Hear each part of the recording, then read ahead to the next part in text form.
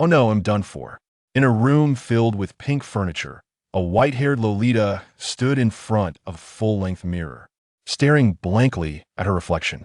Despite her cute appearance, she muttered something quite out of place. The girl in the mirror had delicate, snow-white skin and exquisitely refined features, with purple eyes that shone like gemstones. She wore a black evening gown, creating a striking contrast with her long white hair. Her tender little feet rested on the brown oak floor, making her look incredibly adorable. By the way, this Lolita was probably not even 1.4 meters tall. Her name was Luokeke, the #1 adventurer on Earth, known as the King of Hunters.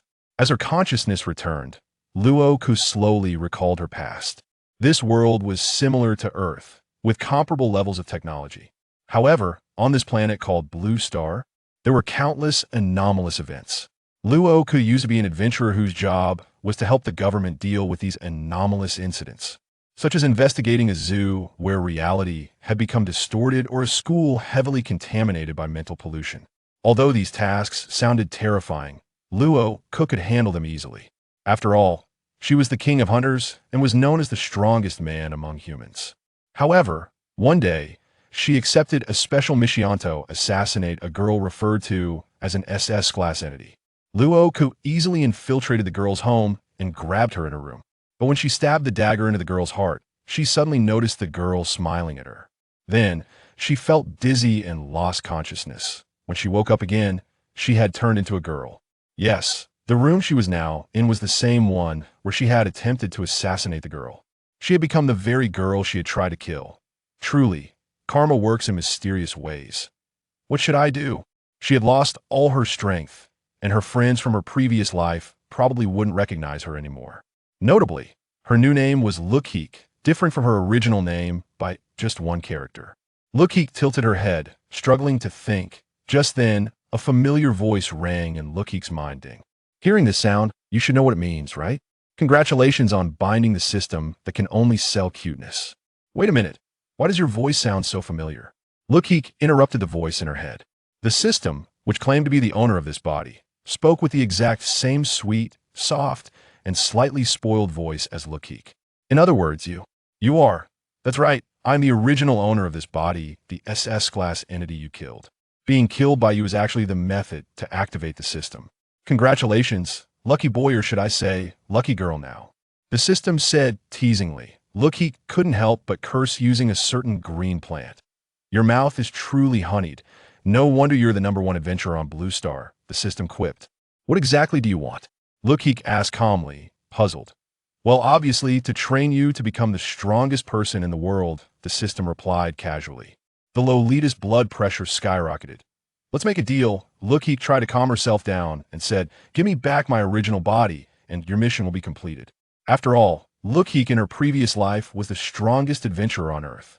This request seemed fair and reasonable, but the system flatly refused. Do you think this is just a simple transformation? Why don't you open your phone and check what the current date is? The system's bell-like voice echoed in Luokeke's mind. The date? Luokeke took out her phone with her delicate little fingers and unlocked it using her fingerprint. Blue Star calendar year, 2001 September 1st 7:30 a.m. clack. The phone fell to the ground. Luokeke stared blankly at the phone on the floor. She remembered that when she carried out the assassination mission, it was Blue Star calendar year, 2003. Now, it was 2001. This meant that not only had she turned into a girl, but she had also traveled back in time by 2 years. By the way, the system continued to torment the Lolita in this parallel world 2 years ago. There will also be a king of hunters named Luokeke.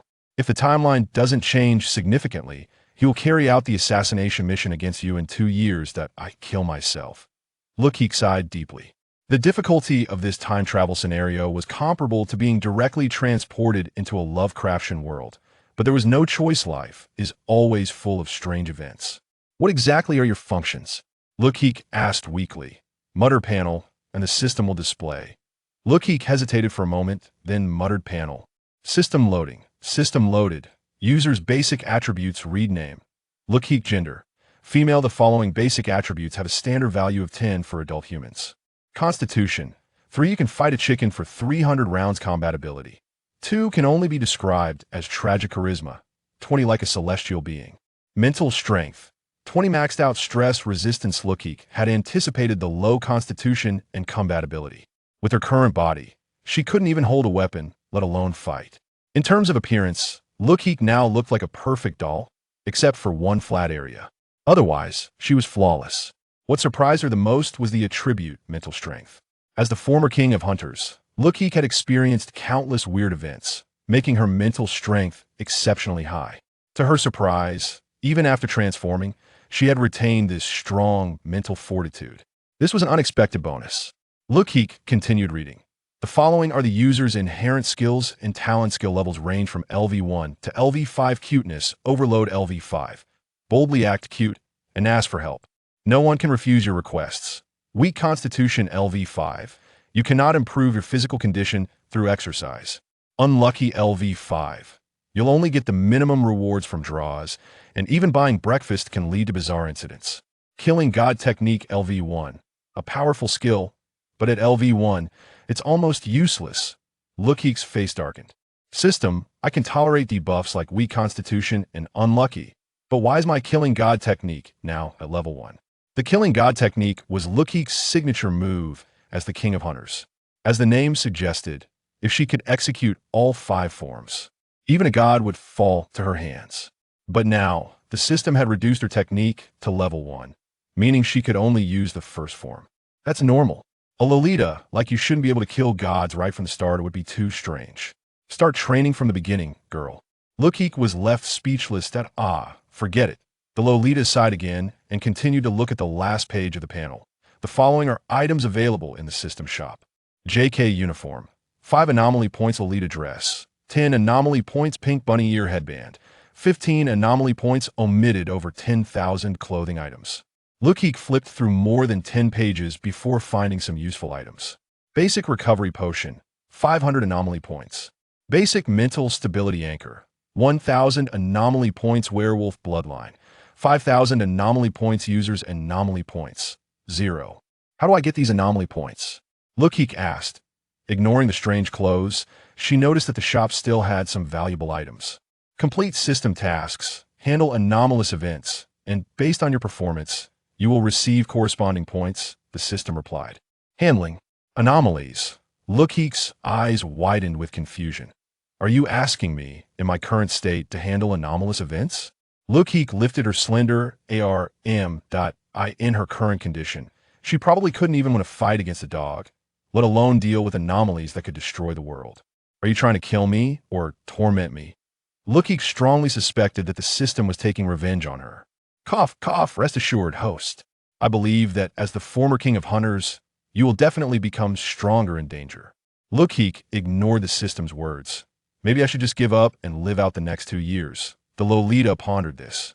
However, the system's next words made Luokeke's expression change. Don't worry, host. The system won't let you waste away in 1 minute. It'll assign you a task. Please prepare to face an anomaly. Luokeke. Soon a knock came from outside Luokeke's room. Miss Luo, the car is ready.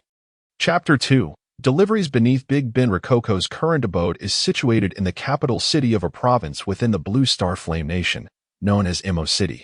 Her parents are alive, and their family is engaged in business, though Rococo herself remains oblivious to the specifics of their enterprise. However, she is confronted with a significant dilemma. System, my body is not an anomaly, so where did my parents come from? Rococo pondered, tilting her head in confusion. This couple struggled with infertility, always yearning for a child of their own. Thus, I employed a little trick to alter their perception. Rest assured, they will regard you as their own flesh and blood. The system answered shamelessly. You truly are incorrigible. My stab was not in vain. Rococo retorted casually. You should focus on how to navigate the impending abnormal events. The system replied in a remarkably calm tone, recounting what seemed rather terrifying to Rococo. Rococo felt a twinge of panic. Her life was at stake, and she began to devise a plan. Weapons, yes, weapons. Suddenly, it dawned on her that she was currently unarmed. 3 items are deemed essential by adventurers for combating anomalous events. First, a robust physique. Second, trustworthy companions. Third, a suitable weapon. Regrettably, Rococo could not recall a single trustworthy companion from her memories. Furthermore, her current youthful form offered no advantages in confronting these abnormal occurrences. Thus, all Rococo could do was search desperately for a suitable weapon within the limited time available.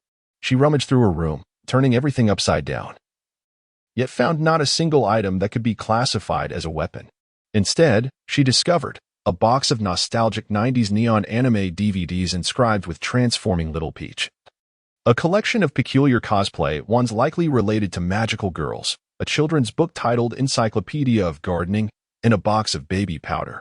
System, are you deliberately leaving me without options? Rococo exclaimed, on the verge of tears. Even with her high resilience, she could hardly withstand such frequent psychological blows.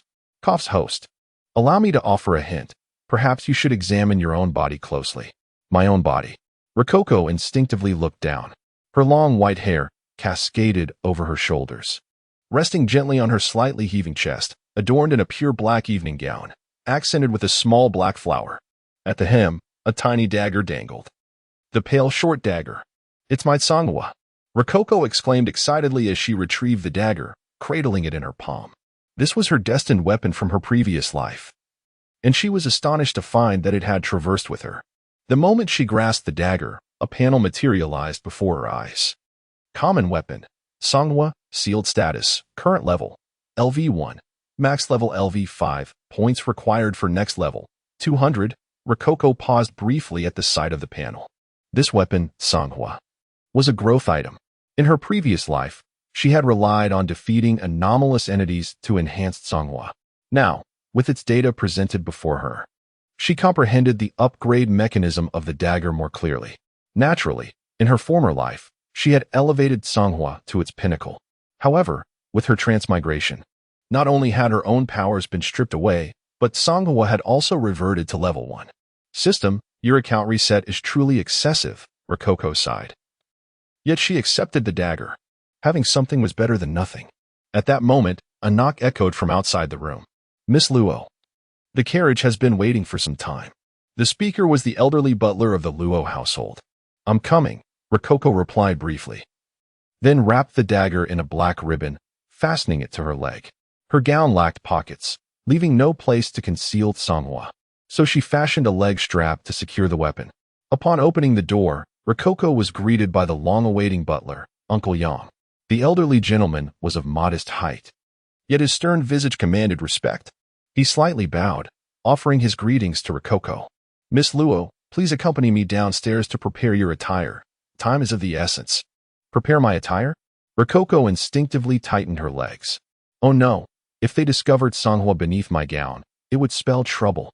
Rococo thought ominously, lowering her voice to ask, Uncle Yang, since time is short, do we really need to prepare my attire? That simply won't do. Uncle Yang shook his head. As the sole daughter of the Luo family, your appearance reflects the family's honor. No matter how pressing the time, it cannot be disregarded. Hearing Uncle Yang's words, Rococo was taken aback. What does it mean to represent the Luo family's honor? Am I living in a feudal era? Rococo found it difficult to comment. Realizing there was no evading this, she reluctantly followed Uncle Yang downstairs. In the grand hall below, 5 or 6 young maidens clad in maid outfits were whispering among themselves. My purpose in working for the Luo family is to pinch Miss Luo's adorable cheeks. She is just too cute. We agreed that I would arrange Miss Luo's hair accessories first. Don't you dare steal my chance. Isn't it a bit excessive for you maids? What if she gets upset?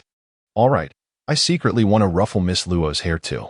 Relax, Miss Luo is so gentle and sweet. She won't mind. Rococo was very much concerned. Her keen hearing allowed her to catch every word of the maid's conversation. She desperately wanted to flee. Yet, it was too late. As the young girl descended the stairs, the maid's eyes sparkled, and they rushed towards Rococo, surrounding her. Let's begin the preparations. Be quick about it, Uncle Yang casually instructed before turning his back, avoiding the scene. With the butler's command, the maids eagerly began to fuss over Rococo. System, I can't endure this any longer. Rococo silently called out to the system. Within less than a minute, Rococo's rosy cheeks had been touched by all the maids, causing her face to heat up. System, what happens if I resist? You would expose your identity. And if I expose my identity? A defenseless SSS-level entity. Please imagine the consequences. Rococo clenched her delicate fists, ultimately opting for compliance. For the sake of survival, I shall endure.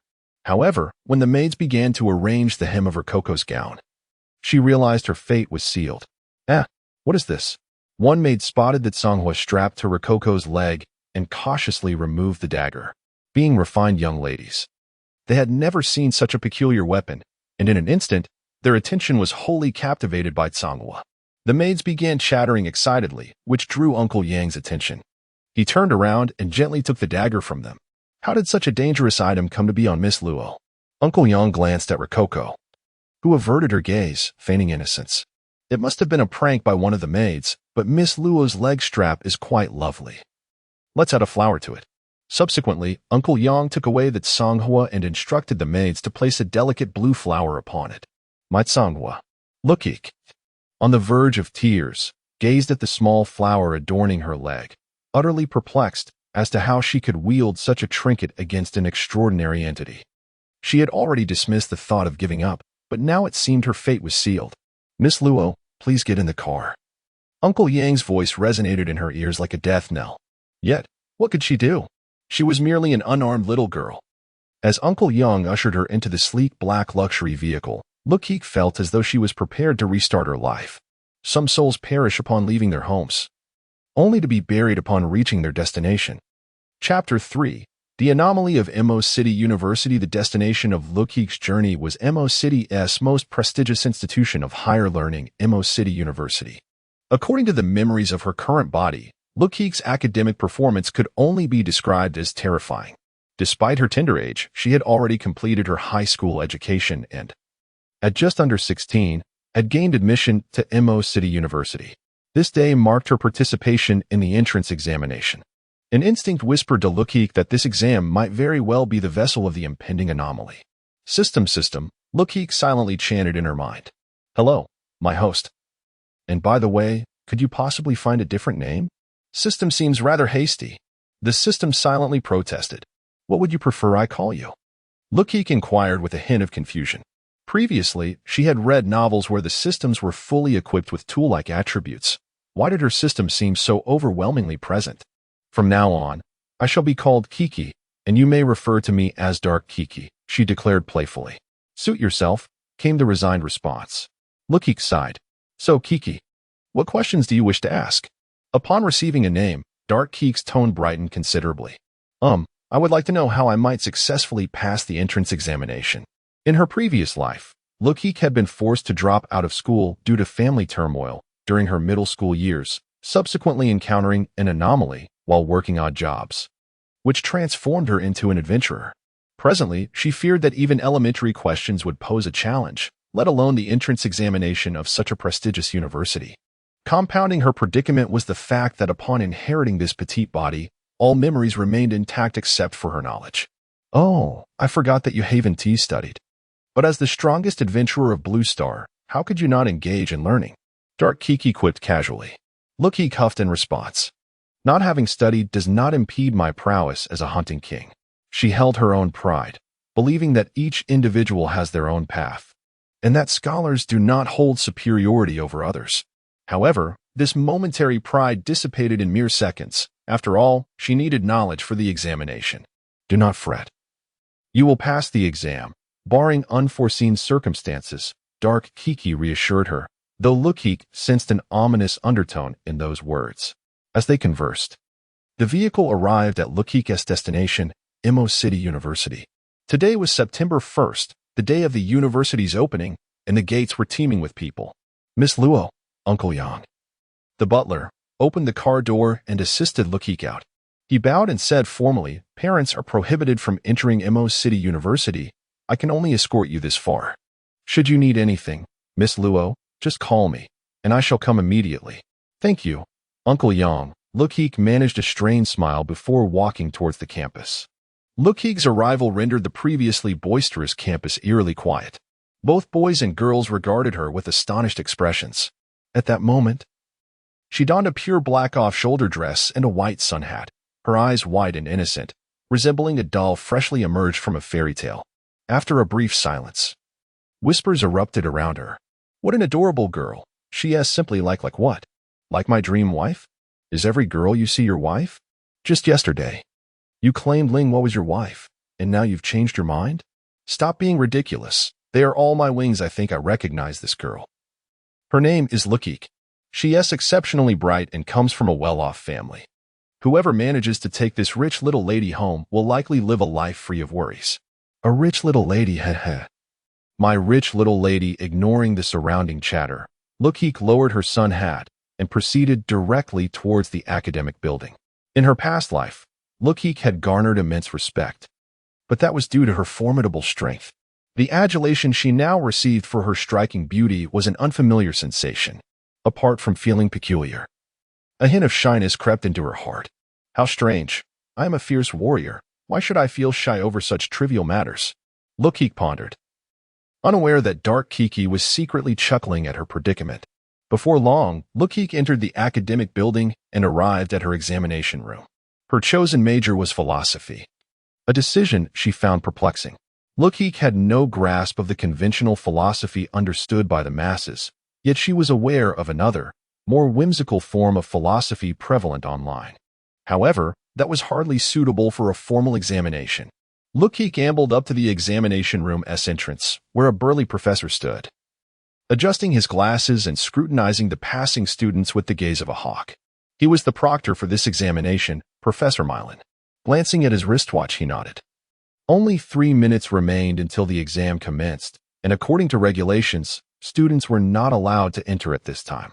Just as he was about to close the door, he felt a gentle tug at the hem of his coat. Turning instinctively, he was about to reprimand the intruder when he beheld a charming little girl tugging at his sleeve. "Uncle, you're blocking the door. Please let me in." Luokeke smiled sweetly. Her soft voice melted away his irritation. "Little one, I believe you may be mistaken," Professor Milan responded patiently, crouching to point down the corridor. "This is the examination room, and entry is prohibited. There's a children's playground over there. You may play there." Luokeke frowned slightly, biting her lip. "Dark Kiki. May I utter a curse word?" "Absolutely not. Kiki, you are a lady and must maintain your image." With a resigned sigh, Luokeke forced a smile. "Uncle, I am indeed a candidate, class of 01, student ID 001, Luokeke." Professor Milan hesitated, then opened the attendance sheet and indeed found Luokeke's name. "You truly are a candidate, but the entry time has already passed. According to the rules, I cannot let you in. It is my professional duty." Before he could finish, he caught sight of Luokeke's pleading expression, and he swallowed hard, lowering his head and stepping aside. All right, little girl. This is a one-time exception." Luokeke exhaled in relief, thanked him, and entered the examination room. "See, Kiki, isn't this skill of being adorable quite useful? Yet, the feeling of being cute is oddly unsettling." Luokeke sighed, choosing to dismiss those complicated thoughts. The little girl selected a seat in a corner, and although she maintained a low profile, she still attracted the attention of her fellow candidates. Given that Imo City University's philosophy department had a predominance of males, Luokeke's fairy tale-like appearance captivated everyone's gaze. It seemed that a peaceful university life was not in her future. Just as the candidates were about to speak, the examination bell rang. Shortly thereafter, Proctor Milan entered, clutching the examination papers. He cleared his throat twice and spoke deliberately. "I hereby declare the commencement of the entrance examination for the philosophy department of Moshan University, class of 2001. Now, I shall announce the examination regulations." Suddenly, an abrupt alarm blared through the classroom speakers, mercilessly interrupting Malin's words. Following this, an unexpected cold wind swept through the examination hall, chilling every individual present. Luokeke felt as though she were enveloped in ice, as if trapped in a frigid cellar. It was September, after all, and summer in Moshan had yet to wane. An anomalous event had commenced, she instinctively realized. The vast majority of such events would transform a region into an extraordinary realm. Within this altered reality, the once familiar laws of physics and mathematics become distorted, creating a profound sense of dissonance. At that moment, Luokeke acutely sensed this dissonance. Simultaneously, a system panel materialized before her eyes. System task: a unique entrance examination. Acceptance: mandatory. Anomalous event level: low. Difficulty: moderate. Task objective 1: Survive until the examination concludes and complete it successfully. Task Objective 2. Address the anomalous entity causing the event. Task Reward. Guaranteed 100 anomaly points. With a potential maximum reward of 1,000 anomaly points based on performance, Chapter 4 The examination begins after a brief glance at the task panel. Rococo focused her attention on the peculiarities before her. The classroom's intercom emitted a series of beeps before the sound became clear and normal. Subsequently, a rather neutral voice resonated through the speakers. Hello, and welcome to the fortunate candidates of Infernal University for the entrance examination. I shall now elucidate the rules and regulations of this examination. Candidates' instructions. 1. Always adhere to the guidelines and regulations stated in the broadcast and on the examination paper. Any violations will be at your own peril. 2. The voice on the broadcast will only be heard once, and the rules will not be repeated. If you hear the broadcast a second time, assume it is a figment of your imagination. 3. No entry or exit from the examination room is permitted until the examination is completed. 4. In Infernal University, blue objects are prohibited, while red objects are favored. Please remember this, steer clear of blue, and gravitate towards red. Once the rules were recited, the broadcast ceased. Rococo pondered over these regulations. Although there were merely 4 rules, the implications were profound.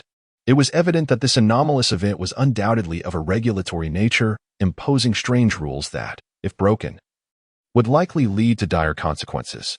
However, these regulations served both as constraints and as safeguards. Generally speaking, as long as one does not contravene them, one would remain unharmed. Thus, regulatory anomalies were, among all anomalies, the simplest to navigate. Nonetheless, the term infernal piqued Rococo's interest. In the land of Yen, this term was seldom used. Yet it was an archaic word. Inferno, colloquially known as hell. The sudden announcement prompted a flurry of discussions among the students in the examination hall. Rococo, however, remained quietly seated in a corner, contemplating her next move. Silence, silence. Invigilator Mylin banged the examination paper on the podium. This must be a malfunction of the broadcast system, or perhaps a prank. I will report this to the office. Please bear with me. With that, Mylin set down the paper and approached the door. Yet, as he pulled open the examination hall door, he was met with a corridor shrouded in gray mist. From her vantage point, Rococo could see the fog outside the door, causing her heart to skip a beat as she furrowed her brow. Upon closer inspection, she noted that the mist also enveloped the windows of the examination room. This fog appeared as a barrier, severing the classroom from the realm of reality. No entry or exit from the examination room is permitted until the examination is completed. Rococo recalled this rule. The mist must serve as a barrier to prevent candidates from leaving. Should one attempt to forcefully breach it, the consequences could be unimaginable. Mylin snorted and reached out to disperse the mist. Just as Rococo hesitated to warn him, a bespectacled boy stood up. His student ID, hanging around his neck, bore 2 characters, seemingly his name. Mr. Mylin, I suggest you adhere to the broadcast's rules, Jiyuan said, adjusting his glasses, his expression grave. This is an anomalous event. We are in peril. Mylin paused momentarily before admonishing, what nonsense are you spouting? Do not disrupt the discipline of the examination room. For ordinary individuals from Blue Star, anomalous events were merely urban legends discussed in forums, trivial tales shared after meals. As a university professor, Mylin, having received years of education, naturally dismissed Jiyuan's claims. Rococo sighed softly at this scene. In each anomalous event, the highest mortality rate often befell the elderly. They had lived too long, making it challenging to alter their perceptions of the world. In contrast, the younger individuals seemed better equipped to adapt to bizarre occurrences. Realizing she could not dissuade Mylin, Rococo could only watch as her invigilator stepped into the mist, vanishing without a trace. Rococo could only pray silently for Mylin, hoping that his end would be swift and devoid of torment. Then, a scream pierced the air outside the classroom, unmistakably Mylin's. His cries echoed with such despair that they lasted a full minute before falling silent. Rococo, you truly have a cursed tongue, murmured Dark Rococo mercilessly. Is it my fault? Uninterested in bickering with Dark Rococo, Rococo turned her gaze towards Zhou Yuan. He seemed to possess considerable knowledge about anomalous events. Could he be an adventurer sent by the government? Rococo mused. If Zhou Yuan were indeed an adventurer, dealing with such a low-level anomaly would be child's play. In that case, Rococo would have someone to rely on. The rapid demise of Mylin plunged the examination hall into chaos. The haunting scream etched itself into the minds of every candidate, a memory they would likely carry for a lifetime. What should we do now? Several quick-witted boys had already encircled Zhou Yuan, viewing him as their savior. To them, Mylin's death was a direct consequence of ignoring Zhou Yuan's warning. Stay calm, everyone. Take your seats. Zhou Yuan said with remarkable composure, adjusting his glasses. Did you not hear the broadcast? We must adhere to the rules and complete the examination if we wish to survive. Zhou Yuan's words acted as a tonic for the students, gradually coaxing them back to their seats. Is he really quite formidable? Rococo silently pondered. Once all the candidates were seated, the broadcast reverberated with the music signaling the commencement of the examination. Subsequently, a white A4 sheet materialized before each candidate. This must be the examination question. Please, let it not involve mathematics. Rococo silently implored as she picked up the A4 sheet and began to read. Infernal University Admission Examination Paper, 4th edition. This institution is the sole higher learning establishment in the Inferno, and participating in this examination is an honor for all candidates. Infernal University aims to cultivate high-quality talent for the Inferno and will only accept candidates of commendable character. This examination will consist of 3 major questions. Assessing the candidate's wisdom, courage, and adaptability. Please pay close attention to the questions. Below is the first question. Candidates are required to remove a total of 200 grams of their own bodily tissue using any instrument within 30 minutes and place it on the examination paper. Any attempt to substitute another's bodily tissue for your own will result in disqualification. Those who fail to complete the task within the time limit will be eliminated. Chapter 5, The Test of the Underworld. The description of the first question is remarkably straightforward. However, when the candidates in the examination hall beheld the prompt, not a single individual could maintain their composure. What does it mean to remove 200 grams of bodily tissue? The term bodily tissue is quite broad, encompassing elements such as skin and bone. Yet, the word remove is particularly thought-provoking. Rococo quickly discerned the intent of the first question. It was essentially a call for self-harm, to sever a part of one's own body as an offering to the anomaly. Before long, the candidates comprehended the implications of the test. Soon after, a table appeared on the pristine A4 sheets of paper. Current weight, 0 grams, countdown, 29 minutes and 59 seconds. The examination had commenced. As the countdown began, a palpable sense of panic permeated the small examination room. On the podium, the candidates discovered several crimson paper cutters emblazoned with the word underworld. These blades, previously non-existent in the real world, manifested with the arrival of the anomaly. Clearly, these were the instruments intended for the removal of bodily tissue. The number of paper cutters was limited, and they were swiftly seized by the candidates. However, even armed with tools, they hesitated to inflict harm upon themselves. After all, self-harm demands a certain fortitude that many lacked. Rococo, however, did not rush to grasp a blade. She silently observed, contemplating a solution to the conundrum. Classmate Zhou Yuan, what should we do?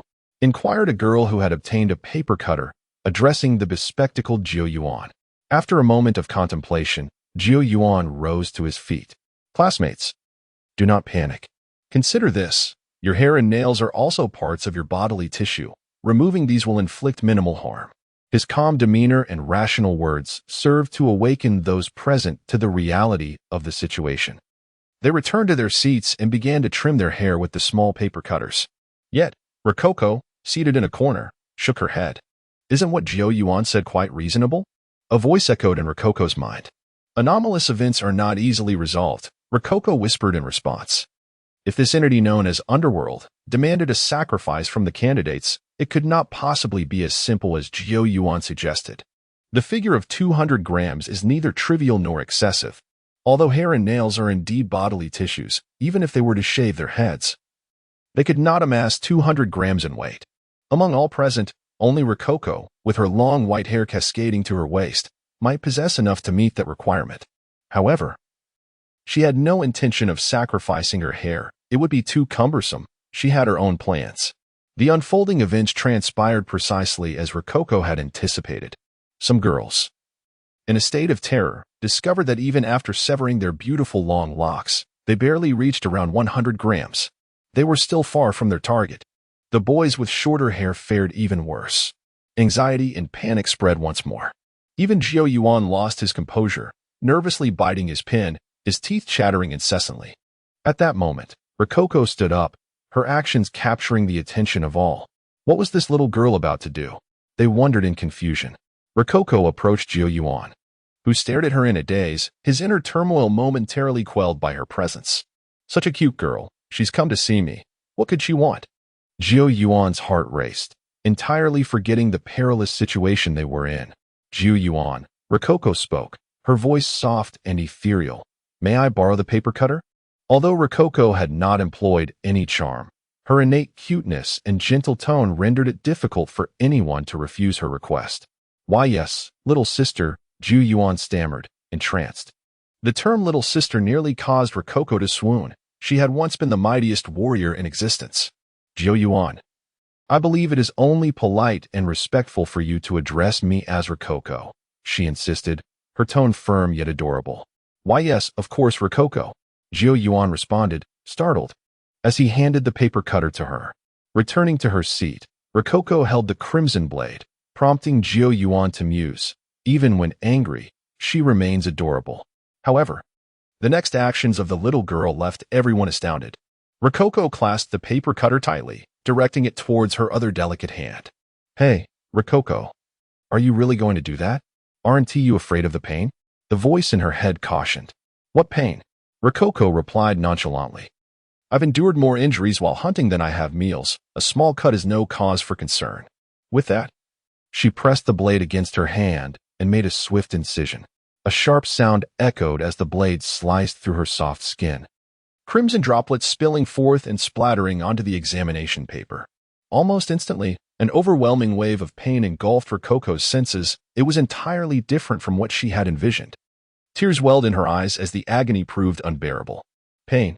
I can't endure this, she sobbed softly. The sight of the little girl in distress evoking sympathy from all present. Rococo, what is happening? She urgently sought assistance from the voice in her mind. Bewildered by her sudden vulnerability. Oh, Rococo, you're being reckless, the voice chastised.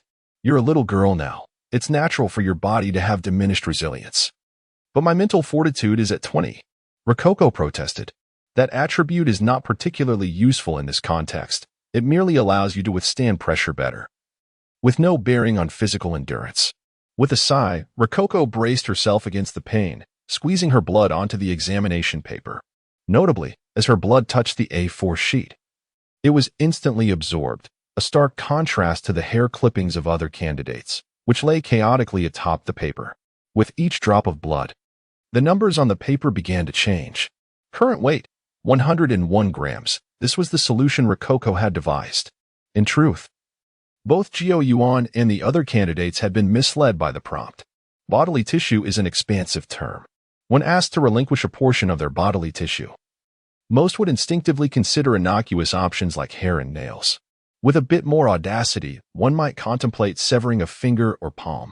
Yet, in reality, blood is precisely what the underworld sought. The human body is predominantly composed of blood. 200 grams of blood equates to approximately 190 milliliters. Such a volume of blood loss is nearly harmless to the body. Before long, Rococo's assessment weight had been achieved. Subsequently, under the astonished gaze of the onlookers, Rococo's examination paper gradually levitated, only to ignite in mid-air, transforming into ashes. This signified that Rococo had successfully passed the first assessment, becoming the inaugural participant to do so. Blood served as the definitive answer. Rococo tossed the paper cutter back onto the ancient table and addressed the crowd. Inspired by Rococo's demonstration, the candidates, filled with excitement, eagerly grasped their tools and began to pierce their palms. You were truly magnificent, Kiki, dark Kiki praised, then shifted her tone to inquire. But how will you stem the bleeding? Ah, indeed. Rococo finally realized, glancing despondently at her delicate hand. Due to the blood loss, Her tiny hand had lost its rosy hue, now appearing somewhat pallid. Although the wound was minor, there were neither band-aids nor gauze available. She certainly could not resort to wrapping it with anything arbitrary, just as Rococo was consumed by her worries. The ashes from her burned examination paper began to gently float onto the back of her hand, gradually coalescing into a small crimson flower. Judging by its shape, it appeared to be a cluster amaryllis, also known as the flower of the afterlife. It is said that this flower blooms in cemeteries, guiding the deceased into the netherworld. Thus, in a certain sense, this blossom could indeed be regarded as a symbol of the underworld.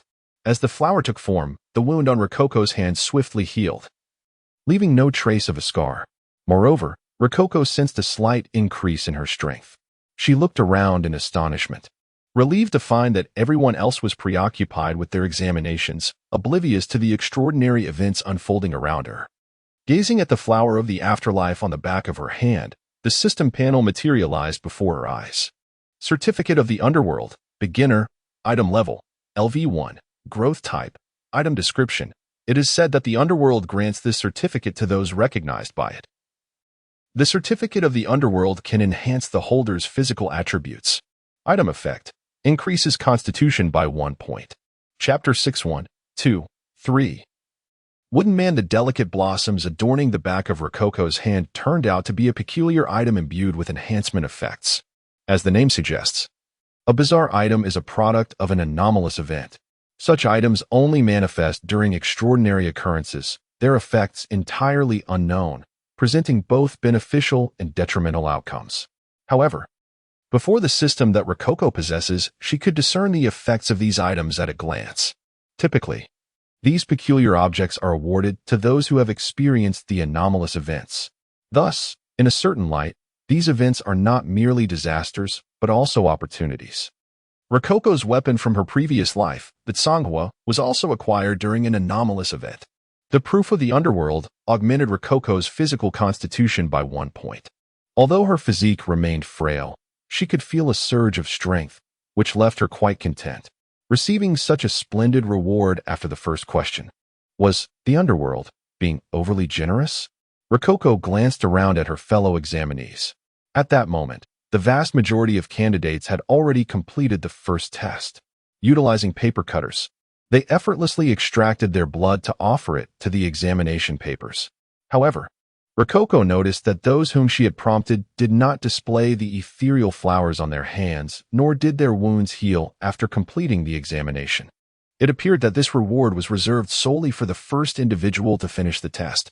Rococo let out a sigh of relief. If everyone were to receive one, it would cause her concern. This was not due to her being petty. She had never cared for such things.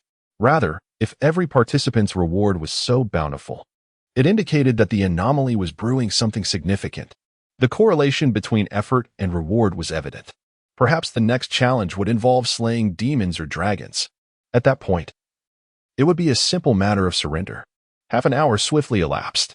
As the countdown reached 0, the paper cutters on the candidates' desks crumbled into ashes and dissipated into the air. Thanks to Rococo's timely advice, no students perished in this first examination, save for the unfortunate Professor Milan. The examinees tended to their wounds before sitting still, awaiting the announcement of the next question. Thank you, Rococo. A bespectacled boy named Jiao Yuan waved at her. Thank what? First, ensure your own survival before worrying about gratitude, Rococo mused inwardly, lowering her gaze to toy with her pale pink fingers. She had initially thought Jiao Yuan to be formidable, but after the first question, her confidence in him waned.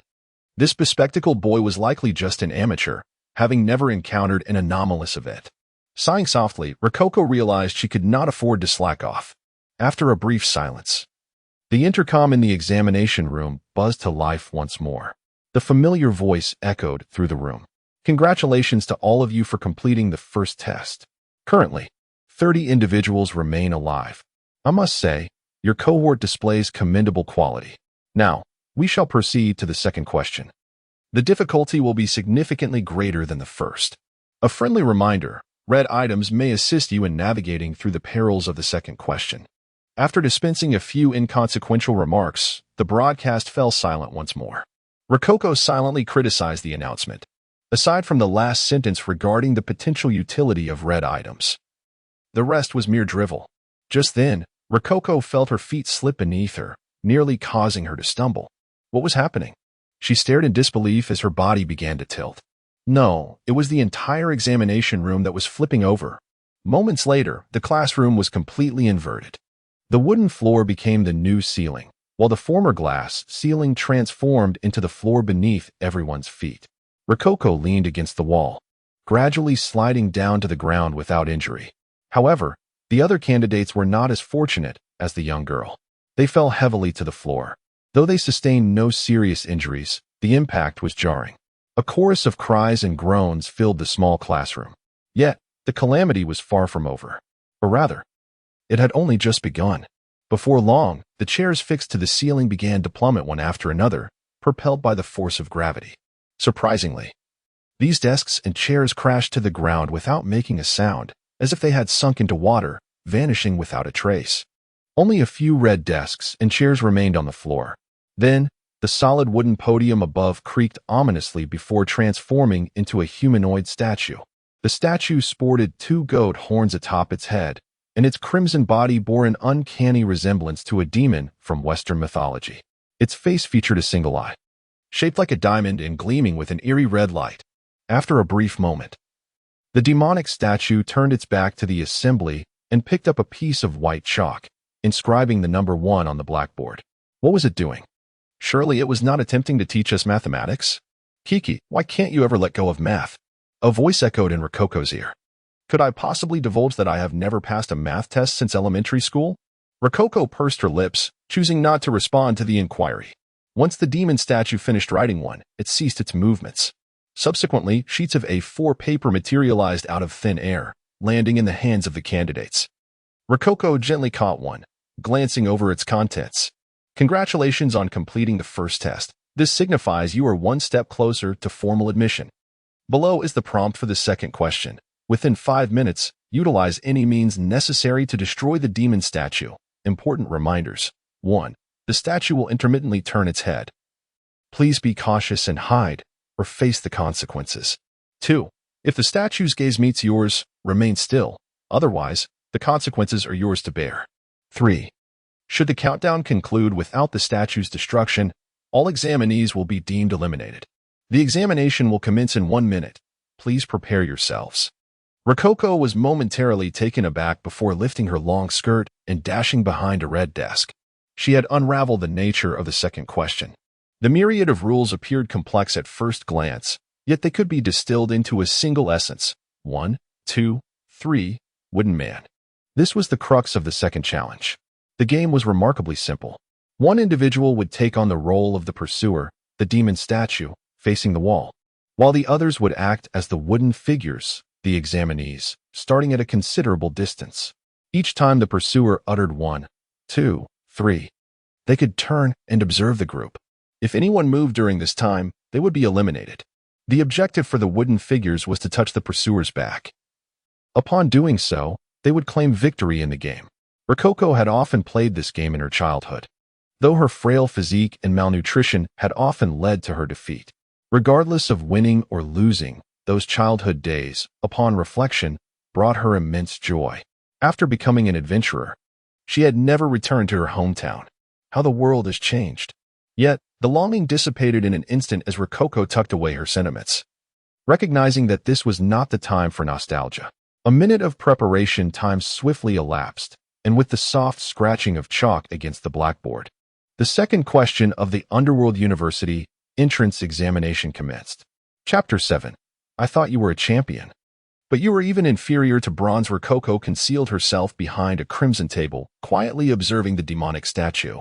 According to the established rules, as long as one remained outside the statue's line of sight, they would be safe.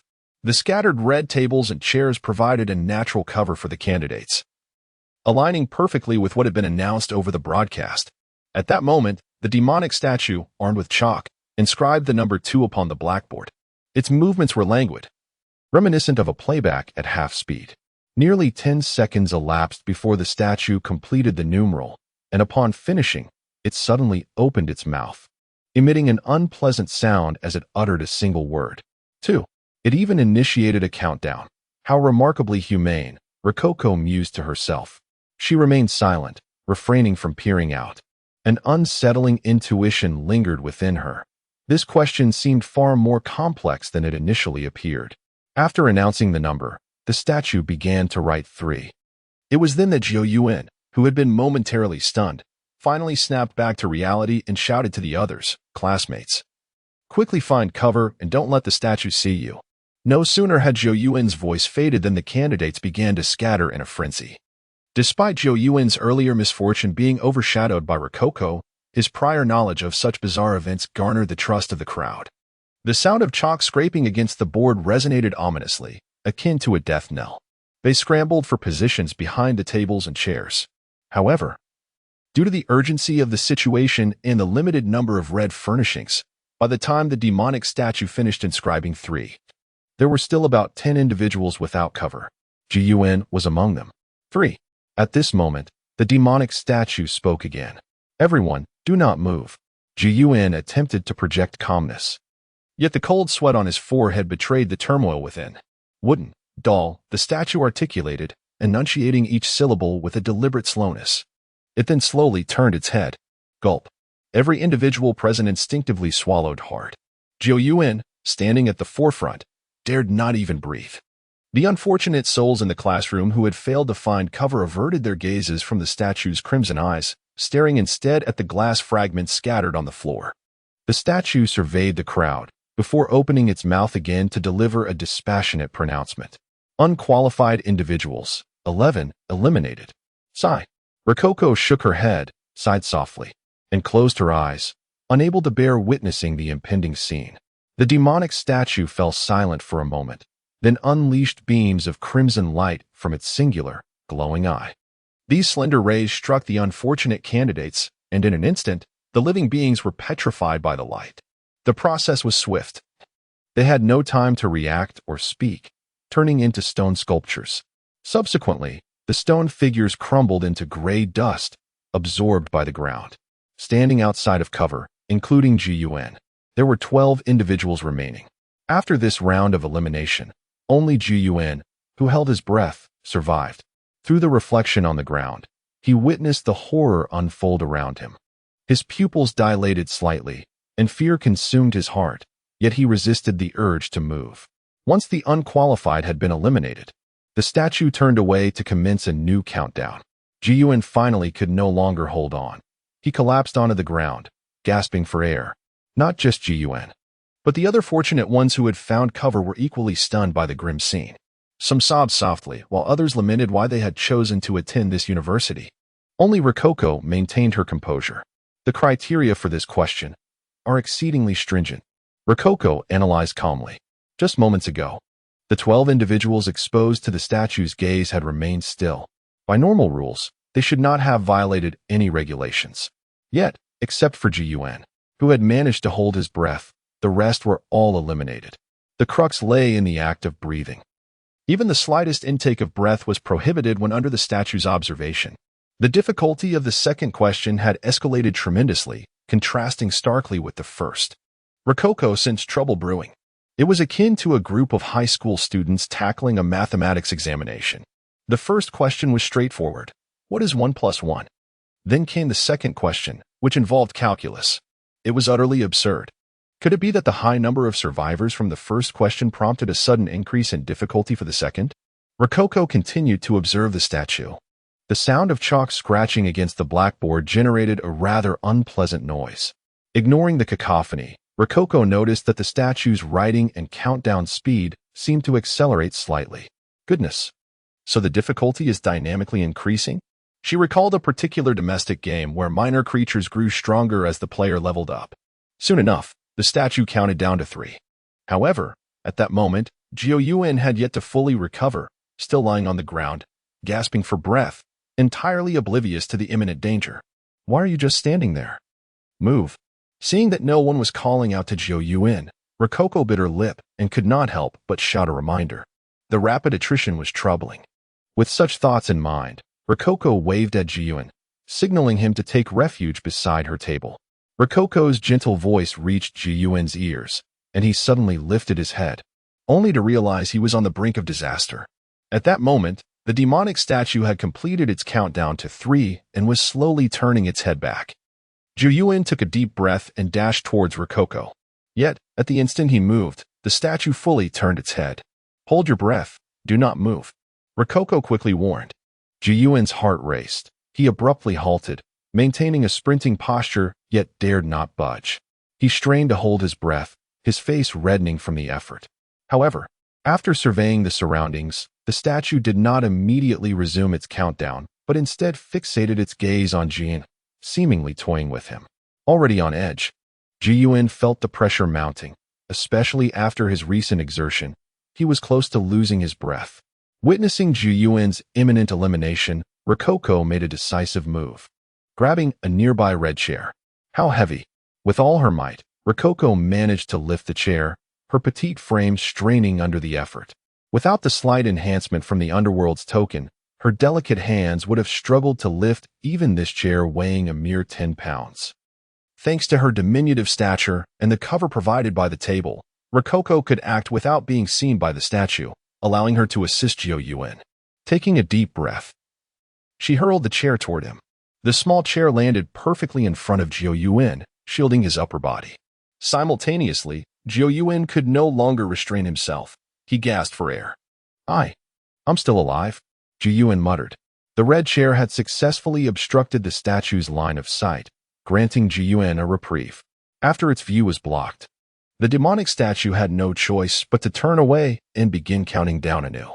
Zhu exhaled in relief. This time, he did not hesitate but swiftly ran to Rococo's side and sat down. "Thank you, Luokeke," Zhu said softly, wiping the sweat from his forehead. "You saved me once again." Sigh. Luokeke made no reply to Zhu's gratitude. Her small face drooped slightly as she gazed at him with a hint of disappointment. "Given your profound understanding of these anomalous events, I had assumed you were a master of urban legends." Zhu scratched his head, feeling a bit embarrassed. "So, I am merely a bronze, am I? In truth, I used to be an enthusiast of urban legends and even wrote guides about them. But I have never truly encountered an anomalous event until now. This is my first experience." Bronze? More like black iron, though the words lingered in her mind. Luokeke refrained from voicing such disheartening remarks. Though the little girl possessed a somewhat darkly playful nature and a sharp tongue, this was not the moment for pessimism. "Well, considering this is your first encounter with such occurrences, you have performed admirably," Luokeke managed a strained smile. Seeing the white-haired girl smile at him, Zhu felt as though his heart were being healed. "Luokeke, you are also an aficionado of urban legends, are you not? We could share more insights in the future." However, Zhu's words were abruptly cut short by Luokeke, who pointed toward the demon statue.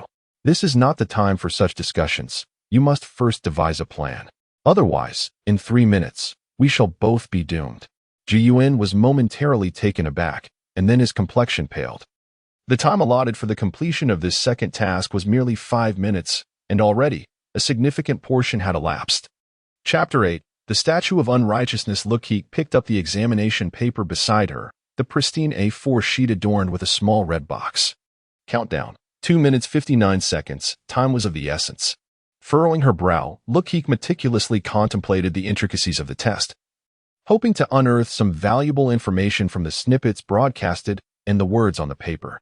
However, half a minute passed, and she still could not devise a viable solution. Watching the seconds tick away, Zhu felt a tinge of anxiety. "Luokeke, do you have any ideas?" Luokeke gently shook her head. "I believe you should ponder more instead of placing all your hopes on a minor like me," she stated earnestly. That sounds quite reasonable," Zhu nodded, casting a sidelong glance at Luokeke, and murmured, "You really are quite petite." Indeed, standing at approximately 1.4 meters. Luokeke was notably small among this group of prospective college freshmen. "Zhu, as an adult male, you seem to lack the qualifications to comment on my stature," Luokeke replied, her expression devoid of emotion. In truth, Zhu was also rather diminutive. Having just turned 18, he stood just over 1.6 meters tall, wearing glasses and appearing quite scholarly. Much like a big boy. Zhu found himself at a loss for words in response to Luokeke's retort. "Luokeke, I shouldn't be interrupting your thoughts, my apologies." After a brief moment, Ji Yuan scratched his head, conceding. After all, one's life was paramount. During this brief half-hour examination, Luokeke exhibited remarkable composure, clearly an experienced hand. And Ji Yuan had resolved to cling to the little girl as coattails. It's fine, Luokeke replied, shaking her head. Our banter has actually helped clear my mind. She rubbed her slightly sore shoulders and laid the examination paper flat on the ground. I have an idea, but I cannot guarantee its success, Luokeke softly suggested, pointing at the examination paper. Please, do share, Luokeke. Ji Yuan responded with enthusiasm. Luokeke indicated the demonic statue, whispering, the requirement given on the paper is to destroy this statue. Correct? Since it is destruction, it should pertain to a physical level. At the very least, we need to incapacitate its lethal function. I understand the reasoning, Ji Yuan murmured. But how do we destroy it while enduring its petrifying gaze? Well, Luokeke's gaze shifted to a nearby red chair. Do you remember what the broadcast mentioned? Red objects will help us navigate perilous situations. She handed the chair to Ji Yuan. So my idea is to use this red chair to smash the demonic statue. Perhaps it will halt its operation. Ji Yuan's eyes brightened with realization. All right, leave it to me, he confidently declared. Wait, Luokeke halted him, pointing at the demonic statue. It turns its head every 3 seconds now, and it will be even quicker later. Are you certain your slight frame can handle it? Luokeke leaned against the red desk, which was the closest cover in the classroom, yet even so, she was still about 15 meters away from the statue. They would have to hold their breath while sprinting that distance, ultimately needing to accurately toss the 10-kilogram chair atop the statue's head. This was a physically demanding task, and Ji Yuan's slender physique evidently could not manage it. Ji Yuan hesitated, then bashfully admitted, I don't think I can do it. Perhaps we should find a stronger classmate, Luokeke suggested. Ji Yuan nodded and then called out, Classmates, we have come up with a way to destroy the statue, but we need someone stronger to execute it. However, no one in the classroom responded to Ji Yuan's plea. Luokeke sighed softly, observing the silence of her peers, feeling a touch of disappointment. Yet, it was only natural for individuals to value their lives. She did not blame them. Witnessing a classmate's demise left the survivors too frightened to confront the demonic statue. After a moment of silence, Ji Yuan quietly proposed, Perhaps I should try it after all. Maybe I will succeed? We cannot let such an adorable girl like you take the risk for us. He smiled, but the fear in his eyes was unmistakable. This time, Luokeke did not stop him. Just then, a voice resonated from the corner of the classroom. What method? I'll give it a try. Luokeke and Ji Yuan turned to see a rather robust boy hiding in the corner. Good fellow, find a moment to discuss with us. Ji Yuan waved to him. The boy nodded. Then, seizing the opportunity during the statue's countdown, he swiftly approached the duo. What should I call you? Ji Yuan inquired. Just call me Away. The boy replied in a deep voice. I used to be an athlete but was later transferred to the philosophy department. Is such a transfer even plausible? Luokeke thought to herself, suppressing a chuckle. Ignoring Luokeke's inner amusement, she carefully explained her plan to Away. I understand the steps, Away nodded, then asked. Is there anything else I should be cautious about? Yes. Luokeke hesitated momentarily before confessing to Away. This plan is merely a hypothesis. There is no guarantee of its effectiveness. And as the executor, the risks you undertake will be substantial. You may die. Luokeke spoke softly. To act may mean death, but to do nothing guarantees it. Away responded with a broad smile. I am still willing to take the chance. Very well. I wish you luck. Luokeke silently wished him well. Away, gripping the red chair, slowly emerged from behind cover. At that moment, the demonic statue had increased its head-turning frequency to every 2 seconds, moving at an alarming pace. Luokeke and Ji Yuan could not help but feel anxious for Away. Fortunately, Away was strong and quick-witted. Each time the statue turned its head, he held his breath, remaining perfectly still under the statue's gaze. When the statue began its countdown again, Away took 2 measured steps forward, maintaining a rhythmic pace that left no room for error. In this manner, Away traversed the distance to the statue in just half a minute, and scathed. Well done, Away. Now, just throw the chair and hit the statue on the head. Ji Yuan exclaimed, his fist clenched in excitement, envisioning the dawn of victory. Away took a deep breath, slowly raising the chair before forcefully striking it towards the demonic statue.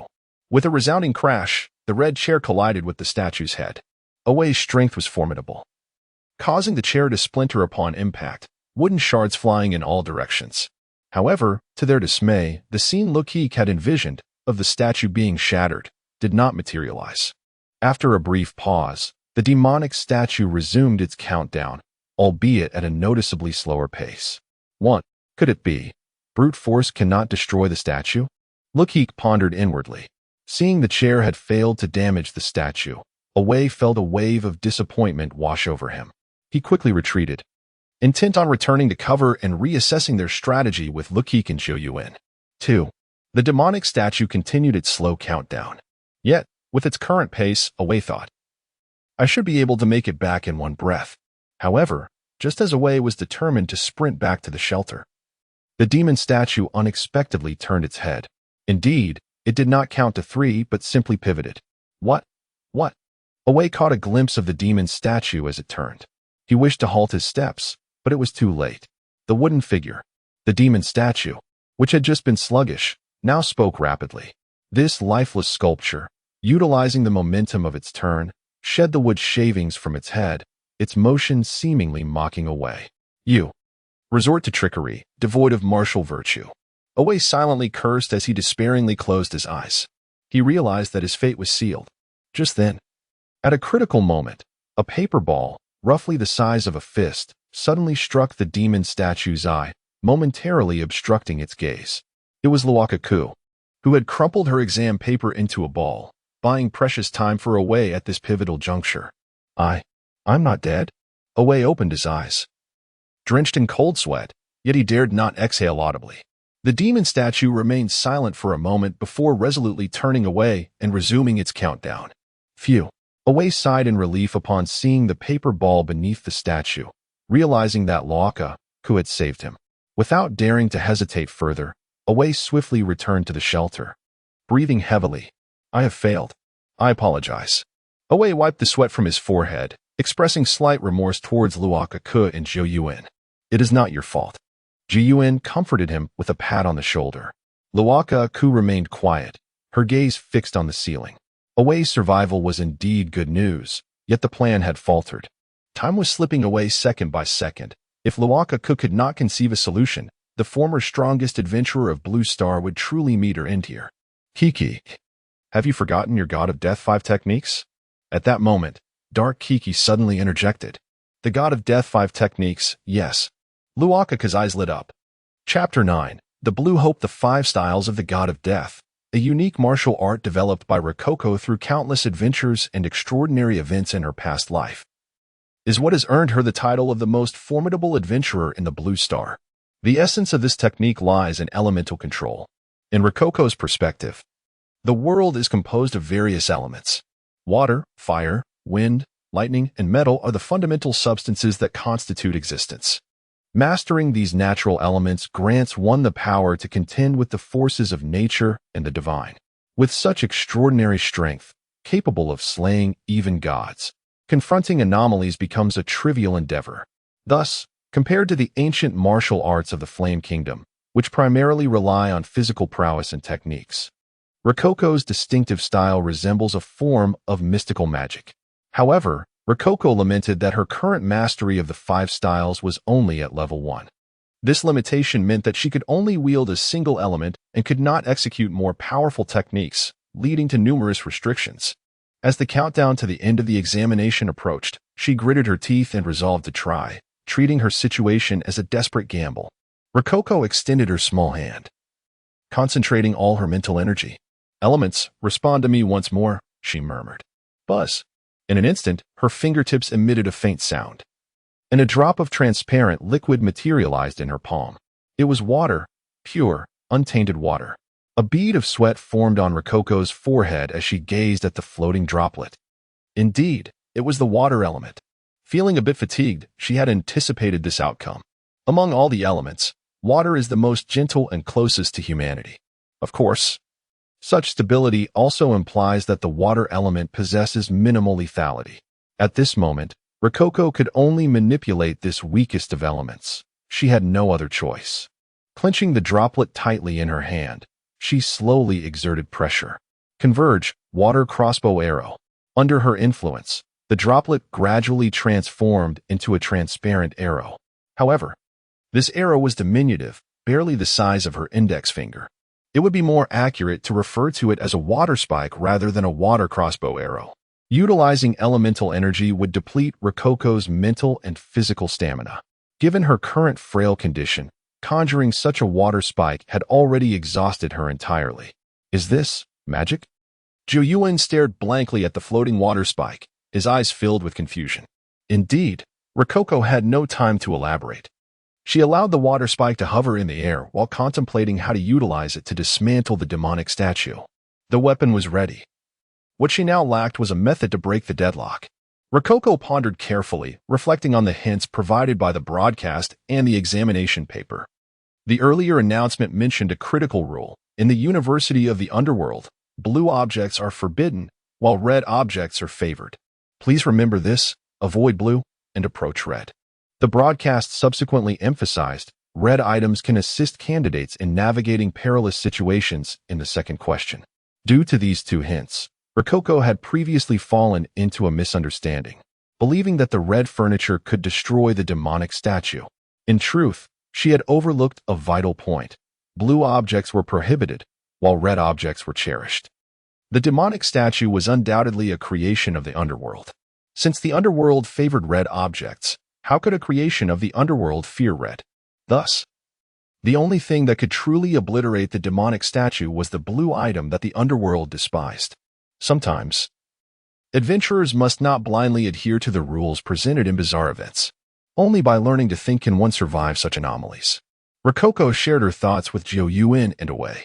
Zhou nodded in agreement, softly stating, I concur with this idea. However, Rococo, where are we supposed to find a blue object? After a brief hesitation, he inquired quietly. Rococo was momentarily taken aback, then fell into contemplation. Just as she was feeling distressed, she suddenly noticed the blue flower on the anklet around her leg. I'll use this, she exclaimed joyfully, pulling out the small flower. The anklet had originally been meant to conceal a weapon, but prior to her departure, the old butler, Uncle Yang, had confiscated that weapon and replaced it with this flower. Rococo never imagined that this flower would prove useful at such a moment. She tore off the petals of the flower and kneaded them into a ball, inserting it into the water spike. The blue juice from the petals quickly stained the water spike a light blue. Now, everything was in place. Rococo sighed in relief and began to guide the water spike. Coco, where do you plan to attack the statue? Zhou pressed further. The eye, Rococo replied without hesitation. If her intuition was correct, the demonic statue's crimson single eye was its core. Attacking it with a blue object would surely yield favorable results. However, executing the attack with the water spike would require cooperation from Zhou. Zhou, do you have a mirror or any reflective object? Rococo asked. Evidently not, Zhou casually replied. I'm a guy. Why would I carry a mirror? Away, overhearing their conversation, hesitated for a moment before producing a small mirror from his pocket and handing it to Rococo. Here, Zhou was momentarily stunned, then asked in confusion, Away, how did you have a mirror? It's a gift from a friend who told me to carry it in case I wanted to confess to a girl I liked. I should check myself first, Away replied, scratching his head in embarrassment. It's quite the joke. If I were Away, I would have returned a voucher for cosmetic surgery. Dark Coco, serving as the critic, immediately voiced her sharp comment. Nevertheless, Rococo continued to ignore Dark Coco's remarks. She thanked Away and then handed the mirror to Zhou. I need your assistance, Zhou, gazing at the petite and adorable girl before him, readily agreed. Of course, Coco. Rococo nodded and spoke softly. My water crossbow arrow will need about 10 seconds to guide it to the statue's eye. During this time, I must keep my gaze fixed on the statue's position, and the guiding process requires continuous movement from me. Therefore, I cannot face the statue directly. I can only aim at its eye through the reflection in the mirror. Rococo explained in detail. What you need to do is hold the mirror steady, facing the statue, to provide me with a stable line of sight. Zhou listened, feeling a bit anxious. Yet, with the situation as it was, they had no choice but to take a risk. Otherwise, they would all face dire consequences. Ultimately, Ji-Yuan acquiesced to Rococo's request. At that moment, there was only 1 minute remaining until the end of the second examination. Ji-Yuan took a deep breath, standing up as the statue turned to count down. Standing tall, he gripped the mirror tightly. Utilizing the mirror's reflection, Rococo slowly guided the water spike. At this moment, the frequency at which the demonic statue turned its head had accelerated to nearly once a second. It had even dispensed with the countdown and the act of writing numbers, fixating solely on its incessant gaze, leaving no escape for those present. The pale blue water spear inched closer to the statue, and upon closer inspection, one could discern that the pace of this spear was steadily quickening. "Coco, please hurry." Ji-Yuan was drenched in sweat, gritting his teeth in determination. The statue's head turning had now transformed into a half-second interval. At such a pace, Ji-Yuan had no time left to seek refuge. He found himself devoid of retreat, placing all his hopes upon Luokeke. However, Luokeke's situation was equally dire. Guiding the water spear had drained her of considerable physical and mental stamina. Luokeke felt her vision blurring more and more. The little girl could only bite her lip gently with her tiny tiger teeth to stimulate her spirit. Finally, with a mere 20 seconds remaining in the countdown of the examination, Luokeke managed to direct the water spear right before the statue's eye. Exhaling softly, she suddenly pointed her small hand at the statue's crimson eye. With a piercing sound, the water spear effortlessly pierced into the statue's singular eye. At the moment of impact, the statue ceased all movement. Its angular red eye gradually shifted to blue. As the last vestiges of red were expelled, the statue's body emitted a crackling sound and began to shatter, turning to ashes. Alongside the statue, the examination papers of the candidates present also disintegrated into dust. At last, the second question had been surmounted. Luokeke released a sigh of relief, collapsing into her chair. The observant little girl noted that the ashes from the statue's destruction had unexpectedly drifted towards her. Subsequently, these ashes embedded themselves into the petals of the red spider lily upon the back of her hand. The vibrant crimson flower sprouted a ring of petals on its outermost layer. Gazing at the blossom, Luokeke received the latest panel data. Certificate of the Underworld, Beginner, Item Level, LV2, Growth Type, Item Description, an upgraded certificate of the Underworld, typically possessed by individuals recognized as high-level talents by the Underworld. Item Effects: increases physique by 2 points, increases charm by 1 point. Special Effect: sealed, can be unsealed upon further enhancement. Chapter 10. The Unique Elementalist. Upon the conclusion of the second examination, Rococo's Certificate of the Underworld achieved a promotion. The second level of the certificate grants her an augmentation of 2 points in Constitution and 1 point in Charisma. For Rococo, the Constitution attribute is of paramount importance.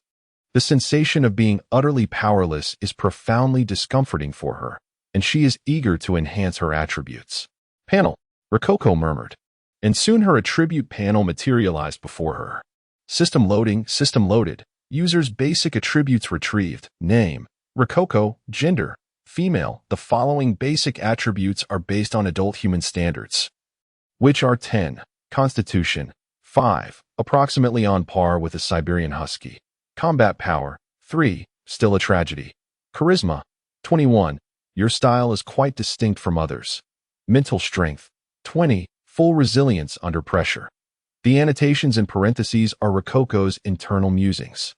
Notably, after utilizing the 5 styles of the God of Slaughter once, Rococo's combat power increased by 1 point. This is undoubtedly encouraging. By frequently employing the technique, her skills can gradually upgrade, subsequently enhancing her combat prowess. Although her attributes remain quite low, they are significantly stronger than at the time of her reincarnation. The increase in charisma has rendered Rococo slightly more endearing. However, given her natural beauty, the enhancement of just 1 point in charisma is hardly noticeable. Things are looking up, Rococo thought to herself. Dispelling the panel, she slowly rose to her feet.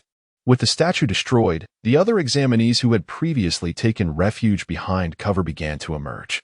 Having survived the ordeal, they clustered together in small groups, sharing their fears and sorrows. "Rococo, you're truly remarkable," Away exclaimed, giving her a thumbs up. "Among all of us adults, not a single one could devise a plan. We were all too timid. Only you stepped forward to save us." Away's words were sincere. He genuinely admired Rococo. You flatter me, away. You and Jiyuan also displayed great courage, Rococo replied with a smile. Their response to the unusual event was commendable, marking them as brave individuals who dared to take action, surpassing the majority. If they survived this abnormal occurrence, Rococo believed that Jiyuan and Wei could undoubtedly become adventurers. By the way, Rococo. Jiyuan hesitated for a moment before quietly asking, could you teach me that magic that summons water out of thin air? Rococo was momentarily taken aback before she chuckled. Jiyuan referred to the elemental ability Rococo had just demonstrated, specifically the first style of the God of Slaughter. It's quite weak. Rococo jested, trust me, that water spike only managed to destroy the statue due to a lucky restriction in the rules. If it were to pierce a person, it likely wouldn't even tear their clothing. With a serious demeanor, Rococo puffed out her chest. How could that be? I believe that with a little practice, this magic could become quite powerful, Jiyuan retorted, scratching his head. One must commend Jiyuan's discernment. In both her past life and this one, Rococo could confidently assert that her God of Slaughter techniques, her elemental control ability, ranked among the best in the world. This was no mere boast. The title of the foremost adventurer of Blue Star was not bestowed upon her by some third-rate media outlet. Observing Jiyuan's eager expression, Rococo initially intended to decline his request. But an idea struck her. If you wish to learn, might you first express your intentions more clearly? Rococo smiled at Jiyuan with a benevolent expression. Jiyuan paused for a moment before forcing himself to adopt a respectful demeanor. But, Teacher Rococo, in Blue Star. The title of teacher is held in high esteem and respect. Jiyuan found it peculiar to refer to someone much younger than himself as teacher. Yet, for the sake of learning this impressive magic, he complied. Teacher it is. After all, even Confucius recognized a child capable of discerning the son's position as a teacher, so what's the big deal? Jiyuan thought to himself. Rococo beamed. Ah, what a good student you are. However, I cannot teach you this magic at the moment. I can teach you other things in the future. Why is that? Jiyuan's enthusiasm waned, his head drooping in disappointment. Because you lack the water element, hence you cannot learn water magic. Rococo fabricated an excuse to deflect the issue. In truth, her refusal to teach Jiyuan stemmed not from selfishness or any other motives, but from the fact that he was incapable of wielding elemental powers. Those who can harness elemental abilities are known as elementalists, and at any given time, only one elementalist can exist. This is due to the independent consciousness of each element. They are exceedingly proud and will only recognize one individual as their master. Currently, that title belongs to Rococo.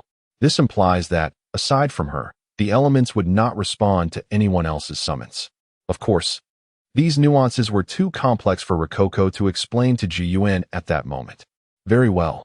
Jiyuan accepted Rococo's explanation, albeit somewhat dejectedly.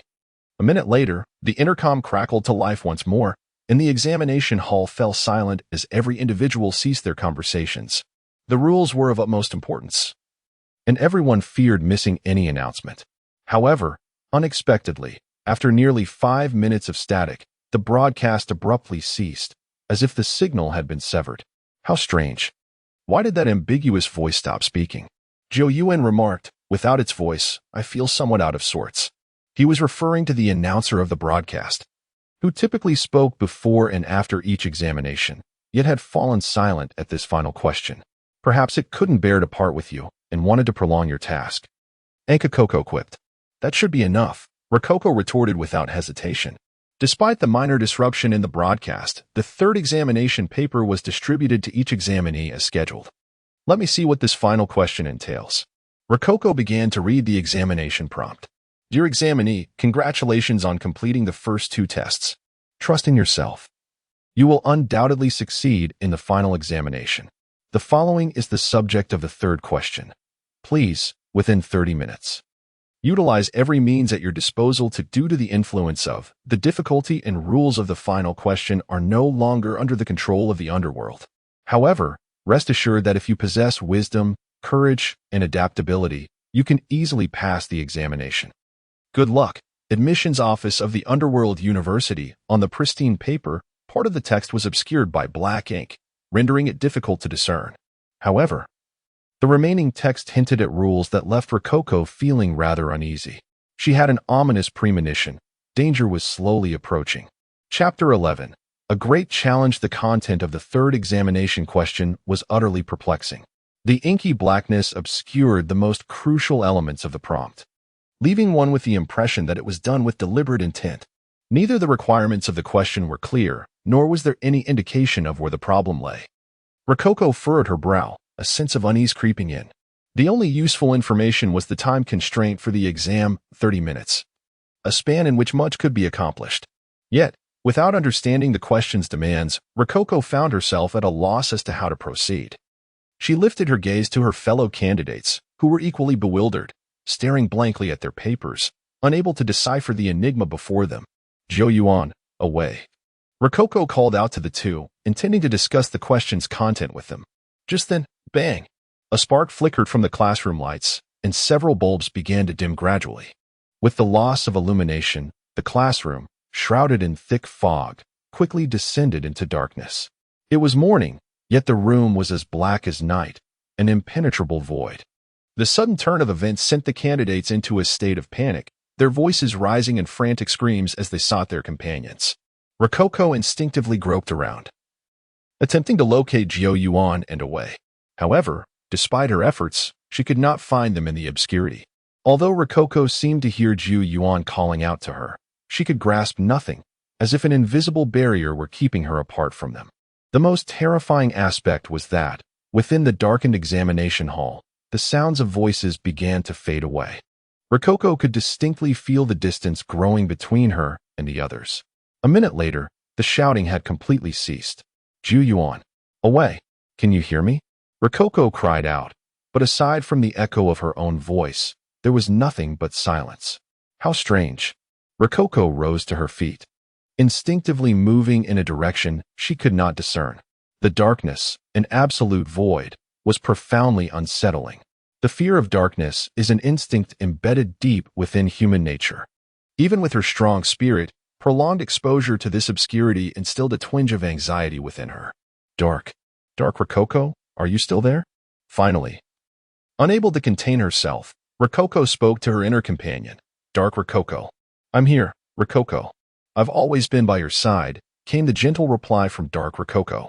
A wave of relief washed over Rococo. With companionship, the fear wrought by the darkness diminished significantly.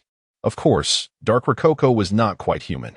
Continuing her journey through the shadows, Rococo silently counted the passing moments. 5 minutes had elapsed since the classroom succumbed to darkness.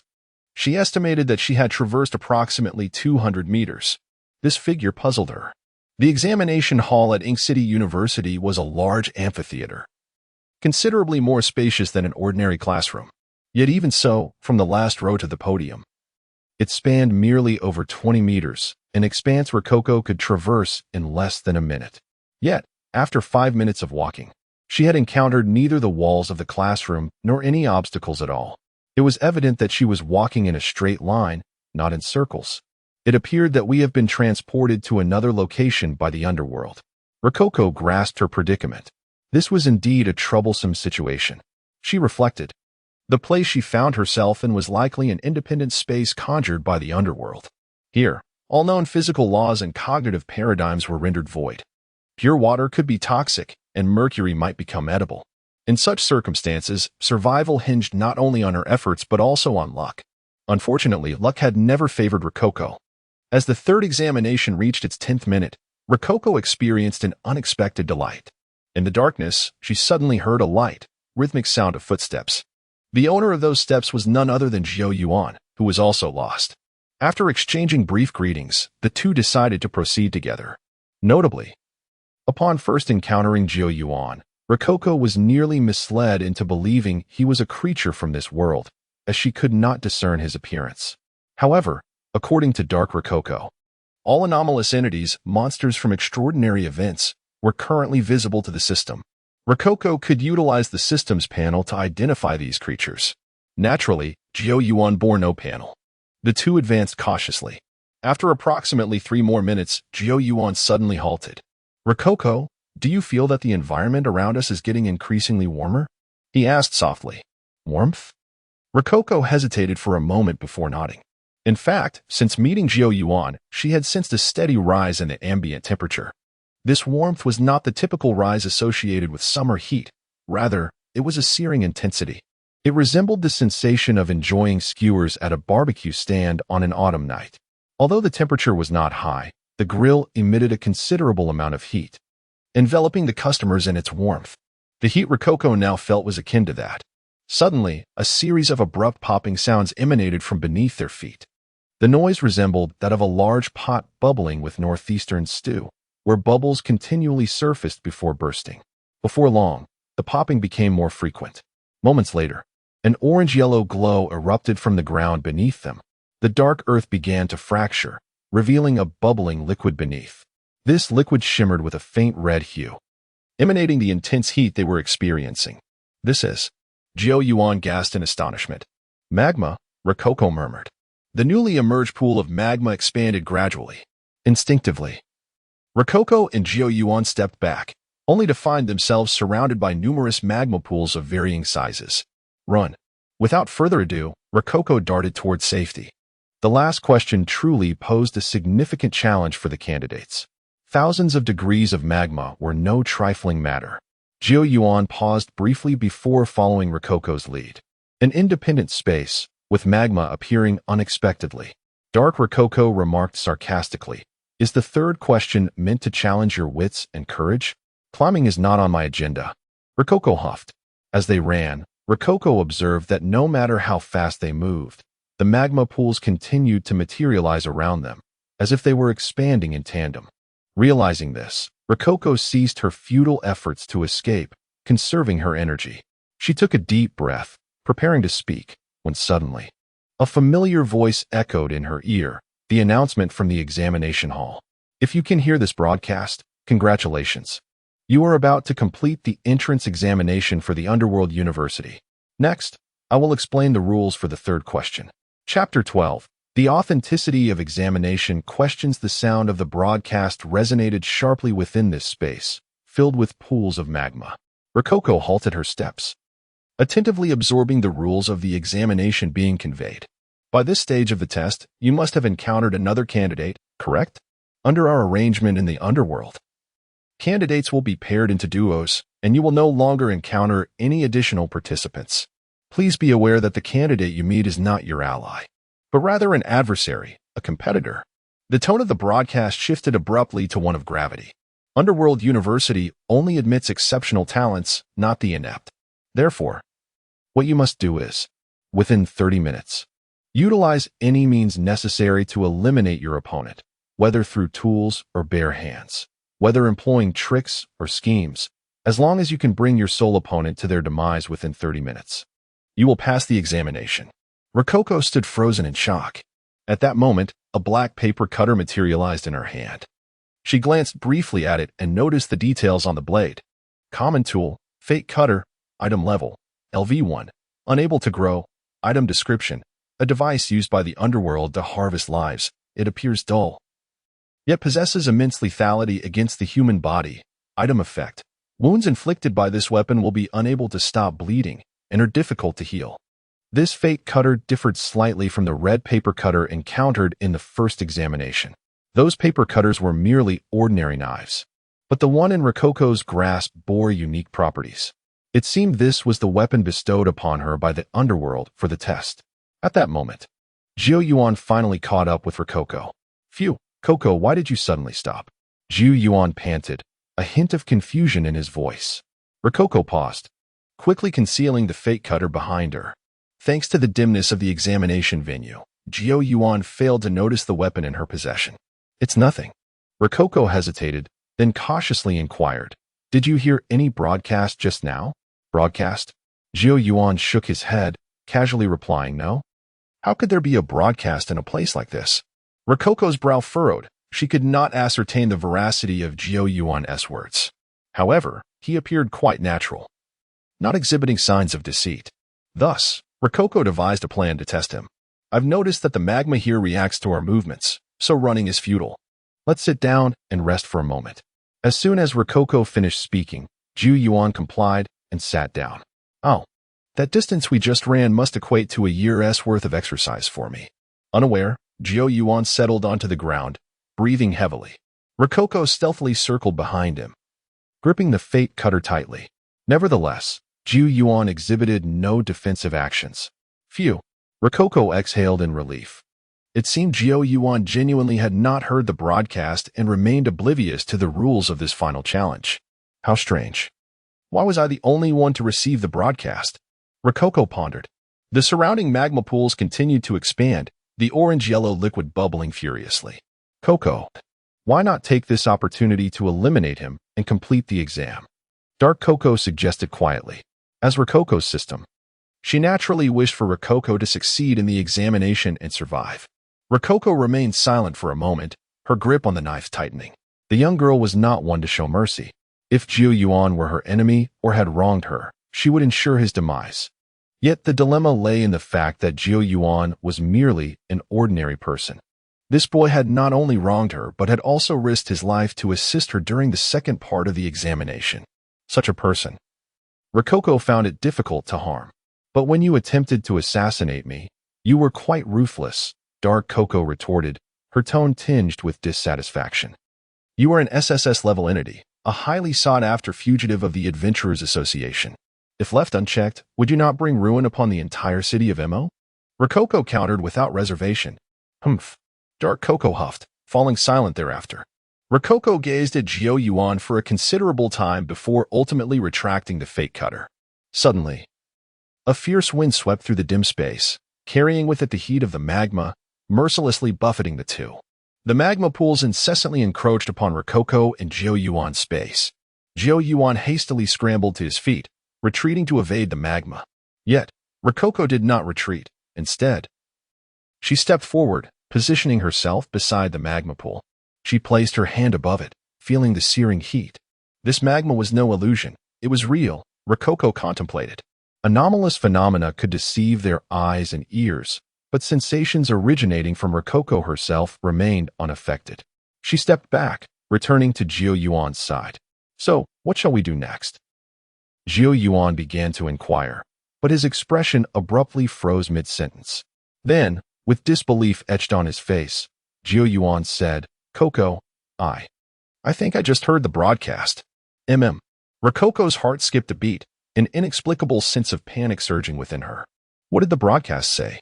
Rococo took a deep breath and softly asked, What did it say? It told me to kill you, claiming that this was the only way to pass the examination. Jiu Yuan answered honestly, his gaze complex as he looked at Rococo. Rococo regarded Jiu Yuan with a blank expression, her voice deliberate as she questioned, So? What will you do? Will you kill me? Jiu Yuan fell silent for a moment, extending his hand to offer the fate cutter back to Rococo. How is that possible? He paused, scratching his head before awkwardly chuckling, Coco, I could never harm such a lovely girl. Yet, if you do not accomplish your objective, you will be eliminated. Are you not afraid of death? Rococo retorted, accepting the fate cutter from Jiu Yuan. Jiu Yuan sighed, speaking in a subdued tone, Of course. I fear it. Who in this world does not fear death? However, if to survive means erasing my humanity and harming those who have aided me, I cannot do that. He forced a smile, gazing at Rococo's beautiful white hair, jesting, Besides, especially not when it's a girl as lovely as you. Rococo's cheeks flushed slightly, but she quickly composed herself. What if I said I wanted to live, that I intended to survive by killing you? What would you think? Rococo teased, clasping her hands behind her back and smiling at Jiu Yuan. Jiu Yuan's expression stiffened, then he sighed, bowing to Rococo. Then, I shall entrust my life to you, beautiful Miss Rococo. Consider it a repayment for the 2 times you saved me. Jiu Yuan spoke softly, his gaze pure, devoid of ulterior motives. Rococo let out a light laugh. If I were to kill you, our examination would indeed result in failure. Rococo squinted her eyes, smiling at Jiu Yuan. Why is this? Jiu Yuan asked in confusion. Rococo tossed Jiu Yuan's blade into the molten lava, and in an instant, the black execution knife turned to ash. I believe I understand. Jiu Yuan mused, grasping the truth behind this final challenge. Rococo withdrew her smile, turning to gaze at the surging lava. The hints from the broadcast were likely false. Chapter 13. Countless Oddities, Infinite Schemes, The Truth Behind the Exam Questions? Luokeke's words echoed from afar as she pondered, her expression momentarily frozen in bewilderment. Are you saying you've deciphered the obscured words on the exam paper? Bingo. You are correct, though alas, there is no reward. She replied with a snap of her fingers, lifting her skirt without a care for the spreading pool of lava behind her. However, Zhou Yuan hesitated. But didn't the broadcast inform us that we could only achieve victory through mutual destruction? Is that so? Luokeke smiled enigmatically. Who told you that everything the broadcast claims is the unvarnished truth? What do you mean? Zhou Yuan's brows furrowed in astonishment. Are you suggesting the broadcast is deceiving us? Since the onset of these bizarre events, Zhou Yuan had meticulously noted every rule and piece of information conveyed by the broadcast. As a newcomer to these peculiar occurrences, he regarded these rules and information as gospel, too fearful to defy them. Yet now, Luokeke was asserting that the broadcast was misleading everyone, leaving Zhou Yuan momentarily incredulous. Do not rush to refute. Luokeke discerned his thoughts. As she toyed with her scythe, she softly inquired, do you recall what rules were revealed during the broadcast's initial announcement? The first broadcast? Zhou Yuan contemplated for a moment, clearing his throat as he attempted to recite the rules. First and foremost, one must always adhere to the broadcast. The guidelines and regulations on the exam paper must not be violated, lest one face the consequences. That sounds right. What comes next? Luokeke observed him with keen interest. Let me think. Zhou Yuan closed his eyes, and after a brief moment, he meticulously articulated the second rule. The voice in the broadcast will only appear once and will not repeat the rules. If you hear the broadcast a second time, consider it an illusion only once. Zhou Yuan's eyes widened as he seemed to grasp the crux of the matter. Indeed, you have finally recognized the oversight. Luokeke clapped her hands in encouragement, though Zhou Yuan perceived the applause as somewhat mocking, as if ridiculing his logic in comparison to hers. Now let me ask you, how many times has the broadcast appeared in total? Counting just now, that would be 3 times. This time, Zhou Yuan didn't hesitate. He even rushed to answer, fearing disapproval from Luokeke. Correct, 3 times, Luokeke nodded. The 3 broadcasts occurred before the first question, before the second question, and during the third exam, which was just now, demanding we engage in mutual destruction. The first broadcast undoubtedly conveyed the truth. The second, however, was a mixture of truth and falsehood. Luokeke analyzed calmly. In the second broadcast, it stated that red objects can aid us in escaping peril, while those red tables and chairs indeed assisted us. It was ultimately my blue water spike that facilitated our success. Luokeke articulated her points with meticulous detail, leaving no nuance unexamined. If we follow this logic, then the third broadcast must be entirely false. Pausing for a moment, she continued, in fact, what it referred to as intelligence might be in direct opposition to reality. Completely opposed. Zhou Yuan murmured, if a false message prompts us to destroy one another, then what would be the antithesis of such an act? Luokeke countered. Cooperation. Survival? Jin gazed at Luokeke, astonished by her intricate reasoning. Precisely. It is about helping one another and continuing to exist, Luokeke said, spreading her hands and placing the third question S paper on the ground. If I am correct, the true question for the third test should be, please employ all means within 30 minutes to survive. Having unraveled the riddle, Luokeke sighed in relief. Yet Zhou Yuan remained tense, as the encroaching lava pools had severed their escape route, confining them to a small rock while continuing to spread beneath them.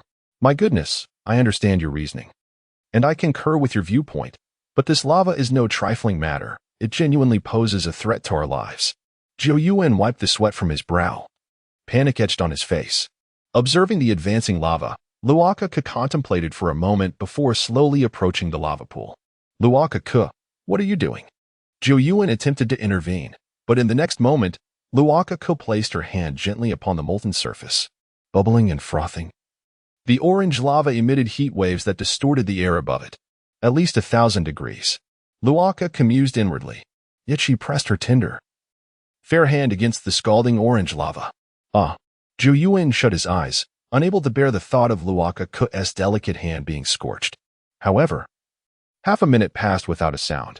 The scene he envisioned of Luokeke weeping in pain never materialized. When Jiyuan finally opened his eyes, he witnessed a sight he would never forget.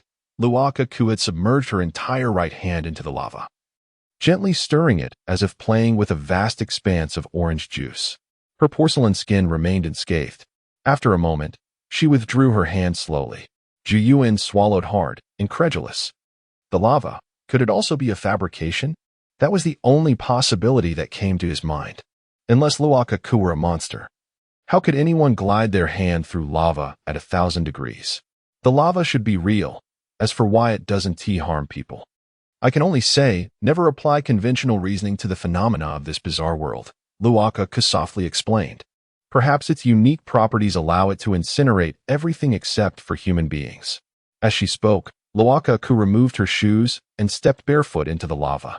However, if we truly turned against each other, it's possible the lava could alter its properties and become harmful to us. Such is the rule of the bizarre world. Coming into close proximity with this harmless, extraordinary lava was a peculiar experience. Luokeke could feel the searing lava flowing around her, distinctly aware of its warmth. Yet this heat remained within human tolerances, never crossing into discomfort. Come down. It's perfectly safe, Luokeke beckoned Jiyuan.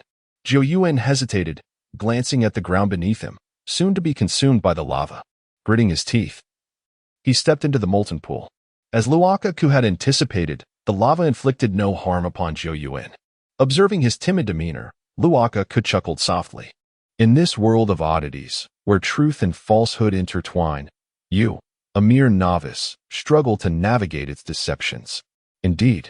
Jiyuan wiped away the cold sweat from his forehead, resigned to the situation. Chapter 14, Admission Success. But I want to flee the exam time for the third question swiftly passed.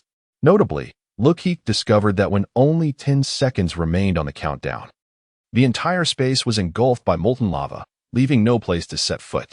The searing lava flowed languidly, continuously bubbling, and the entire examination space became stifling due to the oppressive heat.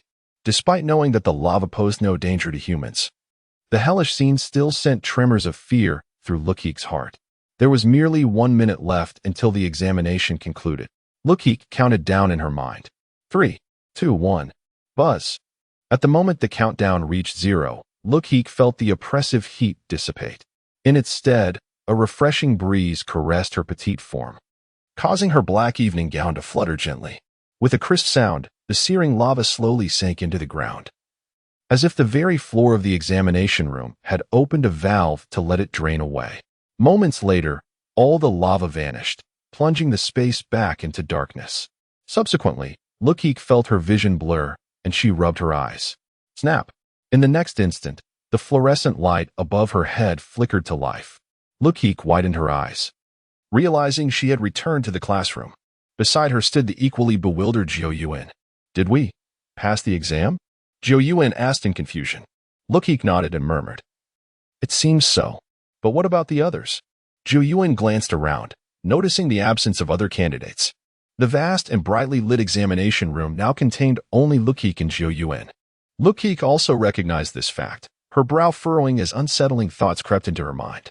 After about 10 seconds, a robust figure suddenly materialized before Jiyuan, crashing to the ground with a thud. Ouch! The burly man clearly fell hard, sitting on the ground and groaning. "It's Away," Jiyuan exclaimed, rushing over to assist him. "Are you all right, Away?" "I'm fine." Away waved his hand and slowly rose to his feet. At that moment, Luokeke noticed a black paper cutter protruding from Away's chest. The blade had not penetrated deeply, merely breaking the skin, but blood oozed from the wound, staining his clothing. "Away. What happened?" Luokeke inquired softly, pointing at the cutter. "Alas, I was unfortunate enough to encounter a despicable person," Away replied, anger evident in his expression. He then recounted his experience to the two. Away's ordeal was not dissimilar to theirs. He too had entered that dark space and encountered a fellow candidate. They then heard a broadcast demanding they turn against each other. Away, being an honest man, despite his formidable appearance, had a gentle heart and thus refrained from attacking his companion. Furthermore, due to Away's imposing stature, the other candidate dared not strike him. Consequently, they agreed not to harm one another and journeyed together, evading the ever-appearing pools of lava. For a time, they coexisted peacefully. However, as the examination progressed, the pools of lava multiplied, forcing Away and his companion to take refuge on a platform. Gradually, the platform was eroded by the lava, leaving them with diminishing space. With 30 seconds remaining in the exam, the only area left for Away and his companion was a patch the size of a palm. It was at this moment that the other candidate suddenly drew his paper cutter and lunged at Away. Caught off guard, Away was struck in the chest. Fortunately, due to his robust physique and the other candidate's lack of strength, Away did not succumb immediately. Instinctively, Away fled, inadvertently stepping into the lava, only to find it posed no harm to him. Realizing this, he quickly escaped, while the other candidate, noticing as well, pursued Away without hesitation. However, the moment he stepped into the lava, he was met with excruciating pain. The scorching lava instantly seared his leg, and in disbelief, he collapsed, turning to ash in the flames. Away stood in stunned silence, witnessing the horrific scene, before being transported back to the examination room 30 seconds later, completing the exam. Just as I suspected, Luokeke murmured, nodding to herself. Only by attacking a companion could one be consumed by the lava.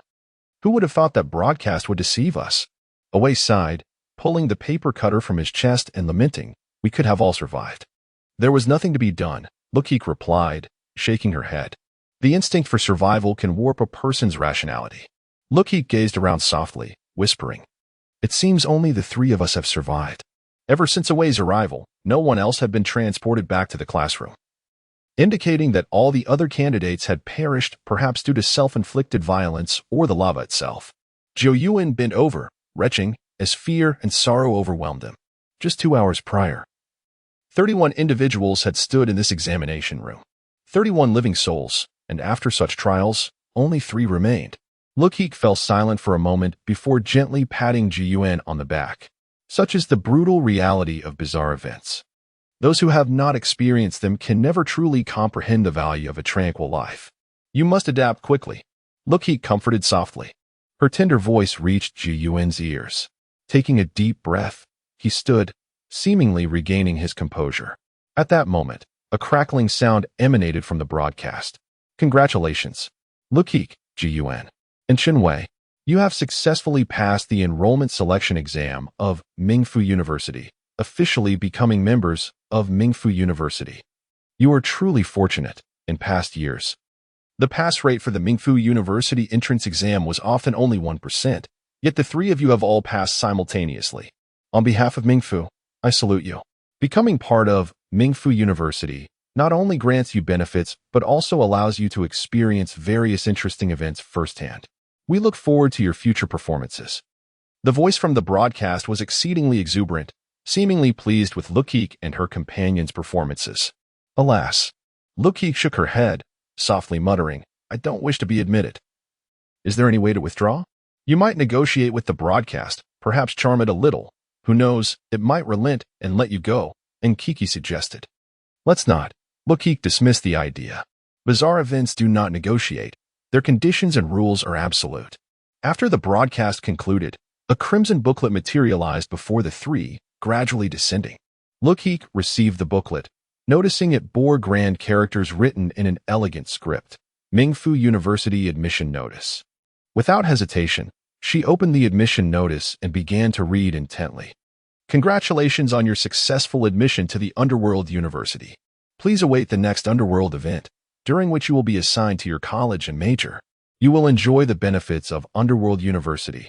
However, you must also shoulder the corresponding responsibilities and obligations. A tranquil life will soon be a thing of the past. So remain ever prepared. Wishing you the best of luck. Underworld University will serve as your most reliable support. Chapter 15. The Epilogue of Extraordinary Events Clutching the Admission Letter. Luokeke felt an overwhelming sense of confusion. In addition to the written contents, she noticed a panel floating above the letter. University of the Underworld Admission Letter, Basic Underworld Pass, Item Level, LV1, Non-Growth, Item Description, a commonly issued pass for personnel affiliated with the Underworld. Item Effect, probability of encountering extraordinary events increased by 50%, making the holder more susceptible to Underworld-related anomalies. unlike the attribute bonuses granted by the underworld certificate. The two effects of this admission letter were predominantly negative. Who would willingly seek out extraordinary events? Moreover, the underworld anomalies were likely far more challenging than ordinary ones.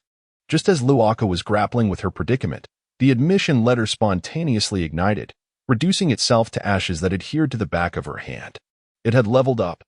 Staring at the blossoming red flower on her hand, Luokeke couldn't help but sigh softly. The vivid red spider lily had delicate stamens emerging from its center. The presence of these stamens rendered the pattern strikingly lifelike, as if a genuine spider lily were blooming on Luoke's small hand. A casual glance provided her with the data on the Underworld Certificate. Underworld Certificate, Basic, Item Level, LV3, Growth Type, Item Description, an enhanced version of the Underworld Certificate. The holder will be under continuous observation by the Underworld. Item Effect, increases physical constitution by 2 points, charm by 1 point. Special Effects, 1. Spectral Undertaker, the holder's attacks deal additional damage to spirit-type enemies. 2. Effect Ceiling, level up to unlock. It is worth noting that while the LV3 Underworld Certificate did not enhance its attached attributes, it introduced a special effect. Luokeke understood that this was entirely normal. Typically, growth-type items possess significant potential, albeit with a slow growth rate. Only through prolonged battles and adventures can one elevate them to their pinnacle. However, the special effect was indeed intriguing. The category of spirit-type enemies was quite extensive, encompassing various aberrant entities such as souls, vengeful spirits, and evil spirits. The Underworld Certificate would enable Luoke's attacks to inflict additional damage on these entities, a rather advantageous effect. It seems I can seek out more vengeful spirit-related extraordinary events in the future, Luokeke pondered, before turning her gaze to Jiu Yuan and away. At that moment, both had also received their admission letters and underworld certificates. However, their certificates differed fundamentally from Luoke's in both design and effect. Jiu Yuan's underworld certificate appeared as a flickering flame nestled in his palm, while Awei's took the shape of a crescent moon emblazoned on his neck.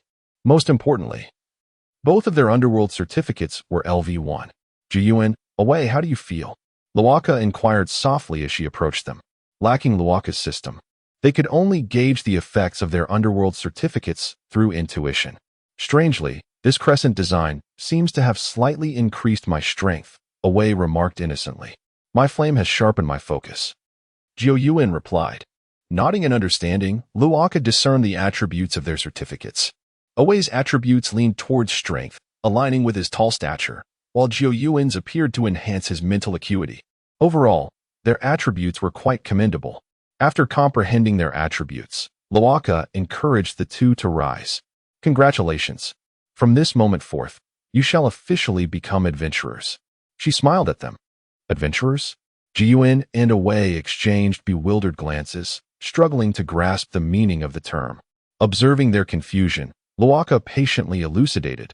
Those who have experienced extraordinary events acquire unusual abilities, such as the marks upon you. She gestured toward their underworld certificates. Possessing these extraordinary abilities enables you to confront extraordinary events. However, these events are perilous, which is why we are referred to as adventurers. You will bid farewell to your previous tranquil lives. Extraordinary events will bring you suffering and sorrow. Yet you will also gain powers and treasures beyond the imagination of ordinary folk. Luokeke delivered this monologue in one breath, allowing the two to absorb the information gradually. Clearly, this revelation exceeded Jiu Yuan and Awei's comprehension, leaving them in a state of shock, their minds swirling with tumultuous thoughts. Moments later, Awei was the first to speak. Luokeke, I do not desire any powers or treasures. If I do not actively participate in these extraordinary events, can I avoid facing such occurrences? He wiped the sweat from his brow, his expression reflecting reluctance. Those who gained admission to Mo City University were among the elite students. They could have enjoyed 4 years of a pleasant college life, ultimately becoming societal elites and relishing their existence. While their professions might never yield great wealth, it was certainly preferable to the perilous existence of an adventurer. It is worth noting that in just one extraordinary examination event, 90% of their class had perished. Awei could hardly fathom what lay ahead, and thus had no desire to become the so-called adventurer. Away's reaction was anticipated by Luokeke. She sighed softly, saying, "I fear you lack the capacity to refuse." "Why is that?" Away questioned, puzzled. Luokeke pointed to the underworld certificate, explaining, "This artifact is not merely a source of power. It is also a mark. Those who encounter extraordinary events for the first time are marked by the anomalies. Even if you do not seek them out, they will seek you. Thus, you have no choice. If you do not strive to enhance your strength, you will inevitably succumb to an extraordinary event." Luoke's tone was gentle, her voice tinged with a childlike quality. Yet, even such a melodious voice could not alleviate Away's sense of despair. "I have a question," Luokeke, who had remained silent, suddenly interjected. "So many have died here. When we exit, we will surely be questioned by the authorities. There is a chance that we could be considered suspects. What should we do then?" Perhaps influenced by the underworld certificate, Jiyuan's mind had grown remarkably clear, prompting him to voice a pragmatic concern. Students of the philosophy department often came from affluent backgrounds. The parents of those who had perished would not easily let the three escape unscathed. "Ah, you need not worry about that." Luokeke gestured toward the tightly shut door of the examination room, saying, "It is time to leave. Once you step outside, the anomalies will assist you in clearing your names." Jiyuan and Away paused momentarily, then realized that they would finally be able to leave this dreadful place. Without further hesitation, after exchanging contact information, they rushed to the entrance and flung open the examination room door. Beyond the door, the ominous gray smoke was replaced by radiant sunlight. Jiyuan and Away exchanged a knowing glance, nodding in unison as they stepped outside together. With a sigh of relief, Luokeke gradually exited the examination room. At that moment, a wave of dizziness enveloped her, blurring her surroundings. Suddenly, a searing heat washed over her, causing her senses to waver. Her legs weakened, and she nearly collapsed to the ground. "Hurry, carry this girl out," a voice called out amid the chaos. "The fire has raged for 3 hours. We finally have a survivor. It's truly miraculous. This little one appears unscathed." A cacophony of sounds penetrated Luokeke's ears as several strong hands grasped her and lifted her up. Struggling to open her eyes, she was met with thick, billowing smoke. The classroom behind her had been engulfed in flames. Firefighters, clad in protective gear, carefully cradled her and swiftly carried her away from the classroom. As she departed the building, Luokeke caught sight of a large display screen outside, broadcasting an urgent news report. Maching University has suffered an unprecedented fire disaster, resulting in numerous fatalities. The exact cause is still under investigation. With a gentle flutter, Luokeke closed her eyes once more. Chapter 16. The only daughter of the Luo family after the conclusion of the anomalous event. Efforts were made through various means to erase its impact. The mysterious inferno that occurred was a tool used to obscure the truth. The blaze was so ferocious that it engulfed the entire teaching building. Countless firefighters bravely entered the scene, striving to rescue the students trapped inside. Alas, Luokeke understood that their endeavors were destined to fail, as apart from herself, Jiyuan, and Away, the other individuals had perished in the incident. Soon, Luokeke was carried to a safe area by the firefighters. There, she spotted Jiyuan and Away, who had also been rescued. "Cough. Uncle, please put me down." "I'm fine," Luokeke gently urged the firefighter who held her. Subsequently, to the astonishment of the onlookers, she gracefully landed on the ground. "Little girl, are you truly unscathed? I think you should visit a hospital for a checkup," the firefighter uncle said instinctively, gazing at Luokeke in a daze.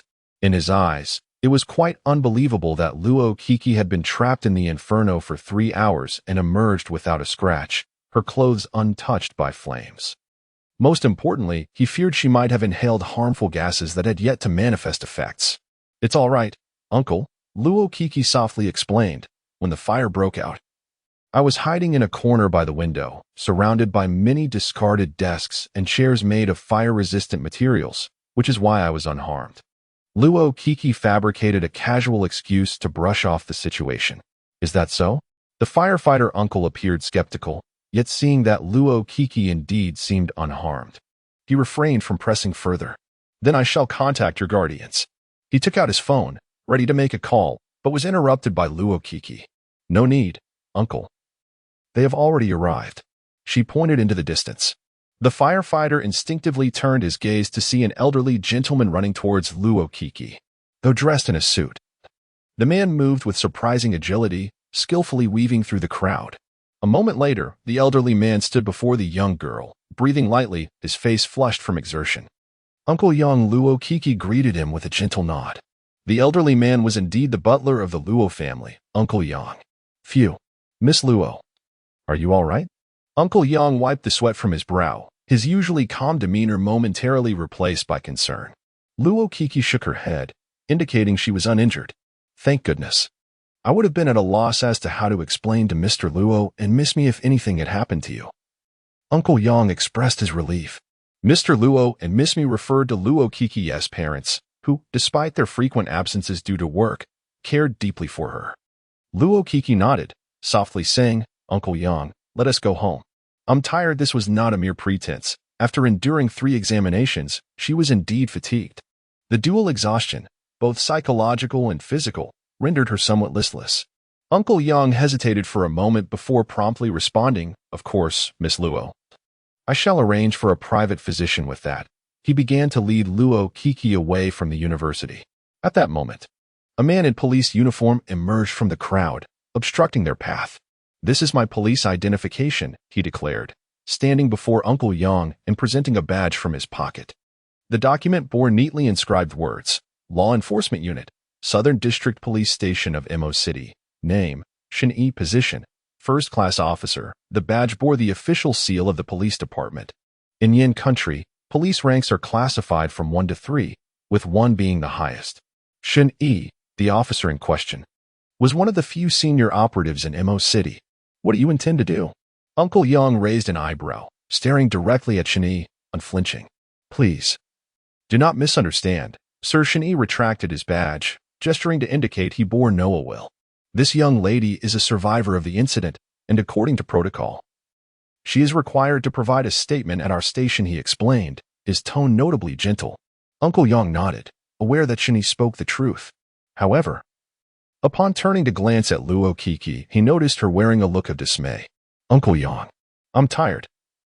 I don't want to go. Luokeke feigned exhaustion, gazing up at him with her large, expressive eyes. Skill activated. Cuteness, LV5, had unwittingly come into play. Come on. It's just a trip to the police station. What is the big deal? A voice echoed in Luokeke's mind. Are you foolish? Have you forgotten my current identity? Luokeke retorted internally.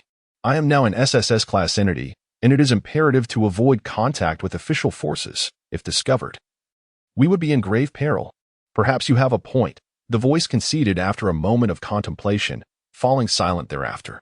Upon hearing Luokeke's words, Uncle Yang, feeling a pang of sympathy, shielded her protectively and addressed Shin-E, Officer, my young lady is indeed unwell.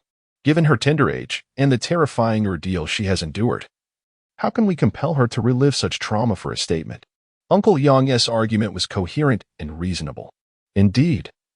You make a valid point, but these are the regulations, and I cannot alter them at will, Shin-E replied, somewhat distressed. He too was reluctant to distress such a charming young girl. However, given the severity of the incident, he bore the responsibility to uncover the truth. Seeing that Shin-E remained obstinate, Uncle Yang hesitated for a moment before dispersing the onlookers, leaving only Shin-E standing there. My young lady is from the Luo family. Uncle Yang lowered his voice, enunciating each word carefully. The Luo family? Shin-E blinked in disbelief, incredulous. Is it that Luo family? Indeed, just as you imagine. Uncle Yang nodded, adding, Miss Kiki is the sole daughter of the Luo family. I hope you can appreciate the gravity of this matter.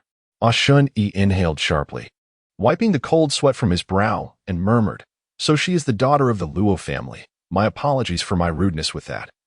He stepped aside to clear the path. Uncle Yang nodded appreciatively and took Luokeke's small hand, speaking gently, Miss Kiki, let us depart. Luokeke softly acquiesced, her previous expression of distress fading into tranquility. Yet within her heart, she grappled with profound confusion regarding her identity. What is the Luo family? Luokeke pondered. She had overheard their conversation quite clearly. The police in Yin country were renowned for their strictness and commitment to justice, undoubtedly among the finest in the world. Yet, such a stern individual had been swayed by Uncle Yang with a single statement. The Luo family. The only daughter of the Luo family, could it be that her current identity harbored some astonishing secret? Rococo was unaware, yet she scoured her mind in vain. Unable to unearth any memories pertaining to her family or parents, all she knew was that her parents were engaged in business, perpetually occupied with work outside the home. They had never divulged any information regarding the nature of their profession. Initially, the young girl had presumed that they were involved in civil engineering. However, it now appeared that this identity was far more complex than she had previously imagined. Chapter 17. My inexperience in combat. A few minutes later, Uncle Yang led Luokeke out of the gates of M City University. At that moment, the entrance was crowded with a multitude of people, parents with faces ashen with worry, police officers striving to maintain order, firefighters rushing towards the scene of the blaze, and heartless paparazzi eager to seize the first-hand news. Uncle Yang shielded Luokeke behind him, carefully guiding the little girl through the throngs of onlookers. One reporter spotted them and pushed his way through the crowd, approaching Luokeke directly. This little lady. We are from M City Radio. You've just exited the school. Could we trouble you for an interview? The reporter blocked Luokeke's path without waiting for an answer, his tone suggesting he would not relent until he achieved his goal. As the reporter impeded her progress, his accompanying cameraman followed suit, pointing the camera at the adorable girl without her consent. The sudden onslaught left Luokeke momentarily dazed, standing frozen, unsure of how to react. Humph. Uncle Yang let out a low grunt, a flicker of anger crossing his stoic face. These unscrupulous media vultures would stop at nothing to obtain sensational news. His young charge had just endured a calamity, and the last thing she needed was to be confronted by such insensitivity. After finally regaining her composure, these reporters only served to reopen old wounds. Get lost, you clueless scoundrel. Uncle Yang hissed softly, his gaze piercing enough to make the reporter take a step back. Years of composure held him back from uttering harsher words. Yet, the reporter gritted his teeth, undeterred, and stepped forward again, thrusting his microphone towards Luokeke. This is a rare opportunity for sensational news. If I capture this, promotion and a raise are within my grasp. The reporter thought to himself, dismissing the presence of the elderly man and the petite girl as inconsequential. As for morality, he had cast that aside on his first day in the industry. Little girl, we are a reputable media outlet, and our aim is to uncover the truth. Please accept our... The reporter's words faltered as he beheld a massive fist soaring towards his face. Bang! Uncle Yang's gloved hand struck the reporter squarely, sending him sprawling to the ground. The force was so tremendous that the reporter's face contorted, several teeth shattering under the impact. The excruciating pain overwhelmed him, leaving him howling on the ground, unable to utter a single word. What a powerful punch! Luokeke marveled, astonished. She barely caught a glimpse of Uncle Yang's swift action. Furthermore, his strike, while painful, would not leave any lasting injuries. This unassuming elder appeared to be a seasoned fighter, perhaps even a veteran. Such individuals could not be easily hired with mere money. This revelation only deepened Luokeke's curiosity about her family's background. Foolish wretches, it takes suffering to learn the value of respecting others, Uncle Yang remarked as he removed his black gloves, which had collected some of the reporter's saliva, causing him mild disgust. Tossing the gloves into a nearby trash bin, he straightened his collar, every gesture imbued with a touch of elegance. Consider this a payment for your medical expenses, he said, placing several bills on the ground. He then turned to Luokeke, giving a slight bow. My apologies, Miss Luokeke, for my rudeness in your presence. This was the first time Uncle Yang had resorted to violence in front of Luokeke. He worried that his actions might frighten her. However, her next words left him utterly astonished. Well done, Uncle Yang. Luokeke clapped her hands lightly and said nonchalantly, but you should have struck his jaw. That way, he would have closed his mouth and saliva wouldn't have splattered on your hands. Uncle Yang paused, instinctively asking, Miss Luokeke, are you well versed in hand-to-hand combat? Luokeke realized she had inadvertently revealed too much. She hurriedly explained, of course, that's merely a guess. How could I possibly be skilled in combat? Very well, Uncle Yang nodded, choosing not to pursue the matter further. Yet, Deep within, he sensed that his young mistress had changed in some way, with the reporters no longer obstructing their path. Uncle Yang swiftly escorted Luokeke to the roadside, where a solitary black limousine stood. This vehicle belonged to Luokeke's family, notably due to the police presence and the lockdown. Ordinary vehicles were typically barred from this area. It remained a mystery how Uncle Yang had managed to bring their car into the restricted zone, making it the sole ordinary vehicle allowed entry. Luokeke caught a glimpse of the conspicuous silver license plate, which read, M-City A00012. Just from the license plate number, she realized that this vehicle was of considerable significance, explaining why Uncle Yang could disregard the police blockade and bring the car to the university. With Uncle Yang's assistance, Luokeke entered the car. Old Wang, drive slowly today. Do not startle Miss Luokeke. Uncle Yang greeted the driver. He then turned to Luokeke, gently inquiring, What would you like for dinner tonight, Miss Luokeke? Anything will do, Uncle Yang. Please decide. Luokeke waved her hand, signaling for him to take charge. In truth, she was pondering how to extract information about the Lu family from Uncle Yang. At that moment, a system panel suddenly appeared before Luokeke. Ding. System task. A unique entrance examination completed. Task Objective 1. Survive until the examination concludes and successfully complete the exam completed. Task Objective 2. Resolve the abnormal entities causing the incident. Unfinished. Overall evaluation. B grade evaluation conclusion. Remain composed under pressure. Performed excellently during the incident, not only emerging unscathed but also assisting others. Post-incident handling was commendable, resulting in a comprehensive evaluation of B grade. Task reward. 750 anomaly points. Chapter 18. Can we have a normal shopping experience? The system's initial task was successfully accomplished by Luokeke. Based on Luali's performance, the system generously awarded her 750 anomaly points. This figure significantly exceeded Luokeke's expectations. She had anticipated earning no more than around 500 points. After all, the system had set 2 objectives, and she had only fulfilled the first, successfully completing the examination. However, from the outset of the task, Luokeke had never entertained the notion that she could achieve the second goal, resolving the anomalous entity causing the disturbance. This task seemed utterly implausible to her at present. The root cause of the anomaly was the underworld. As the most formidable adventurer in history, Luokeke knew all too well what the underworld entailed. If one were to rank the severity of anomalous events, the underworld would undoubtedly fall into the highest category. Even at her peak, Luokeke had harbored no certainty of defeating the underworld, let alone the current lackluster state of her abilities. Dark, bring up the shop interface, Luokeke called out in her mind. She recalled that with 750 anomaly points, she could purchase numerous items. Yet, Luokeke had no intention of hoarding these points.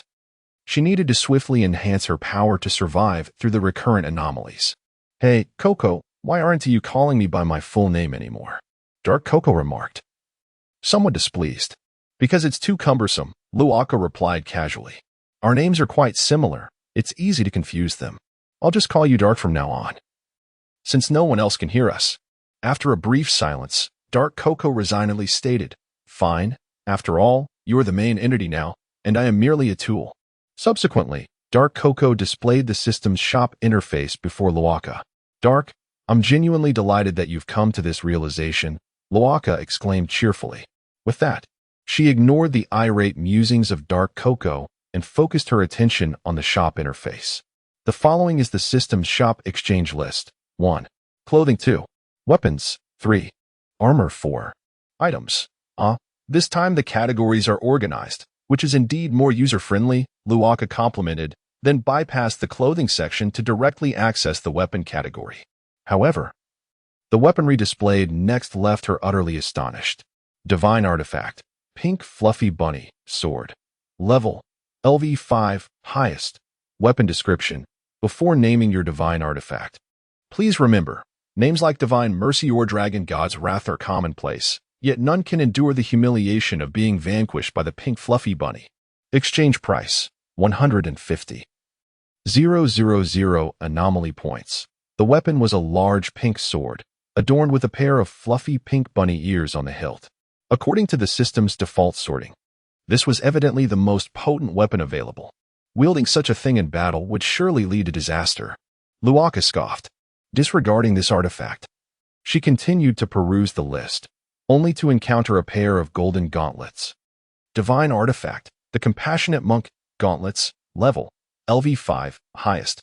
Weapon description, these gauntlets will incapacitate enemies to the brink of death. But you will never be able to deliver the final blow.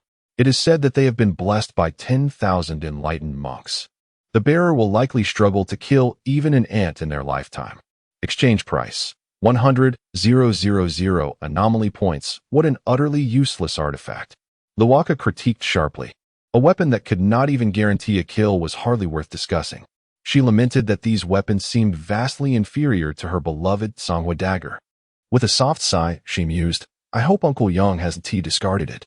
After perusing the weapon section, Luokeke glanced at the armor category. But it was evident that there was nothing of value there either. Items such as a full-body turtle shell, weighing 20 tons, and a gothic Lolita dress, designed solely for cuteness, were hardly practical. There was even a basketball jersey with over 2.5 years of training, boasting self-awareness, which could sing and dance. Are these even meant for humans? Luokeke suspected Dark Coco was playing a prank on her, but she had no proof. The shopping experience is abysmal. Dark. I wish to lodge a complaint. Luokeke exclaimed in frustration. Well, I suggest you simply refrain from purchasing anything. I certainly won't be exchanging items. Dark Coco retorted with a playful laugh. Ugh, fine.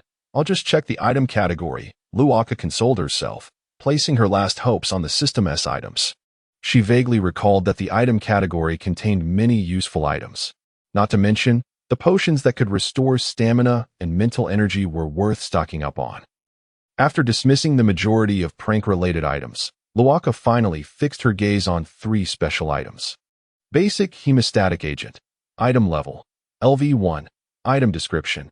A hemostatic agent made from a special formula that can stop arterial bleeding within 5 seconds.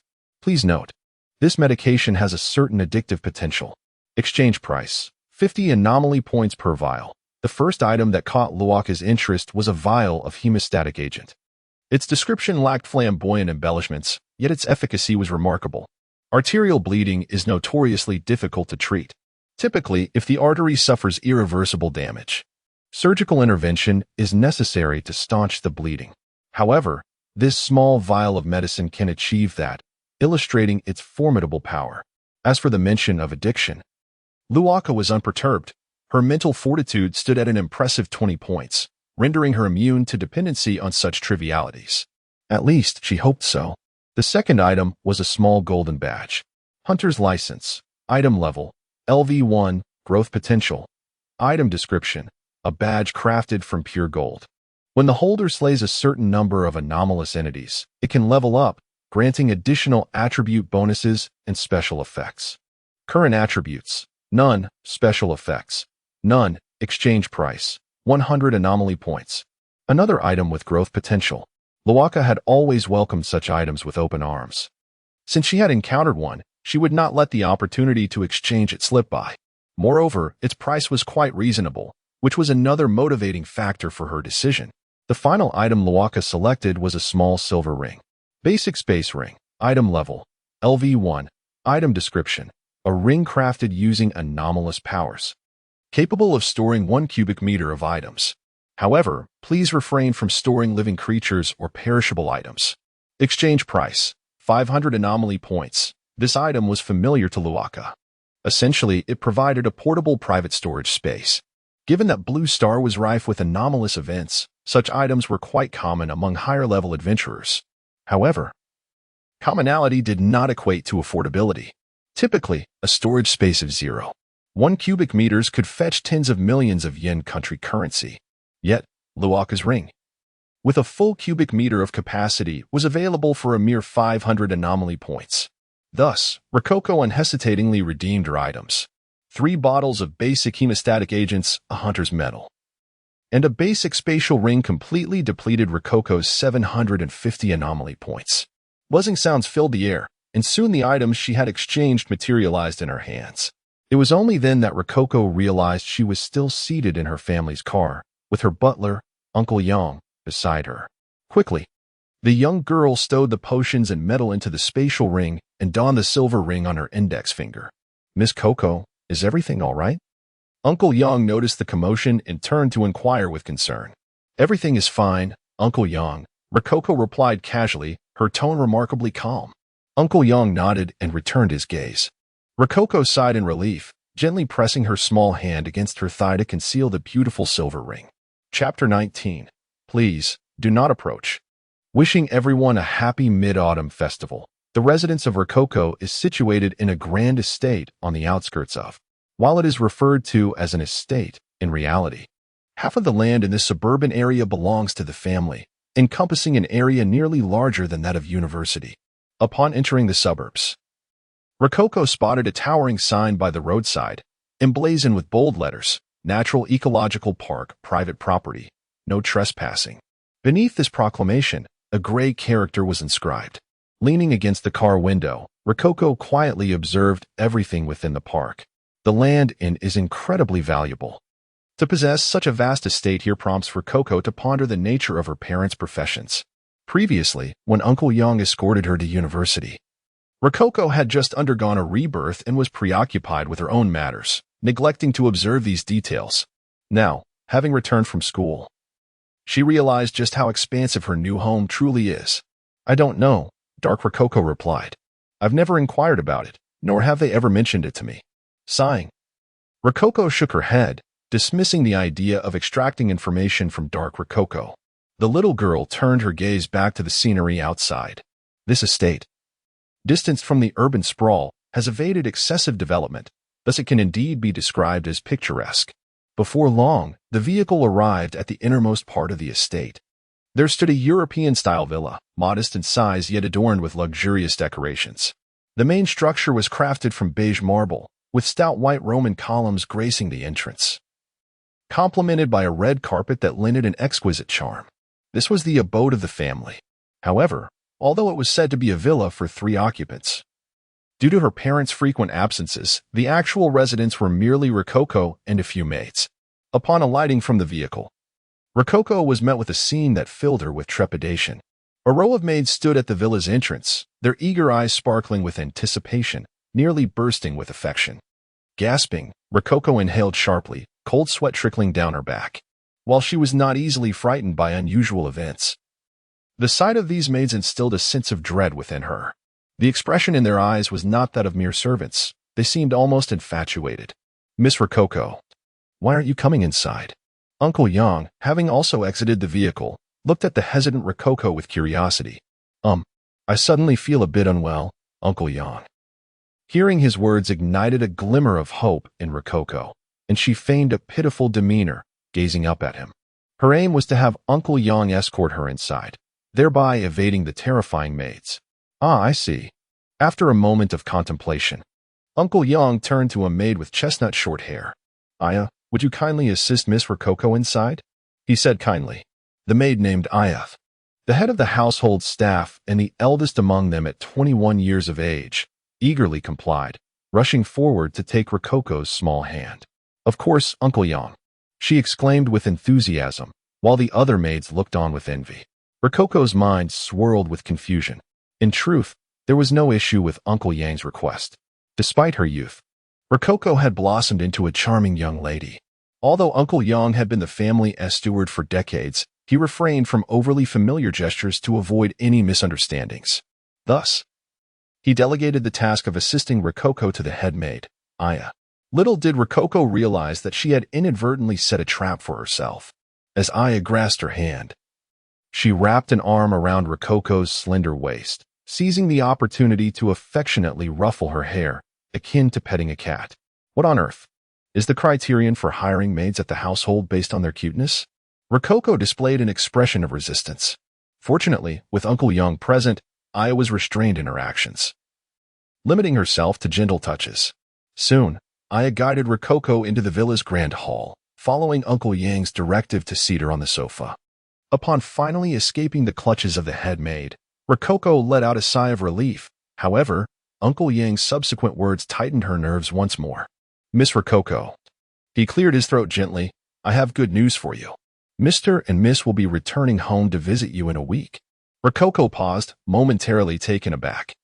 Before comprehending the implication, was her current father, while was her mother? In her memories, she recalled that this couple indeed planned to visit her. Yet she had believed it would be during the spring festival in 6 months, not in a week. Uncle Yang seemed to perceive Rococo's confusion and softly elaborated.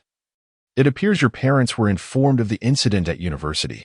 Concerned for your well-being, they postponed all their engagements to come and see you this weekend. Upon hearing this, Rococo felt a swell of emotion. In her recollections, while her parents could not be present for her due to their work obligations, they had compensated materially. The attentive maids, the capable steward, and the private doctor and chef, they had all endeavored to ensure her health and happiness. However, amidst her gratitude, Rococo felt a pang of unease. After all, she was not truly their daughter. She was merely an unfortunate adventurer. Even the original owner of this body, Dark Rococo, was not their child. Her identity was far more convoluted, being an SSS-class anomalous entity. Thus, in order to conceal her true identity, Rococo was left with no choice but to deceive these innocent parents and play the role of their dutiful daughter. Although she was loath to engage in such deception, she recognized that her life took precedence over moral dilemmas. If her identity were to be revealed, only death awaited her. With a gentle sigh, Rococo mused, "Once I grow stronger, I shall find a way to repay these two parents." Having seen that Rococo had settled, Uncle Yang nodded and beckoned to Aya. "Aya, please assist Miss Rococo with a bath while I instruct the kitchen to prepare dinner." "Yay!" Aya exclaimed, dashing toward Rococo. "What? Give me a bath?" Rococo gasped, jumping up in vehement protest. "No way." "Hee, Miss Rococo, I promise to be gentle." Aya replied with a dreamy smile. "Please, do not come any closer." The living room was soon filled with a lively atmosphere, although whether Rococo felt lively remained a mystery to all. Chapter 20. The school year begins. But an extra month of vacation awaits. In defiance of Rococo's fervent protests, she ultimately escaped the clutches of the head maid, Aya. Disappointment was etched across Aya's delicate, youthful visage as she watched Rococo retreat to her room alone. Once the door was closed, Rococo exhaled a sigh of relief and leaped onto her bed. At last, she had rid herself of that troublesome individual. Rolling around on the plush pink bed, she felt a wave of liberation. Yet, one must inevitably interact with the head maid, for she is responsible for all aspects of your daily existence, a quiet voice reminded her. Rococo buried her head beneath the covers, dismissing the thought. "That is a concern for another day. For now, I simply wish to indulge in idleness." The softness of the mattress enveloped her, and she yearned to sink entirely into its comforting embrace. Exhausted in both body and spirit, she mused, why overthink? A bath, followed by a hearty meal. Any worries can wait until my hunger is satiated. Rococo, inherently a cheerful soul, found that even her transformation into a young girl did little to alter her disposition. Barefoot, the girl stepped into the bathroom. After a moment's hesitation, she removed her evening gown. Gazing into the mirror at the exquisitely doll-like figure before her, Rococo's cheeks flushed slightly. Her long, white hair grazed her hips, her skin gleamed like flawless jade, and her violet eyes sparkled with curiosity. Lacking sophisticated vocabulary, she could only utter, "Beautiful." Who could resist the charm of a girl with white hair? "I am intrigued. How did you manage to execute your assassination mission with such unwavering resolve?" The voice of Nkiki echoed in Rococo's mind. "I honestly do not know what I was thinking at the time." Rococo shook her head, a wry smile gracing her lips. Truth be told, she had only been reincarnated for a few hours, yet in that brief span, she had already forgotten her mindset during the assassination mission. Nevertheless, regardless of how captivating Rococo appeared, she held no interest in her own body, feeling only a tinge of shyness. This, perhaps, was tied to human instinct. She shed the remaining garments and gently closed her eyes, stepping into the bathtub. The warm water cascaded over her, and she sat in the tub, idly playing with a small rubber duck floating on the surface. Ah, how warm! Bathing proved to be an undeniably pleasurable experience, as the warmth washed away her fatigue, accompanied by the delightful presence of the little duck. After her bath, Rococo casually wrapped herself in a towel, dried her long white hair, and exited the bathroom. Opening the wardrobe, she was greeted by an array of unfamiliar garments. So many peculiar outfits. Rococo gazed at the wardrobe in awe. Her eyes were drawn to an assortment of dresses, from gothic Lolita styles to various colorful gowns, all exuding cuteness in abundance. What a hassle, Rococo sighed. While the clothes were indeed lovely, they shared a common trait, their complexity. Wearing such attire could be cumbersome, especially for any physical activity. Is there not a simple t-shirt and jeans? She complained. It was impractical to always be clad in dresses while facing formidable entities. After an extensive search, Rococo could not find a single piece of simple clothing. Resigning, she reluctantly selected a white dress to wear. Her gaze then fell upon a pair of white stockings tucked away in the bottom of the wardrobe. Curiosity piqued. She wondered how comfortable such silk garments would be on a hot day. Wouldn't it be terribly warm? Perhaps I should give it a try? In a moment of impulse, Rococo picked up a pair of stockings. This is merely for knowledge's sake, nothing more, she reassured herself as she slipped them onto her legs. However, a strange sensation of softness and comfort flooded her mind, compelling her to wear the stockings. No, this is too strange. Rococo hastily removed them and cast them aside. The sensation was too peculiar, inducing an instinctive aversion. Perhaps I shall remain barefoot. After a brief moment of deliberation, she made her decision. During dinner, nothing particularly noteworthy transpired, as Uncle Yang was present to oversee matters, and the maids dared not act too unruly. It is worth mentioning that Rococo was reprimanded by Uncle Yang several times for her unrefined eating habits. Yet, she could do little about it. After all, for her, eating was merely a means to satiate hunger and relish in culinary delights. The etiquette of dining and social interactions felt trivial in her eyes. A person who eats. A spirit that eats. Once the meal concluded, Rococo returned to her room, switched off the lights, and nestled into the fragrant, soft bedding. She drifted into a dreamless slumber. The following morning at 7 a.m., Rococo was awakened by her biological clock. Stretching languidly, she emerged from her warm cocoon. Drowsily, she made her way to the bathroom, catching a glimpse of her sleepy self in the mirror. After a brief wash, she exited her room and descended the staircase. By this time, Uncle Yang had been waiting in the dining room for some time. Breakfast consisted of steaming buns and a bowl of sweet soy milk. After a night of slumber, Rococo was famished. She seated herself and devoured the buns with gusto. Observing her voracious appetite, Uncle Yang refrained from commenting. The breakfast customs in the Luo household were not particularly strict. The only expectation from Mr. and Mrs. Luo was that Rococo would eat her fill and enjoy her meals. Thus, Uncle Yang typically did not insist on formalities during Rococo's breakfast. However, Uncle Yang could not help but ponder. Why does Miss Luo seem to have such a robust appetite lately? He was unaware that the refined Rococo of the past had vanished, making way for the era of the voracious Rococo. After breakfast, Uncle Yang produced 2 magnetic cards and handed them to Rococo. Miss Luo, this is your bank card. As instructed by Mr. Luoyun, he mentioned that you would surely need funds once you entered university, so this is your allowance. The password is your birthday. He indicated the black card adorned with a golden phoenix. Mo City Bank Black Gold membership card. It was a gift from a father to his daughter. Rococo hesitated briefly but accepted the card. The other card is your student ID. Uncle Yang pointed to the white card. Student ID? Rococo inquired, puzzled. Wasn't the entrance exam canceled due to unforeseen circumstances? Precisely, Uncle Yang patiently explained. In light of public sentiment, Mo City University decided to cancel this year's entrance exams to comfort the survivors of the fire. Thus, you need not retake the exam. Rococo nodded in understanding. No wonder Kiki had said she would undoubtedly pass the entrance exam. It seemed she had anticipated this outcome all along. Rococo accepted the student ID as well. Ah, there is one more thing, Uncle Yang added. I have arranged for you to have a month of medical leave from Mo City University, so please take this time to rest. A gentle smile adorned the face of the elderly butler, who was concerned that Rococo might develop psychological scars from the fire incident. A month off? Rococo's eyes sparkled with delight. University life, although not as hectic as that of high school, still required her presence each day. Rococo had been fretting over how to carve out time for her extraordinary tasks, but now, with a month at her disposal, she could accomplish many of them. Thank you, Uncle Yang, Rococo exclaimed joyfully. Seeing the little girl so happy brought great comfort to Uncle Yang. He silently hoped that Miss Keek's spirit would be rejuvenated during this holiday.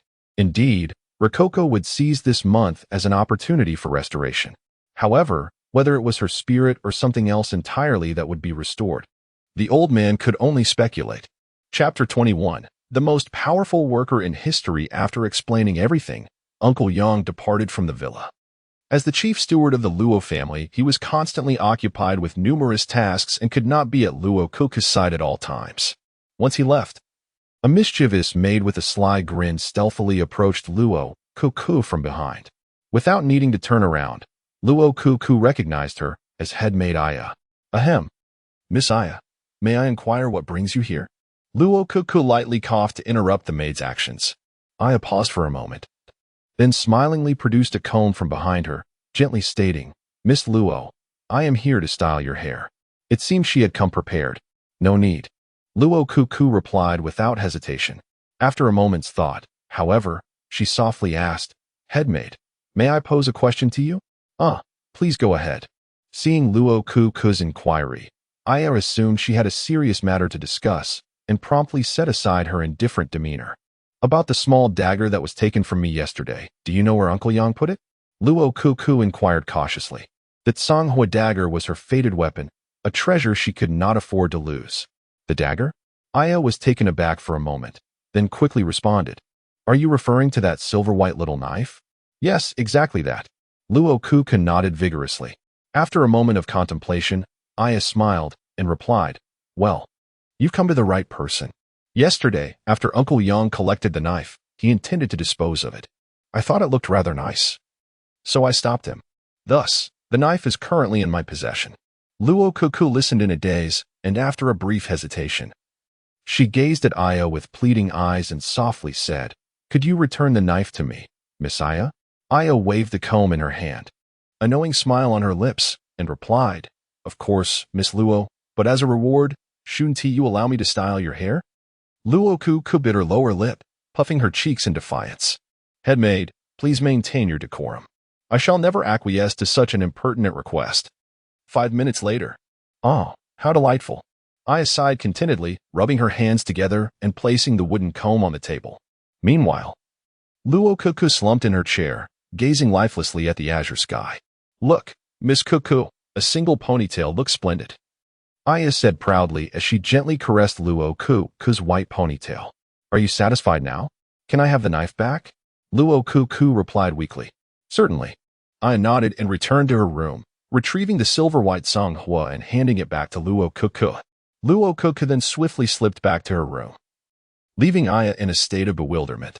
The little girl had no desire to linger with the head maid any longer. The head maid scratched her head, murmuring to herself, Miss Luo runs quite swiftly. I still wanted to ask about the origin of that dagger. Upon returning to her room, Luokeke locked the door. Ensuring no one was around, she gently caressed her Songhua. The weapon was now in hand.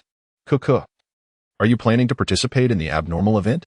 Whispered the voice of Dark Cuckoo in her ear. Indeed, after a brief rest. It is time to get to work, Luokeke affirmed, placing the dagger beside her. However, before engaging in the abnormal event, I must first join the Adventurers Association. Is the Adventurers Association the same organization you joined in your past life? Dark Cuckoo inquired softly. Precisely. Luokeke nodded, falling into a contemplative silence. The Adventurers Association, officially known as the Blue Star Abnormal Event Adventurers Union, is a semi-official organization affiliated with the governments of various countries. This organization recruits extraordinary individuals from the populace, organizing them to combat various abnormal events within human society. However, Luokeke held a disdain for this organization. Alas, if it weren't for the intelligence resources of the Adventurers Association, I would have no desire to join them, she lamented, sitting on her bed with a look of disdain. Why is that? Dark Cuckoo pressed further. After a moment of silence, Luokeke explained, You may not know this, but upon joining the Adventurers Association, one can sign 2 contracts. One is the Freeman contract, which allows you to freely accept or decline tasks from the association, offering a high degree of autonomy, albeit without a guaranteed salary or benefits. The other is the contract of obligation that I foolishly signed in my previous life. Luokeke's expression turned bitter as she continued. Signing this means you must undertake tasks whenever the association issues them. Failure to comply results in deductions from your salary and performance. It forced me to work year-round, with overtime hours each day, handling over 10 abnormal events daily. Upon hearing this, Dark Coco burst into laughter. You've become a contract worker, haven't you? The most powerful worker in history. Luokeke spread her hands in resignation, exclaiming, the most exasperating part is that the pay is pitifully low, compelling me to accept every task just to earn a little extra. How unfortunate. I almost feel sympathy for you, Dark Coco chuckled. Though Luokeke's words sparked further questions in her mind. But wait, Cuckoo, aren't you the strongest adventurer? Wouldn't it be simple to tear up the contract? Why do you willingly remain a worker for the association? Dark Cuckoo was genuinely puzzled. Upon hearing this, Luokeke fell silent. She lowered her head. Her mood seemingly dimmed. After a moment, she lifted her gaze and spoke deliberately, because of a woman, a foolish woman, who, despite being an abnormal entity, chose to protect humanity and perished for it. With that, both fell into a contemplative silence. Dark Coco understood the pain that lingered within Luokeke's heart. Yet, they had traversed back to 2 years prior, which meant Luokeke now had ample opportunity to fulfill the unresolved matters of her past life. What she needed to do now was to grow stronger. Half an hour later, Luokeke packed some water and food into her spatial rings, preparing for the upcoming adventure. She secured the Songhua dagger to her thigh. Once everything was arranged, Luokeke contacted Jiao Yuan and Wei, arranging to meet them in the city. Reliable teammates are the greatest treasure for adventurers. Though the two were somewhat naive, they were at least trustworthy, and Luokeke had no qualms about offering them some guidance. With everything prepared, Luokeke took a deep breath and stepped out of her pink room. It was time to embark on her journey to become the strongest person in the world. Chapter 22. Exploiting Dark Coco's resources at the entrance of the Luo residence. A white-haired little girl stealthily hid by the door. She glanced around to ensure that no one was watching before quietly stepping outside. This little girl was none other than Luokeke, the young lady of the Luo family. Cuckoo, why do you look like a thief? The soft and adorable voice of Dark Coco whispered in Cuckoo's ear. Dark, have you forgotten what the headmaid just said? Luokeke huffed lightly. Moments ago, she had intended to leave normally, but upon reaching the door, she was stopped by the headmaid, Aya. Aya informed Luokeke that if she wished to venture out to the city, she must be accompanied by at least 2 maids or a bodyguard. The headmaid proclaimed this was for Luokeke's safety. Don't be fooled by her sweet words. I have a feeling that she means us no good. Luokeke said earnestly. I actually think she has a point, Dark Coco murmured softly. In truth, Aya's request was quite reasonable. Luokeke was still a minor, petite, and adorably cute. Which guardian would allow such a girl to roam the bustling streets alone? However, in her past life, Luokeke had lost her parents at a young age, leaving her without a guardian. Thus, she could not comprehend Aya's concerns. To her, embarking on a perilous adventure alone was more plausible than bringing others along. After all, she could barely look after herself. In a corner where surveillance could not reach, Luokeke summoned an unmanned taxi and departed from the Luo estate. Closing the car window, she sighed in relief and began to check her belongings. However, after carefully counting her items, she realized she had forgotten something essential. I should have brought a mask with me. How could I forget? Luokeke complained softly. The mask was crucial for concealing her identity. Her exquisite little face was too recognizable, and with her flowing white hair, it would be difficult for her to complete any tasks without being identified. Exposure of her identity was something Luokeke could never accept. Cuckoo. It seems there are no masks at home, Dark Coco whispered. Who keeps a few masks lying around in a normal household? I meant that I should have prepared one in advance, Luokeke replied, scratching her head, feeling a bit of a headache. What if we just explore the city? After all, you have the funds, Dark Coco suggested after a moment of contemplation. Luokeke hesitated for a moment before shaking her head, dismissing the idea. Forget it. Too troublesome. In the supermarkets of Mo City, masks could indeed be found for sale. However, that would consume a significant amount of time. This outing had been a secret escape, If she were delayed too long, the maids would surely discover her absence, which would not bode well. After pondering for a while, she suddenly recalled something. Dark, open the shop panel. Surely there must be masks for sale in the System S shop. The little girl called out to Dark Coco. Indeed, there are, but Coco, you don't have any abnormal points left.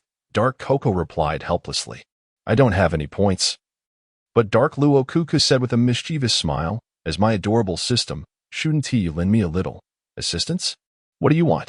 Dark Coco asked cautiously after a moment of silence. With a smile, Luokeke opened the system panel, revealing an item. Silver Fox Mask. Item level. LV1. Non-growth type. Item description. A mask crafted from special materials resembling a fox's face, capable of somewhat concealing the user's aura and diminishing their presence. Exchange price. 75 abnormal points. This silver-gray fox mask could completely obscure Luokeke's delicate features. Additionally, the two special effects of the mask would greatly aid her. Just 75 abnormal points. What do you think? I'm not asking for too much, am I? Luokeke inquired cheerfully. Well, it does seem quite reasonable. Dark Coco contemplated for a moment before ultimately agreeing to Luokeke's request. All right, who can resist my kind-hearted nature? I'll buy it for you, but let this be a one-time exception. With that, the silver mask materialized in front of Luokeke with a soft hum. Thank you, little Dark, she said as she picked up the mask, feeling its cool, soft texture. Gently pressing it against her face, she donned it. Not bad. Using the taxi's rearview mirror, Luokeke examined her reflection. The silver fox mask, combined with her white hair and dress, exuded an air of mysterious beauty. Now, no one should recognize me, she thought to herself. Most importantly, this item was a gift. Free things are always the most delightful. For Luokeke, nothing brought her greater joy than exploiting Dark Coco's generosity. Half an hour later, the driverless taxi arrived at the bustling downtown of Mo City. Here lay a pedestrian street where Luokeke had arranged to meet Jiao Yuan and away. Beep. You have paid the fare, totaling 37.2 yuan. After paying via her phone, Luokeke exited the vehicle. As soon as she stepped onto the pedestrian street, she caught the attention of a crowd. A little girl, no taller than 4 feet, clad in a white dress and wearing a fox-eared mask. It was quite a peculiar sight to behold. However, thanks to the mask's effects, their gazes quickly shifted elsewhere. The effect is quite impressive. Luokeke gently caressed the mask, feeling satisfied. The mask's most remarkable feature was its ability to diminish her presence. Had it not been for Luokeke's inherent charm, passers-by without special abilities might have easily overlooked her. Before long, Luokeke spotted Jiao Yuan and away. Both lived in the city, so they naturally arrived much earlier than Luokeke. At that moment, the two were seated on a stone stool, engaged in light conversation. Luokeke approached from behind and tapped their shoulders. Jiao Yuan, away, I'm here. Her soft and sweet voice reached their ears. They instinctively turned to look, only to be momentarily taken aback upon seeing Luokeke. Why you are? Jiao Yuan asked, puzzled. Under the mask's powerful influence, both Jiao Yuan and Awei, who possessed the certificate of the underworld, failed to recognize Luokeke. The little girl was momentarily stunned. Then she realized and gently removed the mask, smiling at them. Luokeke? Jiao Yuan said, dumbfounded. It's me. Seeing that Jiao Yuan recognized her, Luokeke nodded and put the mask back on. Let us go. I'll take you to a place. Without further ado, she grasped their hands and led them away. Where to? Awei inquired, puzzled. To the Adventurers Association, your future happy home, Luokeke replied with a bright smile. Chapter 23. The Birth of the God-Slaying Princess. The Adventurers Association, located in a nondescript alley in the city of Mo, presented itself with an appearance reminiscent of a dilapidated internet CAF. A multitude of small advertisements for various permits cluttered the entrance, among which a poorly drawn yellow note depicted a red sword. Rococo led Jiao Yuan and Awei, who wandered in the alley for a good half hour before finally locating the venue. Is this wretched place truly the Adventurers Association? Jiao Yuan inquired, brushing dust off a small advertisement affixed to the wall.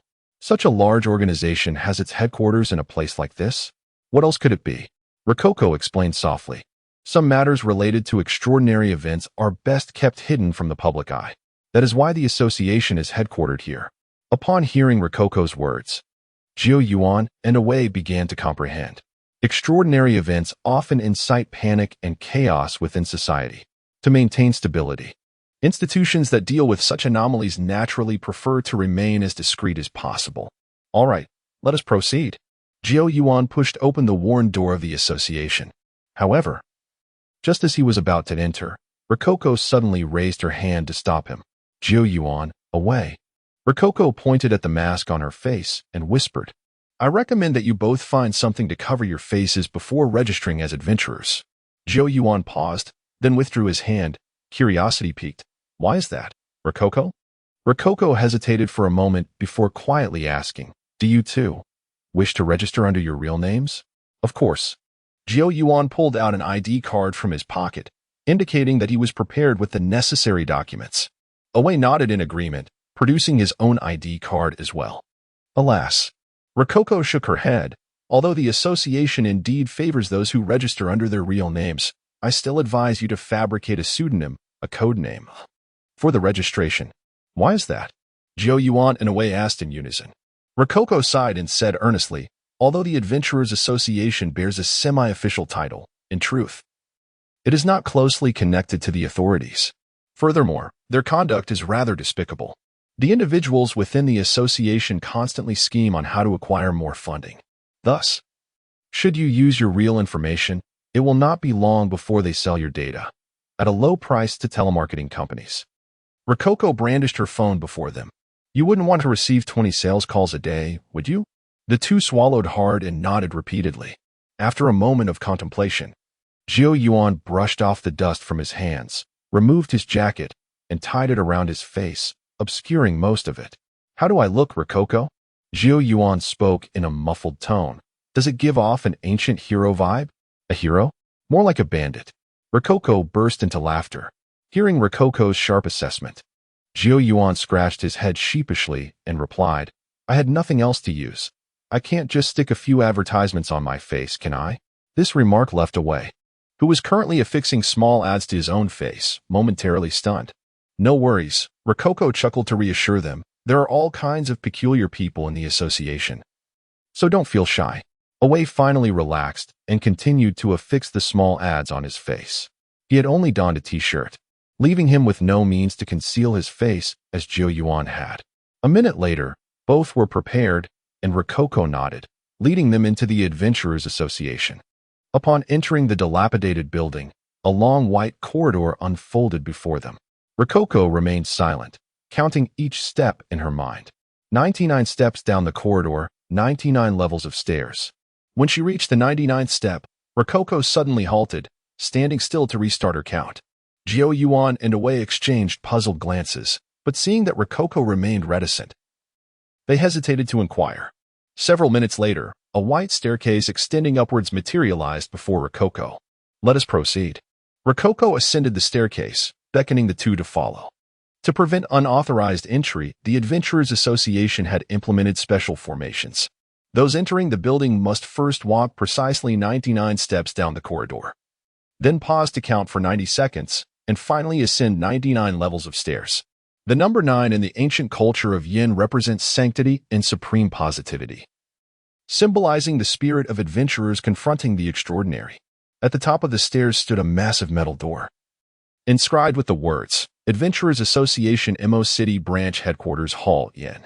Rococo took a deep breath and slowly opened the door, leading Jiu Yuan and Wei inside. Upon entering the hall, the three were greeted by a cacophony of sounds. Despite the absence of windows, vibrant lights illuminated the space. The hall was cluttered with sofas and tables, where individuals clad in eccentric attire gathered in clusters, engaging in conversation and merriment. Among them were Taoists in traditional robes, burly men with bare chests, and even a man donned in a costume resembling a puppet. They chatted joyfully, seemingly devoid of any communication barriers.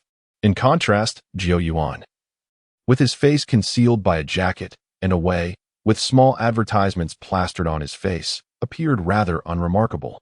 In a corner of the hall, a bar counter stood with a man dressed as a server, who was indeed a staff member of the association. Rather than an association, it feels more like a bar. Rococo quipped. It cannot be helped, Rococo remarked, explaining, adventurers face immense work-related stress. If a more relaxed atmosphere is not created, they would find it challenging to endure. Constantly dealing with extraordinary events places significant psychological pressure on them. Without appropriate means of relaxation, issues are bound to arise. Rococo leisurely approached the bar counter. Due to the mask she wore, the bartender had not noticed her until she gently tapped on the table. Hello, miss. Are you here to shop or to take on a task? The bartender rubbed his eyes and spoke respectfully. To register. Rococo's soft voice emerged from beneath her mask. Register? The bartender paused momentarily, then inquired, Is this your first visit to the association? What is the code name of your refer? Ordinarily, outsiders cannot locate the Adventurers Association. There are only two ways to join, either by being invited by the association or through a recommendation from a seasoned adventurer. Rococo took a moment and casually replied, There is a referrer, but they prefer to keep their information private. Oh, I see. The bartender nodded and handed Rococo an A4 sheet and a pen. Please fill this out. Rococo accepted the paper and pen, glancing over it briefly. The sheet contained a complex form, requiring not only name and age, but also personal preferences and sexual orientation. Every time I see this, I wonder, are they recruiting adventurers or seeking marriage partners? Rococo muttered softly. With that, the young girl picked up the pen and began to fill out the form haphazardly. In any case, no one would verify this matter. A minute later, Luokeke completed the form and handed it to the waiter. In the section for name, she inscribed the term hunt. This word served as her code name in her previous life. The waiter accepted the form, opened a portable computer, and began inputting Luokeke's information. Moments later, the waiter seemed to encounter an unexpected problem. I sincerely apologize, miss, the waiter said with a hint of regret. The codename hunt you selected has already been used. Kindly choose another. Luokeke paused for a moment, then realized that in this world, there was indeed another individual named Luokeke, the very essence of her former self. According to the timeline, Luokeke had now become an adventurer and had adopted hunt as her title. Alas, I have been outmaneuvered by my own self. Luokeke sighed softly, lost in contemplation. If I cannot use hunt, what codename should I adopt instead? Just then, an idea struck her. She picked up the pen once more and inscribed 2 characters on the paper before handing it to the waiter. The waiter took the note and quietly read the characters aloud. Godslayer. Yes, Godslayer was the title Luokeke chose for herself. The little girl had gained fame with 5 styles of the Godslayer. In her past life, she had indeed slain deities. And in this lifetime, she would undoubtedly achieve the same. The legend of the Godslayer princess begins from this very moment. Chapter 24. The Maid CAF of devouring existence upon completing her registration. Rococo began to select tasks. Meanwhile, Jiuyuan and Away also registered with ease. Jiuyuan's codename was Eternal, while Away's was Hanning. Guided by a waiter, they commenced their task selection. However, after several minutes of scrutinizing the forms and documents, Jiuyuan still could not find a task he wished to undertake. He leaned closer to Rococo and whispered, Kiki. I've looked through everything, but why are all the tasks solo missions? Upon hearing Jiuyuan's inquiry, Rococo set down her documents and patiently elucidated. The Adventurers Association categorizes its adventurers from levels 1 to 5, ranked from the lowest to the highest. Having just registered, we are not even at level 1. We are merely apprentice adventurers. Different levels correspond to different tasks. As apprentice adventurers, we can only take on the simplest of tasks. The simplest tasks? Jiuyuan expressed his confusion, pointing to the tasks listed in the document. But what does that have to do with the number of participants? Does a lower number mean easier tasks? You guessed correctly. Rococo nodded, whispering, these solo missions are typically quite straightforward. In fact, the number of participants in an anomalous event is directly proportional to its difficulty. The greater the number of participants, the more hazardous the anomalous event becomes. For instance, during the incident at the Underworld University's admissions exam, there were 31 participants. Yet only 3 survived. Thus, the solo tasks for apprentice adventurers can be seen as a benefit of their membership. Those higher-ranked adventurers are not even permitted to undertake such simple tasks. I see, Jiuyuan replied, somewhat disheartened. But if that's the case, We won't be able to team up for tasks. Do not worry, young one. Rococo smiled gently. The mortality rate for first-time tasks among apprentice adventurers is quite low. Only 60 encounter fatality, while the rest successfully complete their tasks. You will be just fine. Jiyuan and Wei exchanged bewildered glances, their faces reflecting resignation. There was no turning back now. They had already embarked on this treacherous voyage. After explaining, Rococo resumed her task selection. The summer camp horror incident at the secondary school. No, it seems to require an excessive amount of time. The municipal zoo anomaly. No, that sounds far too challenging. The flower thief incident on Chang'an Street. Shouldn't this be handled by the police? After perusing the list, Rococo found no suitable tasks. Either the tasks demanded too much time or possessed excessive difficulty. She had stealthily slipped out of the Luo household. And if the butler or maids discovered her absence, there would be no explanation she could provide. Checking the time, Rococo noted it was precisely 8 a.m. The Luo family's lunch was scheduled for noon, which meant she had to complete her task within 4 hours. Sigh, it must be this one. I have no other options. After much contemplation, Rococo finally settled on a task.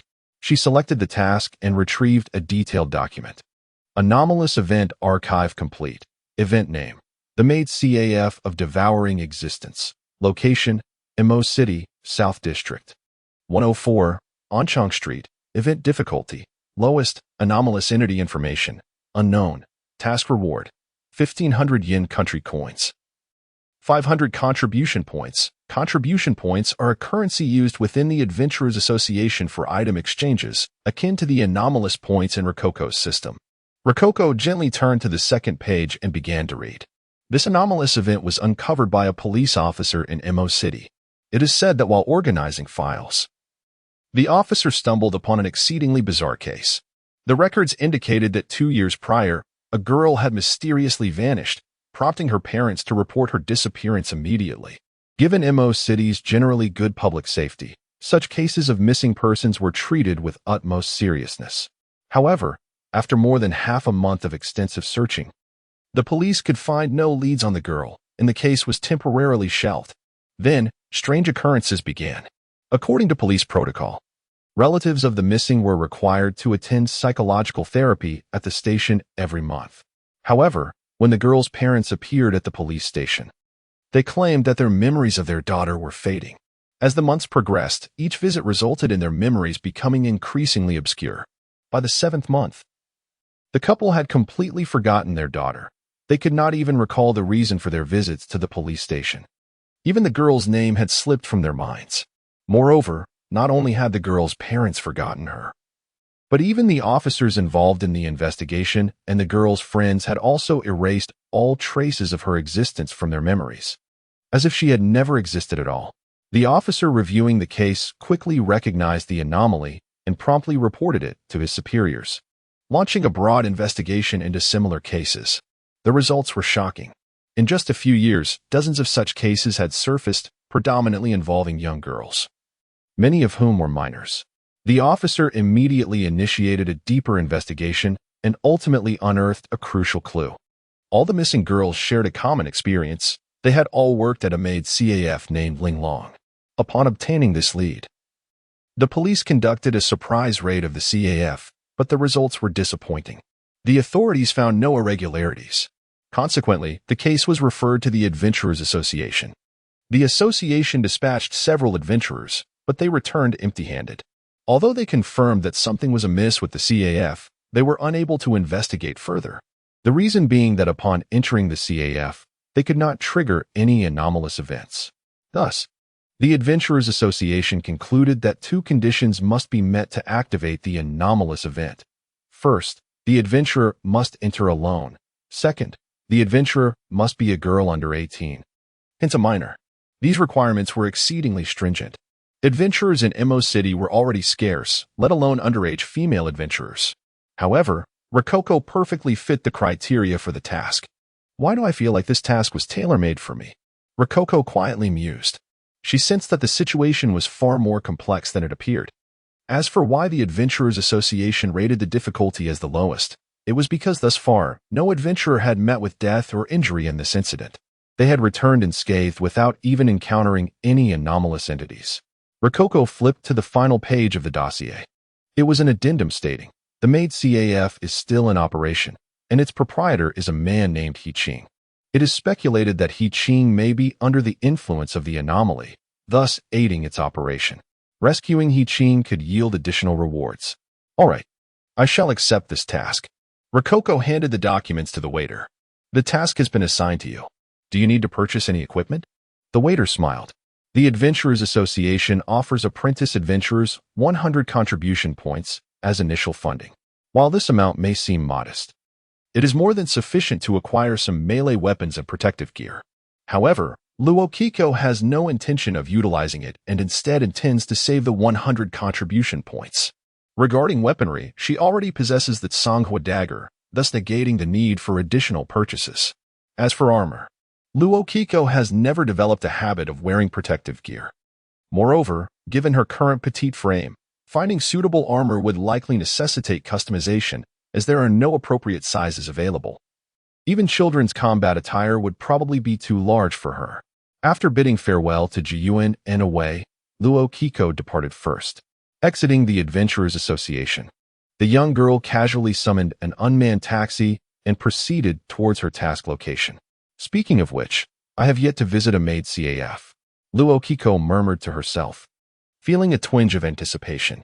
Chapter 25, The Anomaly of the CAF. A thunderclap resounded outside the window of the Rococo, heralding the descent of ominous clouds that enveloped the sky.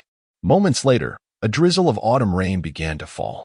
The weather is notoriously capricious, shifting from brilliant sunshine to overcast skies in the blink of an eye. Leaning against the window, supported her chin with her hand, silently gazing at the torrential downpour. Alas, she would soon be drenched, for she had neglected to bring an umbrella and was left with no choice but to brave the rain. 10 minutes later, an autonomous taxi arrived at its destination. It was an old street that had once served as the bustling commercial heart of a decade ago, but had since fallen into disrepair due to the relocation of industries. As she alighted from the vehicle, shielded her hair with her small hands, and dashed to the cover of a storefront awning. The street was eerily quiet, devoid of pedestrians. Thus, decided to remove her mask and stow it away in her spatial ring, strolling along the old street. It took less than 2 minutes for her to reach her intended destination, the delicate Maid CAF. This establishment, situated at the end of the street, boasted a pristine pink sign that gleamed without a speck of dust, suggesting it was well maintained. Through the glass facade, observed the interior of the CAF. The furnishings were composed of aged brown tables and white sofas, and the decor bore the marks of time, hinting at its considerable age. Inside the CAF, a few scattered patrons, mostly men, sat quietly engrossed in their books. On the surface, the Maid CAF appeared entirely ordinary, however, detected a puzzling anomaly. Where were the maids? Perplexed, pondered the matter. Given that the CAF advertised itself as a Maid CAF, it stood to reason that it employed maids. Yet, up to this point, she had not encountered a single maid. Well, I might as well venture inside to investigate. Approaching the entrance, noticed a brown notice board, which surprisingly displayed a recruitment advertisement for the CAF. Delicate Maid CAF recruitment information, high salary positions available, maid, server, number of openings, 10 or more. Age requirement, 16 to 18 years. Salary, base salary of 8,000 to 12,000. High commission medical benefits, job requirements, attractive appearance preferred, younger candidates favored, responsibilities, attend to guests. See Maid handbook for details post-hire, contact person, manager He Ching. The remuneration was remarkably enticing. After reading the recruitment notice, felt a sense of wonder. A base salary of 8,000 would afford a comfortable life in, not to mention the additional commissions. Such generous compensation, yet not a single maid in sight. How peculiar. A voice echoed in his ear. Indeed. At that moment, an idea struck, who chuckled softly, aren't you curious to gather intelligence about this establishment? Why not consider applying for the position? Paused, pointing at the notice board. Are you suggesting I become a maid? Absolutely not. She swiftly dismissed the notion. Though she perfectly fit the recruitment criteria, her age was unproblematic, and her appearance was beyond reproach. The thought of serving others as a proud adventurer struck her as absurd. "Don't reject the idea so hastily," grinned. "I would love to see you in a maid outfit." "Go to sleep. Dreams encompass all," retorted, ignoring his playful banter. Taking a deep breath, she pushed open the CAF's grand door. "Ding dong. Welcome to the delicate Maid CAF. We are dedicated to providing you with the finest experience." The moment stepped inside, the bell and automated voice chimed in unison. Along with this greeting came an unsettling chill and a peculiar sense of dissonance. Such feelings only arise under specific circumstances. An anomalous world. I have entered an anomalous realm. In an instant, comprehended her predicament. Indeed. Upon her entry into the CAF, she had triggered an anomalous event. To be candid, the intelligence from the Adventurers Guild had proven to be quite accurate, murmured. Given the current circumstances, their hypothesis was undeniably correct. The two conditions for triggering an anomaly, entering alone and being an underage female adventurer, were both satisfied by her, thus instigating the event. This Maid CAF is truly extraordinary. As surveyed her surroundings, the relaxed demeanor she had maintained began to weigh heavily upon her. Upon her entrance into this anomalous world, all the patrons had vanished without a trace. The once bustling CAF now lay desolate, save for a flickering fluorescent light above her head. Taking a deep breath, sought to regain her composure. Suddenly, the door behind her slammed shut, the only exit from the CAF. Oh, the classic trope of a horror film. Sighed in resignation, attempting to open the door, only to find it immovable. At that moment, a task panel materialized before her eyes.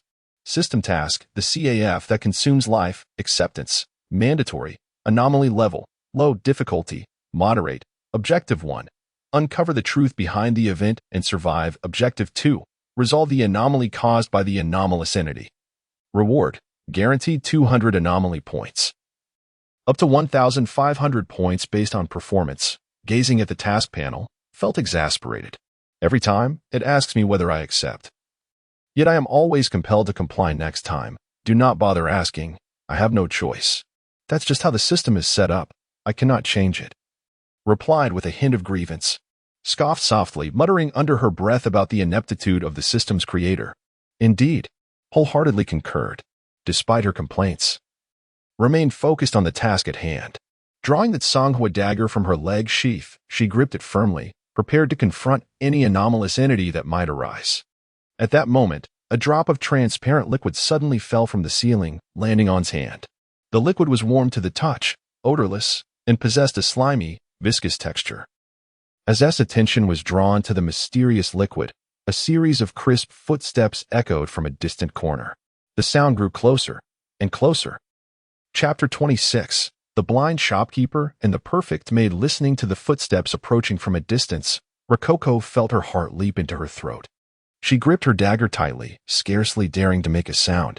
The rhythmic click of polished shoes drew nearer. Was it a person, an animal, or perhaps an anomalous entity? Tension coursed through her as she surveyed her dim surroundings. Despite it being daytime, the sunlight outside seemed unable to penetrate the glass, leaving her nearly blind to her environment. Suddenly, a creaking sound echoed from the corner of the CAF, as if the storage room had been opened. A dark silhouette emerged, slowly approaching Rococo. The figure wore black leather shoes, the source of the footsteps she had heard moments before. Judging by his outline and attire, he appeared to be a man. Ah, it has been a while since anyone visited this little shop. You are the first guest in half a year, he said as he stood before her. Clad in a suit and topped with a bowler hat, he appeared to be around 30. At first glance, he seemed an ordinary man, save for the black eye patch obscuring his vision. Welcome, beautiful girl, to the Linglong Maid CAF. How may I assist you? The man bowed courteously. He doesn't seem to be an anomalous entity, murmured Ank, Rococo's companion. Indeed, he doesn't appear to be. Rococo silently agreed, though her grip on the dagger remained steadfast. The Adventurers Guild had reported that the CAF's proprietor, a man named Ching, was alive but under threat from anomalous forces. If her deductions were correct, the blind man before her was indeed Ching. Are you the owner of the CAF? Rococo inquired tentatively, her voice soft. The man paused for a moment, then smiled and nodded. Yes, my name is Ching, and I am the proprietor of this establishment. He seemed genuinely pleased. Your voice is delightful. You must be a charming young lady. With a wave of his hand, the lights of the CAF flickered to life, dispelling the darkness. "If you don't mind, may I see your face?" Hiching asked gently, his tone imbued with an unusual warmth that gradually eased Rococo's wariness. "If you wish to see, simply remove your eye patch. Why seek my permission?" Rococo replied without conceding. Though her apprehension was waning, her reason still prevailed. The eye patch on Hiching's face surely concealed something peculiar.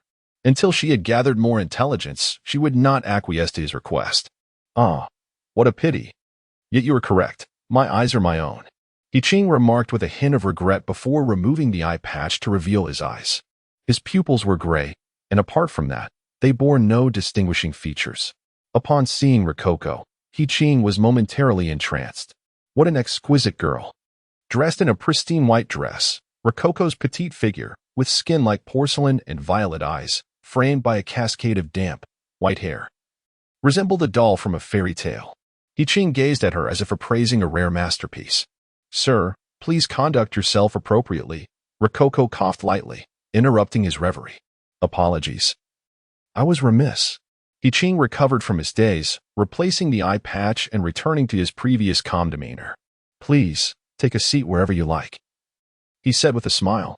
Rococo hesitated but ultimately complied, stowing her dagger in her ring before choosing a seat by the window. Little Ache. This Hiching fellow seems entirely unperturbed by any supposed threat. Rococo pondered quietly. "Indeed, I have noticed the same," Ankh murmured. "Let us extract some information from him. So, I handle the combat, and you manage the interrogation, correct?" Rococo quipped. "I'll be your cheerleader," Ankh replied. Combat was out of the question. Not until she discerned Hiching's true nature would Rococo act rashly. Moreover, with her current combat prowess at a mere 5 points, it was uncertain she could best an adult man like Hiching. "Would you care for a drink?" Hiching asked as Rococo settled in, retrieving a menu from behind him and presenting it to her. Rococo accepted the menu but did not immediately open it. "Sir, is this not a Maid CAF? Yet I see no maids in sight." Hiching paused, then chuckled. "Oh, my memory fails me. It's been so long since I've hosted a guest that I've forgotten our CAF's charm. Fear not, the maids will be here shortly." As the owner of a Maid CAF, Hiching had encountered all manner of patrons and thus did not question Rococo's request. She nodded, contemplating what to ask next. After a moment, she ventured, "Boss, I had a dear friend named Lee Manor. Lately, I find I can scarcely recall anything about her. I know she used to work here. Do you have any idea where she might be?" Lee Manor was the first girl to have gone missing from the CAF.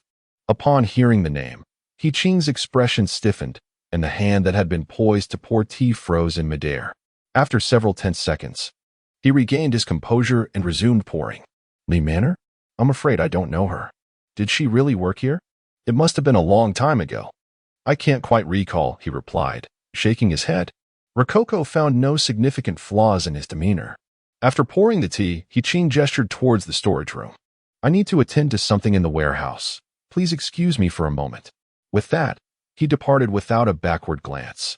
Watching his retreating figure, Rococo sighed in frustration. Was he speaking truthfully or weaving a web of deception? She was at a loss. She had never been adept at reading others' thoughts.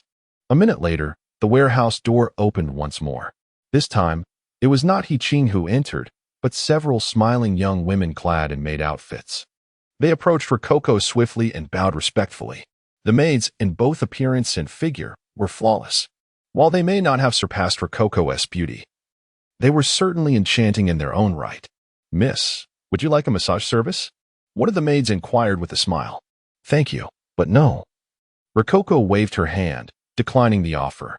In the confines of her home, she found herself overwhelmed by the predatory presence of the maidens, leaving her with nothing but dread towards their hands, devoid of any enjoyment. "Very well, we shall stand aside.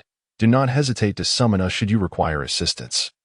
One of the maids nodded before retreating with her companions. As the maids departed, Rococo furrowed her brow slightly. "What troubles you, Kiki? Are not these maids splendid?" Dark Kiki inquired softly.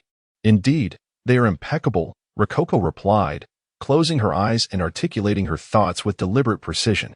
"However, they are excessively perfect, to a degree that is unsettling." Dark Kiki appeared momentarily perplexed. "What do you mean?" Taking a deep breath, Rococo whispered. I just observed their skin. It is extraordinarily smooth, devoid of any blemish. I cannot even discern their veins. It is as though their skin is not of human origin, but rather a sheet of white industrial silicone. A sharp intake of breath escaped Luokeke as she trembled, questioning, Are you suggesting that these maids are not human? Rococo shook her head. I cannot be certain. These are merely my conjectures. The young girl gently tucked a strand of hair behind her ear, lost in contemplation. All clues pointed towards the warehouse. Rococo's gaze fixated on the small storage area nestled in the corner of the CAF. Yet, infiltrating the warehouse under the watchful eyes of others seemed implausible, and a forceful entry did not appear to be a viable option. What to do? What to do?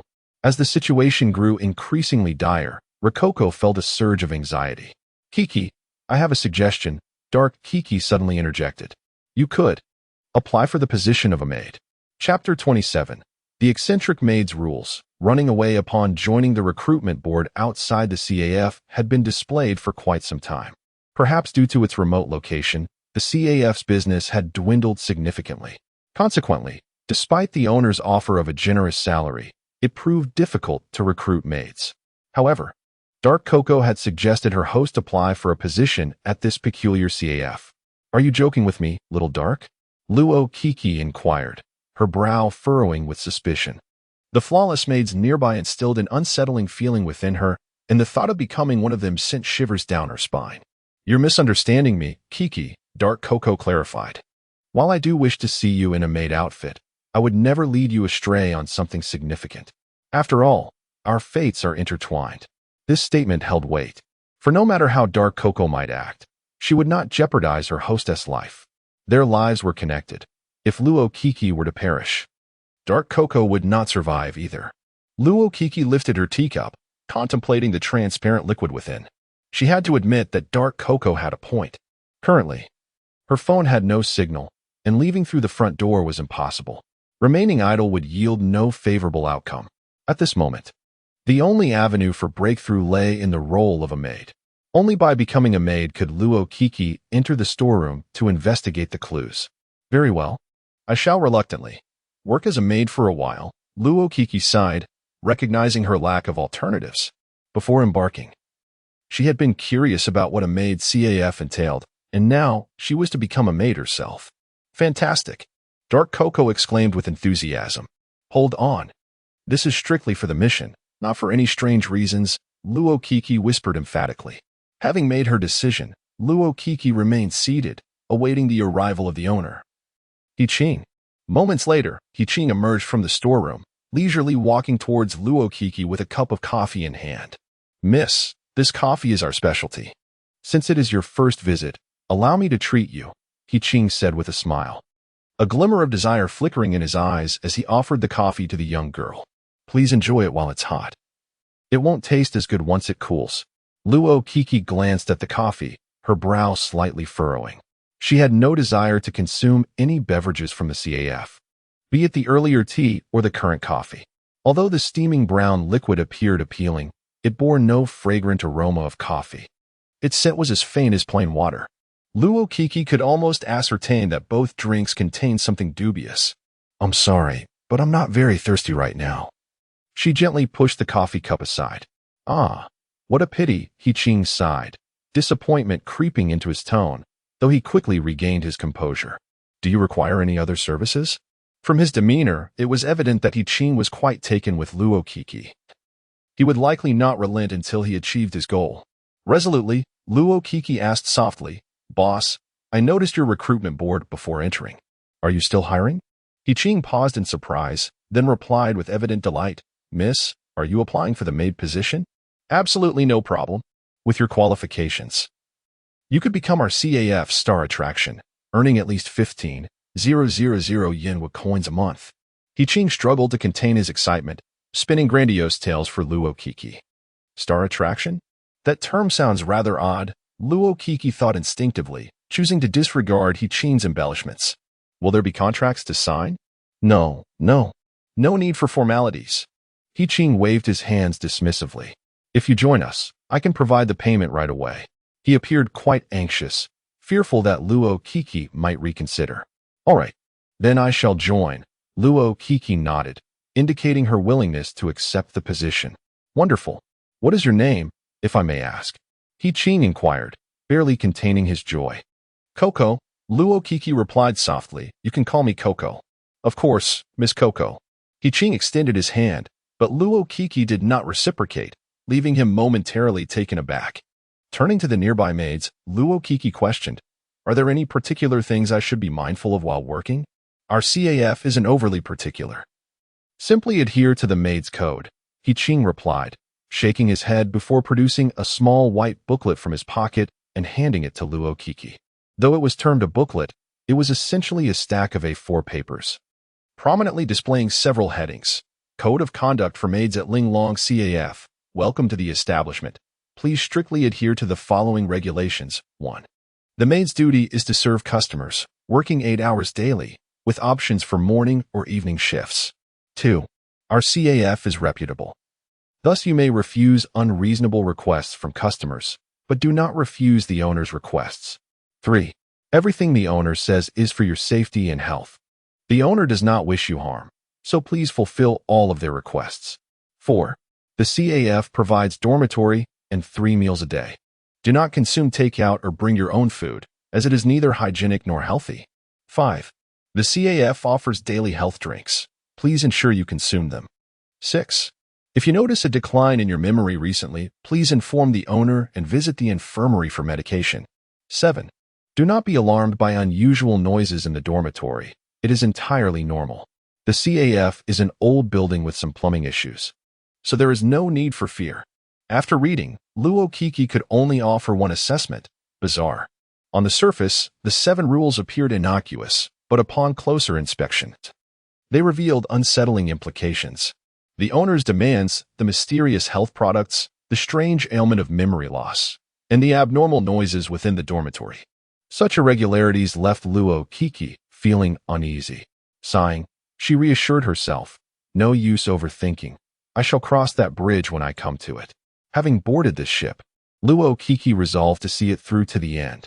Regret and fear were of no consequence.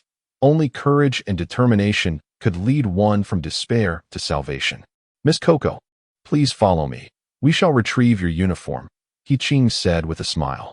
Luokeke nodded and rose, following He-Ching into the storeroom. Upon entering the storeroom, Luokeke discovered what appeared to be a long corridor. However, the storeroom was devoid of light, making it difficult for her to see her surroundings. After walking for about a minute, He-Ching led Luokeke into a brightly lit room, where dozens of black and white maid outfits were neatly arranged. These are clean garments. Feel free to choose one, Miss Coco, He-Ching said before stepping out of the room, granting Luokeke some privacy. Hurry and try it on, Dark Coco urged excitedly. With a soft sigh, Luokeke picked up the smallest maid dress. She chose not to remove her current dress, but instead slipped the black and white maid outfit over her own.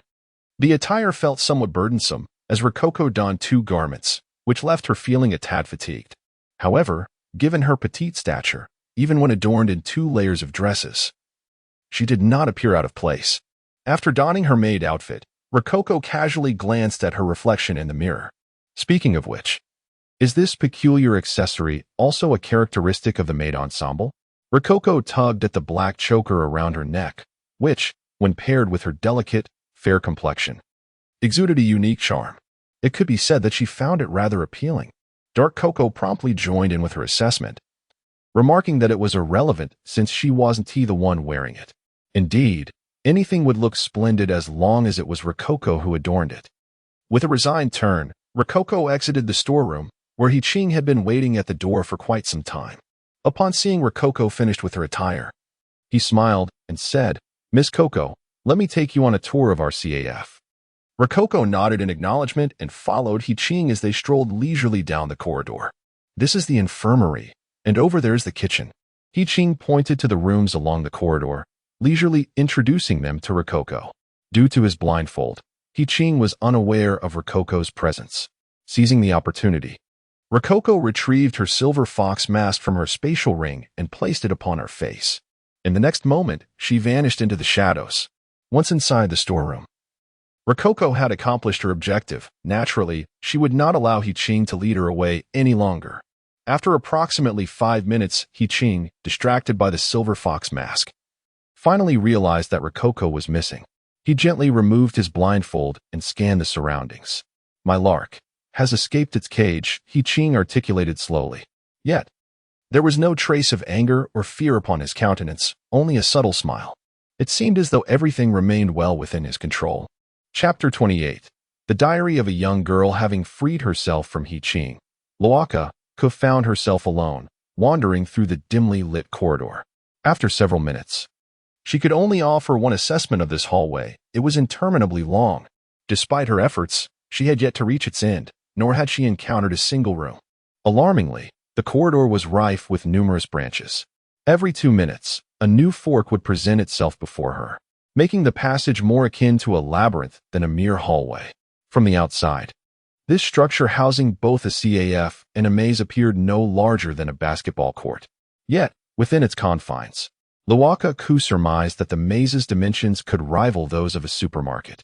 The disparity between the internal and external spaces was indeed a hallmark of this extraordinary world. She mused.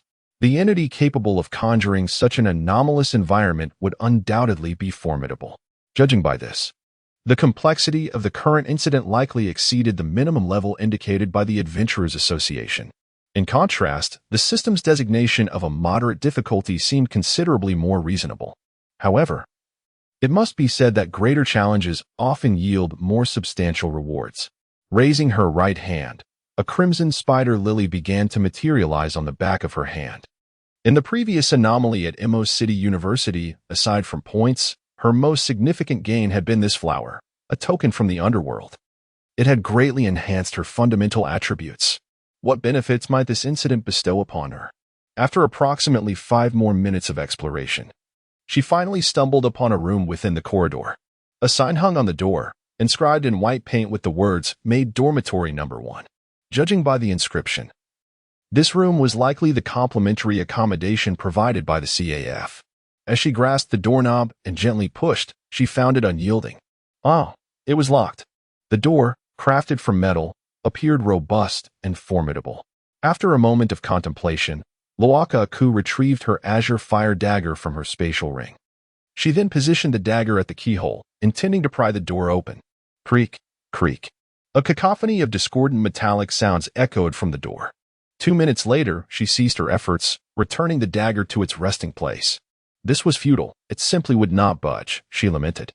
The lock was indeed quite absurd. With the dim light from her phone, she examined the lock and discovered that the keyhole was scarcely the size of a needle's point. Far too small for her dagger to enter. After some deliberation, she resolved to employ her abilities. Extending her small hand toward the lock, she whispered, "Water element, coalesce." Instantly, a droplet of pure water manifested upon her palm.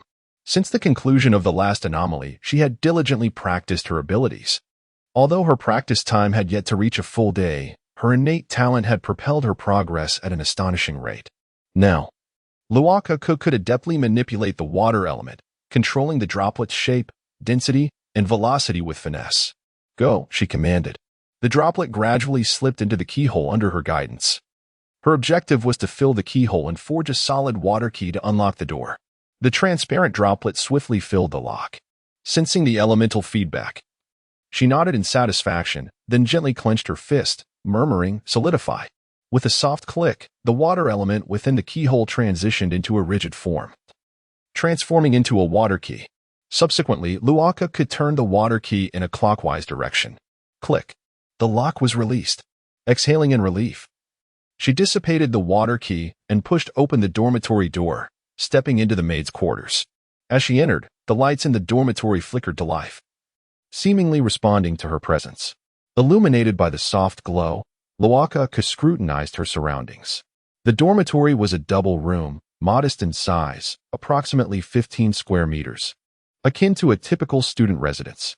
The amenities within were reasonably comprehensive: air conditioning, an electric kettle, and a small heating unit. In the corner of the room, 2 wooden beds stood side by side, adorned with pristine white sheets, devoid of even a speck of dust, suggesting they were regularly maintained. Thus far, The room appeared quite ordinary. Luokeke ambled leisurely, approaching a desk where she casually opened a drawer. Inside lay a photograph and a slim notebook. The photograph depicted a young girl with a single ponytail, her hairstyle mirroring Luokeke's own. The girl had an endearing visage, beaming joyfully at the camera. The photograph exhibited a slight yellowing, indicating it was of some age. Setting the photograph aside, Luokeke opened the notebook. Part-time job diary, recording daily experiences since 1999. 1999. Luokeke silently mused over this year. The current date was September 2nd, 2001. In the Blue Star calendar. Thus, this diary had been pinned 2 years prior. She continued to peruse the entries. December 7th, 1999. Clear, today is my first day at work. Thanks to sisterly Manner's introduction, I've secured such a wonderful job. Hee. Earning 6,000 yen country coins a month means I can help my family pay off their debts in just a few months, however. I didn't see sisterly Manner at the CAF today. The owner said she was unwell and resting in the infirmary. I hope she is all right. Lee Manner was indeed the first missing person in this incident. Luokeke turned to the next page. December 15th, 1999. Overcast. There are very few tasks at the CAF. There aren't many customers at all. How strange. With such a lack of patrons. The owner still generously pays us such high wages. But that doesn't concern me as a part-timer yet. I must complain about the staff meals. They are truly tasteless. I miss my mother's cola chicken wings. Still haven't seen sisterly Manner. By the way, has she resigned? I can't quite recall. January 2nd, 2000. Snowy. It snowed today. I want to go out and play. But the owner said we are dressed too lightly and might catch a cold. Every day, the CAF offers health drinks, which, to be honest, are quite unpleasant. Nevertheless, after sticking with them for half a month, my skin seems to have really lightened. In another month, we can go home for the new year. I'm so looking forward to the reunion dinner. By the way, what was my favorite dish again? I seem to have forgotten. Oh well. January 30th, 2000, clear. I've been forgetting things quite often lately. The owner took me to the infirmary and prescribed some medicine. It's awful. But the owner is only concerned for our health, so I took it. The mice in the dormitory have been causing a ruckus for days, making it impossible to sleep at night. How annoying. My phone indicates today is New Year's Eve. What is New Year's Eve again? I've forgotten. My skin is becoming increasingly fair. How delightful. Once, I found those health drinks rather unpalatable. However, having grown accustomed to them, I now find them quite agreeable. A peculiar discovery awaited me on February 21st, 2000. A clear day, a diary nestled within my drawer. Who authored this tome? Upon inquiring with my roommate, she claimed it was penned by me, though I possess no recollection of it. Regardless, as it appears unwanted, I shall employ it for my own purposes. Within the diary lies a photograph of a person who seems strikingly familiar, resembling me, yet I cannot recall her identity. Alas, such thoughts are futile. It is time for my medication. The date, obscured by some inky substance, remains unreadable. What is my name again? It eludes me.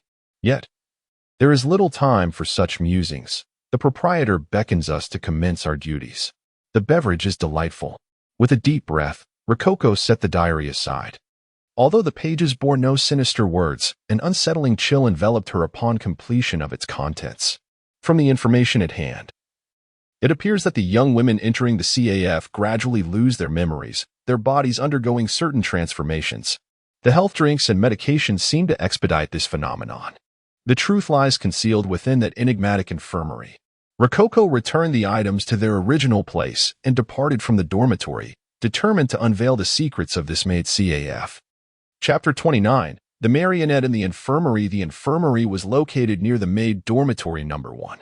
Rococo spent a few minutes and found this small room at the end of a fork in the path. Unlike the Maid dormitory, the infirmary's door was not closed but slightly ajar, as if someone had just exited. A blue sign hung on the heavy door, inscribed with the words, Infirmary. Rococo retrieved the azure fire dagger from her ring, clasping it firmly in her hand, and slowly pushed the infirmary door open, stepping inside. Upon entering the infirmary, Rococo was immediately greeted by a chill, likely due to the air conditioning within. The room was dimly lit, with an old lamp hanging from the ceiling. After fumbling for a moment without finding the light switch, Rococo reluctantly resorted to illuminating the room with the faint glow from her phone. The room was not large, even smaller than the maid dormitory.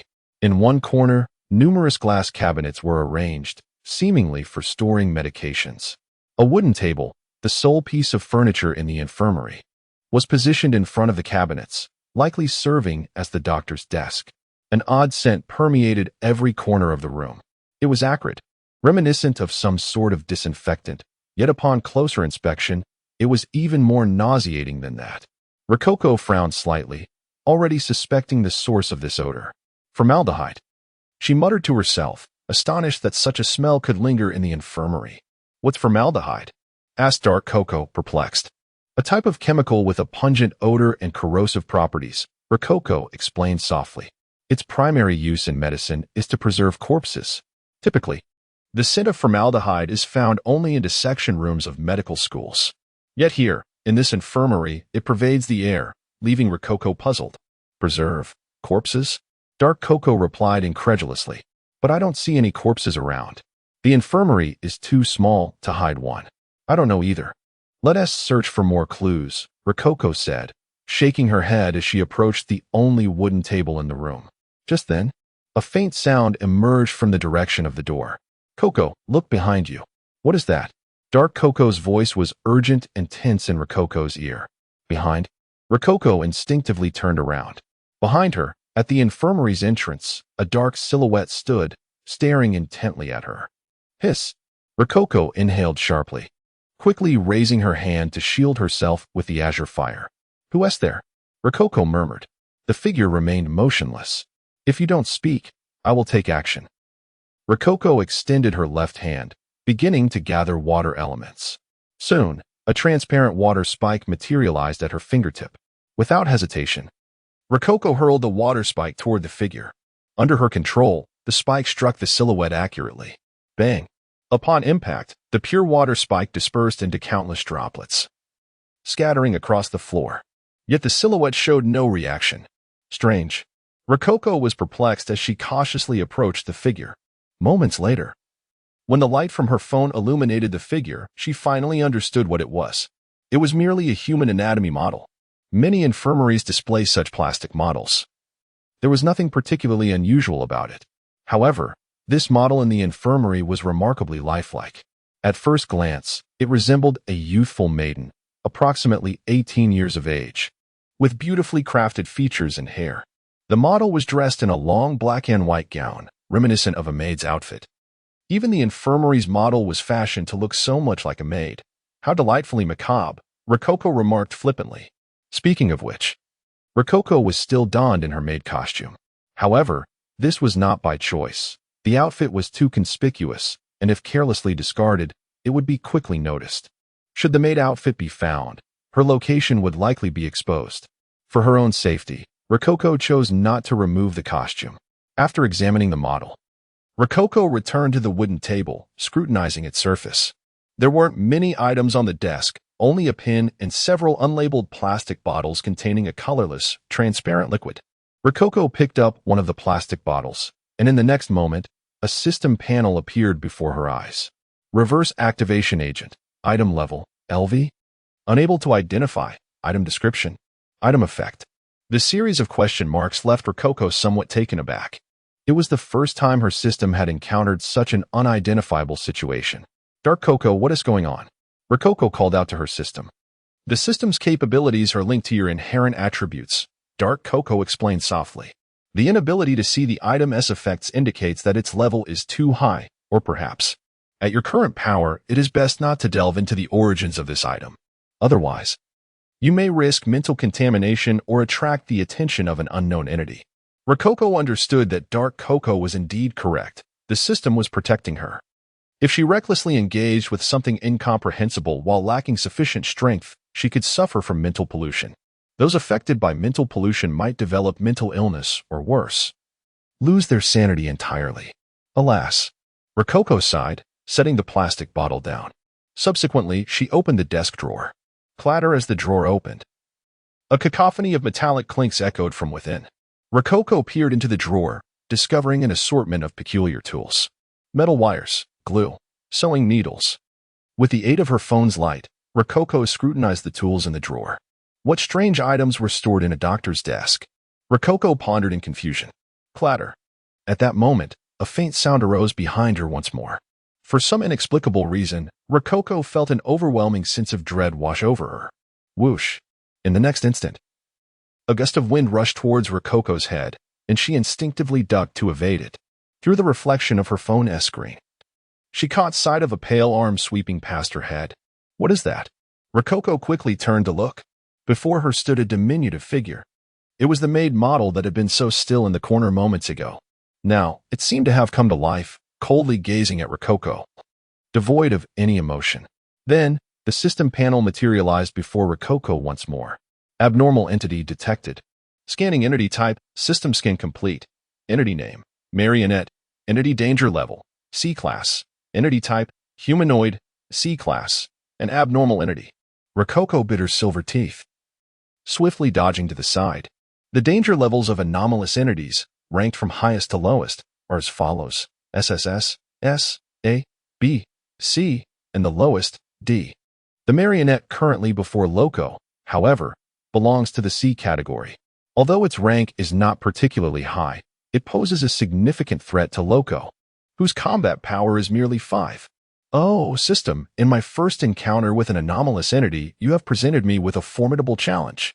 Loco gripped her azure dagger tightly, her gaze unwaveringly fixed on the marionette, unwilling to afford even the slightest lapse in vigilance. Generally speaking, D-class anomalous entities possess combat abilities comparable to those of an adult human.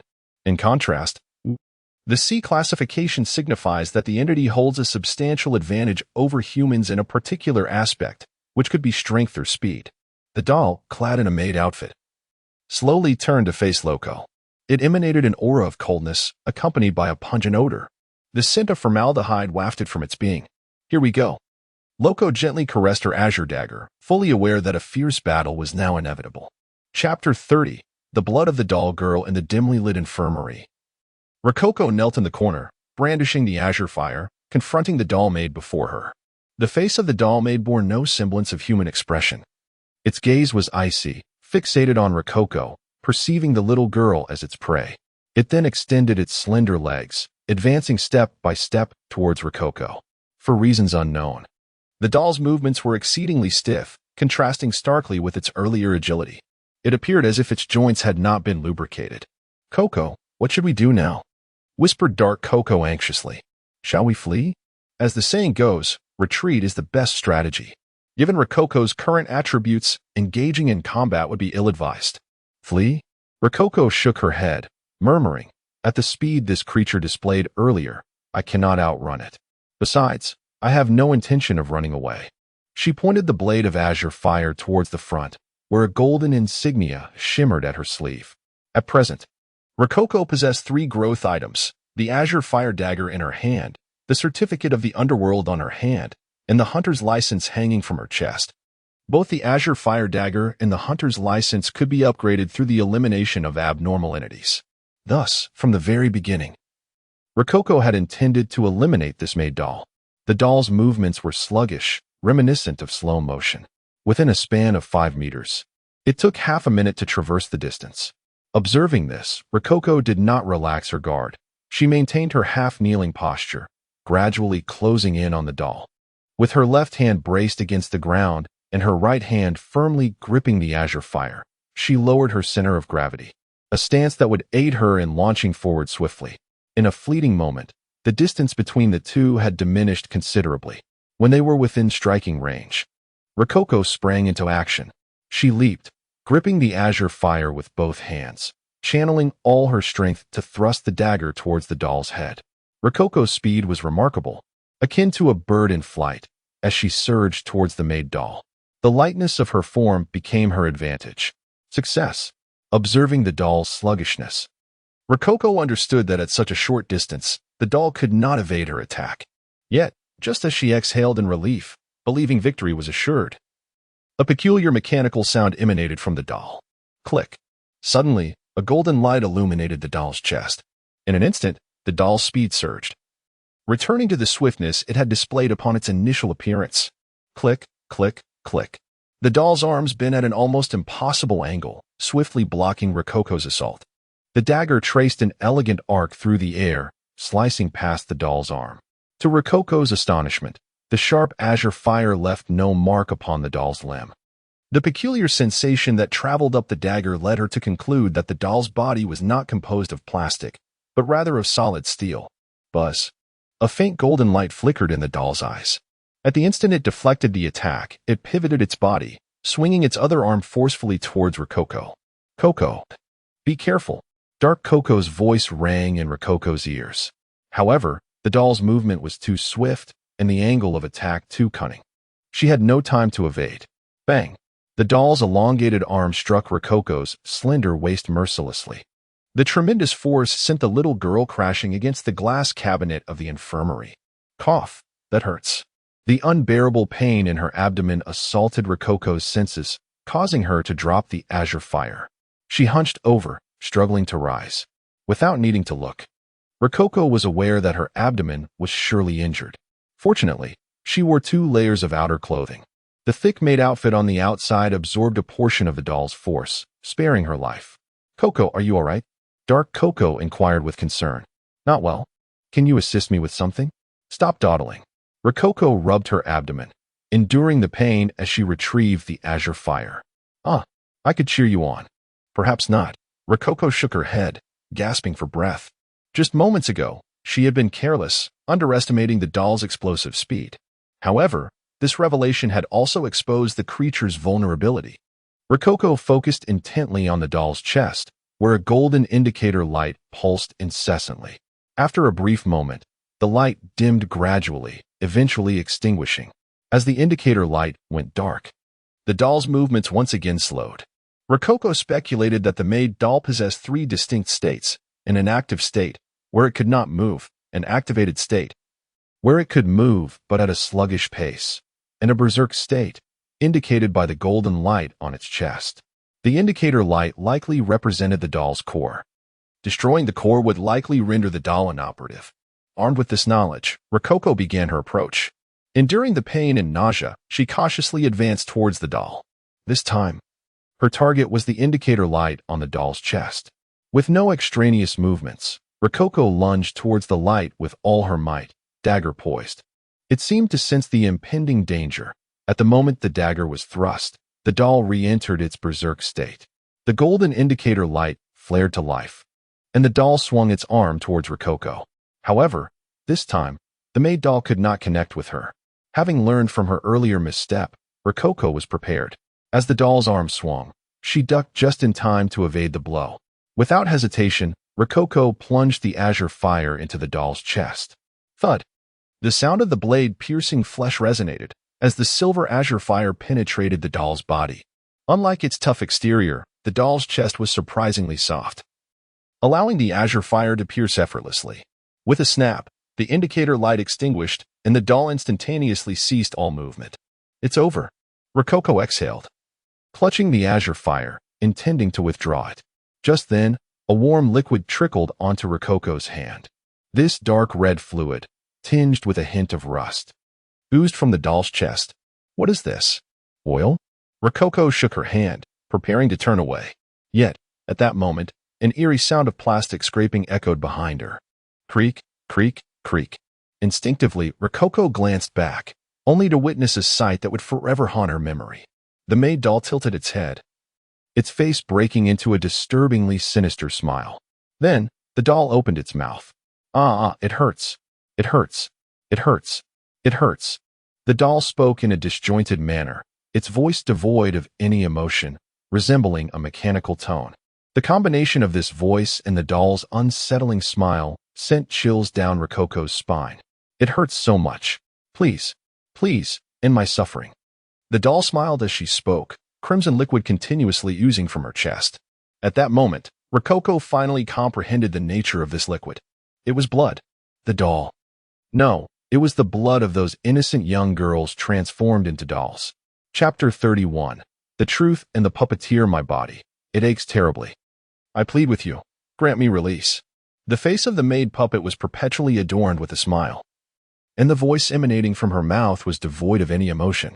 She incessantly uttered phrases about killing me, advancing step by step towards Rococo.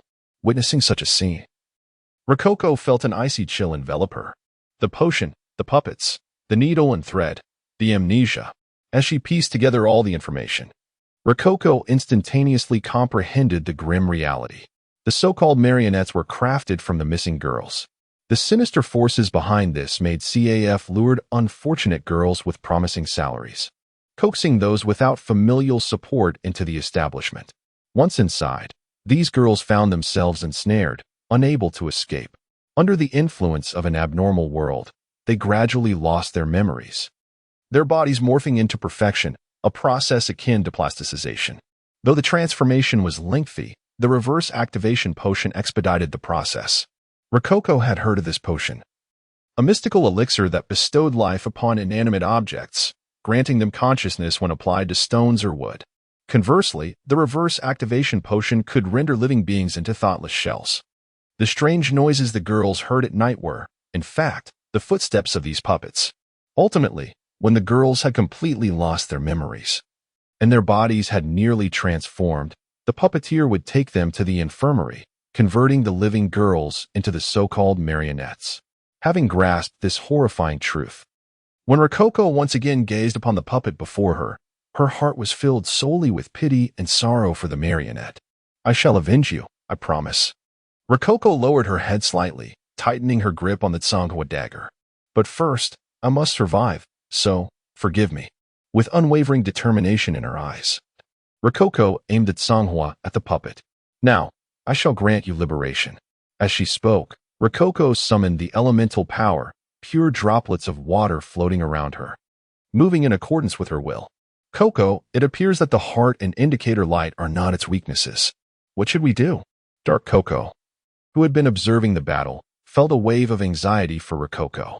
As she had mentioned, although the puppet's heart and indicator light were damaged, it continued to move. Rococo shook her head and softly inquired, "Little Dark, have you ever watched a puppet show?" "A puppet show?" Dark Coco paused, instinctively responding, "Yes, but only on television." Rococo nodded and continued, "All right, let me ask you this. In your opinion, what is the most crucial element needed to make a puppet move?" After pondering for a moment, Dark Coco suddenly realized, "It's the strings. The strings that control the puppet." "Precisely," Rococo said, gently biting her lip. "Whether it be the puppets in a circus or the figures in shadow play, to animate them, one must manipulate them with strings." Earlier, Rococo had discovered a peculiar metallic thread on the desk in the infirmary. At the time, she had wondered why a doctor would possess such an item. But now she understood everything. Undoubtedly, the Maid puppet before her was being controlled by some special entity. Therefore, it must possess these metallic strings. If Rococo could sever these strings, the puppet would lose its ability to move. However, the infirmary was shrouded in darkness, making it nearly impossible for her to locate the strings. Seizing the opportunity while the puppet was not in a frenzied state, Rococo slipped out of the infirmary, intending to confront the Maid puppet in the slightly brighter corridor. 1 minute later, the puppet emerged from the infirmary. Now, it had closed its mouth, no longer repeating its earlier pleas. It merely smiled, its cold gaze fixed intently on Rococo. The last vestige of consciousness had vanished. "I am sorry." Rococo whispered in apology, fully aware that the puppet's heart might be the last remnant of its humanity. By damaging the puppet's heart, she had extinguished its final human aspect.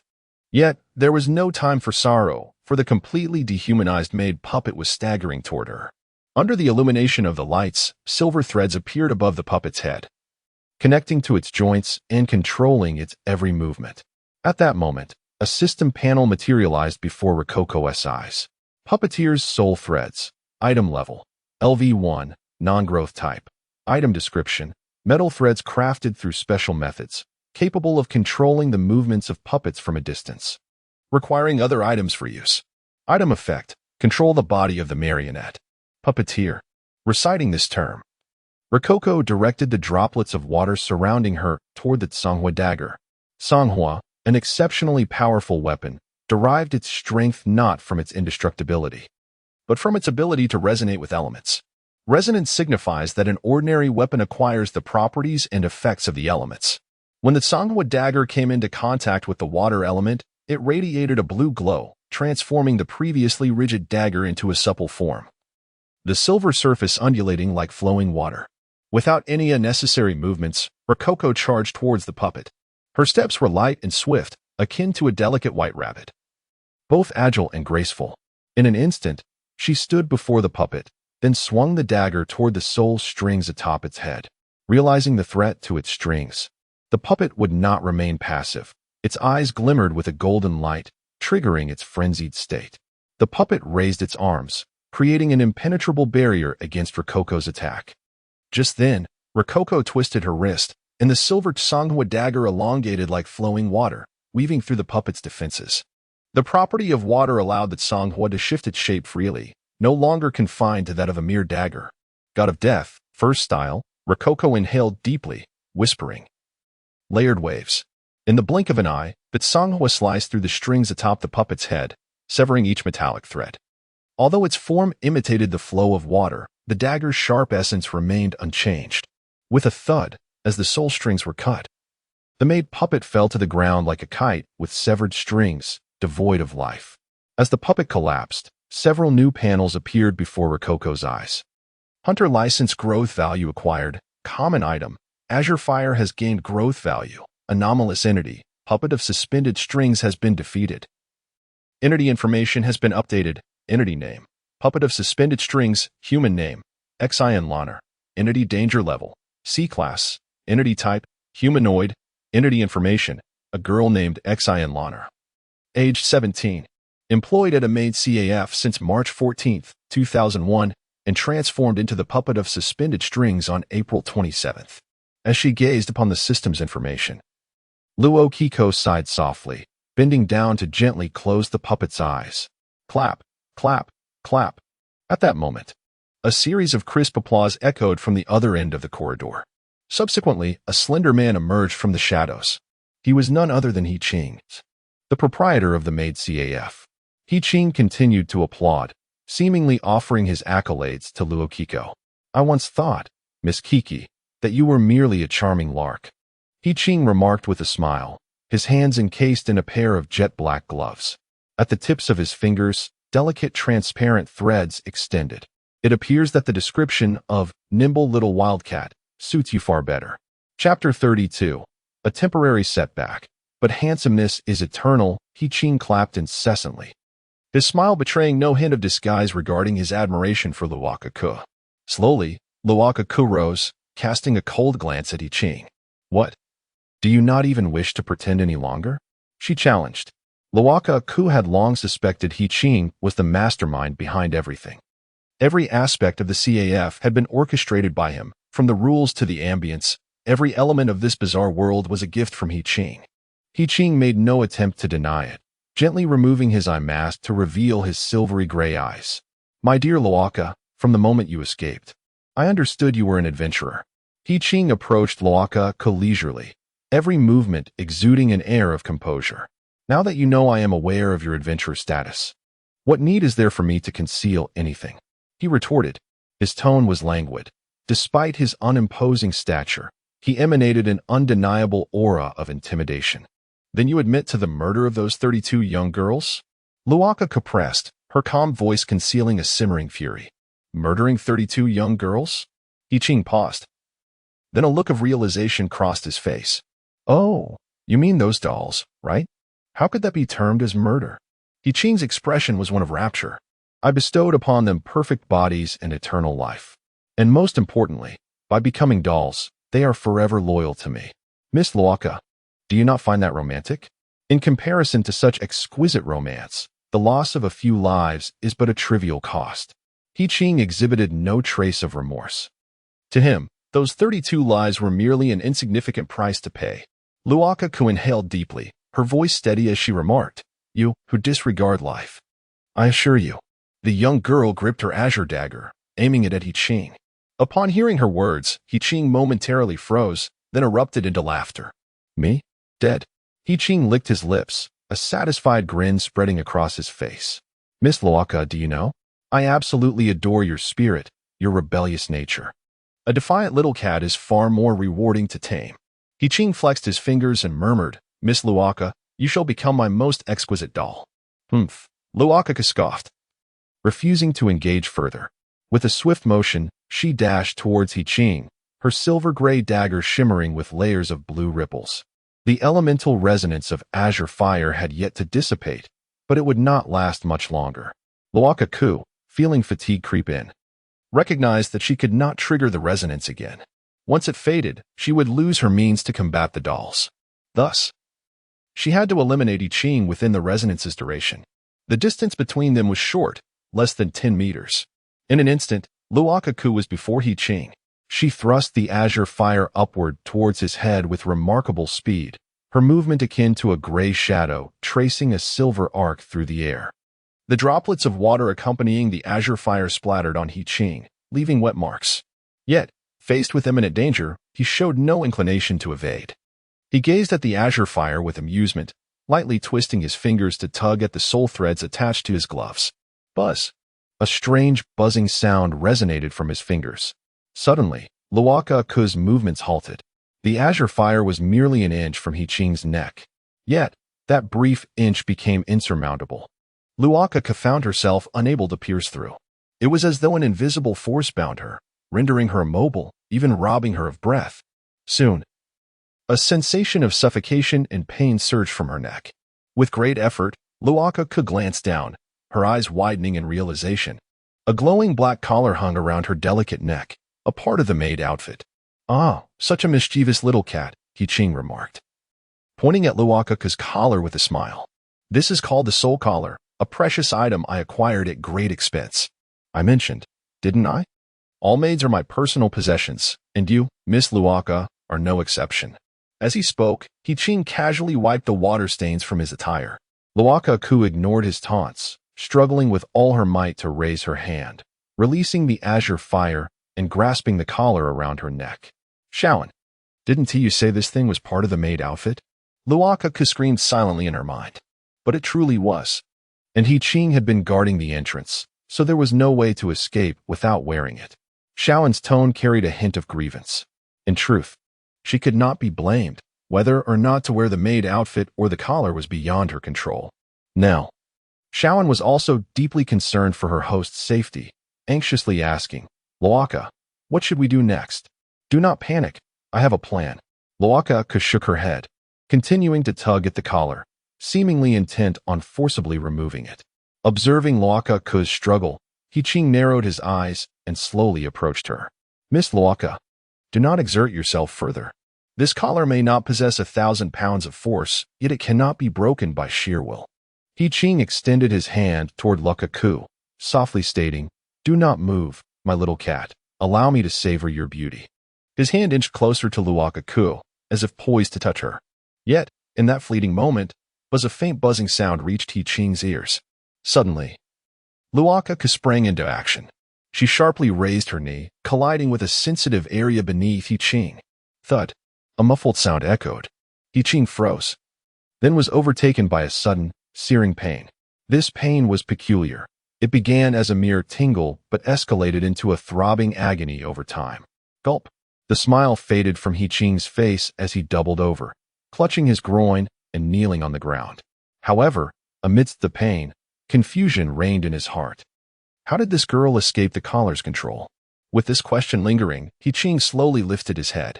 Before him, Luokeke maintained her stance of pulling at the collar. Yet the collar around her neck had vanished. He Ching noticed a silver-white ring adorning Luokeke's index finger. This exquisite little ring emitted odd waves at that moment. A spatial ring, one of Luokeke's tools.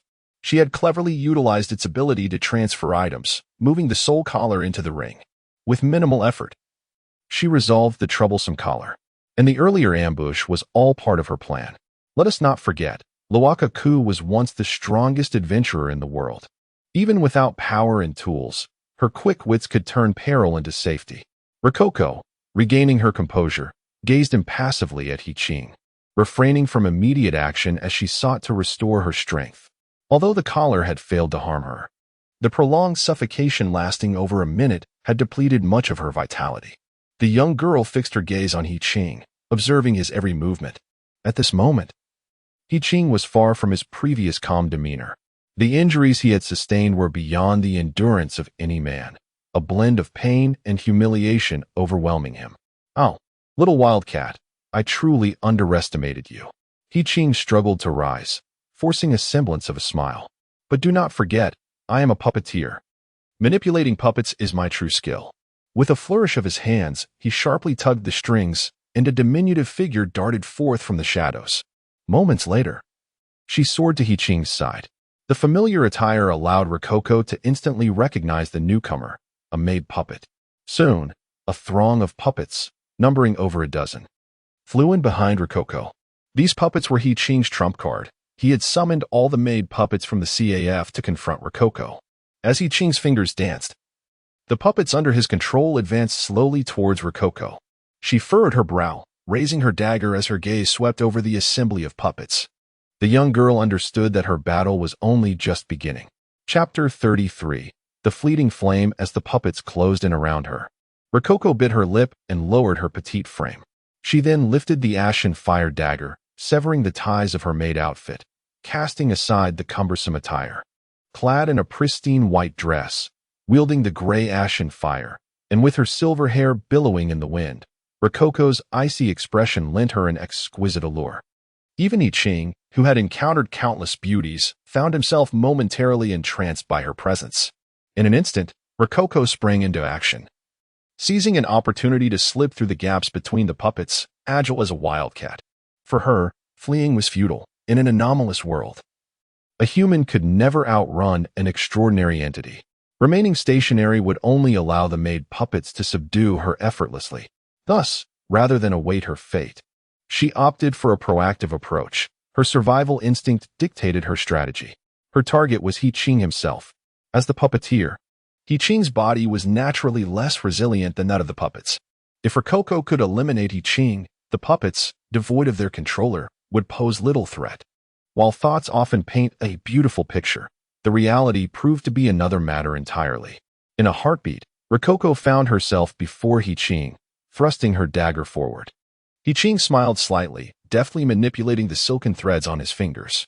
In the next moment, a puppet soared to his side, intercepting the dagger's strike. Sizzle! The dagger's tip grazed the puppet's arm, leaving a shallow cut. Even the dagger, imbued with elemental power, could not breach the puppet's defenses, leaving Rococo somewhat exasperated.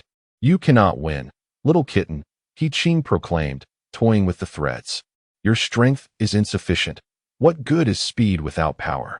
Ignoring He-Ching's mockery, Rococo retracted her dagger and resumed her stance, poised for another attack. Observing Rococo's defiant demeanor, He-Ching expressed his approval. "Miss Coco, you are truly exceptional. Unlike those other women, I have decided I will not turn you into a Maid puppet, but rather create you as a unique work of art." With a grand gesture, He-Ching commanded the puppets to encircle Rococo. "Maidens, seize Miss Coco. Remember, do not harm her." With his words, the Maid puppets completely surrounded Rococo, leaving no openings.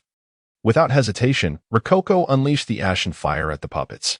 "As long as I can sever the threads, they will cease to move, surely," she reassured herself. With a swift motion, the ashen fire dagger aimed for the thread atop a puppet's head. The puppet attempted to block, but Rococo activated her lethal technique once more. The flowing ashen fire grazed the puppet's arm, targeting its head. Yet this time, Rococo failed to sever the thread. The puppets had allies. While she focused on the puppet in front of her, another puppet swiftly extended its hands, blocking the ashen fire's assault. The puppets moved with remarkable speed. And under He-Ching's control, even without entering a frenzied state, they outpaced Rococo significantly. Seeing her attack thwarted, Rococo quickly retreated. "They can even coordinate. How troublesome. If only Shaun could assist me," Rococo lamented, feeling increasingly frustrated. Her physical prowess paled in comparison to the puppets, and now, being overwhelmed in numbers made the battle overwhelmingly difficult. "I don't think that's feasible," Coco retorted. "With my combat ability, you would have to divert attention to protect me." "Indeed, you make a valid point," Rococo conceded, realizing that Coco's fighting capability was nearly non-existent. Suddenly, Rococo discovered another unfortunate turn of events. The elemental resonance of ashen fire had ended. "Just my luck," she sighed, retreating against the wall. With no other options, she resolved to utilize water elements to sever the puppet's soul threads. The transparency of water, along with the small blades formed upon solidification, made it an ideal choice to bypass the puppet's defenses. However, she could not guarantee that the water blades would sever the threads completely. Nevertheless, there was no other choice. She had to try. Taking a deep breath, Rococo summoned the elemental power. A tiny droplet of water appeared at her fingertips, coalescing into a slender blade. Targeting the soul thread, she flicked her finger. The transparent water blade surged forward, propelled by her intent, darting toward the puppet's head. The speed of this water blade far surpassed that of her dagger, rendering effective defense impossible for the puppets. With a sharp sound, the water blade struck the puppet's thread. Yet the outcome left Rococo disheartened. Upon impact, the water blade shattered into droplets, splattering around them, while the metallic threads merely quivered, undamaged. I knew it. Rococo shook her head, disappointment washing over her, though the result was not unexpected. After all, no matter how it transformed, water remained water.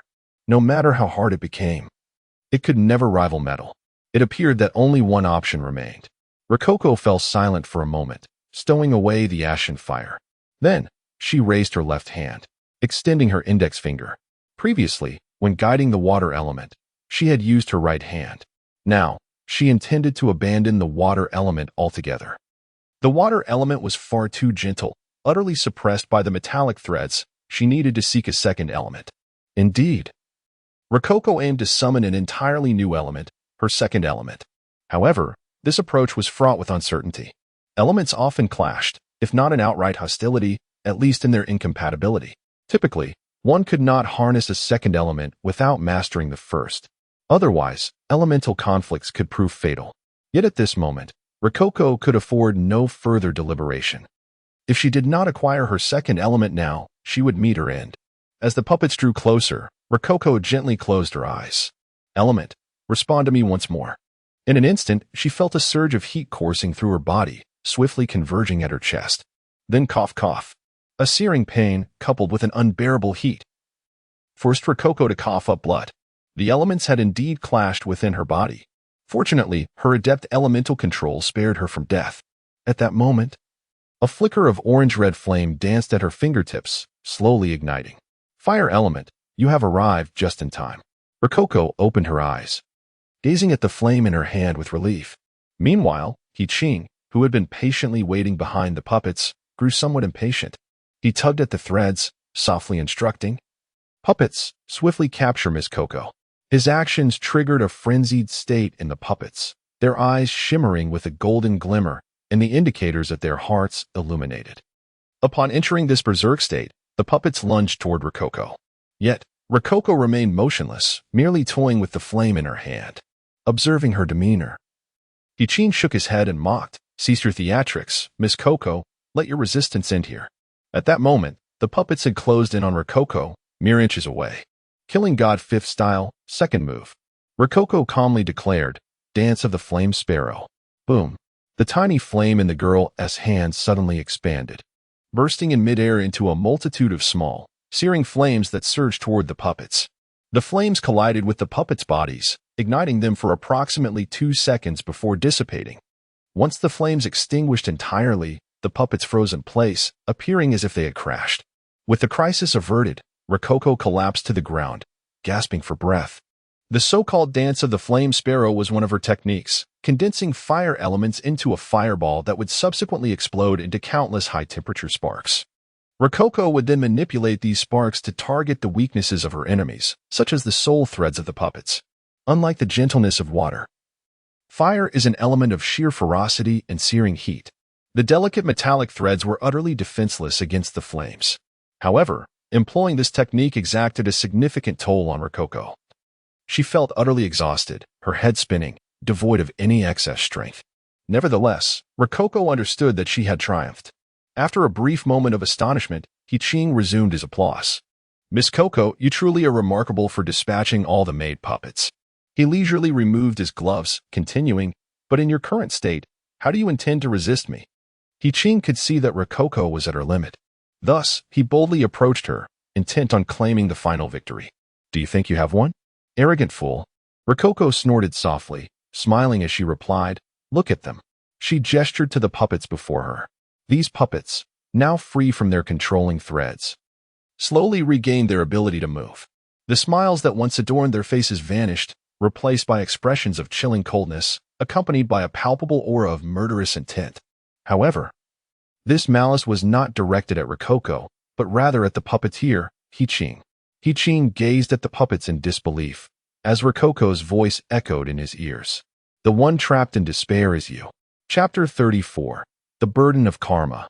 Justice delayed, not denied the Maid puppets, their faces etched with murderous intent. Advanced step by step towards their master, the puppeteer, Hiching. Witnessing this scene, Hiching could no longer maintain his composure. Beads of cold sweat began to form on his forehead. "What have you done?" he demanded loudly, addressing Luokeke. The speed of the fire element was too swift. He could hardly discern Luokeke's actions. From Hiching's perspective, Luokeke had been encircled by the puppets and was on the verge of capture.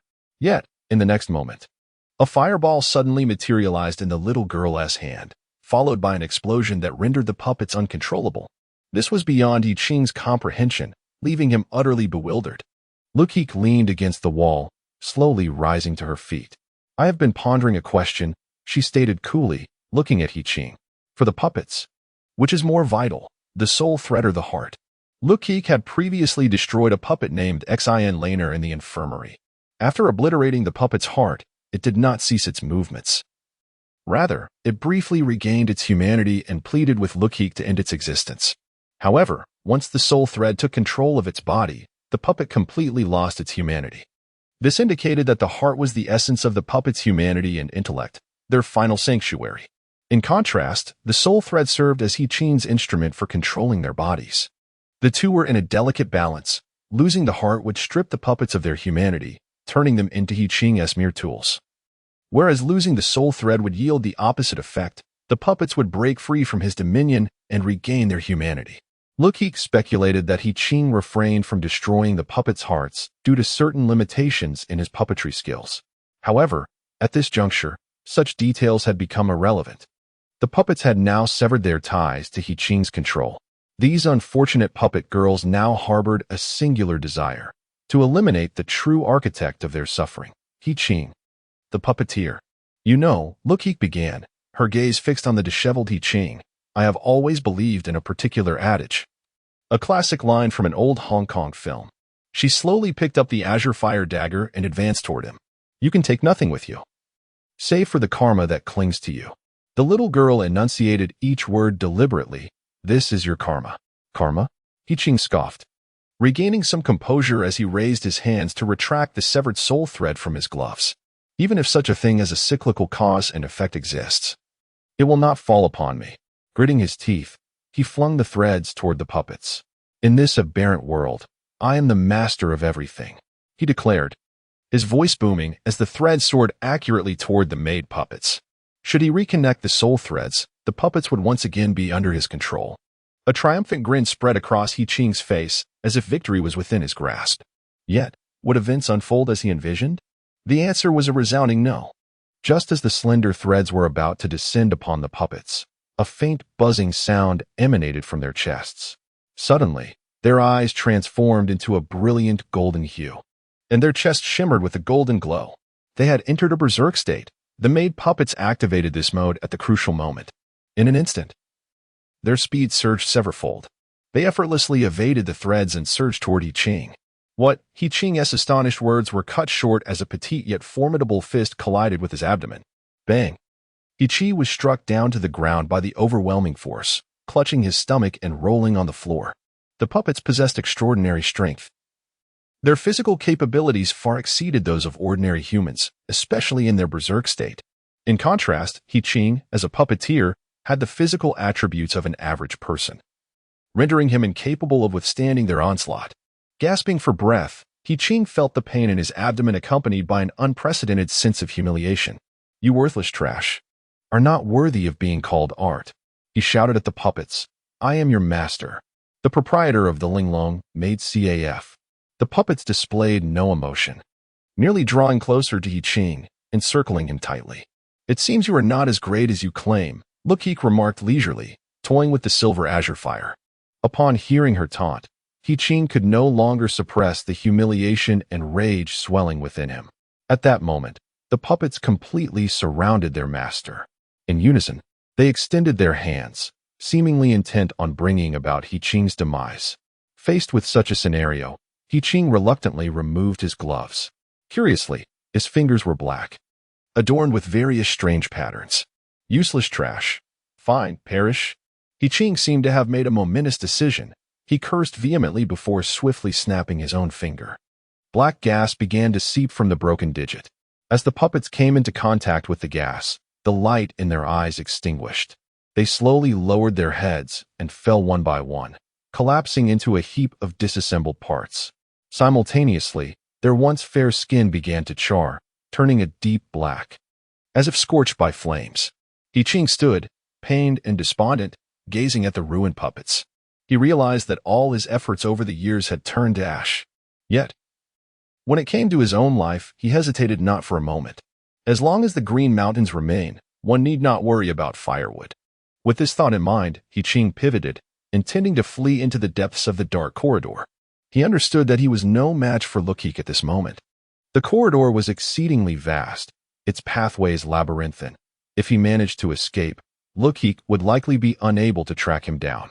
But would Luokeke allow him to leave? He Ching took off at a sprint, exerting every ounce of his strength. Not far ahead lay a dimly lit fork in the path. If I can just reach there, I will be safe. Afterwards, I have plenty of ways to deal with this little girl. He Ching drew ever closer to the fork, a smile creeping onto his face. Suddenly, a peculiar sound, akin to air being sliced, resonated beneath He Ching. Accompanied by this sound was a jarring sensation of imbalance that caused his vision to plummet. He then beheld a severed leg, a leg clad in a suit and shoes, stained with dark red blood, to fly away. It was He Ching's own leg. The cut was impeccably smooth and precise, unmistakably the work of Luokeke. Even before He Ching attempted to flee, Luokeke had pursued him. After a few minutes of recuperation, she had regained sufficient strength to chase the puppeteer. Due to her diminutive stature, Luokeke was swifter than He Ching. Upon catching up to him, she unhesitatingly swung her dagger, severing one of his legs. Having lost his leg, He Ching suddenly collapsed to the ground.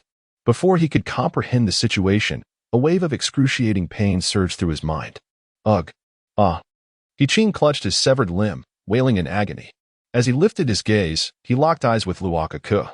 In that moment, the young girl appeared as an emotionless assassin, gripping her weapon with a frigid stare fixed upon He Ching, as though she were regarding a lifeless corpse. The breathtaking beauty of Luokeke, coupled with her icy demeanor, emanated a peculiar aura that instilled a profound sense of fear within He Ching for the very first time. At that moment, within Luokeke's vision, the system's interface materialized. Anomalous entity detected. Scanning entity type. System scan complete. Entity name. Puppeteer He Ching. Entity threat level. C stronger than typical C level, yet markedly weaker than B level. Entity type. Humanoid. Additional information is being retrieved. Chapter 35. The Unforgivable Man. Soon, Luokeke received detailed information about He Ching. A lengthy panel unfolded before her. To be frank, she was not particularly inclined to peruse it. However, in the pursuit of uncovering the truth, she resolved to read a bit. Yet, before that, she needed to subdue He Ching. At that moment, He Ching lay on the ground, gasping for breath. One of his calves had been severed, rendering him incapable of movement. He could neither resist nor escape.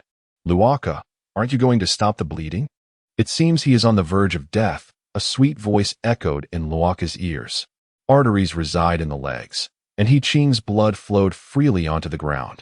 As if it were worthless. Why bother with stopping the bleeding? It would be a waste of resources. Luokeke glanced at He Ching and casually remarked, "Let him die. He irritates me." Subsequently, Luokeke wiped the blood from her weapon and stored it away. Confirming that He Ching posed no threat, she began to read his information. System loading complete. Below is the detailed profile of the puppeteer, He Ching. He Ching, born into the prominent He family of Mo City, was the sole heir of his generation. As the only child of a wealthy family, He Ching developed a habit of arrogance from a young age. To him, nothing in the world was beyond his reach. Women, wealth, social status, whatever He Ching desired, he could easily attain. He indulged in numerous extravagant hobbies. such as purchasing unique luxury cars only to crash them from planes for sheer amusement, or acquiring the highest-spec quantum computers, only to let them gather dust after a brief game of Minesweeper. Among all these pastimes, He Qing's favorite was to toy with women.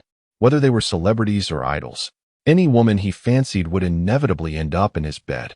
The means he employed were of no concern to him, as long as he was willing to pay. There would always be someone eager to assist in his sordid endeavors. His life appeared to be perpetually smooth sailing. However, as Luokeke aptly noted, you cannot escape your karma.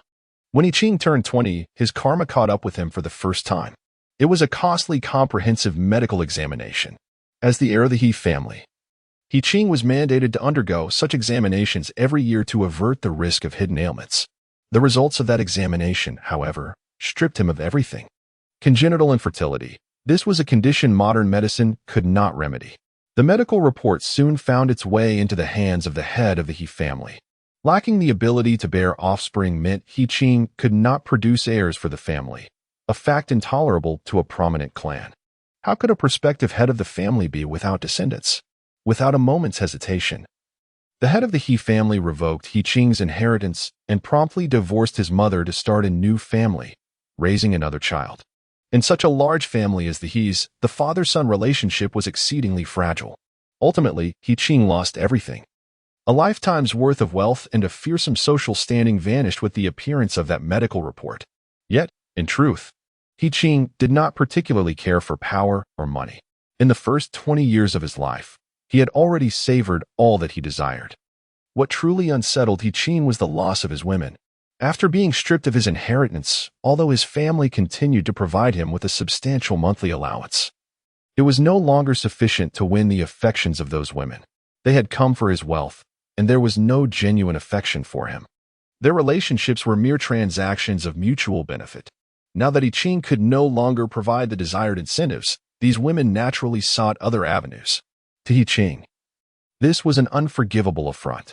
Possessing an intense desire for control, this situation shattered his pride and desires. He yearned to convey to those women, "You are mine. What I, He Qing, desire, I will obtain." Yet, stripped of wealth and his identity as the He family's heir, he was left with nothing. In desperation, He Qing chose another path. As a former heir of the He family, he had heard of the existence of extraordinary artifacts. Thus, after a lengthy search, he truly discovered a powerful anomalous item, his puppeteer gloves. Upon donning the gloves, he acquired a unique power, the ability to transform living beings into puppets. Subsequently, He Qing opened a CAF named Linglong Maid CAF. He lured unsuspecting young girls with high salaries, only to turn them into puppets. Over the course of 3 years, he deceived a total of 51 innocent girls, transforming them into puppets, a figure surpassing the number of missing persons recorded by the police. Had it not been for Luoke's arrival, who knows how many more lives he would have ruined. After skimming through the information, Luokeke fell into deep contemplation. While she was indifferent to most details, the mention of the He family piqued her interest. In Mo City, the He family indeed wielded considerable influence. Notably, the governing body of Mo City was not a municipal government, but rather an institution known as the Mo City Council. The head of the He family was the chief counselor, essentially the mayor of Mo City. Due to certain peculiar circumstances, the Great Yin Kingdom had abolished all previous governmental institutions, leaving only municipal units. The Great Yin Kingdom boasted 4 cities classified as megacities, one of which was Mo City. Despite its title as a city, Mo City had a resident population exceeding 200 million. The extent of the He family's power, capable of governing such a vast territory, was truly unimaginable. "Hey, Miss Luokeke," He Qing suddenly interjected, interrupting Luoke's musings. "This time, I admit defeat. Please send me to the police station. That is what you adventurers ought to do." He Qing gasped, using the hem of his trousers to hastily bind his severed leg, momentarily staunching the flow of blood. "No matter which police station you go to, the outcome will be the same," Luokeke stated coolly, "which is to meet your end. I know you are a member of the He family, but do you really believe that a disinherited heir could compel the He family to spare no expense for your rescue?" Luoke's words deeply pierced He Qing's pride. The matter of his disinheritance was a nightmare he could never confront. "Then send me in. Let us see if this He family member will face death." He Ching glared at the remnants of the puppets, coldly declaring, "Do those wretched lives even deserve to be compared to mine as a he family member? As long as I bear the he surname, the police will not judge me." Upon hearing He Ching's words, Luoke's blood pressure surged. His statements reminded her of a diary she had previously read, the story of a girl yearning to repay her family's debts and savor her mother's cooking. They had perished due to He Ching's desires, and now this man shamelessly claimed he did not care for those girls' lives. With a deep breath, Luoke closed her eyes, steadied herself, and drew her weapon once more. What are you going to do?" Seeing Luoke's actions, He Ching panicked and stumbled backward. "You claim that the police cannot harm you. Is that correct?" Rococo inched closer to He Ching, murmuring softly, "Well then, I can assist them in their endeavors." Chapter 36. To forgive you is the affair of the victims. My task is merely to escort you to meet them. Within Loli's calm demeanor lay a chilling aura of murderous intent. I possess the life detector of the He family," He Ching declared, rolling up his sleeve to reveal a dark red metallic device affixed to his arm. "If you kill me, the He family will not let you go." He Ching raised his voice, attempting to intimidate Luokeke into retreat. Yet, Luokeke showed no signs of hesitation. She merely gripped the dagger, Songhua, and advanced step by step towards He Ching. "But, Miss Coco, you are definitely not an adventurer. You must be someone sent to assassinate me." He Ching wiped his cold sweat, making hasty conjectures. "Who wishes to kill me? Is it my brother who inherited the rights? Or the family of those puppets? Are you motivated by money or power?" He Ching gasped for breath. "If it is a material demand, I can offer you double." Upon hearing his nonsensical ramblings, Luokeke shook her head. "The association indeed has demands to take you out alive. However, I have no intention of fulfilling that task." Luokeke stood before He Ching, stepping on his clothing to immobilize him. "The reason for your demise is neither for money nor power, nor for the so-called justice. I have no interest in acting as a righteous avenger." With a graceful flourish, Luokeke raised the Songhua dagger, aiming it at He Ching's arm. "I simply find you displeasing, and that is all." In the face of He Ching's terrified gaze, Luokeke released her grip on the Songhua. The dagger fell, piercing effortlessly through He Ching's arm. Hiss. He Ching gasped in pain, feeling a chilling sensation in his arm followed by excruciating agony. To his astonishment, Luokeke bent down, extracted the Songhua dagger, and wiped away the blood before stowing it away. You were not going to kill me? What does this mean?" He Ching questioned, steeling himself. "Such a minor injury is hardly fatal." Luokeke chuckled coldly, extending a finger. "Do you know? The elements of water can manipulate more than just pure water. Human blood is also part of that element." Luokeke smiled innocently, yet to He Ching, her beautiful smile appeared as terrifying as that of a vengeful spirit. "What if I were to transform all your blood into sharp needles and then harden them? What would happen?" With a flick of her finger, the blood from He Ching's wound began to writhe. You demon!" He Ching cried out in terror. Excuse me, Luokeke replied with a beaming smile. "Compared to the beastly deeds you have committed, I should be considered an angel. Oh, by the way, this technique is called Blood Devour. I have never used it on anyone before. Generally, I reserve it for those aberrant entities who have taken lives." Luokeke slowly rose, her eyes closed and a smile gracing her lips, resembling a villainous child. Blood Devour is a method of execution. It can only be successfully executed when the enemy is utterly incapable of resistance. True to its name, Blood Devour transforms the enemy's blood into thousands of sharp needles, which will run rampant within their body, gradually destroying them bit by bit. The agony it inflicts is likely akin to that of slow slicing. Upon reflection, you seem no different from those beasts, so employing this technique on you is quite fitting. By the way, among the monsters who have perished under this technique, you are the weakest." Luokeke elegantly lifted her skirt and stepped over He Ching. At that moment, He Ching, summoning his last strength, lamented, I'm sorry. I realize I was wrong. I apologize to those puppet girls. Please forgive me." Upon hearing this, Luokeke paused momentarily, then turned her gaze toward the remnants of the puppets. "Whether or not to forgive you is their affair." Luokeke spoke softly. "My duty is merely to escort you to meet them. Goodbye." The child waved her hand, smiling as she watched He Ching succumb to the consumption of his own blood. The horrific cries persisted for a full 10 minutes, while Luokeke stood by, coldly observing the puppeteer meet his end. With Yiqing's death, Luokeke received a notification from the system. Abnormal entity. Puppeteer Yiqing has been defeated. Hunter license gained growth value.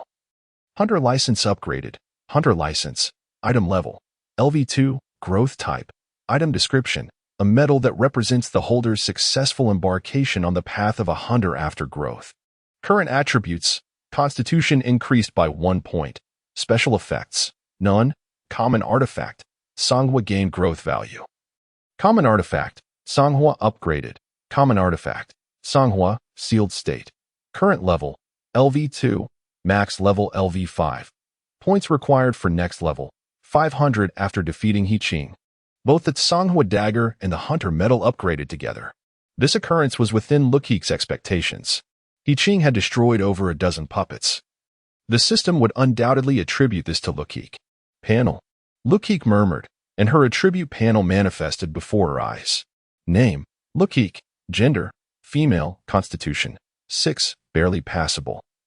Yet still inadequate. Combat power. 7. Relatively good. Charm. 21. More like a fairy tale doll than a puppet. Mental strength. 20. Superbly resilient. With the upgrading of her hunter license, Luokeke's constitution rose to 6 points. While still inferior to an adult, it was a considerable improvement. Her combat power surged by 4 points, surpassing her constitution. Evidently, the new fire element had significantly enhanced her combat capabilities. Dismissing the panel, Luokeke turned her attention to the puppets. At that moment, a faint blue mist began to rise from the charred remains of the Maid puppet. Subsequently, a dozen translucent figures emerged from the debris, emanating a soft blue glow. Luokeke recognized this as the souls of the puppet girls. The item, proof of the underworld, enabled her to perceive these forlorn spirits. The girls glanced at their ethereal forms and slowly floated toward Luokeke. "Thank you," they whispered, their voices ethereal, echoing down the long corridor. With the death of puppeteer Yiqing, their souls had automatically detached from the puppets, freeing them from their bondage. One could say that it was Luokeke who had rescued them. "Why thank me? I merely acted to fulfill my task." Luokeke shook her head gently, speaking softly. "You probably have 24 hours to exist. Go home and see your families. Ethereal beings cannot linger in the human realm for long. With Yiqing's death, this aberrant world would soon collapse.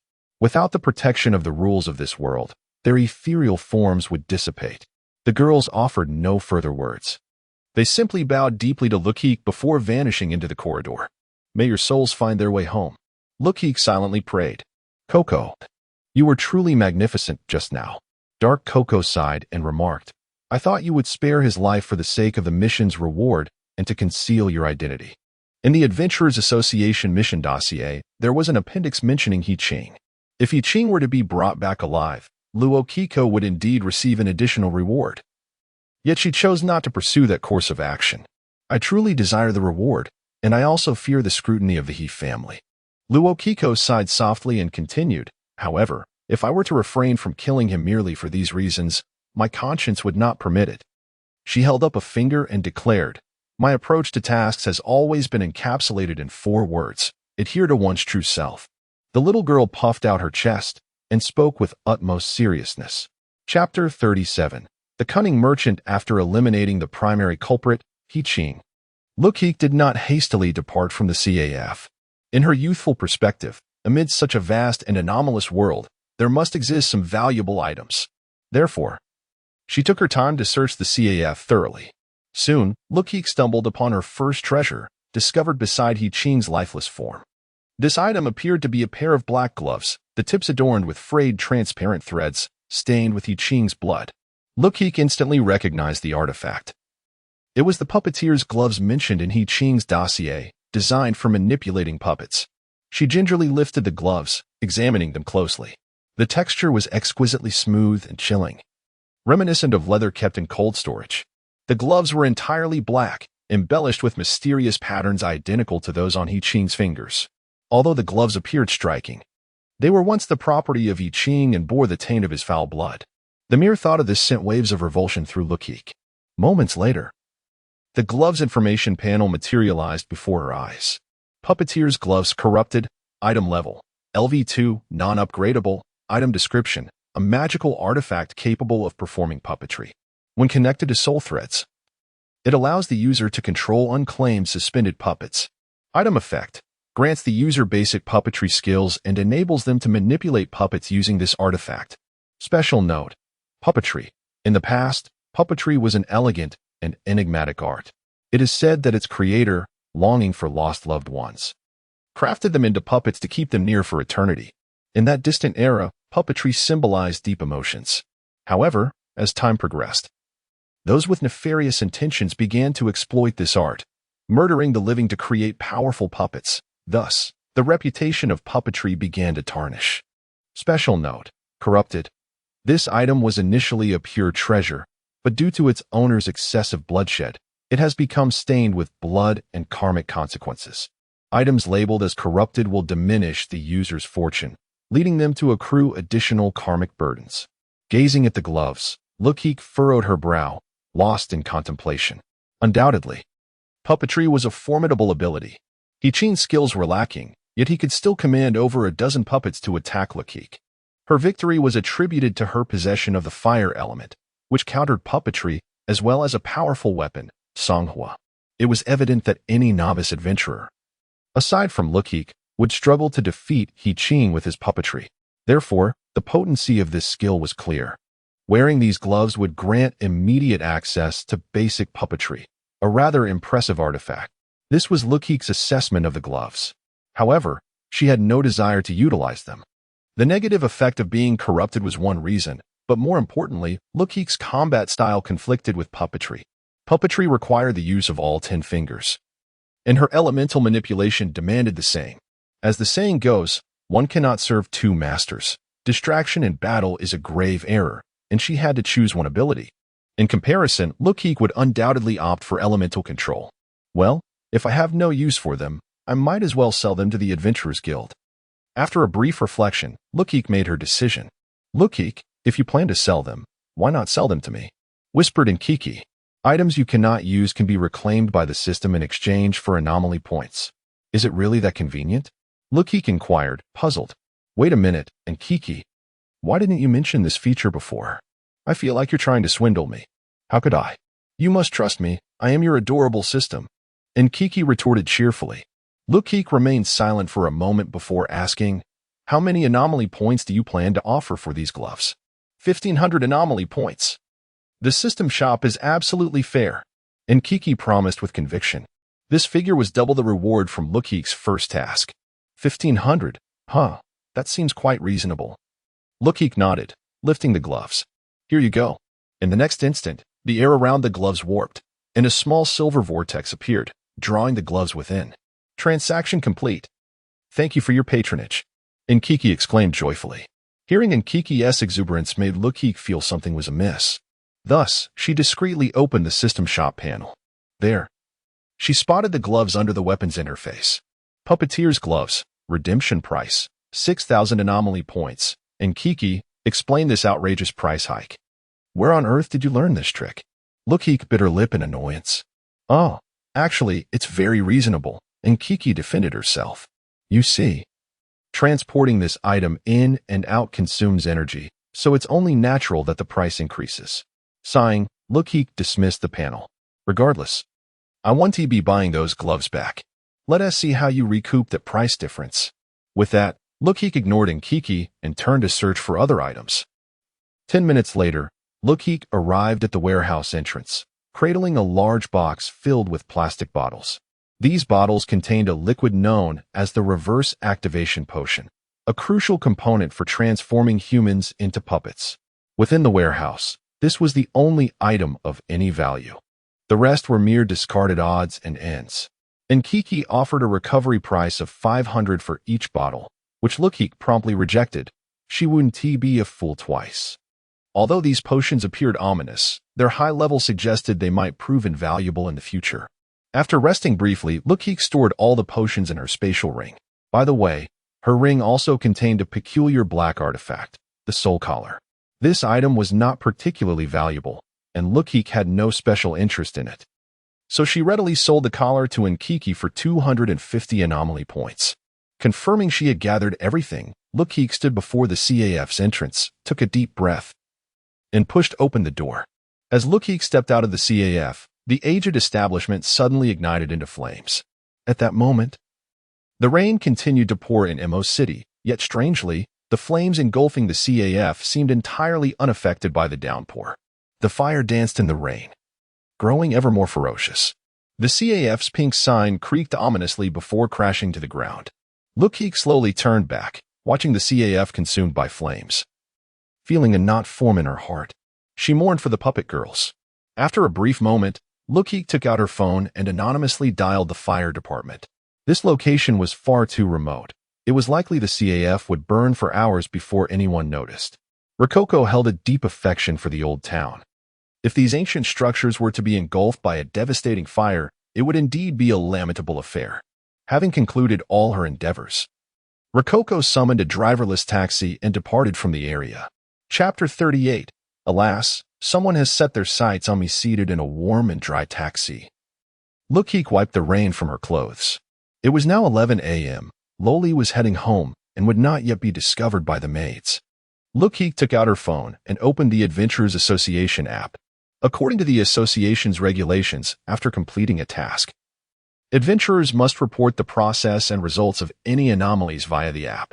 For the recent incident at the Maid CAF, Luokeke had prepared extensive documentation, sufficient to expose He-Ching's transgressions entirely. However, as she began to upload the information, Loli hesitated.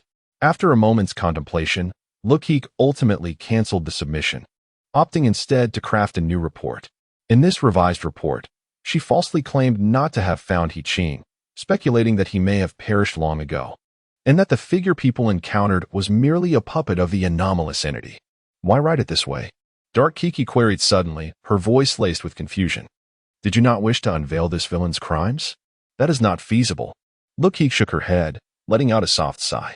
Given He-Ching's family background, such a report would never see the light of day. Instead, it would draw the He family's scrutiny upon me. This is one reason. As for the other, Luokeke raised two fingers. This incident is far more complex than we presume. Loli gently closed her eyes. The Adventurers Association records indicated that individuals who encountered the doll girl would gradually lose their memories of her. Such a formidable ability, capable of influencing the real world, could not simply be attributed to puppetry. This hinted at a powerful figure supporting He-Ching from the shadows. Until the truth was unveiled, Luokeke could not recklessly expose herself. Regarding He-Ching's misdeeds, she resolved to seek justice for the victims only once she had garnered sufficient strength. A moment later, the system panel materialized before Luokeke. Ding. System task. The CAF that devours lives, completed. Task Objective 1. Uncover the truth of the incident and survive, completed. Task Objective 2. Resolve the anomalous entity causing the incident, completed.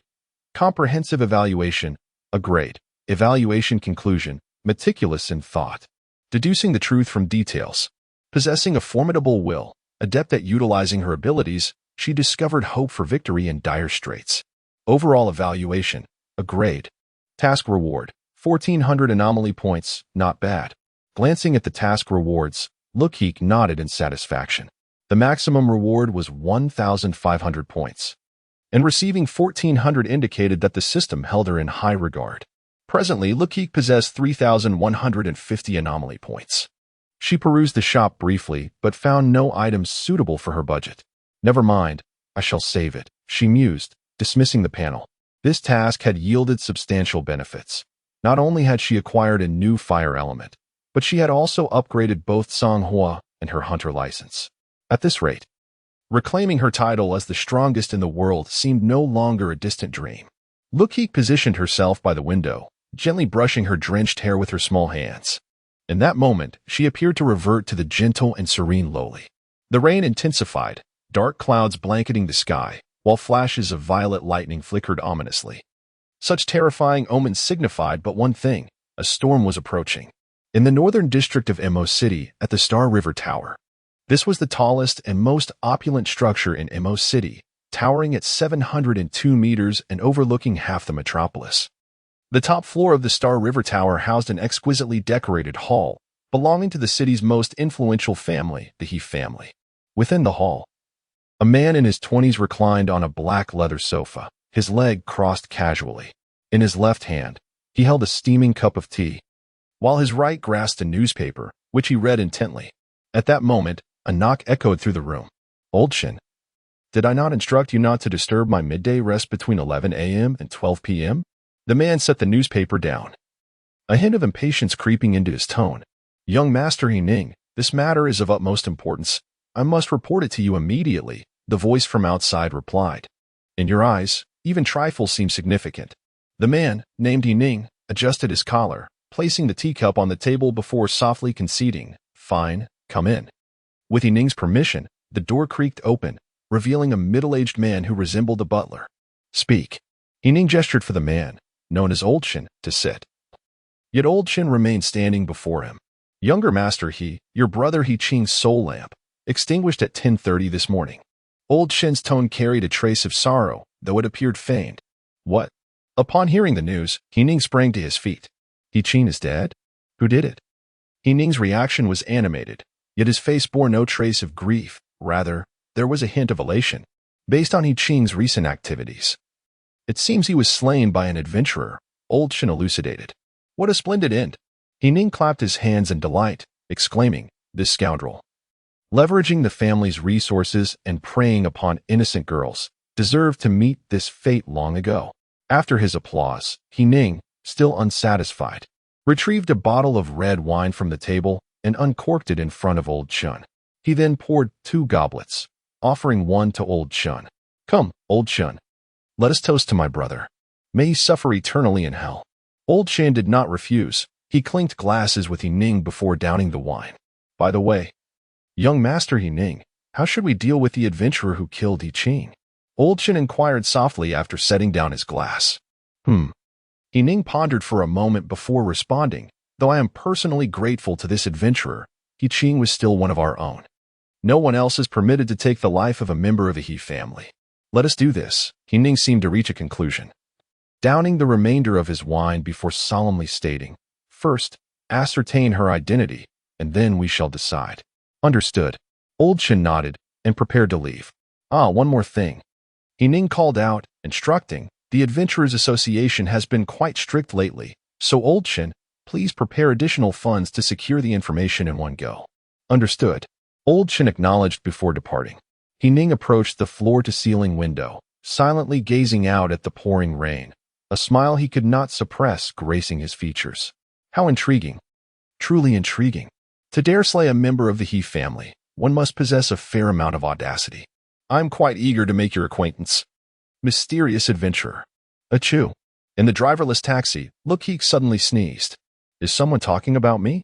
Little Dark, is that you?" she wondered, oblivious to the fact that she had already caught someone's attention. Chapter 39, The Wealthy Young Girl, Yet Feeble After More Than Half an Hour. The driverless taxi delivered Luokeke back to the Lu family estate. The young girl deliberately instructed the taxi to stop in a secluded corner, evading all surveillance, before she felt secure enough to disembark. "Beep, you have arrived at your destination. The fare amounts to 57 for yuan. Please select a payment method." Above the handle, a palm-sized screen displayed the payment QR code.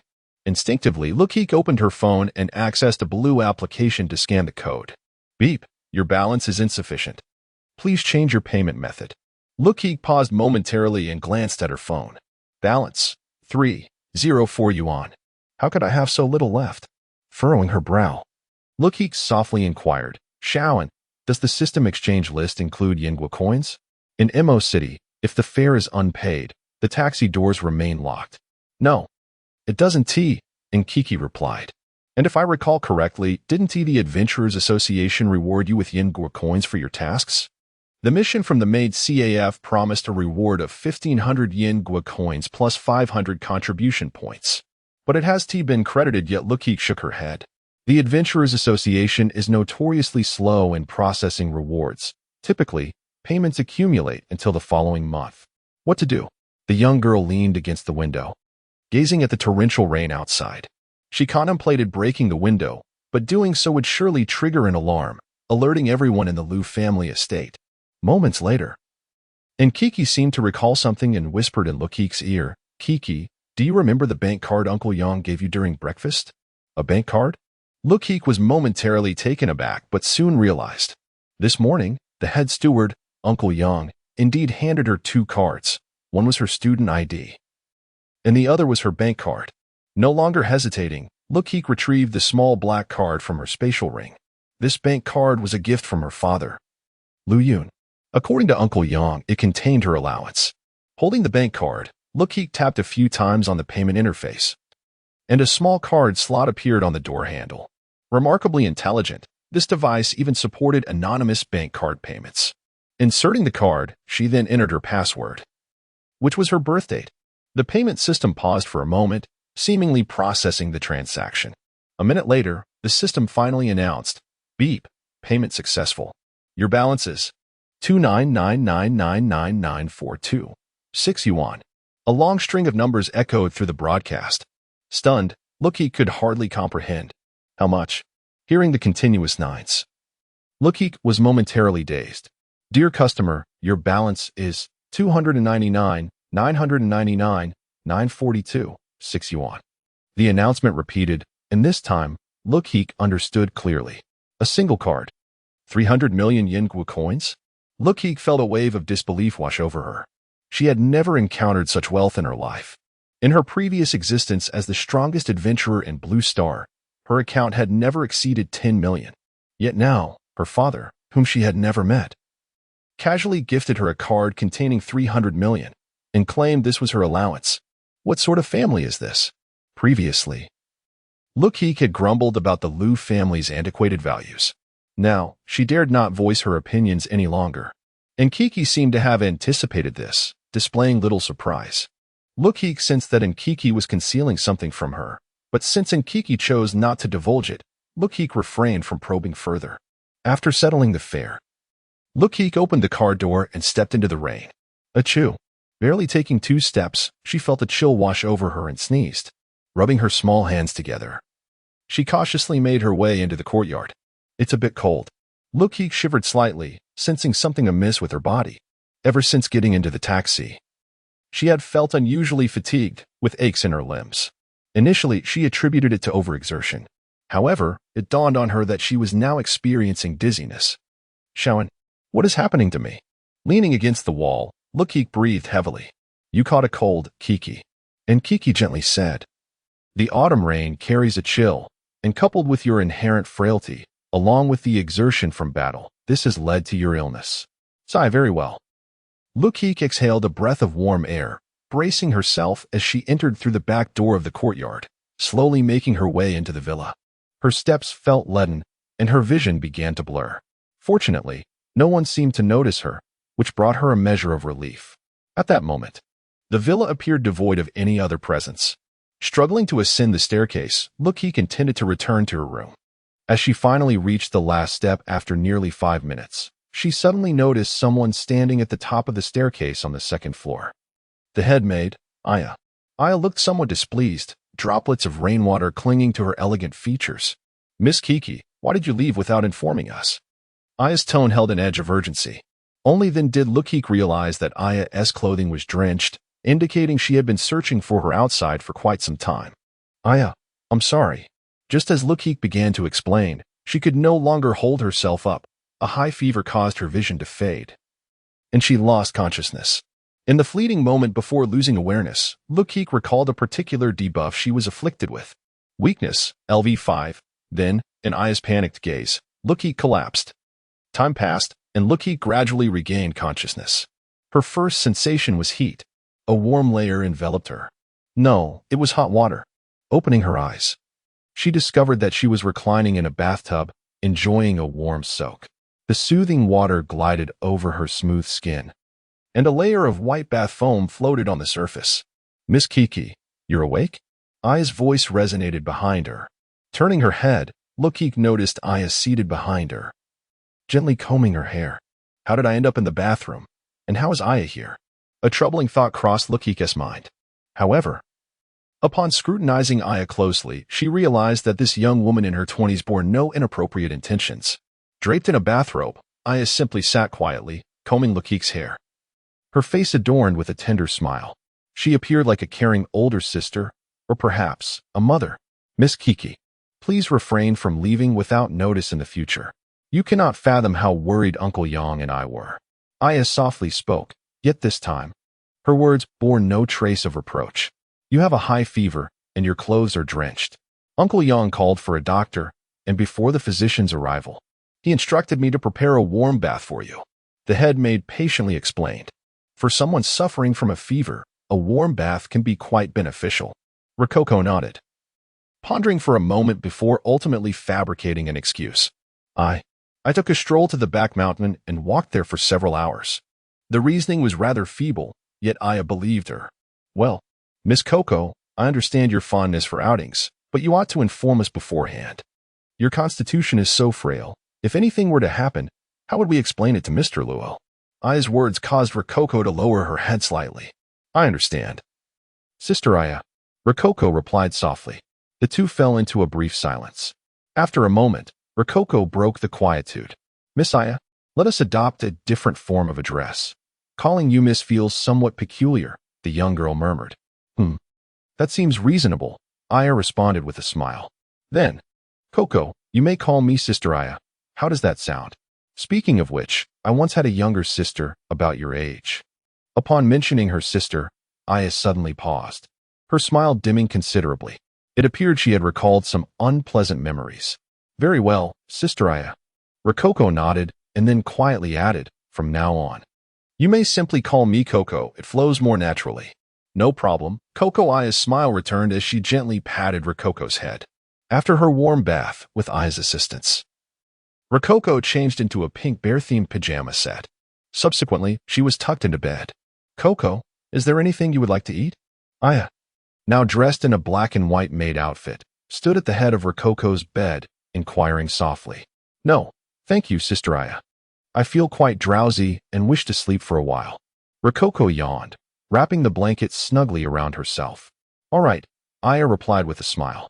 Coco, if you become hungry, you may come to the hall to find me. I will be waiting there. After speaking, Aya departed from Rococo's room. Gazing at the pink bear patterns on the ceiling, Rococo slowly closed her eyes, drifting into the realm of dreams. Chapter 40. Welcome to the endless train. The sudden onset of illness confined Rococo to her bed for 3 days. This time, she truly experienced what it meant to be frail.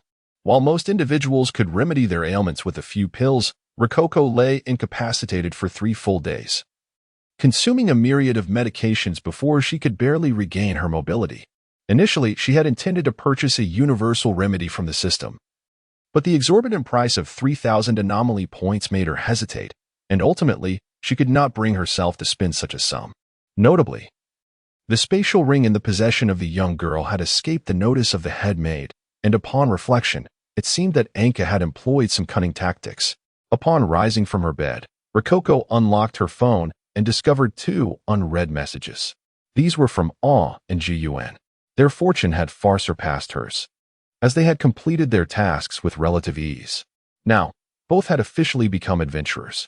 In fact, Aw had accomplished 5 tasks within those 3 days and was on the verge of advancing to a level 2 adventurer. Alas, even within the Adventurers Association, the competition remained fierce. With a soft sigh, Rococo set her phone aside and gradually made her way out of her room, descending the staircase. In the lobby on the first floor, the head maid, Aya, waved 2 white tickets in her hand. Coco, look what I managed to procure. Aya approached Rococo and handed her the tickets. Rococo examined the tickets closely. VIP ticket, child, for Huailin Bay National Park, a 5-star attraction in Mo City. What is this? She asked, gazing quizzically at Aya. I know your greatest passion is for outings, Aya replied, shaking the tickets with glee. I went to great lengths to persuade Uncle Yang to allow me to take you out for some fun. So what do you say, Coco, shall we go? Aya inquired with a bright smile. To be honest, Rococo was not particularly enthusiastic about the idea. It felt akin to a sudden side quest that popped up while gaming. Her instincts warned her that this unexpected journey might not bode well. Moreover, the name Huailin Bay sounded rather ominous. However, outright refusal seemed impolite, especially since Aya had cared for her over the past 3 days. After a moment of hesitation, Rococo asked, "Now?" Aya nodded. "I've heard that breathing in fresh air is beneficial for patients." Looking at Aya's beaming face, Rococo sighed softly and reluctantly acquiesced. Thus, they began their preparations. Aya carried a small satchel filled with 2 bento boxes, some water, and various medications that Rococo required. Meanwhile, Rococo discreetly packed a substantial amount of food into her spatial ring. Once everything was arranged, the two set off on their journey. Their first destination was the high-speed train station in the southern district of Mo City. The sheer expanse of Mo City meant that the distance between districts often exceeded several hundred miles. Consequently, its residents had grown accustomed to utilizing high-speed trains for their commutes. In this era, the high-speed rail industry had developed rapidly, with ticket prices remaining remarkably low for the citizens of Yin country. Riding a high-speed train felt akin to taking a bus. Before long, Aya procured 2 tickets to Huailin Bay, but due to the trial run of a new train, she could only secure ordinary second-class seats. Of course, Rococo was indifferent to this, as the journey on the high-speed train would only last a little over 40 minutes. Any seat would suffice. Once aboard, the two settled into their seats and began to observe their surroundings. They occupied a double seat on the left side of the aisle, with Rococo seated on the inside and Aya on the outside. "Coco, this is a new train," Aya exclaimed, pointing out the window. The train they boarded was strikingly crimson, adorned with flame-like patterns on its front, exuding an impressive aura. This train was a product of Yin country's latest technological advancements in high-speed rail, featuring a new design purported to enhance speed. Rococo nonchalantly acknowledged, then shifted her gaze to the other passengers. The carriage housed approximately 15 individuals, the majority of whom appeared to be hurried workers. In the last row of the carriage, 3 peculiar men caught Rococo's attention. They were middle-aged, sitting together with stern expressions. Notably, the man in the middle had his hands hanging between his legs, covered by a black handkerchief. Through the handkerchief, Rococo discerned a glimmer of silver metal. Handcuffs. The thought struck her immediately. It was highly likely that this man was a prisoner, and the 2 middle-aged men beside him were likely plainclothes officers escorting him. How intriguing. At that moment, the train lurched into motion. A greeting echoed over the intercom. "Dear passengers, welcome aboard train G1079. Suddenly, the broadcast was interrupted by a jarring static noise. A chilling breeze swept through the carriage, and Rococo recognized it immediately. An anomalous event. An anomalous event was occurring right here. Furrowing her brow, she placed her hand on her spatial ring. Moments later, a muffled voice emerged from the intercom. "Dear passengers, welcome to the endless train of the underworld. The final destination of this train is hell. Please adhere to the following rules. Otherwise, we cannot guarantee your safety. By following the rules, you will enjoy a perfect experience. 1. The journey will last for 7 days, with a change of destination each day. Each destination has different rules, so please remember this. 2. In the event of conflicting rules, please adhere to the rules of your current station. 3. The currency of the train is blood. You must acquire blood to purchase a ticket for each day, as well as some valuable supplies. For the underworld does not concern itself with the source of the blood. You may obtain this liquid by any means necessary. 5. Unless absolutely necessary, please do not leave your seat. Do not attempt to break the windows, and do not attempt to enter other carriages. Life is precious, and one has but one life.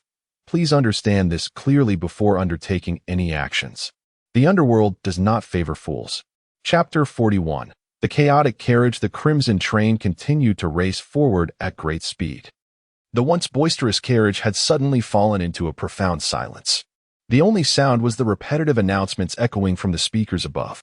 Moments later, a young man seated in the front row broke the stillness. He stood up, scratching his head in bewilderment as he gazed at the broadcast. "What is going on? Is this some sort of prank?" The broadcast offered no reply. "Perhaps this is merely a jest from the station. Today marks the inaugural journey of the new railway," he mused to himself. Subsequently, he returned to his seat and began fiddling with his phone. His demeanor mirrored that of most passengers in the carriage. They dismissed the announcement as a mere joke. Only Rococo, Aya, two plainclothes officers. And the prisoner they were escorting exhibited any signs of concern. Why has an unusual event found its way to me so swiftly? Rococo bit her lip in frustration, feeling a deep sense of dismay. In less than a week, she had encountered 3 such bizarre occurrences. This was beyond mere misfortune.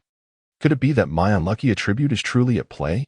Rococo recalled that, aside from her frail condition, she bore another perilous debuff. Unlucky, LV5 card draws always yield the minimum outcome. Even a simple stroll can lead to an unusual event. Rococo's luck had plummeted to an all-time low. Already weakened by illness, her combat ability barely reached half of what it once was, and now she found herself embroiled in an anomalous situation. Moreover, it was the most troublesome series of events, the underworld. While the underworld series may appear straightforward, in reality, it boasted the highest mortality rate and difficulty level among all incidents. Reflecting on her first encounter, the university examination event, where only 3 out of 31 survived, a grim survival rate of 1 in 10, exemplified the terror of the underworld. What made matters worse was that Rococo was accompanied by Aya, which left her feeling somewhat constrained. Sighing, she decided to take things one step at a time. Shaking her head to dispel her worries, she quietly summoned her system. Showen, why has the system issued any tasks this time? After approximately 10 seconds, the voice of Luokeke emerged softly, replying, "System tasks have a cooldown period. They cannot be issued daily." Then why do I encounter unusual events every day? I don't know. Perhaps that's just the nature of being unlucky. Rococo sighed lightly, resolving not to bicker with her system any longer, as she was invariably the one at a disadvantage. Her gaze shifted to the surroundings of the train. The high-speed train continued its swift journey, yet the once pristine windows on either side were now veiled by a layer of murky mist. Passengers were unable to see beyond the fog, which had also manifested during the Mo City University incident. It served as a means for the underworld to isolate the outside world. Entering the mist would lead to death. Simultaneously, the partition doors within the carriage were firmly shut, bearing a red sign that read, "Under maintenance, no entry." It appeared that the passengers were temporarily trapped. After observing her environment, Rococo redirected her attention to the corner of the carriage. At that moment, 2 plainclothes officers were firmly restraining the prisoner. "Ning, is this your doing? Are you trying to escape?" The younger officer, visibly anxious and sweating profusely, interrogated the prisoner. The prisoner, Ning, shook his head, a horrifying scar stretching from his chin to his forehead, marring his face. "Do not be afraid, Officer Wang. If I wished to escape, you would not be able to stop me." Ning forced a smile, his tone composed yet laced with arrogance. "You." The young officer named Wang Wen hesitated, but was silenced by the older officer. "Xiao Wang, he speaks the truth." The former leader of the Mo City Special Operations Team. A jack of all trades, Ning, a demon who killed 47 of his comrades within a week, a traitor. Such a man, if he desired to flee, would not require such elaborate efforts. The older officer's disdainful tone was apparent. Upon hearing this, Ning's smile vanished. "Luokeke, I have never betrayed the great Yin kingdom, nor have I killed my comrades." Ning glared at the older officer, a hint of coldness in his voice. "Stop. Save your justifications for the military tribunal," the older officer, named Luokeke, scoffed, dismissing Ning entirely. "Damn," Ning muttered under his breath, falling into silence. How intriguing. Rococo could not help but marvel at the scene unfolding before her. If the older officer spoke true, then this criminal, Ning, was indeed a heinous individual, also a formidable threat. In an anomalous event, such a person would be a ticking time bomb within the team, capable of causing harm at any moment. Thus, Rococo realized she must remain vigilant in monitoring him to avert any unforeseen calamities. At that moment, Aya suddenly reached out and grasped Rococo's arm. "Kiki, do not be afraid." Aya feigned calmness as she spoke. "Whatever happens next, do not panic. I will protect you." Beneath the composed tone of the maid, a trace of barely concealed fear lingered. Sighing inwardly, Rococo mused, who knows who will end up protecting whom? However, observing Aya's demeanor, it seemed she possessed some understanding of these unusual events. Otherwise, she would not be so anxious. It appeared that Sister Aya had her secrets as well. Rococo thought quietly. Things are starting to get interesting. After approximately half an hour of travel, during which the broadcast continued to repeat the previous announcements, the train gradually decelerated and came to a halt at 8 o'clock a.m. Once the train had completely stopped, a few passengers rose from their seats, intending to disembark. However, upon reaching the exit, they discovered that the train doors remained tightly shut, showing no signs of opening. Only then did the passengers begin to grasp the gravity of the situation. Suddenly, a strange mechanical sound emanated from above the carriage. Click, click. Subsequently, a peculiar display board crafted from gears and nails appeared before them. On this strange board was a single indicator: carriage temperature, 19. It seemed this contraption served as a thermometer. With the appearance of this thermometer, the carriage's broadcast ceased its repetition of the prior rules. Moments later, a new round of announcements commenced. Dear passengers, welcome aboard the endless train of the underworld. Next stop, the Apex Station. Please prepare yourselves. In 1 minute, we will provide you with the new station rules. Chapter 42. The freezing point approaches. A minute slipped away in an instant. How would the underworld introduce new rules to us? Rococo pondered aimlessly. At that moment, a small black booklet, no larger than a palm, materialized on her desk. Undoubtedly, this booklet had appeared on everyone else's tables as well. Rococo picked it up and scrutinized it carefully. The cover bore elegantly inscribed words in striking red: Journey to the Underworld. First stop, the Apex Station. Visitor Guidelines. This station is the Apex Station. The first stop of this journey. The Apex Station boasts a beautiful environment and picturesque scenery, making it the perfect choice for leisure travel. We warmly welcome your arrival. However, due to the slight differences between the underworld and the realm of the living, to ensure your safety, you must adhere to the following regulations. 1. The temperature at this station is quite low, approximately minus 240 C. In such frigid conditions, the heating system of the train will gradually fail. Thus, the temperature within the carriage will drop each hour, so please prepare accordingly. 2. Do not shatter the glass or break the doors to escape. Humans cannot survive in an environment of minus 240 C. 3. Every 2 hours, the underworld will dispatch a steward to offer goods within the carriage. Please do not attempt to attack or threaten the steward, or you will bear the consequences. 4. The items sold by the steward are usable and include, but are not limited to, water, food, down jackets, electric blankets, and heat packs. Please do not question the source of these goods. 5. The only currency accepted on the underworld train is blood. We do not accept any items other than blood. There are 6 plastic syringes beside your seat, which can assist you in extracting blood. Please use them wisely. 6. The duration of stay at this station is until 6 a.m. tomorrow. The ticket fee for the next stop is 200 milliliters of blood, so please prepare the fare, or you will face the consequences. We wish you a pleasant journey. Having read the rules, Rococo set the manual down and lifted her gaze to the thermometer above. If her assumptions were correct, this anomaly's first challenge, the so-called Apex Station, required them to endure in the increasingly frigid carriage until 6 a.m. the following morning. It seemed manageable at first glance. Yet, when had tasks from the underworld ever been simple? Click. Just then, the thermometer above their heads emitted a soft sound. Subsequently, the numbers within it began to change. Carriage temperature, 18 C. Gasp. It dropped so swiftly, Rococo's heart sank as she sensed the gravity of the situation. In under 10 minutes, the temperature had plummeted by 1 degree Celsius. At this rate, it would not be long before the temperature descended below freezing. It was around 9 a.m. now. They had a full 21 hours until 6 a.m. tomorrow. If the temperature indeed fell at such a pace, none of the 10 or so people in the carriage would likely survive until morning. It was currently September, the tail end of summer. Most of the passengers wore summer attire, short sleeves and t-shirts, offering little protection against the cold.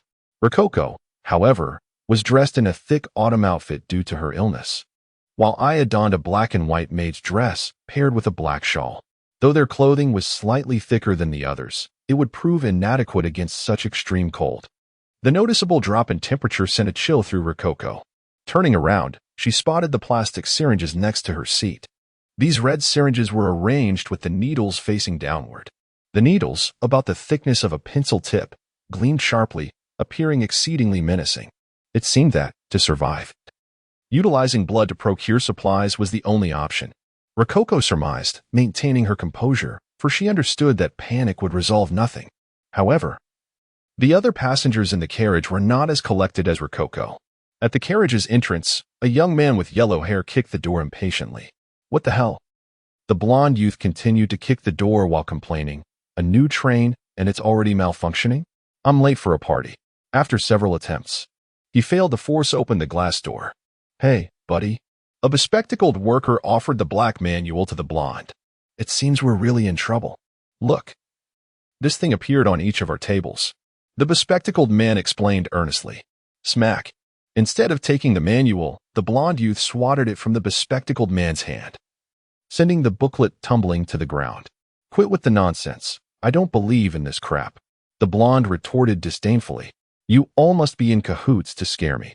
The bespectacled man, taken aback, realized he was wasting his breath and returned to his seat, shaking his head. What a fool. Rococo thought, silently criticizing the blonde's actions. Such individuals were simply ungrateful, mistaking goodwill for malice. Before the anomaly had even officially commenced, the blonde had already squandered his energy and was now drenched in sweat. Once the temperature dropped further, he would likely succumb to the cold in no time. In such extraordinary circumstances, those who succumbed first were invariably the reckless. They were hardly deserving of sympathy, nor did they warrant salvation. 10 minutes later, the blonde finally recognized his futile attempts to kick open the train door. Out of breath, he slumped against the door. With his resignation, the others who had gathered began to shake their heads and return to their seats, starting to read the manual. Click. Moments later, the thermometer emitted another sound, revealing a new number on its display. Carriage temperature, 16.5°C. This time, the passengers could genuinely feel the encroaching chill. The freezing point was approaching. End of segment. P.S. The freezing point is 0 degrees Celsius. Chapter 43. The seeds of conflict are sown half an hour later. The temperature within the carriage had plummeted to 16 degrees Celsius, a chill that could be palpably felt. At the very least, Luokeke was shivering from the cold. Her illness not yet fully resolved, rendering her particularly susceptible to the frigid air. She was not alone in her discomfort soon. The other passengers began to feel the biting cold as well. Who turned on the air conditioning and set it to 16 degrees? A middle-aged woman muttered softly, raising her hand to touch the ceiling fan, only to discover that there was not a breath of air circulating. The majority of air conditioning systems have a minimum setting of 16 degrees, leading this woman to believe that someone had activated the onboard air conditioning, resulting in the rapid drop in temperature. Evidently, even at this point, some remained skeptical about their predicament, dismissing it as merely an unfortunate incident. However, when the thermometer dipped to 15.5 degrees Celsius, their composure began to wane. I need to call for help. I need to call for help. A bespectacled man in the front row fumbled with his phone, attempting to dial an emergency number, but to no avail. There was no signal, and he could not connect to any number. The angry blonde man, in a fit of rage, tore his rulebook into shreds and seized a metal cup, striking the window with all his might. What a load of nonsense. Who do you think you're scaring? He yelled, continuing to pound the glass. If you have the guts, go ahead and kill me. His violent outburst terrified the passengers nearby, who recoiled from him as if he were a plague. Yet, it was clear that his actions were merely a display of impotent fury. The high-speed train's windows were exceedingly sturdy, without a window-breaking tool. There was no way for him to shatter the glass, no matter how hard he tried. Before long, the blonde man realized this, ceasing his attempts to break the window and began searching for sharp objects within the carriage. After a fruitless search, all he could find were the syringes beside each passenger's seat, nothing that could be deemed sharp. Defeated, he slumped back into his seat, curling up in an effort to retain some warmth. At 10 a.m., the temperature within the carriage had dropped to 15 degrees Celsius. In just 1 hour, it had fallen by 4 degrees. At this rate, the temperature could potentially plummet to around minus 60 degrees Celsius. Luokeke silently calculated. As time dragged on, the passengers gradually grasped the severity of their situation. They consciously conserved their energy and began to scavenge for anything that could provide warmth. The first items to catch their attention were the thin blankets on the seats. These soft, albeit small, blankets, roughly the size of towels, became precious resources for those dressed for summer. With only half of the seats occupied, each passenger received a blanket. Some domineering individuals, like the blonde man, even hoarded 4 blankets to wrap around themselves. Aya managed to acquire 2 blankets, but instead of using them for herself, she draped them entirely over Luokeke. Aya. Luokeke intended to protest, but Aya interrupted her. Just use it, Kiki. Aya shook her head, her eyes reflecting a tinge of guilt. In her view, she was the cause of Luokeke's predicament. Don't worry, I'm not cold. Luokeke reassured her, though the slight tremor in her legs betrayed her true condition. Once the blankets were distributed, the passengers returned to their seats, silence enveloping the carriage as they fixated on the thermometer, watching the numbers fluctuate slowly. An hour passed in this unusual stillness. However, this moment of tranquility shattered when the temperature dropped to 10 degrees Celsius. The first to rise was, predictably, the blonde man. He fastened a blanket around himself and approached the bespectacled man. Hey, buddy, he said impatiently, you took 4 blankets, right? I see you're only using 2. If you aren't going to use the others, lend them to me. Without waiting for a response, he reached for the blankets clutched by the bespectacled man. His sudden motion drew the attention of all the passengers. No way. The bespectacled man clutched the blankets tightly to his chest, shaking his head vehemently. You took 4 for yourself. Why should you ask me for more? Despite his smaller stature, he showed no signs of yielding. Hey, you 4-eyed. The blonde man paused before unleashing a tirade of insults. You want to let anyone else use it? What kind of reasoning is that? With that, he yanked at the blanket, engaging in a tug-of-war with the bespectacled man. The blonde man was physically stronger, but having already exhausted much of his energy, he found it difficult to overpower the bespectacled man. They remained locked in a stalemate, neither willing to relent, already starting to turn on each other. Luokeke sighed inwardly, shaking her head. The entity known as the underworld thrived on sowing discord among survivors, often leading to their demise through mutual destruction. Yet, ultimately, if the survivors involved could maintain unity and rational thought, the underworld's schemes would falter. Regrettably, it seemed that few aboard this train possessed such qualities. 4-eyed. You're determined not to lend them, are you? The blonde man gritted his teeth, glaring at the bespectacled man, who remained silent, steadfastly hugging his blankets. Fine. Don't blame me for getting rough. The blonde man inhaled deeply and raised his fist. Just then, at the rear of the carriage, the previously motionless young policeman sprang into action. This undercover officer, named Wang Wen, swiftly approached the blonde man and restrained his fist. Everyone, stand down. Wang urged quietly. The sudden presence of another person startled the blonde man momentarily. However, as he regained his composure, he reverted to his aggressive demeanor. And who are you? He spat, shaking off Wang's grip. Wang paused for a moment before pulling out a small badge from his pocket, presenting it to the blonde man. Law Enforcement Agency, Mo City South District Police Station. Name, Wang Wen's position, Level 2 Officer. The badge bore a small police emblem. Upon seeing this, the blonde man squinted and released his grip on the blanket. This badge was not something that could easily be forged. However, given the current circumstances, Wang's police identity failed to intimidate the blonde man. With a scoff, the blonde man mocked, "So you're just a cop? No wonder you love sticking your nose into others' business." Hearing the derogatory term cop, Wang's brow furrowed, irritation creeping into his demeanor. "I suggest you behave yourself and avoid landing yourself in a cell," he warned softly. "Oh, is that so?" The blonde man showed no signs of fear, retorting sarcastically, "If you can get me off this train, I might just be willing to accompany you to the station. But tell me, can you actually do that? Dear officer, could you perhaps allow me to leave this place? Even if it means being escorted out in handcuffs." The words of the blonde-haired man were laced with mockery, yet Wang Wen found himself unable to retort. This was due to his utter ignorance regarding the current situation.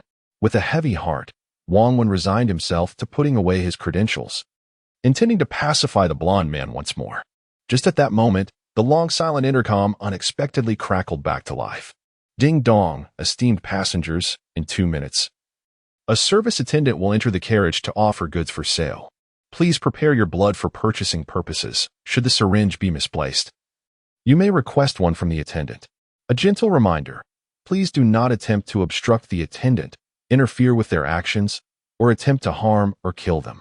Should you engage in any of the aforementioned behaviors, please kneel before the attendant, offer a sincere apology, and bow 4 times.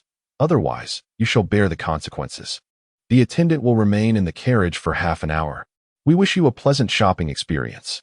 Chapter 44. The dimming of the glimmer. The announcement from the broadcast captured everyone's attention.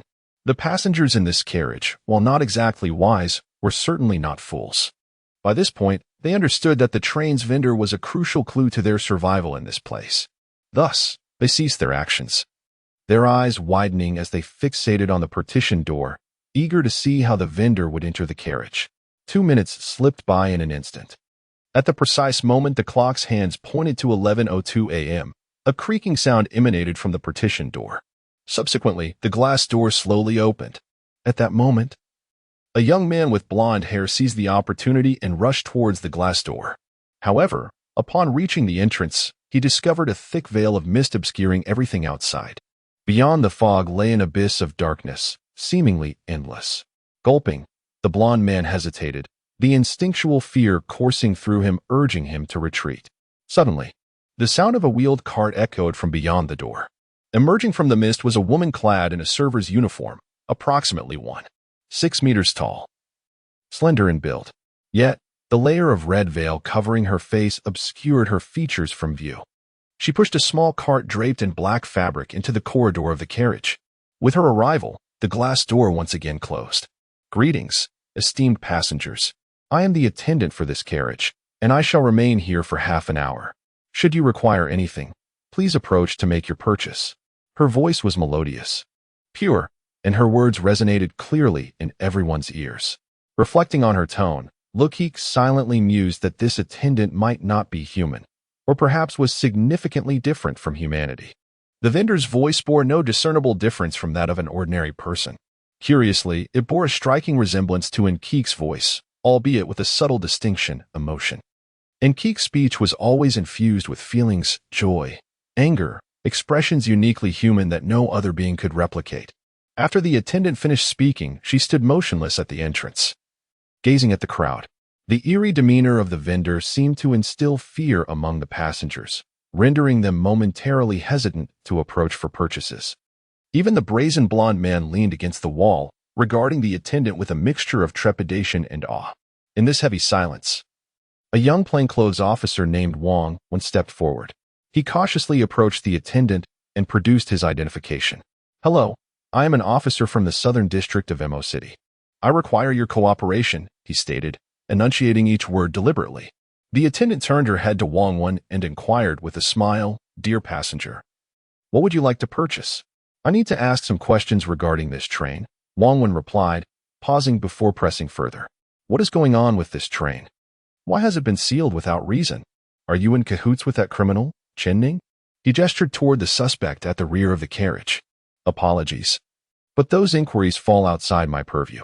I cannot provide you with answers," the attendant replied with a smile, her tone devoid of any emotional fluctuation. Wong exhaled heavily, his hand instinctively reaching behind him, seemingly to grasp his firearm. "If you refuse to speak, I have the authority to arrest you," he warned. His words plunged the carriage into an eerie stillness. The passengers gazed at the imposing officer with glimmers of hope, yearning for him to offer them a chance at survival. However, the attendant remained silent, her smile unwavering as she fixated on the officer before her. "Playing tricks, are we?" Wong scoffed, extending his hand toward the attendant. In that moment, Luokeke sensed impending danger and wished to intervene, but it was too late. Wong's hand clasped the attendant's arm, and he exclaimed, "Hey, open the door and let everyone." But just then, he realized his hand had become immobile. Struggling, he discovered he could not pull away. It felt as though some adhesive substance had firmly bound his hand to the attendant's arm. A faint sound reached his ears, almost imperceptible, emanating from his hand. Instinctively, he looked down, witnessing an unforgettable sight: a layer of frost, visible to the naked eye, rapidly spreading over his hand and extending throughout his body. It's ice," Wong screamed, uttering his final words in despair. Moments later, he transformed into a lifeless ice sculpture, devoid of vitality. From his pocket, a golden police badge fell to the ground, clattering as it struck the floor. The metallic emblem shimmered faintly, but as the ice sculpture shattered, that glimmer vanished entirely.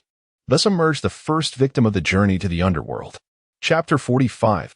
An increasingly difficult predicament inside the carriage. A lifelike ice sculpture of a human figure was gradually shattering. Ice shards, the size of fists, incessantly struck the ground, producing an eerie creaking sound. It was hard to fathom that merely a minute ago, this ice sculpture had been a living person. The death of Officer Wong plunged the entire carriage into an oppressive silence. Passengers stared wide-eyed at the attendant, who remained silent, gently brushing off the ice fragments from her attire while smiling at the crowd. Esteemed passengers, should you wish to purchase any items, please step forward to review the list. The attendant spoke leisurely, her demeanor appearing amicable. Yet, none dared to respond to her. The passengers gazed at the ice sculpture, their hearts brimming with dread and panic. Their previous bickering and disputes now seemed trivial in light of the grim reality they faced. These individuals, accustomed to the comforts of modern society, had little understanding of death.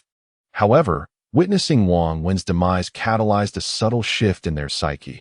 They finally grasped the essence of fear. Even the most arrogant of them, the blonde-haired young man, retreated to his seat, shock etched upon his face as he looked at the attendant, too terrified to even exhale. What a bizarre method of murder. Luokeke furrowed her brow, observing the attendant's pale arms. The attendant's speed in executing the act was astonishing, so swift that Luokeke could scarcely comprehend it. Moreover, inexplicably, when Luokeke glanced at the attendant, the system panel that should have appeared was conspicuously absent. The sole explanation for this phenomenon was that the attendant's level was too high, surpassing what the young girl could assess. This is troublesome. Luokeke gently closed her eyes and shook her head. At that moment, the attendant extended her finger and lightly poked the ice sculpture. In an instant, the sculpture shattered completely, turning into a pile of debris. On, a pained howl erupted from the rear of the carriage. The speaker was Officer Luokeke, an old policeman and Wong Wen's mentor. Upon witnessing the death of his apprentice, Luokeke abandoned his watch over the criminal and dashed out, drawing his handgun and aiming it at the attendant. The loss of Wong Wen plunged the veteran officer into profound grief, stripping him of his reason. He was consumed by a singular desire to exact vengeance on the attendant. Just as Luokeke prepared to pull the trigger, a rough hand suddenly grasped his weapon. The old officer was taken aback and turned to see the owner of those hands, who wore a troubled expression. The one restraining the veteran officer was the criminal Chen Ning. For reasons unknown, Chen Ning had managed to free himself from his handcuffs and was now firmly holding Luokeke, preventing him from firing. Chen Ning, you truly are in cahoots with the attendant, Luokeke bellowed, struggling against the grip. Yet no matter how he fought, he could not escape Chen Ning's hold. Officer Luokeke, if I were truly allied with her, I wouldn't stop you. Rather, I would let you walk into your demise, Chen Ning replied with resignation. Upon hearing this, Luokeke's heart skipped a beat, and he ceased his struggles. What do you mean by that? Noticing Luokeke's capitulation, Chen Ning gently released him. Do you recall what was said over the intercom and the rules that were laid out? Chen Ning sighed, offering a reluctant explanation. Rules? Luokeke pondered for a moment before realization dawned on him. Indeed, prior to the attendant's entrance, the broadcast had emphasized a crucial rule. Passengers were absolutely prohibited from harming or obstructing the attendant. At first, I thought this rule was meant to protect the attendant, Chen Ning lamented, but now I understand. This rule is designed to safeguard us. Luokeke lowered his firearm, gradually regaining his composure. Decades of service as a police officer had tempered his spirit. Suppressing his sorrow, Luokeke softly inquired, are you suggesting that should we violate these rules, we would face death? Chen Ning nodded. It seems so. Luokeke fell silent. Moments later, he shook his head vigorously, incredulous. Impossible. Such things cannot exist in this world.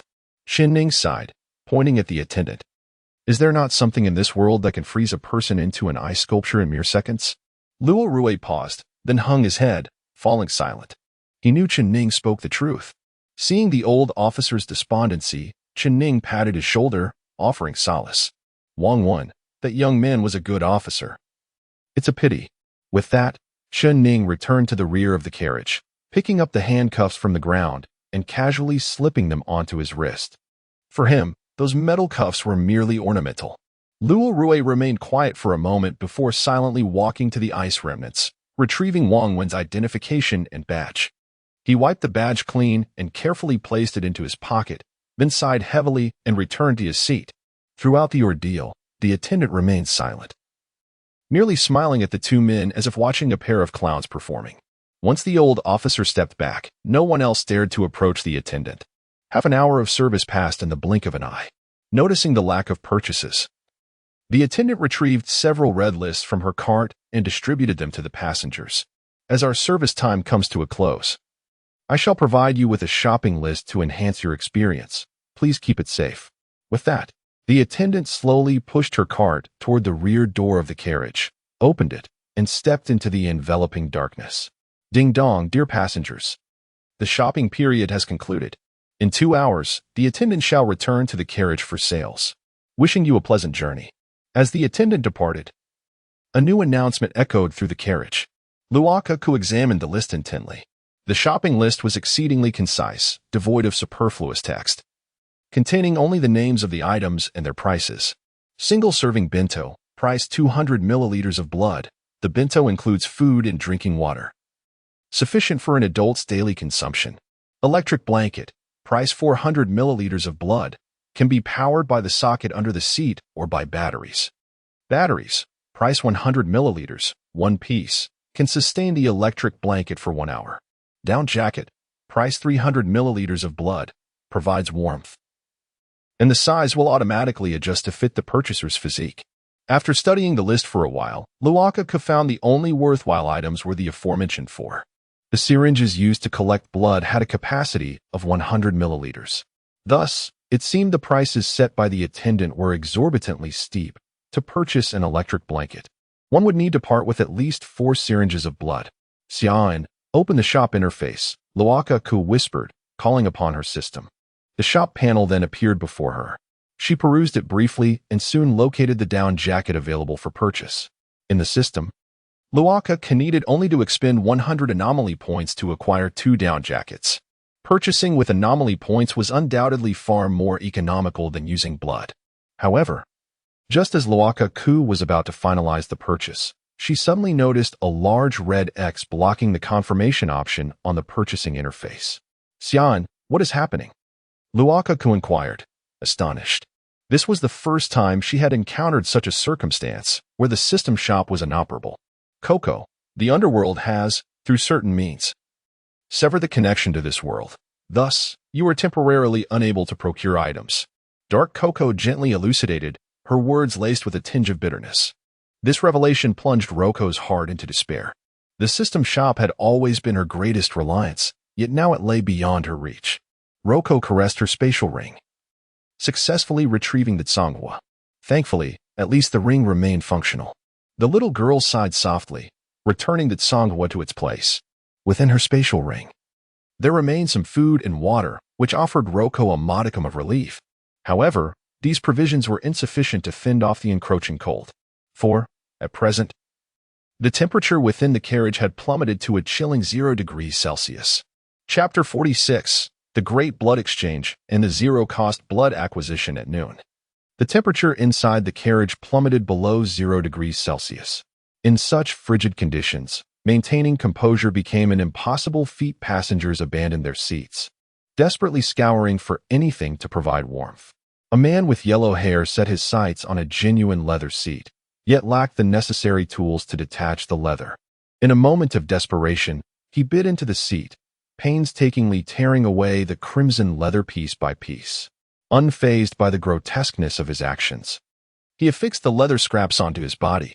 Meanwhile, a bespectacled man extracted his suitcase, hastily dumping its contents before using it to shield himself. Even the seemingly composed middle-aged woman cast aside her dignity, clutching her expensive handbag in a bid to exchange it for a couple of blankets. Perhaps in the outside world, such a luxurious handbag could fetch thousands of inexpensive blankets. But here, warmth was the true currency. No one was willing to barter with her. Observing the increasingly frantic behavior of those around her, Rococo shook her head. Their actions would only hasten the loss of their precious body heat. The best course of action now was to lie still in their seats, conserving energy and waiting for an opportunity to arise. Perhaps, in doing so, they could manage to survive. By 1 in the afternoon, when the attendant returned to the carriage, the temperature had dropped to -5 degrees Celsius. The attendant appeared unchanged, pushing her cart with a smile as she surveyed the crowd. At this juncture, fear was a distant concern. Faced with the specter of death, everything else seemed inconsequential, prompting the passengers to decide to purchase items from the attendant. The first to act was the bespectacled man, who, despite his refined appearance, exhibited a fierce determination. He withdrew a syringe, hesitating for a moment before piercing the tiny needle into his wrist. Lacking experience, he failed to locate a vein, instead striking bone. The intense pain elicited a cry from him, yet for the sake of survival, he gritted his teeth and plunged the syringe in once more. This time, he succeeded. The dark red blood quickly filled the syringe. He gazed at his own blood with an almost trance-like fixation before decisively withdrawing the needle, applying slight pressure to stem the bleeding and approaching the attendant. I wish to purchase a down jacket," he mustered the courage to declare, extending the syringe towards her. The attendant accepted the syringe, placing it in her cart before producing 2 clean syringes, setting them before him. "Sir, the down jacket requires 300 milliliters of blood. You will need to provide 2 more syringes," she stated with an affable smile. The bespectacled man paused for a moment, then resolutely picked up another syringe, biting down on his lip as he jabbed it into his recent wound. This scene caused many to avert their gazes, unable to bear the sight. Soon, he surrendered his blood to the attendant. Under the curious stares of the crowd, she indeed retrieved a remarkably thick down jacket from her cart and handed it to him. Overjoyed, he snatched the jacket and draped it over himself. The warmth radiating from within elicited a contented sigh, and he strolled back to his seat, exuding an air of calm. Witnessing this, the other passengers could no longer contain themselves, each hurriedly seizing a syringe and plunging it into their arms, eager to procure warm clothing. "Rococo, I will buy you a down jacket." Seeing the actions of those around her, Aya felt a twinge of desire. Rubbing her slightly numb hands, she reached for a nearby syringe. "Sister Aya, no." Rococo grasped Aya's hand, shaking her head gently. "At this temperature, I can still endure." "This cannot be." Aya softly caressed Rococo's forehead, gauging her temperature. Rococo was still running a slight fever, her body weakened.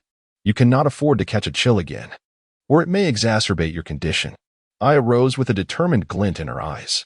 Yet Rococo did not release her grip, adopting a look of pitiable innocence. Gazing earnestly at Aya, her passive skill, cuteness, LV5, activated. Aya blinked, realizing she found it impossible to refuse Rococo's plea. Reluctantly, she sat back down, removing her shawl and draping it over Rococo. "Very well, Rococo.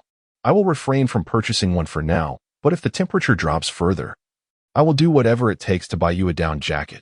Aya tucked her hands into her sleeves, silently observing the syringe in the attendant's grasp.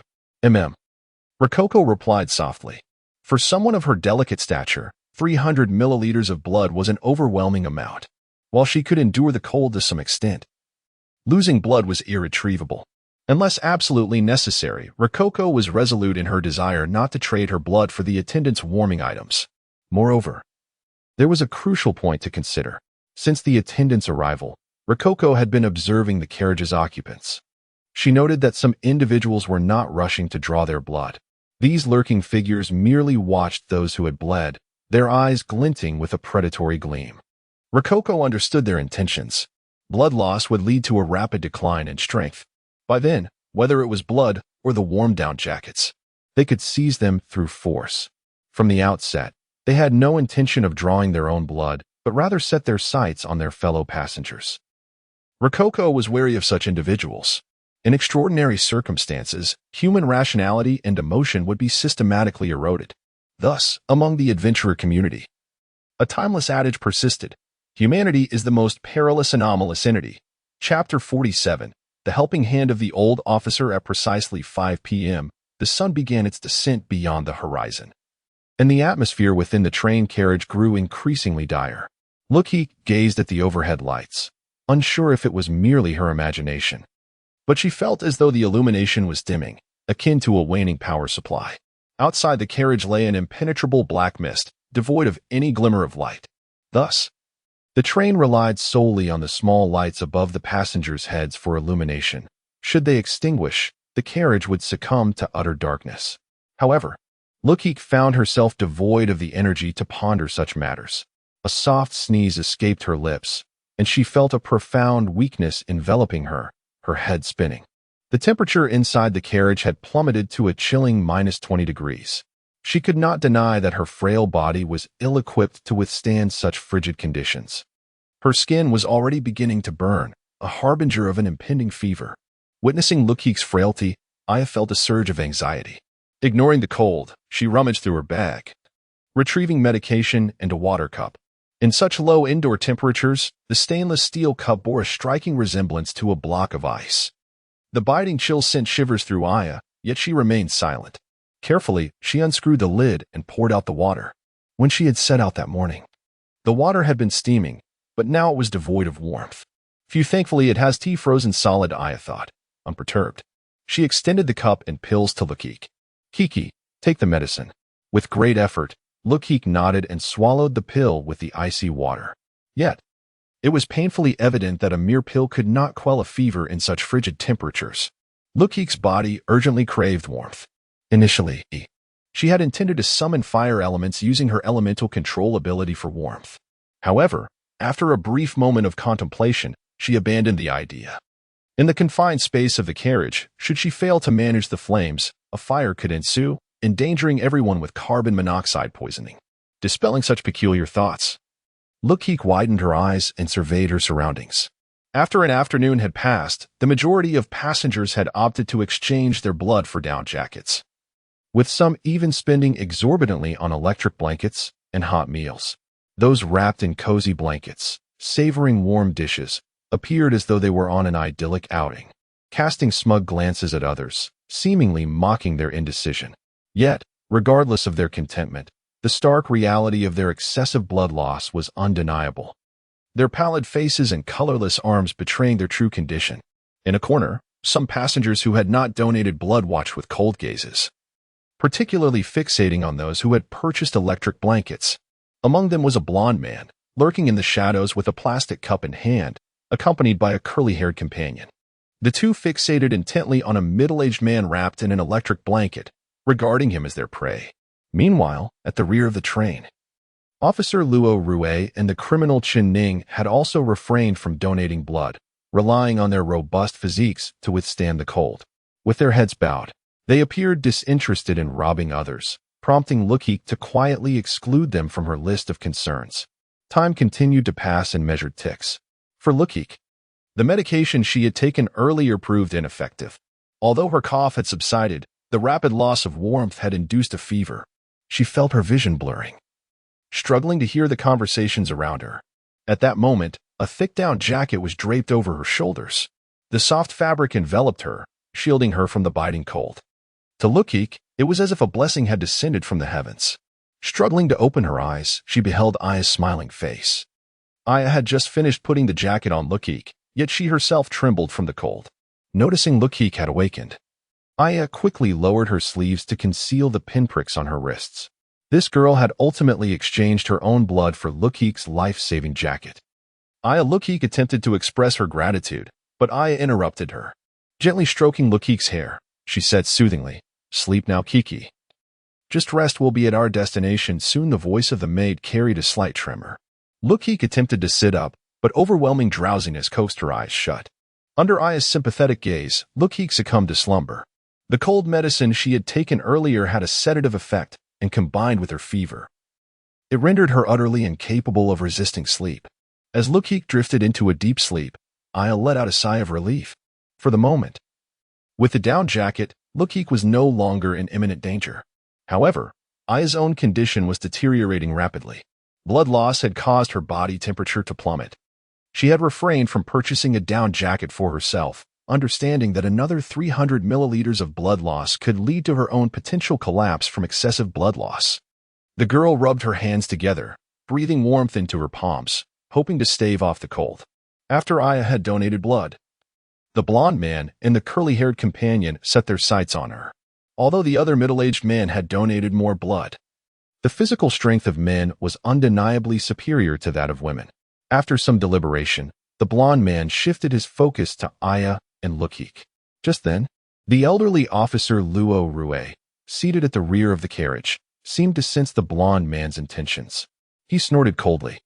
Rising to his feet and positioning himself in front of Aya, blocking the gaze of the blond man and his companion, Luokeke fixed a steely glare at the blond man, as if to issue a warning. Momentarily taken aback, the blond man muttered. This old officer, he was about to utter more, but the curly-haired man covered his mouth, subtly indicating toward the firearm holstered at Luoke's waist. The blond man froze, suddenly hesitant to meet Luoke's gaze, redirecting his attention to the middle-aged man instead. Aya gazed at Luoke's back, understanding that the old officer was attempting to protect her. Thank you, Aya whispered her gratitude. Luoke turned to regard her slender frame, sighing softly. He then silently approached the train attendant. Please provide me with 6 syringes, Luoke stated firmly, his voice resonant. Amidst the astonished stares of the onlookers, Luokeke received 6 syringes from the attendant, promptly drawing blood from his wrist. His movements were swift, and soon 6 vials of dark red blood were collected. Exchange these for 2 down jackets, he instructed, tossing the syringes to the attendant. With a smile, the attendant accepted the blood and presented 2 down jackets to Luokeke. Without hesitation, he donned one for himself and handed the other to Aya. Aya stared at the down jacket in her hands, bewildered. This officer, I cannot. What do you mean you cannot? Luokeke interrupted Aya's words, asserting firmly, accepted. This is an order from the inspector. Having spoken, he disregarded Aya's thoughts and proceeded directly back to his seat. Aya stood there, momentarily taken aback, gazing at Luoke's figure, at a loss for words. Feeling as though the silhouette of this elder had grown considerably taller. With the assistance of the seasoned officer, the situation for Aya and Luokeke had improved somewhat. Wow, Officer Luokeke, drawing 6 vials at once, can your aged body withstand it? Ning remarked, unable to suppress a teasing tone as he glanced at Luokeke. Though Luokeke was in his late 50s and still possessed a robust physique, the act of drawing so much blood could indeed pose significant harm to an elderly individual. That's none of your concern, Luokeke replied, wiping the sweat from his brow and maintaining a stoic expression as he regarded his own hand. You might not even be able to safeguard your own life. Why do you constantly think of others? Ning sighed, reflecting on the situation. The veteran officer fell silent for a moment, retrieving Wang Wen's badge from his pocket and gently caressing the emblem etched upon it. Because I am a police officer, and that is sufficient. Chapter 48. The beginning of the blood night. The temperature gauge and the carriage began to turn once more, its digits plummeting to -32 degrees. The passengers, weary and beleaguered, lifted their heads just long enough to glance at the gauge before surrendering to the icy grip of fatigue once more. The bone-chilling cold had rendered them somewhat numb to both temperature and time. Above them, the lights in the carriage flickered dimly, threatening to extinguish at any moment. It was now 8 o'clock in the evening, which meant they had to endure for another 8 hours to survive. Suddenly, a spark flickered from the small lamp on the ceiling, and within moments, the faintly glowing lights extinguished completely. The loss of their primary source of illumination plunged the carriage into an abyss of darkness. The passengers could only rely on the feeble glow of their mobile phones to navigate their surroundings, but in such frigid conditions, even the phone's batteries could not sustain them for long. Simultaneously, they realized another dire situation. The power supply to the carriage's sockets had ceased. This revelation plunged those who had purchased electric blankets into a state of panic. With the power cut, it meant they would have to resort to sacrificing their own blood to procure batteries for warmth. Fear quickly spread through the crowd as they brandished their phones, illuminating each other in the cramped space, exhausting their dwindling strength. In the rear of the carriage, the seasoned officer, Luokeke, rose to his feet, shouting, "Everyone, remain calm. Do not lose your composure." However, his frailty was evident. Having lost 600 milliliters of blood, the once robust elder struggled to speak coherently. In such dire circumstances, his pleas fell on deaf ears. Gasping for breath, Luokeke had no choice but to sit back down. In stark contrast, Ning, seated beside him, displayed no signs of distress. Clad in a blue shirt, he appeared completely unfazed by the cold. "Hey, Chen-Ning." Luo Rui tapped Chen-Ning's arm. Incredulity etched on his face. "How can you be so thick-skinned? Aren't you cold at all?" In this frigid environment, even those donned in down jackets felt the chill. Yet Chen-Ning moved about with ease, almost like a machine. With a shrug, Chen-Ning explained, "What is this cold? During my training on the border, in temperatures plummeting to -50 degrees, our instructor made us wear short sleeves and lie in the snow for an entire night. Now that was cold." Hearing this, Luo Rui could only shake his head with a resigned sigh. "All right, you're tough." The commotion in the carriage roused Luokeke from her slumber. After 3 hours of rest, her fever had subsided, and her spirits lifted. "Kiki, you're awake." Upon seeing Luokeke turn over, Aya joyfully touched the little girl's forehead. "Phew, the fever is gone. That's wonderful." Relieved, Aya retrieved a bento box from her bag. "Kiki, eat something." However, when she opened the box, she discovered the food was frozen solid, as hard as iron. Seeing Aya's awkward expression, Luokeke smiled and shook her head, then retrieved 2 biscuits from her spatial ring. "Sister Aya here." Aya accepted the biscuits, puzzled. "Kiki, when did you bring these?" Luokeke pondered for a moment before casually replying, "I brought them when I left. I have plenty more in my pocket." Hearing this, Aya felt reassured and gently bit into a biscuit, trying to minimize any noise. In stark contrast to the warmth radiating from Luokeke's side, in another corner of the carriage, the blonde man and the curly-haired man were huddled together, nearly frozen. They had not purchased down jackets, instead waiting for an opportunity to snatch someone else's warmth. Earlier, fear of the old officer had kept them from acting, but now, with the ceiling lights broken and Officer Luo Rui weakened, the blonde man sensed his moment had arrived. "When do we make our move?" The curly-haired man trembled. The blonde man gritted his teeth, rising to his feet. Now, he seemed to have made up his mind, gripping his plastic cup with determination. "We can strike now. We've been waiting for this moment." The curly-haired man leapt up, holding a steel pipe he had pried from a seat. Under the cloak of darkness, the two stealthily approached their target, a middle-aged man who had not only bought a down jacket, but also an electric blanket and several batteries. As everyone else trembled in fear, this man reclined comfortably under his blanket, dozing peacefully. Of course, having purchased so much, he had sacrificed a considerable amount of blood and lacked the strength to resist. "Wait, I'll knock him out first. Then you cover his mouth," the blonde man whispered. "Remember, don't suffocate him, or we'll be in trouble." "Understood," the curly-haired man replied softly. Before long, they reached the middle-aged man. The blonde man took a deep breath, raised the cup high, and brought it crashing down. A thunderous sound echoed as the ice-filled cup struck the man's forehead. The curly-haired man quickly pressed his hand over the man's mouth. The blonde man began to tear away the blanket and jacket. The plan was unfolding perfectly until, suddenly, the middle-aged man opened his eyes. Summoning a surge of strength from somewhere, he pushed the curly-haired man away and gasped for air. The will to survive ignited a remarkable force within this man, who had lost so much blood. "Help," he began to plead, but the blonde man swiftly covered his mouth. In an unexpected turn, the blonde man seized the steel pipe from the curly-haired man's grasp, gritting his teeth as he brought it down mercilessly upon the middle-aged man's head. Thud, thud, thud, again and again. Gradually, the middle-aged man's breathing ceased, his limp hands falling to his side as dark crimson blood trickled from his head, pooling at his fingertips before dripping onto the floor. The second victim had fallen. The middle-aged man's death seemed to serve as a grim warning to the remaining survivors. The night of blood had indeed commenced. Chapter 49. The transformation of humanity. A faint metallic scent of blood pervaded the carriage. The victim, a middle-aged man, lay lifeless, his vacant eyes fixed on his assailant, unable to close in death. Thick, warm blood trickled across the black carpet, mingled with viscous, white substances. The perpetrator, known as Huang Mao, stood there, gripping the bloodied steel pipe, staring blankly at the corpse. In the wake of his impulsive act, a wave of fear and panic washed over him. "Huang Mao, you killed him," exclaimed a curly-haired man, eyes wide with terror. "Why did you do it? We'll end up in prison." "No.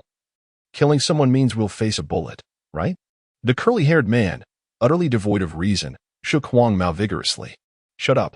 Huang Mao pushed him away, shouting, I know full well that killing leads to dire consequences. But if we don't act, we'll freeze to death. Exactly. I killed him to save our lives. It's not my fault, Huang Mao continued, seemingly convincing himself that his actions were justified. If I hadn't killed him, we would both be dead. Do you understand? His gaze, once filled with confusion and fear, transformed into an icy stare. You. The curly-haired man pointed at Huang Mao, at a loss for words, his thoughts now skewed by Huang Mao's rationale. Without further ado, Huang Mao discarded the pipe, shook off the blood on his hands, and began to strip the corpse of its down jacket. The frigid temperature inside the carriage had caused the blood to congeal into dark red icicles, entwined with the jacket. Huang Mao frowned as he swatted the frozen remnants aside and donned the jacket, indifferent to the bloodstains. The warmth enveloping him evoked an unprecedented sense of comfort, prompting a deep sigh of relief. Although the jacket was ill-fitting, having been taken from a corpse, Huang Mao could hardly afford to be picky at that moment. Next, he seized the electric blanket, only to find it devoid of warmth, its battery completely drained. Here, he tossed the blanket to the curly-haired man. The comfort of the jacket dispelled Huang Mao's guilt, reinforcing his belief that his actions were justified. Once that notion took root, it grew uncontrollably. He concocted countless justifications for himself, yet he never considered that had he chosen to draw blood voluntarily, none of this would have transpired. With the dim light of his phone, Huang Mao surveyed the carriage, noticing the wide-eyed passengers, their faces etched with unmistakable fear. The commotion from his violent act had caught the attention of everyone, except for the elderly policeman at the back, Luo Rue and Shen Ning. However, fear rendered them mute, none daring to utter a word. What are you staring at, a bunch of cowards? The act of murder had irrevocably altered Huang Mao's demeanor. The seeds of violence blossomed within him. He feigned ferocity, barking, "Look again, and I'll slaughter you all. If you don't want to die, keep your eyes shut." At his command, the passengers averted their gazes, shrinking away from him. Yet one individual, Luokeke, continued to observe him quietly. She had discreetly retrieved a concealed weapon, ready to strike if necessary. Though her health was still compromised and her strength limited, she felt capable of taking down Huang Mao, but only if absolutely required. On one hand, she wished to conceal her identity. On the other, revealing her capabilities too soon could make her a target. The unpredictability of human nature left her wary of the passengers who might turn against her. Thus, Luokeke resolved that unless Huang Mao posed a direct threat to her and Aya, she would refrain from intervening. As for the safety of the others, that was their own concern. She was no protagonist from a youth manga, lacking both the ability and the desire to save everyone. At that moment, Huang Mao had acquired the jacket he desired, while his companion, the curly-haired man, remained without any means of warmth. The electric blanket they had stolen had long since turned frigid. "Huang Mao, I'm so cold." He tugged at Huang Mao's sleeve, trembling as he pleaded. "Could I borrow the jacket for just a moment? Even 2 minutes?" With the temperature plummeting to minus 38 degrees, clad only in a short-sleeved shirt and draped in the icy blanket, he could hardly endure any longer.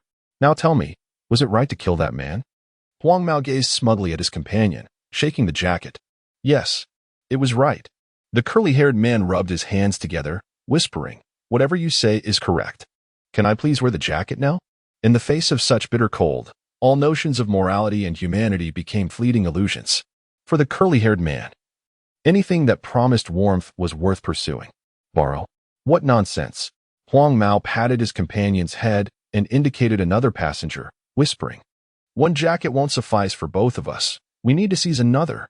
"Another one?" The curly-haired man was taken aback, instinctively asking, "What if they resist?" "Resist? Then we kill them." Huang Mao mimicked a throat-cutting gesture, speaking deliberately. "Having killed one, we can certainly kill another. And this time, you will do it." Swallowing hard, the curly-haired man hesitated, but Huang Mao silenced him with a fierce glare.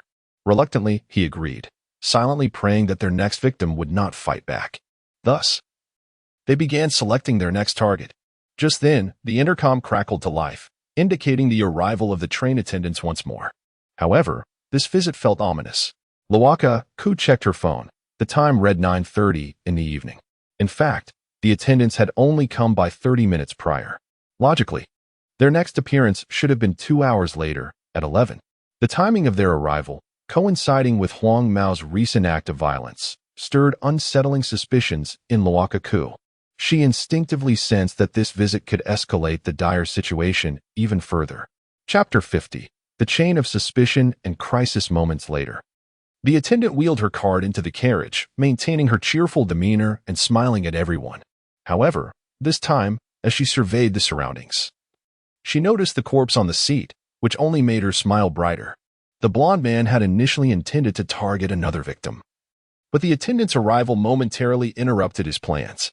By now, everyone on the train had come to realize that this enigmatic attendant was the most terrifying presence in the carriage, one that should not be trifled with. Even if he were to commit robbery, the blonde man knew better than to act at this moment. Provoking the attendant could spell disaster for him.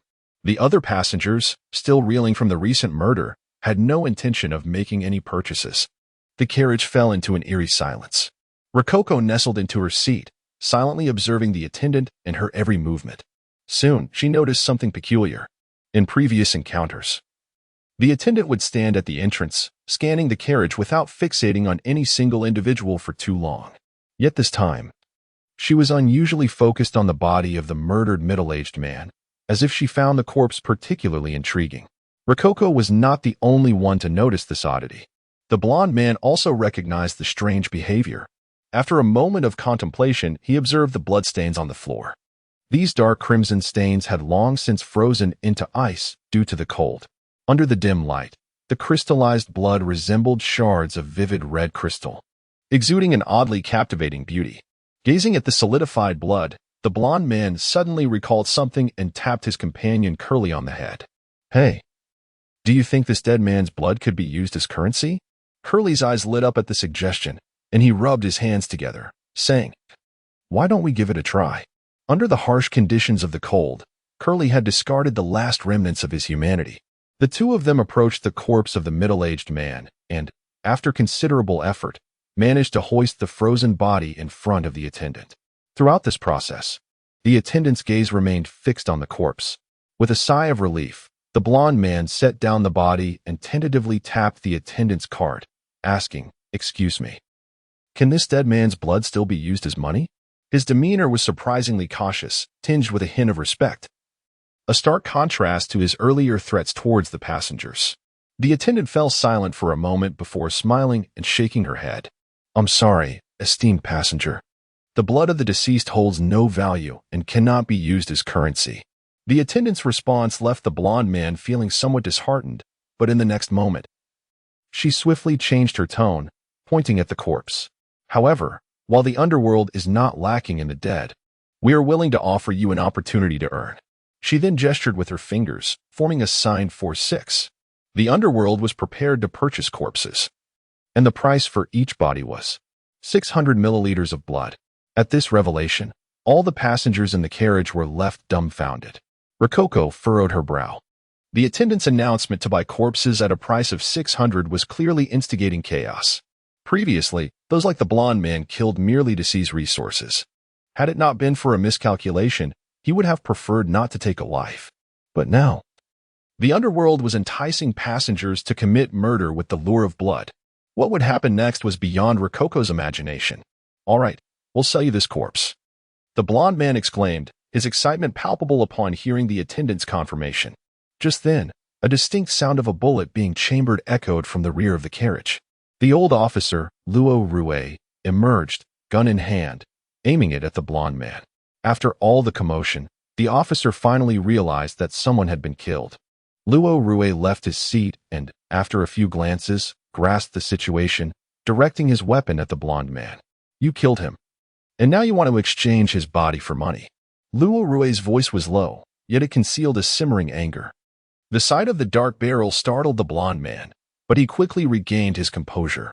"Yes, I killed him," he replied leisurely. "So, are you here to uphold justice?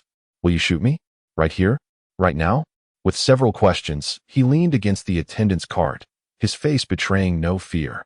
After taking a life, the blonde man seemed to have undergone a transformation. He was no longer just a petty thug. "Go ahead, old man," he taunted. "If you're not afraid of hitting the attendant or shattering the window, then shoot." His words struck at Luoke's vulnerability. In this confined space, the officer could not afford to fire indiscriminately. The consequences of hitting the attendant or breaking a window were unimaginable. Had Luokeke been in good condition, with full strength, he would have trusted his decades of experience to eliminate the blonde man without issue. Yet, the old officer was in a dire state. His hand trembled slightly, unable to hold the gun steady. Even Rococo, seated nearby, could see that the officer was at his wit's end. After speaking, the blonde man disregarded the officer entirely, dragging the corpse to exchange for 6 syringes filled with blood. Without hesitation, he traded for a down jacket and tossed it to his partner, Curly. The blonde man was not foolish. He understood that he had made too many enemies. If he did not win over Curly, he would likely find himself isolated and helpless. Half an hour later, the attendant prepared to leave. Before departing, she dropped another bombshell that sent the passengers into a panic. Due to the rapidly dropping temperatures and difficulty in preserving batteries, the underworld has decided to raise the price of batteries to 300 milliliters, originally 100. Please take note, esteemed passengers. With that, the attendant leisurely exited the carriage. The exchange of corpses for money and the rise in prices shattered the passengers' sanity. Fear gripped them, as they worried about becoming the next target. Simultaneously, they hesitated, contemplating whether to strike first. After all, with the ongoing drop in temperature, down jackets were becoming ineffective, and the need for electric blankets to survive was becoming dire. Perhaps there were some kind-hearted souls among them who wished to avoid taking lives and sought to buy electric blankets and batteries through blood donations. Yet at this moment, drawing blood meant weakening oneself, and a weakened state would render them prey to others. Thus, even the kind-hearted refrained from drawing their own blood. A chain of suspicion began to form in the hearts of the passengers, and once this chain was established, it was difficult to eradicate. People huddled in their seats, searching for potential targets or those they needed to be wary of. Meanwhile, the blonde man and Curly seemed to have identified their next target. Their eyes were fixed on Rococo, a mere little girl, accompanied by a maid. What threat could they possibly pose? With this thought in mind, the blonde tightened her grip on the steel pipe in her hand. Chapter 51. The Nature of Beings and Their Choices at 10:20 p.m. The temperature inside the train plummeted to a chilling -45 degrees. The carriage echoed with the sounds of yawning passengers. Ordinarily, this would be the time to retire for the night. Since 8 a.m., the nerves of the passengers had been taut, and coupled with the terrifying cold, an overwhelming drowsiness steadily encroached upon their consciousness. Yet, despite being on the brink of exhaustion, none dared to succumb to sleep. They exchanged wary glances, their eyes brimming with suspicion. The words of the attendant had effortlessly shattered their trust, transforming their camaraderie into a latent hostility. Thus, the passengers refrained from dozing off, fearful that in slumber, they might become prey to others. Rococo shifted slightly in her seat. As the temperature continued to drop, the efficacy of her down jacket diminished. After all, while it served to retain warmth, it could not generate heat on its own. Only an electric blanket could provide the precious warmth they needed, which explained the soaring prices of batteries. Should the temperature drop another 10 degrees, they would have no choice but to resort to electric blankets, lest they succumb to frostbite within their jackets. Rococo rubbed her hands together, vigilantly observing the movements of those around her. However, the darkness of the carriage rendered her nearly blind without the aid of her phone's light. Yet, despite her inability to see, Rococo relied on her instincts to gauge her surroundings. In her previous life, she had encountered countless dangers, honing a keen intuition that now proved to be increasingly accurate since her transformation into a young girl. This phenomenon could be aptly described as a woman's sixth sense. The shadow of her alter ego teased her, "You are becoming increasingly formidable, Rococo." Ignoring the words of her inner self, Rococo took a deep breath, quieting her mind to attune to the environment. Soon, she sensed an unsettling aura. In this frigid carriage, at least 3 pairs of eyes fixated on her and Aya, seemingly observing their every move. Have we become targets? Rococo delicately unsheathed her dagger, murmuring, "Interesting." It was evident that those watching her and Aya intended to strike. They perceived the duo as the weakest combatants in the carriage, making them the most vulnerable targets. Contemplating this, Rococo gently patted Aya's hand. At that moment, Aya was in a dire state. Following a previous blood draw and the harsh cold, her strength had been completely drained. She reclined in her seat, clinging to her willpower to remain awake. Despite her frail condition, she shielded Rococo with her petite frame. Aya. Rococo tugged at Aya's clothing, whispering, "Let me sit on the outside. You should rest inside for a while." Rococo intended to swap seats, believing that this would allow her to protect the maid. Aya hesitated momentarily before grasping Rococo's intent. "That's not acceptable." Aya shook her head, smiling softly. "I'm not tired. You should rest well. We'll be leaving early tomorrow." Her tone was gentle, yet her resolve was unwavering. Aya understood that this night would surely invite trouble from ill-intentioned individuals. Thus, she silently vowed to protect Rococo at all costs. Seeing Aya's steadfastness, Rococo relented. In the face of extraordinary circumstances, the law of the jungle, survival of the fittest, was upheld by the majority. But was Rococo truly a weakling? Clearly not. She licked her small canine teeth, gripping her dagger tightly, prepared for the impending threat. In a corner of the carriage, a blond man and a curly-haired fellow crouched low, silently observing Aya and Rococo. "Brother, shouldn't we make our move?" The curly-haired one exhaled into his hands, gripping a cold cup. "Shoo. Let us wait a moment," the blonde gestured for silence. Pointing towards the other end of the carriage, "Look," following the direction of the blonde's finger. The curly-haired man spotted a furtive figure near the first row of seats, where the bespectacled man sat. The silhouette appeared to be a woman, brandishing a plastic tube as she stealthily approached the bespectacled man. It seemed she intended to eliminate him to seize his electric blanket and perhaps his very life. "Seems like someone shares our thoughts," the blonde chuckled, tightening his grip on the steel pipe. Just as he spoke, a cacophony of thuds and collisions erupted from the bespectacled man's seat, followed by chilling screams and sounds of struggle. Clearly, the woman had struck. Yet she had failed to swiftly dispatch him, leading to a fierce confrontation in the darkness. "Excellent," the blonde exclaimed. "Now, everyone's attention will be drawn to them." With that, he rose, a wicked grin spreading across his face as he fixed his gaze on Rococo and Aya. "Let us take advantage of this distraction." Meanwhile, at the rear of the carriage, the seasoned officer Luokeke instinctively stood upon hearing the commotion. Just as he was about to investigate, he was restrained by Chen Ning behind him. "Officer Luo, what do you intend to do? Do you wish to play the valiant hero again?" Chen Ning whispered, firmly holding Luo in place. "Of course," Luokeke retorted. "I am an officer.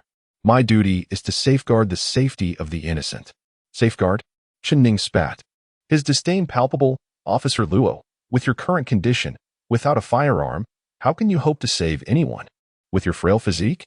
Luo fell silent at this, recognizing the truth in Chen Ning's words. Without the means to wield a weapon, he was powerless to halt the unfolding chaos. His age, compounded by blood loss and the bitter cold, rendered him no match for the younger adversaries. After a moment of contemplation, the old officer countered, "Chen Ning, you were once a soldier. Isn't it also your duty to protect the populace? You possess such strength, yet remain indifferent to the plight of others. Do you not feel remorse for the uniform you once donned?" Luo's barrage of questions left Chen Ning momentarily speechless. After approximately 10 seconds, he sighed, confessing softly, "You are right. I do feel guilty about my identity as a soldier. However, I believe some individuals do not deserve to survive." Chen Ning gestured toward the passengers in the carriage, his voice cold. "Look at them, cold-blooded, selfish, cruel, rife with suspicion. They are unworthy of existence in this bizarre world. Even if you save them now, they will perish in future crises. Thus, all your efforts are futile, merely squandering your own life." Chen Ning candidly articulated his philosophy. Upon hearing this theory, the seasoned officer let out a gentle sigh and murmured, "Perhaps. You are indeed correct. So, do you still insist on saving them?" Chen Ning inquired, articulating each word with care. "Well, after all, I am a police officer." Luokeke replied with a wry smile, nodding slightly. Then, as if recalling something, the veteran officer pressed further. "Since you believe that the people here are unworthy of salvation, why do you persist in trying to stop me? Why attempt to save me?" Chen Ning fell silent for a moment before exhaling deeply. "Because I believe you deserve to live." The old officer was momentarily taken aback, then chuckled. "What an honor that is." However, before Luokeke could finish his sentence, Chen Ning acted swiftly, striking him forcefully on the neck, rendering the old officer unconscious. Thereafter, Chen Ning assisted the veteran officer into a seat and took his place beside him, casting a cold gaze upon the others in the carriage. 2 minutes later, the two individuals with bleached hair approached Luokeke and Aya. Though not particularly tall, they stood nearly 6 feet, looming over the petite figures of Luokeke and Aya like two imposing black mountains. Chapter 52. The yellow-haired one who fulfilled his desire. Rococo felt a sudden chill. This chill was not merely a sensation of cold. It bore the weight of hostility, or perhaps even murderous intent. The adversary was approaching. With this instinct, Rococo knew instinctively that danger was imminent without needing to glance around. The young girl quietly grasped the Tsanghua and peered towards the narrow passage beside her. In that cramped corridor stood the yellow-haired man and his curly-haired accomplice, both wearing sinister grins as they regarded Aya and Rococo. The yellow-haired man incessantly struck the steel pipe in his hand, emanating an icy aura of malice. Indeed, it was the yellow-haired brute. Rococo bit her lip, her gaze fixed intently on him. This scoundrel was a powder keg aboard the train. It was his selfishness and brutality that had ignited this night of bloodshed. Had he not taken a life, leading the underworld to commence its grim harvest of corpses, the passengers would not have found themselves in such peril. Yet now, after spilling one life, he seemed unsatisfied, likely intent on taking the lives of both girls to convert them into precious blood currency. Just as Rococo was about to speak, Aya stepped forward, positioning herself protectively in front of Rococo. I understand what you seek. Aya summoned her courage and addressed the yellow-haired man. Your intention to kill is merely to exchange the corpses for blood. If that is the case. Striving to maintain her composure, she shielded Rococo behind her and softly continued. I can provide you with blood. Thus, you need not resort to murder. At this, both the yellow-haired man and the curly-haired one momentarily froze. Subsequently, the curly-haired man tugged at the yellow-haired man's sleeve and whispered, Brother Huang. She makes a valid point. If we can avoid killing, we should indeed do so. The yellow-haired man pondered for a moment before nodding. Then how much blood do you deem appropriate to offer us? He sneered, glancing at Aya and then Rococo. A corpse yields 600 milliliters of blood. Thus, the two of them would naturally amount to 1,200 milliliters. Before Aya could reply, the curly-haired man interjected, Miss, provide us with 12 vials of blood, and we shall depart immediately. 12 vials. Aya swallowed hard. As the head maid of the Luo family, she had acquired some nursing skills, and she knew all too well what losing 1,200 milliliters of blood would entail for her slender frame. Such a loss could very well lead to her immediate collapse, or worse, death from exsanguination within the confines of the carriage. To claim she was unafraid would be a lie. Yet, despite her trepidation, Aya resolutely nodded. I will comply, but after the blood is drawn. You must promise me one thing. Aya paused, then pleaded, you must ensure that my sister is unharmed. The sister she referred to was, of course, Rococo. The curly-haired man blinked in surprise, then instinctively replied, I promise you. Meanwhile, the yellow-haired man remained silent, watching Aya with keen interest, as if contemplating something sinister. Seeing the curly-haired man agree, Aya nodded and retrieved a syringe from beside her seat. Gritting her teeth, she closed her eyes and aimed the needle at her delicate wrist. Just then, the yellow-haired man abruptly halted her. Wait a moment. He smirked and pointed at Rococo, leisurely continuing, if we are to negotiate, you must pay an additional price. Aya was taken aback, staring blankly as she asked, what price? The yellow-haired man extended his hands, forming a gesture for 1,800 milliliters of blood, or 18 vials, no less. Upon hearing this figure, Aya was completely stunned, and even the curly-haired man appeared dumbfounded. If 12 vials of blood might render Aya unconscious, then 18 vials would undoubtedly claim her life. From the very beginning, the yellow-haired man had no intention of allowing Aya to escape. He was merely toying with her.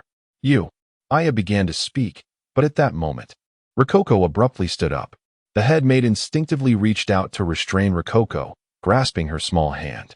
In that instant, Aya felt that Rococo's strength seemed to surpass her own. Aya gazed up at Rococo in amazement. At that moment, Rococo's face bore no trace of emotion. She merely regarded the yellow-haired man with a chilling demeanor. You desire blood so desperately, do you not? Rococo enunciated slowly, then I shall provide it to you. With that, Rococo extended her index finger, aiming it at the yellow-haired man's forehead. In that moment, he suddenly felt a surge of panic, unable to fathom why fear gripped him. What a farce. The yellow-haired man gritted his teeth, banishing his fear, and swung the steel pipe toward Rococo. Just then, he sensed a fierce wind rushing toward his face.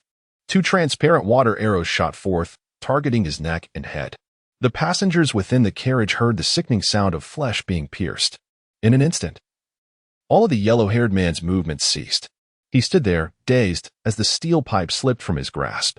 In the dim light of a phone, a gaping hole the size of a fingertip appeared on his forehead, dark crimson blood oozing from it.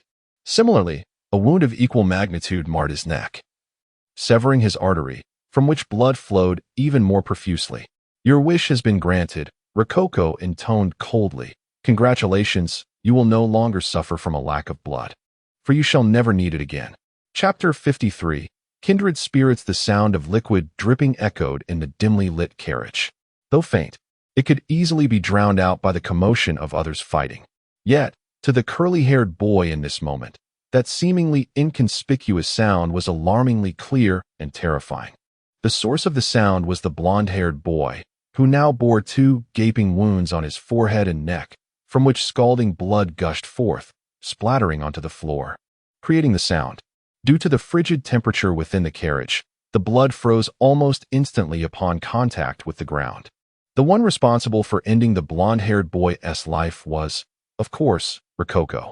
While the blonde was negotiating terms with Aya, the diminutive girl quietly gathered water elements behind him.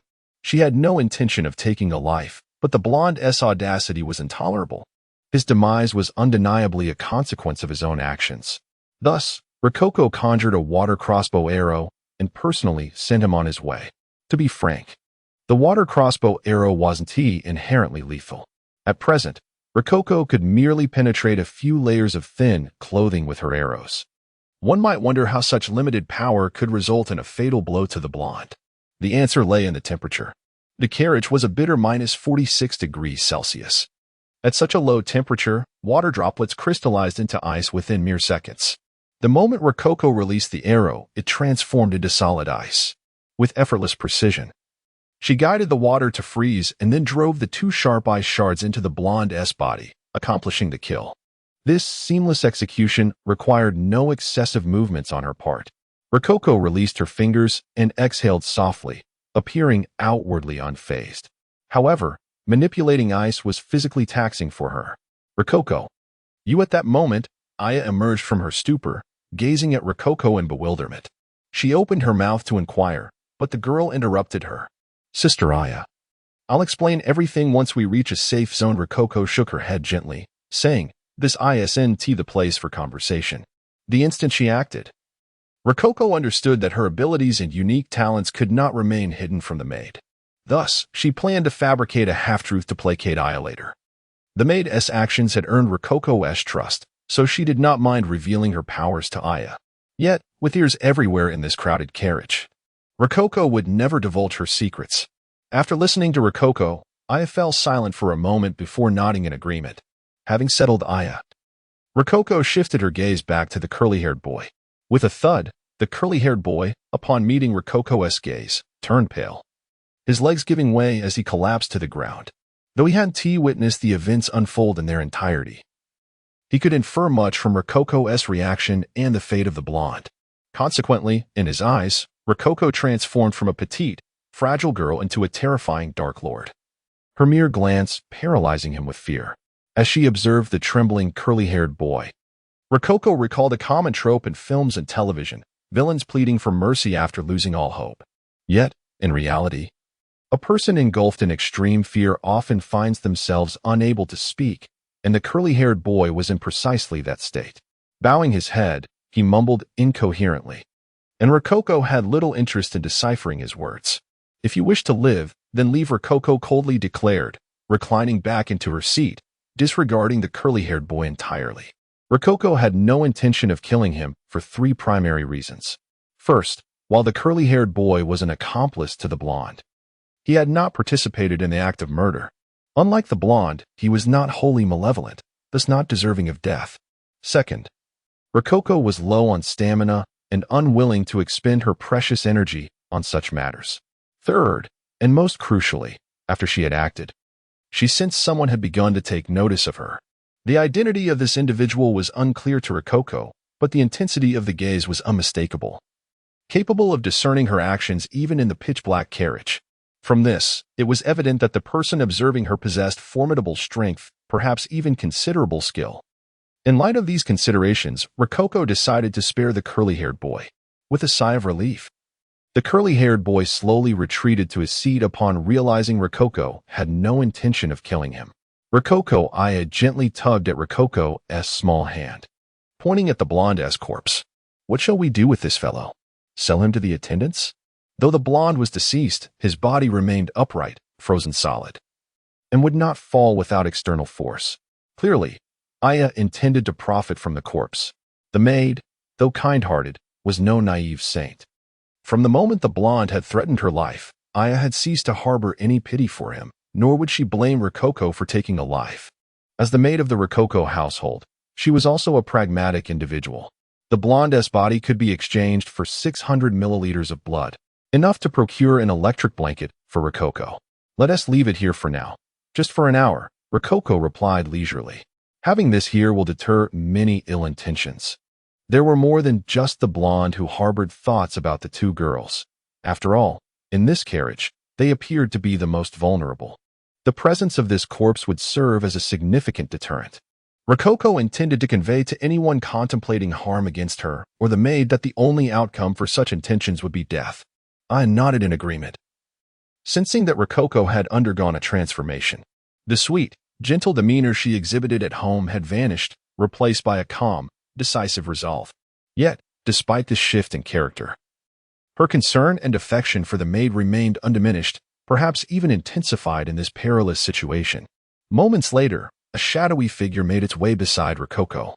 The figure bore no malice. Instead, he quietly pushed aside the blonde's corpse and regarded Rococo. Rococo sensed the newcomer's presence and turned to find that it was the criminal Ning. He exuded no aura of hostility, rubbing his hands together as he donned the blonde's down jacket without hesitation. Though he was quite resilient to the cold, prolonged exposure to such low temperatures could be detrimental to his health, hence his decision to wear the jacket.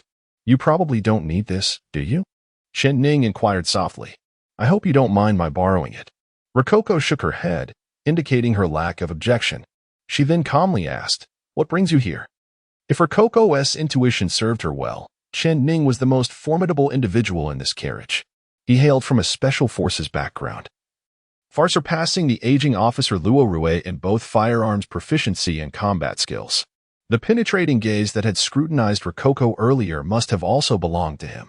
At this moment, Ning was examining the wounds on the blonde's head. "Little girl, you are quite extraordinary." Ning gazed at the lifeless body of the man with yellow hair and remarked with profound significance, "The incision is remarkably smooth, devoid of any burrs. It is evident that this was executed by a seasoned hand." Upon hearing this, Luokeke momentarily paused before responding with a smile, "Likewise, sir. You are no ordinary individual yourself." As she spoke, she gestured toward the rear of the vehicle, indicating Ning's seat. Beside his position lay several individuals whose limbs had been broken, groaning feebly on the ground. These unfortunate souls had presumably attempted to assault the unconscious veteran officer only to be subdued by Ning. Yet, for reasons unknown, he had refrained from delivering a fatal blow. Upon hearing Luokeke's pointed retort, Ning burst into laughter, clearly amused. "My dear girl, it appears we belong to the same ilk," he chuckled. "Perhaps, in the future, we may become allies or partners." "I find your assertion open to debate," Luokeke interjected, shaking her head. "In comparison to you, I would prefer to be teammates with the veteran officer." Upon hearing the little girl's slightly mocking words, Ning was unperturbed. He nodded and replied, "When you compare me to that great sage, Luokeke, I naturally cannot measure up. However, I possess my own merits." With a cheerful demeanor, Ning regarded Luokeke. Undoubtedly, he was a formidable fighter, yet his manner of conduct did not sit well with her. "Let us discuss this later. I need to rest now." With that, The young girl turned away, no longer acknowledging Chen Ning. He shrugged in resignation, politely greeted Iya, and then turned to leave. The frigid night was drawing to a close, while the subtle and overt power struggles within the carriage continued to unfold. Chapter 54. Through the pole station at 5:50 a.m. the following day, the temperature within the carriage plummeted to a chilling -60 degrees. In such frigid conditions, the passengers refrained from turning against one another, instead curling up in their seats. Those fortunate enough to possess electric blankets clung tightly to them, while the less fortunate tucked their hands into their down jackets, attempting to generate warmth through incessant rubbing and breath exhalation. At this moment, Luokeke nestled within her electric blanket, resembling an adorable kitten. The electric blankets of Luokeke and Iya had, of course, been acquired from the yellow-haired individual. In the early hours, at 1 o'clock, Luokeke had exchanged the yellow-haired man's corpse with a staff member in return for 2 precious batteries. With these batteries, the 2 girls managed to endure the most excruciating hours. They agreed to take turns using the electric blanket, each for half an hour. Initially, Iya was reluctant to accept this arrangement, wishing for Luokeke to use the blanket alone. However, under Luokeke's firm insistence, the maid reluctantly acquiesced to the plan. Thanks to the yellow-haired man's remains, the 2 were spared from attacks during the latter part of the night, as the gaping hole in his forehead continually served as a deterrent to those lurking in the shadows. Notably, in the latter part of the night, a desperate curly-haired man approached Luokeke, pleading for her to relinquish the yellow-haired man's electric blanket and corpse to him. Naturally, Luokeke declined his request and advised him to draw his own blood to procure warming supplies. This individual had yet to draw his own blood. Fixated solely on obtaining without effort, Luokeke would not indulge him. Thus, the curly-haired man was left with a grim expression as he extracted over 700 milliliters of his own blood to purchase an electric blanket and batteries. As for his survival, Luokeke was indifferent. Not being dispatched by her on the spot was already a stroke of luck for him. The 2 girls successfully weathered the night, but others were not as fortunate. Luokeke estimated that there had been around 10 skirmishes within the train during the night and early morning. The pervasive stench of blood lingered in the carriage, refusing to dissipate. When the train had set off, there were 15 passengers aboard, but after the night's carnage, how many remained now? This was merely the first stop on their journey through the underworld. With a soft sigh, Luokeke chose not to dwell on such matters. 10 minutes later, as the clock struck 6, a sudden warmth enveloped the passengers, dispelling the chill that had gripped them. Zing! The lights in the carriage flickered to life, and the long silent intercom crackled to life. Ding dong! Dear passengers, congratulations on successfully passing through the first leg of your journey. We extend our sincere greetings on behalf of the underworld. You will be granted a 6-hour respite. At noon, we shall commence the next leg of our journey. So please prepare yourselves. During this rest period, we shall provide food, drinking water, and necessary bathing and sanitation facilities. Rest assured, the underworld supplies are ample. 1 hour from now, we will dispatch cleaning personnel to the carriage to clear away stains and debris. Please remain calm and do not obstruct their work or attempt to harm them. Before the new journey begins, we will collect the fare. By 11:30 a.m., please place 200 milliliters of blood on the small table in front of you.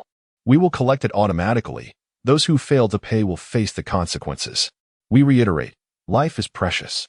The dead hold no significance for the underworld. We require you to remain alive to complete this journey. The underworld has no patience for fools. Please keep this in mind. What absurdity! Luokeke scoffed inwardly. The tone of the announcement might lead the uninformed to believe that this underworld cherished life dearly. Among all the peculiar occurrences, the probability of death associated with the underworld was the highest. Luokeke, do not be overly cynical, a voice teased from the shadows.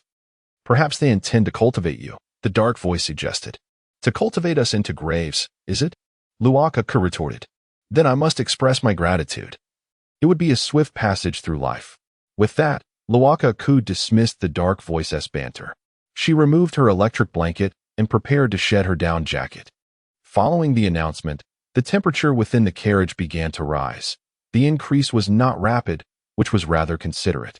In an environment of fluctuating temperatures, one could easily fall ill, So the underworld train's approach seemed designed to allow individuals to gradually acclimatize to the original temperature.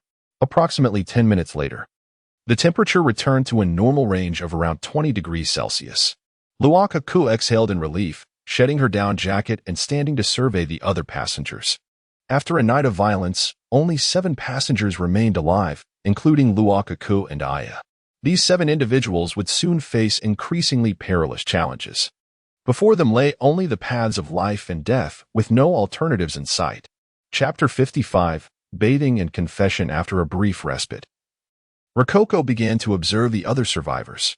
Apart from herself and Aya, only 5 others remained alive in the carriage.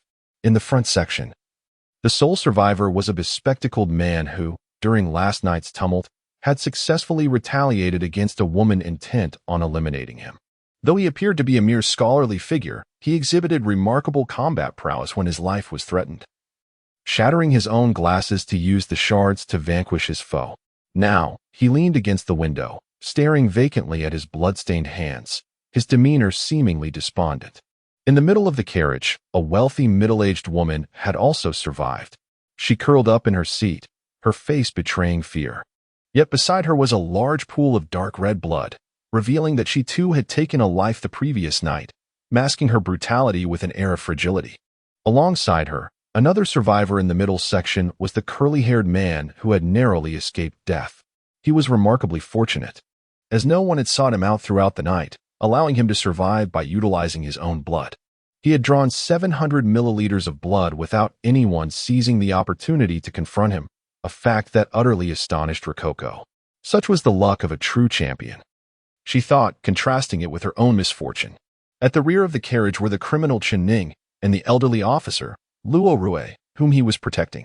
Luokeke had yet to awaken from his unconscious state, prompting Ning to remain vigilantly at his side.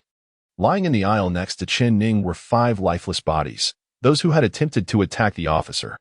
Ning had not intended to kill them, but their limbs had been broken, leading to excessive blood loss, and ultimately, death from the cold. Notably, while he did not save these individuals, he also showed no interest in selling their corpses for blood transfusions. All he required was a down jacket to roam freely in temperatures plummeting to -60 degrees, showcasing an almost absurd resilience. As Ning noticed Rococo's gaze upon him, he smiled and waved. Rococo, however, turned her head, feigning ignorance of his presence.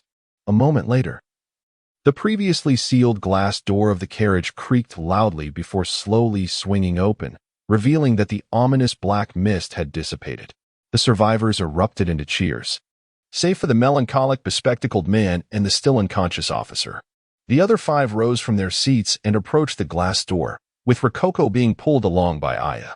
Yet, beyond the door awaited not an exit from the train, but 7 identical small rooms. Each bore a silver plaque emblazoned with the words bathing room. Upon seeing these signs, Rococo began to understand the small rooms were likely the bathing and sanitary facilities mentioned in the announcement. Before the train resumed its journey, these rooms would serve the survivors. The journey to the underworld would last a full 7 days, and in such a stifling and confined environment, the survivors would surely become unbearable without bathing. However, the sudden appearance of 7 small rooms in the cramped train left the survivors hesitant. Ultimately, it was Ning who took the initiative, casually selecting a room, opening the door, and stepping inside as if he were accustomed to such occurrences. Moments later, sounds of running water and Ning's singing resonated from within. "Aya, there's no need to be afraid," Rococo said, observing Aya's hesitation.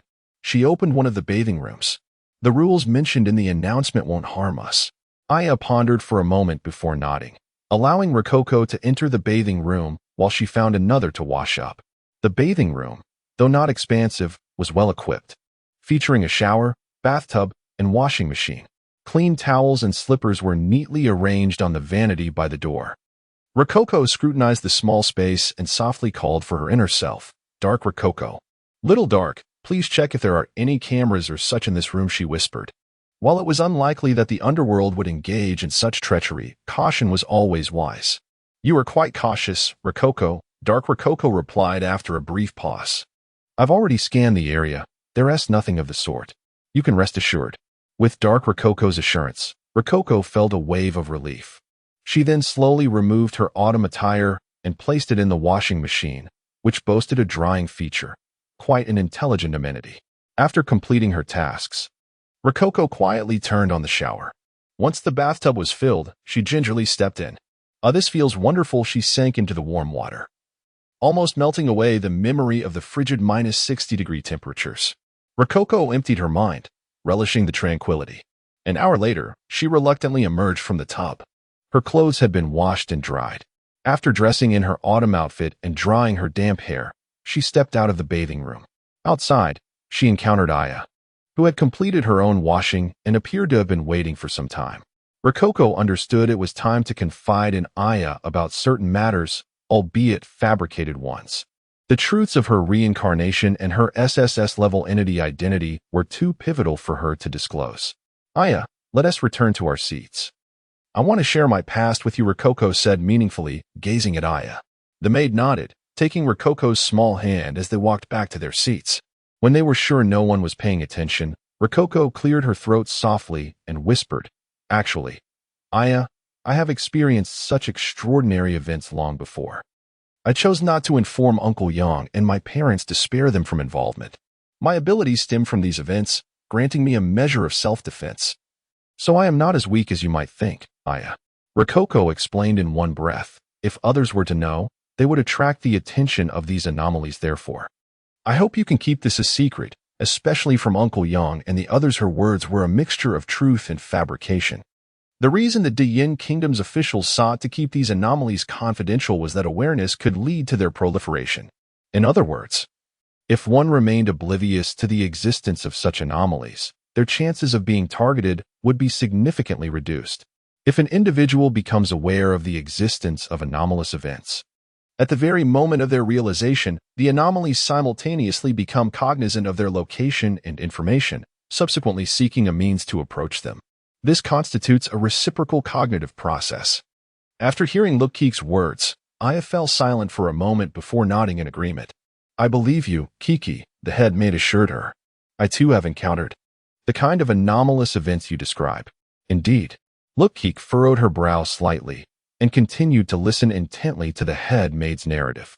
Aya recounted her past to Luokeke, leaving no detail unspoken. Chapter 56. The arrival of the team task. Aya was born in a quaint mountain village. Tragically, her father passed away due to illness when she was very young, and her mother, engulfed in grief and busyness, soon followed him to the grave. Ultimately, only the teenage Aya and her sister, Shiyu, remained from a once large family. Fortunately, with the assistance of the Yin government, Aya completed high school and chose to attend a normal university, aspiring to become a teacher. However, as she returned home with the excitement of presenting her first internship paycheck to her sister, an extraordinary event unfolded. Though Aya did not elaborate on the details of this event, the sorrow in her eyes spoke volumes to Luokeke, revealing the tragedy that had transpired. This incident was disguised as an electrical accident, resulting in the tragic loss of 17 lives, including that of Aya's beloved sister, Shiyu. The only survivors were Aya and an elderly gentleman. Following this catastrophe, Aya drifted through life in a haze until one day she came across a notice from the Luo family seeking maids, where she first glimpsed Luokeke's visage. Luokeke bore a striking resemblance to her sister Shiyu. Both girls possessed the rare trait of white hair and delicate frames. In Luokeke, Aya saw the reflection of her sister, prompting her to join the Luo household as the head maid. There was an unspoken understanding that the head maid likely viewed the young girl as a sister, which elucidates why she would sacrifice herself for Luokeke. As Aya recounted her past, she wore a melancholic expression, yet she did not shed a single tear. She had already exhausted her tears during that fateful incident, for she understood that weeping would serve no purpose. She was a resilient young woman. As the conversation concluded, a heavy silence enveloped the two girls. Suddenly, the rear door of the carriage swung open, and several custodians clad in black uniforms entered at a leisurely pace. Their bodies were shrouded, obscuring their faces and skin, leading Luokeke to surmise that they were perhaps not human. The custodians commenced their cleaning duties, methodically erasing the bloodstains and replacing the seat covers with deliberate care. Upon encountering the bodies, they hastily lifted the corpses and disposed of them into a refuge truck. Having learned from prior experiences, no one dared to intervene in their work this time. Before long, the custodians had transformed the carriage into AP Chapter 57.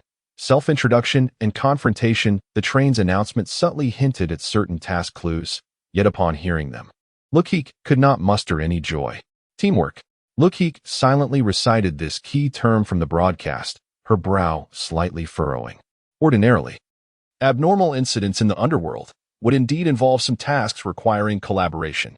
However, the current situation was utterly different. The passengers on the train had just endured a brutal massacre among themselves, and now they were expected to cooperate. It seemed utterly absurd. The relationships among the people in the carriage were deeply fractured. They could not even trust one another, let alone engage in the high-demanding act of collaboration. Alas, Underworld was up to its tricks again. Luokeke sighed softly and turned her gaze towards the others. In truth, apart from the steadfast Synopsis, the others wore expressions of discontent upon hearing the word cooperation, their faces etched with worry. Kiki, what should we do? Should we talk to everyone? Aya gently tugged at Luokeke's sleeve, softly seeking the little girl's opinion. After Luokeke had killed the yellow-haired man and revealed her own experiences, Aya had decided that in the upcoming challenges, she would let Luokeke take the lead. Aya understood that she could not assist Luokeke in these abnormal events, so she aimed to avoid making decisions that would hinder Luokeke's actions. Let's not rush. We should observe for now. Luokeke shook her head. The current survivors needed a leader to guide them, to unite the disjointed group. In terms of strength and capability, only Luokeke and Synopsis were qualified to assume the role of leader. Yet, Luokeke was acutely aware that her adorable demeanor would hardly command respect. She couldn't possibly hand out water arrows to instill fear in others, could she? On the contrary, Synopsis was entirely different. His formidable power was evident to everyone in the carriage, and if he wished to lead the team, it was likely that no one would object. The main issue, however, was that becoming a leader entailed shouldering corresponding responsibilities and obligations. Luokeke, accustomed to a laid-back attitude, was disinclined to take on such burdens. After much contemplation, the little girl resolved to remain passive and allowed Synopsis to take the helm. 10 minutes later, noticing the silence among the group, Synopsis gritted his teeth and finally stood up. He strolled leisurely to the middle of the carriage, casually finding a seat, and greeted the old officer, Luokeke, motioning for him to sit beside him. After a moment of hesitation, the old officer stood up and walked over to take a seat next to Synopsis. Hey, everyone. Let me say a few words. Synopsis paused slightly before speaking loudly. You all heard the announcement, right? Although his voice was not as booming as Luokeke's, his enunciation was remarkably clear. The crowd fell silent for a moment, then turned to look at him. I won't waste words. The next challenge is a team task. As survivors, shouldn't we first communicate? Otherwise, it might be quite difficult for us to survive. Synopsis succinctly laid out the current situation and proposed his thoughts. People exchanged glances, nodding in agreement with Synopsis' reasoning. All right, if everyone is willing to cooperate, I feel more at ease. Synopsis nodded in satisfaction, removing his handcuffs and tossing them onto the seat. Let us introduce ourselves, starting with me. Synopsis closed his eyes and took a deep breath. My name is Synopsis, 28 years old, a former soldier from Yin country, now a scapegoat. I excel in shooting, hand-to-hand combat, and armed fighting. My physical fitness is slightly better than everyone else's, but not by a significant margin. Having finished his introduction, he shifted his gaze to the old officer, Luokeke. After a moment of silence, Luokeke produced his handgun and placed it on Synopsis' handcuffs. Luokeke, 59 years old, a former soldier from Yin country, currently a rather useless officer. The old officer gestured towards Synopsis and quietly added, My skills are somewhat similar to his. I have dabbled in combat and shooting, but certainly not as proficient as this guy. Acknowledging Luokeke's words, Synopsis nodded without reservation. He was indeed much stronger than the old officer, and that was an undeniable fact. With the police officer duo having completed their introductions, it was now the turn of the bespectacled man and the curly-haired fellow. The bespectacled man, still somewhat downcast, looked at the ground and murmured, Xiao Ming, 24 years old, a programmer at an anime company. My physical fitness is poor, and I am nearsighted, with no useful skills. This Xiaoming seemed to struggle with self-esteem. The old officer gently patted Xiaoming's back, silently offering him comfort. In stark contrast to the timid Xiaoming, the curly-haired man appeared quite at ease. He stroked his beard and casually remarked, "I'm Yin 26 years old. Currently unemployed. My specialty is endurance, honed through nighttime exercises. I am presently single, and my criteria for a partner are pink hair and red eyes." "Hold on," Chun Ning quickly interjected, laughingly reprimanding. "No need to be so detailed. Nobody is that curious. Next." All right, actually, I can also sing and rap." Yin Yi sheepishly scratched his head and then fell silent. After Chun Ning and Yin Yi's playful banter, smiles spread across the faces of the group, alleviating the tense atmosphere within the carriage. Next to introduce herself was a middle-aged woman who resembled a wealthy matron. She placed her exquisite handbag on her lap, tossed her hair, and softly stated, "Li Hui, sales manager, age 34. As for my specialty, is being wealthy considered a specialty? Probably not, Miss Li." Chen Ning shook his head with a wry smile. "Unless you can buy this train with your wealth, money here is merely worthless paper." Li Hui pursed her lips and sighed. "All right then." After the middle-aged matronly Huey's introduction, the only survivors yet to speak were Luokeke and Aya. After pondering for a moment, Aya decided it was her turn to go first. "I'm Shaya, 21 years old, a head maid. As for my specialty, I have decent endurance and am not very sensitive to pain." Upon hearing Aya's words, the crowd looked perplexed, seemingly unsure of what strong endurance meant. "I can vouch for her," the old officer suddenly interjected, smiling at Aya as he explained, "This young lady is remarkably resilient. I, a grown man, could hardly withstand the cold, yet she endured it in silence for quite a while." Luo Rue was referring to the earlier incident at the Extreme Point station, where Aya had drawn blood to buy a down jacket for Luokeke. "I admire your spirit, young lady," Luo Rue said warmly. "If you were a police officer, you would undoubtedly be a responsible one. Thank you for the compliment." Aya offered a slight bow to the old officer before yielding her seat to Luokeke, allowing the little girl to introduce herself. As they turned their attention to Luokeke, an expectant silence enveloped the group. They curiously gazed at the little girl. No one in the Extreme Point station had witnessed how Luokeke had killed the yellow-haired man, and even Chun Ning, who had examined the corpse, remained unaware of the means Luokeke possessed. This adorable yet perilous white-haired girl seemed shrouded in mystery, instilling a sense of caution in everyone. Luokeke, age 15, possesses neither a profession nor a particular talent. The lowly casually divulged her information, which was exceedingly brief, leaving the audience in a state of bewilderment. Miss Luokeke, could you elaborate a bit more? Your statements have left everyone rather perplexed," Chun Ning remarked, feeling somewhat exasperated, as he found no useful intelligence within Luokeke's words. Is it still not detailed enough?" Luokeke feigned a naive expression and softly replied, "I have already shared everything I can. What more do you wish to know?" Upon hearing this, Chun Ning furrowed his brow slightly. "This doesn't seem right, Miss Luokeke," he said slowly. "We are now a team. Should we not be a bit more candid with one another?" Although his tone was gentle, it carried an undercurrent of pressure. Under this weighty atmosphere, the previously relaxed ambience began to dissipate. Nevertheless, Luokeke showed no inclination to yield. She gazed silently into Chun Ning's eyes, both of them standing firm, unwilling to compromise. Chapter 58. A temporary reconciliation. Rococo and Chun Ning locked eyes for a full minute, and ultimately, it was Chun Ning who yielded first.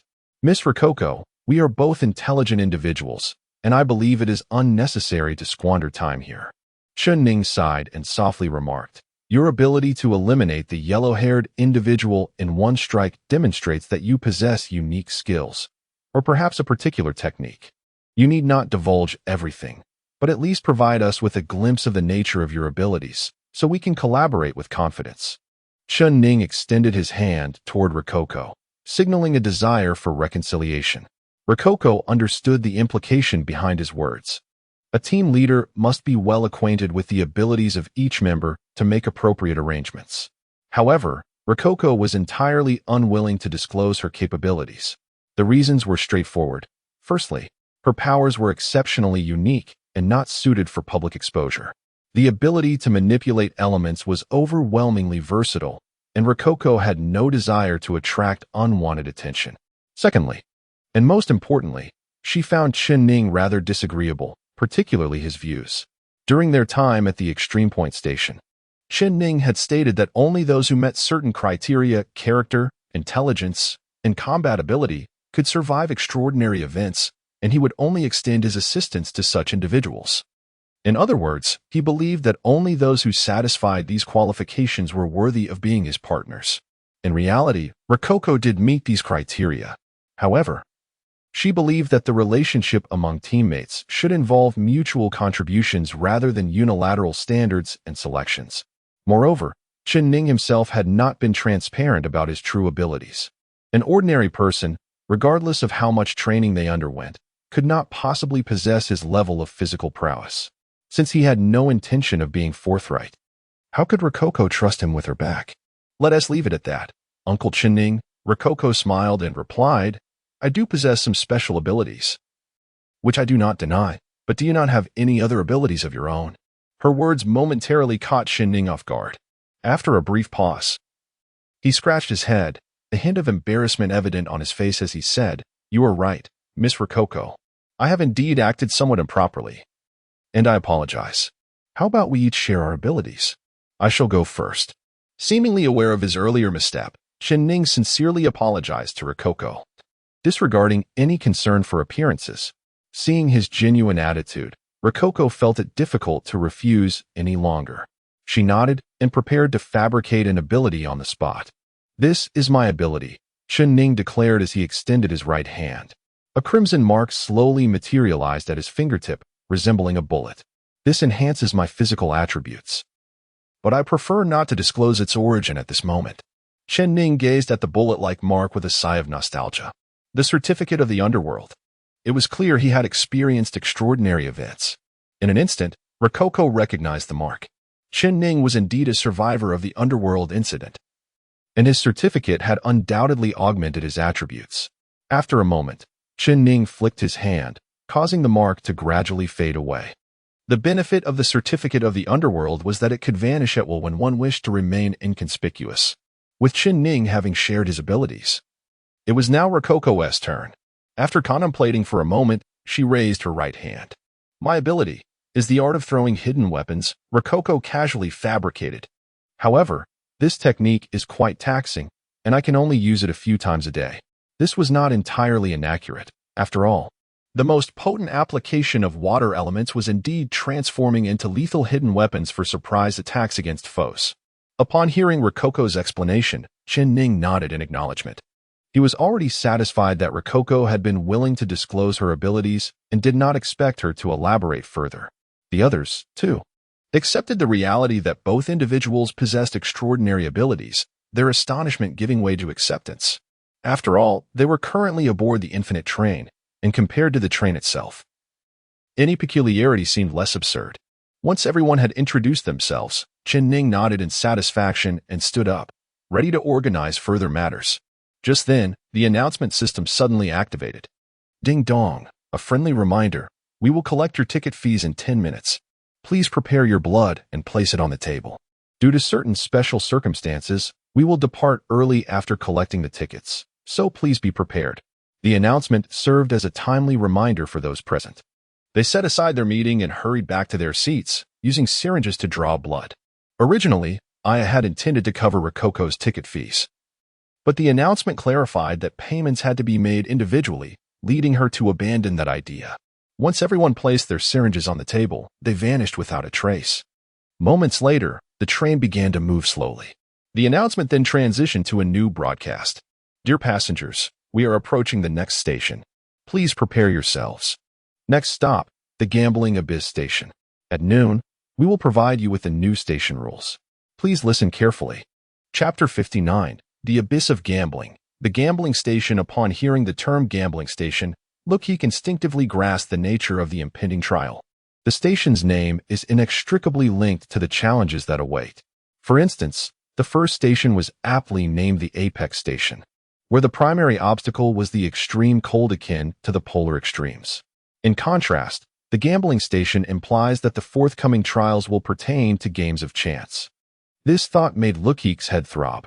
In a relatively fair context, the outcome of gambling hinges on a trifecta of skill and a heptad of luck. Unfortunately, Luokeke, fraught with the misfortune of being an unlucky girl, has likely been destined to remain devoid of good fortune throughout her life. This realization meant that her journey at the gambling station would likely be fraught with challenges. Nonetheless, she consoled herself, believing that every path has a way forward. And perhaps even the unluckiest have their moments of respite. At precisely noon, half an hour later, the train emitted a series of screeching sounds before coming to a gradual halt. Subsequently, the intercom began to announce a lengthy list of rules. Welcome to the abyss of gambling. Visitor advisory. This is the gambling station, the second stop on this train journey. The gambling station is a haven for gamblers. A perfect venue for games. Do you wish to become extraordinarily wealthy overnight? Do you aspire to rise above the rest? Prepare your syringes for a monumental gamble. Each game has its own code, and gambling has its own principles. The gambling station has the following rules. Please adhere to them for an optimal experience. 1. This gambling session is a team collaboration. Before participating, each individual must contribute a total of 3,000 milliliters of blood as a stake. The amount each person contributes is at their discretion. 2. The game proceeds in turns, and every passenger must partake at least once, with the order being randomized. 3. Once the stakes are submitted, a dealer will be dispatched to the train, serving as both opponent and referee. 4. The specific rules of the game will be conveyed by the dealer. 5. There are various conditions for victory.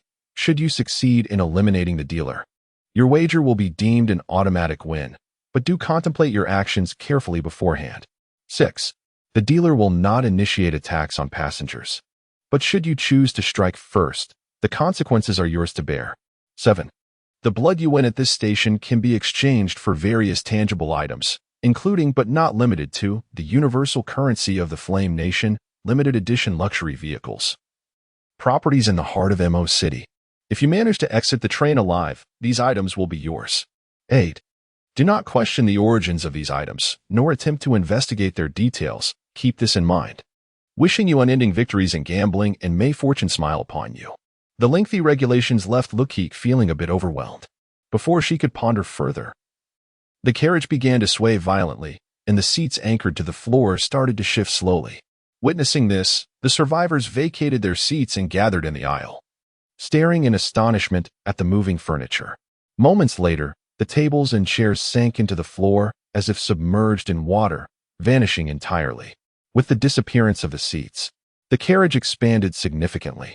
Following this, a long rectangular wooden table rose gracefully from the red carpet, resembling a gambling table.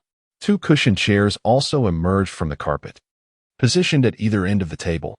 As the survivors were left bewildered, a transparent wall of air suddenly materialized before 2 individuals at the front of the carriage. The bespectacled Xia Ming and the elegant Li Hui, forcibly pushing them towards the rear of the carriage, where the wooden table now stood, aligning them with the rest of the team. Once everyone was gathered behind the wooden table, the transparent barrier fixed itself at the center, creating a division. Subsequently, a large red fish tank and several syringes gradually appeared atop the table. The tank bore a display screen showing a few numbers.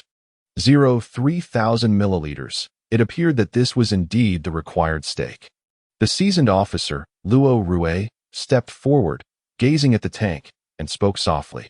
With 3,000 milliliters, no individual can bear this alone. Let us deliberate on how to divide the burden. Upon hearing Luo Rue's words, a silence fell over the group. Undoubtedly, everyone wished to minimize their own bloodletting. As no one stepped forward, Chen Ning, with a determined glint in his eye, approached the fish tank, seized a syringe, and without hesitation, inserted it into his wrist. I abstained from bloodletting at the first station, so I shall contribute 1,000 milliliters here. The rest is up to you, he declared, nonchalantly extracting his blood, filling syringe after syringe. He ultimately deposited 10 syringes into the fish tank, causing the display to change to 3,000 milliliters. Now it is your turn. Chun Ning exhaled deeply, his arm slightly bruised from the blood extraction. Yet, his countenance remained devoid of concern as he smiled at the others. As the temporary leader of the group, he exhibited a sense of responsibility. However, even someone of Qin Ning's robust constitution found the prospect of extracting 1,000 milliliters daunting. His composure was merely a facade.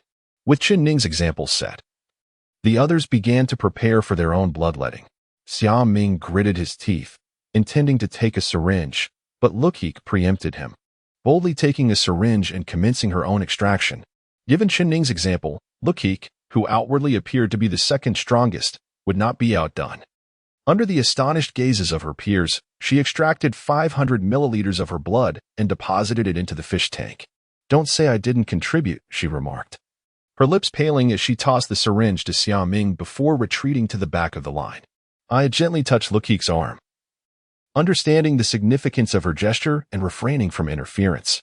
Luokeke was indeed powerful, yet those who are stronger often attract jealousy. Her choice to shoulder responsibility aimed to bridge the gap within the team. She lacked the fortitude of Qin Ning, and 500 milliliters was her limit. Sure enough, upon her return to the group, Qin Ning nodded at her with a smile, seemingly acknowledging her effort. However, Luokeke chose to ignore him, leaving him in a rather awkward position. Together, Luokeke and Qin Ning contributed half of the required blood stakes. The remaining 1,500 milliliters was thus evenly distributed among the other 5 members, resulting in a burden of 300 milliliters for each. Soon, the blood in the fish tank fulfilled the stake requirements. Within half a minute, the fish tank began to rise, not disappearing, but elevating to the ceiling, showcasing the display screen to the survivors. Once the fish tank was in place, a brilliant light erupted from the center of the long table. From this radiant glow, a thick stack of playing cards materialized. The reverse side of the cards depicted an array of figures from the underworld, including the King of Hell, the black and white impermanents, and even Satan and Lucifer. What a fascinating amalgamation of East and West. Dark Kiki quipped, I wonder who would prevail in a showdown between the King of Hell and Satan. Cease this cross-cultural power comparison. Rococo hastily intervened to prevent Nkik's unfounded musings from derailing her train of thought. These playing cards were undoubtedly intended as instruments for the gambling game. However, considering the myriad of ways to play with cards, Rococo found herself at a loss to deduce the nature of the match. Just then, the partition door of the carriage creaked open, revealing a man clad in a tailcoat emerging from the dense, inky fog beyond. Standing approximately 1.7 meters tall with a medium build, he wore a smiling clown mask that obscured his features. Clutching a briefcase, the man approached the seating area and bowed graciously to the assembled guests. Good day to you all. I am the dealer from the Gambling Abyss station, and I shall be your opponent in this wager, he announced. His voice bore a mechanical, synthesized quality, lacking the human touch that even the attendants at the Extreme Point station possessed. After his introduction, the dealer produced 7 black rulebooks from his pocket, distributing them to the survivors. Please peruse the rule manuals carefully. Once prepared, you may draw lots to determine the order of play, after which we shall commence the gambling game, he instructed, flicking 7 slips of paper across the table before taking a seat, awaiting the survivors to take their positions. Chapter 60. The Terrifying Dealer and the Game Rules. Rococo took the manual and began to read it slowly. Betting Abyss Game Rules, version 146.4164. 1. The props for this game are playing cards, and the game involves comparing values. Here are the detailed rules. A. At the start of the game, both you and the dealer will receive 2 playing cards, with the card values limited to 3 numbers, 1, 2, and 3. B. After receiving the cards, you have 2 choices, reveal the cards or draw another. Revealing means comparing values. If the total of your card values exceeds that of the dealer, you win. If not, the dealer prevails. If the totals are equal, it results in a draw. C. If you choose to draw, both you and the dealer will simultaneously receive an additional card. There is no limit to the number of draws, but if your total exceeds 10, you will bust and lose the game. D. Since you hold the power of choice, if both parties bust simultaneously, you will still lose. E. The base bet for each game is 1,000 milliliters of blood, and every time you choose to draw, an additional 1,000 milliliters will be added to the wager. If either you or the dealer busts, the total bet will double. F. All players will share a common wager. which consists of the 3,000 milliliters of blood each of you contributes. Please note, once all players have completed their rounds, if the total team bet is below 3,000 milliliters, you must make up the deficit as the fare for the next station. 2. The underworld does not prohibit cheating. However, once the game commences, all individuals in the compartment, except the players, must remain silent. 3. You may attempt to kill the dealer, but I advise against it, as such an act is foolish. 4. Here, a single corpse is worth 1,000 milliliters of blood. 5. If you win excess blood at this station, you may purchase desired items from the dealer after the game concludes. Enjoy your game. Rococo gently closed the booklet, a bitter expression crossing her face as she gazed at the cards on the table. The rules of the game were straightforward, akin to blackjack, with similar mechanisms of drawing and busting. However, for the sake of convenience, the underworld had considerably simplified the regulations. Yet, no matter how much they were simplified, the game still posed a significant test of luck. 5 minutes later, Chen Ning finished reading the game rules as well. He sighed softly, muttering to himself, "So this is the rule. What significance does teamwork hold in such a game?" Chen Ning had initially believed that the task at this station involved a group endeavor against monsters, in which case, teamwork would have a purpose. However, in this gambling scenario, cooperation seemed utterly futile. It was not as if he could find a way to assist others in cheating. Shaking his head, Chen Ning silently approached the gambling table. "Everyone, let us not dwell on it too much. Let us draw lots." He casually picked up a note and gently scraped off the coating. According to the rules, each person was required to engage in a round of betting, and the draw would determine their order. After a moment, Chen Ning removed the coating from the note, glanced at it, and displayed it to the group. "Well, what luck," he remarked, returning to the crowd. His number was 7, meaning he would be the last to play. The bespectacled man, Xiaoming, took a deep breath and was the second to approach the table, drawing a slip. His number was 1, placing him first to play. "Well, I hit the jackpot." Xiaoming tossed the slip away, feeling the weight of pressure increase. "It's all right. No matter the outcome, we won't hold it against you." The veteran officer, Luo Rue, patted Xiaoming's shoulder before drawing his own slip, which turned out to be number 2. Then, the curly-haired Yin Yi and the elegant Lady Li Hui exchanged glances and stepped forward together to draw their slips. Yin Yi drew number 4, while Li Hui drew number 5. Finally, only Rococo and I remained. Holding hands, they slowly approached the front. After a moment of contemplation, Aya picked up a slip. Her number was 3, leaving Rococo with number 6. Aya handed the slip to Rococo, intending to leave with the girl, but suddenly noticed Rococo staring blankly at the dealer, completely frozen. Unbeknownst to the others, a panel had appeared before the girl. The systems panel. Anomalous entity detected. Scanning entity type. System scan complete. Entity name. Underworld dealer, production type. Entity danger level. A. Entity type, humanoid, and A-level anomaly. Staring at the panel, Rococo was utterly stunned. Now, she comprehended why the manual cautioned against attacking the dealer as an act of folly. Just how powerful is an A-level anomaly?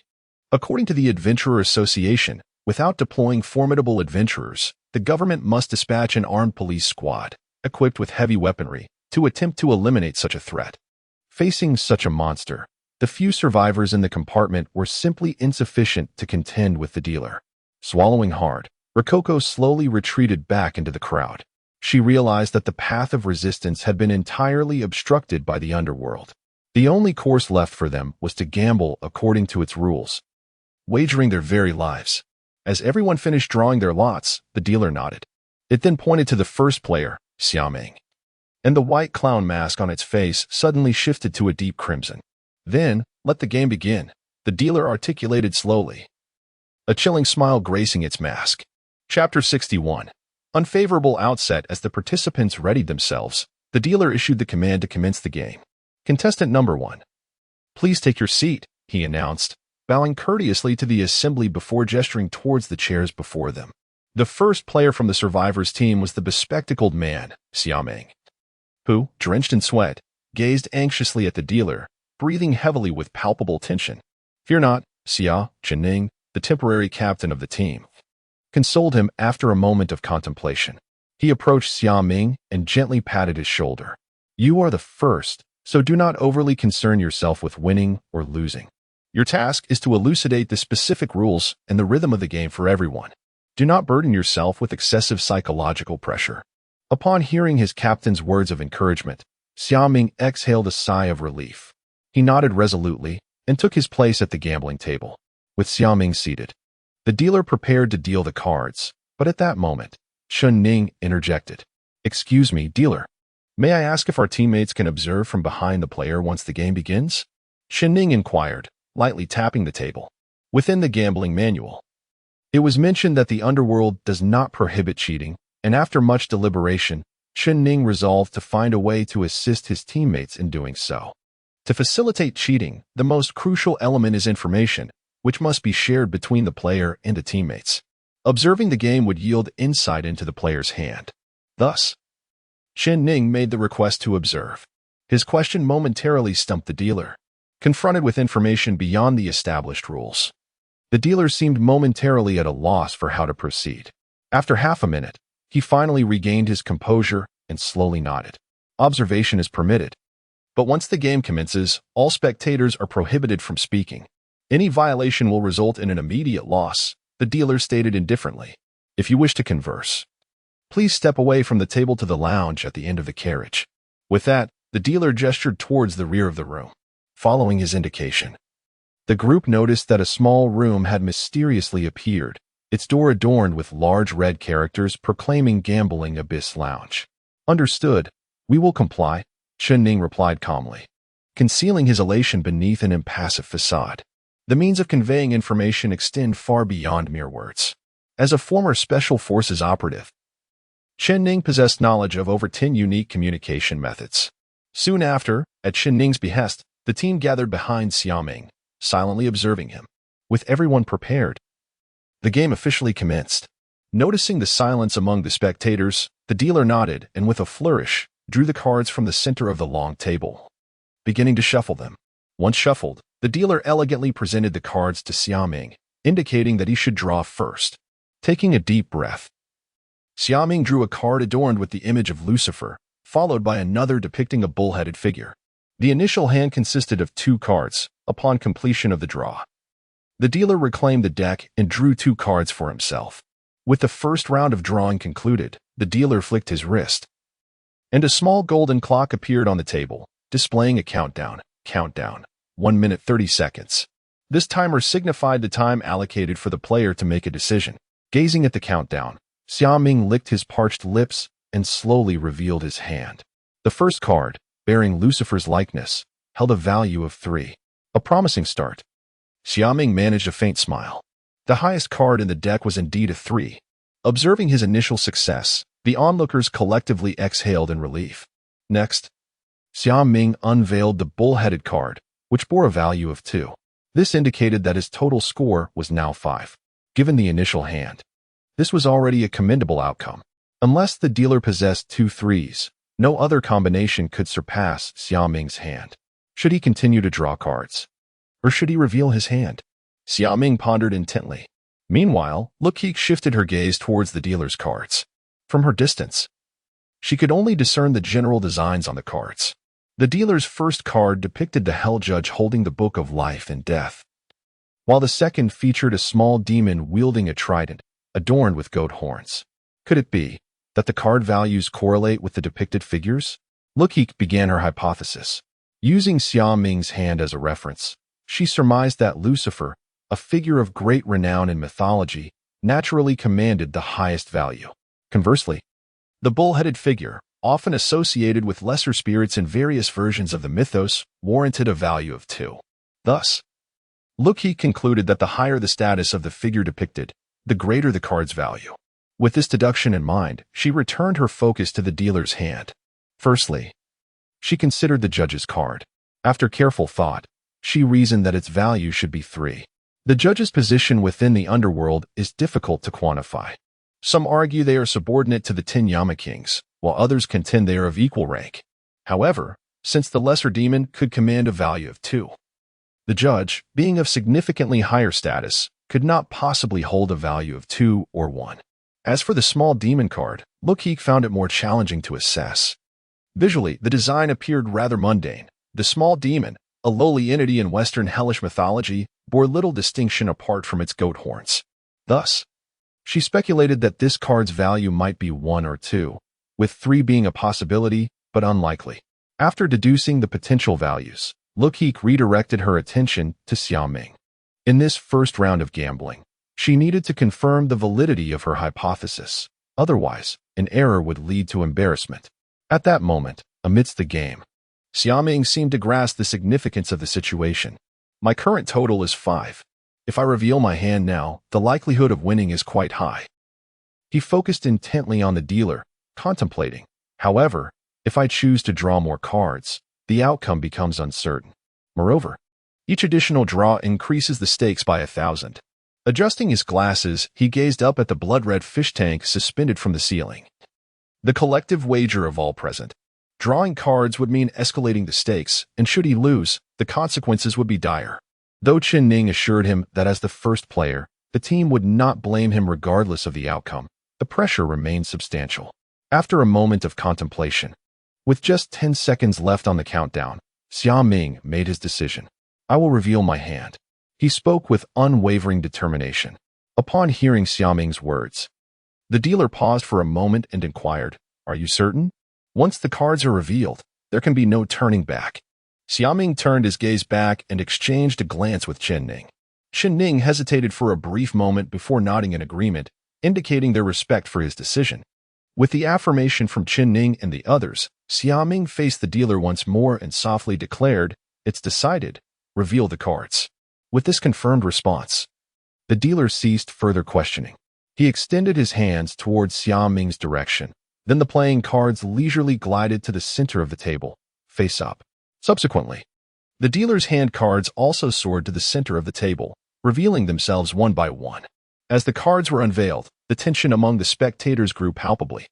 The first judgment card was turned over, and as predicted by Luokeke, it displayed the number 3. The other mischievous card slowly lifted as well. The moment the onlookers beheld the number, they were momentarily stunned. The mischievous card bore a conspicuous numeral, 3. The player's total was 5, while the dealer's total was 6, marking the dealer's victory in the first round of the wager. The outcome of the game was announced over the loudspeaker, delivered in a tone devoid of any emotion. Chapter 62. The Dark Cocoa strikes. The 2 decks of infernal playing cards theoretically yield 6 distinct combinations. Xiaoming's hand must surpass 5 of these combinations, falling just slightly short of the 6th, the highest. To everyone's astonishment, the dealer's hand is precisely that highest combination. 3 plus 3, the ultimate pairing. As the first round concludes, the stakes are deducted. The dealer gestures, and a third of the blood in the wager tank evaporates instantly, the display changing to 2,000-3,000 milliliters. Gazing at the tank's display, Xiaoming sits in stunned silence, cold sweat soaking through his attire. "Everything will be fine, Xia." Observing his state, the veteran officer hurriedly approaches to support him. "Forget about winning or losing. Go take a break." Luokeke gently pats Xiaoming's back, urging him softly. Xiaoming raises his head, his gaze complex as he looks at the other survivors. He wishes to articulate something, but the words catch in his throat, swallowed back down. Amidst the regretful glances of the others, Xiaoming quietly vacates the table, relinquishing his seat. "Please, contestant number 2, take your position." The dealer's voice is calm, his smile adorned with a jester's mask seeming to mock the survivors before him. Contestant number 2 is the veteran officer, Luokeke. Without a hint of hesitation, he strides to the table. Just then, Luokeke unexpectedly steps forward, the young girl pointing at the imp card on the table. "Dealer, I have a question. Who is this figure depicted on the imp card?" To this day, Luokeke still believes her earlier theory holds merit. The more formidable the character illustrated, the greater its numerical value should be. Since this imp card bears the number 3, its significance must not be as simplistic as it appears. "Are you referring to this gentleman?" The dealer respectfully lifts the imp card, quietly explaining. "He is the Lord of Hell, Satan, the greatest being of the abyss." The epic depicted in this image illustrates the great Satan saving sinful humanity.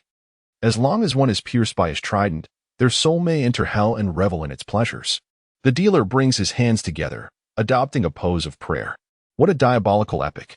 And this creature bears no resemblance to Satan whatsoever. Dark Coco cannot help but scoff. Indeed, as heaven's greatest adversary, Satan has always been depicted as grand and fearsome. This imp bears no connection to him save for the goat, horns atop its head. Observing the cards being shuffled into the deck, Luokeke furrows her brow. Although her theory appears validated, without discerning the true identity of the characters on the cards, this method proves futile. After much contemplation, Luokeke decides to divulge her insight to the veteran officer and the others. After all, having a strategy is better than none. The veteran officer listens to her words, a wry smile creasing his lips as he shakes his head. I am aware of the strategy, but my luck at cards has always been abysmal, a veritable 10 losses for every win. So, do not place your hopes too high on me. With that, the veteran officer takes his seat at the table, preparing for his round. As he settles in, the dealer begins to shuffle the cards. Seizing the opportunity, Ning takes action. As the captain, he understands that inaction is not an option, and thus, he resolves to cheat. There are two distinct methods for cheating. The first involves acquiring a new deck of cards and swapping his teammates' hands. The second entails peering at the dealer's cards and formulating a corresponding strategy based on their numerical values. Given that obtaining a new deck of cards is currently impossible, he opts for the latter approach, sneaking a glance at the dealer's hand. However, halfway through his attempt, Ning discovers an invisible barrier of transparent air separating the dealer from the survivors. He tries to break through this wall, but regardless of how forcefully he pushes, it remains immovable. Observing Ning's futile efforts, Luokeke suddenly recalls something. Little Dark, see if you can pass through this wall to spy on the dealer's hand. The young girl silently calls to Dark Coco. Earlier, Dark Coco had mentioned being a unique spirit, unbound by the laws of physical reality. If that holds true, she should be capable of traversing the barrier. After approximately half a minute, Dark Coco responds. This wall appears to be protected by a peculiar force. She murmurs, I can attempt to breach it, but it will require time. Then go ahead. Luokeke nods, silently commanding her. Subsequently, Dark Coco's voice fades, seemingly embarking on her mission. If Little Dark can penetrate the air barrier and glean information about the dealer's hand, victory will be within reach. Until then, Luokeke gazes silently at the veteran officer Luorue, whose expression is now laden with gravity. It all rests on you, dear uncle, she silently prays. Chapter 63. The next round. Under the intense gaze of the onlookers, the second round of the gambling game commenced. The veteran officer, acting as the dealer, solemnly retrieved his badge from his pocket and entrusted it to Ning. Seemingly unwilling to allow the taint of gambling to besmirch the badge he shared with the young officer, Wang Wan. After completing this act, he inhaled deeply, dispelling the gloom and gravity from his visage. Contestant number 2, are you prepared? The dealer waved the freshly shuffled deck before Luorue. Enough with the pleasantries. Let us begin, Luorue replied, flexing his wrist with a series of audible cracks. The dealer nodded and, adhering to the rules, placed the deck before Luorue. Lord of Wealth, Kitchen God, God of Gamblers. Any celestial being who governs the realm of gambling, please bestow your favor upon me, the veteran officer silently prayed, drawing a card adorned with the image of Hades, the god of the underworld. Beneath the Hades card lay another card featuring a vampire. Without inspecting the cards, the veteran officer followed the method previously suggested by Luokeke, making a calculated estimation of his hand's value. Hades, seemingly a principal deity from some Western mythology. Thus, it could be inferred that his representative number was likely 3. Contemplating this, the veteran officer revealed the Hades card, confirming his assumption that its value was indeed 3. The outcome is as expected, Luorue nodded, picking up the vampire card. Vampires. I have only encountered them in films. Their value should not be particularly high. I shall guess it to be 2 or perhaps 1. Upon revealing the vampire card, he found its value was 2. Consequently, his total reached 5, identical to the previous round's outcome of the bespectacled man, Xiaoming. 5 points again. It seems I am experiencing an unprecedented stroke of luck. Luorue mused silently. Although Xiaoming lost to the dealer in the last round, 5 points still represented a considerable advantage. To reveal or to draw. The veteran officer stroked his beard, lost in contemplation. Revealing would entail wagering on a low probability of it, betting that the dealer could not draw a 6, the highest number, twice in succession. Conversely, continuing to draw cards rendered the probabilities entirely uncertain. Statistically speaking, the likelihood of the dealer drawing 2 6s should be quite minimal. To gamble or not? Luokeke placed the deck upon the table, glancing at the dealer's cards. This round, the dealer's cards depicted a blindfolded woman in black holding a scythe and the Wheel King from the 10 Yama Kings. The Wheel King's value, naturally, was 3. However, the identity of the blindfolded woman was less clear to Luokeke. His initial impression was that of the Grim Reaper, given the black cloak and scythe typically associated with death. Yet, upon further reflection, he recognized that the Grim Reaper is generally devoid of gender, which seemed incongruous with the feminine form presented. Thus, Luokeke found himself in a quandary. Although the veteran officer failed to identify the character, Luokeke, standing behind him, surmised the woman's true identity, Lilith, the Night Witch.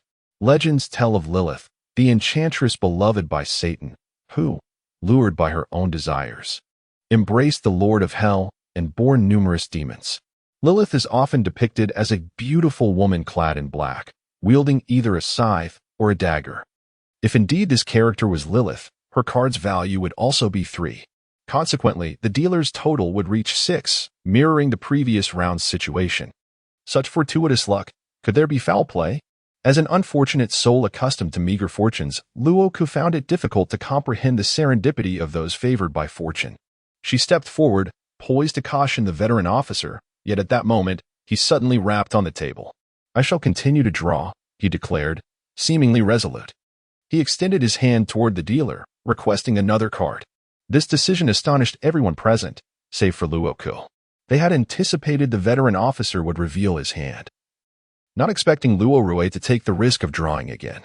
In truth, Luokeke had initially shared this sentiment. He was a cautious individual, rarely inclined to gamble unless absolutely necessary. However, as he prepared to make his decision, memories of the previous round surfaced. Xiaming's situation mirrored his own. Both had totals of 5, while the dealer possessed a confirmed 3 and an uncertain card. Ultimately, the dealer had triumphed. Contemplating this, Luokeke resolved to avoid repeating that misstep. Upon hearing Luoke's intention to draw, the dealer nodded, not seeking confirmation, and handed a card to Luokeke. Rubbing his hands together, he took the top card from the stack. The reverse bore the image of the Xidagarba, the deity of the underworld. Instantly, relief washed over Luokeke. Xidagarba, a revered figure in ancient lore, presides over the 9 hells and holds a mythological status comparable to that of the 10 Yama Kings. The card's value could only be 3, nothing less. With a heart filled with joy, Luokeke unveiled the card, confirming its value as 3. Exhaling deeply, he now held 2 3s, bringing his total to 8.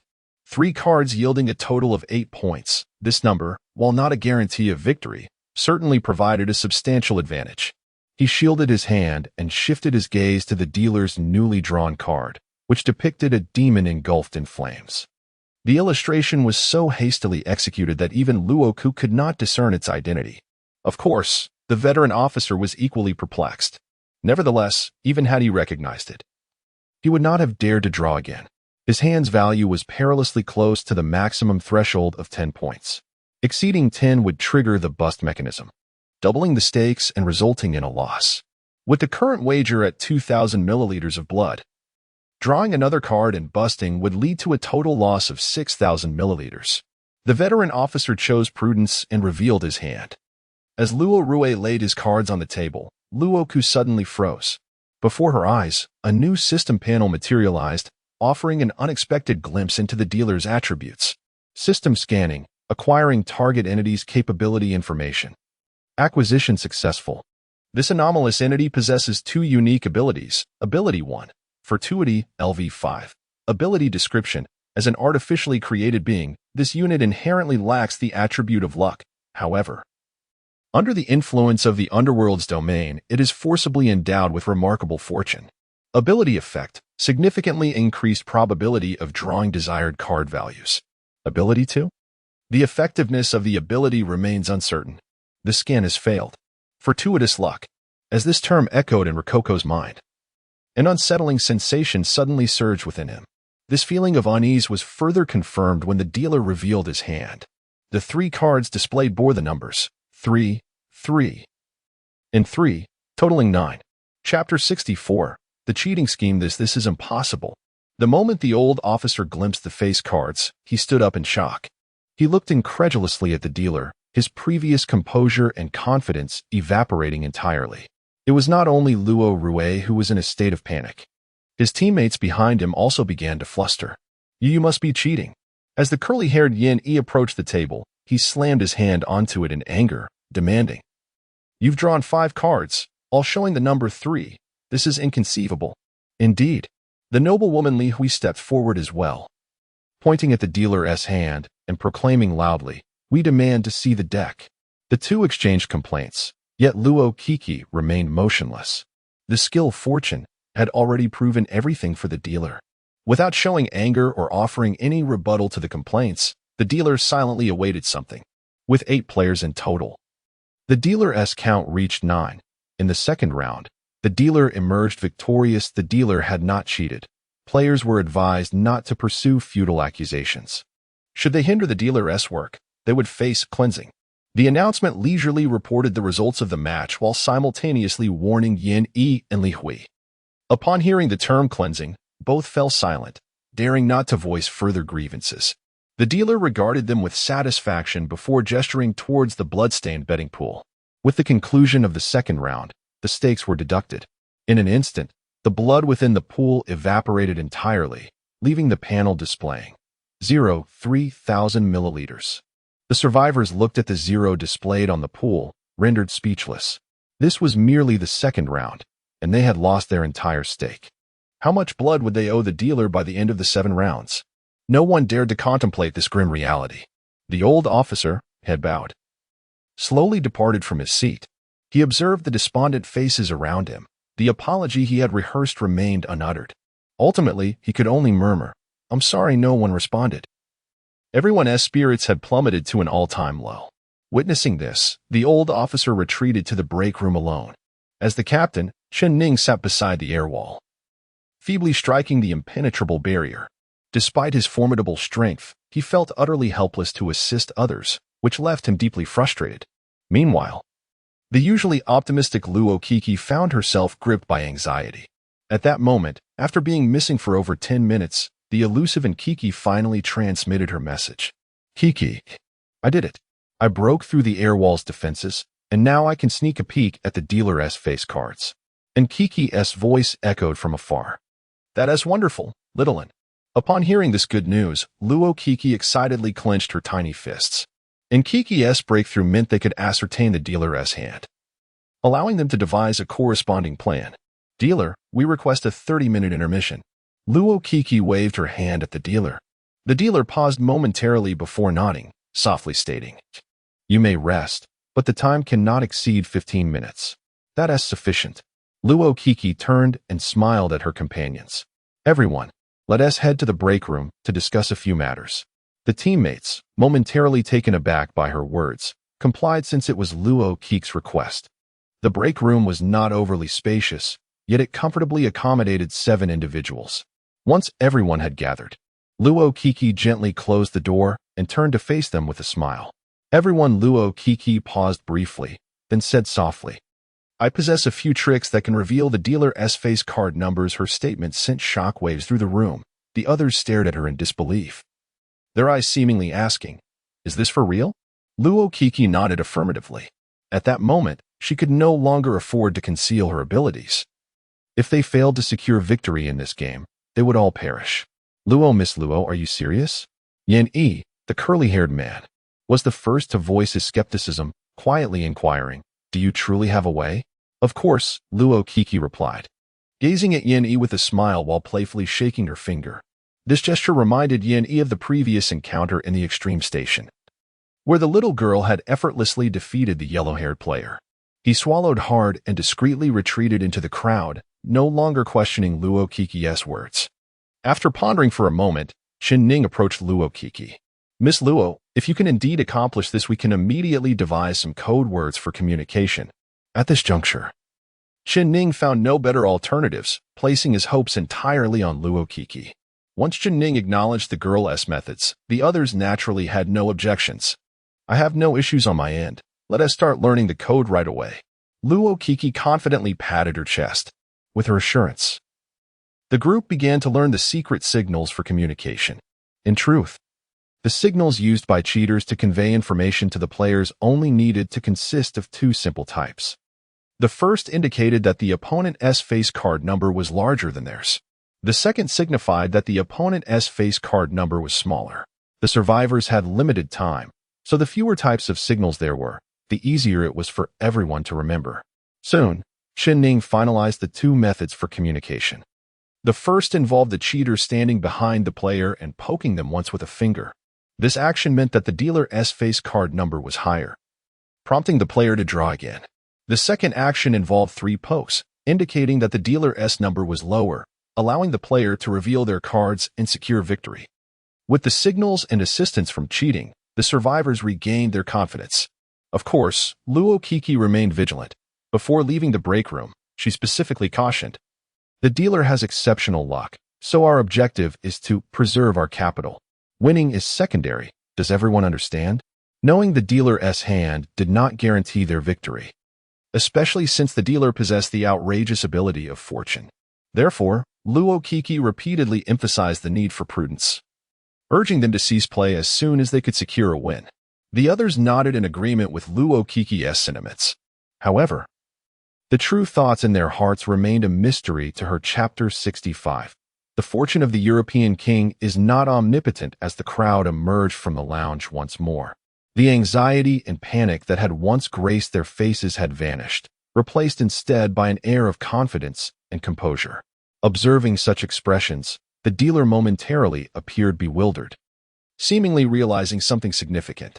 Yet, being merely a creation of the underworld, the dealer lacked the capacity for profound contemplation and thus dismissed the thought. Player 3.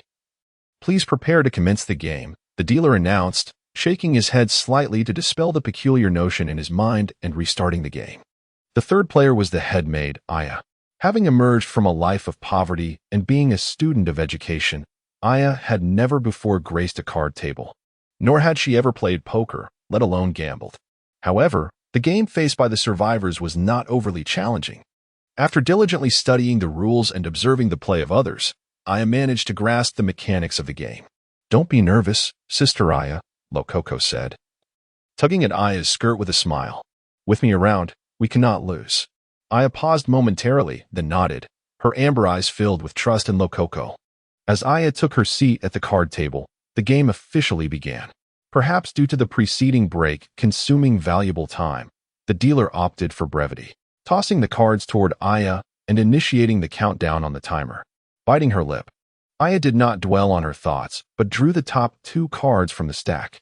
One card bore the number 2, with the image of Mengpa on its reverse, while the other also displayed a 2, depicting the Night Wanderer. The total value of the 2 cards was 4, a number that was neither particularly large nor small. The dealer's cards, however, bore strange illustrations that Rococo could not identify at the moment. Fortunately, with the assistance of Ankh, the little girl did not need to struggle to guess the cards. She simply awaited Ankh's information in silence. As time passed slowly, half a minute later, Ankh's message drifted through the transparent barrier of air into Rococo's ears. 6. Ankh softly announced a number. Indeed, the dealer's card value is once again 6, indicating he had drawn 2 cards with the number 3. This was absurd, Rococo silently complained. The dealer's fortune ability was truly remarkable. The contest between the dealer and the survivors resembled a card-drawing game, where the survivors amassed resources over an extended period just to achieve a modest outcome, only for the dealer to effortlessly draw a top-tier card. Does the European king need to worry about his lifespan? He has no such concerns, Rococo thought, gritting her teeth. Aren't you lucky? Then let us continue drawing until you hit the jackpot. Quietly approaching Aya from behind, Rococo gently poked her slender waist. Witnessing this subtle gesture, the onlookers collectively exhaled, relieved. Rococo's action served not only as a reminder to Aya at the table, but also as a signal to her companions. The plan to cheat was successful. Aya's tense body shuddered slightly, instantly grasping Luokeke's intent. They had previously agreed that a single poke indicated the dealer's number was higher than the player's, thus necessitating the player to draw again. Without hesitation, Aya opted to draw another card. At the moment Aya chose to draw her fourth card, Luokeke distinctly sensed the dealer across the table momentarily falter, as if this entity, known as the dealer, had suddenly encountered a system malfunction. After a brief pause, the dealer regained his composure, nodding as he returned the card stack to Aya. Did this creature freeze whenever faced with the unexpected? Luokeke mused, resting her chin on her hand. Aya's third card was yet another 2, this time with the image of the three-headed hellhound on its reverse. Staring at the 3 2s in her hand, the head maid appeared momentarily dazed. What peculiar cards? Luokeke thought, her mind racing with complaints. If this were Dodiju, she would have already won. Indeed, chimed in the curly-haired Yin-E, acknowledging that in Dodiju, the 2 is the highest card in regular play. Unfortunately, this is not Dodiju, but a game of comparisons. A minute later, Ankh once again communicated the dealer's hand value to Luokeke. 7. This new number left Luokeke momentarily stunned. The dealer's previous number was 6, and now it was 7, implying he had drawn a card with the value of 1. Was it possible the dealer's fortune had waned? Had the European king transformed into an unlucky soul? Yet, the system panel visible to Luokeke did not indicate the removal of the dealer's fortune ability, making this explanation seem implausible. Nevertheless, she soon comprehended the truth of the situation. The fortune skill was indeed formidable, but one rule of the game constrained it, the bust rule. Indeed, if the dealer wished, he could always draw cards that exceeded the player's. However, in this game, having a higher card value does not guarantee victory. Exceeding a total of 10 points would result in an immediate loss. The dealer could manipulate his draws, but he could not control the player's draws or foresee their card values. The European king was not all-powerful. This realization illuminated the path to overcoming this formidable underworld creation. By strategically leveraging the bust rule and exploiting the dealer's inherent flaws, they could triumph over him. With this thought in mind, Luokeke poked Aya once more, prompting her to choose to draw again without hesitation. As the head maid selected her fourth card, the stakes of the game soared to an astounding 3,000 milliliters of blood. This time, Aya finally shed her misfortune, drawing a 3. Her total points now reached 9, while the dealer's total was just 8. In other words, the dealer had drawn yet another one. Having drawn 2 consecutive ones, Luokeke effortlessly deduced the dealer's reasoning. He seemed to believe that Aya's total was too low, opting to draw 2 ones to avoid busting. This erroneous choice allowed the survivor's total to finally surpass the dealer's for the first time. Without a moment's hesitation, Luokeke poked Aya 3 times, signaling her to reveal her hand and conclude the game. Thus, under the eager gazes of the onlookers, Aya and the dealer simultaneously revealed their cards. The player's total was 9, while the dealer's total was 8. The survivors emerged victorious in the third round. The dealer is to honor the wager, the announcement softly echoed, commanding the dealer to promptly deliver the stakes to the survivors. The dealer remained silent for a considerable time before gesturing towards the wager bowl. With the conclusion of the third round, the stakes were returned. The once empty bowl suddenly filled with blood, swirling within as if celebrating the survivor's inaugural victory, while the numerical display above the bowl also transformed. 3,000 milliliters. Gazing at the blood within the fish tank, Aya rose with exhilaration, tightly embracing Rococo. The other team members soon gathered around, their eyes filled with reverence as they beheld the petite figure in the arms of the head maid. Although they could not openly celebrate in front of the dealer, each one understood that Aya's victory was largely attributable to Rococo's contributions. This triumph arrived at a most opportune moment. Not only had Aya recouped the losses from the previous 2 rounds, but she had also significantly bolstered the spirits of the survivors. The infernal dealer was not invincible. Are we done celebrating? If so, prepare for the next round of wagering. The dealer interrupted the festivities, astonishingly dropping the formalities, evidently bewildered by this unexpected defeat. Let us go. Rococo encouraged the fourth dealer, Yin-E, signaling him to play diligently. Fear not, Miss Rococo, Yin-E replied, scratching his curly hair with confidence. I am not boasting. In the past, I once played Do Di Ju and, in a single evening, transformed 800 happiness beans into 50 million. Besides, with you by my side, I am certain we shall not lose. Observing Yin Yi's self-assured demeanor, Rococo could not help but chuckle softly, urging, "Off you go." Yin Yi nodded and took his seat at the card table. Chapter 66. More unlucky than you. The fourth round of the game commenced in silence. Watch me draw a miracle. Yin Yi rubbed his hands together and placed them on the deck of cards. It's my turn. Draw a card. With a swift motion, he drew 2 cards, his actions remarkably flamboyant. Quite stylish, perhaps, Luokeke thought to herself, but the next moment, her gaze fell upon the numbers on Yin Yi's cards, leaving her speechless. His 2 cards displayed a 2, adorned with a black and white pattern of the Grim Reapers, and a 1, featuring an ordinary little ghost. What ultimate bad luck is this? Luokeke stared in disbelief at Yin Yi's hand, unable to utter a single word. The sum of these 2 cards amounted to a mere 3 points, marking one of the lowest starting numbers among the survivors. Luokeke was bewildered, pondering how someone with such abysmal luck could possibly win 50 million joy beans. The onlookers, too, could not help but cover their faces, unable to bear the sight of Yin Yi's hand. This cannot be right. Yin Yi rubbed his eyes, perplexed, and mused, I must be mistaken. Something must have gone awry. As he spoke, he covered the cards again and began to sketch strange patterns on the back with his fingers. This is my mystical technique for drawing 5 stars. Please, let me have 2 3s. With that, he revealed his hand once more. Yet, the outcome remained unchanged. The glaring 1 and 2 left Yin Yi dejected, his head hanging low. Well, having low numbers isn't so terrible. It allows for more draws. I won't bust so easily, Captain Chen Ning reassured himself. Luokeke initially shared this sentiment, but the next moment, she received a covert message from Luokeke, leaving her momentarily stunned. After a brief pause, Luokeke made an unexpected decision. She leisurely approached Yin Yi from behind and poked him 3 times in the back. This gesture signified that Yin Yi should reveal his cards. What? Yin Yi instinctively questioned, turning around slowly, confusion etched on his face as he gazed at Luokeke. His expression seemed to ask, Are you certain? Luokeke nodded resolutely. Trust me, you are more unfortunate than you think. This was the message conveyed in her amethyst-like eyes. With a heavy sigh, Yin Yi exhaled. He slapped the table and murmured, All right, I'll trust you this once.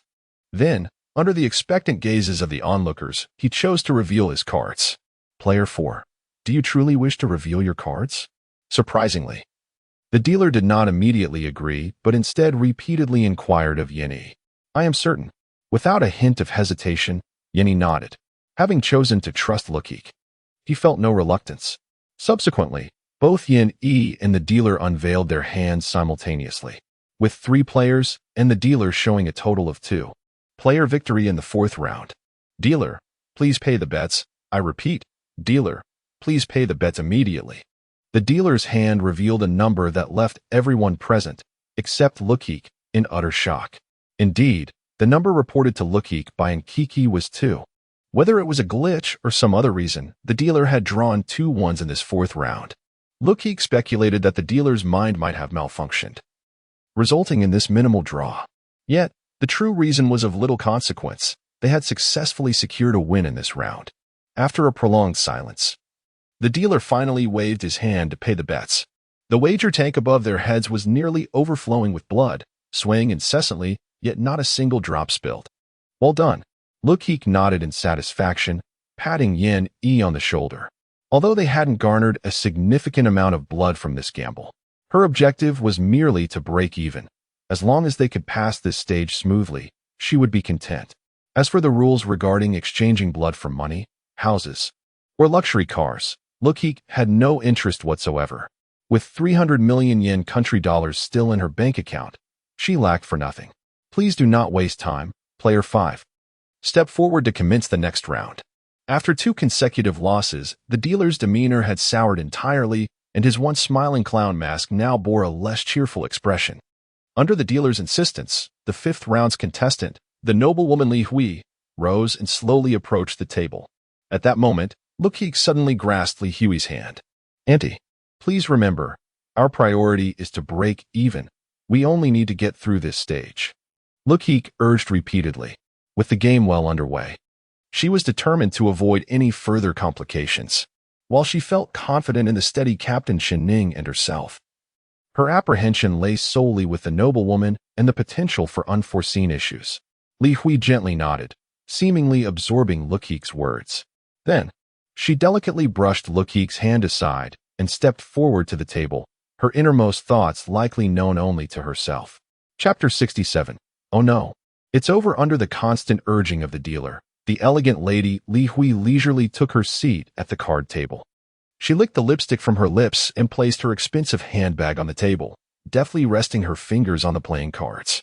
Among the 7 individuals still alive, the most skilled at gambling was neither the scruffy street card player Yan Yi nor the elderly officer Luo Rue, but rather this unassuming lady. As the owner of a small company in Imo City, Li Hui frequently frequented various entertainment venues, accompanying clients to partake in an array of gambling activities in pursuit of valuable business opportunities. Throughout this time, she had nearly mastered every card game in existence, which instilled in her a considerable confidence in her skills. In truth, the initial losses in the first 2 rounds did little to unsettle her. Li Hui believed that with her card prowess, she could secure a substantial victory, thereby becoming the hero who saved others. Unfortunately, the sudden intervention of Luokeke thwarted her heroic aspirations. Though her heroic status may have been compromised, the prospect of a significant profit still lingered in her thoughts.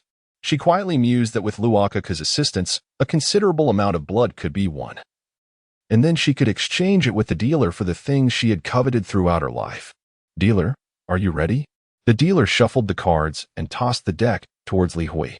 Having recovered from his earlier disappointment, the dealer's expressive clown mask was replaced by an impassive black mask. Luokeke detected no emotional fluctuations in the dealer's words. He seemed to have transformed into a machine. Let us begin. Li Hui exhaled her pent-up frustration and gently drew 2 cards. Her first hand featured a 3-card depicting the door god Wei Qi Jingda. Goodness, even the door god belongs to your underworld? Luokeke remarked in disbelief as she glanced at the door god card. Li Hui's second card bore the image of a great demon from hell, marked with the number 2. A total of 5, not too shabby. Li Hui thought as she surveyed her hand, prompting a nod of approval from Luokeke. It was a decent hand, albeit not perfect. Moments later, Dark Coco's intel arrived as anticipated. This round, the dealer held a total of 6 points, consisting of 2 3 cards. Oh, you drew 2 3s consecutively? Have you learned from the previous lesson?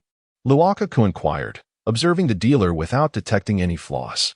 It appeared that the dealer was no longer afraid of busting. The dealer's intelligence seemed to have undergone a significant upgrade. Why overthink it? We have the intel. We cannot lose.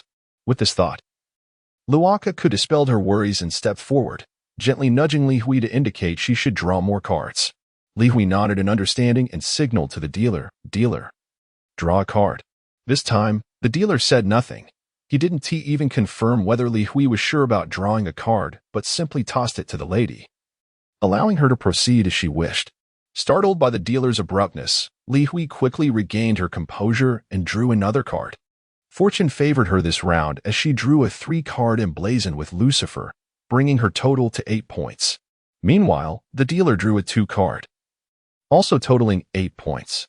For the first time in this game, both players had identical totals. How curious, while not continuing to draw 3s. Luokeke pondered, feeling a flicker of concern. The dealer seemed to have ceased his mindless selection of cards, instead opting for a strategic approach to arrange his hand. This sudden shift posed a considerable challenge for the players. However, with Dark Cuckoo as an ally, Luokeke felt less apprehensive, now that both players had equal points. Revealing the cards would result in a draw. A draw meant that the surviving players would neither incur losses nor gain any blood. This outcome was entirely acceptable to Luokeke and the other survivors, given that their total blood quantity had reached a satisfactory 4,000 milliliters. With such a stake, even if Luokeke and Chun Ning conceded in the final 2 rounds, they would still retain 2,000 milliliters, needing only to contribute another 1,000 milliliters to pass this challenge. Thus, revealing the cards seemed the most advantageous choice.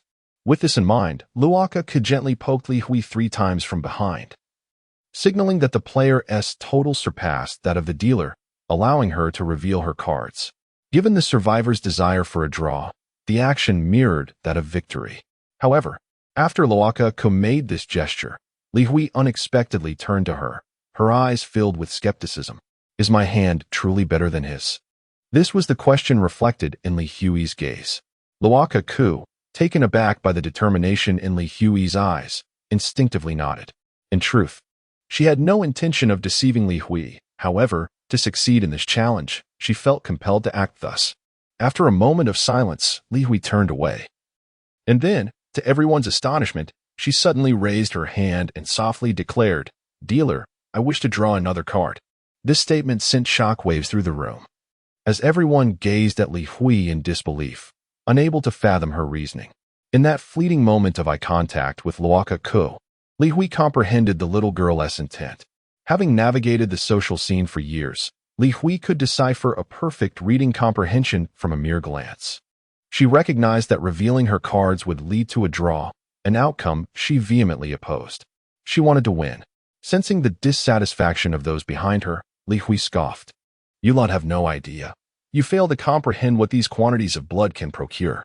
In fact, during the recent break, Li Hui had discreetly left the lounge. She approached the dealer to inquire about the items available for purchase at the gambling abyss's shop. A mere 1,000 milliliters of blood could be exchanged for a whopping 100 million yen currency or a standalone villa in the heart of Mo City, or even shares in a publicly listed company. With just a few exchanges, Li Hui could achieve her financial independence. Turning her gaze back to the others, she silently assessed them. The scruffy Yen E, the criminal Chen Ning. I can see that neither of you is particularly interested in wealth.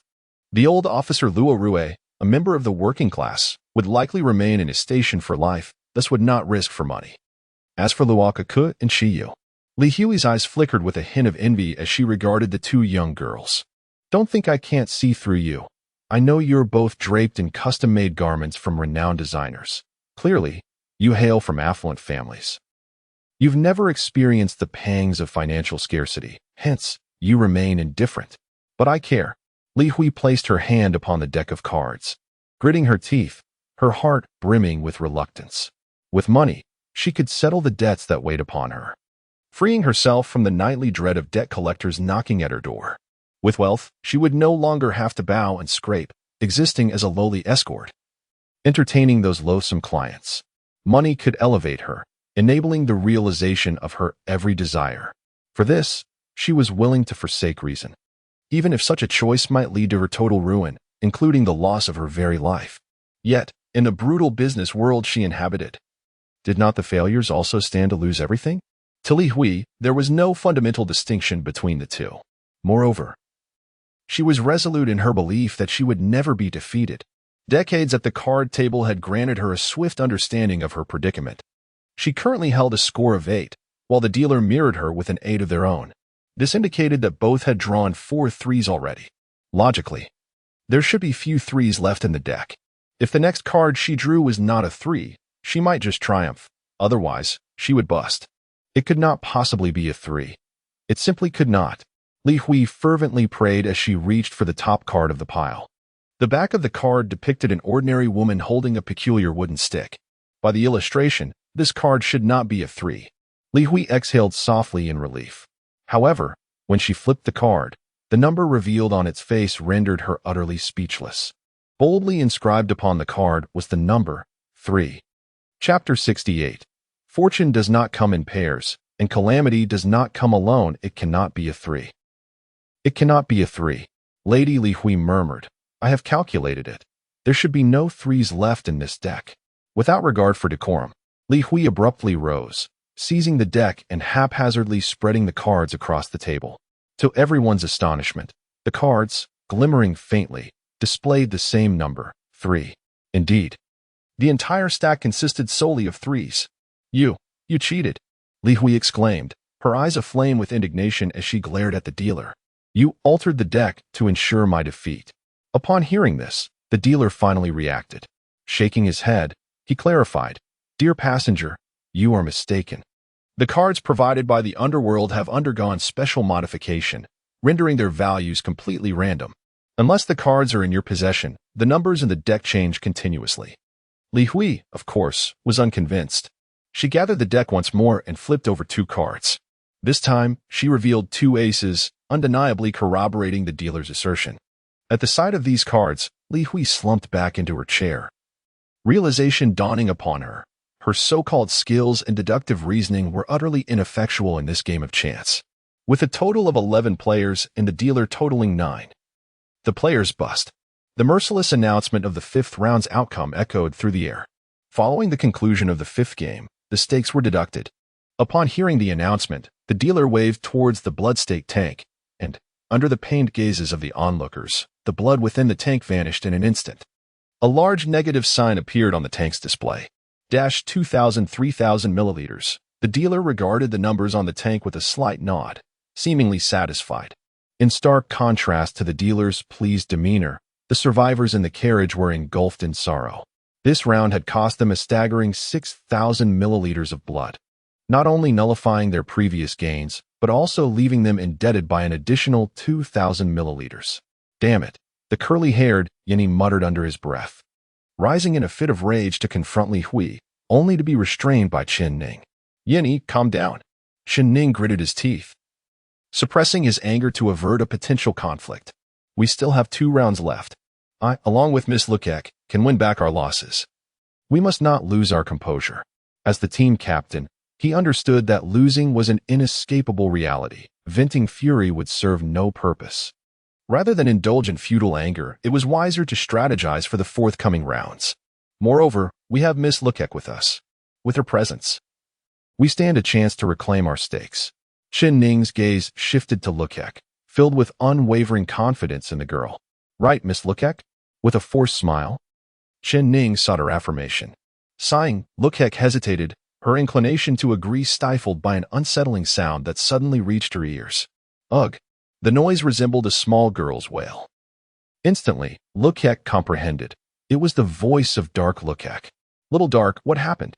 Luokeke inquired anxiously, if she were to consider anyone's well-being in the carriage. Aside from Aya and herself, it would undoubtedly be Dark Luokeke. Although they often exchanged playful jibes, their fates were irrevocably intertwined. Now that Dark Luokeke was in distress, how could Luokeke not worry? I am fine. Dark Luokeke gasped, her breaths labored, revealing her apparent frailty. Just now, it seems I was targeted by the underworld. This train employed some method to expel me from the air wall. Though Dark Luokeke was part of the lowly system, her current state was that of a spiritual entity, a unique form of soul. This ethereal existence, while immune to conventional physical harm, was not entirely invulnerable.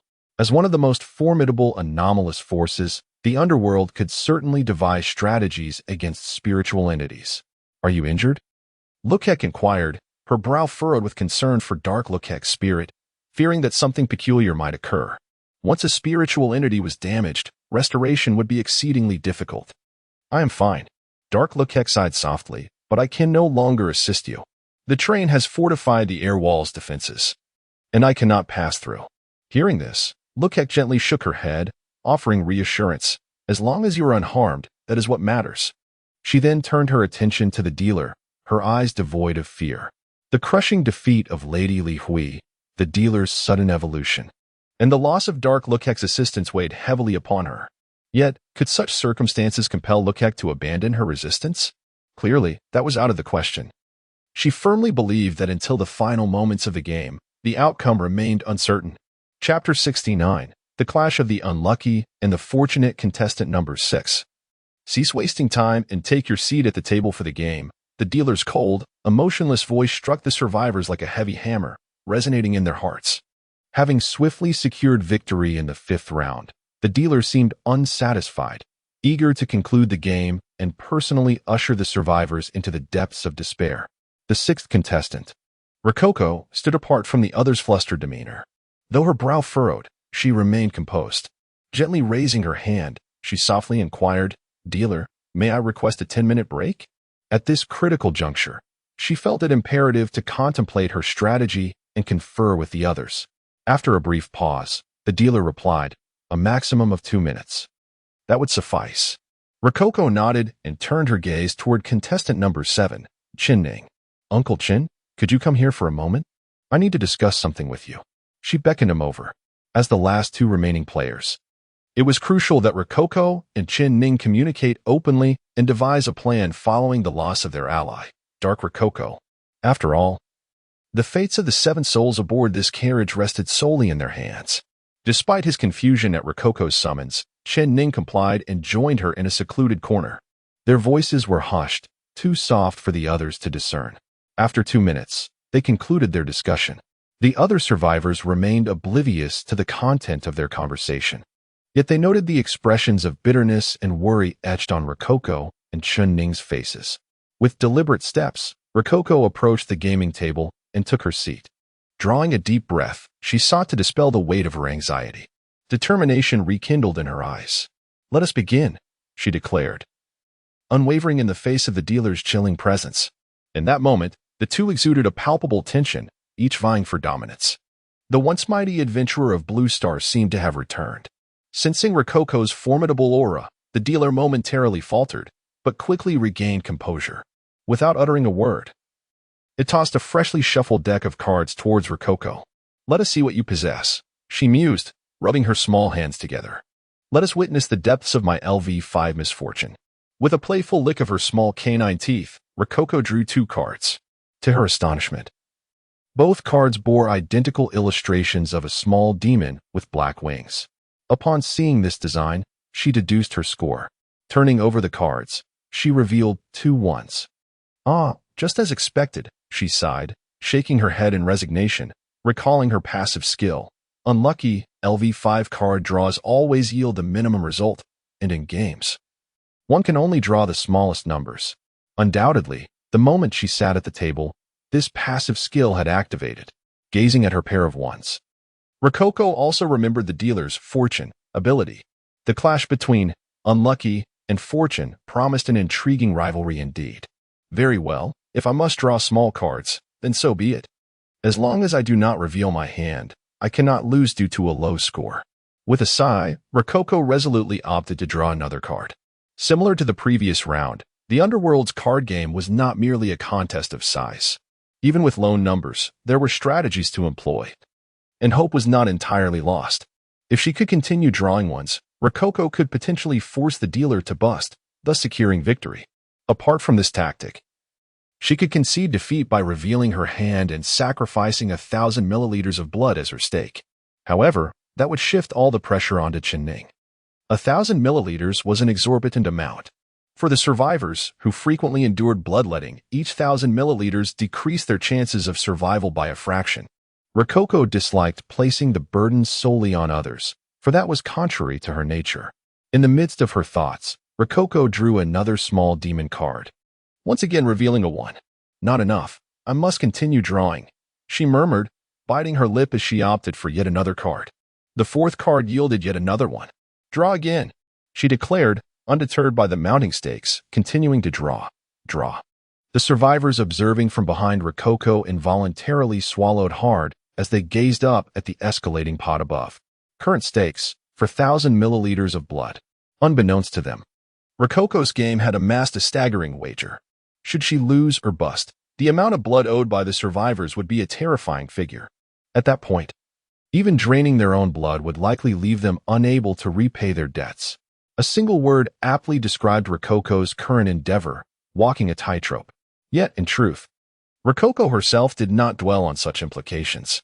To her, there were only 2 choices: either concede at the outset, forfeiting 1,000 milliliters of blood, or persist in drawing until the game concluded, accepting all consequences of her decision. Approximately 5 minutes later, Rococo wiped the sweat from her brow and ceased drawing. She now held 7 small demon cards, each bearing the value of 1. The stakes had climbed to a daunting 6,000 milliliters of blood. 7 cards, and the dealer had yet to bust. Rococo turned her gaze toward the dealer, who similarly held 7 cards, all identical in nature. The bust mechanism activated once the total value exceeded 10. Thus, the dealer's total must also be less than 10. This indicated that the dealer had discerned Rococo's unfortunate trait and adjusted the drawn cards accordingly. In light of this, she resolved to continue drawing. Rococo placed her cards face down on the table, choosing not to glance at them.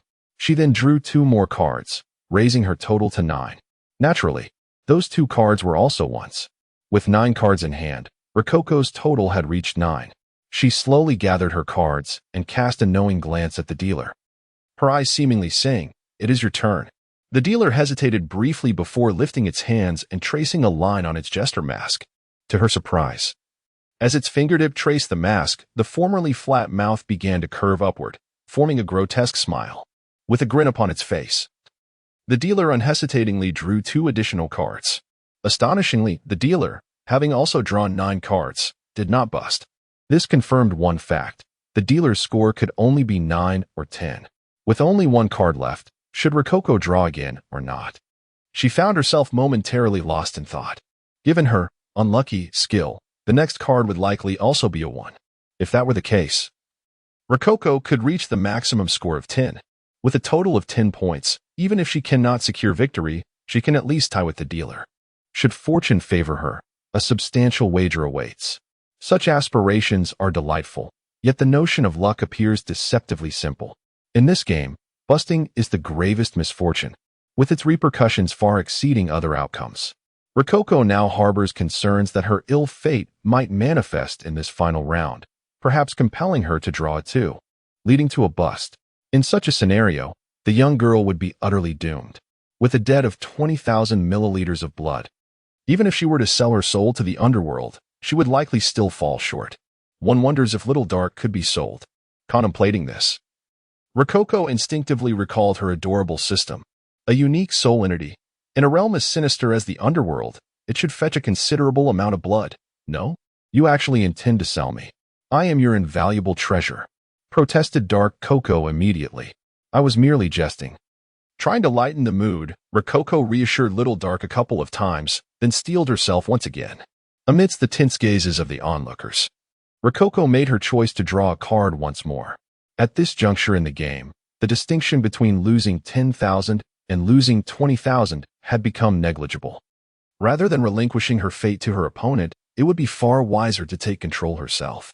Thus, even if she ultimately faced defeat, regret would not shadow her. Taking a deep breath, she drew her final card, only to discover that its value was, astonishingly, still 1. Chapter 70. The finale. As the player's scores reached 10, the game concluded, and a comparison of hands ensued. The player's score was 10, and the dealer's score was also 10. Both were equal, resulting in a draw. Before Luokeke could reveal her cards, the announcement hastily declared the end of the match.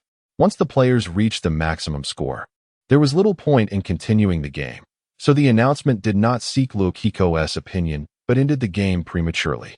With a sigh of relief, Luokeke slumped into her chair, as if all her strength had been drained. Throughout the game, her luck had not changed. The number 1 had accompanied her from start to finish, and her unlucky skill had not worked in her favor. Unlike the dealer, whose luck could fluctuate at any moment, Luokeke's unlucky skill was a steadfast ability. Once it deemed that drawing the number 1 was the most unfortunate event, it would not alter. This aspect allowed Luokeke to evade the fate of busting. Good fortune and misfortune, in truth, lack a clear demarcation. She gazed at the dealer, a faint smile gracing her lips. The dealer calmly revealed their hand, which was also comprised entirely of 1s. It appeared that the dealer had somehow discerned Luokeke's unfortunate essence from the very beginning of the game and had consistently drawn 1s to prevent losing by busting. This draw seemed acceptable to both parties. Luokeke needed not to elaborate. She had mentally prepared herself before the game commenced.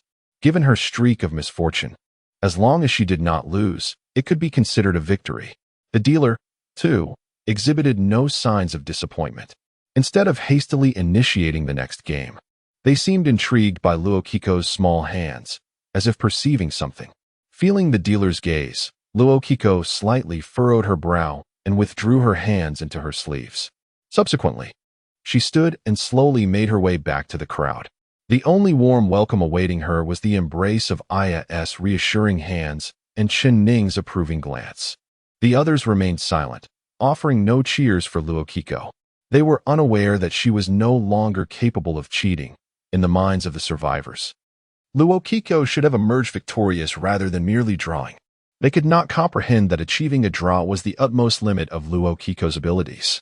Of course, they bore no ill will towards Luokeke for this game. After all, it was she who had devised the cheating methods. However, Luokeke was disinterested in explaining herself to them. She certainly could not disclose that she was an exceptionally unfortunate player.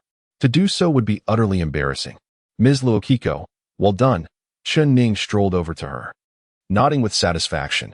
He was the only one among the survivors privy to the truth. Chen Ning understood that Luokeke had lost her ability to cheat, and this draw was the best outcome she could have hoped for. Wiping the fine sweat from her forehead, Luokeke softly said, for the next round, I'm counting on you, good luck. Regardless of her previous disdain for Chen Ning, at this moment, she was willing to lend him her support. Since the sixth round ended in a draw, the stakes remained unchanged, still at minus 2,000 points. This meant that Chen Ning's final round must result in a win. And he needed to win big at that.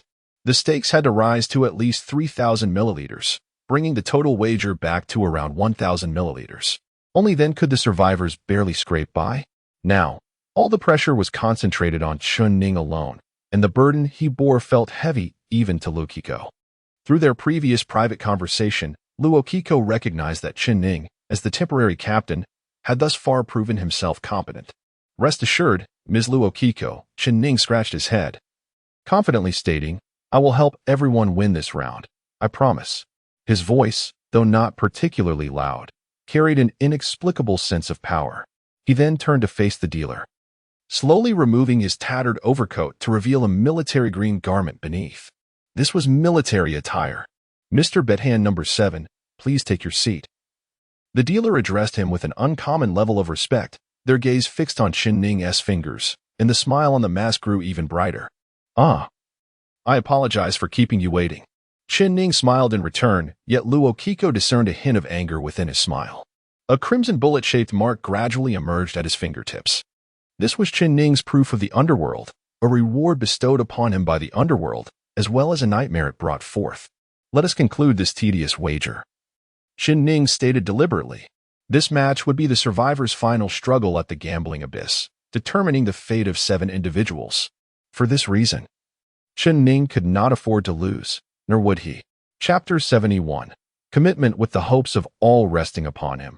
Chen Ning approached the card table step by step. He cast a disdainful glance at the dealer, pulled out a chair, and seated himself. Esteemed number 7, please draw your cards, the dealer intoned. Surprisingly, the dealer seemed unfazed by Chen Ning's demeanor, gazing at him with utmost respect while presenting the playing cards with both hands. Was this deference somehow linked to Chen Ning's certificate of the underworld? Luokeke observed Chen Ning's hands with curiosity. The bullet-shaped certificate of the underworld was quite conspicuous on his fingers. Upon closer inspection, she was nearly certain that Chen Ning's certificate had been upgraded at least once.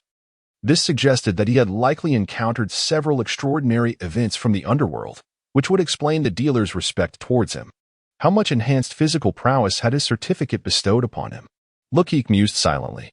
In truth, each certificate of the underworld was a singular existence, with effects that varied immensely. Luokeke's certificate not only improved her physical capabilities but also endowed her with unique abilities, such as a special lethality against ethereal enemies. Conversely, Chen Ning's attributes appeared to lean more towards physical enhancement. Regrettably, the system did not allow for the examination of human attribute panels. Otherwise, Luokeke would have certainly sought to uncover the truth. Gazing at the playing cards before him, Chen Ning did not immediately draw a card. After a moment of silence, he retrieved a metal necklace from his collar. At the end of the chain hung a copper bullet casing, stained with a reddish, unidentifiable liquid that appeared to be dried blood. He gently removed the bullet casing and held it in his hand. Throughout this period, the dealer did not hasten Chen Ning. Instead, it merely smiled at him, exuding an air of elegance. After a brief pause, Chen Ning exhaled softly and placed the bullet casing on the table. Subsequently, he resolutely drew 2 cards, one bearing the image of the black and white impermanence, marked with a value of 2, and the other depicting the ferryman of the underworld, marked with a value of 1. The total value amounted to 3. An unfortunate beginning. Chen Ning mused self-deprecatingly but did not dwell on it. His intention in this round was to aim for a substantial win. If he drew to the extreme too soon, the stakes would not rise. With this thought in mind, Chen Ning chose to draw again without hesitation. His actions puzzled the onlooking survivors.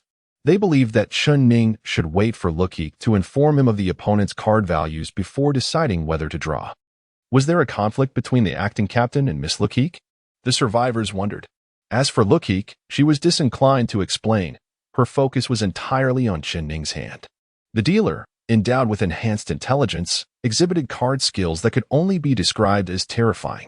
Utilizing the ability of fortune, it could draw any card it desired, specifying the card values it sought. Such formidable power bore a striking resemblance to cheating. Yet, this powerful dealer had two critical weaknesses. First, it was unaware of the player's card values and could not dictate what numbers they would draw. Second, the power to conclude the game rested with the player, preventing the dealer from executing its hand perfectly, as it could not predict when the player would choose to end the round.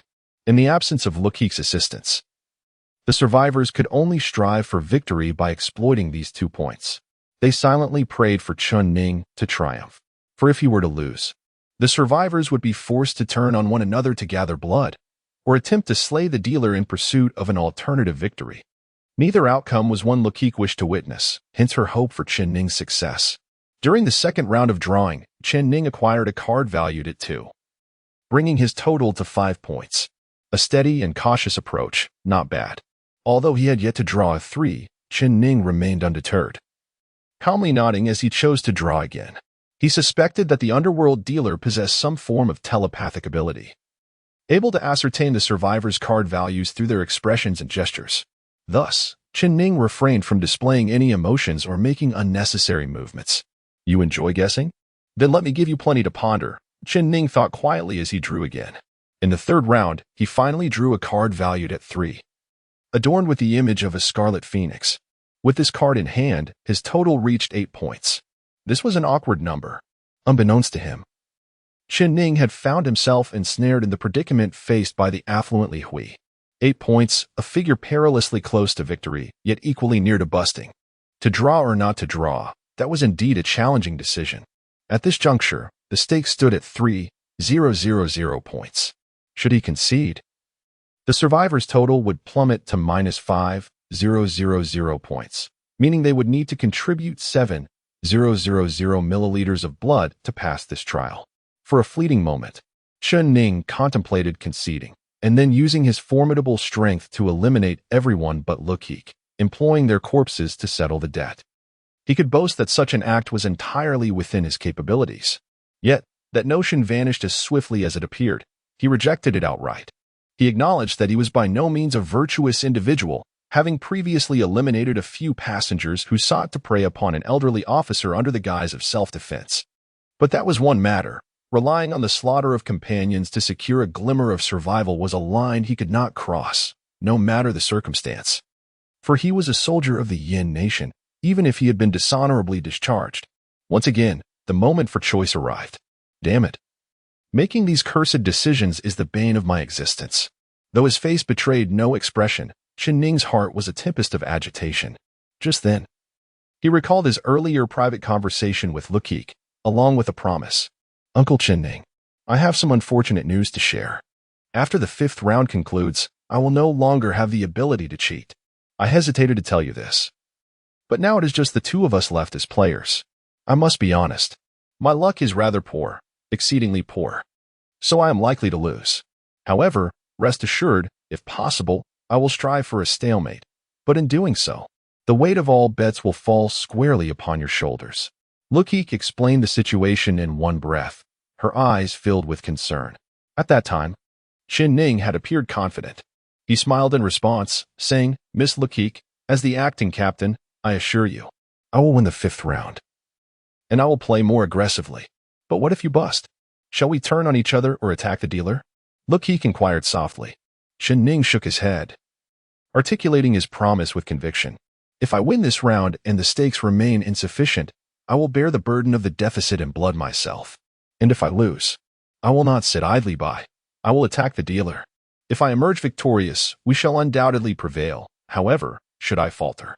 Chen Ning inhaled deeply, forcing a smile to grace his lips.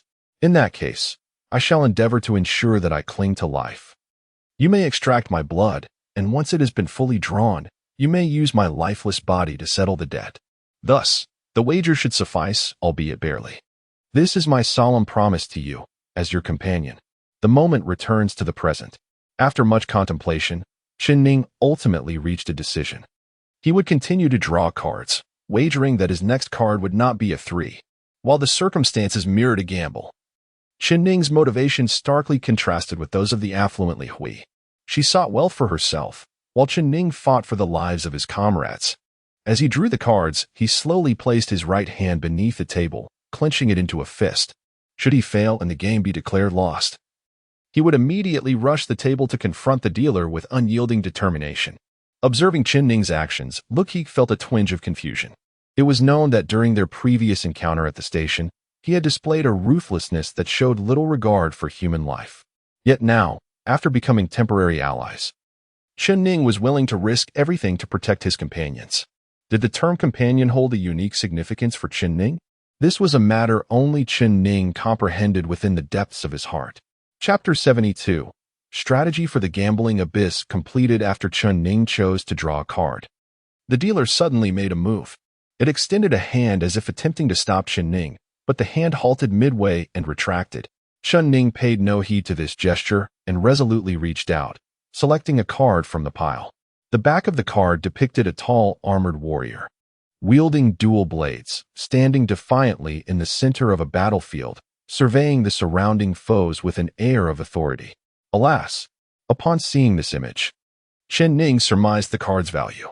Generally speaking, the more flamboyant the design of the underworld playing cards, and the more imposing the character depicted, the higher the value. This card was likely worth a 3. With a sigh, Ning slowly turned the card over. To his astonishment, the number displayed was not the anticipated 3, but rather a 2. What is this situation? Ning gazed at the armored warrior card in confusion. He had prepared himself for a desperate struggle. Yet this card, which he had never encountered before, had saved his life. Simultaneously, the dealer leisurely rose, not even waiting for the announcement of the results before tossing its cards onto the table. The dealer's cards bore the numbers 1, 1, 2, 2, and 3, totaling 9 points, which fortuitously fell short of Ning's total by 1 point. The player S score was 10, while the dealer S was 9, thus. The player emerged victorious in this round of gambling. The announcement of Ning's victory echoed through the space. Congratulations, esteemed warrior. Surprisingly, the dealer did not depart immediately but instead bowed respectfully to Ning. I concede to you, and my respect is genuine. The once cold and unfeeling dealer displayed a hint of humanity in that moment. Objectively speaking, Ning was indeed the only one who had achieved a victory against the dealer without relying on any external influences. It was only natural that the dealer, representing the underworld, would extend its respect to Ning. Subsequently, it waved its hand, returning the stakes Ning had won to the blood-filled aquarium. In an instant, the aquarium, which had previously displayed a negative amount, was now filled to half with blood. In this gambling round, Ning had performed admirably, winning 4,000 milliliters of blood. The aquarium now contained 2,000 milliliters, meaning the survivors needed to contribute an additional 1,000 milliliters of blood to proceed. With a sigh of relief, Ning closed his eyes, leaning back in his chair as if he had found liberation. No need to battle the dealer, nor to engage in self-destructive conflict. This outcome was indeed commendable. Moments later, Ning turned and beamed at the others. Everyone, I have not failed you. Upon hearing Ning's words, the survivors finally reacted, erupting in cheers as they approached him, celebrating their temporary leader. Even the old officer, who had often expressed dissatisfaction with Ning, gave him a thumbs up. Meanwhile, Luokeke smiled and nodded at Ning. Ahem. After approximately a minute, the dealer cleared its throat, interrupting the celebration. It spoke softly. The 7 rounds of gambling have concluded successfully. Currently, your total stakes amount to 2,000 milliliters. To proceed, an additional 1,000 milliliters of blood must be contributed. The dealer then gestured, removing the stakes aquarium and placing it before the group. Gazing at the aquarium, Ning slowly rose and whispered, I will take care of it.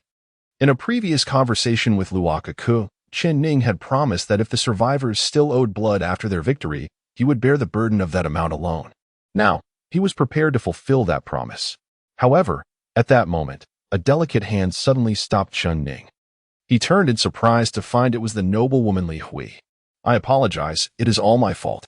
Li Hui stepped forward, speaking with a tone of remorse. "Let me draw the blood."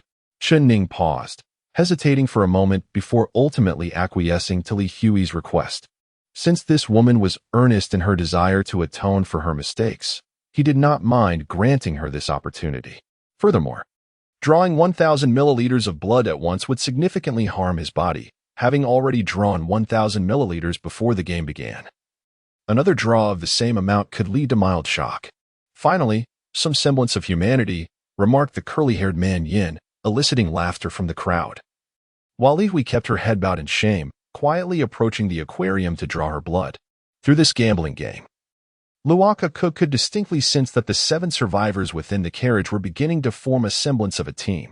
This would immensely aid them in their forthcoming journey, as greater dangers and challenges awaited them in the not-so-distant future. After Li Hui completed the blood draw, Chen Ning supported her as she slowly returned to the lounge. The aquarium received the required blood, gradually rising and merging into the ceiling of the carriage. Moments later, the announcement rang out. "Ding dong. Dear passengers, congratulations on successfully traversing the second stage of your journey. On behalf of the underworld, we extend our sincere greetings. You will receive a 20-hour rest period, and at noon tomorrow, we will commence the next leg of the journey. Please prepare accordingly. During the rest period, we will provide food, drinking water, and necessary bathing and sanitation facilities as usual. Your ticket fees have been paid. No additional charges will be incurred. So please rest assured.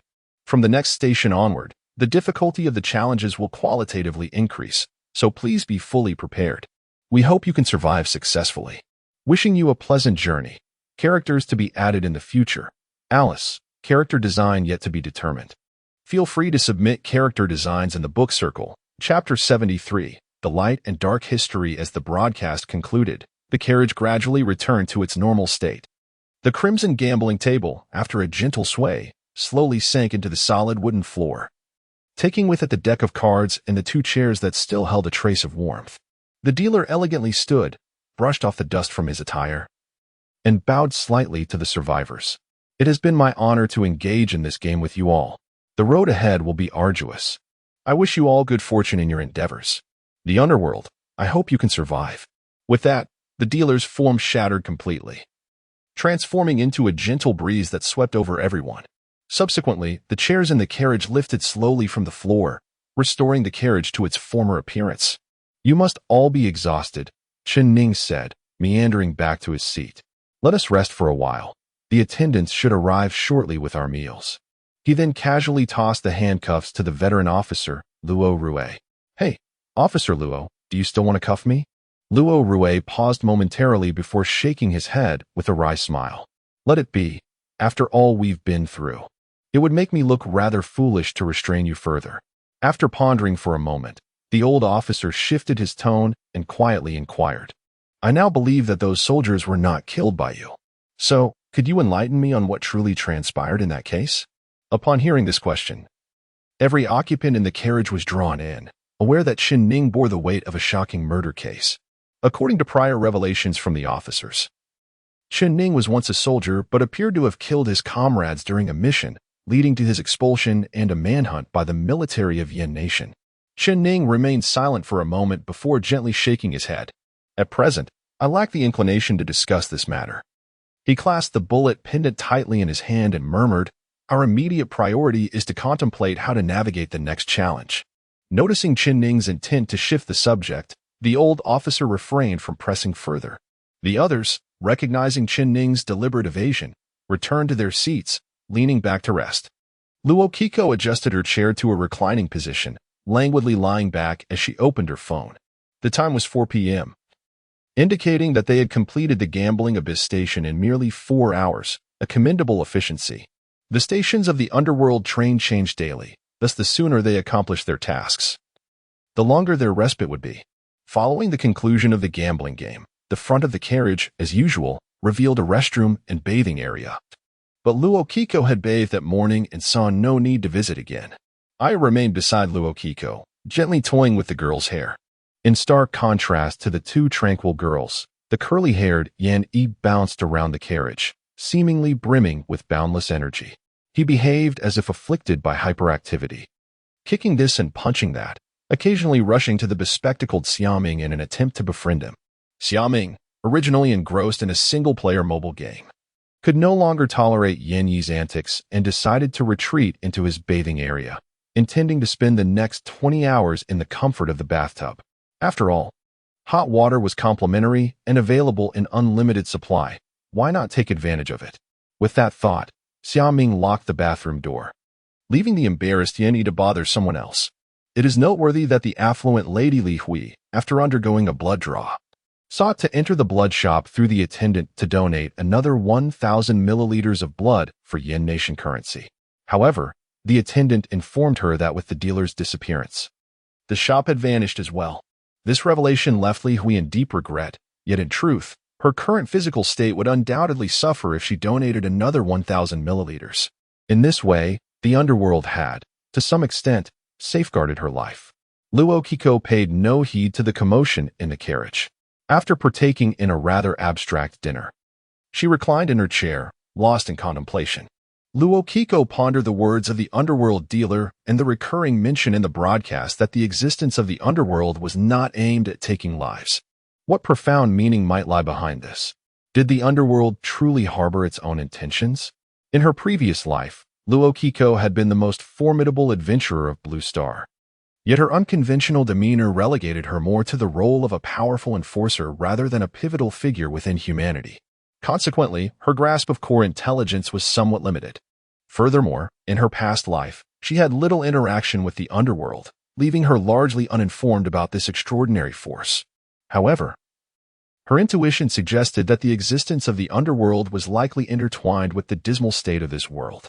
80 years prior, a cataclysmic world war had cleaved the history of Blue Star into two halves, the bright history and the dark history. The bright history is the narrative presented to the general populace. To them, the world war concluded with humanity's rapid advancement, leading to the establishment of several military-economic alliances for trade and peace, such as the Pan-Asian Cooperation Organization led by Yen Nation, the Greater America Alliance spearheaded by the United States, the European Union, and the Northern Alliance in North Asia. Additionally, the populace viewed Yen Nation's consolidation of administrative units into 4 major cities as a means to streamline governance. The citizens of Yen Nation have long believed that since the war's end, they have enjoyed 80 years of peaceful development. But is this narrative true? The answer is a resounding no. The dark history, as perceived by the leaders of Yen Nation and adventurers, is the true account of this planet's past. Following the World War, a series of anomalous events began to emerge in the human realm. Initially, the disappearances and deaths went unnoticed, but as the number of casualties surged, awareness of the looming danger grew. Governments worldwide dispatched troops and organized capable individuals to combat these anomalies, leading to the genesis of the Adventurers Guild. Yet, due to insufficient intelligence, their endeavors consistently met with failure. As humanity faltered, the influence and scope of these anomalies expanded, and when their power reached a zenith, they would instigate an anomaly war. Information concerning the anomaly wars is scarce in historical records, but Luokeke is aware that their brutality likely rivals that of the World War. The Great Yen Nation has endured 2 anomaly wars. In the first conflict, Yen Nation lost all its coastal cities. In the second war, it suffered the loss of the vast majority of its wilderness and villages, prompting the nation to divide its territory into 4 colossal cities for better defense. If such a fate befell the historically rich Yen Nation, the plight of other nations was even more dire. The Kingdom of Ing lost all cities except for its capital. France and Germany and Europe experienced a loss of nearly 40% of their total population. The United States, the foremost power of Blue Star, relinquished its economic lifeline, the entire West Coast. Even the militarily formidable Northern Alliance was compelled to abandon its prosperous cities, retreating to the frigid tundra of Siberia in search of a glimmer of hope. The territories that fell into ruin transformed into domains of aberrant forces, where lethal anomalous entities roamed the desolate wilderness. Consequently, nations were obliged to set aside their prejudices and forge alliances to combat the anomalies together. Moreover, as anomalous events propagate through awareness, the Alliance found it necessary to erase the memories of ordinary citizens and subsequently crafted a revised historical narrative for public comprehension. It is fair to assert that the current plight of humanity is rather dire. However, as time progresses, humanity continues to advance, from technology to experience. The lessons and wisdom garnered from the blood of predecessors have rendered humanity increasingly adept at countering the anomalies. In present-day Yin Nation, there have been no occurrences of large-scale anomalies for quite some time, and any scattered minor incidents within cities are managed by adventurers. Nonetheless, as humanity evolves, can we assume that the anomalies remain stagnant? P.S. With the narrative reaching this point, it is time for me, the author, to expand upon the world building.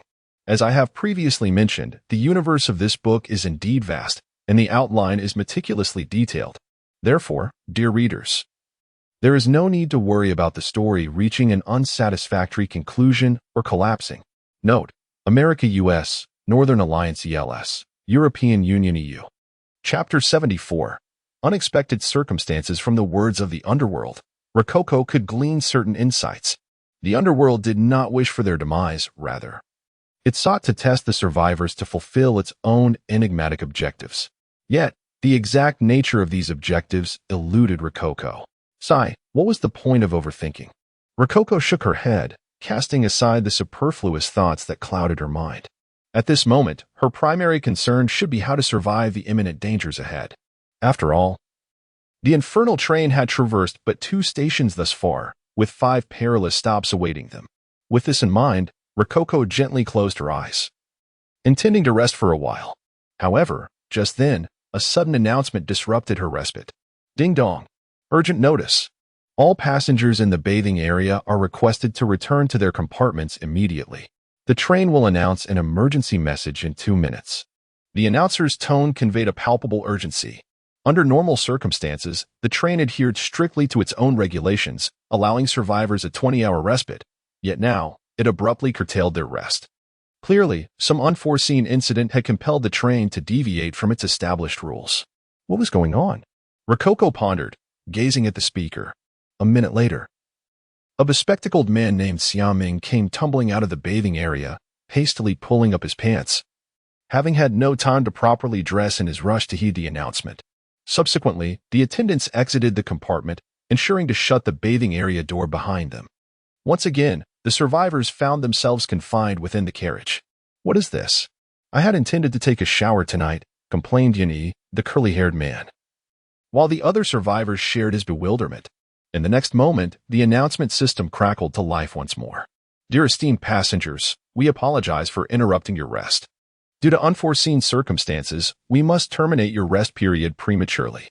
The train will depart ahead of schedule and is expected to arrive at the next station by 6 p.m. tonight. Please prepare accordingly. Rest assured, to compensate for your inconvenience, we will prepare a special gift for you upon your successful passage through all stations. Please note that the difficulty of the station checkpoints will remain unchanged despite these unforeseen events. Be thoroughly prepared, as the underworld sincerely hopes for your survival. Next stop, Crimson Decay. Suddenly, to the passengers' astonishment, the broadcast faltered while announcing the station, emitting a jarring static noise before plunging into silence. What was happening? The survivors collectively wondered. This was a first on the infernal train. Even Rococo, seasoned as she was, could not comprehend the situation at hand. Boom. At that moment, a resounding crash echoed from outside the train, and the carriage jolted violently. It seemed as if the train had collided with something. In an instant, the occupants were thrown about, and the lights overhead flickered out with a sharp crack. Fortunately, Rococo and Aya had instinctively fastened their seatbelts. Otherwise, they too might have ended up sprawled across the aisle. As the carriage ceased its tumultuous rocking, the passengers gradually picked themselves up from the floor, their expressions filled with confusion as they surveyed the dim surroundings, utterly disoriented. After approximately a minute, the lights within the carriage gradually brightened, following a couple of crackling noises. The announcement system sprang back to life, though this time, The voice was no longer the emotionless, synthesized tone they had previously heard. Instead, it resonated with a myriad of emotions, akin to that of a living being. Hello, dear passengers. The train has encountered a minor issue, but fret not, for I shall continue to provide updates. Under my guidance, you shall all survive. Relax and prepare yourselves for the challenges that lie ahead to save you time. We have skipped 3 stations, and you will now face the most exhilarating and challenging station directly. Let us applaud your remarkable fortune. Next stop, Armament Station. Prepare yourselves, for an exhilarating journey is about to commence. Brave One Yasino Eunuch character design confirmed. Chapter 75, The Side of Martial Virtue. After the broadcast concluded, the train resumed its rapid pace. This sudden turn of events left the surviving passengers bewildered as they returned to their seats, utterly unaware of what might transpire next. The only one who comprehended the situation was Rococo. Shawan, we are in grave trouble. Rococo rubbed her weary eyes, contemplating in silence. The anomalies of the underworld have been disrupted by some extraordinary entity. Disrupted? Aang questioned, perplexed. What do you mean by disrupted? You fool. The young girl scolded lightly, then continued, do you remember our first anomaly, the Underworld University entrance examination? At the final stage of that examination, the test papers and the broadcast from the underworld were distorted by a peculiar presence. With her reminder, Aang recalled the prior events. During that examination, crucial portions of the test paper were obscured by black ink, leading to significant misunderstandings among the survivors regarding the questions. The mysterious ink, combined with the misleading broadcast, resulted in nearly total annihilation of the participants. Indeed, the survival rate in underworld incidents was dismally low, but senseless slaughter was not characteristic of the underworld. It was evident that the final outcome of that examination was not what the underworld had intended. You make a valid point. But who would interfere with the underworld's anomalies? Aang pondered, unable to grasp the situation. Unclear, but it certainly wouldn't be adventurers or human factions. Rococo shook her head. Based on her experience, once an anomaly is disrupted, its difficulty escalates significantly. If the underworld's aim was to select or train a group of individuals, then the disruptor's intent would be to eliminate those whom the underworld sought to cultivate. From this perspective, the one who intervened in the events did not seem to be adventurers or other human powerhouses, as they had no reason to harm their own kind. Perhaps it is another anomalous force. Aang speculated softly. Rococo nodded, acknowledging this hypothesis. You are correct. This conjecture holds considerable weight. The underworld is a formidable anomalous force, yet it is not the sole entity among anomalies. There exists competition and hostility among these forces. Like humans, they may engage in conflict over resources, territory, and population. Thus, it seems quite ordinary for an opposing force to attack the underworld's infinite train. Alas, when celestial beings clash, mortals suffer. Rococo lamented. If disrupted, the underworld might simply depart without significant loss, leaving the unfortunate survivors like Rococo to endure the consequences. The Armory Station, this name does not sound particularly dreadful. We'll see what unfolds. With a sigh, Rococo cast her worries aside, closing her eyes to rest before the train arrived at its destination. 10 minutes later, the train came to a gentle halt. Just as Rococo drifted into slumber, she was awakened by an enthusiastic voice over the speaker. Hello, dear passengers. We have arrived at the 6th station. I will now announce the station rules. Passenger information for the Underworld Journey S 6th Station. Armory Station. Armory Station is the most martial-focused stop in the Underworld Journey. It serves as an enormous arsenal where you can choose from a variety of weapons. All these weapons are provided free of charge for your use. They will become your reliable allies. Of course, each station has its unique rules, and Armory Station is no exception. Please adhere to the following guidelines to ensure a delightful experience. 1. Armory Station is a small stop. The duration of stay will be brief. You must select your weapons and necessary supplies within 30 minutes. Failure to leave the armory after this time will result in consequences. 2. There are no service personnel at Armory Station. Please select your weapons independently. We strongly recommend choosing some modern weaponry to greatly enhance your experience. 3. Armory Station features a dedicated shooting range. If you wish to test your weapons, please proceed to that area. You may also test your weapons on similar beings to clearly understand their power. Of course, This is merely a personal suggestion. 4. The armory is the core area of Armory Station. Specific rules will be posted at the entrance. We advise selectively ignoring the outdated regulations, lest you diminish your enjoyment of the game. 5. Please do not concern yourself with the origins of the weapons. This may lead to complications. After all, you cannot take them with you, so feel free to use them. Wishing you a pleasant experience. After the broadcast concluded, the glass partition at the front of the carriage slowly opened. Behind this glass door stood a massive iron gate, with a sign hanging above it that read, Infiltrating, Armory. Gazing at the imposing iron gate, the survivors exchanged glances, clearly perplexed by the broadcast's meaning, and hesitated to approach. Observing the indecision among the group, Chen Ning, the temporary leader, took the initiative, stepping forward toward the iron gate. Rococo and Aya followed closely in his footsteps, arriving at the entrance of the armory. Next to the armory's grand door, a slightly yellowed notice was affixed to the clean wall, appearing somewhat out of place. Illuminated by the train's lights, the three began to read the notice's contents. Usage instructions for the Infiltrating Armory 1. This armory is designated to provide weapons for passengers. You may freely utilize all resources within, but we advise you to act within your capabilities and avoid recklessly choosing powerful weapons that you cannot wield effectively. 2.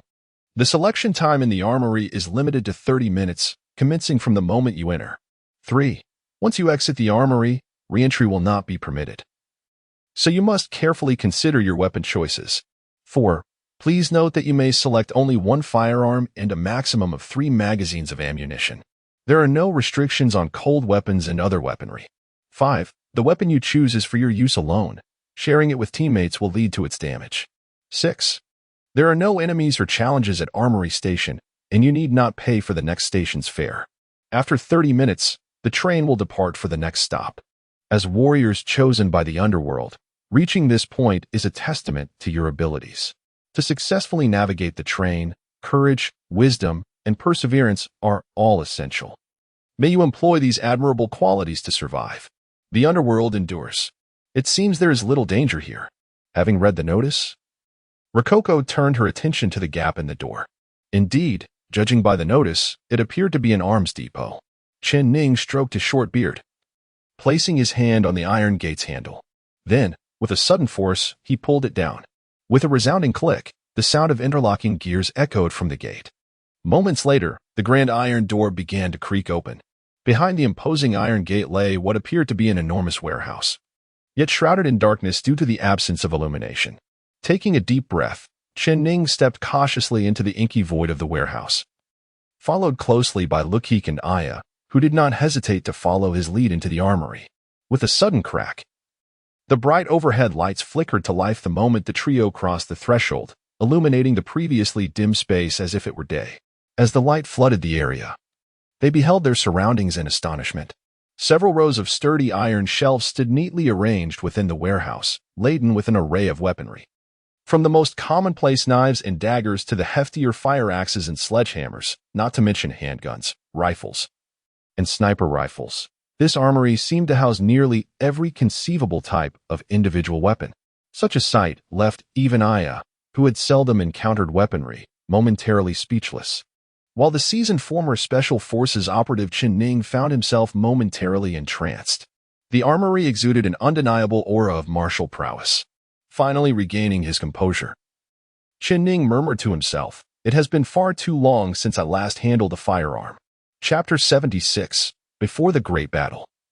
There must be supplies. Upon confirming the absence of danger within the armory, the other survivors began to enter the weapons cache.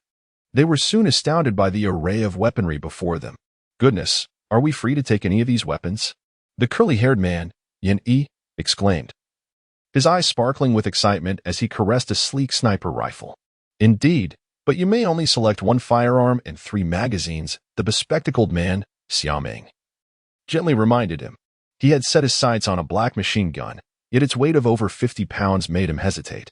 The seasoned officer, Luo Rue, familiar with firearms, disregarded the ostentatious weapons and quietly approached a corner, picking up a rather unremarkable rifle. "Oh, Officer Luo, why have you chosen a Type 74 rifle?"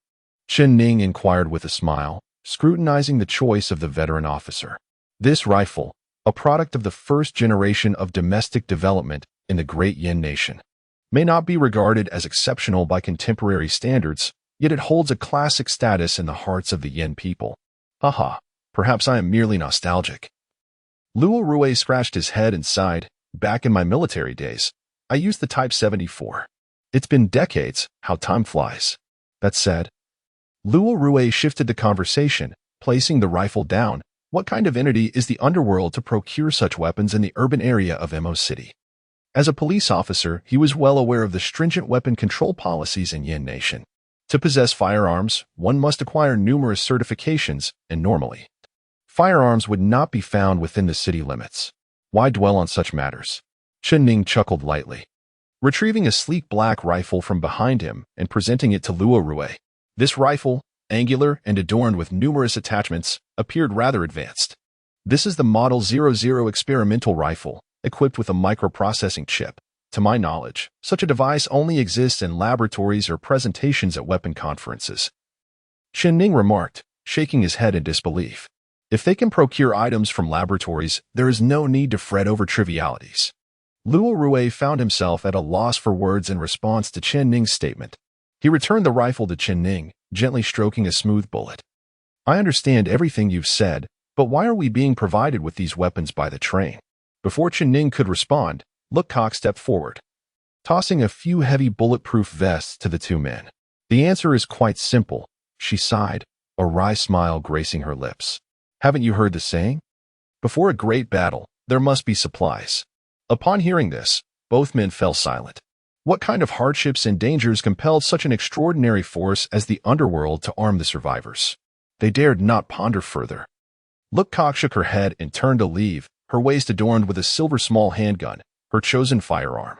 Initially, she had considered selecting more powerful weaponry, but then remembered the notice outside the armory, which advised against indiscriminately choosing heavy firepower and encouraged individuals to act within their means. Indeed, while those larger firearms appeared enticing, their unwieldy nature would render them impractical for someone of Luokeke's stature, especially since she was not particularly skilled in the use of firearms. After much contemplation, she settled on a lightweight handgun designed for women, which not only offered easy handling but also ensured comfort. In close combat, Luokeke possessed the formidable weapon known as Songhua, an effective tool against anomalous entities, more than sufficient to handle the majority of dangers she might encounter. The combination of Songhua and the small handgun proved to be the most fitting arrangement for her current capabilities. Additionally, the armory held a diverse array of practical equipment and materials, such as bulletproof vests, gasoline, and lighters. However, due to Luokeke's petite frame, she was unable to find a suitable size for the bulletproof vests, which left her feeling somewhat distressed.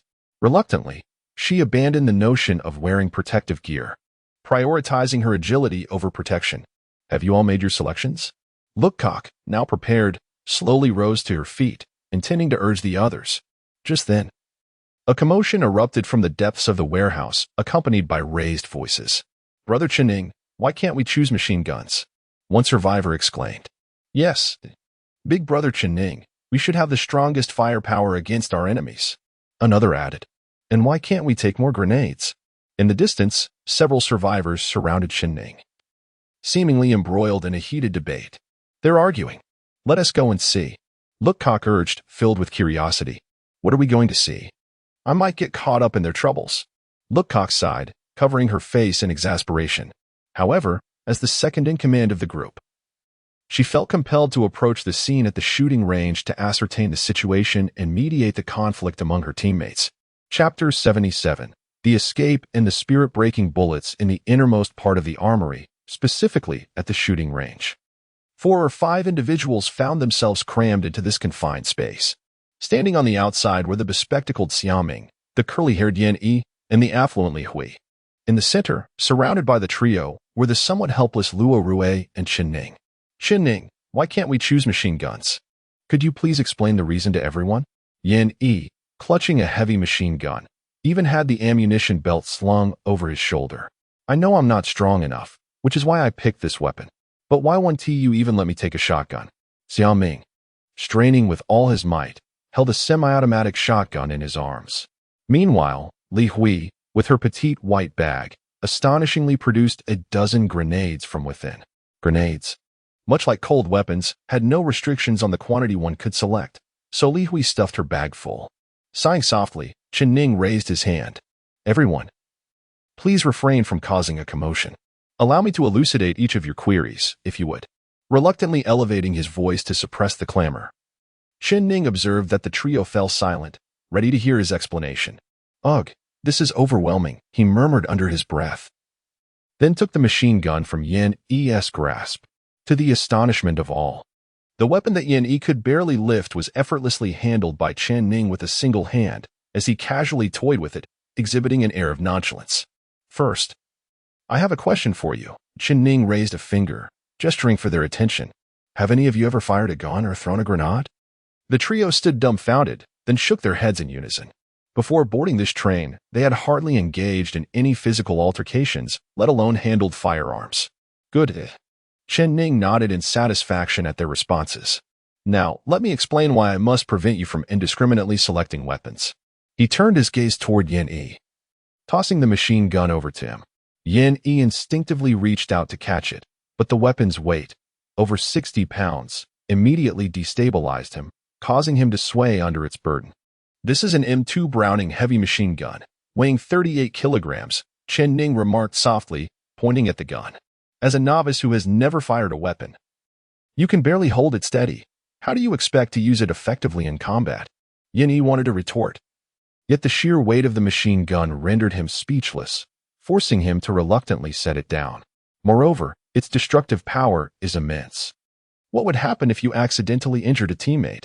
Chen Ning added. "We do not have a medic." As a former Special Forces operative, Chen Ning provided a detailed explanation, steering clear of any overly technical jargon. With his head bowed, Yin E found his arguments evaporating in the face of Chen Ning's logic. Noticing Yin E's silence, Chen Ning turned his attention to Xiaoming. "Your situation is quite similar. While shotguns are not as absurd as machine guns, they are still ill-suited for a novice like you." As he spoke, he selected 2 compact submachine guns from the shelf, handing one to Xiaoming and the other to Yin E.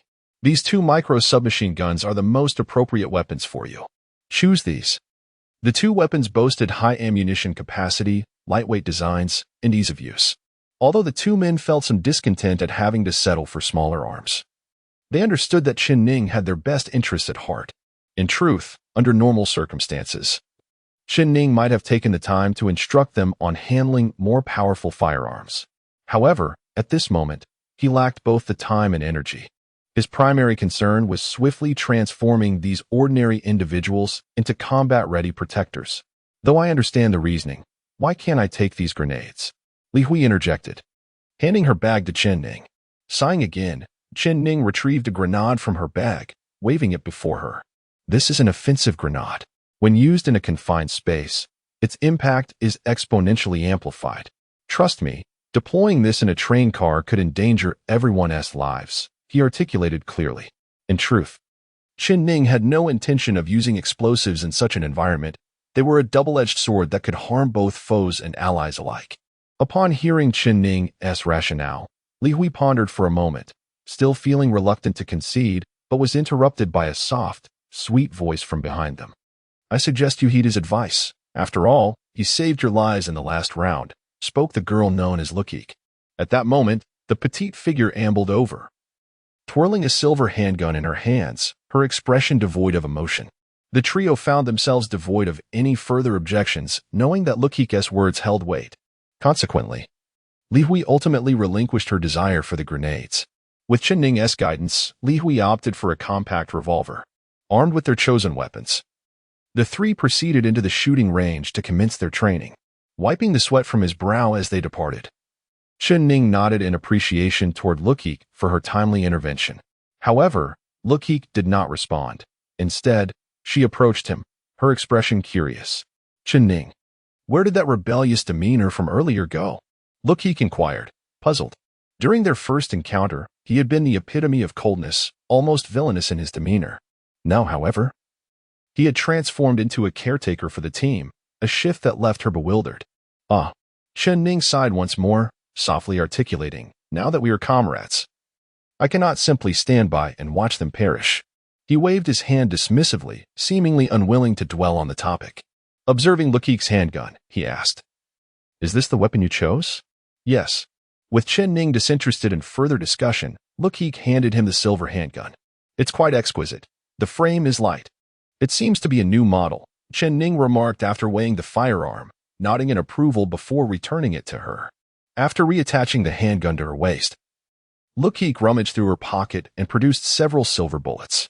Each bullet bore intricate engravings on its tip, surrounded by strange characters. "You may take some of these bullets," Luokeke whispered, offering a few. "What kind of bullets are these?" "They seem rather elaborate," Chen Ning and Luo Rue inquired, intrigued by the peculiar designs, as they had never encountered such ammunition in their years of handling firearms. "These are called spirit-breaking bullets," Luokeke explained, pointing to the symbols on the bullet heads.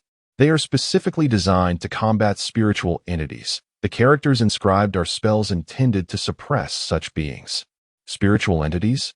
Chen Ning pondered for a moment before quietly asking, "Do you mean ghosts or similar apparitions?" "Essentially, yes. You may interpret it that way," Luokeke confirmed with a nod.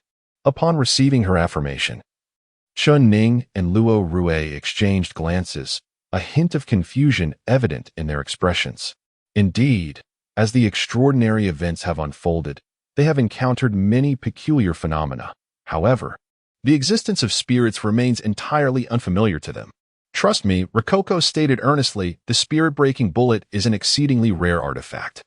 The mere presence of it in the underworld suggests that we may soon confront adversaries of a spectral nature."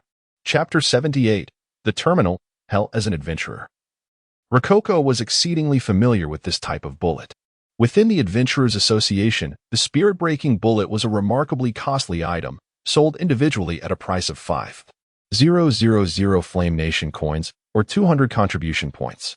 Of course, the efficacy of the spirit-breaking bullet justified its price. Ordinary bullets inflicted minimal damage on spiritual entities, if any at all. In contrast, a single spirit-breaking bullet could instantly eliminate any abnormal entity of Class C or lower, and even against entities of Class C or higher, it could still deliver effective harm. It was indeed an essential item for both home and travel.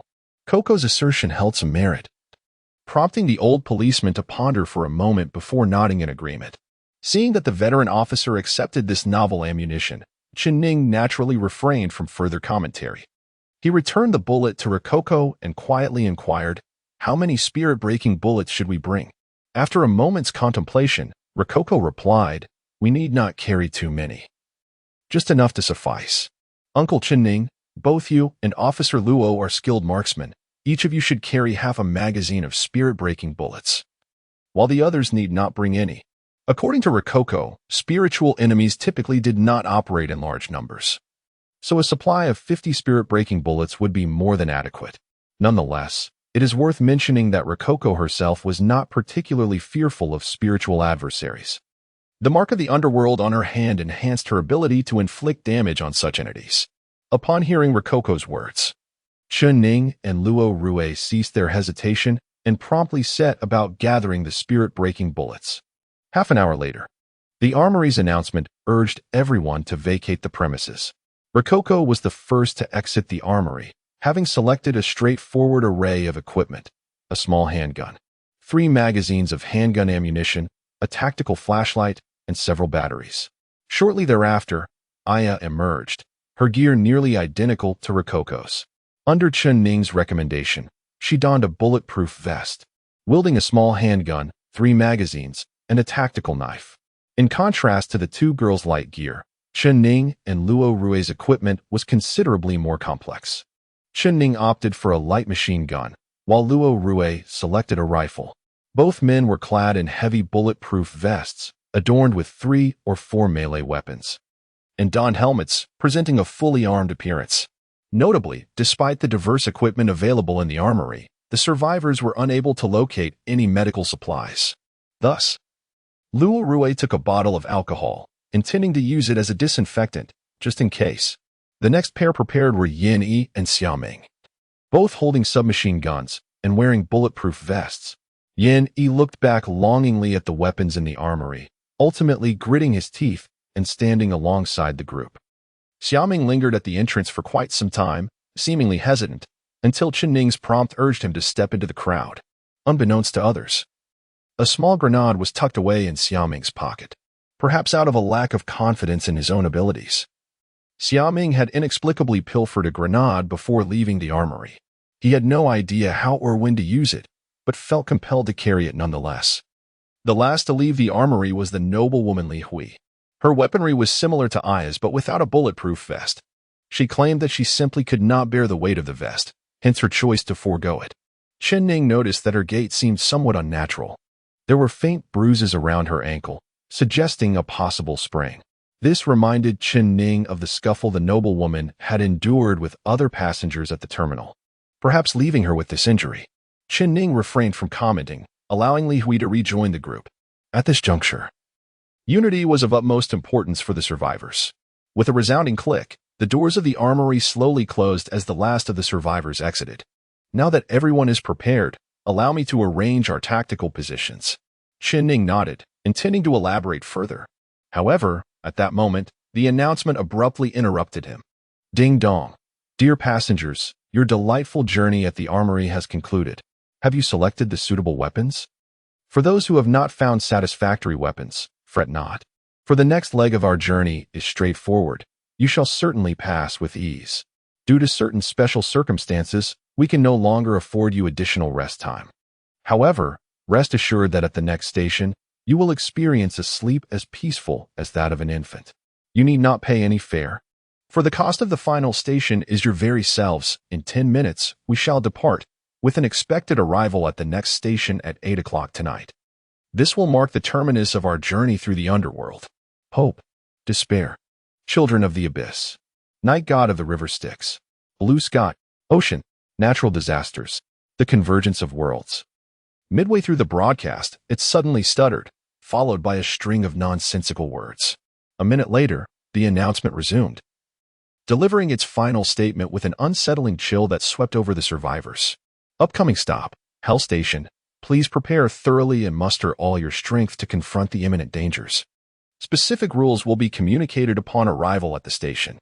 Chapter 79, The Benevolent Rulemaker, the Station of Hell. Upon hearing this ominous name, a profound silence enveloped the crowd. They all understood that the underworld provided both weapons and equipment, indicating that the survivors at this station would likely face a fierce battle. As the final moment approached, how many would survive and how many would perish? The uncertainty weighed heavily on their hearts. Observing the despondent expressions of those around him, Qinning sighed softly, his own spirits dampened, and he refrained from elaborate tactical arrangements, simply instructing, do not point your weapons at our own. Subsequently, he returned to his seat in silence. He intended to devise a plan once he discerned the rules at the next station. The others quietly resumed their positions. The carriage, originally capable of accommodating 50 passengers, now housed only 7, rendering it exceedingly spacious. The train surged forward relentlessly, the once tranquil atmosphere now resonating with the metallic sound of grinding wheels. Luokeke glanced at her phone. The time read 7:55 p.m. With less than 5 minutes until arrival, logically, the train should begin to decelerate. However, the increasingly deafening roar of the train indicated no sign of slowing down. As time passed, the lights within the carriage dimmed further. Even the overhead bulbs seemed to cast a foreboding ambience in anticipation of the impending conflict. At precisely 8 o'clock p.m., the small lights above extinguished completely, plunging the carriage into utter darkness. Simultaneously, a palm-sized black booklet landed in everyone's hands. This booklet was somewhat substantial, containing over 10 pages, and was markedly different from the previous rule manuals. This time, the carriage's intercom failed to announce anything in a timely manner, falling into silence alongside the extinguished lights. The arrival of the manual indicated that they had reached their destination. But why did the train continue at such high speed? Perplexed, Luokeke gazed out the window, where only an expanse of impenetrable darkness shrouded in mist lay beyond. In that murky haze, she vaguely discerned a few pairs of blood-red eyes watching the passengers, seemingly regarding them as prey. Why ponder excessively? When soldiers come, one must fight. When water comes, one must build a dam. Shaking her head, Luokeke dismissed her disquieting thoughts. She retrieved a tactical flashlight from her pocket and, utilizing its powerful beam, began to read the thick manual. To her astonishment, the text within the manual was handwritten, the calligraphy elegant, each stroke imbued with a certain aesthetic charm. Final destination of the underworld journey, instructions for passengers at Hell Station, greetings. Esteemed traveler, upon reading this manual, you have undoubtedly arrived at the final stop of this underworld journey, known as Hell Station. First and foremost, I extend my heartfelt congratulations to you for having navigated through the myriad trials of the underworld. Those who reach Hell Station are undoubtedly the Armée de la Armée of humanity, and I sincerely respect you for that. However, following such commendations, I must solemnly inform you that Hell Station is entirely unlike any previous stop. Its level of danger far surpasses that of the earlier stations. If the first 6 stations were akin to child's play, this stop will thrust you into a genuine battlefield. I do not wish for you to perish at the end. The living are always more valuable than the dead. Thus, I have outlined several rules and recommendations that may enhance your chances of survival. 1. Upon arrival at Hell Station, the train's continued motion is entirely normal. Please do not be alarmed. Once you have completed all challenges, the train will cease operations, at which point the doors will open and you may depart. 2. Due to the harsh environment of Hell Station, the underworld is unable to establish electrical equipment here, resulting in a cessation of power within the carriage. The lights and intercom will also be deactivated. You may use your mobile phone or the flashlight found at the armory for illumination. 3. Should you lack any lighting device, please open the cabinet beside your seat, which contains an oil lamp. However, I must caution you that the oil lamp is a creation of the underworld and is highly unstable. Prepare yourself mentally before using it. 4. At Hell Station, excessive movement is unnecessary. Every hour, your carriage will be assaulted by a certain type of anomalous entity, with a total of 5 waves of attacks. Successfully repelling these 5 waves will allow you to return to the real world. 5. The attacking enemies will grow increasingly powerful over time. 6. Midway through each wave of attacks, a formidable anomalous entity will enter the carriage. You may refer to it as the leader or boss. This individual is exceptionally powerful, far exceeding its peers. 7. Defeating this boss will halt the enemy's onslaught. Conversely, if you fail to eliminate it, the enemies will continue to flood into the carriage. Therefore, I advise you to dispatch the boss as swiftly as possible upon its appearance. 8. There are a total of 12 types of entities that may attack the carriage, and I have compiled their information for you. Please refer to the additional pages at the back of the manual for details. Understanding the enemy's weaknesses will benefit your actions. 9. The content on the additional pages may be extensive, yet all information is invaluable, including, but not limited to, comprehensive details on anomalous entities, emergency medical techniques, self-defense skills, and extreme survival tactics. Please ensure you read it thoroughly. 10. Trust and protect your companions. After enduring the adventures of the previous 6 stations, you must have forged deep bonds of friendship. This camaraderie will be your greatest safeguard at Hell Station. The rules and recommendations conclude here. The following content pertains to the additional pages. Lastly, if you find yourself unable to persist at the moment your life draws to an end, please recite the following words. River of Hades, Mother, Maya in the moment. At that time, the underworld shall find you a final resting place. After perusing the rules, Luokeke quietly set the manual aside, blinking as a flicker of confusion crossed her mind. The rule manual for Hell Station starkly contrasted with those of the previous stops. Its contents were extensive, and within the lines, there was an unmistakable undertone of compassion and respect. The tone of the text suggested it had been penned by a young woman. This fact was rather peculiar. The individual tasked with drafting the rule manual for the underworld must hold a significant position. So why would such a person harbor sympathy for ordinary souls like them? The author of this manual is indeed intriguing. Luokeke stifled a yawn, striving to dispel her weariness.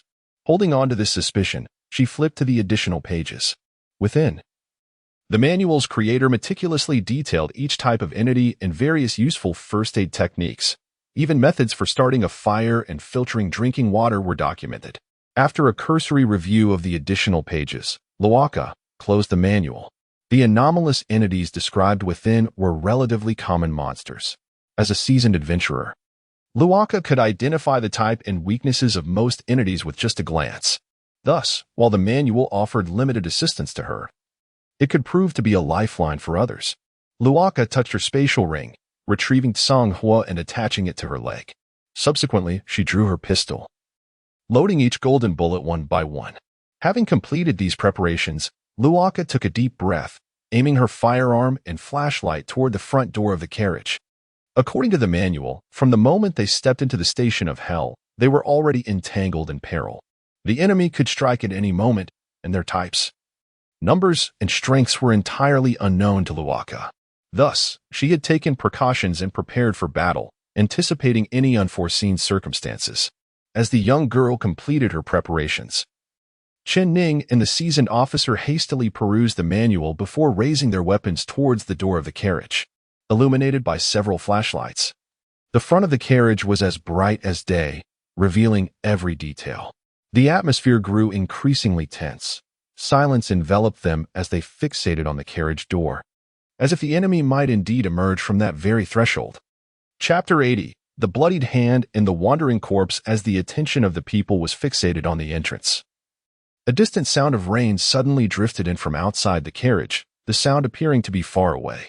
Yet, upon closer listening, it seemed to draw ever nearer. Pat, pat.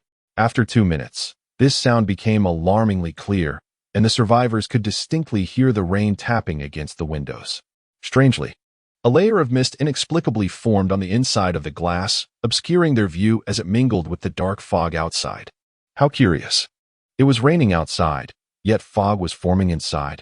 Sitting by the window, Yenny curiously reached out, wiping the mist away in an attempt to clear the glass. Just then, a crimson bloodied hand burst through the black fog, slamming heavily against the glass before Yenny. The hand, marred with numerous small wounds, pounded against the window, producing a resounding patter.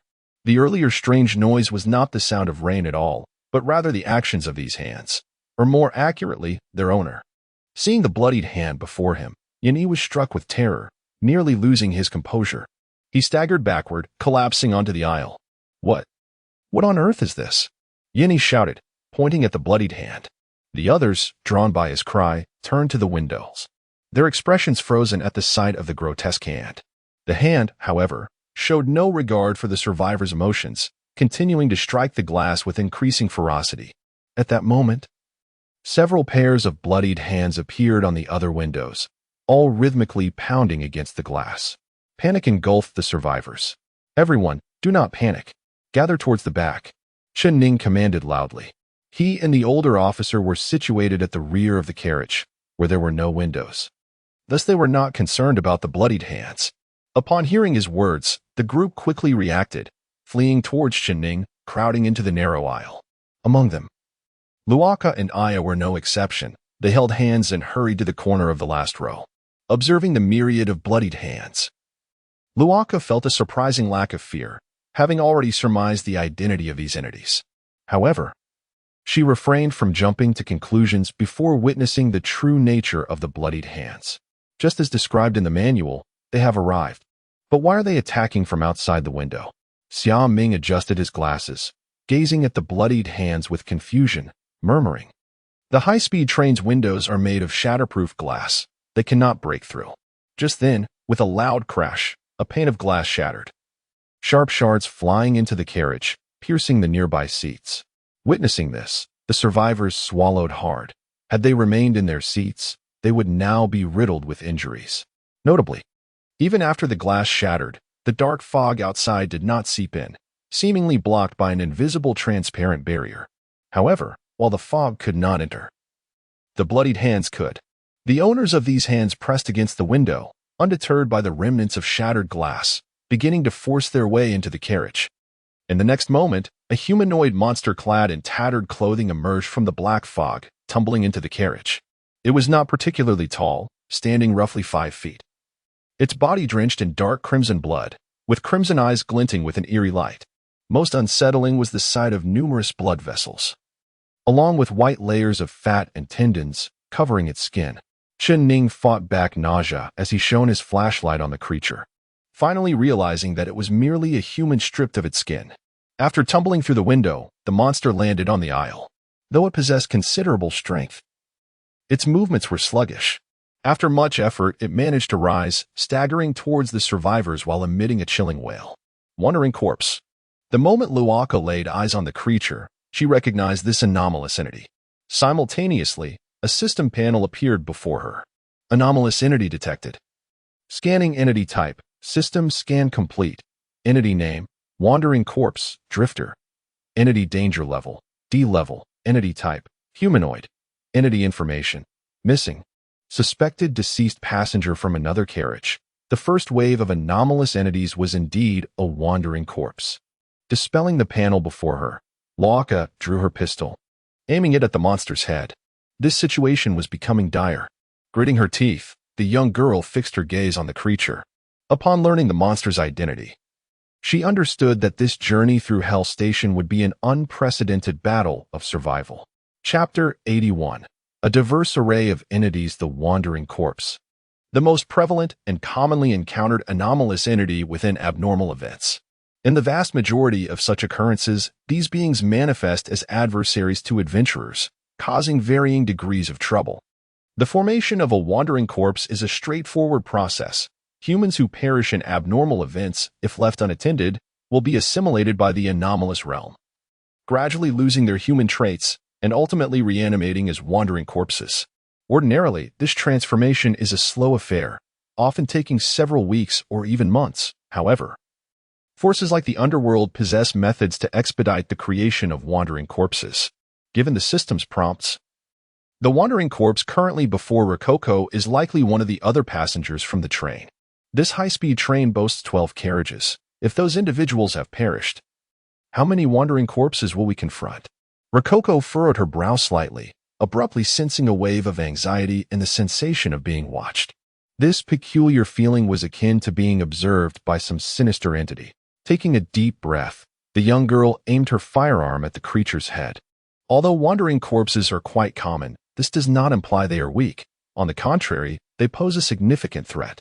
There exists a multitude of subspecies within this entity, broadly categorized into 5 main classes, ranked by their level of danger from lowest to highest. 1. Wanderer. This subspecies typically appears in human form, often moving in groups of 3 to 5. While their speed and strength are generally average, their overwhelming numbers can still pose challenges to survivors. 2.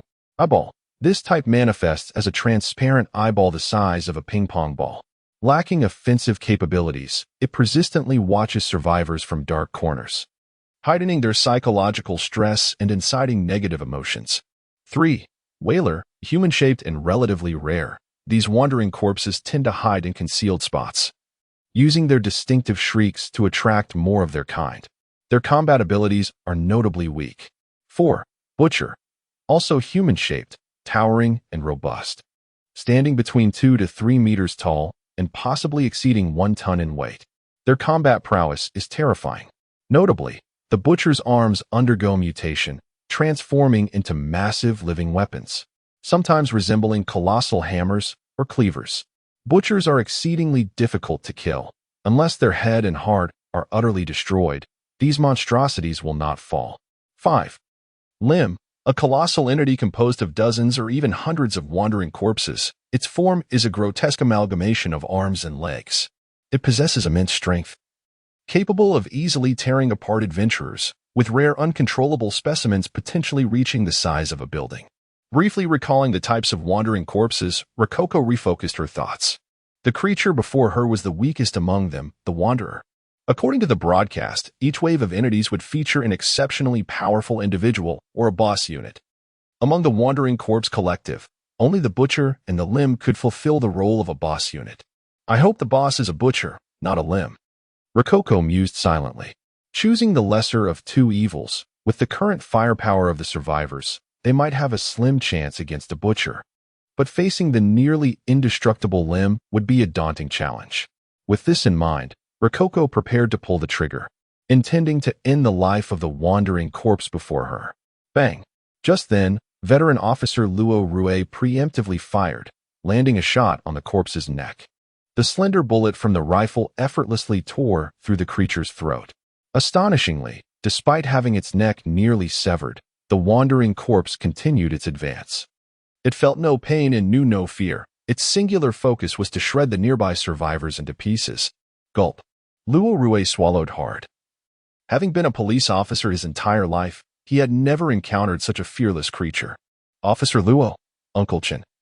You need to shoot it in the forehead or heart to destroy its core and halt its movements, Rococo softly advised. These monsters are somewhat akin to the zombies depicted in science fiction films. They possess a core organ located in their head and heart, which controls their bodies. Unless the core is destroyed, no amount of injury will slay a wandering corpse. I understand, Miss Coco. Upon hearing Rococo's reminder, Luo nodded and aimed for the creature's forehead once more, firing another shot.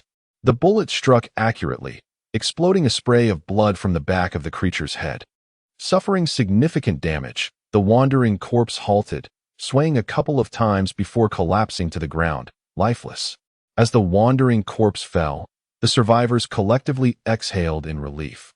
But the next moment, more wanderers broke through the windows and entered the carriage. Chen Ning and Luo promptly raised their weapons, preparing to shoot again. But Rococo suddenly stepped back, halting the two men. Uncle Chen, Officer Luo, your firearms are powerful, and ammunition is precious. Do not waste it on these weakest of monsters.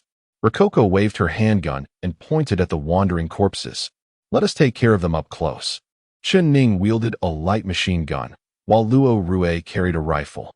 Their weapons were indeed formidable, yet their ammunition was limited. Rococo wished for them to conserve their precious bullets for the forthcoming boss unit. All right, then old Luo and I will use melee weapons, Chen Ning eventually consented, pulling out a military knife and standing at the forefront alongside Luo. The current battle strategy was simple. Survivors armed with handguns would first participate in the defense, engaging the wandering corpses within a 5-meter radius, aiming to eliminate one with each shot. Although the handgun users had little experience with firearms at such a short distance, even a child unfamiliar with guns could achieve remarkable accuracy. Chen Ning and Luo would remain beside them, ready to deliver finishing blows should the handgun users fail. Bang! Bang bang! The sound of gunfire reverberated throughout the small carriage. Rococo and Li Hui repeatedly fired at the wandering corpses. Even the gentle Aya gritted her teeth and opened fire on the massive bodies. As time passed, the number of wandering corpses climbing into the carriage increased. Fortunately, once killed, their bodies disintegrated into black ash and floated out of the carriage. Otherwise, this confined space would have been overwhelmed by corpses. Rococo continued to pull the trigger, eliminating the approaching wandering corpses one by one. Yet for some inexplicable reason, she felt as if someone was watching her. Moreover, this sensation intensified, growing so oppressive that it began to irritate her. To dispel this vexation, Rococo set her weapon down, closed her eyes, and concentrated on probing the source of this eerie gaze. After a moment, she opened her eyes and abruptly turned around, firing a shot into the corner behind her, leaving everyone around her bewildered. The searing bullets swiftly hurtled towards that shadowy corner. Chapter 82. A sudden mutation to everyone's astonishment. The anticipated sound of metal clashing was absent, replaced instead by the chilling noise of flesh being pierced by bullets. After a brief moment, a spherical white object gradually emerged from the corner, resembling an eye. The bullet-ridden eye swiftly disintegrated into charred remnants, floating out of the train alongside the wandering corpses. Once the eye was shattered, the unsettling sensation of being watched that enveloped Luokeke dissipated completely. It was indeed an eye, a form of the wandering dead that would exert a subtle influence on your psyche. If you close your eyes, relying on your instincts, you shall locate it. Luokeke elucidated briefly before raising her firearm once more, aiming at the adversaries before her. This little girl possesses remarkable knowledge. Luo marveled softly. Indeed. Chen Ning nodded in agreement, on the verge of speaking, when a deafening roar erupted from the front corner of the carriage. The survivors' minds were momentarily overwhelmed by the peculiar roar, leaving only a buzzing in their ears. It was a wailer. In an instant, Luokeke identified the foe, clutching her ears in distress as she relayed the enemy's information to Chen Ning and Luo. The wailer's cry would summon more wandering corpses, potentially including formidable individuals. Thus, they must eliminate the wailer swiftly. At that moment, the wailer was concealed behind the first row of seats, draped in a tattered black cloak. Its head bowed as it emitted a series of unpleasant shrieks. "I'll take it down." Chen Ning gritted his teeth, accepting the daunting task. Instead of utilizing his firearm, he grasped a military knife and charged toward the first row of seats. In truth, employing firearms to vanquish the wailer would have been the most prudent strategy. However, with the wailer hiding behind the thick, high-speed train seats, the survivors found it impossible to target its vulnerable core. And a forced assault could waste a significant amount of ammunition. To conserve bullets, Chen Ning resolved to dispatch it with his knife. He positioned one hand defensively in front of himself, shielding his vital areas, while the other wielded a short military knife, continuously slashing at the wandering corpses attempting to close in on him. His strength was immense, often requiring just a single stroke to sever a corpse's head. In no time, Chen Ning sprinted through the carriage, dispatching foes with ease as if traversing an uninhabited realm. As the number of corpses he felled increased, the bullet-shaped token of the underworld in his possession grew increasingly vibrant, as if nourished by some sacrificial essence. Occasionally, a few fortunate corpses managed to inflict minor wounds on him with their teeth and claws, but this did little to hinder his advance. Unlike zombies, wandering corpses lacked the capacity to infect others. Thus, the wounds they inflicted merely caused Chen Ning mild discomfort. He swiftly reached the first row, effortlessly beheading 2 corpses before seizing the diminutive wailer. This type of wandering corpse was not particularly adept at combat, and facing the formidable Chen Ning, it offered little resistance. Chen Ning hoisted the wailer disdainfully, akin to lifting a chick, utterly unconcerned with its feeble attempts at resistance, in stark contrast to its lackluster combat abilities. The whaler's appearance was undeniably terrifying. Its head was disproportionately large, akin to a basketball, devoid of eyes and a nose, its entire visage dominated by a grotesque, gaping maw filled with rows of shark-like teeth, truly repulsive. Without a moment's hesitation, Chen Ning scoffed and swung his arm, severing the whaler's head with his knife. Yet, the head rolled twice upon the ground. Refusing to succumb to death immediately, it coughed violently and resumed its wails. What a troublesome creature. Chen Ning spat lightly, then delivered a decisive kick to the head, ensuring its complete demise. The whaler, akin to a minor boss in a game, once defeated, significantly reduced the number of corpses crawling into the carriage, seemingly granting the survivors a moment to breathe. Chen Ning exhaled in relief and nodded to his companions. "Well done, Uncle." Luokeke unexpectedly praised him, giving a thumbs up. A leader like Chen Ning, who was both capable and willing to embrace risks, was the dream ally for adventurers. "Hiki." Chen Ning chuckled, a response to their encouragement. Then he prepared to step over the whaler's headless body and return to his companions. But at that moment, an unexpected turn of events occurred. Bang! A colossal fist suddenly smashed through one side of the carriage, wielding an unstoppable force along with a chunk of the train's debris, brutally striking Chen Ning. The fist's speed was so astonishing that Chen Ning had no time to evade, and he was sent crashing into the seats, both man and knife overwhelmed. In an instant, the front of the carriage descended into chaos. Chen Ning became buried beneath the wreckage of seats and train fragments, his fate uncertain. The others stared in horror at the enormous fist, still oblivious to what had transpired. After delivering that devastating blow, the owner of the fist transformed it into an open palm, gripping the gap in the carriage as it forced its immense body inside. It was a giant, towering nearly 3 meters high, its massive head brushing against the ceiling of the carriage, necessitating that it stoop low to navigate within. Clad in tattered gray rags, the giant had a normal left arm, while its right was a grotesque, bloodless bone blade. "Butcher." Luokeke gritted her teeth, articulating the name of this monstrosity with deliberate precision, and the system panel appeared before her as anticipated. Abnormal entity detected, scanning entity type. System scan complete. Entity name, wandering corpse, butcher. Entity danger level, B class. Entity type, humanoid. Entity information, unknown. Suspected underworld creation. Chapter 83. No more slacking. The butcher, one of the most formidable entities among the undead. surpassed the ordinary zombies previously encountered by the survivors in both strength and speed. With a single punch, he drove Ning, the strongest among the survivors, deep into the wreckage of his seat, leaving his fate uncertain. Observing the butcher's massive form, Luokeke bit her lip and removed the Songhua dagger from her leg strap, positioning it defensively before her. The sudden emergence of the butcher had transformed the situation into one of dire peril. Due to the constraints of the rules, survivors were unable to wield another's weapon, rendering Ning's light machine gun unusable by anyone else. In this predicament, facing the butcher became an insurmountable challenge. Furthermore, Luokeke was plagued by the troubling question of whether this butcher counted as the first wave's boss. If so, defeating him would grant the survivors a brief respite. If not, they would have to contend with even stronger undead entities. As the butcher began to move, the veteran officer Luokeke finally came to his senses. He glanced worryingly at the debris where Ning lay, but it was obscured by the wreckage of seats and vehicle parts, rendering him invisible. All that remained visible were faint traces of dark red blood. His heart sank as he realized that Ning was likely in grave danger. The butcher's fist could crush even the high-speed train structure, and Ning, a mere mortal, could hardly withstand such force.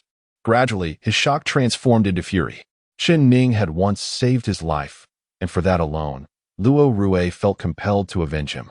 Without hesitation, he grasped his rifle, switched it to automatic mode, and aimed for the butcher's head. The rapid gunfire echoed as golden bullets surged towards the butcher's enormous cranium. Astonishingly, the butcher did not behave like his mindless counterparts. Instead, he extended his right hand, now resembling a bone blade, to shield himself.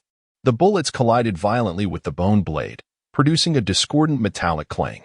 To Luoke's astonishment, the metal bullets were utterly ineffective against the bone blade's defense, shattering upon impact and scattering fragments to the ground, while the butcher's weapon remained unscathed. What manner of material was this bone blade? It was astonishingly resilient. Luokeke gazed at the bone blade in disbelief, confusion filling his eyes. After decades of handling firearms, he had never encountered such an anomaly. The butcher's flesh was now harder than steel. This unexpected turn of events plunged the veteran officer into contemplation, leaving him momentarily at a loss for action. Meanwhile, the butcher had no intention of granting the survivors a moment's reprieve. After deflecting the bullets, he advanced towards them, his towering form forcing him to lower his head as he pushed aside the obstacles in his path. Aya stepped back. Luokeke sighed softly, gently guiding Aya to retreat before gripping her Songhua dagger tightly. "Coco, are you really going to?" In an instant, Aya comprehended Luokeke's intention. The petite girl was determined to confront the butcher. Aware of the peril, Aya grasped Luokeke's hand, but Luokeke resolutely pried her fingers away, shaking her head with determination. "We can't just wait for him to come and eliminate us all." Luokeke forced a smile, then turned her gaze to Luokeke. "Officer Luo, small caliber weapons will not harm the butcher. I need your assistance." Taken aback, Luokeke quickly regained his composure. "What can I do? Just tell me." Without a moment's hesitation, he agreed to Luokeke's request. With Ning absent, the only ones capable of putting up a fight were Luokeke and Luokeke, as the rest of the group was currently incapable of offering any assistance. If Luokeke did not act, the butcher would wreak havoc within the carriage. "I will look for an opportunity to strike at its head and heart, and Officer Luo, you must draw the butcher's attention with your gun before I attack." Luokeke articulated her plan with urgency. Luokeke paused for a moment, contemplating his response, but Luokeke had already darted towards the butcher. They had to eliminate it swiftly, otherwise the situation would become irretrievable if it launched an assault alongside other undead. Licking her small fangs, Luokeke devised her attack strategy. Those familiar with games know that facing a boss alone, regardless of its stats, still presents a chance for victory. However, if additional ordinary minions are present, the dynamics change drastically. Even the weakest low-level monsters can pose significant challenges to players. If the survivors did not quickly vanquish the butcher, they might find themselves contending with a combination of the butcher and other undead, making the task exponentially more difficult. With this in mind, Luokeke summoned water elements and applied them to her Songhua dagger, achieving elemental resonance. The originally silver-gray blade transformed into a vibrant azure hue, rippling with waves of energy. and droplets of water splashed from the blade as Luokeke moved. Now was not the time for hesitation. Having completed her preparations, Luokeke leaped and concealed herself beneath the seats on the right side of the aisle, her gaze fixed on the butcher as she awaited the opportune moment. Observing Luokeke's readiness, Luo clenched his teeth and raised his rifle once more. "All right, little girl.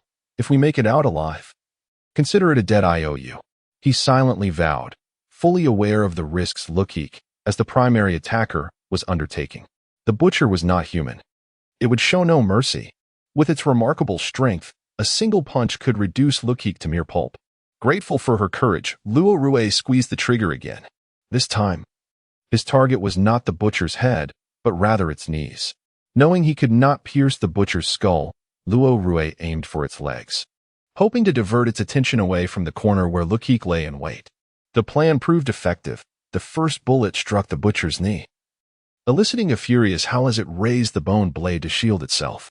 In truth, even without the bone blade's interference, Luo's rifle would struggle to inflict serious damage, with the bullet barely penetrating the butcher's flesh and embedding itself in its bone. However, while the butcher might endure a single bullet, a sustained barrage from Luo would inevitably cripple its legs. Thus, the butcher opted to use its bone blade for defense. As the blade descended, Luo wisely refrained from continuing his assault. Instead, he adjusted his aim and fired at the butcher's head. Once again, the butcher was compelled to raise its weapon, shielding its head as it slowly advanced. After several exchanges, the butcher's attention had been entirely captured by Luo, its roars echoing as it sought to smash him into oblivion. At that moment, Luokeke sprang into action. Gripping her dagger in reverse, she leapt into the air, her nimble form darting like a small leopard. The target of the Loli's assault is the enemy's heart. Chapter 84. The ingenious fusion of azure fire and handgun. The sharp azure fire, intermingled with the essence of water, transformed into a cerulean arrow, aimed directly at the butcher's back. The first form of the god of death, as Rococo thrust forth the azure fire, whispered, "Tidal strike." In an instant, the azure fire dagger, resonating in harmony, pierced the butcher's heart, accompanied by a flourish reminiscent of an ink wash painting. Rococo's techniques have never adhered to a fixed form. She adeptly adjusts her attacking style to exploit her adversary's weaknesses. Upon being pierced through the heart, the butcher momentarily froze, seemingly at its end. A sigh of relief escaped Rococo's lips. Just as she retracted the azure fire, believing the battle to be concluded, the butcher, to the horror of the onlookers, slowly turned its head to gaze at Rococo. Without warning, it swung its fist towards her. Alarmed, Rococo instinctively evaded. The butcher's colossal fist crashed into the chair beside her, instantly reducing the sturdy red seat to a two-dimensional silhouette. Although Rococo narrowly avoided the blow, the force of the wind generated by the butcher's punch sent her flying back into a chair, crashing heavily upon it. Gasping, Rococo struggled to rise from the wreckage, shaking her head to suppress the pain coursing through her body. The chair may have been soft, yet the impact had undeniably inflicted damage. While her injuries were not severe, regaining her combat prowess in such a short time seemed implausible. With a cold stare, the butcher advanced step by step towards Rococo, intent on extinguishing her life. Witnessing this dire predicament, the survivors disregarded their dwindling ammunition and fired in unison at the butcher's back. However, this time, the butcher did not turn to defend itself with its bone knife. Instead, it withstood the onslaught of bullets, resolutely marching forward without hesitation. It was clear that it was determined to eliminate Rococo. "Why do you hold such a grudge?" Rococo managed a bitter smile as she looked at the butcher, trembling as she raised the azure fire once more. Undoubtedly, the azure fire had penetrated the butcher's heart, yet its insufficient length, combined with the butcher's tough hide, rendered Rococo's attack ineffective. As Rococo pondered her next move, the butcher reached her, raising its bone knife mercilessly aimed at her. At that moment, a red chair suddenly soared from the front of the carriage, crashing onto the butcher's head. The impact was unexpected, and the heavy train seat struck true, staggering even the formidable creature. With a furious roar, the butcher turned to assess the source of this disruption, while Rococo and the other survivors stood momentarily stunned by the unforeseen turn of events, gazing towards the front of the carriage. Amidst the chaos of shattered seats, A robust figure emerged, standing resolutely. It was Chen Ning, who had been previously hurled into the debris by the butcher. In that moment, Chen Ning was drenched in dark crimson blood, his eyes wide open, allowing the blood to stream down, yet fixating intently on the butcher like a vengeful specter. His head bore a gaping wound, and his limbs were marred by various injuries. Yet his visage betrayed no hint of agony, only a countenance ablaze with wrath. "The most detestable act in my life is being ambushed," Chen Ning articulated, stepping forth from the wreckage, advancing towards the butcher without a trace of fear. Observing Chen Ning's demeanor, the mindless butcher faltered momentarily, but swiftly regained its composure. With a thunderous roar, it lunged at Chen Ning. "Rococo, I witnessed your assault. It was effective." Chen Ning did not retreat. Instead, he unsheathed a short knife, adopting a ready stance. "Do not hesitate. I will restrain it." "Understood." With no further words exchanged, Rococo acquiesced, bracing herself as she gripped the azure fire tightly, cautiously trailing behind the butcher. The creature advanced towards Chen Ning, covering the distance in mere strides. The butcher lashed out with its bone knife, yet Chen Ning, prepared, deftly sidestepped the attack. He retaliated by thrusting his short knife into the butcher's left arm. The blade struggled to penetrate the butcher's tough flesh, halting just short of full penetration. Unfazed, Chen Ning swiftly maneuvered, twisting the butcher's arm and forcing it across its own shoulder. With all his might, he held the knife firmly, temporarily subduing the butcher. This grappling technique allowed him to exert control over the creature's movements. Though Chen Ning possessed considerable strength, it paled in comparison to the butcher's might. "Rococo, strike now," he shouted, intensifying his grip on the knife. Chen Ning had calculated that his strength could restrain the butcher for approximately 5 seconds. Beyond that, he would succumb to exhaustion. In that fleeting moment, Rococo sprang into action. She directed the azure fire towards the butcher's wounded back, executing another tidal strike. With precision, the azure fire found its mark. Yet once again, the limitations of Rococo's strength and the dagger's length hindered genuine contact with the butcher's heart. As despair threatened to envelop them due to their string of failures, Rococo suddenly drew her handgun, aiming at the azure fire embedded in the butcher's back. With a resounding bang, she pulled the trigger. The small bullet shot forth, striking the hilt of the azure fire. This was Rococo's ingenious solution. Indeed, her strength was inadequate, and the bullet's penetration power was somewhat lacking. Both seemed insufficient to overcome the butcher. Thus, Rococo resolved to merge the two, first inflicting a wound with the azure fire, then firing at its hilt to drive it deeper into the butcher's heart. The azure fire's material was indestructible, and so was its hilt, allowing Rococo to proceed without concern for damage. The idea was brilliant, and the execution was equally commendable. The bullet collided forcefully with the hilt, providing the azure fire with newfound momentum. It plunged deep into the butcher's body, obliterating its heart. As the heart was shattered, the butcher convulsed twice before collapsing lifelessly to the ground. Its form disintegrated into ashes, while amidst the remnants, the silver azure fire emerged unscathed. With the butcher's demise, several new panels materialized before Rococo's eyes. Anomalous entity, the undead butcher, has been defeated. Hunter's license has gained experience points. Common weapon. Azure fire has gained experience points. Certificate of the underworld has gained experience points. Chapter 85. Kind words failed to persuade the cursed ghost after the butcher was slain. Rococo's 3 growth-type items experienced varying degrees of enhancement. The defeat of the B-class aberration had granted significant experience points to the items, yet regrettably, this did not suffice to elevate them to the next level. Extracting the azure flame from the ashes, Rococo exhaled in relief, casually leaning against a chair. "Uncle Chen Ning, you truly are resilient. After enduring a punch from the butcher, your body remains intact." Rococo waved at Chen Ning, playfully teasing him. Indeed, he was still whole, but barely so. Chen Ning chuckled wryly, shaking his head as he cradled his waist, gradually lowering himself to the ground. The butcher's blow had undoubtedly fractured 5 or 6 of his ribs. Even the sturdy bones of his hands had started to show signs of cracking. As for his internal organs, they had sustained significant injury as well. Such grave wounds, even for a man of Chen Ning's stature, were becoming increasingly difficult to bear.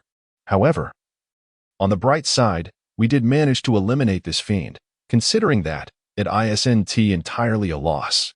Chen Ning mustered a smile, gesturing towards the ashes left in the wake of the butcher's demise. With the butcher's death, the number of attacking ghouls had notably diminished, granting the survivors a momentary respite. Thus, in Chen Ning's view, this formidable butcher was likely the boss of this wave of assault.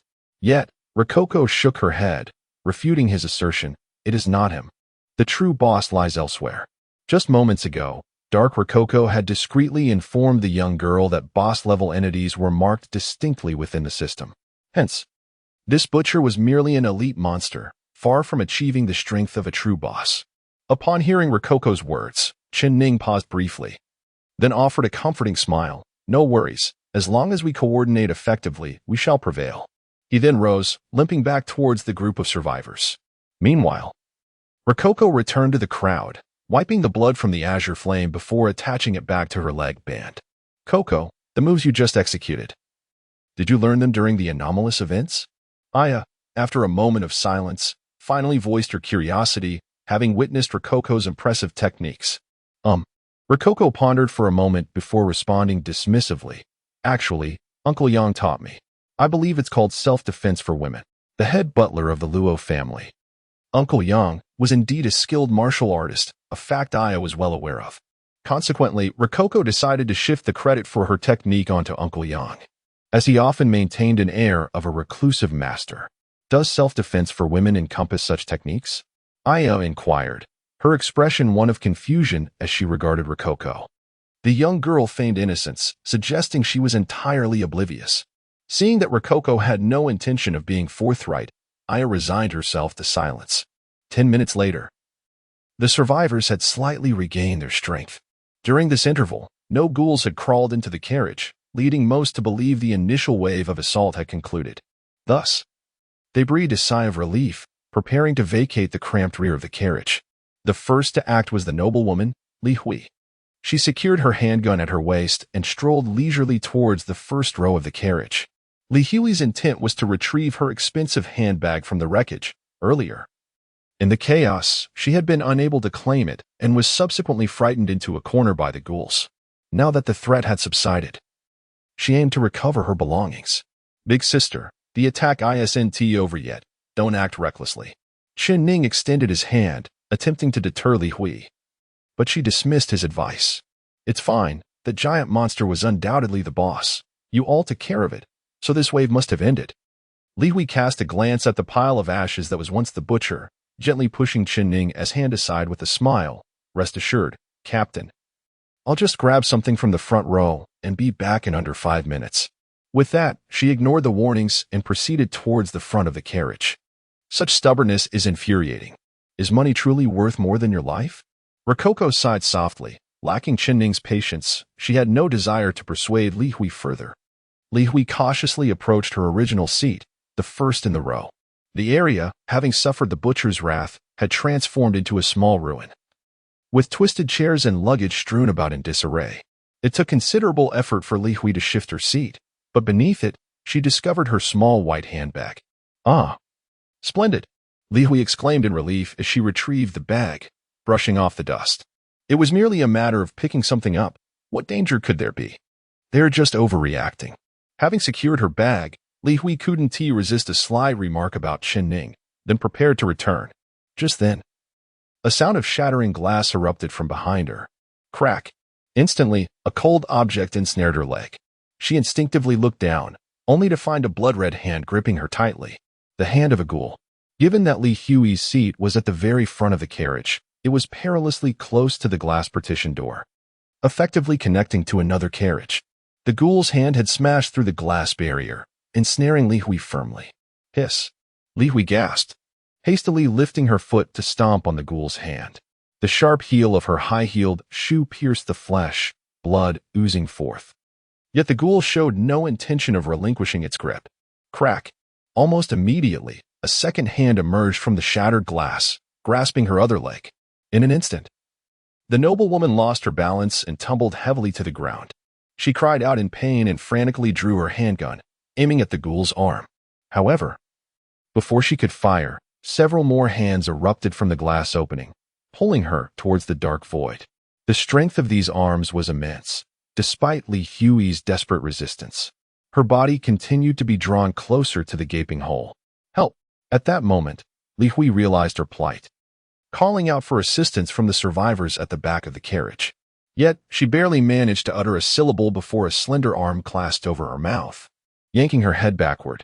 The events unfolded too swiftly. By the time the others reacted, Li Hui's body was already wedged in the opening, immobilized. Without hesitation, Chen Ning, despite his injuries, seized a short knife and charged forward, while Luo Rue unsheathed a fire axe, hastening to her side. Together, they began to hack at the grasping arms. However, Li Hui was now ensnared by a multitude of limbs, which held her firmly in place. The speed at which Chen Ning and Luo Rue severed the arms could not keep pace with the rate at which new ones appeared. Boom, boom. Just as the two were at a loss for how to proceed, a sound of massive movement drew their attention, growing closer. It resonated as though a colossal creature was shifting within the confined space. Chapter 86. Unexpected Aid. Old Luo. The voice seemed to emanate from across the glass door. Chen Ning pointed towards the glass door behind Li Hui. Indeed, Luo Rue swallowed hard, instinctively lowering his fire axe and raising his rifle. Could it be? Chen Ning took a deep breath, removed his flashlight, and directed its beam towards the glass door. Behind the semi-transparent partition, a massive dark silhouette was slowly approaching the three. In the rear of the carriage, Luokeke's expression changed instantly upon seeing the shadow. Forget about her. Retreat quickly. Luokeke shouted anxiously. Crash. The next moment, the partition glass door shattered, revealing a grotesque monster of immense size, slithering into the carriage. This creature lacked a body and head, composed instead of countless arms of rotting corpses. With these twisted limbs, it buried Li Hui within itself. Old Officer Luo Rue, despite feeling a surge of terror, instinctively grasped Li Hui's arm. However, the creature's strength far surpassed that of the old officer. It contorted Li Hui into a spine-chilling ball shape and swallowed her whole. The unfortunate lady could not emit even a sound before vanishing completely. In Luo Rue's hand, only a pale severed arm of the lady remained. Before Luokeke, the monster's status panel also materialized. Abnormal entity detected. Scanning entity type. System scan complete. Entity name. Rotting corpse. Limb. Juvenile size. Entity danger level. B grade. Entity type. Humanoid. Mutated. Entity information. An anomalous entity created by an unknown existence. Serving as a boss unit in the first wave of the Hell Station's assault, the monster that now confronted the survivors was the most formidable individual among the rotting corpses, Lim. As a being far surpassing other rotting corpses in strength, Lim was fully qualified to serve as the boss of this wave of attack. It did not fail to live up to its title. Within less than a minute of its appearance, it cruelly eliminated one survivor. Swish. After digesting Li Hui, Lim extended its arm towards Chun Ning and Luo Rue. Unlike its cumbersome body, Lim's limbs were incredibly swift and remarkably agile. Luo Rue slightly turned his head, evading the strike. However, Chen Ning was not so fortunate. His injured body clearly could not match Lim's speed, and he was caught firmly by the boss's outstretched arm. Yet, just as Lim grasped Chen Ning, Luo Rue severed the arm with his fire axe. The two then quickly retreated back into the survivor group. Miss Coco, how do we fight this thing? Chen Ning gasped, seeking Luokeke's counsel. It has no core, nor any weaknesses. Luokeke gritted her teeth, raising her pistol to aim at Lim.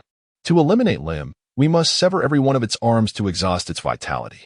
Only then can we truly vanquish it. Though the juvenile Lim may not possess the sheer destructive power of the butcher, its most troublesome aspect is its vitality. Composed of countless arms, Lim lacks a core weakness.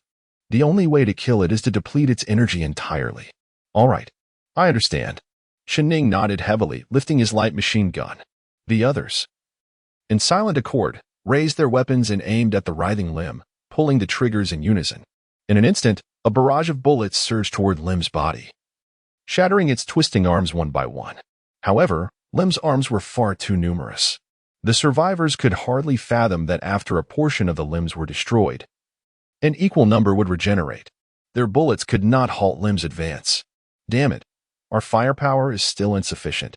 Luokeke sighed softly. In truth, even if each of them wielded machine guns, it would likely not be enough to suppress Lem. The best method to combat such a creature was fire. If only we had taken some gasoline from the armory earlier. Luokeke lamented, shaking her head in frustration. Earlier, the young girl had also considered taking some gasoline, but fearing an explosion or fire from a stray bullet hitting a gasoline canister, she ultimately decided against it. Her elemental control ability could create small flames, but such flames would hardly harm Lem. As Lem continued its advance, the survivors' spirits plummeted, witnessing Li Hui's tragic demise. They were determined not to share her fate. Yet, they found themselves at a loss. Their firearms were ineffective against this monster, and the escape route outside the windows was shrouded in black mist. They pressed against the walls, filled with dread. Lem, indifferent to the survivors' plight, tore apart obstructing seats as it moved forward. At that moment, a dark bottle-like object rolled to Luokeke's feet. Instinctively, she looked down, and as her gaze met the bottle, the system panel suddenly appeared before her eyes. Underworld handheld oil lamp, item level, LV2 non-growth type, item description, an oil lamp crafted in the underworld, guiding lost souls on their journey.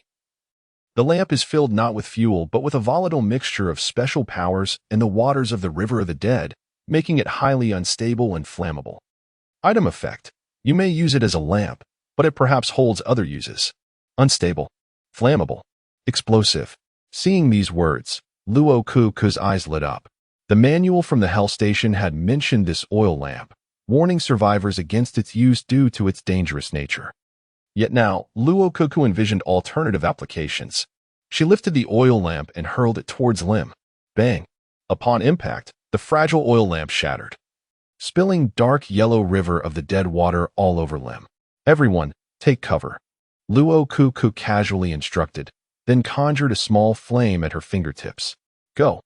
The young girl gently directed, and under her mental control, the flame darted swiftly towards Lem. Boom! In an instant, the river of the dead water on Lem ignited. To the astonishment of the onlookers, Lem halted, writhing in agony and howling loudly, seemingly in tremendous pain. It has no mouth. How is it even capable of such a roar? Luokeke pondered, perplexed. After all, it is an anomalous entity.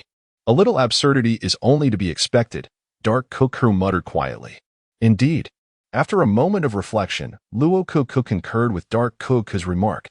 The flammability of the River of the Dead water was exceedingly high, and the temperature during combustion was remarkably intense. Even a colossal creature like Lem could not withstand such flames. Observing this, Luokeke retrieved several bottles of mineral water from her spatial ring, sprinkling them in front of the group to create a simple fire barrier. Approximately 5 minutes later, Lem finally ceased its thrashing, collapsing helplessly as its vitality was exhausted, ultimately succumbing to the flames. As Lem perished, its body turned to ashes, and the flames gradually extinguished as they ran out of fuel. In the instant of the Lem's demise, the flailing specter that was beating against the car window ceased its motions, retreating back into the shroud of darkness. The first wave of assault has come to an end. Chapter 87. The dreaded foe following the defeat of the Lem fragments. The survivors successfully weathered the initial wave of assault. The clock now read 8:30 in the evening, granting them a brief respite of 30 minutes before the next onslaught. While this should have been a cause for celebration, a somber atmosphere enveloped the gathering. Chen Ning leaned wearily against the wall, silently observing the severed hand of Li Hui lying on the ground. The fact that we began to suffer losses during the very first wave. Chen Ning sighed softly, his head bowing in despair. We cannot save her.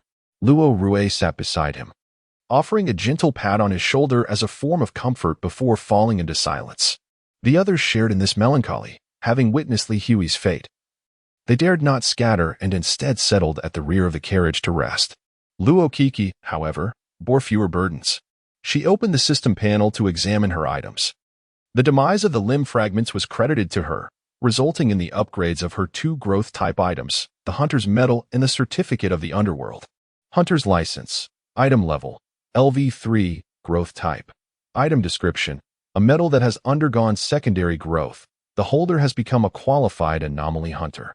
Current attributes. Stamina 2. Mental power 1. Special effects. None.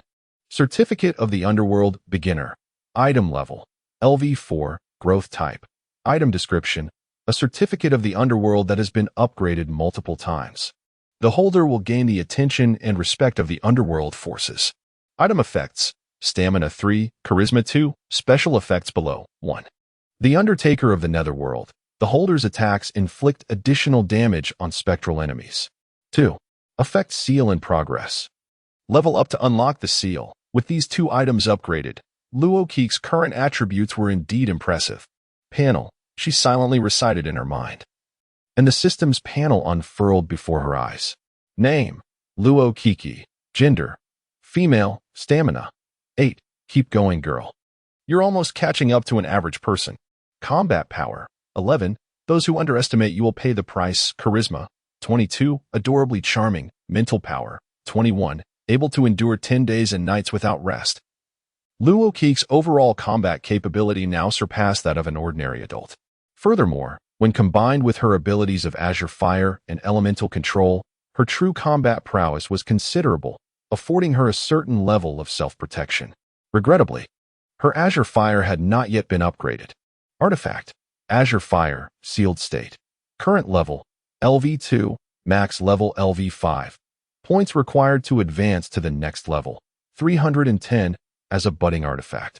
The requirements for upgrading Azure Fire were naturally more demanding than those of other items, which was understandable. Nevertheless, at LV2, the special abilities it conferred had yet to be utilized. Aside from resonating with elements, Azure Fire possessed a unique capability. Yet, due to Luokeke's insufficient strength, this ability remained dormant. As she toyed with the Azure Fire in her hands, deep in thought, the train continued its rapid journey. Cold winds seeping through the shattered windows.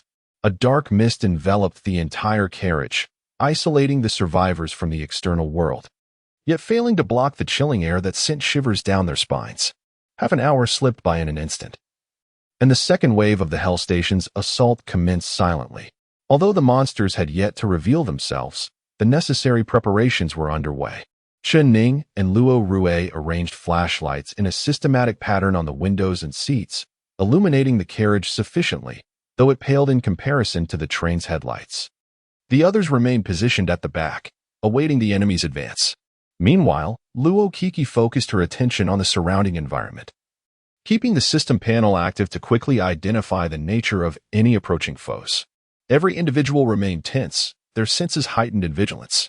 Yet, as time trickled by, they were astonished to notice the temperature within the carriage gradually plummeting once more. What on earth is happening? Are we about to experience a replay of the Extreme Point Station? Just then, a light, peculiar sound reached their ears, reminiscent of a woman's laughter whispering playfully beside them. "Hey, Xiaoming, did you hear that?" The curly-haired Yinny inquired, scratching his ear as he glanced questioningly at the bespectacled Xiaoming. "I feel like I just heard a woman's voice. Honestly, I heard it too." Suddenly, a sharp smack struck Xiaoming's head, leaving him dazed. "What are you doing?" he complained, assuming it was a prank, only to turn around and find no one behind him, only a swaying seat and the shattered window beside it. The cold wind rustled the curtains by the window, chilling Xiaoming's heart. In disbelief, he touched the back of his head, feeling a damp, warm, viscous substance on his fingers. It was unmistakably blood. His own blood. Gasping in pain, Xiaoming shouted, "There's an enemy." Another slap resounded, this time against his waist, knocking him onto a seat. The force of the blow caused him to cough up blood. The commotion finally drew the attention of the others, who hurried to Xiaoming's side. "What the hell is attacking us?" Chen Ning tightened his grip on his dagger, demanding, "Show yourself." However, aside from the faint echoes of laughter and the icy gusts of wind, there was no response. Slap, slap. The sound of unseen slaps reverberated through the crowd at irregular intervals, each victim experiencing unbearable pain. Alarmingly, the frequency of these invisible blows seemed to increase. "I think I know what it is." Luokeke gritted her teeth, summoning the fire element. She directed a small flame to swirl around the crowd. Slap. At last, Chen Ning too received a blow, coinciding with the arrival of Luokeke's flame at his side. Illuminated by the orange-red glow, Chen Ning glimpsed a faintly visible figure before him, a woman, translucent and floating in the air. Upon seeing her, Luokeke's system panel promptly appeared before her. Anomalous entity detected. Scanning type. System scan complete. Entity name, Vengeful Spirit. Entity danger level, C-class. Entity type, humanoid. Entity information. This spirit is a vengeful spirit. A transformation of a tourist soul who died harboring resentment during their journey through the underworld. Chapter 88. After the dance, the enemy perishes. The vengeful spirit, in a strict sense, is indeed a form of soul. However, this particular vengeful spirit differs significantly from the doll souls that Rococo had previously encountered in the Maid CAF. While the doll girl souls also perished with resentment, they maintained their personalities until the end and chose not to harm Rococo. In contrast, the vengeful spirit in the compartment had evidently undergone some peculiar influence, rendering it devoid of reason and solely intent on attacking the survivors. Never mind, why ponder so much? Since it is a vengeful spirit, I cannot be blamed for being ruthless. Rococo brandished the Songhua in front of her and gently bent down. What is this thing, Coco? Chen Ning furrowed his brow and took a couple of steps back. He had fought monsters and villains, but he had never encountered such a bizarre vengeful spirit. A vengeful spirit, a hostile ethereal entity, Rococo casually explained. It is transparent, and when illuminated by fire, it becomes visible. By the way, in addition to the spirit-breaking bullets, you can also use yang extremes against them, such as black dog blood, boy's urine, and glutinous rice. The effects will be quite remarkable. Upon hearing Rococo's words, the others appeared somewhat bewildered. Hey, Xiaming, are you still a boy? Yenny jabbed Xiaming's arm. Even if I am, it seems inappropriate to collect such things in public, right? Xiaming whispered in response. You should think of other methods. Indeed. One must respect privacy. Yenny nodded. In contrast to the pair at the end of the compartment, Luo Rue and Chen Ning appeared far more professional. They swiftly grabbed their guns, replaced the magazines with those containing spirit-breaking bullets, and aimed at the vengeful spirit, opening fire. The bullets, inscribed with special incantations, spiraled into the body of the vengeful spirit. The moment they made contact, the incantations emitted a silver glow, instantly engulfing the spirit. In the wake of this holy light, the vengeful spirit let out a horrifying shriek before turning to ashes. Subsequently, Luo Rue produced a lighter, ignited a seat cushion, and, using the flickering flames, he and Chen Ning began firing at the other vengeful spirits. Surprisingly, within just a few minutes of the second wave of attacks, dozens of vengeful spirits had infiltrated the compartment. They were scattered in every corner, within the storage compartments, behind the seats, by the windows, even hovering above the heads of the survivors. Seeing these spirits adorned with eerie smiles, both Chen Ning and Luo Rue felt a chill run down their spines. For a brief moment, Chen Ning questioned whether he had stumbled onto the set of a horror film. Nevertheless, their sound psychological resilience allowed them to pull the triggers in a timely manner. The efficacy of the spirit-breaking bullets was formidable when targeting these D-class spirits. A single bullet was sufficient to eliminate them. Thus, the numerical advantage of the spirits failed to materialize. However, it soon appeared that the spirits had become aware of this. As they began to retreat towards the front of the compartment, consciously evading the spirit-breaking bullets, Chen Ning and Luo Rue also ceased their shooting. Old Luo, how many spirit-breaking bullets do you have left? Chen Ning quietly inquired, lowering his gun and removing his magazine. Having fired with such abandon, he had momentarily lost track of his ammunition. I have 3 left. What about you? Luo Rue shook his head and switched his firing mode to single shot. Not good. I only have 17 left, Chen Ning sighed, retreating a few steps alongside Luo Rue. Due to special regulations at the armory, each of them was permitted only 3 magazines of ammunition, and they had only taken half a magazine of spirit-breaking bullets. Generally, entities like vengeful spirits do not swarm together, which is why Rococo had not permitted them to take many spirit-breaking bullets, as these were particularly lethal to ethereal entities but had minimal effect on ordinary beings. The incantations inscribed on the bullets would affect their power. However, the sheer number of vengeful spirits at the Hell Station exceeded Rococo's expectations, leading to their regrettable shortage of ammunition. Just as Chen Ning and Luo Rue were retreating, the vengeful spirits congregated at the front of the compartment. unexpectedly performing an action that took everyone by surprise. The spirits intertwined with one another, grasping each other's limbs, and their transparent bodies began to merge slowly. Moments later, the once soaring swarm of spirits vanished, replaced by a large ghost with a semi-transparent form. This ghost radiated an icy chill, its pale blue hair billowing in the air, entirely obscuring its face. "What in the world is this?" Chen Ning exclaimed, unable to restrain himself from cursing.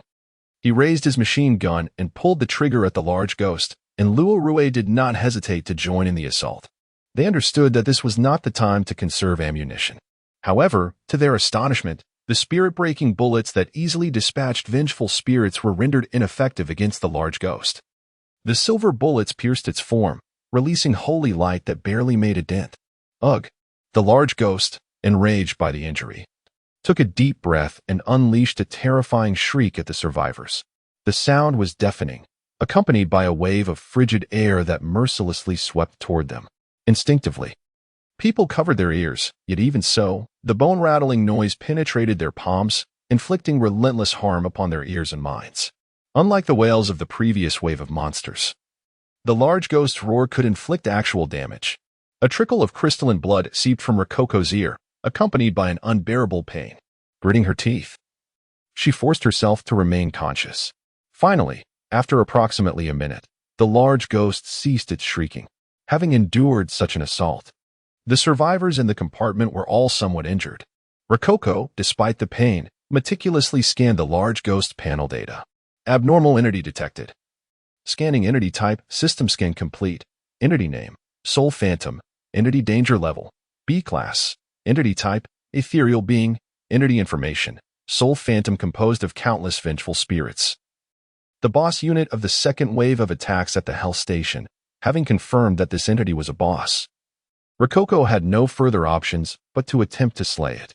If it were allowed to roar any longer, the survivors would be doomed. Moreover, she had received good news from Nkiki earlier.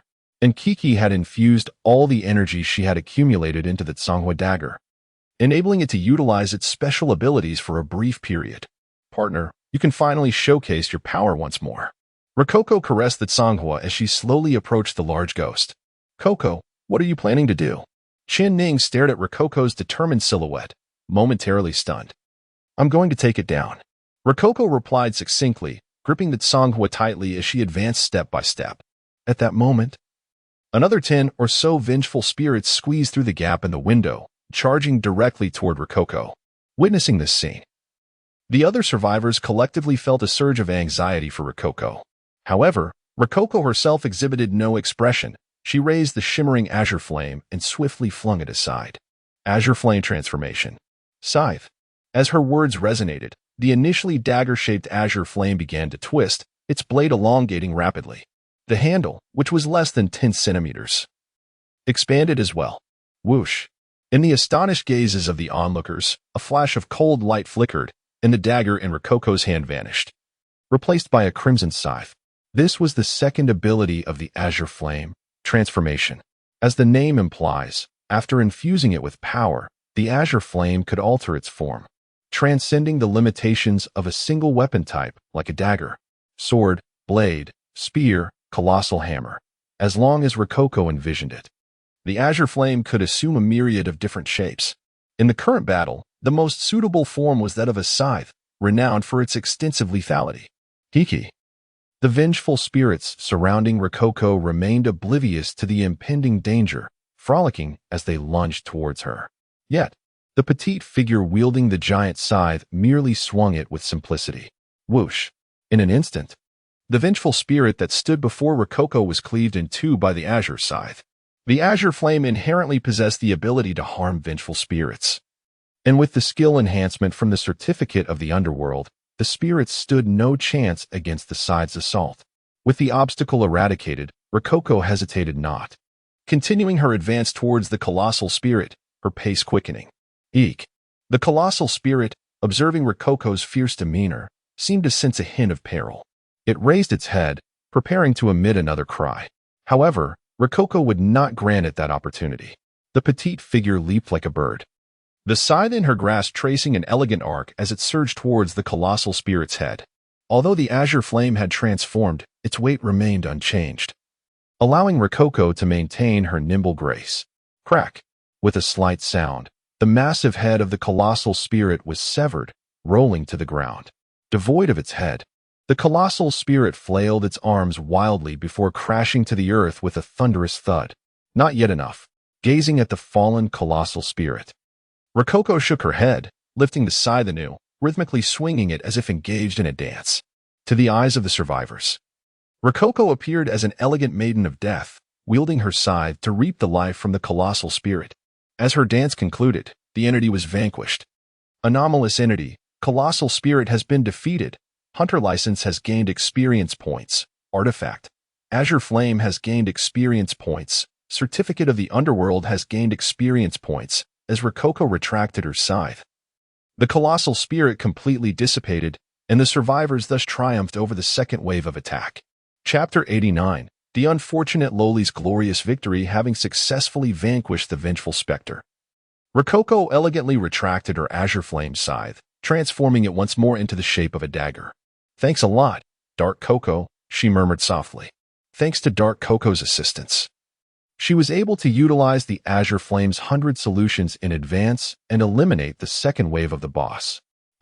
Coco, I advise you not to praise me too eagerly." Dark Coco hesitated before confessing. "In order to compensate for the energy loss in the system, I just deducted 1,000 anomaly points from you as a reward. Every time I start to feel fond of you, you do something outrageous," Rococo sighed, fastening the dagger back onto her thigh. She was beginning to seriously suspect that Dark Coco also required the system's currency and energy to engage in some peculiar activities. However, lacking solid evidence, she refrained from inquiring further. Then, amidst the gazes of both fear and reverence from the crowd, Rococo slowly made her way back into the throng. The respect stemmed from her astonishing prowess, which had aided them in repelling the spirit's onslaught. As for the fear, at that moment, Rococo, donned in a black autumn garment and wielding her scythe-like weapon, bore an uncanny resemblance to the Grim Reaper from myth. Of course, the Grim Reaper possessed no charm value of 22, nor could it be as endearing as Rococo. "Coco, you should take a moment to rest. Your techniques must have drained you considerably." Chen Ning promptly offered Rococo a seat, gesturing for her to recuperate. "Indeed, it has taken quite a toll," Rococo replied softly as she settled down. This was not an idle remark. Dark Coco had informed her that the method of expending anomaly points to recharge the azure flame could only be employed once a day. Therefore, Rococo was unable to unleash the 100 solutions again. "Coco." Aya quietly approached Rococo, whispering, "Was that scythe technique also taught by Uncle Yang's women's self-defense?" Rococo paused for a moment, then replied earnestly, "Of course not. It's actually adapted from the movements of radio calisthenics. If you don't believe me, you can try a few rounds of Dance of Youth or the Aerocols." Rococo danced her little hands, softly humming the tune of the calisthenics. Aya was somewhat speechless. But seeing Rococo's earnest demeanor, she swallowed her doubts. "Hey, Xiaoming," Yinyi said, scratching his curly hair as he gently poked the bespectacled Xiaoming. "Did you see that move from Coco? It was simply magnificent." Yinyi's face radiated with admiration if possible. "I'd really like to apprentice under Coco and wield such an impressive weapon to charm the ladies. It would be so dashing." "I don't think that's feasible. She wouldn't take you as a disciple," Xiaoming interjected bluntly. "Our talents as ordinary people are far too lacking. As they say in novels, we have waste spirit roots." "Hey, you little..." Yinyi intended to retort, but upon reflection, he realized the truth in Xiaoming's words, causing his spirit to deflate. He sighed, fiddling with the submachine gun in his hands, a hint of reluctance in his eyes. "Why must you be so realistic? Can't you entertain a little fantasy? Don't you want to be a hero, a savior?" Xiaoming paused for a moment before shaking his head. "Of course I do. Who wouldn't want to be in the spotlight? But one must also recognize their limitations," he muttered. "Acknowledging one's own inadequacy is not a source of shame, as ordinary individuals. It is the only thing we can truly do. After all, we are not the protagonists of this world. You, Yinyi, and I, Xiaoming, are merely the most ordinary of people." Upon hearing Xiaoming's words, Yinyi remained silent for a long while. After approximately 10 minutes, he finally regained his composure and said slowly, "You really can't say such things without a psychological age of at least 40. Too much praise," Xiaoming replied, turning his attention to the surroundings and ignoring Yenny. Rococo took out her phone to check the time. It was now 9:55 p.m. In 5 minutes. The third wave of attacks would commence. For some reason, Rococo sensed an ominous aura creeping in. They had dispatched the first 2 waves with such ease, suffering minimal losses while eliminating the bosses. While it was true that a noblewoman, Li Hui, had perished in the first wave, her death was entirely avoidable. Rococo had a premonition that from the third wave onward, the enemies they faced would be far from simple. In clearer terms, they were likely to face casualties. Rococo's instincts had always been remarkably accurate. Thus, she cautioned Aya to retreat to safety at the first sign of danger, advising her not to act recklessly. Aya could only obediently comply. After all, as the Maid leader, she possessed no combat abilities and would only hinder Rococo's efforts by staying close. After giving her brief instructions, Rococo sought out Qining and Luorue to tally the remaining ammunition. In truth, the survivors were running perilously low on bullets. During the first wave of combat against the dismembered entities, their inexperience had led to a significant depletion of ammunition. This had directly resulted in their current predicament of severe ammunition scarcity. While they still had melee weapons at their disposal, no one was particularly eager to engage in close combat with aberrant entities unless absolutely necessary. However, the rule allowing only 3 magazines did seem somewhat unreasonable.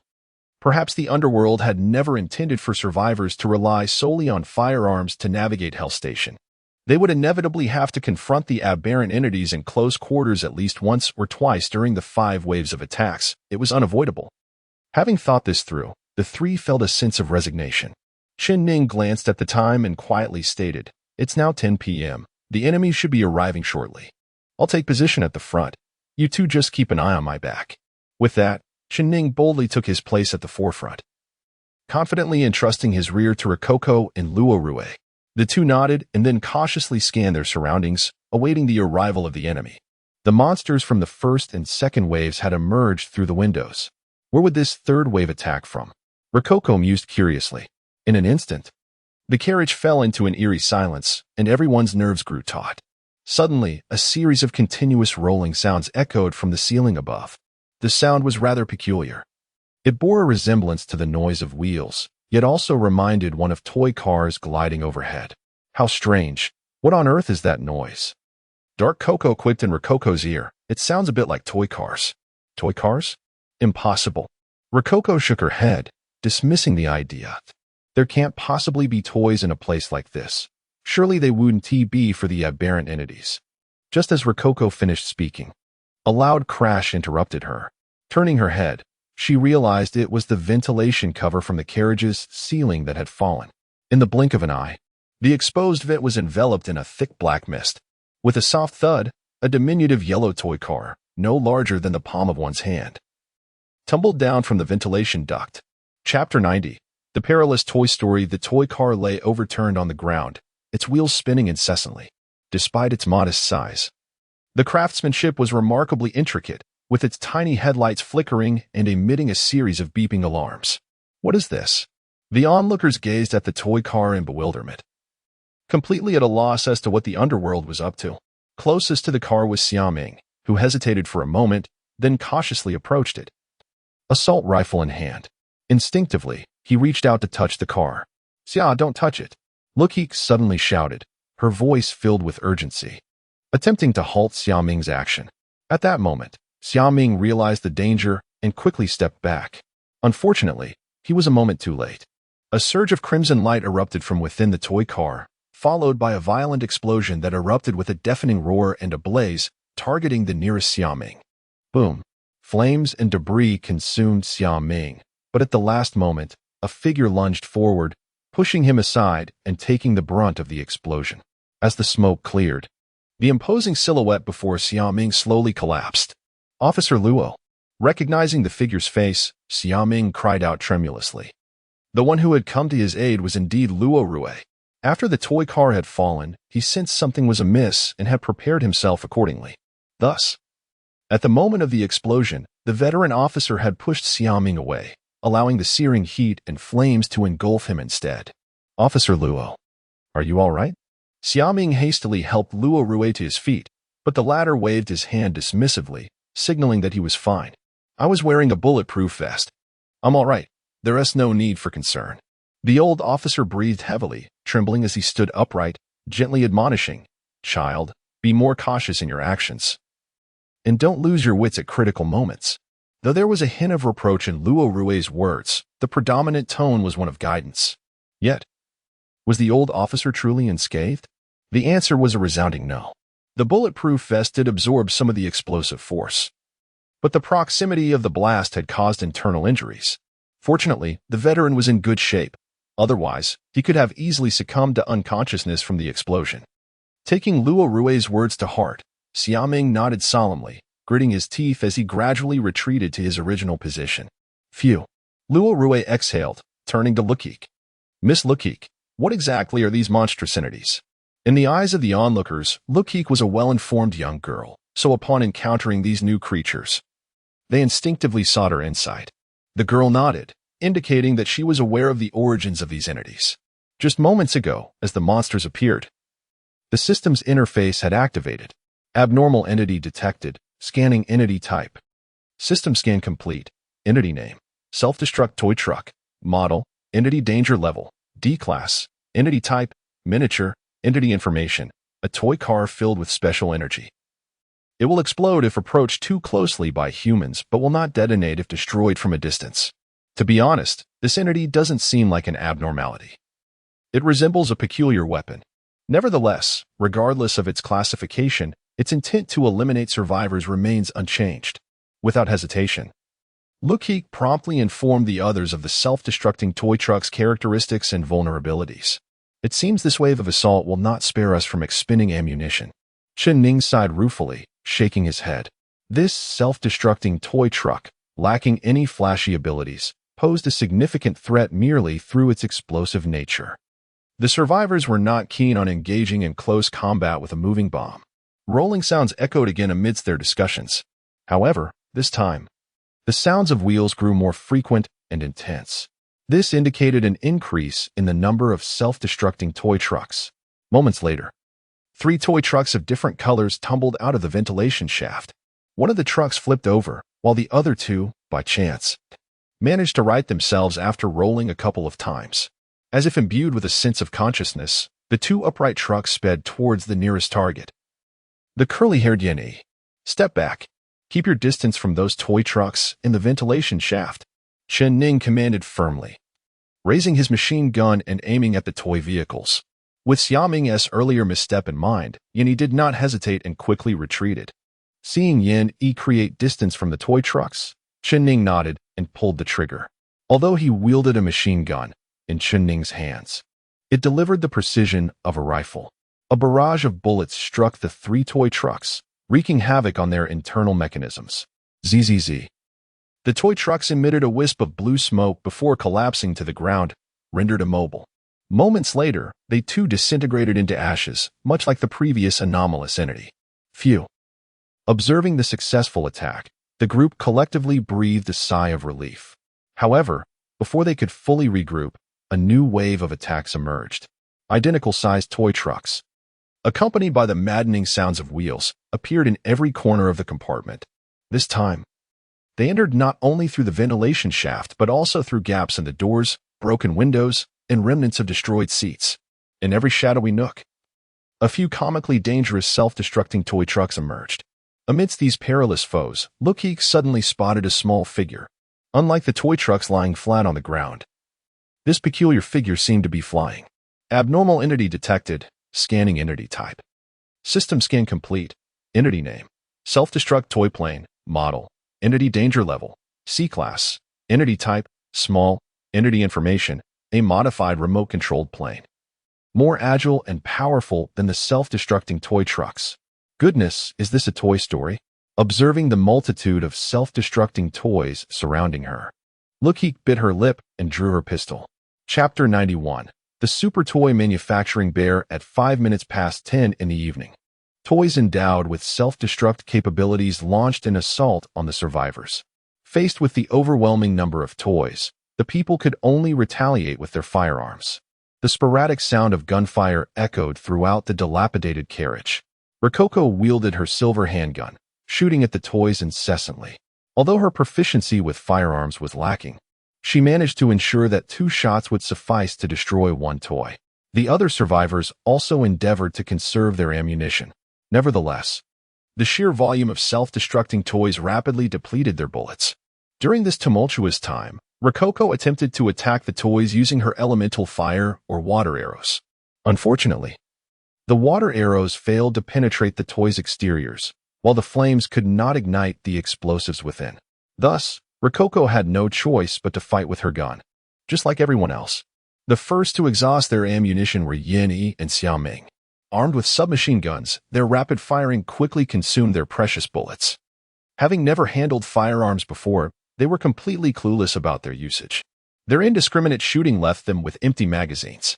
Without ammunition, their guns were no more effective than mere sticks, forcing them to retreat to the rear of the carriage, barely surviving under the protection of others. For eyes, you were right. Yin sat helplessly on the ground, a hint of reluctance in his eyes as he gazed at the others. We ordinary folks can't be of any help. We're utterly useless. Xiaoming offered no response, merely sighing silently. Suddenly, he seemed to recall something. Rummaging through his pocket until he produced a round object. It was a grenade, a prohibited item strictly forbidden by Chen Ning. Xiaoming contemplated the grenade thoughtfully. The third person to deplete their bullets was Aya. Her weapon, identical to Rococo's handgun, was also rendered ineffective as she lacked the skill to use it, leading to her ammunition being exhausted early. After losing her primary weapon, Aya glanced at Rococo, who stood firm at the front lines. She wanted to say something, but the words caught in her throat, refusing to emerge. Despite her concern for Rococo's safety, she obeyed the little girl's instructions and quietly moved to the back of the carriage. Seeing Aya retreat, Rococo felt a slight relief and then turned to Officer Luo Rue. Officer Luo, may I trouble you with something? The enemy's ahead. Chen Ning and I can hold them off, so could you please go to the back of the carriage and protect the others? Rococo pointed toward the 3 unarmed survivors at the rear. Luo Rue pondered for a moment, understanding that Rococo wished for him to safeguard Aya and the others. This task was comparatively safer than standing at the front, yet it also bore significant responsibility. Can you hold this position, Miss Rococo? Luo Rue glanced at the multitude of self-destructing toys before speaking softly. Don't overexert yourself.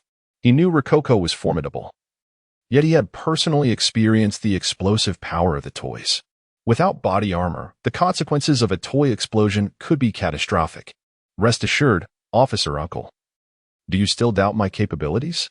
Rococo smiled sweetly, shaking her silver handgun. I am not weaker than Uncle Chen Ning. Hearing this, Luo Rue could only nod in agreement. Accepting Rococo's request, he waved his hand, promising, little girl, ensure your safety. Do not worry about what happens behind you. Turning back, Luo Rue faced the 3 individuals at the rear, his gaze resolute. I vow, as a police officer, to protect them. With the assurance from the seasoned officer, Rococo beamed with joy. I believe in you. They then moved in opposite directions. Luo Rue, rifle in hand, approached the rear of the carriage, standing guard before Aya and the others like a steadfast sentinel. Meanwhile, Rococo advanced towards Chen Ning. At that moment, Chen Ning firmly held his machine gun, sweeping fire at the advancing toy vehicles. He appeared remarkably composed. If given a cigar, Rococo might have likened him to a Terminator. Uncle Chen Ning. Rococo poked Chen Ning's arm, raising her voice. How's the situation? Not very good. Chen Ning shook his head, squinting as he kicked aside spent shell casings. The number of self-destructing toy vehicles was increasing, and there were more remote-controlled planes as well. I simply cannot keep up. As he spoke, he squeezed the trigger again, shooting down 2 remote-controlled planes. If we don't eliminate the boss, we will inevitably be overwhelmed by this endless tide of toys. He casually picked up a bottle of mineral water, pouring it over the barrel of his machine gun, attempting to cool it down. Instantly, the scorching barrel vaporized the water into steam. Although this method of cooling would significantly reduce the weapon's lifespan, Chen Ning paid little mind to such details in the current predicament. The problem is, we can't even catch a glimpse of the boss at this point. Who knows when it will show up? Rococo sighed. Boom. Just as Rococo finished speaking, the floor at the front of the carriage was smashed open by a furry, enormous hand. A cartoonish bear, towering over 2 meters, emerged from the wreckage, grinning at the survivors. Chen Ning stared at the toy bear, bewildered, before turning to Rococo with a dazed expression. Miss Rococo, do you truly possess no special abilities? Perhaps something akin to wishful thinking? Rococo remained silent, somewhat exasperated. Rococo, I think you might consider a different approach to utilizing that unlucky skill. For instance, quietly mutter to yourself, it's such good fortune to encounter this boss. That way, perhaps the boss might be vanquished by your sweet words. Dark Rococo immediately chimed in with her sharp critique. Sigh, little Dark. Why must such a delightful being be endowed with a mouth? Rococo shook her head, retorting. Subsequently, she ignored Dark Rococo and focused on examining the panel of the toy bear. Anomalous entity detected. Scanning entity type. System scan complete. Entity name. Underworld toy manufacturing bear. Entity danger level. B class. Entity type. Mechanical. Entity information. A toy manufacturing bear created by the underworld. Incapable of self-destruction but capable of producing self-destructing toys, serving as the boss unit for the third wave of attacks. Chapter 92. The Dream of Heroes. Upon perusing the material, Luokeke displayed no hesitation. She raised her firearm and fired 2 shots at the towering toy bear. This massive plush creature possessed the capability to produce self-destructing toys. If left unchecked in its production, it would not be long before the survivors faced annihilation by these explosive toys. However, as Luokeke's bullets struck the bear's body, they merely ricocheted off with a resounding clang. How resilient! Luokeke gazed in astonishment at the toy bear, its seemingly soft exterior concealing an unexpectedly formidable hardness, defying all logic. I'll handle this. Observing the ineffectiveness of Luokeke's pistol, Chen Ning seized a machine gun and commenced a relentless barrage against the toy bear. Yet, what transpired next caused both of them to furrow their brows. The bullets from the light machine gun fell upon the bear like a torrential downpour, capable of piercing its body but failing to obliterate it. Chen Ning deliberately targeted the bear's head and heart, but his efforts yielded little result. The toy bear shook violently, dislodging the bullets lodged within it. It then extended its paws, revealing fist-sized holes in the centers of its palms. Do-do-do. Exciting things are about to unfold. The bear emitted a dissonant mechanical sound. Subsequently, a swarm of self-destructing toy cars and several remote-controlled planes erupted from its paws, hurtling straight towards the survivors. So many. Chen Ning's expression shifted as he raised his machine gun and resumed fire. Luokeke followed suit, aiming her weapon as well. The toy bear's immunity to penetrating damage indicated that only fire or explosive attacks could potentially vanquish it. With this thought in mind, Luokeke summoned her elemental abilities and conjured a flickering flame. Go! The young girl hurled the flame at the toy bear. Upon contact, the fire flared momentarily, but regrettably, it fizzled out after just a couple of flickers. This plush creature is impervious to flames. How peculiar. Luokeke pondered, contemplating whether to gather more elemental energy. The potency of elemental energy accumulates over time. Given a few minutes to concentrate, she could craft a substantial fireball. Of course, this endeavor required Chen Ning's cover. With this notion, she turned her gaze toward him, but just as she opened her mouth to speak, she heard a click. Damn it. Out of bullets at a critical moment. Chen Ning glanced helplessly at his empty machine gun before discarding it. Noticing Luokeke's gaze upon him, he curiously inquired. What's wrong, Kiki? What do you wish to do? Nothing. Luokeke sighed softly and shook her head. As the primary source of firepower for their team, Chen Ning's machine gun had been pivotal.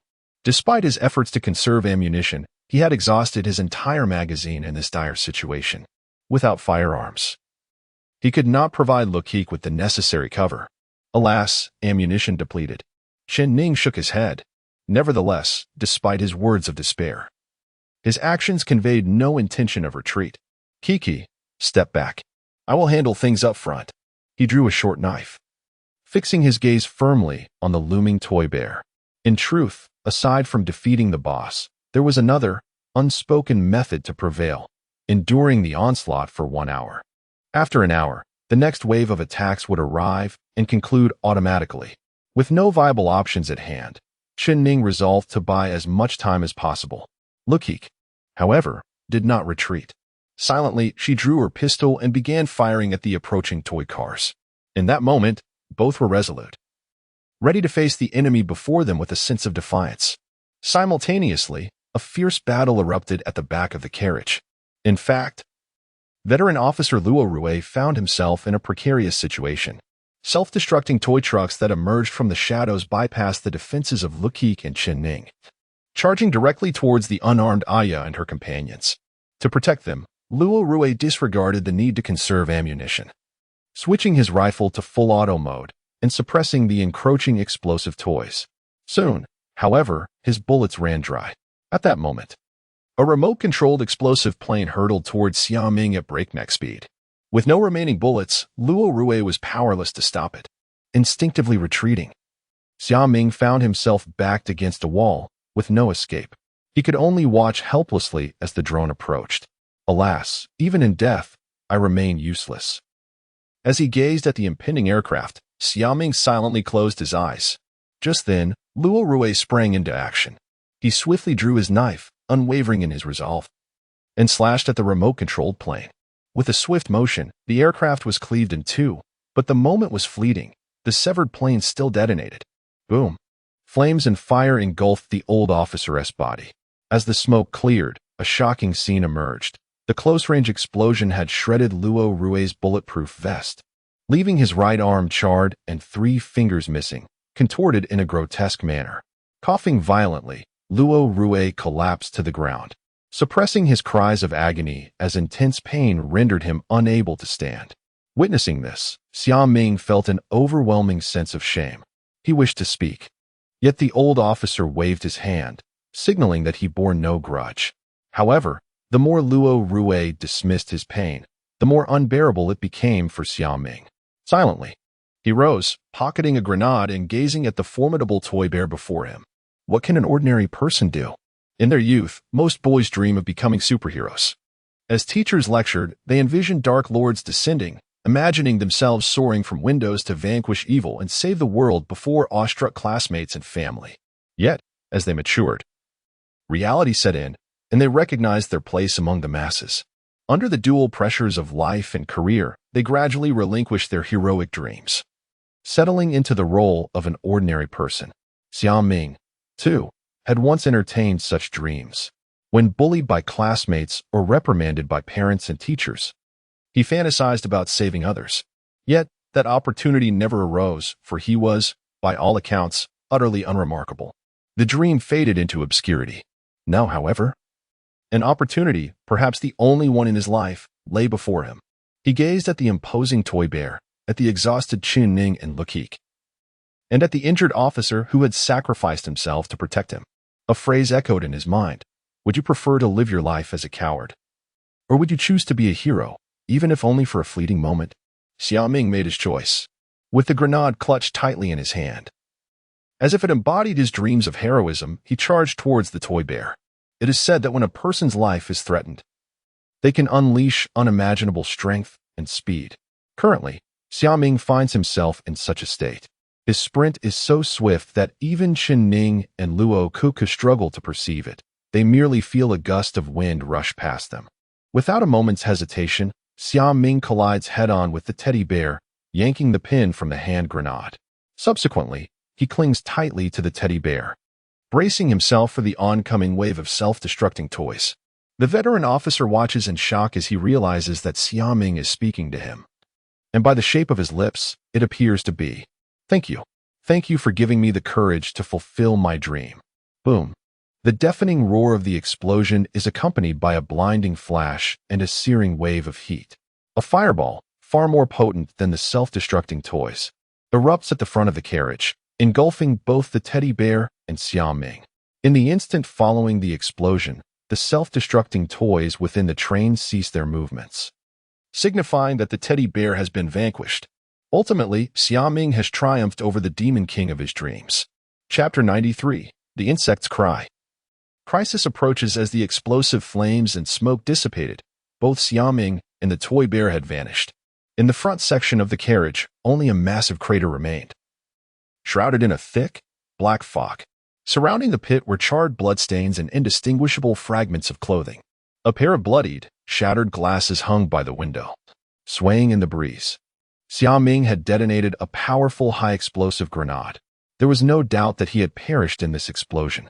At such close quarters, not a single intact piece of flesh would remain. Yet, in his final moments, Xiaoming had also taken down the third wave's boss, the colossal toy processing bear, saving the others from certain doom. Huff, huff, gazing at the gaping hole before him, Chen Ning wearily tossed aside his dagger and collapsed onto the ground, gasping for breath. Although they had repelled this wave of attacks, Chen Ning's countenance reflected no hint of joy, but rather a profound sense of shame. Huff, it's all my fault. Chen Ning clenched his fists, his nails digging into his palms, drawing forth a trickle of dark red blood. Nevertheless, the guilt within him remained unrelieved. It was my arrogance and my foolishness that had led to the continuous loss of team members. With his head bowed, Chen Ning spoke with a heavy heart. Had I acquiesced to Xiaoming and the others' request and allowed them to select heavy weapons, perhaps he would not have died. He attributed all blame to himself. Luokeke sighed softly, shaking her head.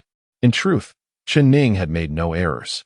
If one were to consider the situation from his perspective, his actions at the armory had been justifiable. Without experience, allowing Xiaoming and the others to choose heavy weapons would have only worsened their predicament. As for the grenade, it was even more complex.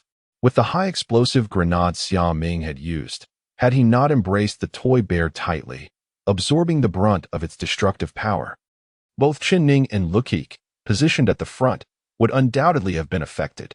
How many survivors possessed Xiaoming's awareness and courage? Chen Ning dared not gamble with the lives of his teammates. Luokeke approached Chen Ning silently. She intended to offer words of comfort, but upon seeing the guilt etched on his face, she swallowed her words. She understood that for someone like Chen Ning, encouragement or persuasive words would hold no sway. He could only muster his own resolve. Even more distraught was the veteran officer, Luokeke. One of his hands had been mangled by the self-destructing toy, and the loss of blood combined with excruciating pain had rendered this tough man slumped against the wall. Yet, more unbearable than the physical agony was the bitterness in his heart.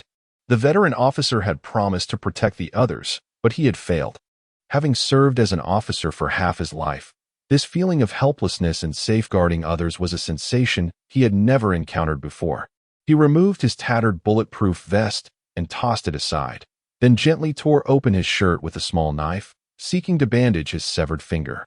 At that moment, Luokeke approached the veteran officer, retrieving a vial of hemostatic spray she had previously purchased from her spatial ring. Here, officer, Luokeke offered the hemostatic spray, her voice soft. This is for stopping the bleeding. Just spray it on the wound. After a moment's hesitation, Luokeke accepted Luokeke's hemostatic spray. The spray can was silver, devoid of any branding or instructions, resembling a product lacking proper labeling. The veteran officer remained silent for a moment before finally spraying a few puffs onto his injury. Miraculously, the moment the transparent spray contacted the wound, the bleeding from his severed finger ceased immediately. The pain and numbness from the burn also subsided somewhat.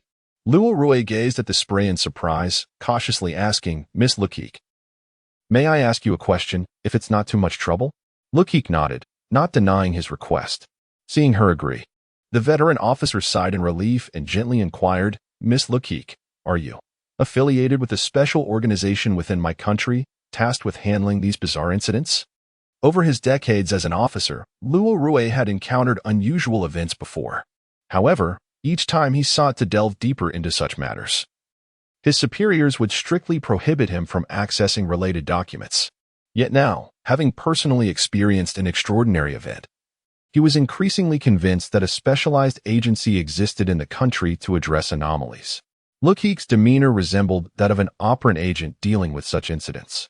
Though young, she exhibited formidable strength and possessed certain unique abilities. Thus, Luokeke could not help but suspect that Luokeke was an official of the state.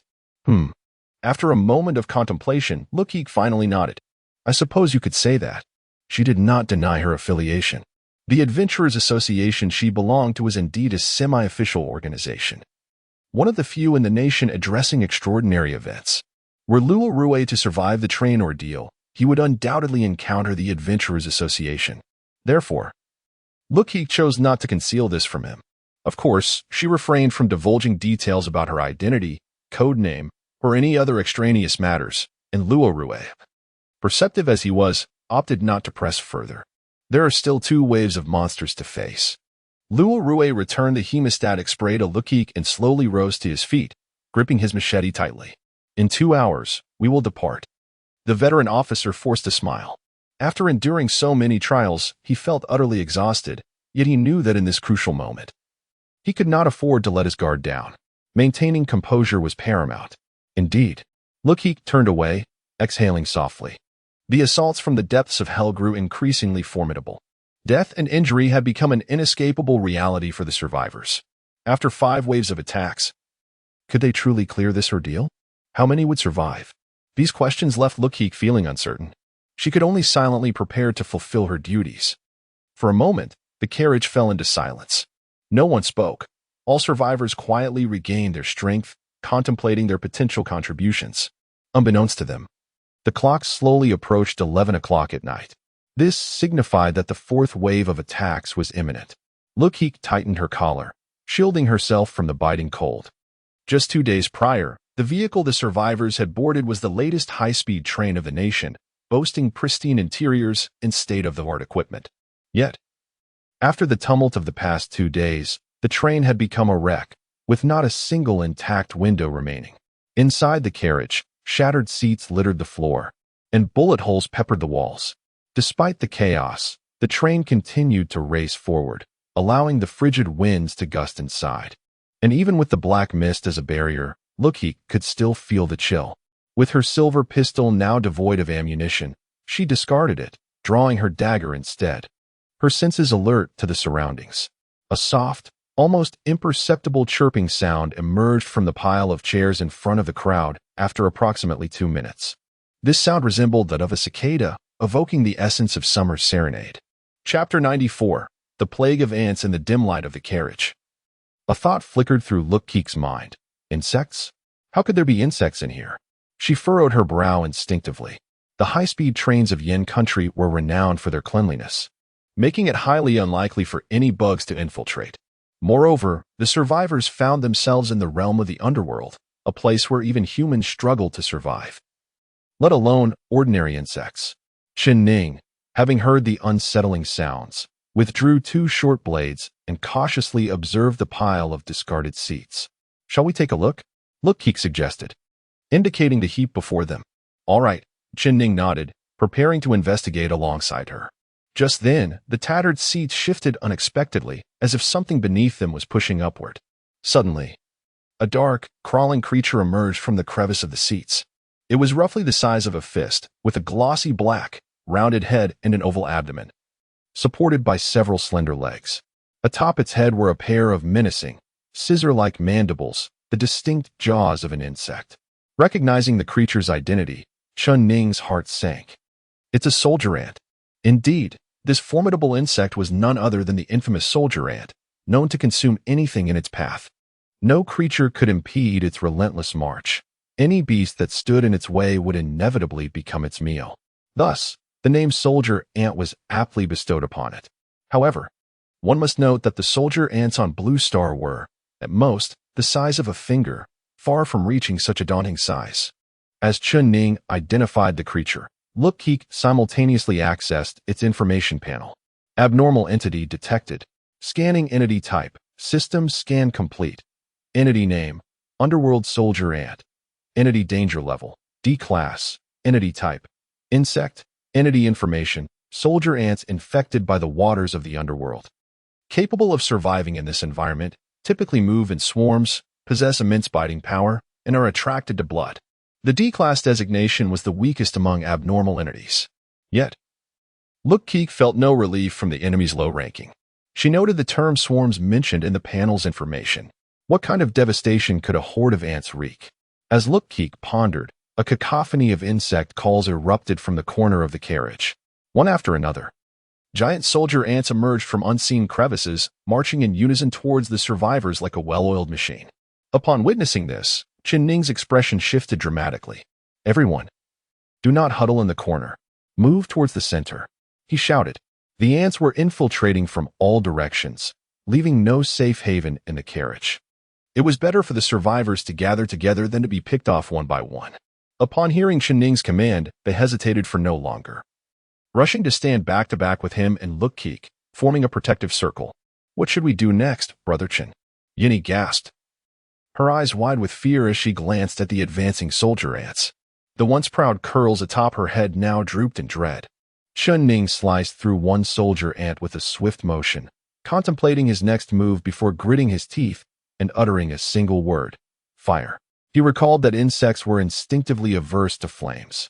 Even the soldier ants, enhanced by the waters of the underworld, would not withstand the searing heat. Utilizing fire could indeed provide a temporary reprieve against the onslaught of soldier ants. However, flame is a double-edged sword. Igniting a fire in such confined quarters posed a significant risk. One misstep could lead to their demise in the inferno. Yet, the survivors were left with little choice.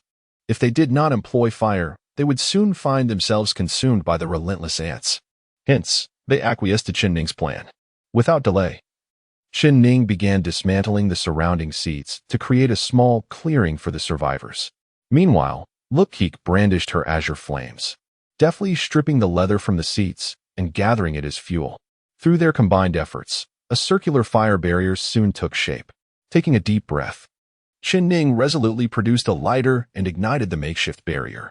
In an instant, a small wall of flames flickered to life, keeping the soldier ants at bay. The scorching heat mingled with the acrid smoke from the burning leather, forcing the survivors to retreat, huddling closely together. Some brazen soldier ants attempted to breach the fiery circle, but they withstood only a few seconds atop the burning leather before succumbing to the flames, their bodies crackling in the inferno. "It seems effective." Luokeke began to speak, but in the next moment, an enormous soldier ant, treading upon the carcasses of its kin, forcefully entered the fire circle. "Don't speak, Kiki," Ning cautioned, feeling the tension rise. Luokeke sighed, her resolve wavering. "I don't think this is my fault," she muttered, covering her face in exasperation. Yet, it was indeed not her fault. If the underworld soldier ants continued to recklessly assault the fire barrier, it would eventually fail. The bodies of their fallen comrades would pave a path for the ants to follow. In the midst of her contemplation, Ning swiftly cleaved the advancing soldier ant in two. Frowning, he used his short blade to push the charred remains of the ant away from the fire. To his dismay, the creature did not disintegrate into ash upon its demise, presenting yet another complication. "This is not a sustainable solution." Ning shook his head, standing firm at the front of the group. Just then, Luokeke gritted her teeth, seemingly making a difficult decision. She approached Ning and gently poked him. "Uncle Chun," Luokeke whispered, "I have a plan." Although her tone was light, it brimmed with confidence. Ning turned, gazing at Luokeke with curiosity. In her eyes, he detected a fierce determination. Chapter 95. Elements Coalesce. Elements Rococo conceived a method to utilize her elemental control abilities to forge an escape route for the survivors. By dedicating time to accumulate elemental energy, she could amplify the potency of her elemental techniques. In essence, this process required her to harness power. Had her stamina and physical prowess been greater, Rococo could have effortlessly conjured a blazing inferno or a colossal tidal wave.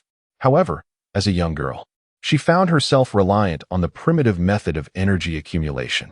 It was imperative that her charging process remained uninterrupted, otherwise, the elements would spiral out of control, bringing calamity upon the survivors ensconced within the fiery circle. Thus, Rococo required absolute protection from her companions, ensuring that not a single disturbance could infiltrate her concentration. Only then could they aspire to seize a glimmer of hope.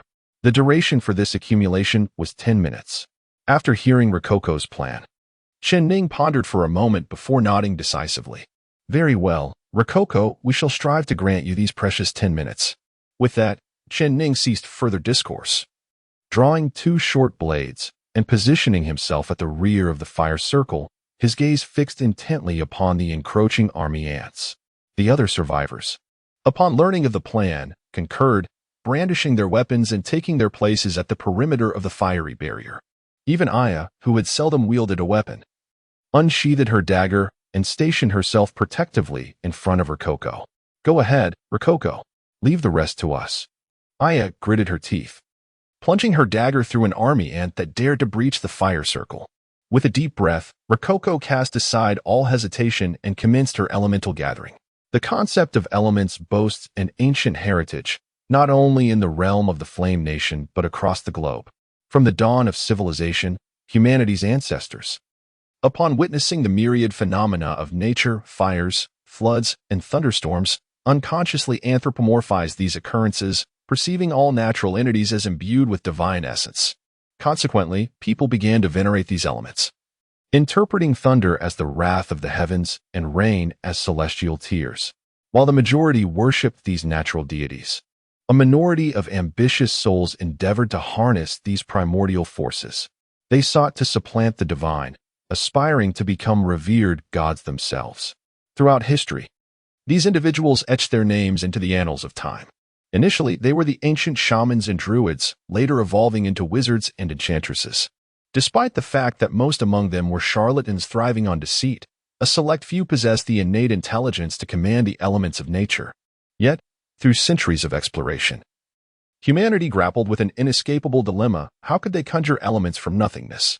In truth, whether through Western witchcraft or the five elements arts of the Great Flame cultural sphere, the manipulation of these forces necessitated various natural conditions.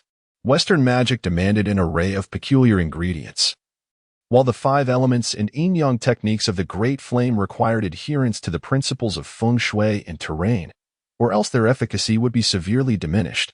People discovered that they could never fully escape their dependency on nature, leaving both ancient and modern adept practitioners in a state of exasperation. The emergence of elementalists transformed everything. Those who could communicate with the elements possessed the extraordinary ability to transmute natural energy at will. They transcended the constraints of space, time, and materials, summoning elements to their hands whenever they desired. They could unleash torrents of fire from the depths of the ocean, summon floods from the heart of volcanoes, and call down lightning on clear days, dispersing clouds to let the sun shine through. This was the unparalleled power of the elementalists. Although Rococo's current abilities fell short of conjuring natural disasters, her status as an elementalist empowered her to transmute air into elemental energy. Now, her task was to consolidate these elements within her grasp. A warm little fireball materialized at Rococo's fingertips. Though its temperature was considerable, it posed no threat to her, for she was its master. Yet, more elemental energy was required. Gazing at the fireball in her hand, Rococo shook her head, closed her eyes, and continued to gather elemental energy. As seconds ticked by, the pressure on the survivors mounted. The fuel for the fire circle was limited, while the army of ants seemed inexhaustible. As the flames dwindled, an increasing number of army ants infiltrated the fire circle, intent on attacking the survivors. Despite their valiant resistance, the sheer number of ants threatened to deplete their stamina. However, they had no alternatives. Their sole path lay in safeguarding Rococo. Crack! The veteran officer swung his left hand, cleaving army ants in twain and kicking their remnants from the fire circle, though he could not wield his injured right arm. Luo Rue's robust physique allowed him to maintain his defense. Chen Ning, naturally, needed no encouragement. His twin blades danced through the air, each strike claiming dozens of army ants. Aya, lacking the strength for slashing attacks, resorted to stabbing, eliminating any ants that approached Rococo. Yan Yi, too, ceased his idleness, unleashing his full might against the encroaching creatures. Yet, despite their concerted efforts, not all army ants could be vanquished. Some managed to slip through, crawling onto their bodies and sinking their pincers into the survivors. Hiss! The first to be bitten was Yan Yi, who winced as an army ant clamped down on his thigh, the unbearable pain eliciting a sharp intake of breath. Seeing this, Luo Rue swiftly dispatched the ant from Yan Yi's leg. Dark crimson blood streamed from the wound. Ordinary army ants could inflict significant pain, let alone these enhanced entities empowered by the waters of the river Styx. Rococo, how much longer do you need? Yan Yi gritted his teeth, retrieving his short blade. Rococo furrowed her brow, offering no reply, but instead, used her mind to summon a vial of hemostatic spray from her spatial ring, kicking it to Yin. At that moment, the fireball she held had expanded to the size of a fist, yet it remained insufficient. To eradicate this wave of army ants, she required more elemental energy. Boom. Suddenly, the ceiling at the front of the carriage collapsed, crashing to the ground and sealing the gaps created by the previous onslaught.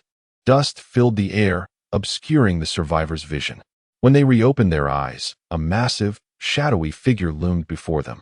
It was a colossal ant-like creature, its limbs extending over a meter in length, with antennae on its head resembling antennae. Upon its emergence, the previously chaotic army ants abruptly ceased all movement, aligning themselves as if responding to a peculiar signal. Undoubtedly, this giant ant represented the boss unit of the fourth wave of attacks. This is the Ant Queen. Chen Ning clenched his knife, articulating the creature's name with deliberate clarity. In the eyes of Rococo, the panel of this creature appeared promptly. Abnormal entity detected. Scanning entity type. System scan complete. Entity name, Styx Ant Queen. Entity danger level, B class. Entity type, Insect Monarch. Entity information, the Ant Queen. Having partaken of the waters of the Styx, is capable of thriving in the realm of the underworld, commanding ant hordes, and serves as the boss unit for the fourth wave of assault.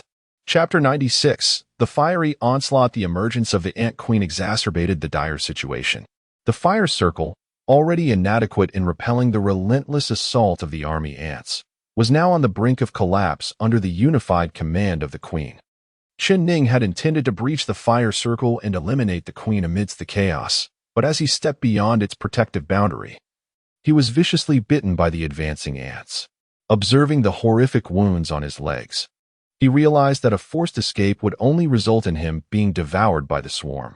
Reluctantly, he abandoned this plan and concentrated on combating the army ants before him.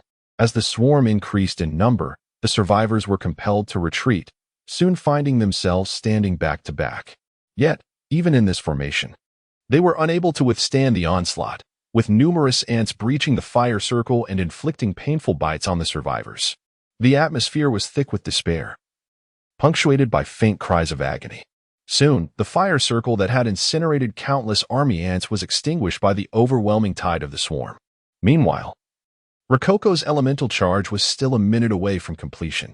The Ant Queen, sensing the potential threat posed by Rococo, extended her antennae toward the young girl. At the Queen's command, the army ants surged toward Rococo's position. Instinctively, Chen Ning attempted to rush to Rococo's side, but the swarm quickly subdued him, biting mercilessly at his legs and rendering him immobile. The other survivors faced a similar fate, trapped in place, forced to watch helplessly as the dark mass of army ants descended upon Rococo. It was over. The people closed their eyes in despair. Just then, a frail figure suddenly stepped in front of Rococo. It was the head maid, Aya. She glared at the approaching swarm, gritted her teeth, and cradled Rococo in her arms, using her frail body as a shield. Aya. Rococo was taken aback. She watched as the fist-sized ants climbed mercilessly onto the head maid, their sharp mandibles tearing at her flesh. I have always been of little use to you, and I often feel like a burden, Aya whispered through gritted teeth. This is the only thing I can do. The pain inflicted by the army ants was akin to dull blades slicing through flesh. Rococo could scarcely fathom the agony Aya endured. Yet, no matter the torment, Aya remained silent, resolutely shielding Rococo from any interference by the ants. A small, crimson grass mark gradually emerged on Aya's chest, undeniably another token of the underworld, indicating that she had previously encountered a similar, otherworldly event. However, Rococo had no time to ponder these revelations. With every ounce of her strength, she summoned the elements to complete the final minute of her charge. Under her control, the fireball had swelled to the size of a soccer ball, brimming with astonishing energy. Of course, with Rococo's mastery, even the mightiest elemental force would not harm Aya or the others. The minutes stretched interminably for Rococo. Every second, Aya would tremble ever so slightly, a testament to the bites she endured. As time passed, Aya's movements grew increasingly feeble. At last, at the 60-second mark, Aya lost consciousness, while Rococo successfully completed her elemental gathering. With one hand cradling the unconscious Aya, Rococo raised the searing fireball with the other. As Aya collapsed, the army ants that had swarmed over her descended upon Rococo. Faced with the rolling tide of ants, Rococo's face bore no trace of fear. Calmly, she extended her hand toward the swarm and softly declared, "To bite is to pay the price." Then, the fireball at her fingertip began to compress, swiftly transforming into a slender pillar of flame. With a slight exertion of her finger, she uttered 2 words, "Flame surge." With a swift whoosh, the flame pillar elongated, morphing into a sword forged of fire. This fiery blade decimated the army ants before her, leaving them as nothing more than ash. Its ferocity pierced through the sturdy train car's seats and outer shell, melting steel and causing molten metal to drip into the black mist, dispersing it partially. With the single strike, Rococo obliterated thousands of army ants. To the astonishment of the onlookers, Rococo's display was far from over. She surveyed the flaming sword with satisfaction before tracing a horizontal circle in the air with her fingertip. Flame surge, arc slash. As Rococo's finger moved, the indomitable fiery sword followed suit, radiating intense heat as it traced a flickering ring of flames. In an instant, any creatures or objects engulfed by this ring were rendered to char, with the exception of the survivors Rococo had deliberately spared and the resilient Ant Queen. The train car was devoid of any other living beings. The spectators stood in stunned silence. Even Ning, the most composed among them, was left in awe of Rococo's prowess. "Stop standing there, Uncle Chin." At that moment, Rococo's weak voice roused Ning from his stupor. "Quickly, while the Ant Queen is injured, finish her off." With that, Rococo's strength waned, and she collapsed. The world is fair. The acquisition of power demands an equal sacrifice. Rococo's powerful strike had drained her of all energy, leaving her mental fortitude severely depleted. This was why she had hesitated to employ such a technique. Hearing Rococo's command, Ning sprang into action. He drew his weapon and charged toward the Ant Queen. The queen, gravely wounded by Rococo's fiery sword, was nearly cleaved in 2. But her life force was tenacious. As long as her head remained intact, she would not easily succumb to death. Sensing the threat to her existence, the queen raised her head with great difficulty and let out a piercing screech. Soon after, a few new army ants emerged from the shadows, although their numbers were sparse.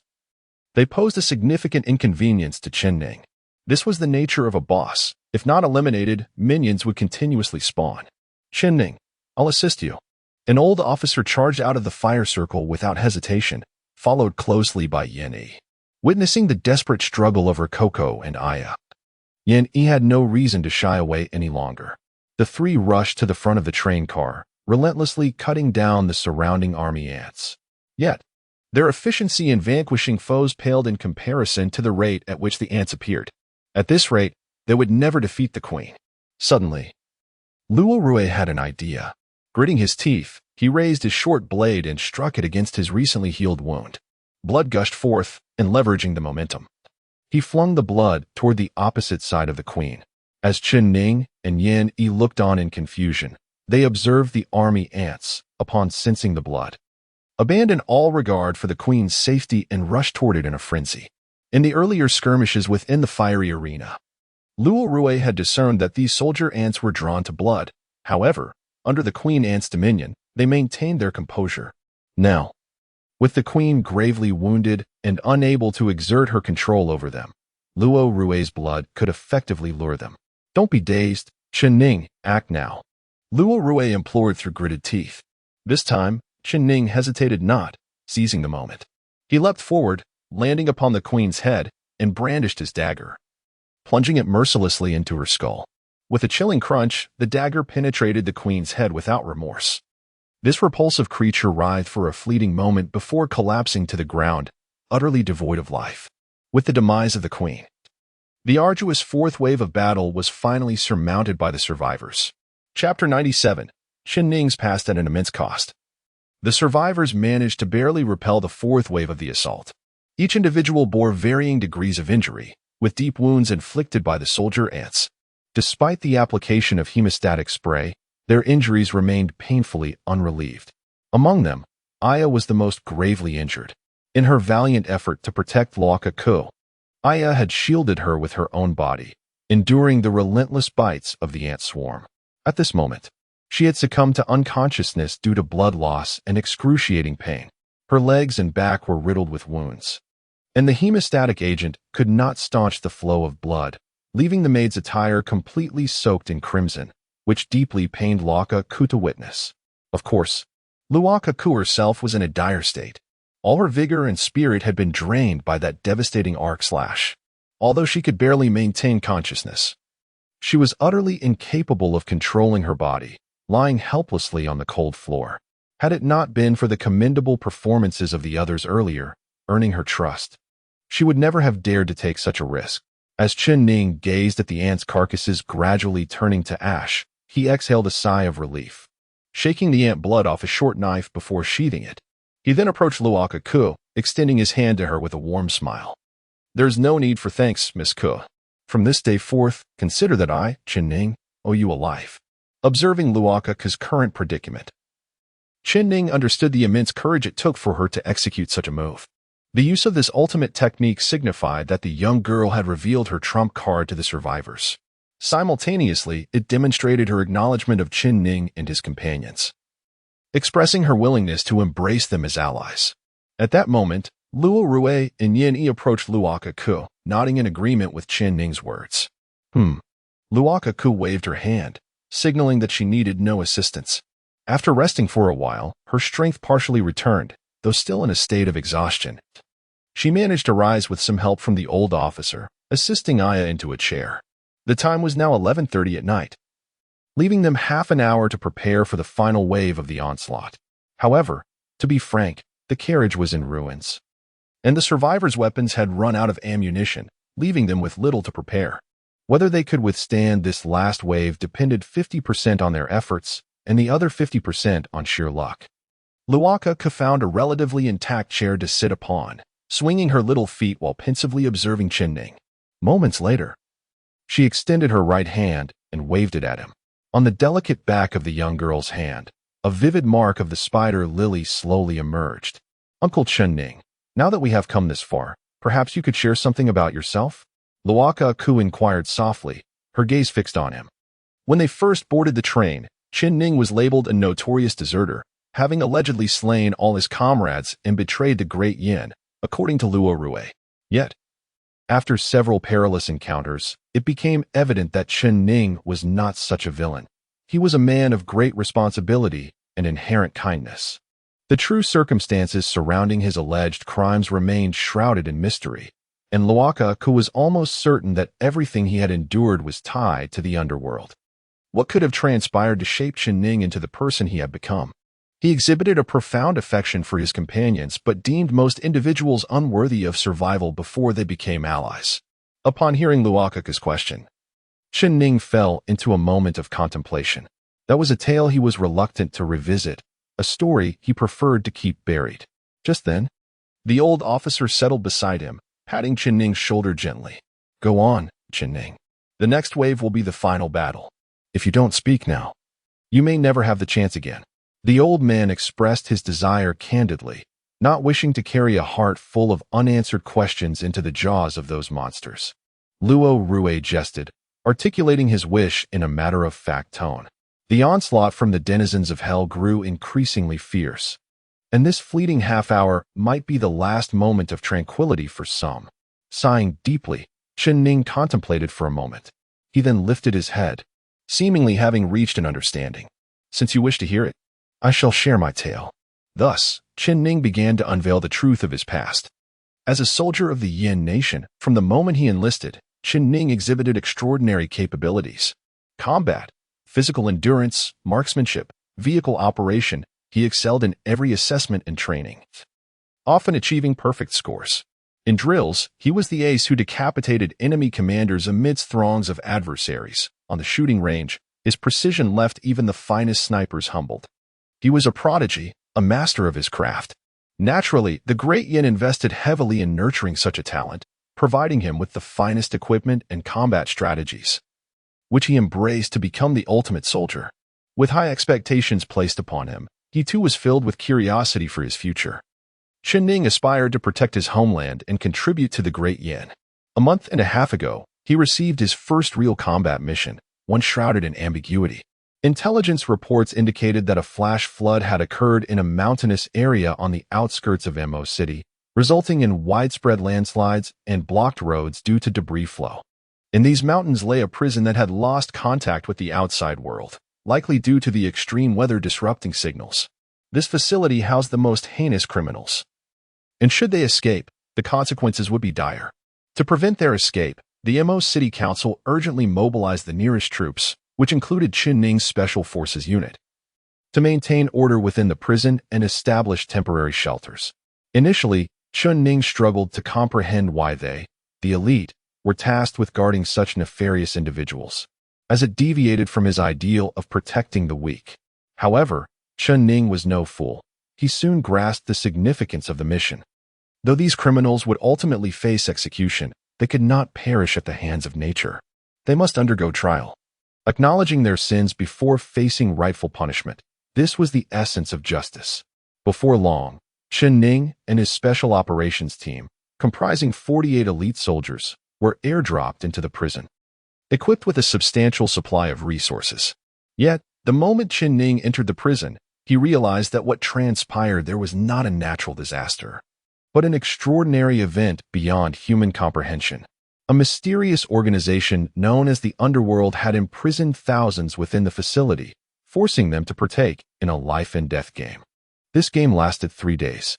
In the initial rounds, Chen Ning's team, leveraging their physical prowess and weaponry, managed to maintain a semblance of order. However, as the difficulty escalated, the special forces began to struggle. They sustained injuries and even suffered casualties. Regardless of the adversities they faced, they fulfilled their duty and mission, protecting others with their lives.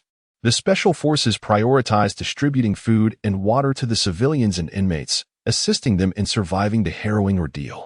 Yet, their acts of kindness went unrecognized, met with neither respect nor gratitude. Those imprisoned perceive that these soldiers, derogatorily referred to as chubas, are merely fulfilling their duties. The realm of the underworld excels at manipulating the innermost thoughts of others. In just a few brief games, the psyche of these ordinary individuals has been thoroughly distorted. Only the resolute will of a soldier can preserve one's true self. Chapter 98, The Legendary Adventurer of the Future in Truth. Chen Ning and his team were indifferent to the opinions of others. Let those who wish to criticize do so. However, when words proved futile, individuals might resort to extreme actions, whether due to inherent nature or other reasons. Those selfish criminals began to betray the soldiers who had once aided them for their own selfish gains. At this juncture, the soldiers faced rapid attrition. By noon on the 3rd day of the game, the originally 48-member Special Forces team was left with only a handful. Naturally, the thousands of criminals had dwindled to mere dozens. At this moment, they were confronted with the final game, named the Blood Brawl. The rules were straightforward. Regardless of the method employed, one needed to gather 5,000 milliliters of blood to escape the prison. Any excess blood could even be exchanged for various other items, similar to the endless train. The bodies of the deceased within the prison could serve as a form of currency. In such circumstances, order within the prison collapsed entirely. People began to turn on one another, killing their kind in a desperate bid to accumulate the required 5,000 milliliters of blood. Notably, within the prison's underworld shop, there existed an item that no criminal could refuse, the exemption medal. Possessing this powerful item would ensure one would no longer be pursued by the police of Mo City, erasing all past sins. Most of the inmates capable of entering this prison bore the blood of several lives. Even if they managed to survive the abnormal events, they would eventually meet a violent end. Thus, this item was utterly irresistible to them. The members of Chen Ning's Special Forces team were mostly young individuals who had only recently entered society. In terms of cunning and ruthlessness, they could hardly compete with the seasoned criminals who had thrived in the prison for years. Initially, some soldiers aimed to maintain order, but the moment they stepped into the crowd, they were besieged by the criminals. How noble and upright these youths were! Yet within minutes, they were brutally slain by these deranged criminals. As Chen Ning recounted this tragedy, he clenched his fists, a calm demeanor betraying the unforgettable fury within. Ultimately, only Chen Ning and his deputy escaped to an abandoned cell, both gravely injured. In this harsh environment, The sole means of survival was to purchase, underworld, medicine with their own blood. However, given their dire state, they could not provide the required amount of blood. Just then, the outcome of the criminals' conflict became apparent. 12 of the most powerful felons had united to eliminate the rest, dividing the blood of their victims among themselves. Now, their sights were set on the last 2 soldiers.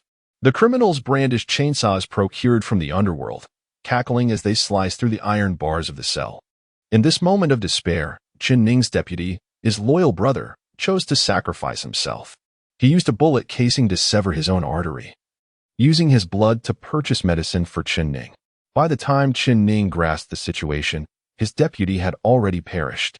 With his wounds healed, Chen Ning, fueled by rage, single-handedly dispatched the 12 final felons.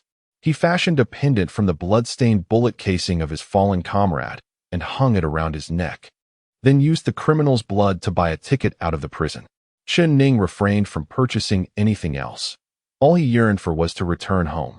Yet, as he stepped out of the prison, he was met with the astonished faces of the police officers. Normally, the underworld would assist survivors in managing subsequent affairs, but inexplicably, the underworld did not intervene in Chen Ning's prison ordeal. What the officers beheld was a blood-soaked Chen Ning amidst countless corpses. Thus, he found himself at a loss for words.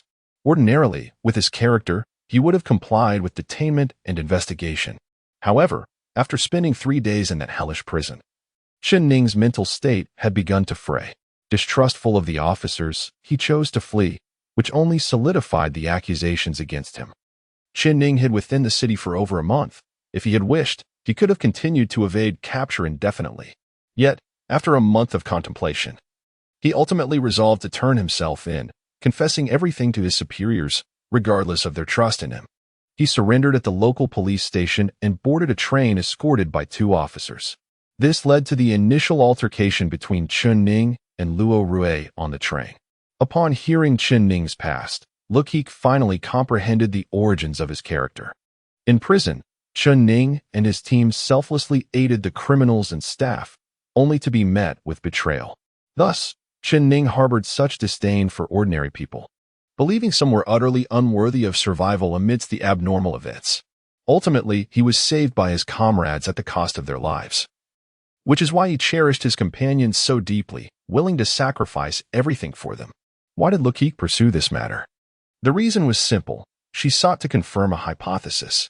It is important to note that Luokeke had traversed from 2 years into the future, during which she had gained knowledge of significant events.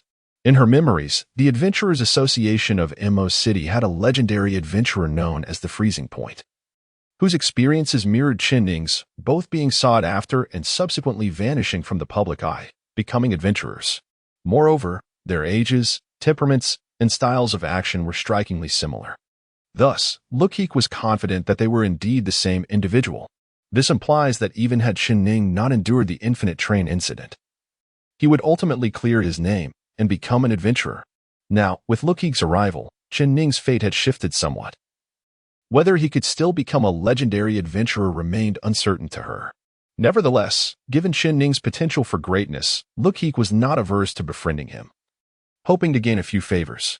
In this perilous world, having more friends was undeniably advantageous. My tale has concluded.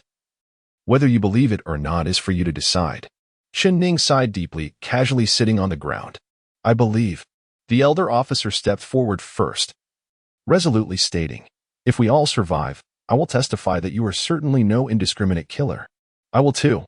Yini quickly extended his hand, patting Chen Ning's shoulder. Brother Chen Ning, I will bear witness for you as well. Luokeke smiled and nodded at Chen Ning, signifying her trust in him.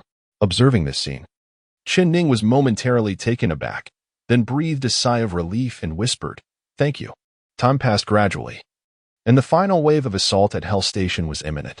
Yet the survivors remained remarkably composed, for they understood that no matter the dangers they faced, steadfast and reliable teammates stood behind them.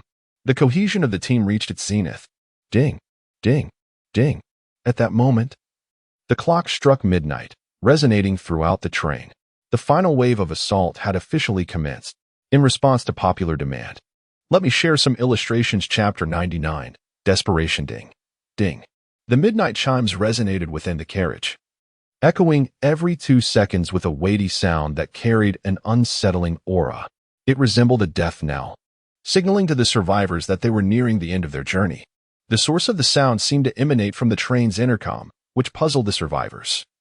The rulebook stated that due to a lack of power facilities, the intercom in the Hell Station should have long ceased to function. Yet, here it was, broadcasting at this very moment. However, in the present dire circumstances, the survivors had little mental energy to ponder such anomalies. The 5 survivors temporarily divided into 3 small groups, each vigilantly guarding the front, middle, and rear sections of the carriage. With the experience gained from previous assaults, they understood that monsters could lurk in every corner of the carriage. To minimize the risk of ambush, they opted for a divided approach, ensuring that if one detected danger, the others would be promptly alerted. In charge of the front section was Chen Ning, whose current state and strength made him the most formidable among the survivors. Thus, he stood alone at the most perilous location. The 2 individuals stationed in the middle were Luokeke and Aya. However, as Aya remained unconscious, Luokeke was essentially left to fend for herself. At the rear of the carriage were Yen Yi and Luo Rue. Apart from the unconscious Aya, each survivor remained on high alert, awaiting the arrival of the ultimate adversary. As time gradually passed, the survivors grew increasingly perplexed. They had yet to encounter any foes, nor did they hear even the faintest sound of movement. What was the underworld up to? Luokeke pondered. Had the station malfunctioned? Kiki, I can't shake the feeling that this is merely building up the atmosphere for a grand battle, whispered in Kiki. Doesn't this chime sound akin to the final boss battle music in a game? Upon hearing this, Luokeke paused momentarily, instinctively nodding in agreement. That does make a certain sense. As time wore on, the chimes grew heavier and more rapid. 5 minutes, 10 minutes, 15 minutes. When the mechanical clock aboard the train struck 12:30 a.m., the chimes abruptly ceased. Following this, a familiar sound resonated from the rear door of the carriage. Clatter. Clatter. The noise resembled that of a wheeled cart gliding across the floor. Suddenly, the previously locked rear door swung open. The guard at this post, Yen Yi, was startled by the unexpected commotion, retreating hastily to Luo Rue's side. Soon, from the swirling black mist, a crimson cart emerged, pushed into the carriage. The survivors recognized this cart well. It had been their lifeline during the first stop of their journey through the underworld, the Pinnacle Station, where they had endured a frigid night at -60°C. Its appearance signified the imminent arrival of another anomalous entity. Indeed, as the cart fully emerged from the mist, a woman clad in a red server uniform appeared alongside it. This was the train attendant of the underworld. However, unlike the attendant from the Pinnacle Station, this one bore traces of black mist on her attire. Her characteristic smile replaced by a chilling expression, imbued with a hint of malice. As the attendant materialized, the red cart gradually sank into the ground, vanishing from sight. Gulp. Witnessing this scene, the survivors unconsciously swallowed hard. They would not forget that every anomalous entity encountered in the Hell Station had been an enemy. This meant that the attendant before them was likely the adversary they would confront in the 5th wave of attacks. There was no need to elaborate on the attendant's formidable strength. Her presence rendered the survivors' chances of survival exceedingly bleak. Upon the attendant's arrival, Luokeke and Chen Ning, stationed elsewhere in the carriage, instinctively sought to rush to the rear to aid Luo Rue and Yen Yi. But at that moment, 2 exceptionally swift figures suddenly blocked their path. The figure before Luokeke emerged from the ventilation shaft above her, clad in black, one of the cleaners previously encountered in the train. Meanwhile, the creature confronting Chen Ning burst through the front door of the carriage, its appearance and attire identical to that of the underworld dealer. In the span of a mere minute, 3 creations of the underworld manifested within the confined space of the carriage, effectively dividing the area into 3 sections. Simultaneously, 3 panels appeared before Luokeke. Anomalous entity detected. Scanning entity type. System scan complete. Entity name 1. Underworld attendant midnight frost type. Corrupted state. Entity danger level. B. Entity type. Humanoid. Entity information. Originally an underworld creation. Now corrupted by an unknown force. Post-corruption, it is no longer under underworld control, but its strength has significantly diminished with the ability of frost. Entity name 2. Underworld Cleaner Iron Fortress Type, Corrupted State. Entity Danger Level, B. Entity Type, Humanoid. Entity Information, a corrupted underworld creation. Not under underworld control and significantly weakened, with the ability of an impregnable fortress. Entity Name 3. Underworld Dealer Enchanting Melody Type, Corrupted State. Entity Danger Level, B. Entity Type, Humanoid. Entity Information, an underworld creation influenced by an external force. Slightly weakened, with the ability to manipulate emotions through melody. 3. B-level anomalous entities. Luokeke gritted her teeth and drew forth her weapon. For the survivors, facing even a single B-level entity was already a daunting challenge, and now 3 had emerged, truly a relentless onslaught. Furthermore, these 3 entities effectively obstructed any path forward or backward, preventing the survivors from communicating or assisting one another. Thus, the 5 individuals within the carriage could only rely on their own fortitude. At this juncture, the survivors had no choice but to engage in battle. 3 groups, 3 battles, ignited simultaneously. Chapter 100. My fractured body transforms into blazing fire. The initial battleground was the rear compartment defended by the veteran officer and Yin-E. The adversary they confronted was the terrifying entity that had first inflicted casualties upon the survivors throughout this ordeal, the station attendant. Tragically, it was this very being that had claimed the life of the innocent, a righteous and ordinary police officer who happened to be the apprentice of the veteran officer. Luokeke. When enemies meet, the flames of vengeance burn fiercely.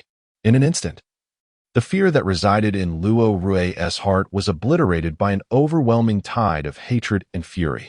However, despite his indignation, the seasoned officer was no fool. The attendant possessed an eerie freezing ability, and a moment's carelessness could turn both him and Yin-E into lifeless ice sculptures.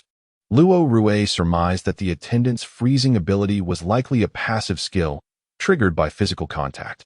Thus, to overcome this foe, both he and Yin-E needed to avoid close combat at all costs. Officer Luo, what shall we do now? Yin-E quivered as he gripped a short knife. Previously, when the attendant had dispatched the young officer in an instant, Yin-E had been seated closest to them, witnessing the young officer's demise in harrowing detail, instilling a profound dread within him. Tasking him with confronting the attendant felt akin to an insurmountable challenge. Luokeke fixed his gaze on the attendant and whispered, "Let us refrain from action for now. Once it moves, we shall maintain our distance and strike with our daggers." However, before Luokeke could finish his sentence, the attendant sprang into motion. Its speed was not particularly swift, yet at such a close range, its movements caught the duo off guard. In the blink of an eye, it had closed the distance between them, its target being the unsuspecting Yin-E. With a ghastly white hand, it lunged towards Yin-E's body. Luoke's pupils dilated.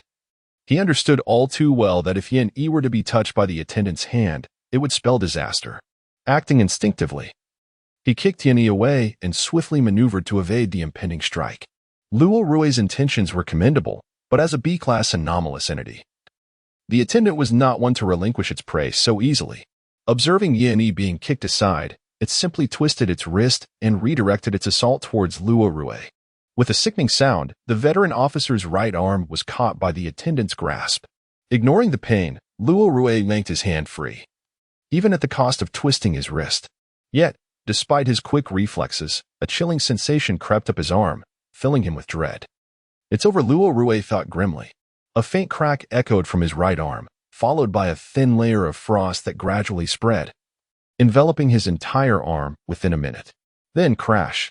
His arm, now encased in ice, shattered into countless fragments. The immense pain forced Luokeke to kneel, gasping for breath.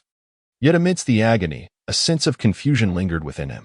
Given the attendant's capabilities, this encounter should have frozen him entirely, yet inexplicably. He had only lost an arm. Could it be that its power had diminished? Perhaps if it had weakened, how could we possibly strike back? A bitter smile crossed Luoke's face. Unbeknownst to him, the corrupted underworld entities had indeed suffered varying degrees of diminishment, dropping from their original A-class status to the current B-class. The chasm between these two tiers was an insurmountable abyss. After losing his arm, Luokeke did not wallow in despair for long. He took a moment to collect himself before rising. Notably, after launching a surprise attack, the attendant did not immediately pursue. Instead, it stood still with its head lowered, seemingly waiting for something. Recognizing this opportunity, Luo Rue drew a short knife from his waist and hurled it at the attendant. With a clang, the sharp blade struck the attendant's forehead. However, to Luo Rue's astonishment, the blow inflicted minimal damage. The attendant's body resembled solid ice, and upon impact, a layer of frost encased the knife. The frozen weapon clattered to the ground, rendering Luo Rue's strategy of using thrown blades futile. After enduring this strike, the attendant retaliated with a second attack. It clasped its hands together and lunged toward Luo Rue's abdomen. Luo Rue's eyes widened as he narrowly evaded, feeling the air rush past him as he sidestepped the assault. Yet for a brief moment, the attendant's hand grazed his waist. With a chilling crack, Luo Rue felt a portion of his abdomen torn away. Pain was now a distant sensation, yet he could distinctly perceive his strength and vitality ebbing away. Ice, what force could possibly counteract ice? Gazing at his frozen midsection, Luo Rue pondered deeply. Moments later, clarity dawned upon him. Yin-Yi, pour alcohol on my hands, he exclaimed, calling out to Yin-Yi as he shed his jacket, wrapping it around his fist. Yin-Yi hesitated for a moment before quickly responding, retrieving a bottle of alcohol from his pocket and dousing Luo Rue's hands with it. This alcohol had been acquired from the armory, initially intended for disinfecting wounds. However, after acquiring Rococo's hemostatic agent, Luo Rue had set it aside, following the injury to his right hand from the explosion. He had entrusted the alcohol to Yin-Yi for safekeeping, and now it was time to utilize it. In this dire moment, only one element could combat the frigid grasp of ice: fire. High-concentration alcohol might just repel the attendant's icy touch. Resolute, Luo Rue gritted his teeth, and with Yin-Yi's lighter, ignited his fist. Boom. In an instant, flames surged skyward, gritting his teeth against the searing pain. Luo Rue swung his fiery fist towards the attendant. With a resounding thud, his powerful blow connected with the attendant's face, producing a deafening sound. To his astonishment, several cracks formed upon the attendant's pale visage, while his own fist remained unencased in ice, though the flames had diminished slightly. Effective. Luo Rue's brow furrowed, a flicker of hope igniting within him. Yet, in a heartbeat, the attendant's injuries began to heal, and it retaliated with a punch that struck Luo Rue's abdomen. Feeling the cold seep through his midsection, Luo Rue clenched his jaw and pressed his burning fist against his abdomen, attempting to halt the encroaching frost. The flames flickered once more, waning in intensity. This is insufficient, I need more fire. Observing the charred remnants of his clothing, he exhaled heavily, uncertainty flickering across his face. But when he turned to witness Qin and Rococo fighting valiantly, his hesitation evaporated. I cannot allow this monster to threaten Qin and Rococo, closing his eyes. It seemed he made a momentous decision. The chance of survival belongs to these young souls. This old body, can ignite once more. Embracing this resolve, Luo Rue shouted, Yin-Yi, drench me in alcohol. At this proclamation, Yin-Yi was momentarily taken aback. He had intended to voice his concerns, but upon witnessing the veteran officer's determined expression, he comprehended everything. Aside from complying, he had no other choice. A cascade of transparent alcohol drenched the old officer's entire body. Without a moment's hesitation, he ignited himself with the flames from his fists. The searing pain of the fire engulfing him induced a primal scream from Luo Rue. Yet, the old officer's indomitable will compelled him to channel that agony towards the waiter.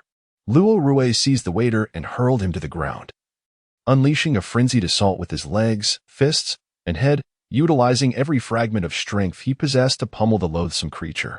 Continue pouring, he bellowed, urging Yin-Yi to keep dousing the alcohol as he fought. In that instant, the once formidable underworld waiter was subdued by a mere mortal. With each relentless strike from Luo Rue, more fissures appeared upon the waiter's icy exterior. Suddenly, the waiter retaliated, thrusting its right hand forcefully into the old officer's abdomen. The impact pierced Luo Rue, halting his furious assault. As a B-class anomalous entity, even disregarding its abilities, its physical strength surpassed that of any human. With his abdomen impaled, Luo Rue's ferocity and vigor swiftly ebbed away. He realized his life was drawing to a close. Yet, in the final moments of existence, He executed a surprisingly bold maneuver that astonished even the waiter. Enveloped in flames, he clung tightly to the waiter, striving to incinerate the monster with his own fire. In his last moments, Luo Rue cast a slow glance at Chen Ning. "I'm sorry, Chen Ning." The old officer closed his eyes, expelling his final breath. "Alas, I cannot prove it for you." Every action of Luo Rue left Yin utterly spellbound. The old officer's approach was undoubtedly correct. Yet his battered body was no longer capable of fulfilling his objective. Now, it seemed the old officer was likely dead. But the waiter had not been fully vanquished. It pushed Luo Rue's body aside, its injuries rapidly mending. Observing this scene, Yin recalled the old officer's recent gaze, calm yet tinged with disappointment. Disappointment in his weakness. "I am not a coward," Yin shouted in a trembling rage, unscrewing the lid of the alcohol canister and unhesitatingly dousing himself. He then ignited himself, howling as he charged toward the waiter. 5 minutes later, the underworld waiter had vanished, and Yin and Luo Rue lay lifeless, their bodies charred by flames, perhaps already deceased. The B-class entity, the corrupted underworld waiter, has been confirmed defeated. Chapter 101. Resolved to break the demonic sound at the same moment when Luo Rue was locked in a fierce struggle with the attendant, Chen Ning found himself facing a formidable dealer alone. Unlike the attendant's terrifying ability to freeze with a mere touch, the dealer wielded sharp playing cards as weapons. Thus, Chen Ning felt less apprehensive. His dagger danced through the air, engaging the dealer in a fierce melee. Their speed and combat skills surpassed those of their companions. As Chen Ning unleashed dozens of strikes in the blink of an eye, while the dealer calmly evaded, countering with a swift card throw. On the surface, Chen Ning and the dealer appeared evenly matched, with Chen Ning even taking the offensive, momentarily constraining the dealer's movements. However, a closer inspection revealed that Chen Ning was already panting, his body marred by numerous small wounds inflicted by the dealer's cards. Among the 3 boss units present, the dealer's attack style and abilities were the most perplexing and troublesome. "What's the matter, warrior? Are you lost in thought? This won't do." A voice laced with mockery reached Chen Ning's ears, seemingly emanating from the dealer. Indeed, as a corrupted creation of the underworld, the dealer retained the ability to speak, using his taunts to continually influence and disrupt Chen Ning's actions. In truth, Chen Ning was not intimidated by mere mockery. Yet, the dealer's ability, known as demonic sound, was far more insidious. Each time the dealer spoke, Chen Ning experienced a throbbing headache, and fleeting illusions danced before his eyes. These illusions caused his attacks to veer off course. At times, even when his dagger grazed the dealer's clothing, a single word from the dealer could render his strikes ineffective. This sensation was immensely frustrating. Moreover, the dealer's voice pierced Chen Ning's ears, echoing painfully, as if a multitude of loudspeakers were broadcasting a song simultaneously.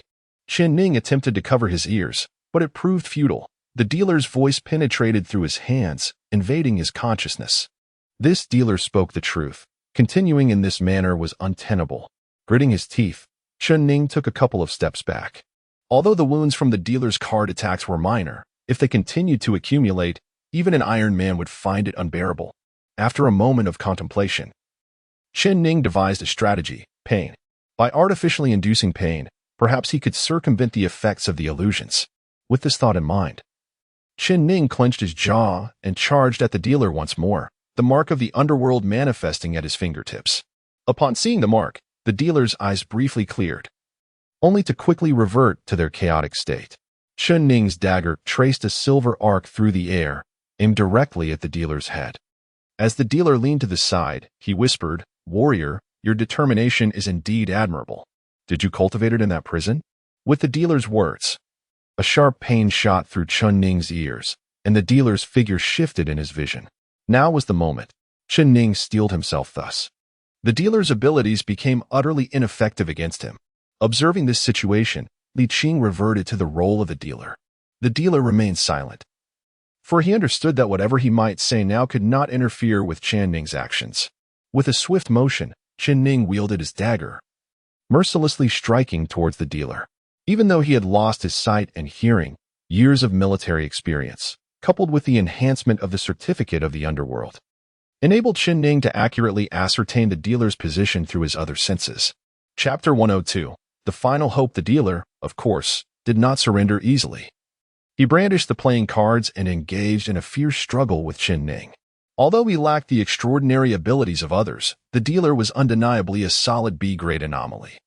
His physical prowess, while not as terrifying as Qin Ning's, still far surpassed that of an ordinary human. However, during the fierce confrontation, the dealer soon realized that Qin Ning's attacks were reckless, fighting tooth and nail without regard for his own injuries. Solely focused on delivering brutal strikes to the dealer's body, Qin Ning understood that hesitation in battle against an anomalous entity would lead to defeat. The correct approach was to fight with everything on the line. Finally, after the 20th exchange of wounds, Qin Ning succeeded in severing the dealer's head with his dagger. As he felt the sensation travel through the blade, a sigh of relief escaped him as he tore away the cloth covering his eyes. The dealer's headless body slowly crumpled to the ground before disintegrating into ashes. Strangely, just before the dealer vanished completely, Qin Ning seemed to glimpse the figure of his aide. The man named Li Qing, smiling at him and uttering 3 words, "Stay alive." Qin Ning closed his eyes and nodded silently, gratitude washing over him. After catching his breath, he slowly turned to see Luokeke struggling valiantly against the janitor. Qin Ning intended to assist her, but as he took a step, his legs buckled, and he collapsed to the ground. Blood loss and pain had ravaged his body to its limits. "Luokeke, I cannot aid you any longer." Overwhelmed by an insatiable weariness, he closed his eyes, a hint of regret on his face. The rest of the battle would have to be fought by her alone. B-grade entity, the corrupted underworld dealer, has been confirmed killed. To be honest, Luokeke's current situation was considerably better than that of the other 3. Although she faced the most dangerous entity in the carriage, the janitor, its ability, Iron Fortress, indicated a focus on defense rather than offense. While the janitor lacked aggressive intent and could not harm Luokeke, she found herself equally unable to defeat it. The ability Iron Fortress, as its name suggests, provided an impenetrable layer of defense enveloping the janitor. No matter how Luokeke attacked, she could not breach that outer shell, even resonating the elements of fire and water. She could not pierce the janitor's defenses. Every attempt merely drained her stamina. Fortunately, the janitor showed no interest in the unconscious Aya. Otherwise, Luokeke would have had to carry her while battling. Luokeke initially planned to stall for time, hoping to draw the janitor's attention until 1 a.m., marking the end of the 5th wave of attacks.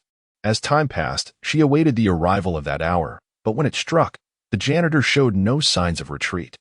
It dawned on Luokeke that only by completely eliminating the enemies within the train could they achieve ultimate victory. Yet, the janitor stood before her like an indomitable iron fortress, blocking her path. Luokeke exerted every ounce of strength, yet could not leave a single mark on the janitor's form. Not even a scratch remained. Time slipped away, and her energy waned, yet she could not falter. In the brief moments of respite, she noticed that the battles at both the front and rear of the train had concluded. Luo Rue and Yin Yi had exhausted their strength in a mutual destruction with the attendant. Qin Ning had sacrificed his own hearing to sever the dealer's head. Now, only Luokeke and her adversary, the janitor, remained engaged in combat. If she were to fail, all the survivors' efforts and sacrifices would be in vain. Not a chance. "I will not lose to you." Luokeke bit her silver teeth and gripped the flames in her hand tightly. The janitor showed no consideration for her emotions. Without hesitation, it swung its hand toward her. Luokeke rolled over, narrowly evading the blow by leaping onto a seat. At this point, she realized that there were only 2 methods to breach the janitor's ironclad defense. The first was to spend 10 minutes, as she had in the previous wave, gathering enough elemental energy for a significant attack. However, this approach required cover from others, and with Luokeke fighting alone, no one could assist her. Moreover, she lacked the stamina and mental fortitude for such a strategy, leading her to dismiss it without hesitation. It appeared she would have to resort to option 2. But could this body endure it? Taking a deep breath, Luokeke concentrated, gathering a sphere of fire element at her fingertips. "Luokeke, fire cannot penetrate the enemy's defenses. Why waste your strength on it?" A voice of doubt echoed in her mind. "Shaoan, you share my memories. You should understand what I intend to do." Luokeke paused, then extended her left hand, conjuring a sphere of water element. Beyond being an elementalist, I possess another title, one bestowed upon me by the elements. As she spoke, Luokeke gazed at the conflicting elements in her hands and pronounced her other title with deliberate clarity. They call me the Elemental Tyrant. Chapter 103. The Elemental Tyrant who dominates all water and fire, two elements with wholly opposing natures, forms, and attributes. Epitomize extremes, the all-encompassing gentleness of water and the cataclysmic ferocity of fire. Typically, these antagonistic elements cannot coexist. When they collide, they consume each other's energy, resulting in mutual annihilation. Given this, why does Rococo choose to merge them? Throughout history, countless talented individuals have crafted an array of rules and techniques for harnessing elements. Rococo evenly spread the fire element from her right hand onto the dagger, Sangwa, igniting a resonance of fire within it. In an instant, the silver blade transformed into a brilliant orange flame. Gripping Sangwa firmly, Rococo guided the flickering flames to trace an elegant arc in the air.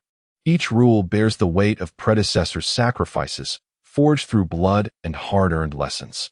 These rules are often intricate and cumbersome, with many rendered obsolete by the passage of time. Yet, Rococo explained to Shaoan, regardless of how times change, one fundamental rule remains. One must never forcibly fuse two differing elements. The consequences could range from mere unconsciousness to complete obliteration. Bending low, Rococo took a deep breath, seemingly recalling an unpleasant memory. Elements possess a consciousness of their own. They harbor disdain for one another. Thus, should an element user recklessly attempt to merge them, the elements would violently resist. Such resistance typically leads to energy dissipation, a relatively benign outcome. However, in worse scenarios, it could result in a backlash, causing the energy to spiral out of control. As Rococo spoke, she charged toward the janitor, tightly gripping Sangwa and thrusting it into the creature's chest. The fiery dagger pierced. Yet due to the ability known as impenetrable fortress, it merely left a small gash. Flames ignited the janitor's clothing but inflicted no substantial harm. Undeterred by the sight, Rococo deftly evaded the creature's counterattack and raised her left hand, now infused with water element. Historically, even the earliest elemental users struggled to achieve such fusion. This vexing predicament persisted until I became an elemental user myself. Rococo paused, condensing the water element in her left hand into a sharp water spike. In those days, I regarded everyone with contempt. My arrogance led me to take that perilous step.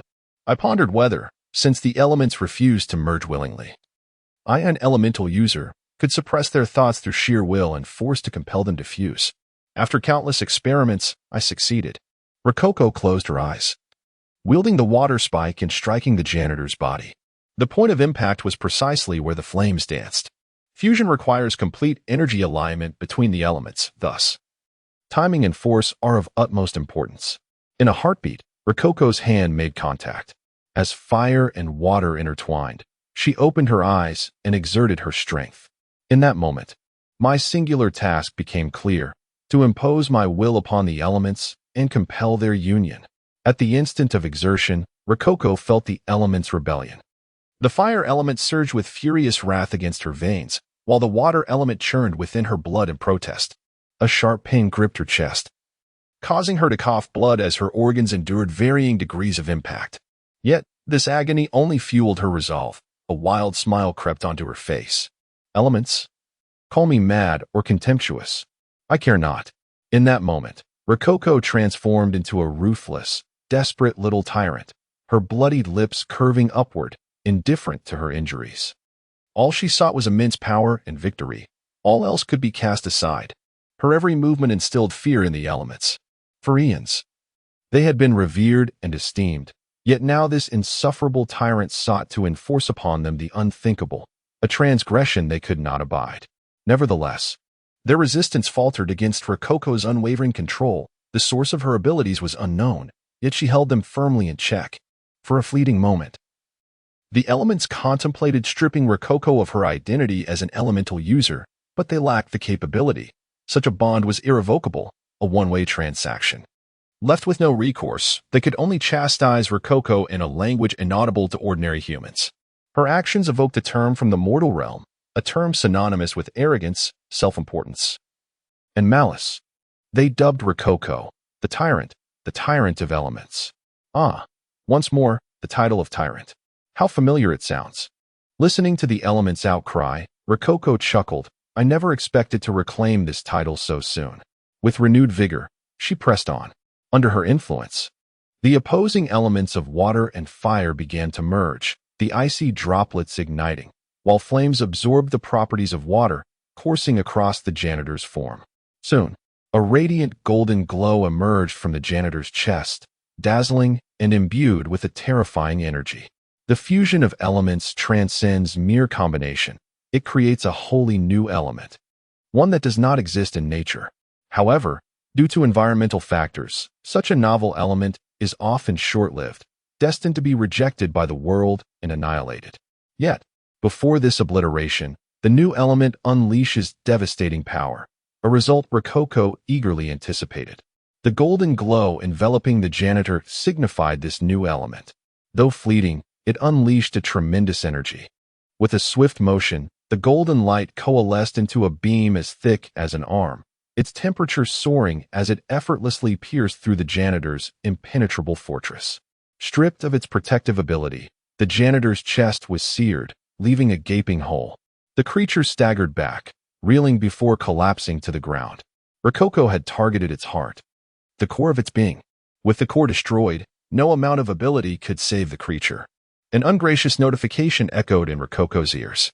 The anomalous entity, underworld janitor, Iron City Shield type, has been defeated. Hunter license has gained experience points, resulting in a level increase. Common artifact, Azure Flame, has acquired experience points, resulting in a level increase. Underworld token has gained experience points, resulting in a level increase. Divider, PS. In consideration of our friends who need to attend school, today's update time has been adjusted to 8 a.m., while the schedule for other days remains unchanged. Chapter 104. The conclusion and epilogue. After eliminating the janitor, Luokeke sighed in relief. However, before she could celebrate, a sudden pang of pain gripped her heart, causing her body to weaken. Luokeke understood that this was the consequence of her internal elements rebelling just moments ago. In her previous life, Luokeke had only attempted to fuse elements after becoming a level 5 adventurer. Now, however, she barely equated to a level 3 adventurer. Forcing the use of such power could inflict irreversible damage upon her body, which is why she had only unleashed it in dire circumstances. Yet, Luokeke felt no regret, for she had emerged victorious, and that alone sufficed. As she collapsed, Luokeke vaguely heard the train's intercom announcing that the survivors had completed their mission and were now beginning their return. Suddenly, the entire train began to sway. Approximately 2 minutes later, the carriage jolted violently, as if it had collided with something, causing it to lose control and tumble recklessly. Lying on the ground, Luokeke felt the world spin around her, her body rolling uncontrollably as deafening noises and crashing sounds pierced her ears. After another minute, the train ceased its tumultuous rolling, and the surroundings fell into silence. A beam of pure sunlight broke through the dense fog enveloping the train, and as Luokeke beheld this light, she realized they had returned to the realm of reality. Moments later, flames and thick smoke began to rise around the train, and voices drifted into the carriage. Oh my! The G1079 train was just put into service. How could it have overturned? They say it was a landslide. Alas, who can predict natural disasters? This grave incident. Let us hope we can rescue more survivors. The train is in such disarray. I doubt we'll find a single intact body in those front carriages. It's truly tragic. Wait, don't speak yet. I think I hear breathing. Here. In the 7th carriage, there are a few survivors. Quickly, call for assistance. We need a crane and heavy cutting equipment. Before losing consciousness entirely, Luokeke felt several individuals in rescue gear gently lifting her onto a stretcher and carrying her away. It was over. Luokeke closed her eyes. Tick. Tick. Dear viewers, welcome to the morning news on Mo City Television. Yesterday at noon, the G1079 train, while passing through the Mingqing Mountain Tunnel in northern Mo City, was struck by a boulder caused by a landslide, resulting in a severe overturning incident. Our city promptly dispatched rescue teams, and by 3 o'clock yesterday afternoon, They successfully rescued 5 survivors from the 7th carriage.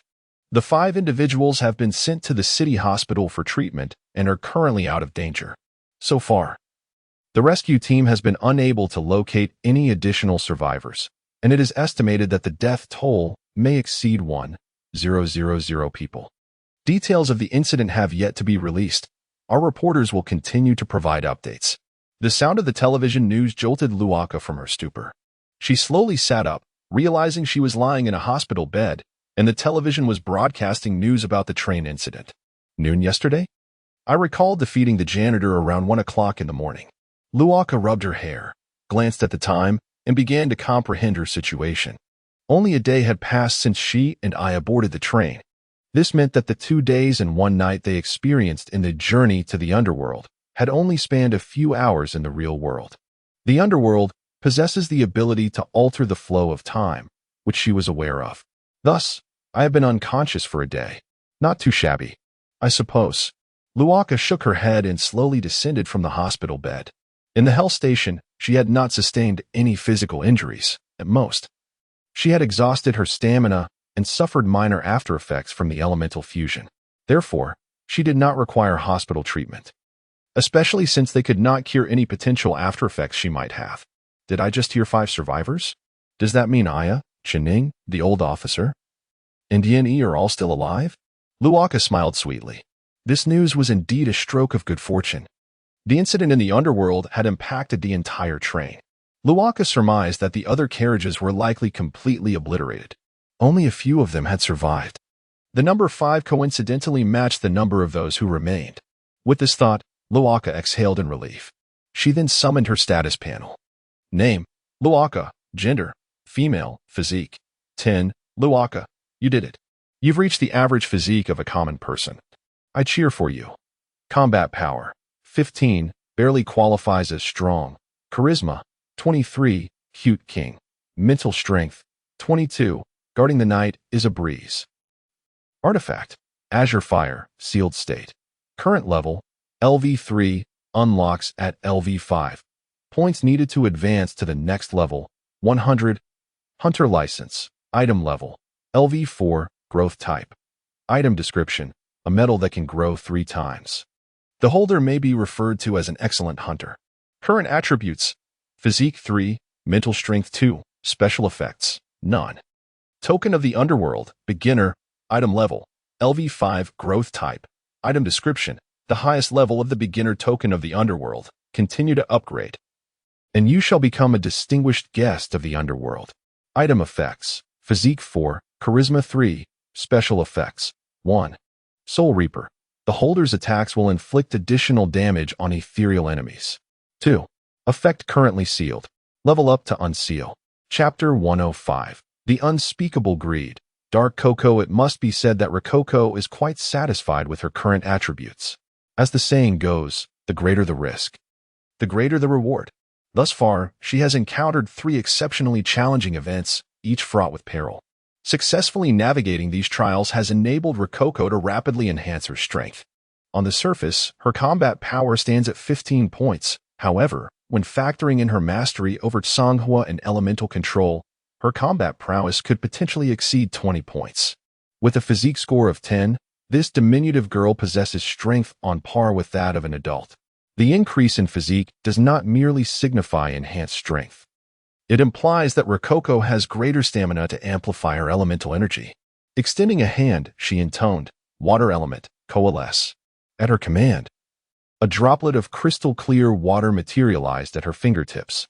In less than 10 seconds, this sphere of pure water expanded to the size of a football, with energy contained within far surpassing the water spikes she had previously conjured. Quite impressive, at least double the strength of before. Rococo nodded in satisfaction, intending to disperse the elemental sphere. Yet, at that moment, she sensed a peculiar emotion emanating from the element in her hand. Beyond mere respect, the element simultaneously exhibited fear and trepidation. Rococo paused, quickly realizing that this was a manifestation of their dissatisfaction toward her earlier actions. They were reluctant to be forcibly merged. With a gentle sigh, she reassured them. All right, do not be afraid. If you cooperate willingly, I shall not need to compel you. In truth, The merging of elements does not erase their consciousness, meaning this technique would not impact the elements themselves. If you behave, I am quite amiable, Rococo smiled warmly. Upon hearing her comforting words, the elements gradually dissipated. Whether they were truly comforted or merely frightened remains uncertain. Setting aside the elemental concerns, Rococo noticed some changes in her skill panel. Excluding the fixed skills of cuteness, weakness, and unlucky, her God of Death's 5 styles had also advanced to LV3. This indicated that with continued practice, Rococo could swiftly regain her peak strength. Furthermore, her Sangwo was merely 2 levels away from unlocking its seal. The situation was improving splendidly. Rococo beamed with joy. Instinctively, she opened the shop panel, only to discover an astounding 150 abnormal points. Little Dark, what is going on? Rococo was bewildered. Prior to boarding the underworld train, she had accumulated 150 abnormal points, and given that the system task had not been issued during this event, she assumed this incident bore no rewards. Moreover, at the Hell Station, she had utilized Dark Coco's power to unleash the second ability of Tsanghua, costing her 1,000 points. Logically, she should have only around 2,000 abnormal points remaining. The acquisition of abnormal points is not solely through task completion, Dark Coco explained languidly. Eliminating abnormal entities of B rank or higher grants additional abnormal point rewards. At the Hell Station, you personally defeated 3 B rank entities. The rewards for Limb Fragment and Soul Phantom were 500 points each, while the Underworld Janitor yielded 2,000 points, totaling 5,000. After listening to Dark Coco's explanation, Rococo nodded, beginning to understand. Rewards for slaying entities were not entirely unjust. Yet, if high-level entities grant rewards, could it not be the case that low-level ones do as well, only to be hoarded by certain individuals? Rococo narrowed her eyes, tapping the panel before her. Coco, take your time browsing the store. I have matters to attend to, so I shall take my leave. Dark Coco offered a perfunctory response before vanishing from sight. Rococo shook her head in resignation, deciding not to pursue the matter further for the time being. With 150 abnormal points at her disposal, this substantial sum could procure a plethora of items. Additionally, her experience in the underworld, where the shop was sealed, taught her that abnormal points should not be hoarded. They should be spent when necessary. With this mindset, she turned her gaze to the shop panel before her. Below is the system shop exchange list. 1. Apparel 2. Weapons 3. Armor 4. Items. As per her usual practice, Rococo disregarded the apparel and weapons categories, instead searching for what she needed in the other 2 classifications. First and foremost, she sought medicinal supplies.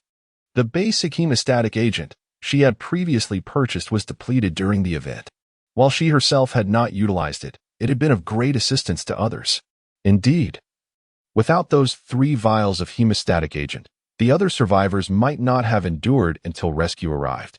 With a flick of her wrist, she spent 250 abnormal points to acquire 5 vials, storing them in her spatial ring.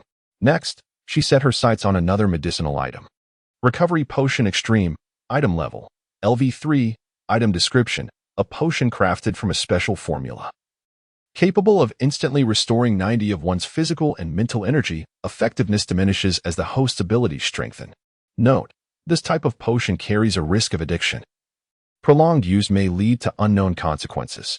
Exchange price, 1,000 abnormal points per vial. Undoubtedly, this was a valuable item. However, its price was indeed steep. A 90 restoration of physical and mental energy during combat is akin to a second life. Thus, she gritted her teeth and purchased a vial, placing it in her spatial ring for later use. As for the potential for addiction, she dismissed it from her mind. With 22 points of mental energy, she reasoned that it should not significantly affect her. Rococo then shifted her attention to another item. Werewolf Bloodline, item level, LV2, item description, extracted through special means. This werewolf blood allows the user to transform into a werewolf, significantly enhancing physical attributes. However, the side effect is an uncontrollable rage during the full moon, transforming the user into a ferocious wolf. Exchange price, 5,000 abnormal points. bloodlines sold in the shop invariably come with some degree of side effects, and among them, the werewolf bloodline possesses the least. While it is indeed a remarkable item, it does not quite suit me. Rococo shook her head, suppressing her desire to purchase it. Undoubtedly, a bloodline that enhances physical attributes would be a treasure for her. Yet, the side effects of the item deterred her. Werewolves certainly exist in this world, classified as abnormal entities. Given Rococo's already sensitive identity, transforming into a wolf girl would yield consequences too dire to contemplate.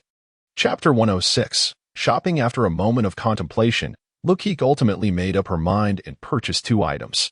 The first was an upgrade for her spatial ring, costing 2,000 anomaly points.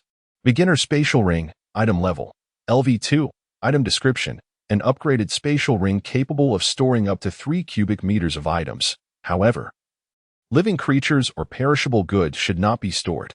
Next upgrade price, 5,000 anomaly points. As her collection of miscellaneous items grew, Luokeke found her spatial ring increasingly insufficient.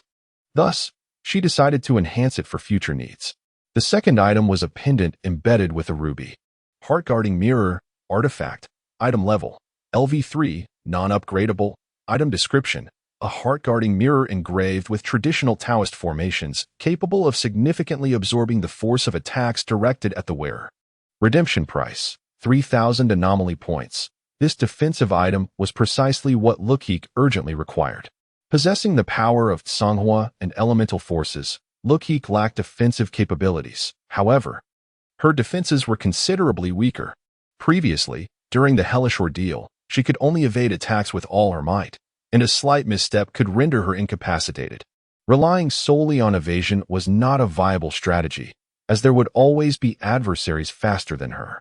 Hence, this damage-absorbing heart-guarding mirror alleviated her immediate concerns. Speaking of which, I have never interacted with the Taoist sect in either this life or the last. I wonder what those Taoists are up to now. After adorning herself with the pendant, Luokeke closed the system panel. With 900 anomaly points remaining, which were insufficient to purchase anything significant, she decided to save them. This journey to the underworld had yielded considerable rewards, and at this rate, it would not be long before she could regain her peak strength. Having dealt with her personal matters, Luokeke slipped into her bunny slippers beneath the hospital bed, intending to venture outside. Just then, the door to the ward swung open, and a familiar figure entered. "Ah, Miss Luokeke, you are awake." The newcomer was Yang Shu, the chief steward of the Luo family. Though he appeared sprightly, dark circles encircled his eyes, indicating a sleepless night. Subsequently, Yang Shu bowed his head in an apologetic gesture, much to Luokeke's surprise. "In less than a month. You have found yourself in peril twice. This is my dereliction of duty." A tinge of guilt laced Yang Shu's words. Despite rushing to the accident scene upon receiving the news and collaborating with the rescue team to locate Luokeke amidst the wreckage, her repeated brushes with danger left him deeply remorseful. Natural disasters and calamities are unavoidable. How can one blame you for such occurrences? Luokeke shook her head gently, replying, "Who would have anticipated that the train would encounter a landslide? There is no need for you to feel guilty." With that, Luokeke slowly helped Yang Shu to his feet, preventing him from continuing with his apologies. In a way, extraordinary events can be seen as a form of natural disaster. Such irrational occurrences warrant no complaints. Luokeke had never been one to blame the heavens for her misfortunes. Assisting Yang Shu, Luokeke inquired, "What of Sister Aya? How are the other survivors faring?" "Aya is still unconscious. Her injuries are quite severe. The doctors have informed me that she suffered lacerations from shattered glass during the train's overturn and has lost a significant amount of blood. She remains in a critical state." Yang Shu shook his head, his eyes reflecting a hint of sorrow. Although he held a professional relationship with Aya, he greatly admired her sense of responsibility and meticulous work ethic, perhaps considering her as a daughter in his heart. Luokeke nodded softly, aware that Aya's injuries were not merely from shattered glass, but rather from the bites of the underworld's marching ants. Concealing the truth of the incident was a common tactic employed by the underworld. As for the other survivors, Yang Shu paused before explaining. Their injuries are also grave, and they remain unconscious. However, they have all escaped the clutches of death. A silver lining amidst the misfortune. Luokeke sighed in relief. Afterward, she stretched languidly and suggested, "Yang Shu, let us visit Sister Aya." Upon hearing Luokeke's words, Yangshu was momentarily taken aback. He sensed a subtle change in her demeanor. From her previous gentleness and introversion, she now exhibited a newfound assertiveness, even exuding a hint of authority in her tone. Though her request was phrased as a plea, it bore an irresistible weight that Yangshu could not deny. After a brief silence, Yangshu nodded and opened the door to the ward. Miss Luo seems to have matured considerably. This is indeed a good thing, Yangshu thought silently. Ai's hospital room was adjacent to Luokeke's. Gazing at the pale-faced head maid resting on the bed, Luokeke gently clasped her hand, offering no further words. 10 minutes later, the two departed the ward in silence. Observing the bustling hospital corridor, Luokeke paused momentarily before addressing Yangshu. Let us return home. Her health was no longer in jeopardy, and remaining in the hospital would only waste time. Yangshu was taken aback for a moment before nodding in agreement. This morning, the attending physician informed me that you were indeed well, merely requiring some recuperation. Returning home would be advisable. However, upon your return, you must promise me one thing, to minimize your outings and prioritize rest at home. Yangshu raised a finger to emphasize his point. Why is that? Luokeke inquired, puzzled. There are two reasons. Yangshu paused before elucidating. First, there have indeed been unsettling occurrences in Mo City recently. Such unfortunate events have become all too frequent, making home the safest haven. Upon hearing this, Luokeke furrowed her brow slightly. She had an inkling that Yangshu knew more than he let on. After all, there was no reason for him to speak of unrest, as the world had been at peace for quite some time from the perspective of ordinary citizens. And the second reason, Yangshu's voice interrupted Luokeke's contemplation, and a rare smile graced his serious face. In 2 days, this weekend, your parents, Mr. Luo Yun and Mrs. Milaner, will return to celebrate your birthday with you.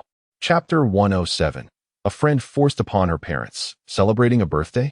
Upon hearing these words, Luokeke was momentarily taken aback. She rummaged through her memories and realized that her birthday was indeed just 2 days away, on September 7th, recalling her past. She noted that her adoptive parents had scarcely celebrated her birthday, making this occasion somewhat of a novelty. From the previous remarks of Uncle Yang, the butler, it seemed that the couple had taken time off from their duties out of concern for Luokeke's mental well-being.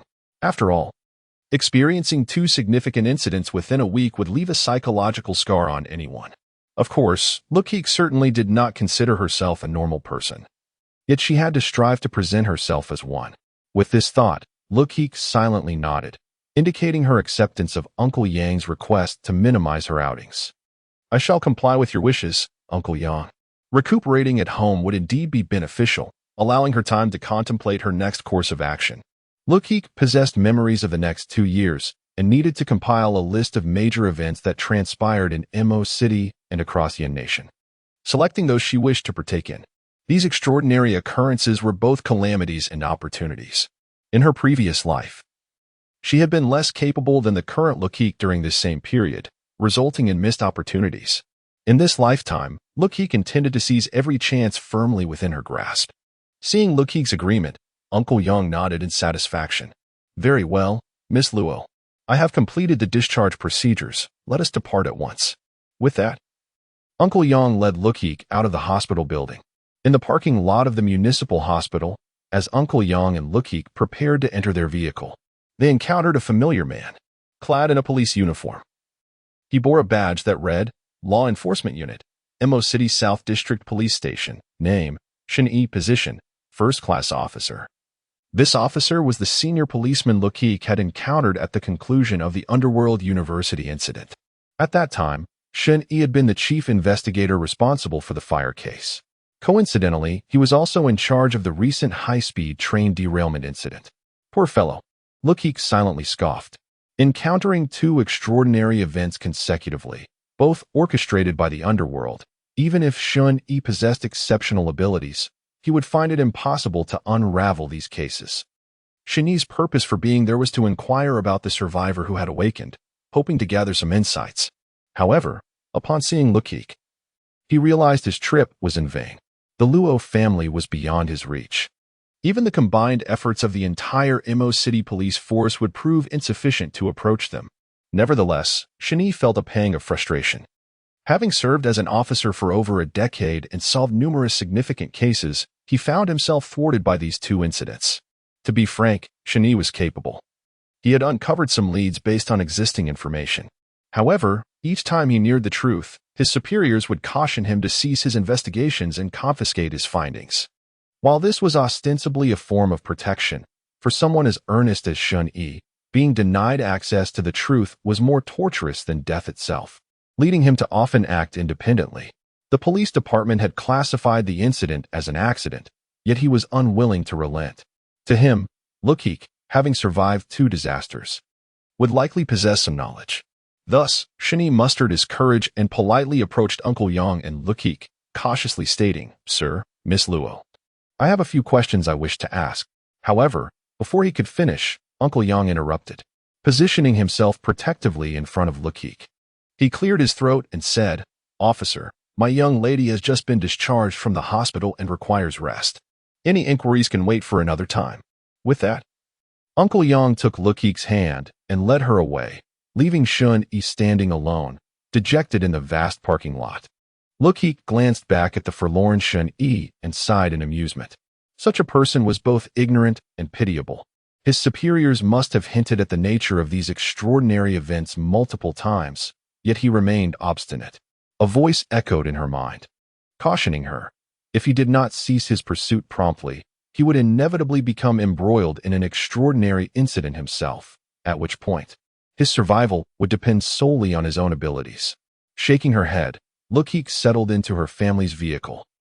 The sleek black car belonging to the Luo family cruised slowly along the road as Luokeke gazed vacantly out the window, pondering how to navigate the impending birthday gathering. Observing Luokeke's distracted demeanor, Uncle Yang smiled and said, "Miss Ku, I have some good news to share with you." "Good news?" Luokeke raised an eyebrow, instinctively inquiring. "What is it?" "Mr. Luo believes that living alone without companionship from peers would render your daily life quite lonely, so he has arranged for a friend to live with you." Uncle Yang gestured towards the direction of the Luo estate, cheerfully adding, "She should have already arrived at the Luo manor." "A friend?" Luokeke inquired, puzzled. "Who is she?" "Mr. Luo has established a charitable foundation dedicated to assisting impoverished children in completing their education, as you may already know." Uncle Yang explained, "Many children, upon finishing their studies, choose to join the foundation or work for Mr. Luo's enterprises. The friend Mr. Luo has arranged for you was once a beneficiary of this support and is now employed within the company. Although she is somewhat younger, her knowledge and capabilities are quite remarkable. She is now a core research member of the company. However, due to certain special circumstances, she is currently not required to work, which is why Mr. Luo arranged for her to live with you, Miss Ku." Listening to Uncle Yang's explanation piqued Luokeke's interest. Though she was unaware of the specifics regarding her father Luo Yun and the Luo family's enterprises, the mere establishment of a foundation indicated that their assets were substantial. In this context, it was indeed remarkable for someone so young to become a core researcher in the Luo family's business. Yet, what did it mean to live together? Luokeke was somewhat perplexed. The presence of an unexpected companion would undoubtedly influence her actions. However, she reasoned that with adequate strategy, an ordinary person would hardly pose a threat to her. At worst, she would need to be more discreet in her endeavors. Ultimately, it was not something she could refuse. So she decided to wait until they returned home to assess the situation. With a resigned shake of her head, Luokeke concluded her thoughts. Chapter 108. Misty Moon and the Luo group. Half an hour later, Luokeke returned to her home. Uncle Yang escorted the young girl out of the car, and they leisurely walked into the villa. The maid stood at the entrance as usual, upon seeing Luokeke. Though they longed to touch the little girl, they understood that Luokeke had encountered a calamity and must be feeling quite down, so they restrained themselves out of consideration. Upon entering the villa, Luokeke spotted a pair of clean, small white shoes on the carpet. The size was tiny, evidently belonging to a little girl. Subsequently, Uncle Yang guided Luokeke to the study's door, gently opening it and saying, "Miss Kiki, please take your time chatting with Miss Misty Moon. I will go arrange lunch." With that, he departed. Misty Moon. The name, imbued with a certain charm, drew Luokeke into the study. However, the sight that greeted her left her utterly astonished. Seated by the desk was a petite girl, around 15 or 16 years of age, with long black hair and a pair of small glasses that made her appear exceedingly adorable. She swung her little feet while engrossed in a book titled New Developments in Atomic and Quantum Science, her focus so intense that she seemed oblivious to Luokeko's presence. The girl's features were strikingly symmetrical, and her faint golden eyes exuded an aura of sanctity, as if she were a rare beauty untouched by the world. Yet, it was not her appearance that surprised Luokeke, but rather the peculiar device resting on her shoulder. This girl named Misty Moon had a piece of white metallic armor resembling a shoulder guard, and above it, a long mechanical arm. The arm, crafted entirely from metal with a sleek silver alloy exterior, was devoid of unnecessary wires or bearings, rendering it both beautiful and minimalist. Under Misty Moon's deft control, the mechanical arm appeared remarkably agile. She skillfully utilized it to assist in writing and turning pages. Intrigued, Luokeke observed the girl before her, recalling information from her memory. Misty Moon was not disabled. She had equipped herself with the mechanical arm purely to aid her research and enhance her daily life. Her background was tragic. Abandoned by her parents at birth, she grew up in an orphanage. From an early age, Misty Moon exhibited extraordinary talent. And with the support of the Yin national government and the Luo Family Charity Foundation, she entered university at the age of 12, earning a doctorate in physics 3 years later. Thereafter, she officially joined the Luo family enterprise as a researcher. Luokeke recalled her father, Luoyin, frequently praising this girl. Yet, inexplicably, she had ceased her research to become Luokeko's roommate. Stealthily, Luokeke approached Misty Moon from behind, peering at the book she was reading. However, it was clear that the content was far beyond her comprehension. So profound, so complex. Luokeke muttered in astonishment at the dense mathematical formulas on the pages. Just then, the sound of a book closing interrupted her reverie. Sometimes, perusing such amateur science literature can indeed be quite enlightening, Misty Moon remarked leisurely as she stood up. Hearing Misty Moon's words, Luokeke felt a bit embarrassed. Misty Moon's voice was soft, imbued with an ethereal quality. Hello, my name is Misty Moon. It is a pleasure to meet you, young lady of the Luoha group. Miss Kiki, daughter of Mr. Luoyun. Her tone was calm as she extended her small hand, indicating a desire to shake hands. However, Luokeke was entirely absorbed by the mention of the Luoha group. The Luoha group. The realization that her family's enterprise was indeed the Luoha group struck her like a thunderbolt. What kind of entity was the Luoha group? In this era, when discussing lucrative enterprises, people typically think first of internet companies. One internet mogul once stated, "Those who control internet data control wealth and the future." Beyond the realm of the internet, what else might people consider? Agricultural enterprises? Banking? Or perhaps the discreet, yet substantial energy sector? The Luoha Group's operations were more perilous and expansive than any of these. Indeed, the Luoha Group was a military-industrial enterprise, one of the largest of its kind in Yin Nation and even the world. All manner of military equipment, from daggers and bullets to armored vehicles, aircraft, warships, and even missiles, were developed and produced by the Luoha Group. Moreover, some of the equipment utilized by the Adventurers Association was also supplied by them. In the coming years, as anomalies on Blue Star became increasingly frequent, the Luoha Group was poised to embark on large-scale research into anomalous technologies. Some have claimed that the size of the Luoha Group is so vast that it resembles a military-industrial complex, a statement not without merit, due to its immense scale. Few know who the actual power holders of the Luoha Group are, including Luokeke in her previous life. Yet now, Misty Moon had revealed this fact to her. I am actually the daughter of the Luoha Group's power holders. Luokeke nearly fainted from the revelation. No wonder the Luo family possessed such an expansive estate in. The police officer had ceased his inquiries the moment he learned of her identity. So that was it. With a sigh, Luokeke felt a pang of headache. "Littlein, you truly know how to find your parents," she silently grumbled. Such a status was exceedingly sensitive. She suspected that a single misstep could expose her identity, and that would spell disaster. "Kiki, how can you grow without a bit of pressure?" And Kiki replied nonchalantly, "I do this for your own good." "Then I truly thank you," Luokeke retorted.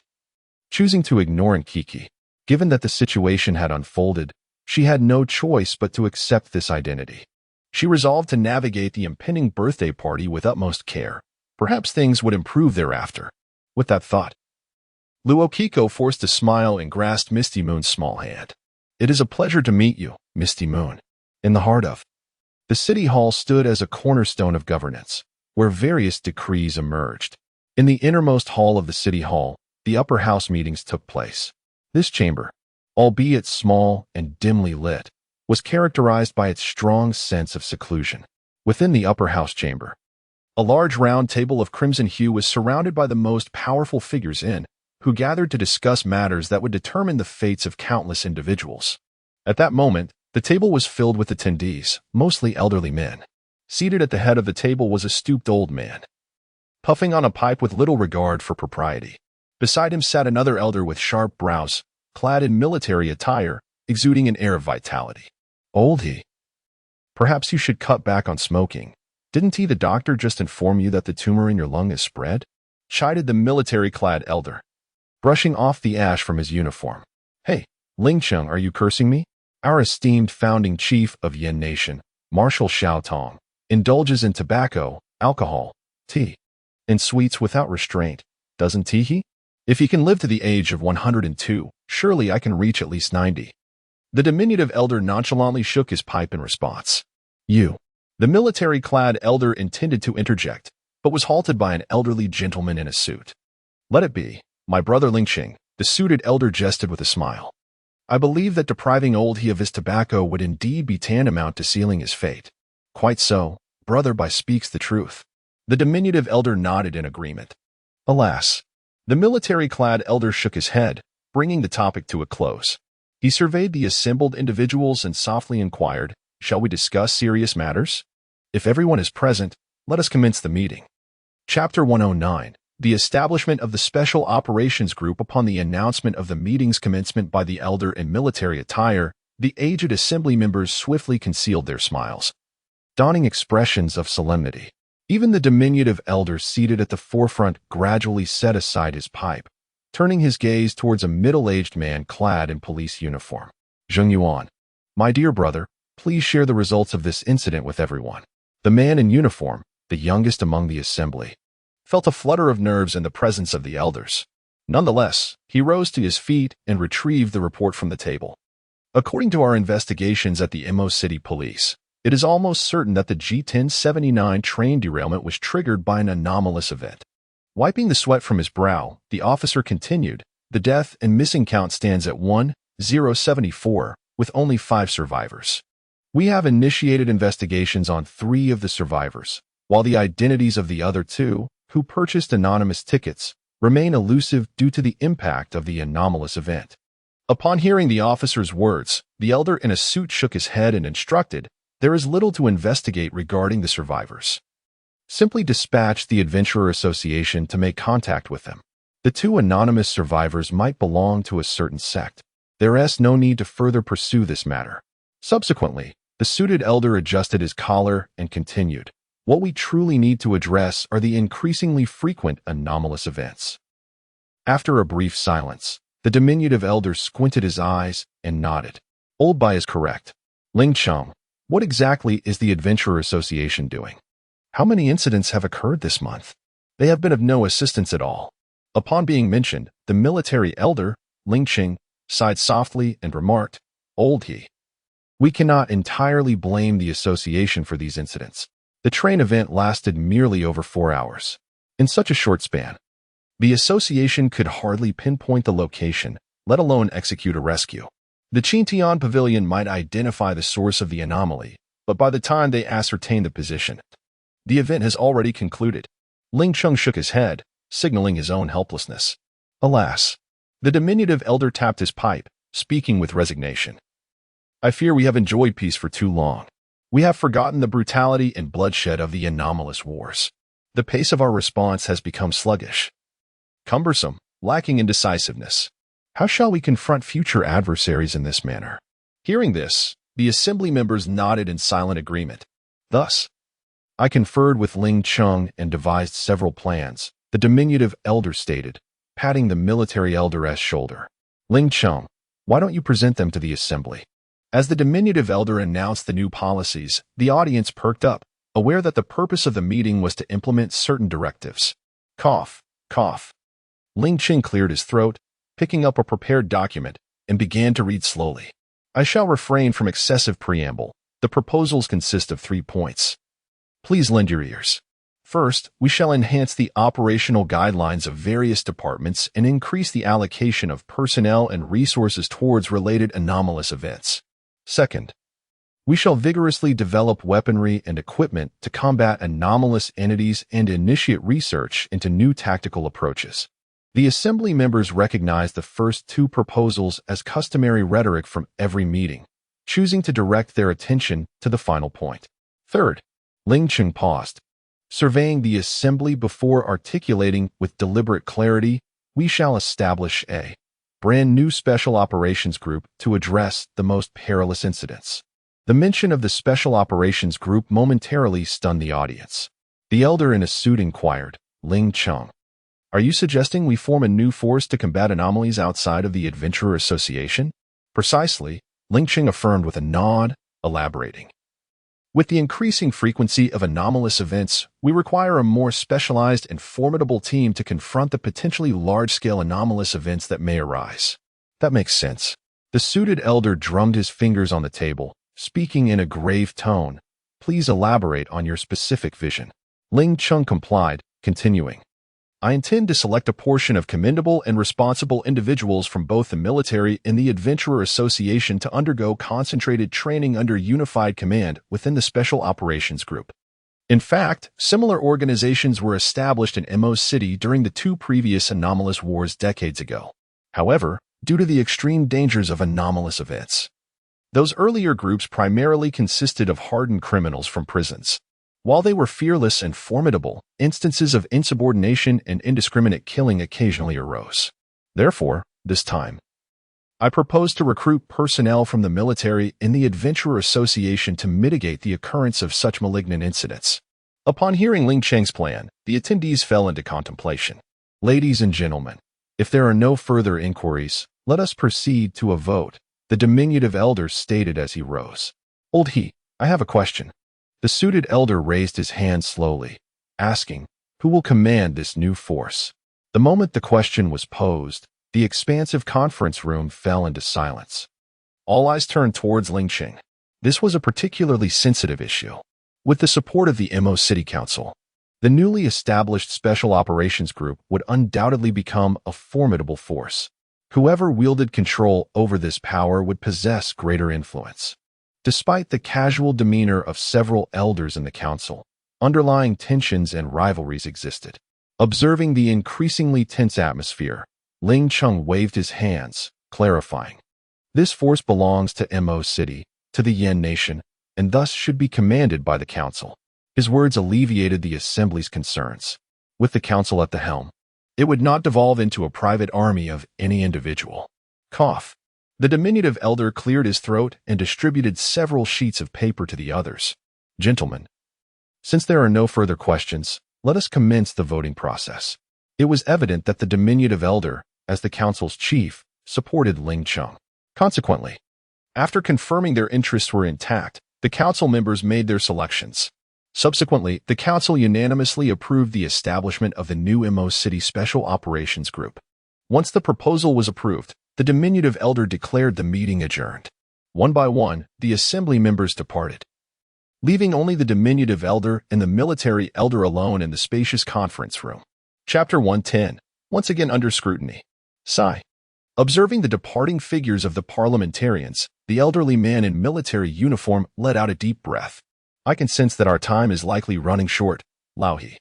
Fortunately, you have been supporting me all along.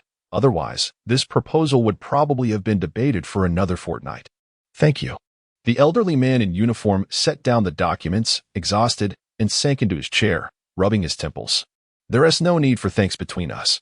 The short old man reignited his pipe, taking a deep draw, and nonchalantly remarked, back in the day, you pulled me from the heap of corpses. Without you, there would be no current chief counselor Heian of Mo City. I owe you a life, and nothing can repay that debt. After hearing this, the elderly man in military garb fell silent for a moment before shaking his head. Us old bones will eventually return to the earth. It is the younger generation that truly matters. With that, he shifted the conversation, speaking softly. Speaking of which, I recently heard that your eldest son, He-Ching, has passed away. The short old man waved his hand dismissively, coldly stating, according to my daughter Ning-er, he died in an anomalous event. That scoundrel has tarnished the He family's reputation for far too long. I should have expelled him from the family long ago, rather than waiting until he turned 20. Seeing the short old man's anger, the military elder could only shake his head in resignation. Daughters are certainly preferable. They are more sensible. The short old man sighed lightly, forcing a smile as he casually asked, your granddaughter from the Luo family must be 16 this year, right? When will you bring her to let me have a look? To let you see? I've hardly seen her myself. The military elder chuckled bitterly. I can barely recall her appearance or name. I think it's Kiki. Kiki. Luokeke. That is a lovely name. It sounds auspicious. The short old man tapped the ash from his pipe. My Ning-er is also at the age to settle down. Perhaps we should find a date for the two children to meet? The implication in the short old man's words hinted at a desire for a matrimonial alliance with the Luo family. Among the older generation, such unions between prominent families are considered quite normal. Becoming in-laws would only tighten their connections and interests. The military elder furrowed his brow slightly. Being of a military background, his thoughts were rather straightforward. He was not fond of intertwining the happiness of the younger generation with such trivial matters. He initially intended to refuse, but upon seeing the short old man's expectant expression, the words caught in his throat. Very well, if I'm not busy, I shall make arrangements. However, such matters must ultimately depend on the children's own wishes. As an elder, I cannot impose my will upon my granddaughter. The military elder sighed in resignation. Excellent. The short old man clapped his hands, nodding in satisfaction. Then it settled. A sneeze echoed. Hundreds of miles away, Luokeke, seated on a sofa, suddenly sneezed. Is someone thinking of me? Shawn, what are you up to now? Are you planning another scheme? Luokeke instinctively recalled Nkiki. It's not me. Nkiki whispered, if I wanted to scheme against you, you certainly wouldn't notice. That does seem to be the case. Luokeke frowned in contemplation. Who could be calling my name? Kiki, what's wrong? Just then, an ethereal voice interrupted Luokeke's musings. The speaker was her new friend, the academically gifted girl, Wuyu. At that moment, the two were seated on the sofa, exchanging their stories. Did I say something too complex that made you a bit agitated? Wuyu, adjusting her mechanical arm, absent-mindedly played with her hair. No. I just drifted off for a moment. Where were we? Luokeke quickly shook her head, urging Wuyu to continue. While the Mo City Council convened, Luokeke and Wuyu engaged in friendly conversation. Luokeke learned from Wuyu that the Luo River Group was currently researching some specialized weaponry, purportedly designed to combat certain monsters. The monsters Wuyu referred to were, of course, the anomalous entities. However, for reasons of safety, the Luo River Group had not allowed Wuyu to participate in these projects, meaning she had not been exposed to any anomalous events. But why was Wuyu ordered to cease her work? This was related to her research. Wuyu was an exceptionally bright child, and her research was quite audacious. She believed that the military technology of the Luo River Group and the entire Yin Nation was heading in the wrong direction. This could not continue. Thus, she advocated for a complete overhaul of the existing scientific research framework to focus entirely on a concept she termed singularity technology. Naturally, such a proposal would not be accepted. The Luo River Group could not bear that risk, nor would it entrust its fate to a mere teenage girl. The group sought to have Wuyu dutifully continue her research, but her stubborn nature meant she was wholly devoted to researching singularity technology, showing little interest in anything else. Luo Yun, the head of the Luo River Group and Luokeke's stepfather, had no choice but to relieve Wuyu of her duties, allowing her to stay with Luokeke for a while. The hope was to instill a sense of camaraderie that might temper Wuyu's obstinate character while also providing Luokeke with a friend. Sigh. Kiki, my theory cannot be wrong. Why won't Uncle Luo Yun believe me? Wuyu's head hung low, her mood somewhat dejected. Luokeke felt that this girl's demeanor was rather unusual. Most girls her age would typically discuss novels, television dramas, or perhaps games and comics if their interests were slightly broader. Yet this girl launched directly into a conversation about technology. And the crucial point was that Luokeke could hardly comprehend what she was saying. Every other sentence was laced with mathematical formulas. Who could withstand that? Before Wuyu could embark on another lengthy exposition, Luokeke quickly interrupted her. Wuyu, let us save the formulas for later. Let us eat first. With that, Luokeke took Wuyu's hand and hurried towards the dining room. Under normal circumstances, Luokeke might have indulged in listening to Wuyu's fantastical ideas. But at that moment, the little girl was far too hungry. She needed to eat quickly and then ponder how to face her parents. Chapter 111. The Dregs of Humanity. Under the meticulous arrangement of Uncle Yang, the dinner at the Luo residence was exceptionally lavish, starkly contrasting with the usually light meals they had. The main course featured an exquisite roasted baby back rib, accompanied by a pan-seared salmon, a bowl of rich beef stew, and a hearty mushroom soup. Luokeke did not particularly enjoy sashimi, as she found the texture rather peculiar.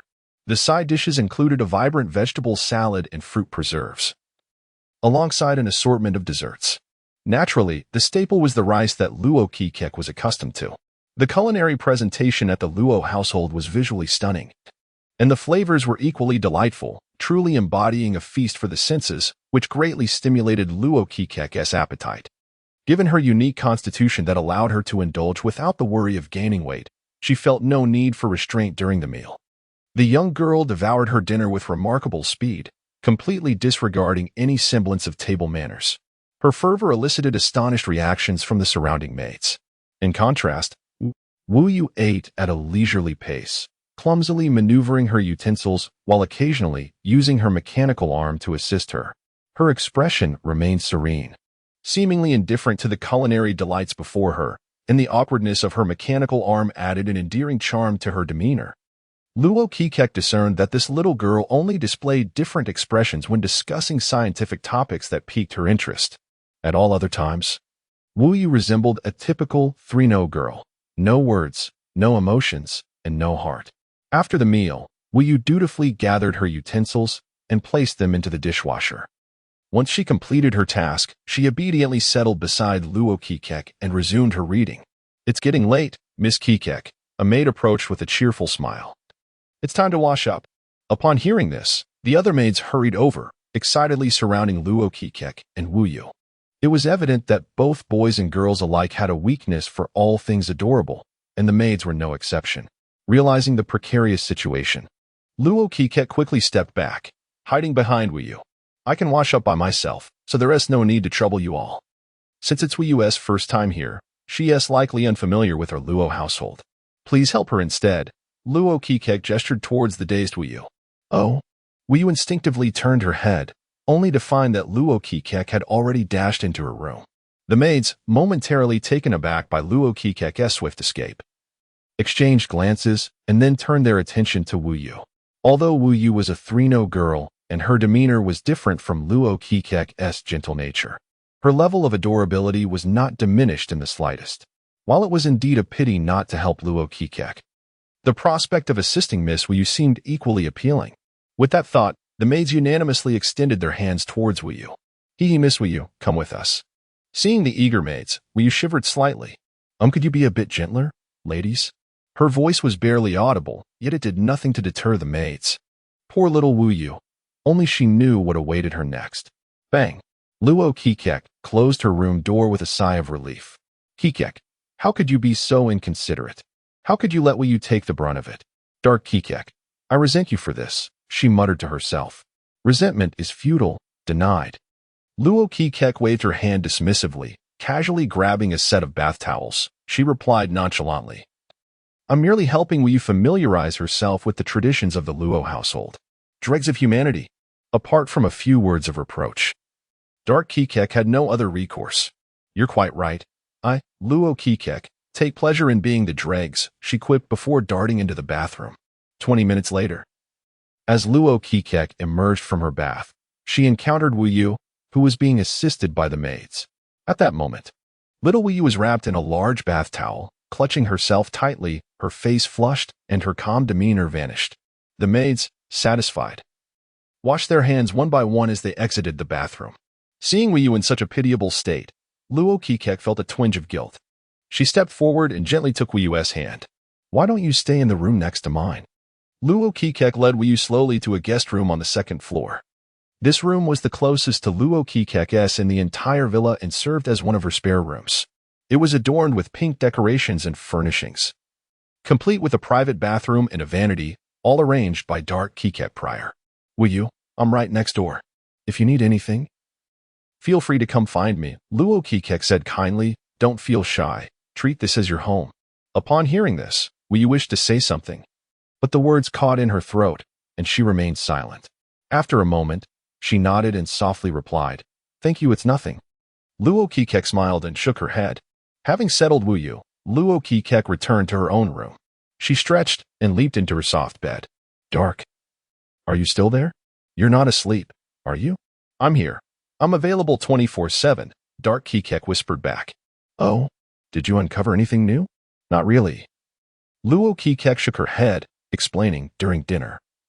I pondered for a moment and seemed to have a faint recollection of little Wu Yu and the singularity technology she mentioned. "What kind of recollection?" Dark Keket inquired, a hint of confusion in her voice. Chapter 112. Vulnerable to the attributes of innocence, though the memories of the two were entirely shared. They existed as fragmented pieces within their minds.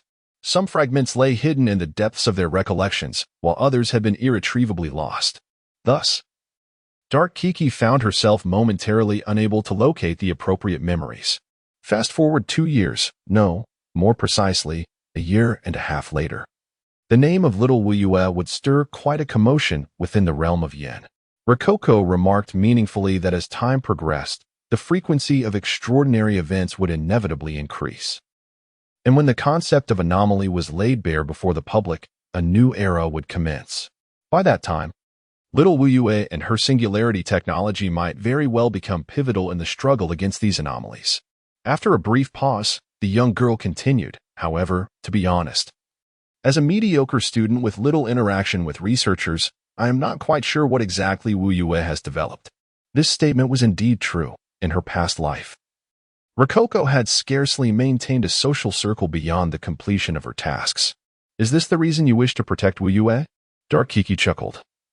"This hardly seems like the behavior of a mere mortal." "Kiki, so deeply concerned for the world, do you aspire to be a savior?" Upon hearing this, Rococo hastily waved her hands. It's not due to such lofty aspirations. I have no interest in being a savior whatsoever," she whispered. "I simply find her adorable and thus wish to protect her." In truth, Rococo was a person of pure intentions.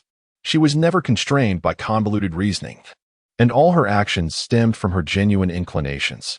In other words, her motivations were driven by her interests, whether it was salvation or destruction. It all hinged upon Rococo's whims.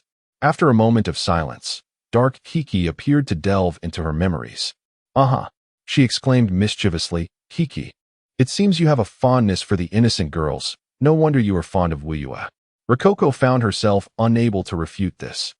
Whether in her past life or the present, in the realm of the two-dimensional or the three-dimensional, she had always been drawn to the obedient and innocent girls, completely defenseless against such attributes. This all traced back to an anime titled Neon Genesis Evangelion, which had served as her awakening. "Kiki, if you like, I could also adopt the demeanor of an innocent girl," Dark Kiki whispered slyly. "Get away." Rococo quickly shook her head in rejection. "That would be inauthentic. It lacks the essence."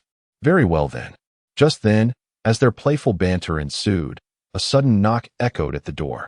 The two Kikis paused momentarily, then, perplexed, climbed out from under the covers to open the door. Standing outside was a petite girl, Wu Yu. "Wu Yu?" Rococo inquired, a hint of confusion in her voice. "What brings you here at such a late hour?" Wu Yu mumbled, her gaze cast downwards. "The maids have all left. That room is too big. And I feel a bit scared." Realizing the situation, Rococo understood that the young girl was afraid of the dark. The maids at the Luo residence departed every evening at 8, returning to their own quarters. Typically, only Rococo, the head maid Aya, and Uncle Yang, the chief steward, resided in the villa. Currently, however, Aya was hospitalized and Uncle Yang had personal matters to attend to.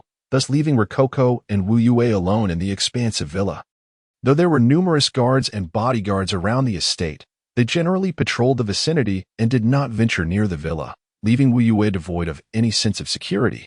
Whether for schooling or research, Wu Yue had always lived in communal dormitories. Now, suddenly thrust into a quiet single room, the young girl was evidently struggling to adapt. After all, no matter how remarkable her abilities, at heart, she was merely a girl of not yet 16. Understanding this, Rococo empathized with Wu Yue's sentiments. Without hesitation, she took Wu Yue by the hand and led her into her own room.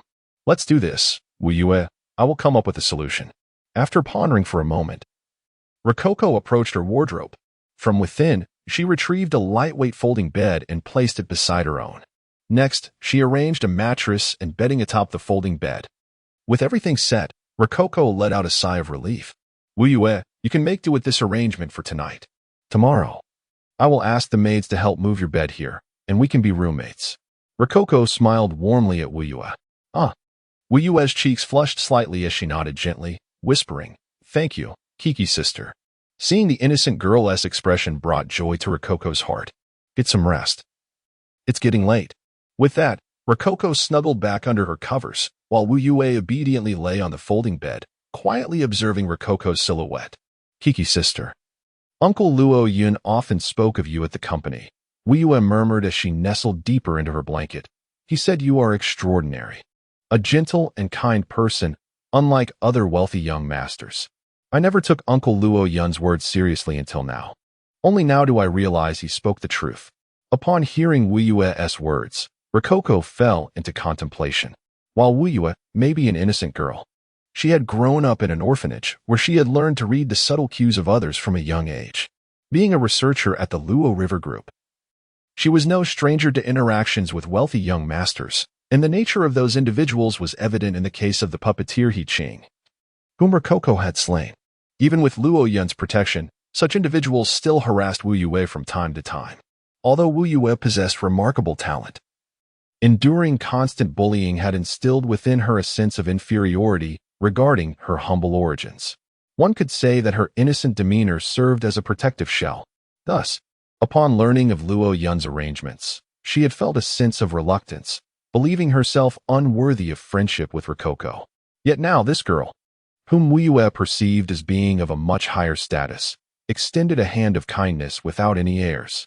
This shattered Wu Yue's mental barriers, endearing her to Rococo. "Kiki, if this were a dating game, you would have already completed the route." Dark Kiki teased softly. "Why must you always ruin such a lovely atmosphere, Shoudark?" Rococo replied earnestly. "Moreover, I am a serious person. Do not misinterpret my intentions with your peculiar thoughts." Sighing, Dark Kiki feigned sorrow. "Such a pure soul as mine. Yet I am consistently maligned by you. But I am magnanimous and shall not hold you accountable." "How kind of you," Rococo responded casually, then buried her head under the covers. "No more chatter. It's time for sleep." Chapter 113.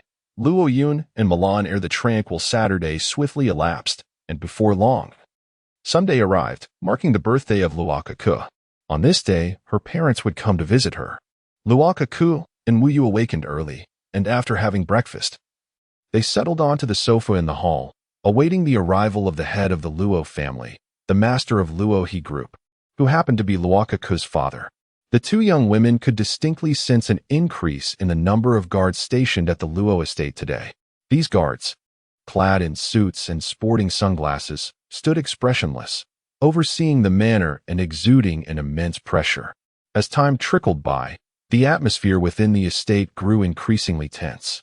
This was quite natural, considering Luo Yun, Luokeke's father, was a prominent figure in the business world of Yin country, his status rivaling that of the influential members of the Mo City Council.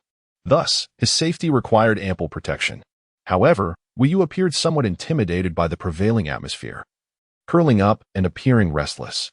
"Do not be anxious, little Wu Yu," Luokeke reassured her, grasping her hand gently. "I am here with you." In that moment, Luokeke subtly unleashed a portion of her own aura, dissipating the oppressive atmosphere. As the former foremost adventurer of Blue Star and an unparalleled elemental mage, she had encountered numerous grand events and was naturally unfazed by such pressure. although her current strength did not match that of her previous life. The accumulated aura and intent to kill over the years could be freely released. If she so wished, her presence alone could overshadow those well-trained guards. After regaining her composure, Wu Yu nodded softly, instinctively leaning closer to Luokeke. Half an hour later, the tense atmosphere within the manor reached its zenith. Even the maids employed by the Luo family sensed this pressure, perspiring and gradually bowing their heads. At that moment, a silver-gray sedan leisurely drove into the estate. Coming to a halt at the villa's entrance, the vehicle appeared unremarkable, lacking a logo, suggesting it was a custom model, in stark contrast to the car's ordinary appearance. Its black license plate was quite conspicuous, bearing the number MO A00003. This remarkable license plate indicated that both the car and its owner were of considerable significance. Subsequently, the car door slowly opened, and a gentle voice emanated from within. "Kiki, I am back." The tone was warm, suggesting that the speaker was a middle-aged man, likely in his 30s or 40s. Intriguingly, the moment the voice was heard, the oppressive atmosphere in the manor dissipated, and the invisible pressure on everyone vanished. Then, a man dressed in a black suit stepped out of the vehicle, his movements precise and courteous. He smiled, his long, arched eyebrows resembling two sharp swords, and his piercing black eyes radiated an inexplicable confidence. He was of average height, around 1.75 meters, his demeanor exuding vigor. After the man exited the car, a stunning woman in her 30s emerged from the other side. Although not young, she had well-maintained skin and appeared to be in her 20s. Her flowing golden hair danced in the breeze, and her eyes, like Luokeke's, were a regal shade of purple. Upon closer inspection, it was evident that Luokeke bore a striking resemblance to this woman, sharing approximately 60% of her features. Unspoken, this couple was none other than Luokeke's parents, Luo Yun and Milan Air. At the sight of them, Luokeke immediately discerned that neither had encountered any unusual events, or rather, they had not engaged with any anomalous entities. In truth, anyone who had experienced such events would bear a trace of peculiar energy. Typically, this energy is elusive, undetectable even by the most sophisticated instruments, which is why humanity has struggled to fully prevent anomalies. However, as the most formidable adventurer, Luokeke could accurately identify these energies, having firmly imprinted them in her memory. Thus, she could instantly recognize that Luo Yun and Milan Air were ordinary individuals. Yet, this observation surprised Luokeke. In her understanding, individuals in high positions often had some experience with the extraordinary, and even if they lacked combat abilities, they would have encountered unusual events through their bodyguards. However, the purity of Luo Yun and Milan Air's aura was astonishingly untainted by any anomalies, a rather peculiar phenomenon. Before Luokeke could contemplate this further, her mother, Milan Air, eagerly entered the villa and enveloped her in a warm embrace. "Kiki, my precious Kiki." Milan Air gazed at Luokeke with eyes brimming with love and tenderness. At first, Luokeke was momentarily taken aback, allowing Milan Air to caress her face as though she were a cherished doll. "Your father and I are always so busy. We seldom find time to be with you, my poor little Kiki." During her words, a hint of guilt surfaced on Milan Air's face. She believed that material satisfaction could not fill the emotional void in her child's life. However, the responsibilities that she and Luo Yun bore were overwhelming, leaving only a sliver of time for familial emotional connections. Feeling the warmth of her mother's affection, Luokeke silently embraced Milan Air, offering no words. Throughout both her past and present lives, Luokeke had never experienced familial love. She could not comprehend such emotions and could only respond with silence. Moreover, in fragmented memories, she discovered that her dark counterpart, Kiki, was also not adept at expressing emotions, often appearing quiet and obedient in the presence of others. In this light, she recognized the similarity between herself and Kiki. After a moment, Luo Yun approached as well. Upon seeing her husband enter the house, Milan Air released Luokeke, quietly stepping aside to create space for Luo Yun and Luokeke. "Kiki." Luo Yun wore a paternal smile, removing his gloves as he extended his hand toward Luokeke. Luokeke paused for a moment, ultimately uttering that cherished word, "Father." Upon hearing her call him father, Luo Yun froze momentarily, and after a brief pause, he exhaled deeply, beaming with delight. Kiki, are you no longer angry with me? Angry? Luokeke was taken aback, unsure of the meaning behind Luo Yun's words.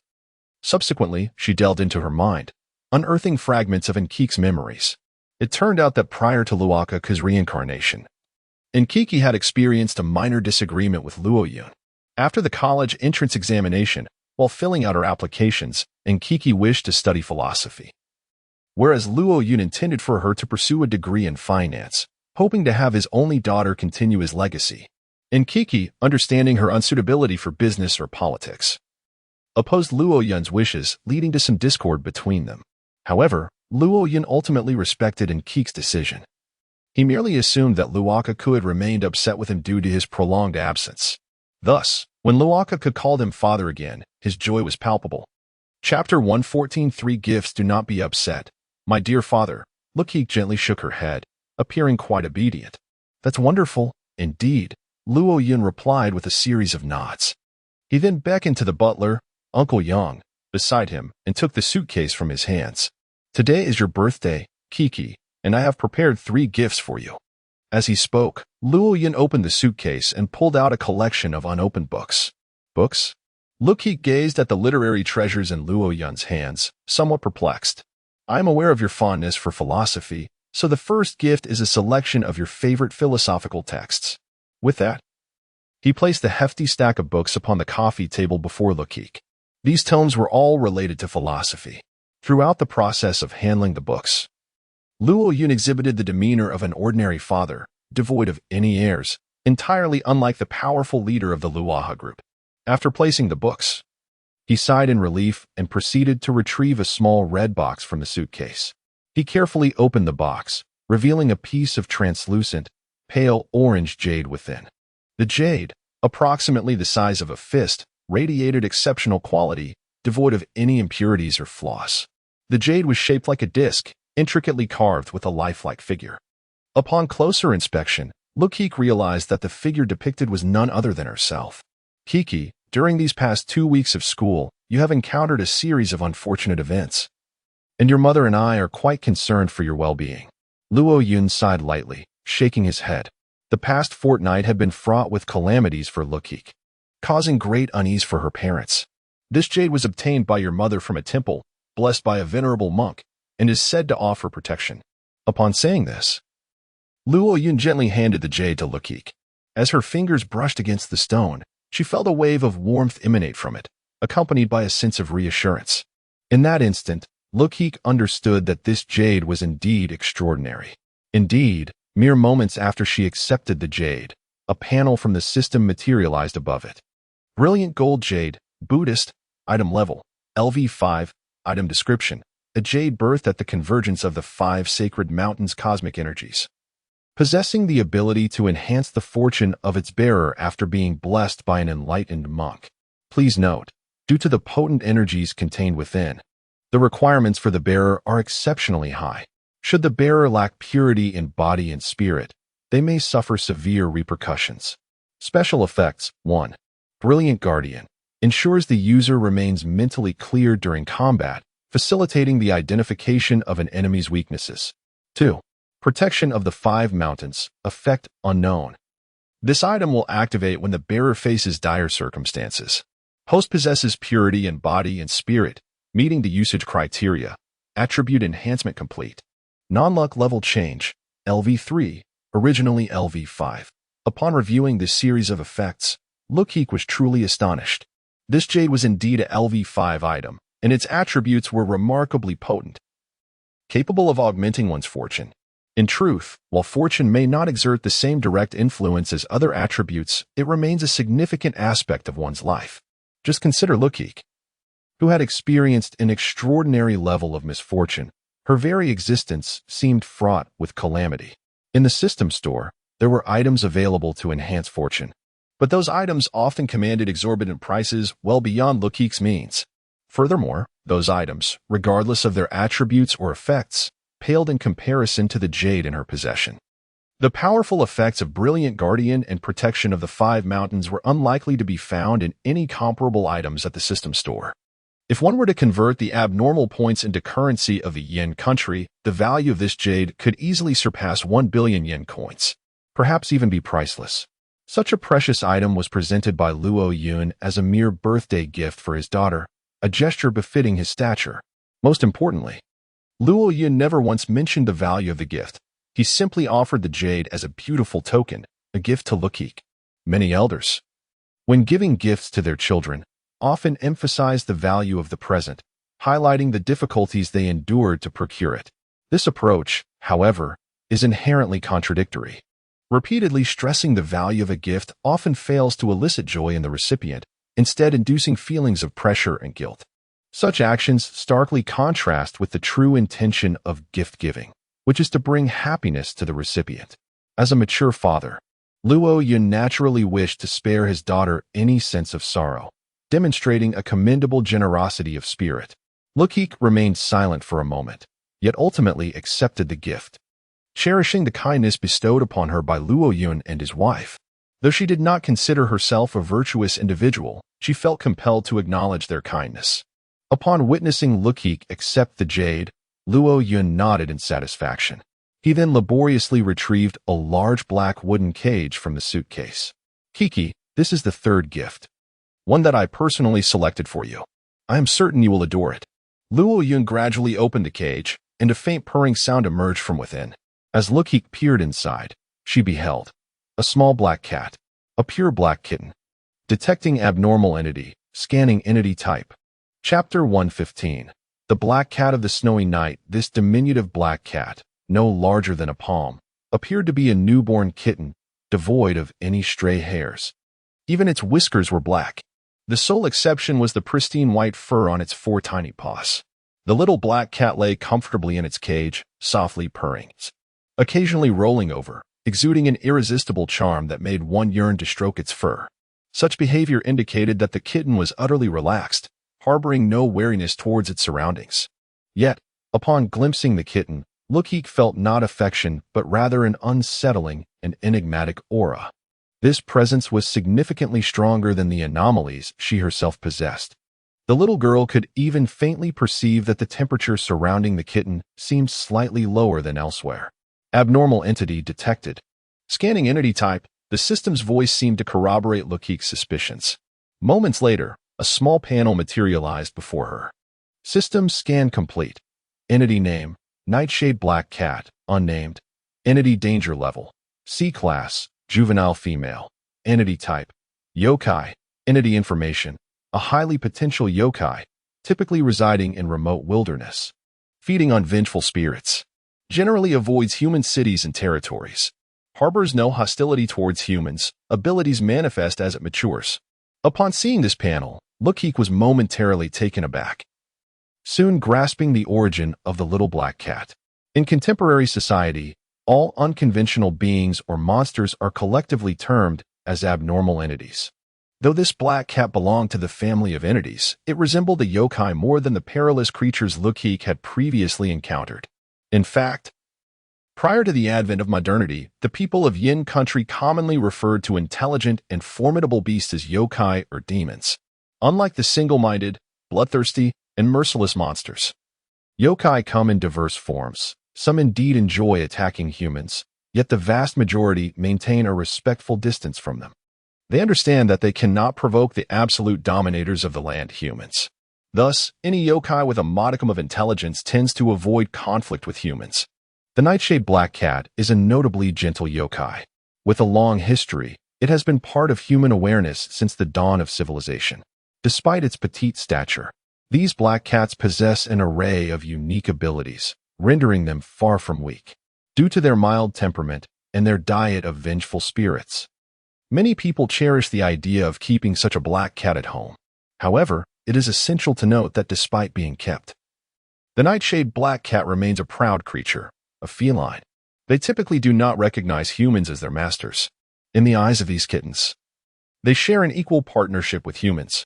Indeed, many powerful adventurers enjoy raising yokai as companions, nurturing them into loyal aides. These individuals have attempted to tame Nightshade Black Cats over the years, yet no successful cases have ever emerged in the world of adventurers.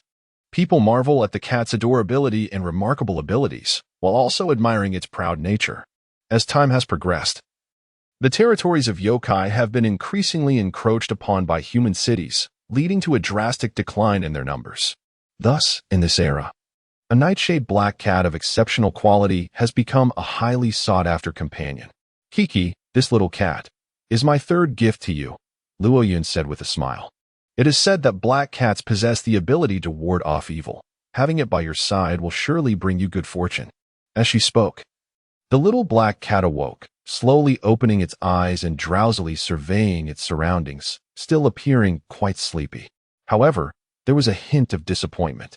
Luoyun sighed softly, stating, "For some reason, although this little black cat is not afraid of people and does not bite, it seems reluctant to be touched by others." As Luoyun spoke, she extended her hand towards the kitten, attempting to stroke its head. Observing Luoyun's approach, the little black cat raised its tiny white paw and retreated several steps, evading Luoyun's hand. It continued to back away until it reached the corner, finally halting its movement. What a peculiar cat. Luoyun retracted her hand with resignation, lifting the cat cage and placing it before Luokeke. Mew.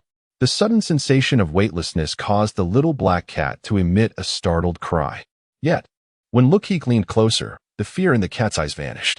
It began to purr gently, leisurely walking to the cage's opening, calling out to Luokeke. Despite knowing that the black cat was a yokai, witnessing such a delightful little creature wagging its tail toward her caused Luokeke to instinctively extend her finger, slowly approaching the black cat. To everyone's astonishment, this time the kitten showed no resistance. It leaned forward, extending its pink tongue to gently lick Luokeke's finger. "It appears it does not dislike you, Kiki," Ankh observed, watching the delighted little black cat with curiosity. "Why is that?" "There are two possibilities," Luokeke replied leisurely. "First, according to your logic, I am also an abnormal entity, so it perceives me as a kindred spirit. The second?" Ankh pressed for more. Luokeke paused, smiling as she explained, "The second pertains to you. Littlein, do not forget that the nightshade black cat feeds on spiritual entities, and you are currently an enticing spiritual entity." As Luokeke stroked the black cat's little head, a playful smile graced her lips. "Perhaps this little creature sensed your presence and considers you its reserved food." Upon hearing this, Ankh instantly deflated, even losing the desire to pet the cat. "Kiki, since this cat is not afraid of you, it signifies a special connection between you two," Luoyun remarked, gazing at the docile little black cat with a smile. "Why not give it a name?" "Name." At the sound of this word, Luokeke fell into deep thought. "How about calling it Luokeke? It's easy to remember." Ankh replied, half-heartedly, Luokeke, Luokeke. It rolls off the tongue. "I think that won't do. It's too common." Luokeke shook her head, dismissing Ankh's suggestion. "Mew."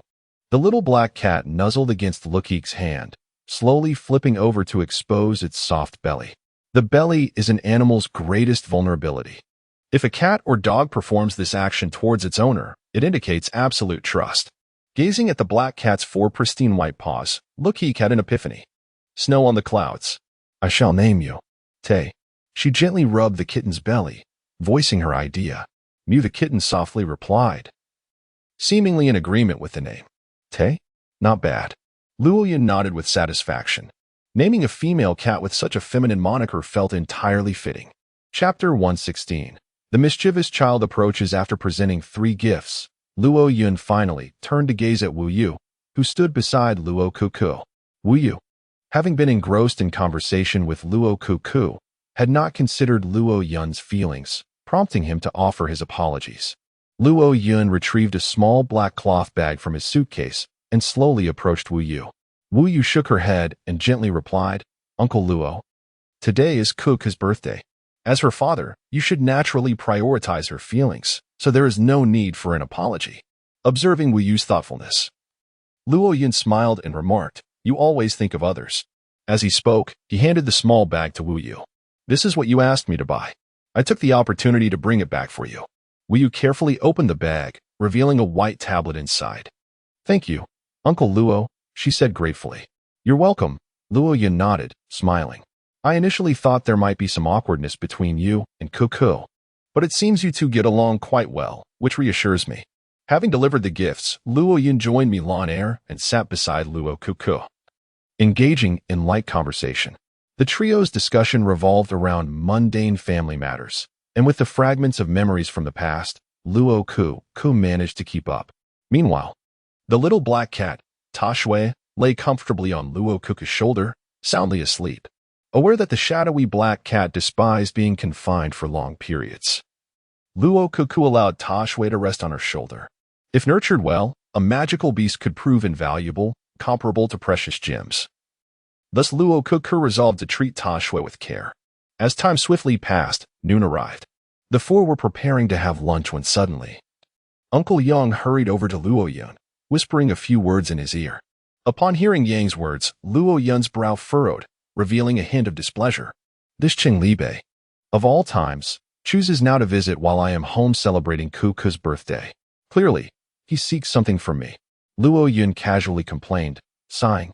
Where are they? At the entrance of the estate, being held up by the security, sir, Yang replied. Sigh. Luo Yun shook his head. Let them in. Yes. Yang responded and left the villa. Cheng Bei? The name resonated with Luokeke. She approached her father and gently tugged at his sleeve, inquiring, Dad, who is coming? Seeing his beloved daughter, Luo Yun's irritation faded. He casually replied, Your distant cousin Cheng Bei, who claims he wishes to celebrate your birthday. With Luo Yun's words, Luokeke recalled some information from her fragmented memories. This man, Cheng Bei, came from a family engaged in business, yet due to his own incompetence, his company consistently suffered losses. He often found himself barely breaking even, only to lose everything. However, whenever he faced financial difficulties, he would seek out Luo Yun, hoping this distant relative could assist him in settling debts. To Cheng Bei, a few million yuan was nothing but a trifling matter for someone like Luo Yun, a corporate leader. Initially, Luo Yun was willing to help, but as time passed, the requests became increasingly frequent, leading him to grow weary of Cheng Bei and his financial entanglements. Unfortunately, Cheng Bei's father had once saved Luo Yun's father, Luokeke's grandfather, on the battlefield, creating an unbreakable bond that made it difficult for Luo Yun to deny Cheng Bei's pleas. That said, the matter of lending money had little to do with Luokeke, yet this distant relative possessed a particularly irksome trait. He frequently brought along his unruly son, under the guise of wanting Luo Yun to witness his child's growth, but in reality, he used his son to garner sympathy. And this child could easily be described in 3 words, a mischievous brat. Indeed, this child was the epitome of mischief. In Luo Yun's presence, he appeared exceptionally well-behaved, but once Luo Yun departed, his true nature emerged, boastful and arrogant, utterly dismissive of others. He would mock the maids and seize their belongings without hesitation. Although he refrained from physical aggression toward Luokeke, he displayed a distinct lack of manners, taking her personal items without regard for her consent. Most egregiously, he would wield scissors carelessly, destroying the delicate flowers in Luokeke's pots. Such behavior illustrates why many support the notion of inherent human malice. These children, still young and lacking a moral compass, act solely based on their whims, deriving immense pleasure from destruction. Though Luokeke may be a sharp-tongued girl, her nature is soft. She endures this brat's bullying without ever reporting it to Luo Yun, silently bearing the burden. However, the current situation was entirely different. Luokeke would not allow herself to be wronged, nor would she indulge the brat's antics in her presence. If this child dared to misbehave before her, Luokeke would not hesitate to discipline him in front of his parents. As these thoughts occupied her mind, the 2 unwelcome guests arrived at the Luo residence. The man and boy, under Uncle Yang's guidance, slowly entered the villa. The middle-aged man leading the way was none other than Luokeke's distant cousin, Cheng Bei. Following closely behind was a boy, seemingly shy, quietly observing everything around him.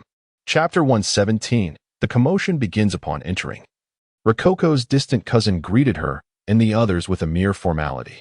His words were nothing but a series of insipid, ingratiating phrases, such as "long time no see," "You've grown," "Kiki," or inquiries about the well-being of Lord Luo Lingqing, expressing concern about his health.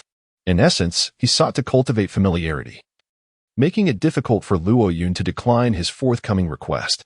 Rococo, disinterested in her uncle's overtures, turned her head away, refusing to acknowledge him. Luo Yun, too, displayed evident impatience. Had it not been for their elders, he would not have bothered with this cousin. To his surprise, the relative, Cheng Libei, grew increasingly animated, even attempting to reach out and touch Rococo's pet, Tushiwe, resting on her shoulder. Observing this, Luo Yun swiftly grasped Cheng Libei's hand, halting his advance. Libei, how much have you borrowed this time? Luo Yun inquired, suppressing his displeasure in a low tone. Just say what you need and leave. Upon hearing this, Cheng Libei perked up, leaning closer to Luo Yun with a grin. Brother Luo Yun, I assure you this time it's not about money. I've secured a significant deal and wish to collaborate with our Luoha group. He glanced around conspiratorially and began to whisper in Luo Yun's ear. After 5 minutes of his ramblings, Luo Yun appeared intrigued, contemplating the implications. Libei, this matter is far from trivial. Luo Yun murmured, if true, it could impact the lives of millions. Do you grasp the gravity of this situation? Of course. Cheng Libei nodded vigorously, rubbing his hands together in eagerness. Let us discuss this in the study. After a moment's deliberation, Luo Yun acquiesced to Cheng Libei's request. However, he first approached Rococo, crouching down to her level. Kiki, what your uncle Libei mentioned is quite serious. Father and mother may be temporarily unavailable, and I apologize for any inconvenience, he said with a hint of regret. It's fine, Rococo replied, nodding understandingly, without a trace of complaint. Very well, Luo Yun smiled as he stood. At that moment, Cheng Libei seemed to remember something. Patting the little boy behind him. Brother Luo Yun, this is my son, Cheng Kaimo. You probably haven't seen him in ages. Kaimo, greet your uncle Luo Yun. Prompted by Cheng Libei, the little boy shyly peered out, mumbling, Uncle Luo Yun. Though Luo Yun harbored a dislike for this relative, he refrained from showing ire towards a child, casually responding, hello. However, it was evident that while Rococo had never complained to Luo Yun about this troublesome child, one could easily infer Kaimo's true nature from his father's demeanor. After exchanging pleasantries, Luo Yun and the Milan couple followed Cheng Libei into the study to discuss business matters. Wu Yue, let us retreat to our study as well. We shall have lunch after they conclude their discussion. Rococo set her little black cat, Tushiwe, down from her shoulder and cradled it in her arms. She then secured her jade pendant at her waist and immersed herself in a philosophical book, disregarding the troublesome child entirely. All right, Sister Kiki, Wu Yue, unfamiliar with the troublesome child, complied obediently with Rococo's instructions. Meanwhile, Cheng Kaimo, upon the departure of Luo Yun and the others, shed his timid facade. He began to frolic carelessly in the living room, taking whatever he desired without a thought for propriety, treating the space as if it were his own. His audacity escalated as he brazenly ordered the maids around, demanding they cater to his whims with a tone of disdain, as if his connection to Luo Yun elevated him above others.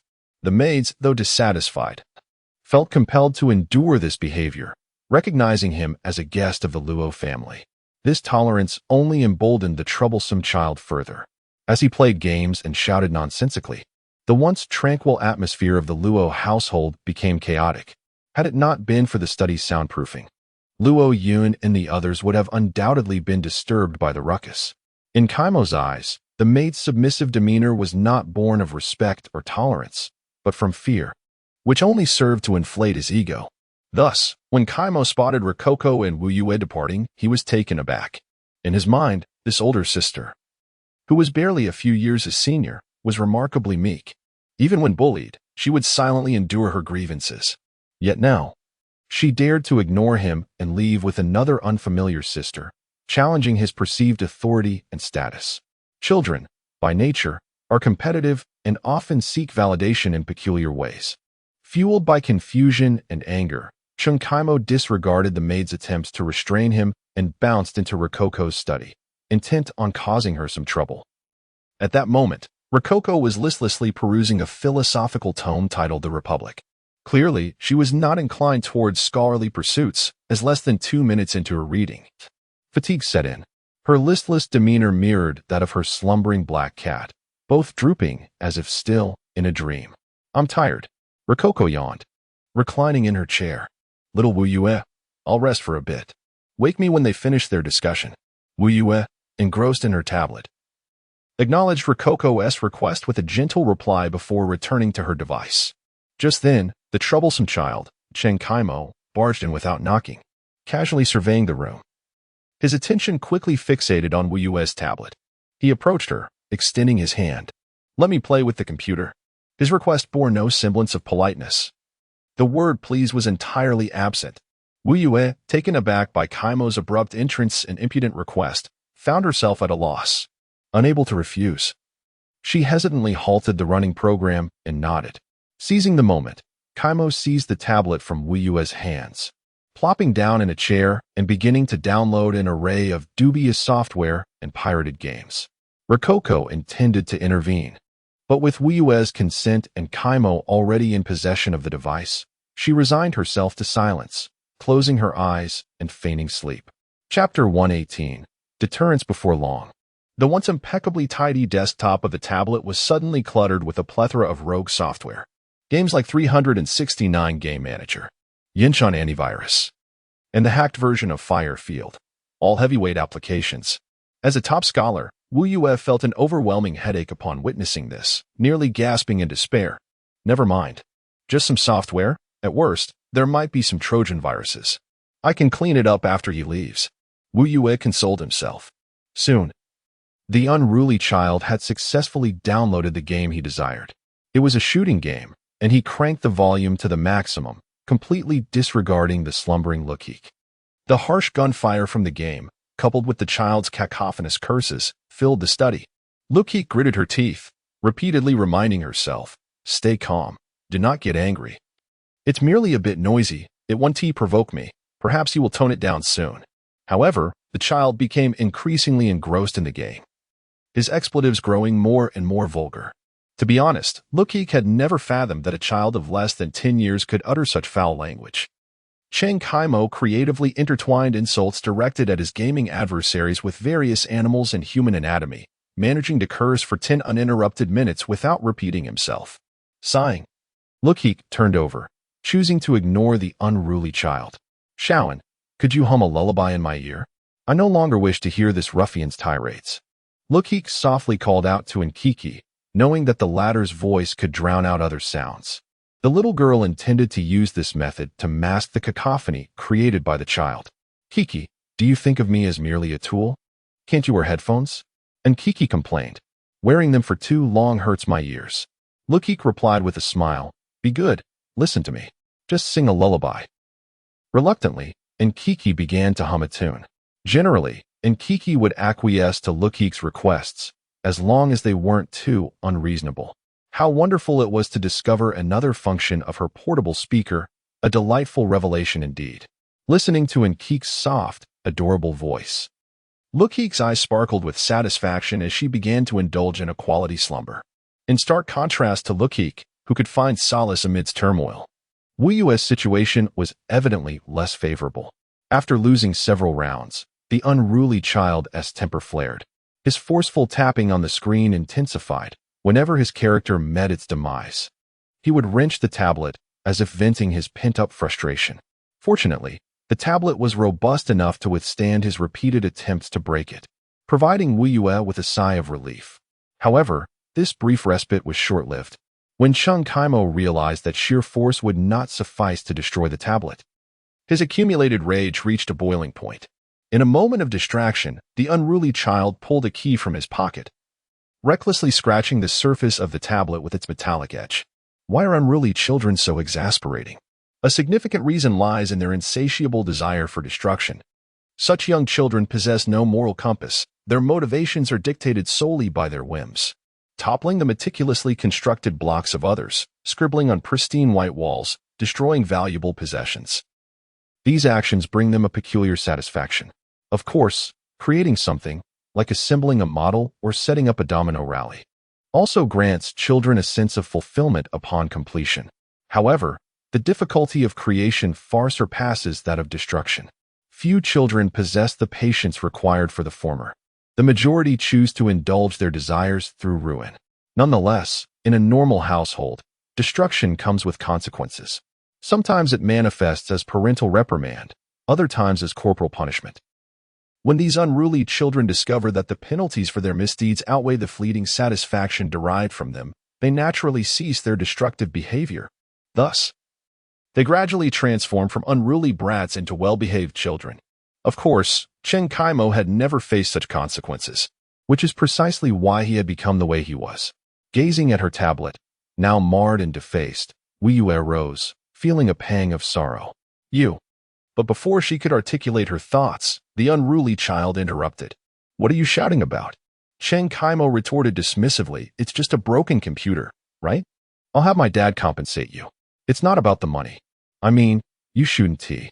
Wiyue attempted to defend herself softly, yet her words were once again cut off. "Why are you rambling on so much? You're quite annoying." The child, indifferent to her plight, continued. "My dad says only the poor souls who work for others are so stingy. You are just like those maids, destined to toil for others your entire life." In the midst of his tirade, Chen Kaimo, taking advantage of his connection to the Luo family, unabashedly insulted Wiyue. He grew more emboldened, incessantly referencing Wuyue's background, completely disregarding Luokeke, who stood nearby. In his eyes, Luokeke, being so feeble, was now intimidated by him.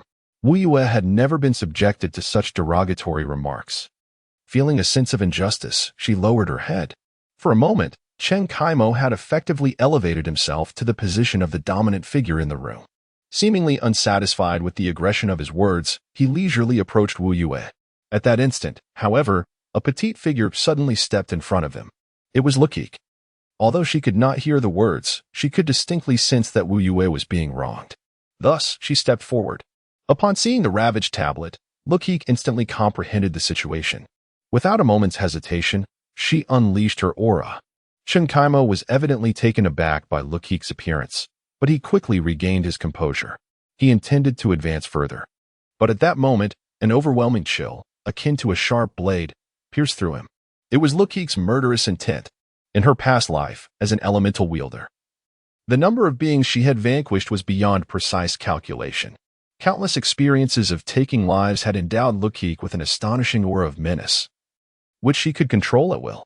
She concentrated her murderous intent, shaping it into an invisible blade, and thrust it forcefully towards Chen Kaimo. Indeed, Luokeke had not even infused her aura into him. Merely this intimidation was sufficient to leave the unruly child utterly bewildered. He felt as though a terrifying demon loomed before him, ready to rend him into pieces. Life itself seemed to ebb away from him. This sensation, one he had never encountered before, left Chen Kaimo completely paralyzed with fear. He looked at Luokeke, his mind echoing a singular thought. This once feeble sister seemed to have transformed. Chapter 119. The increasingly audacious brat sensing the palpable aura of menace before him. The young rascal instinctively retreated a couple of paces, his fear having reached an apex that overshadowed all other emotions. He ought to be grateful that he had cleansed himself of any impurities before arriving at the Luo residence. Otherwise, such a fright could very well have led to an embarrassing loss of control. Luokeke, wielding her aura like a sharpened blade, advanced step by step towards Chen Kaimo, who was so startled that he dropped his tablet onto the floor.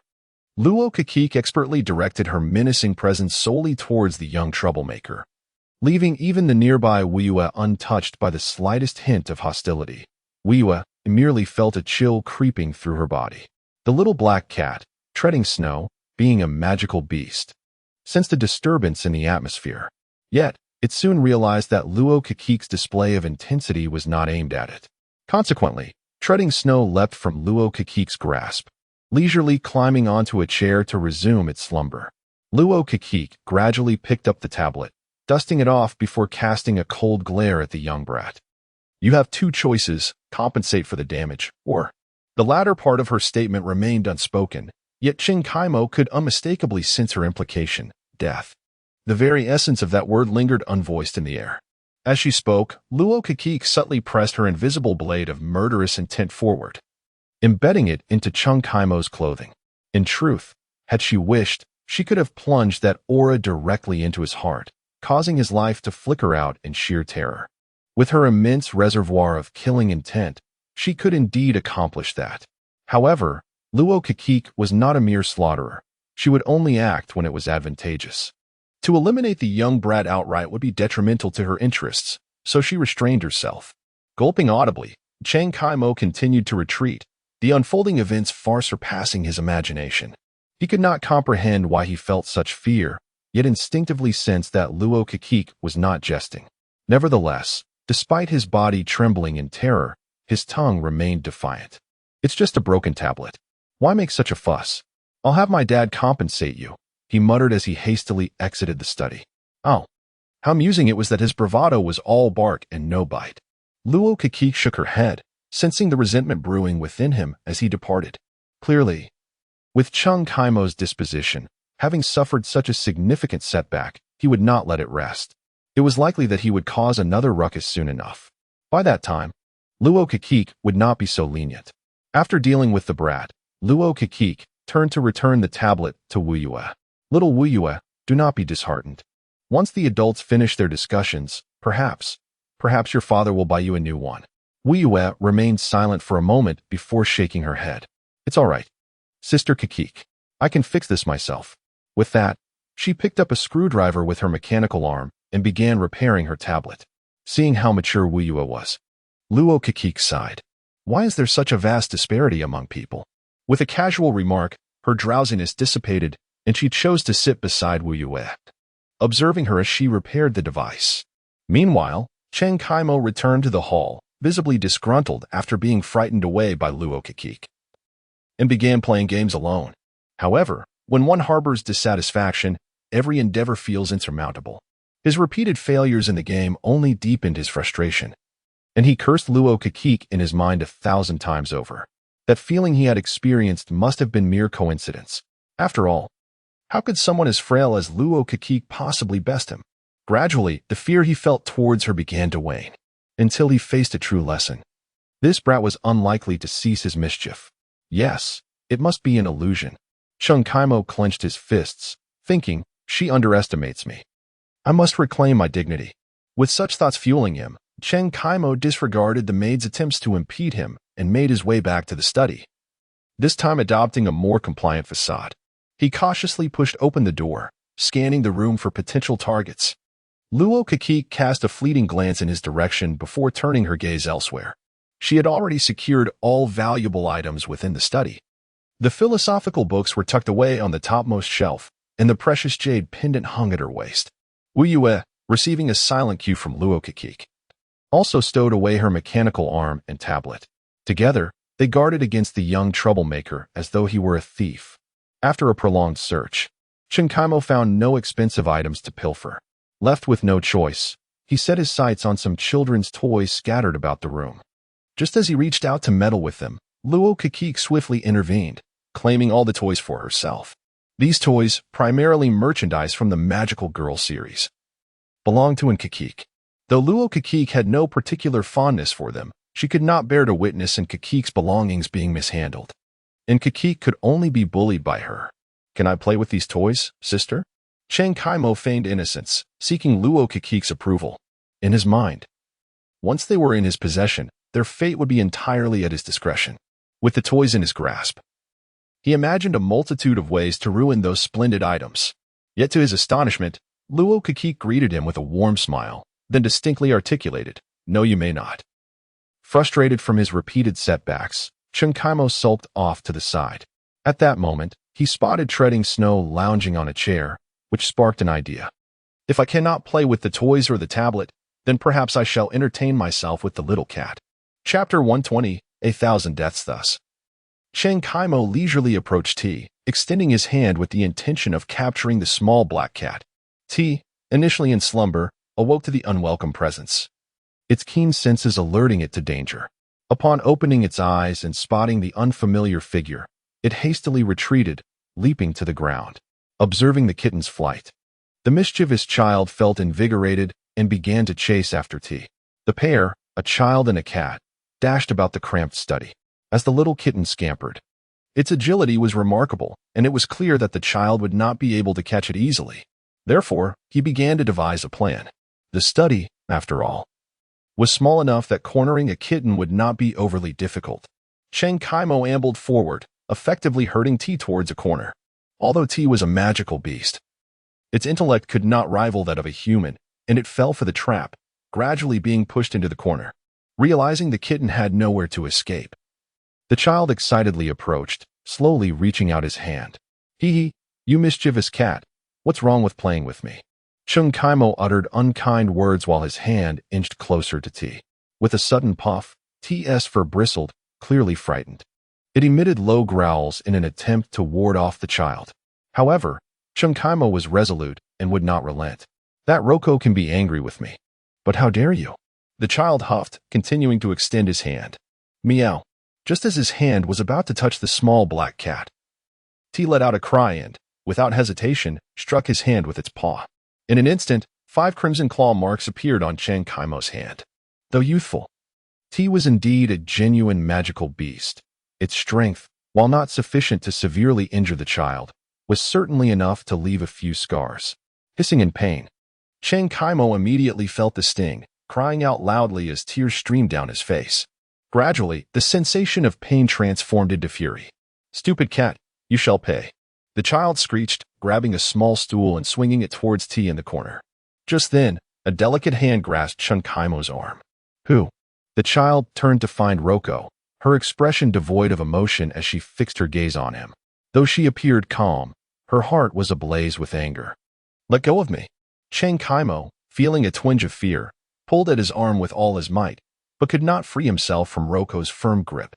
It was known that despite her seemingly frail appearance, Roko possessed an astonishing physical attribute of 10 points, equivalent to that of an average adult. This strength was beyond Chung Kaimo's ability to escape. It seems you truly require a small lesson. Only then will you comprehend the meaning of respect. Roko's tone was chilling. Previously, no matter how much trouble Chung Kaimo had caused, whether pilfering from the Luo family or damaging Wu Yue's tablet, these issues were merely material. At most, they could be settled with a bit of compensation. However, this time, he dared to lay hands on T, crossing a line that Roko could not tolerate. Unbeknownst to him, Roko had begun to see T as a companion, and any harm towards her ally was something she would never permit. Hence, with a slight increase in pressure, Roko squeezed Chung Kaimo's arm, drawing forth cries of agony, causing the stool to clatter to the ground. Roko understood that reasoning with this child was futile. She lacked the patience for it. What the little girl intended was to deliver an unforgettable lesson to instill some sense into him. Wu Yue, turn your head away. Do not look. Roko waved her hand to signal Wu Yue to avert her gaze. All right. Okay, Sister Roko. Wu Yue, snapping out of her daze, obediently turned her face towards the wall. With Wu Yue complying, Roko spun around, seizing the child's collar and lifting him up. You, who constantly exclaims go die and revels in self-destruction. Then allow me to let you experience what death truly feels like. As she spoke, Roko extended her small hand, conjuring a large mass of water element. After some control, she fashioned part of it into a blindfold, covering Chung Kaimo's eyes, preventing him from seeing what was to come. Next, she molded another portion into ropes, binding the child tightly. Ugh, let me go. Chung Kaimo felt a chill wash over him, rendering him immobile. He struggled, but no matter how he fought, he could not break free from the water ropes. Roko's mastery over the elements had vastly improved. Such bindings could not be escaped, even by some extraordinary entities, let alone an ordinary child. Then, Roko created further water element constructs, sealing Chung Kaimo's ears, nose, and mouth. Now, he could scarcely breathe in the enveloping darkness. Fear consumed him. He yearned to scream, yet the water prevented any sound from escaping his lips. For Chung Kaimo, even taking a deep breath became a luxury. Every minute, as he teetered on the brink of suffocation, Roko would allow him a breath, reviving his consciousness only to subject him to torment once more. For the child, even the prospect of choking and losing consciousness was not permitted. He could not draw in the water elements surrounding him. This was a most dreadful form of torture, and Chung Kaimo incessantly experienced the sensation of dying. Moreover, under Roko's precise control, he would not truly perish. He would merely oscillate on the cusp of death over and over. Even Ankh was astonished by Roko's methods. This punishment, Roko had named 1,000 deaths. The punishment Roko wielded persisted for a full half hour. Within that time, Chung Kaimo encountered hundreds of near-death experiences. And just as he was about to truly succumb, Roko would forcibly revive him, prolonging his suffering. The dual agony of both mind and body had nearly numbed him, and all that filled the child's mind was a singular desire to be freed. The severe punishment was abruptly interrupted by the sound of a door creaking open. A middle-aged woman entered the study. The moment she stepped inside, Roko released all the water elements, allowing Chung Kaimo to fall to the ground. Had it not been for her sudden intrusion, Roko would have subjected him to at least 2 more hours of torment. As the middle-aged woman entered, she immediately spotted Chung Kaimo crumpled on the floor. She rushed forward, exclaiming, my precious son. Who was bullying him? Hearing this, Roko slightly furrowed her brow. At that moment, a maid also entered the room. Roko beckoned the maid over and quietly inquired about the situation. From the maid, Roko learned the identity and background of the woman. It turned out that Cheng Libei's visit to the Luo family was not solely accompanied by his son. His wife, the middle-aged woman standing before Luokeke, had accompanied them as well. However, she had been delayed by certain matters on the way, resulting in her missing the company of Cheng Libei and his son. The woman had only arrived at the Luo residence a few moments ago, and upon her arrival, she found herself unable to locate her son, which ultimately led her to barge into the study, culminating in this scene.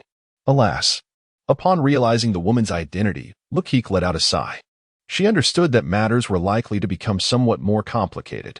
Chapter 121. The slap. At this moment, the mischievous child Chung Kaimo, after enduring a full half-hour of punishment, was utterly exhausted, unable to utter a single word. Suffocation is a most taxing ordeal. Luokeke coldly regarded the mother and son duo, her delicate face betraying no sign of panic. Her mastery over elemental control was so exquisite that this half-hour of torment would inflict tremendous suffering upon the child without leaving any physical scars. At least, that was how it appeared on the surface. As for the internal effects, who could say? Consequently, the child's parents could only witness their son in a state of utter disarray, completely oblivious to the true nature of Luokeke's actions. In fact, even the child himself was unaware of what had transpired. He only remembered being seized by Luokeke, after which his eyes, nose, and mouth were obscured by some unknown force. Then came the agonizing half-hour. Kaimo, what has happened to you? The middle-aged woman continuously shook the child, her eyes filled with worry and confusion. The child's face was flushed, speechless, and he could only point at Luokeke, Wu Yue, and the figure of Tiao Xue in the corner. The middle-aged woman hesitated for a moment before noticing the marks on the child's arm, which startled her. After a brief contemplation, she concocted an imagined sequence of events. Through the lens of a protective parent, she envisioned her son as an innocent victim. This Luokeke must be relying on her wealthy and influential family, colluding with others to bully my child. With this thought, she stood up, indignant, fixing her gaze firmly on Luokeke and Wu Yue. You two little girls. If you don't want to play with my son, that's one thing, but why bully him? He is such a kind-hearted child.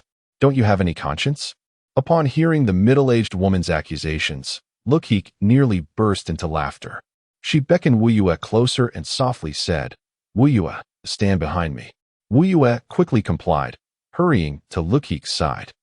After ensuring Wu Yue was protected, Luokeke raised her tablet, displaying the scratches for the woman to see. Do you not have any awareness of your son's behavior? Luokeke coldly scoffed. Taking others' belongings without permission, damaging their property, speaking rudely, belittling others, and lacking any manners, even tormenting other people's pets and attempting to harm them. If you are unwilling to discipline him, I do not mind stepping in. Luokeke remained resolute, her words leaving the middle-aged woman speechless. It is a fundamental truth that one must face the consequences of their actions. The middle-aged woman was at a loss for words, pondering her next move. She resolved to resort to petty tactics. This child is still so young. What does he understand? Why must you hold a child accountable for so much? No matter how ignorant my child may be, you are still his elder sister. You should be more accommodating and not bully him. This barrage of classic excuses struck Luokeke's ears like an incessant volley. Hearing such words made her blood pressure soar. Luokeke wanted to curse, but she managed to restrain herself. One must never engage in an argument with a rogue, for they will drag you down to their level and then defeat you with their vast experience. Luokeke was not fooled. Taking a deep breath, she chose to ignore the mother and son. After a lengthy diatribe, the middle-aged woman noticed Luokeke's indifference and felt somewhat disheartened. Her only recourse was to utter more nonsensical remarks. She dared not speak more harshly to Luokeke. After all, Luokeke was the only daughter of the Lu family. Offending her could jeopardize any dealings with Cheng Libei. However, the injustice done to her son could not simply be swept under the rug. Thus, she turned her attention to Wu Yue. In the eyes of the middle-aged woman, Wu Yue was also an accomplice, and a soft target at that. I cannot afford to offend the Lu family, but this little girl? With this thought, she fixed a piercing gaze on Wu Yue, her eyes glinting with malice. The unsettling look was too much for Wu Yue, who lowered her head and clutched Luokeke's hand tightly. At that moment, the middle-aged woman unleashed her tirade. Wu Yue, is it? I know your background. A prodigy from M-City University, entering the Lua group at just over 15, serving as a senior researcher. How impressive. Then, she shifted her tone to one laced with mockery. What a pity, as the saying goes, some may be filled with talent but lack virtue. But that is to be expected. After all, virtue is cultivated over time. It's unfortunate that you grew up in an orphanage, so we can't blame you. On the surface, the middle-aged woman appeared to commend Wu Yue and express sympathy for her upbringing, but in reality, she was disparaging Wu Yue's lack of upbringing as a child without parents. The nauseating nature of her words was unbearable even for Luokeke, let alone for Wu Yue. At that moment, Wu Yue trembled behind Luokeke, her small fists clenched, tears streaming down her cheeks uncontrollably. Luokeke intended to intervene, but the middle-aged woman stepped back, clutching Chen Kaimo. Positioning herself in the corridor, she looked triumphantly at the weeping Wu Yue and continued her mockery.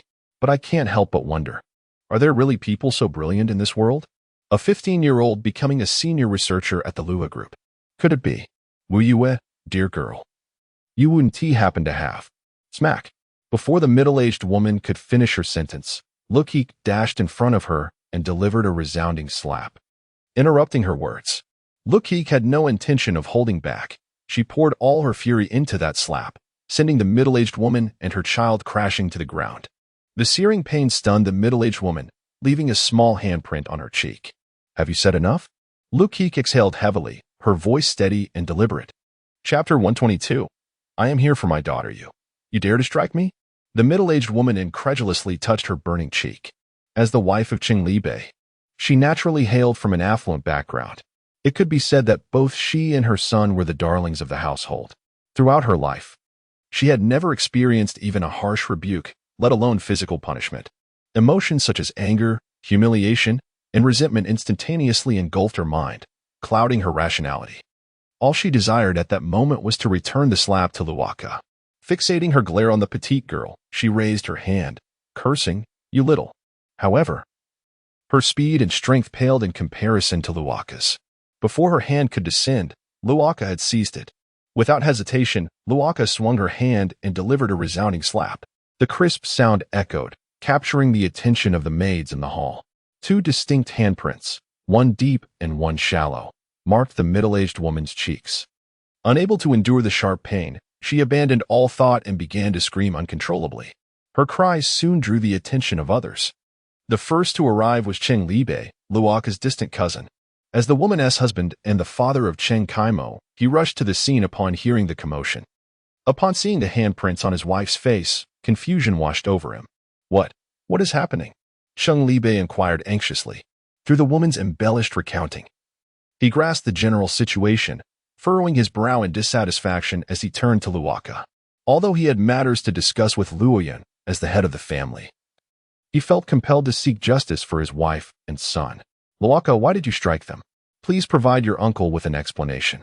Naturally, Cheng Libei had no intention of scolding Luokeke, nor would he dare lay a hand on the petite girl. All he sought was an apology from Luokeke.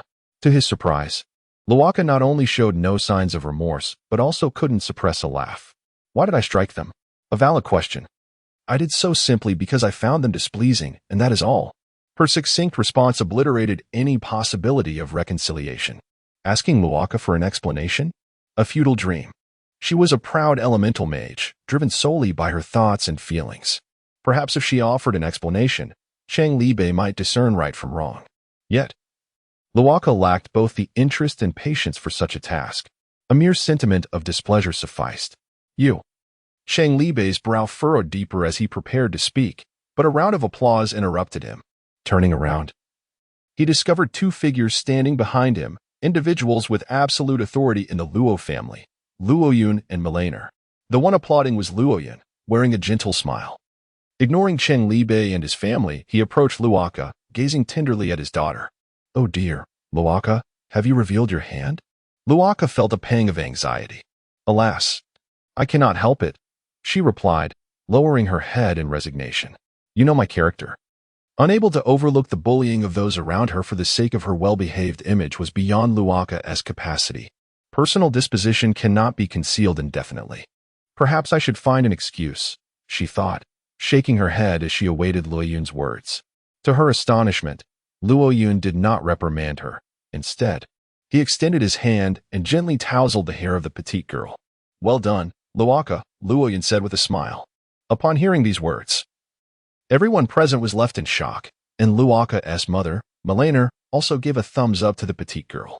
Well done, Chang Libei asked incredulously. She struck my son and wife for no reason. Shouldn't I be given an explanation? An explanation? Luoyun's smile vanished as he turned back, his voice cold. My daughter, Luokeke, is free to act as she pleases. Does she require any justification? The attitudes of the father and daughter mirrored one another almost perfectly. In truth, even before arriving, Luoyun and Milena had learned everything from the maids. Yet, like Luokeke, they had neither the interest nor the patience to explain anything to Chang Libei. Moreover, even if it turned out that Luokeke was at fault, he would unconditionally side with his daughter. That was simply his nature. Seeing the unfolding situation, even Chang Libei, no matter how dim-witted, should have sensed something was amiss. He refrained from questioning others and instead turned to his mischievous son. Under pressure from Chang Libei, Chang Kaimo reluctantly divulged everything: insults directed at the maids, disrespect towards Wu Yue, destruction of Luo family property and a tablet, and the assault on Luokeke's kitten. Each revelation made Chang Libei's eyelids twitch in disbelief. Upon learning the full extent of the matter, he realized that Luokeke's actions were not wrong. The true offenders were his own family.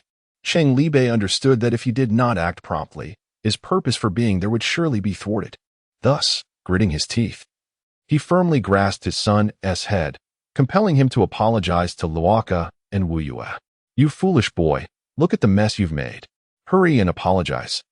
The mischievous child stared at his father, bewildered, having never been treated this way before.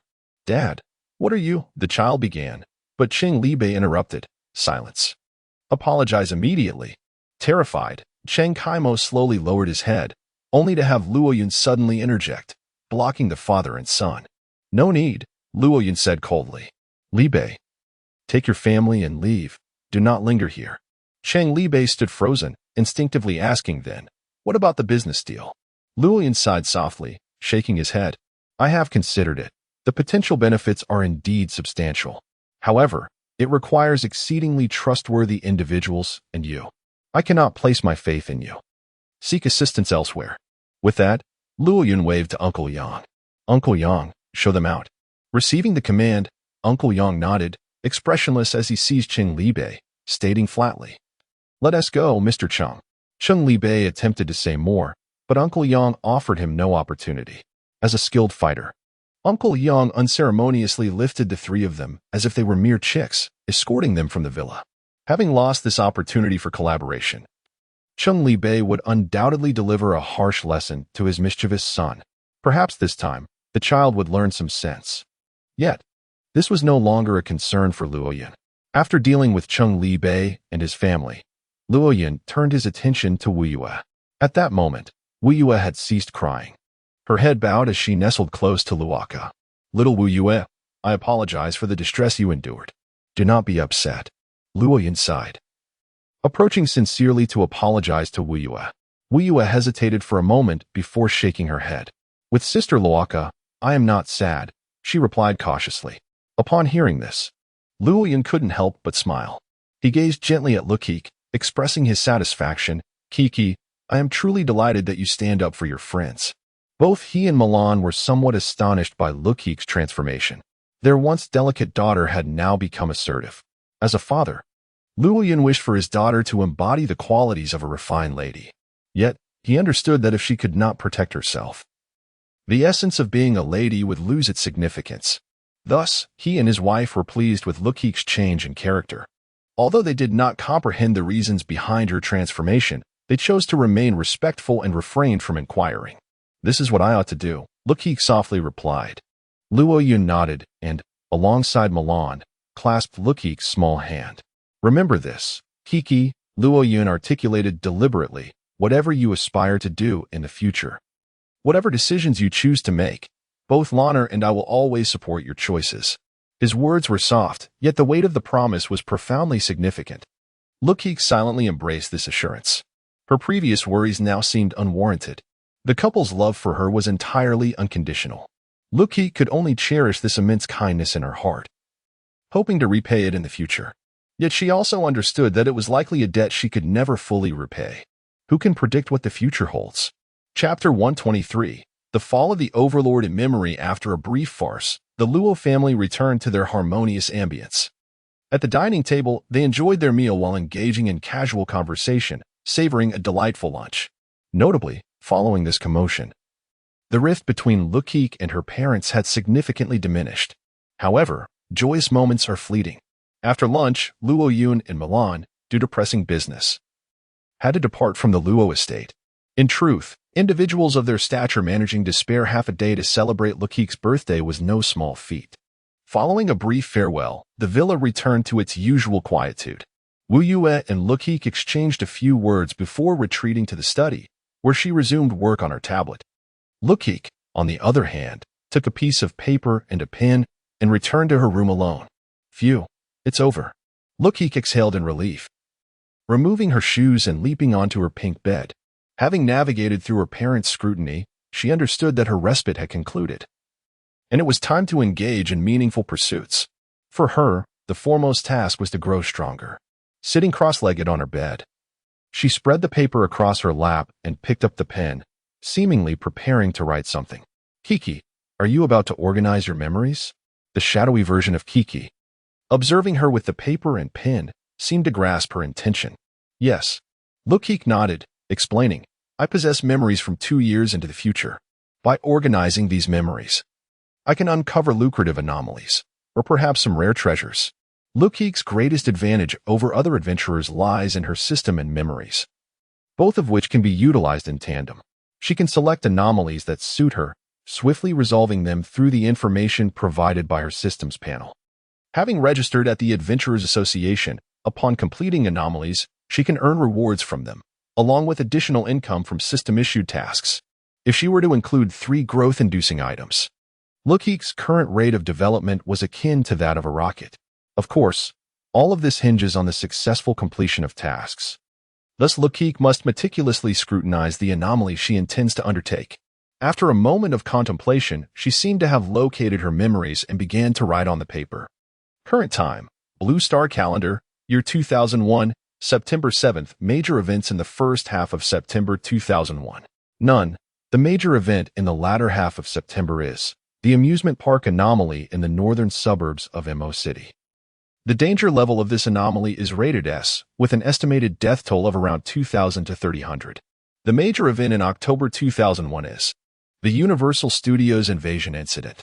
This event is rated S, with a death toll of 4,142. Major events in November 2001. None. Major events in December 2001. Abandonment incident at Mo City Line 1 subway station. The danger level is unknown, and the death toll is also unknown. Summary of events in the latter half of 2001 completed. Having completed her writing, Luokeke paused momentarily.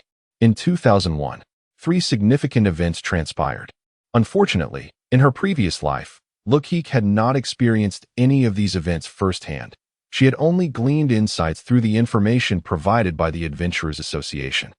Anomalies themselves possess danger levels, categorized similarly to the anomalies themselves, ranging from D, C, B, A, S, to the most terrifying SSS level.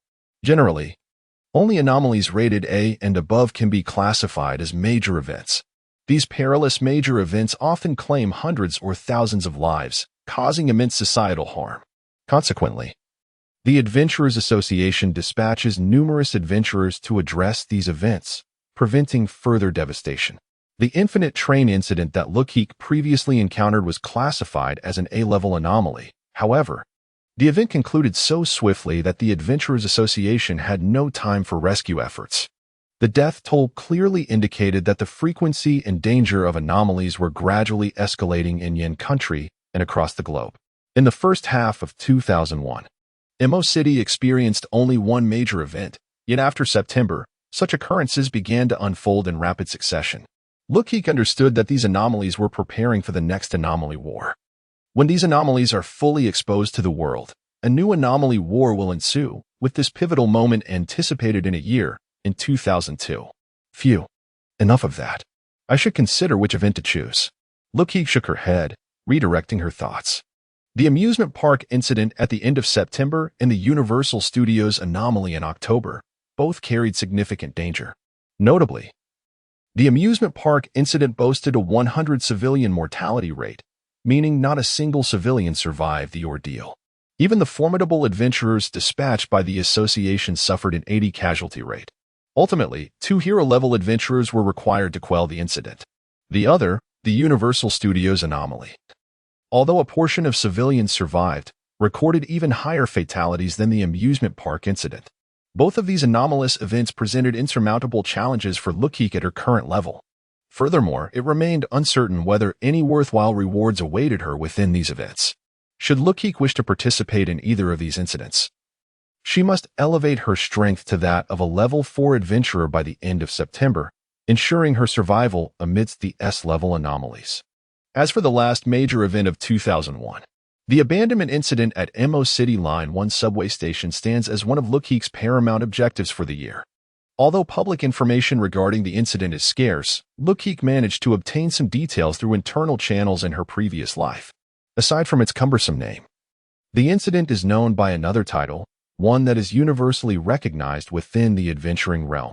This incident is referred to as the Fall of the Overlord. Why such a peculiar name? It pertains to a legendary adventurer known as Overlord. Adventurers' ranks are denoted by Arabic numerals, with ordinary adventurers classified from levels 1 to 5. Although Luokeke is listed as a level 1 adventurer in the association's records, her actual strength approximates that of a level 3 adventurer. The vast majority of adventurers plateau at level 5, but a select few, through their formidable prowess, create their own heroic legacies. These exceptional individuals are known as hero-level adventurers. Above the hero adventurers lies the legendary adventurers. Attaining the title of legendary is an arduous feat. Adventurers typically must manage over 10 B-level or several A-level anomalies before being conferred the title of hero. Among the elite heroes, some ascend to become legendary adventurers.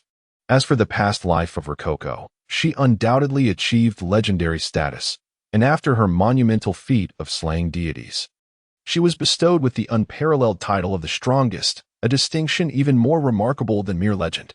The Overlord, naturally, was a formidable legendary adventurer and the first in Mo City to earn such a claim. It is said that the Overlord is a towering figure, exceeding 2 meters in height, possessing extraordinary strength capable of single-handedly resolving perilous S-grade and even SSS-grade anomalies. Not only is the Overlord a master of martial prowess, but his character is equally admirable. He seldom engages in conflict with other adventurers and prioritizes the rescue of civilians during his missions.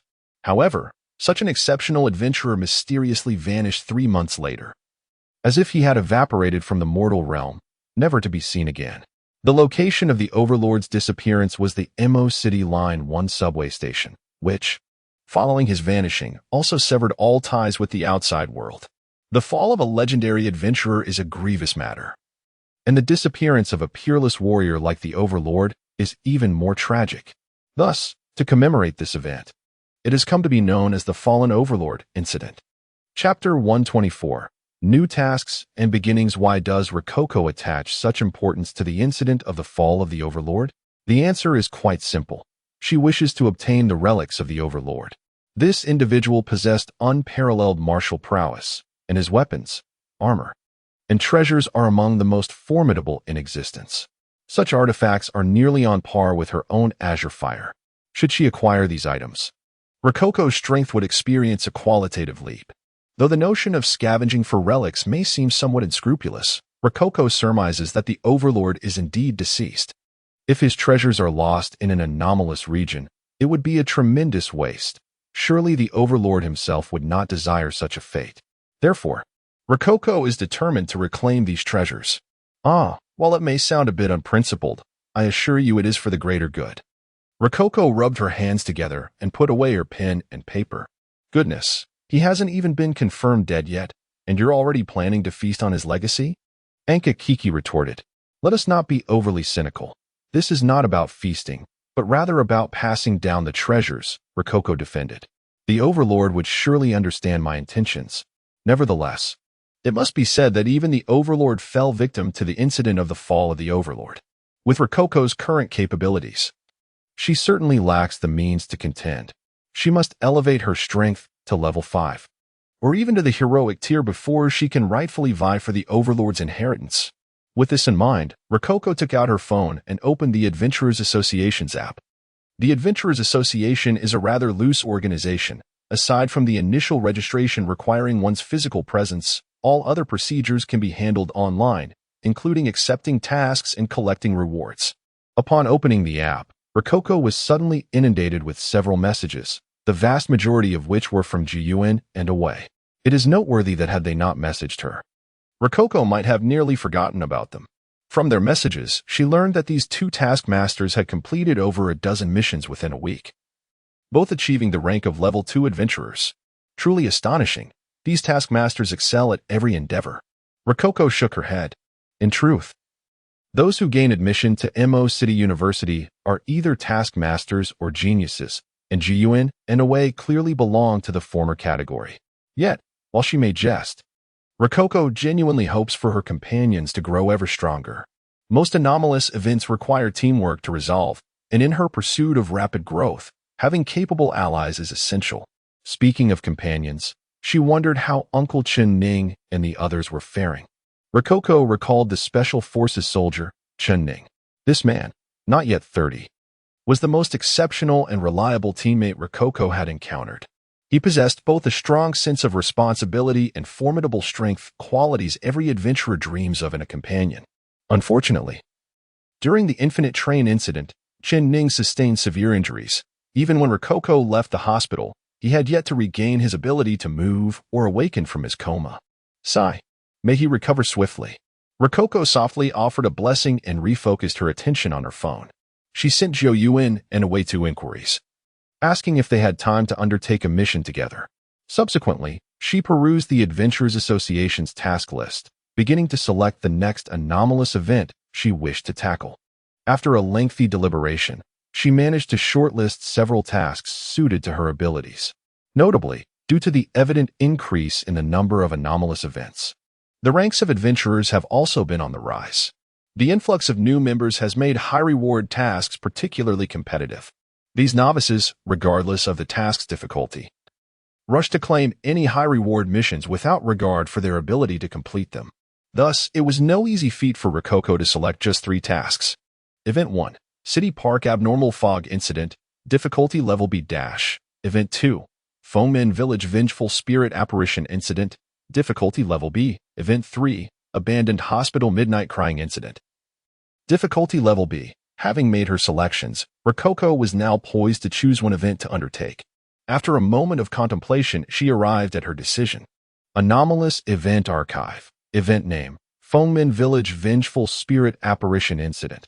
Location: Mo City, Southern Mountain Region, Fengmen Village. Event Difficulty B. Abnormal Entity Information. Unknown. Task Reward: 50,000 yen Country Currency, 3,000 Contribution Points. Chapter 125. The Village of Sealing Doors. The reward for the B-Class Anomaly event is significantly greater than the previous mission undertaken by Luokeke at the Maid CAF. A sum of 50,000 yen Gua coins and 3,000 contribution points is sufficient for an ordinary adventurer to forego tasks for several months. Adventurers, akin to the exorcists depicted in films and novels, often embody the philosophy of not engaging in business for 3 years, only to reap rewards for the next 3. However, There is no such thing as a free lunch. High returns invariably come with high risks. The level of an anomaly event correlates with its danger. And a B-class anomaly event almost certainly entails the emergence of C or B-class anomalous entities. The difficulty of confronting these entities can be inferred from the final level of the infinite train, where the infernal attendants, cleaners, and servers once plunged Luokeke and her companions into dire straits. Despite ultimately securing victory, they paid a considerable price. Furthermore, the three corrupted infernal monsters were, in fact, somewhat weakened, rendering them significantly less formidable than typical B-class entities. That said, Luokeke's current prowess far surpasses her previous capabilities. At this moment, if the petite figure were to exert herself fully, she could likely triumph over some of the weaker B-class anomalous entities. Moreover, with the assistance of Jiuyuan and Wei, the probability of successfully completing the B-class task should be quite favorable, which is why Luokeke chose this mission. Upon accepting the task, Luokeke accessed the detailed information regarding it and skimmed through the contents. The mission site, the village of Sealing Doors, is a small hamlet located in the mountainous region south of Mo City.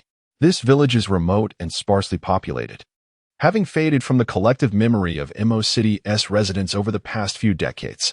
Although a segment of paranormal enthusiasts may be lured by the village's enigmatic name, concocting various urban legends online, the general perception is that this village is a serene paradise, untouched by the outside world, an ideal retreat for self-cultivation. It was not until a month ago that an anonymous tip-off sent to the Mo City Police Department unveiled the village's true nature. The anonymous sender recounted a chilling tale titled Living Sacrifice. The following text is the main content of the anonymous report from the village of Sealing Doors. Exploration Journal, the village of Sealing Doors, forward, I am the explorer. The content within the black box is obscured in the anonymous letter and is no longer discernible. Devoted to the study of various urban legends. For this expedition, I have ventured into the mysterious hamlet known as the village of Sealing Doors, hoping to uncover the rumored. It is worth mentioning that in my previous adventures, the so-called anomalous areas I investigated turned out to be ordinary locations misrepresented through hearsay. I hope this time, I might achieve something worthwhile. However, I believe there is likely no such thing as anomalies in this world.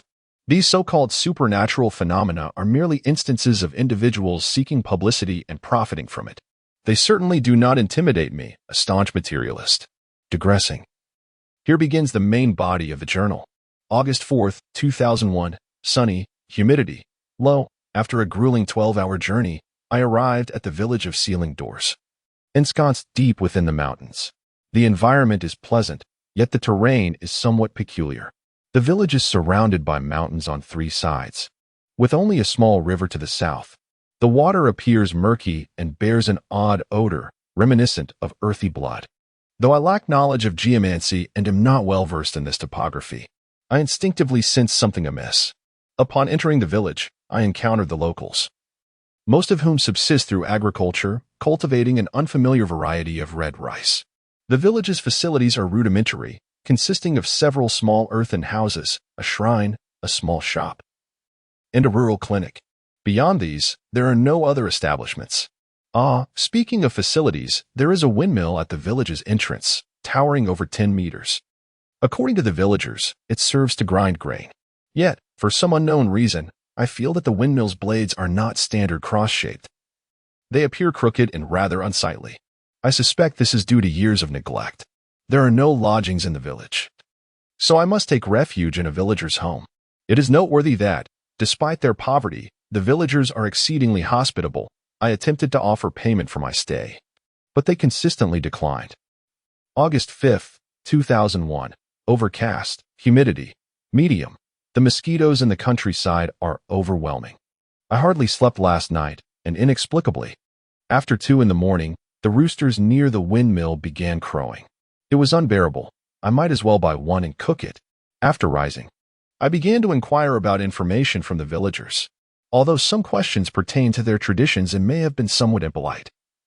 I trust they would understand my quest for the truth.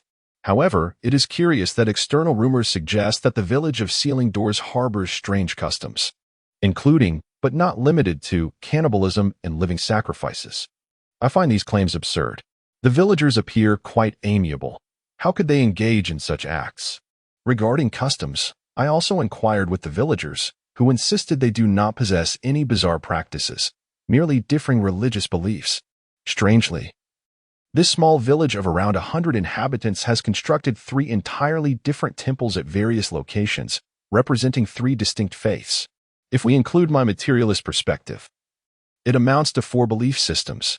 The temple beside the windmill is a Buddhist temple. The riverside temple is dedicated to the Dragon King, the deity of the river. The last temple, adjacent to the village shrine, is a Taoist temple. Interestingly, the followers of these 3 temples coexist harmoniously while engaged in agricultural labor. Yet if they encounter one another en route to worship, fierce arguments ensue, sometimes escalating into brawls. Whenever such disputes arise, I, as an atheist, retreat to the clinic for refuge.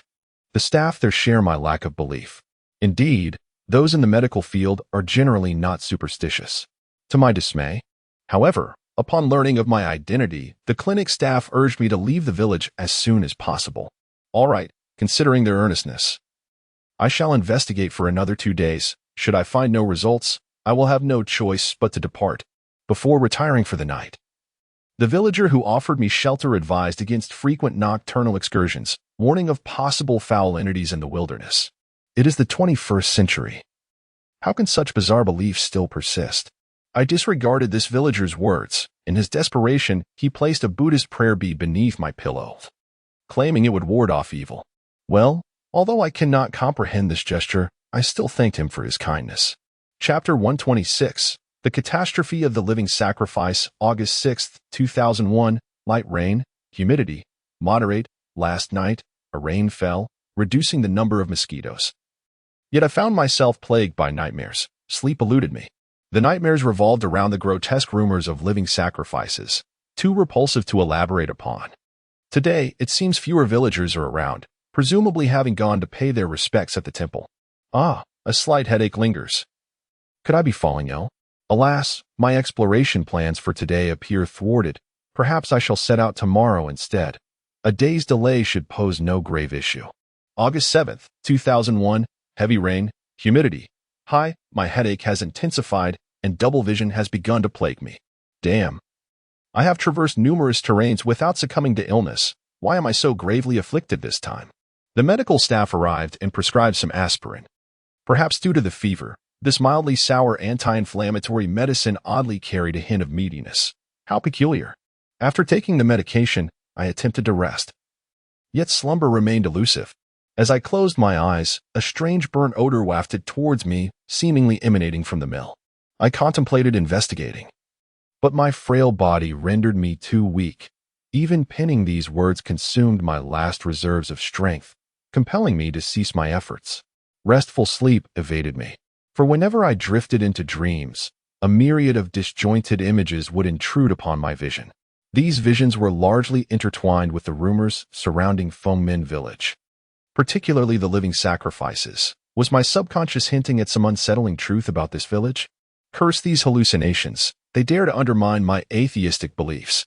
August 8, 2001. Torrential rain, humidity, high. After a day's rest, I finally managed to rise and walk. Yet everything I perceive is shrouded in a veil of double vision. What could be the cause? The number of villagers has dramatically diminished. Where have they gone? Moreover, following my illness, their demeanor towards me has shifted from cordial to utterly indifferent. They now refuse to answer my inquiries or offer assistance. Sigh, what offense have I unwittingly committed? After aimlessly wandering, I sensed an unsettling atmosphere in the village. The villagers now regard one another with hostility and extend that animosity towards me. Desperate to leave, I found the sole entrance and exit to the village obstructed by fallen rocks due to the deluge. What unfortunate luck. The villager who had offered me shelter no longer extends his hospitality, leaving me with no choice but to seek refuge in the temple for the night. The Buddhist temple near the mill is bound to be noisy at night, while the Dragon King temple by the river may succumb to flooding. Ultimately, I chose the Taoist temple. Here, it is tranquil, and the statue of the 3 pure ones instills a sense of serenity. I shall spend the night here. August 9, 2001. Dense fog, humidity, high. In the Taoist temple, I experienced a peaceful night. The nightmares that had tormented me ceased. I had hoped my bizarre experiences would come to an end. Yet as I stepped outside the temple, I discovered everything around me had transformed. First, the pervasive fog enveloped the sky, a thick mist that obscured even my own form. Second, the village lay desolate and quiet. After searching the village for an eternity, I encountered not a single soul. The 100 inhabitants seemed to have vanished overnight. How could this be? Observing the deserted village, I composed myself and began to reflect on my experiences thus far. Ultimately, I formulated a series of chilling inquiries. The first question concerns the absence of women. From the day I arrived in Fomin village, I have not encountered a single woman, be it young or old. The village consists solely of men. Even the villager who sheltered me had no women in his household. This is undeniably abnormal. The second question pertains to the river's odor. Upon entering Fomin village, I noticed the strange scent emanating from the murky waters. Initially, I attributed it to earthy undertones, yet now it feels increasingly off. Rather than a mere earthy scent, it resembles the stench of decay. To put it bluntly, the odor of decomposing flesh. The final point of suspicion regards the villagers' practice of burning refuse. I am aware that in such small villages, there are designated areas for incinerating waste at intervals. However, why would they choose to burn refuse on a rainy day? It seems an exercise in futility. After much contemplation, I could only surmise one reason. That is, the villagers utilize the rain to obscure their actions and the resulting odors of the burning. As I catalogued these inquiries, fear gripped me. Could it be that Fomin village indeed harbors some terrifying customs of living sacrifice? Consequently, I returned to the Taoist temple. Only under the watchful gaze of the three pure ones could I maintain my composure. Sigh. As an atheist, I find myself in such a state. Perhaps it is best not to dwell on these thoughts. Rest is paramount. August 10th, 2001. Pale red fog. Humidity, extremely high. Just moments ago, I witnessed a scene that shall forever haunt my memory. I spent half an hour striving to regain my composure, yet I found it impossible. This morning, as the fog began to dissipate, I ventured outside to explore. But upon stepping out of the temple, I beheld the towering windmill. At first, I sensed something peculiar about the windmill. The blades appeared significantly more robust, yet as I approached, the truth struck me with horror. Those blades were not crafted from wood. Rather, they were grotesquely assembled from contorted human bodies. These human remains seemed freshly torn from living flesh, still warm to the touch. Dark crimson blood stained the entirety of the windmill. Overcome with terror, I fled towards the riverbank, where the very air was tinged with a sinister shade of red. At the river's edge, an even more repulsive sight awaited me. Limbless and headless torsos knelt in unison by the river, seemingly offering devotion to the river's deity. Just as I was engulfed in terror, those torsos inexplicably turned in unison, fixing their lifeless gazes upon me. In a frenzied panic, I scrambled back into the Taoist temple, beseeching the three pure ones for protection. I fear this may be my final entry. All that has transpired here has shattered my reason and faith. I can no longer maintain rational thought. It is now midnight. An eerie, spine-chilling sound of footsteps echoes outside the temple. It must be those headless monstrosities seeking me. They linger outside the temple, yet hesitate to enter. Perhaps they fear the statue of the three pure ones. No. Their numbers continue to swell, drawing ever closer to the temple's entrance. I can no longer remain passive. At dawn tomorrow, I shall burst forth from the temple and plunge into the river to escape. That is my sole means of salvation. This diary shall accompany me. Should I meet my demise, I hope someone discovers it and unveils the truth of this place. 2001. The month and day obscured in mist, humidity, obscured. It is over. It is over. It is over. Death, death, death, death. Be cautious of the temple. August 12th, 2001, clear skies. Good heavens, I have managed to leave Fomin village alive. It is nothing short of miraculous. This village indeed seems to harbor supernatural forces. I have resolved to report my experiences in this diary to the police in Mo City, so they may address this matter. Thanks to the blessing of the three pure ones, I surely would not have survived otherwise. Henceforth, I have decided to embrace the Tao. If you insist on venturing to Fomin village, please seek assistance from the temple upon encountering danger. The ancestors shall stand by our side. The above comprises the entirety of the diary's content. Following this diary, there exists some official information from the Adventurers Association detailing the subsequent handling of the events. Chapter 127. The Substitute Doll. Upon receiving an anonymous letter, the municipal police headquarters of Mo City took this incident very seriously. They promptly dispatched a team of officers, armed with light weaponry, to investigate the case in Min Village. However, panic ensued within the police department when the entire squad lost contact upon entering the village, as if they had vanished from existence. It was at this moment that the police realized the situation in Min Village was far more complicated than they had initially imagined. The perpetrator was likely not human, but rather an anomalous entity. Consequently, the police cordoned off access to Min Village and transferred the case management authority to the Adventurers Association. Initially, the Adventurers Association did not regard the Min Village incident with much seriousness. They merely listed it on their task board, marking it as a C-level difficulty task, allowing adventurers to resolve it at their discretion. This response was quite typical, as the association deals with countless anomalous events daily. They had encountered similar situations in Min Village numerous times and thus did not consider it a pressing issue. Furthermore, as Min Village was situated in a remote mountainous region, it posed little threat to the densely populated city, and the association had no reason to allocate personnel specifically for this matter. After the task was posted, several moderately skilled Level 2 adventurers took on the assignment. Due to the scant information available and the task's C-level classification, this group of adventurers did not prepare extensively before embarking on their journey to Min Village. In their view, a few Level 2 adventurers should be more than capable of handling a seemingly straightforward C-level incident. However, once they entered Min Village, the Adventurers Association encountered the same issue as the police. They too lost contact with the adventurers. The entire village resembled a vast signal interference zone, isolating everything within its confines. Nevertheless, adventurers possess certain unique abilities, and even the weakest among them are still stronger than ordinary individuals.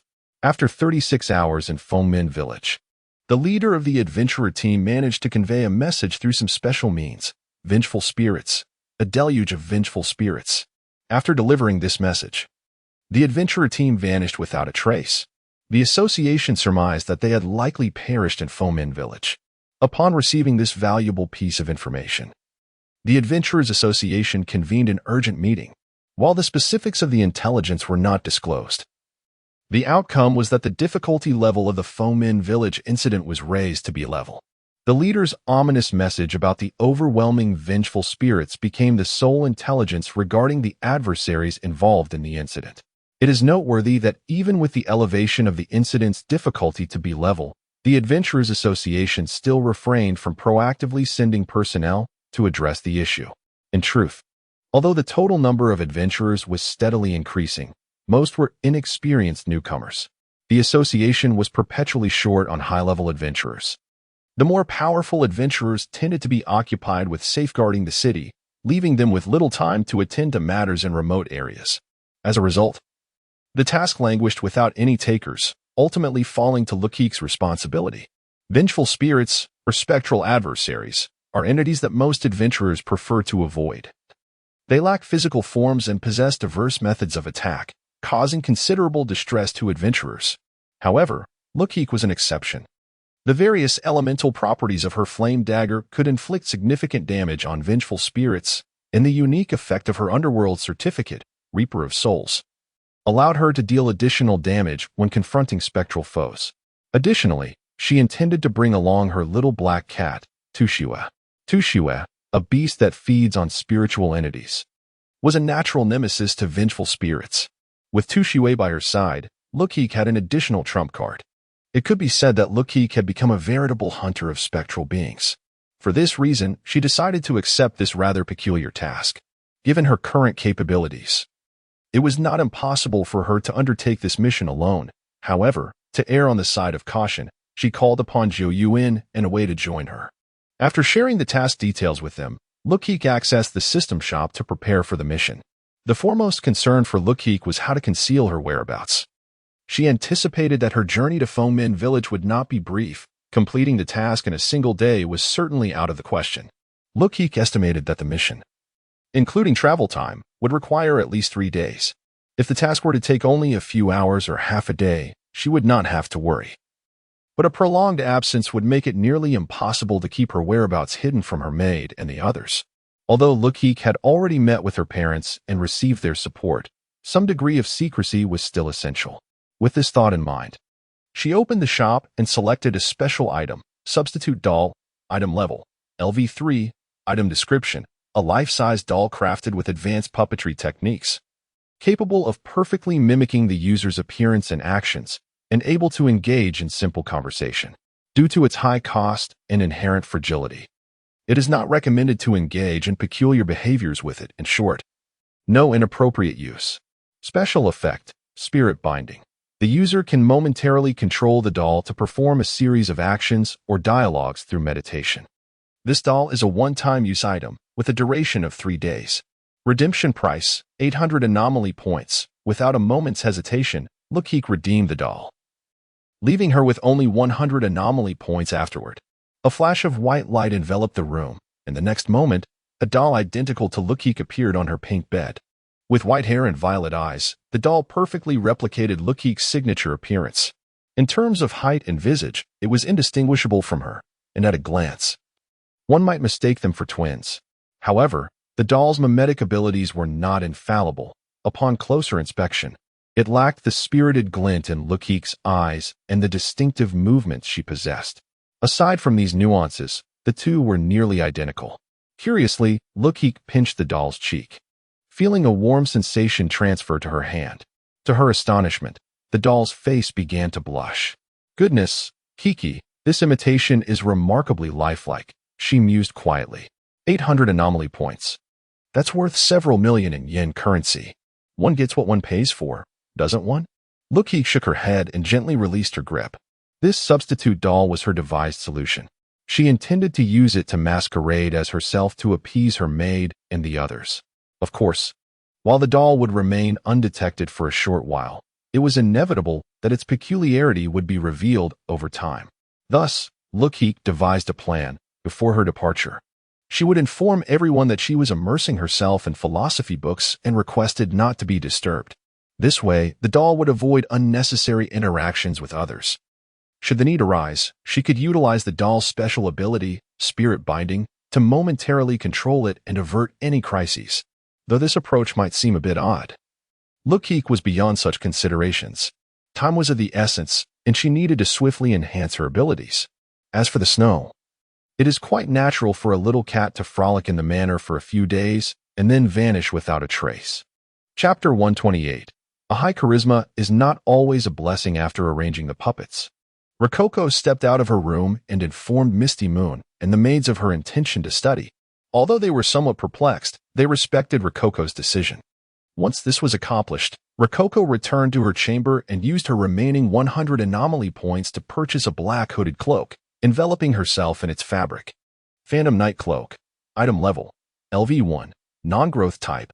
Item description, a hooded cloak made from special materials. It significantly conceals the wearer's movements, reducing the likelihood of detection.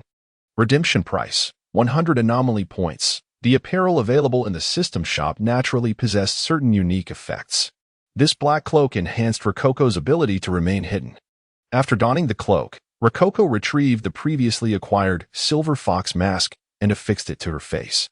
This item diminished Rococo's presence. Recently, the number of guards around the Rococo estate had increased, and to slip away unnoticed, she required the aid of these items. With her preparations complete, responses from Jiu Yuan and Away arrived. Away posed several inquiries, such as the difficulty of the task and how they should proceed. Rococo did not elaborate much, casually replying, "Let us discuss after we gather. Are you coming?" After a brief silence, Away responded with a simple, "Yes." Jiu Yuan, too, offered little commentary, merely sending an OK emoji to indicate his participation. With affirmation secured, Rococo arranged a meeting place and time with the two, the bus terminal in the southern district of Mo City. As for the departure time, Rococo believed that for such a mission, an early start was preferable, thus setting the time for that very afternoon. Casting one last glance at her room, Rococo shook her head, cradled her kitten, and left her warm home. She had rested long enough. With 2 clothing items at her disposal, Rococo was confident she would remain undetected by the ordinary guards of the estate. She skillfully evaded all surveillance, weaving through the underbrush. Moments later, she had successfully exited the monitored area. Subsequently, she summoned an unmanned taxi, departing from the Rococo estate toward her destination, the Southern District Bus Terminal. In Emo City, unmanned taxis could not venture beyond the main urban area. To reach the more remote mountainous regions, Rococo and her companions would have to board an old-fashioned bus. At 2:30 in the afternoon, Rococo arrived punctually at the bus terminal, as it was the start of the school season. The terminal was bustling with students and parents from all corners of Emo City. So many people. How would she locate Joyuen and away? Rococo disembarked slowly, scanning the crowd as she walked. The moment the petite girl entered the station, she drew the attention of those surrounding her. Rococo's allure was so pronounced that despite the assistance of her 2 items, people remained captivated by her presence. The intense gazes from those nearby made her somewhat uncomfortable. She tugged at her hood and ventured deeper into the terminal. Inside the bus station, a myriad of individuals mingled. Apart from those who simply found Rococo adorable, there were also some unsavory characters who had set their sights on her. A group of ruffians loitered beneath a no-smoking sign, puffing on cigarettes with utter disregard for the disdainful glares from others. The leader of this group, around 20 years old and standing at 5 feet 7 inches, adorned with a large silver chain, rudely pointed at passing women, uttering crude remarks. Look at her figure. What a shame about her face being a bit aged. And over there, that schoolgirl. Those legs are something else. That girl sipping milk tea is nice too, though a tad short.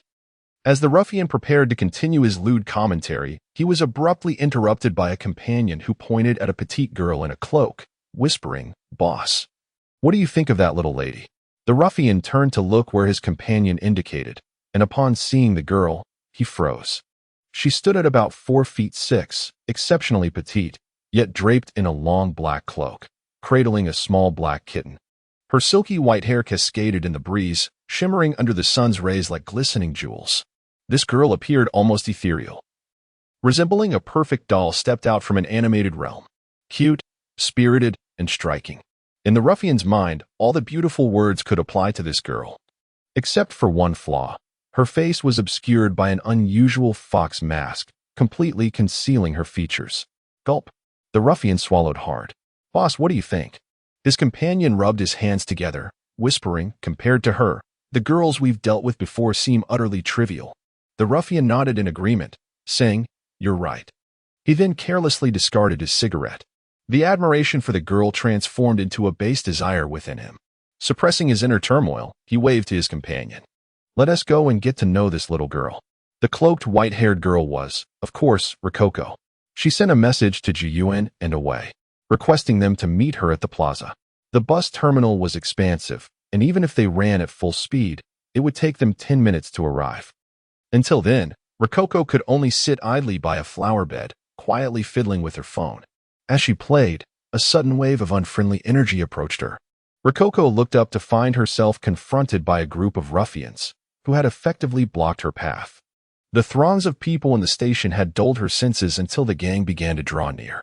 "Oh dear, this is troublesome," Rococo sighed.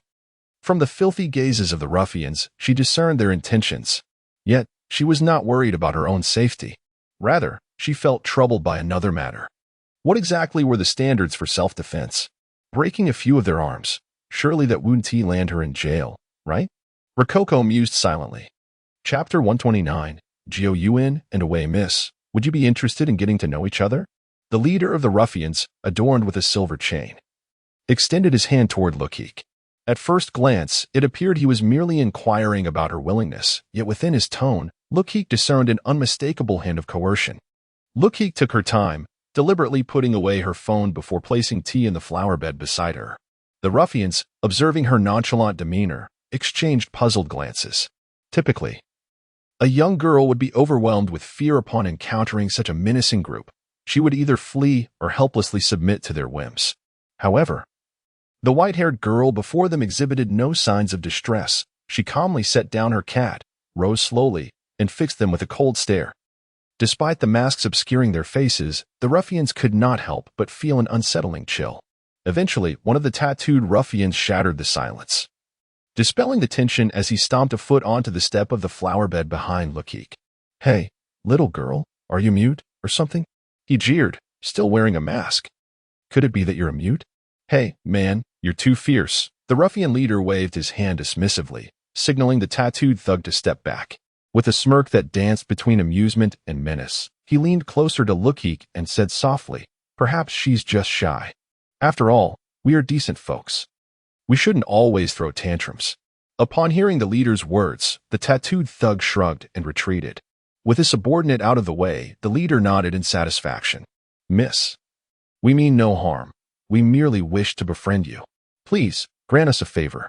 One played the role of the amiable, while the other took on the menacing guise, both intent on lowering Luokeke's guard.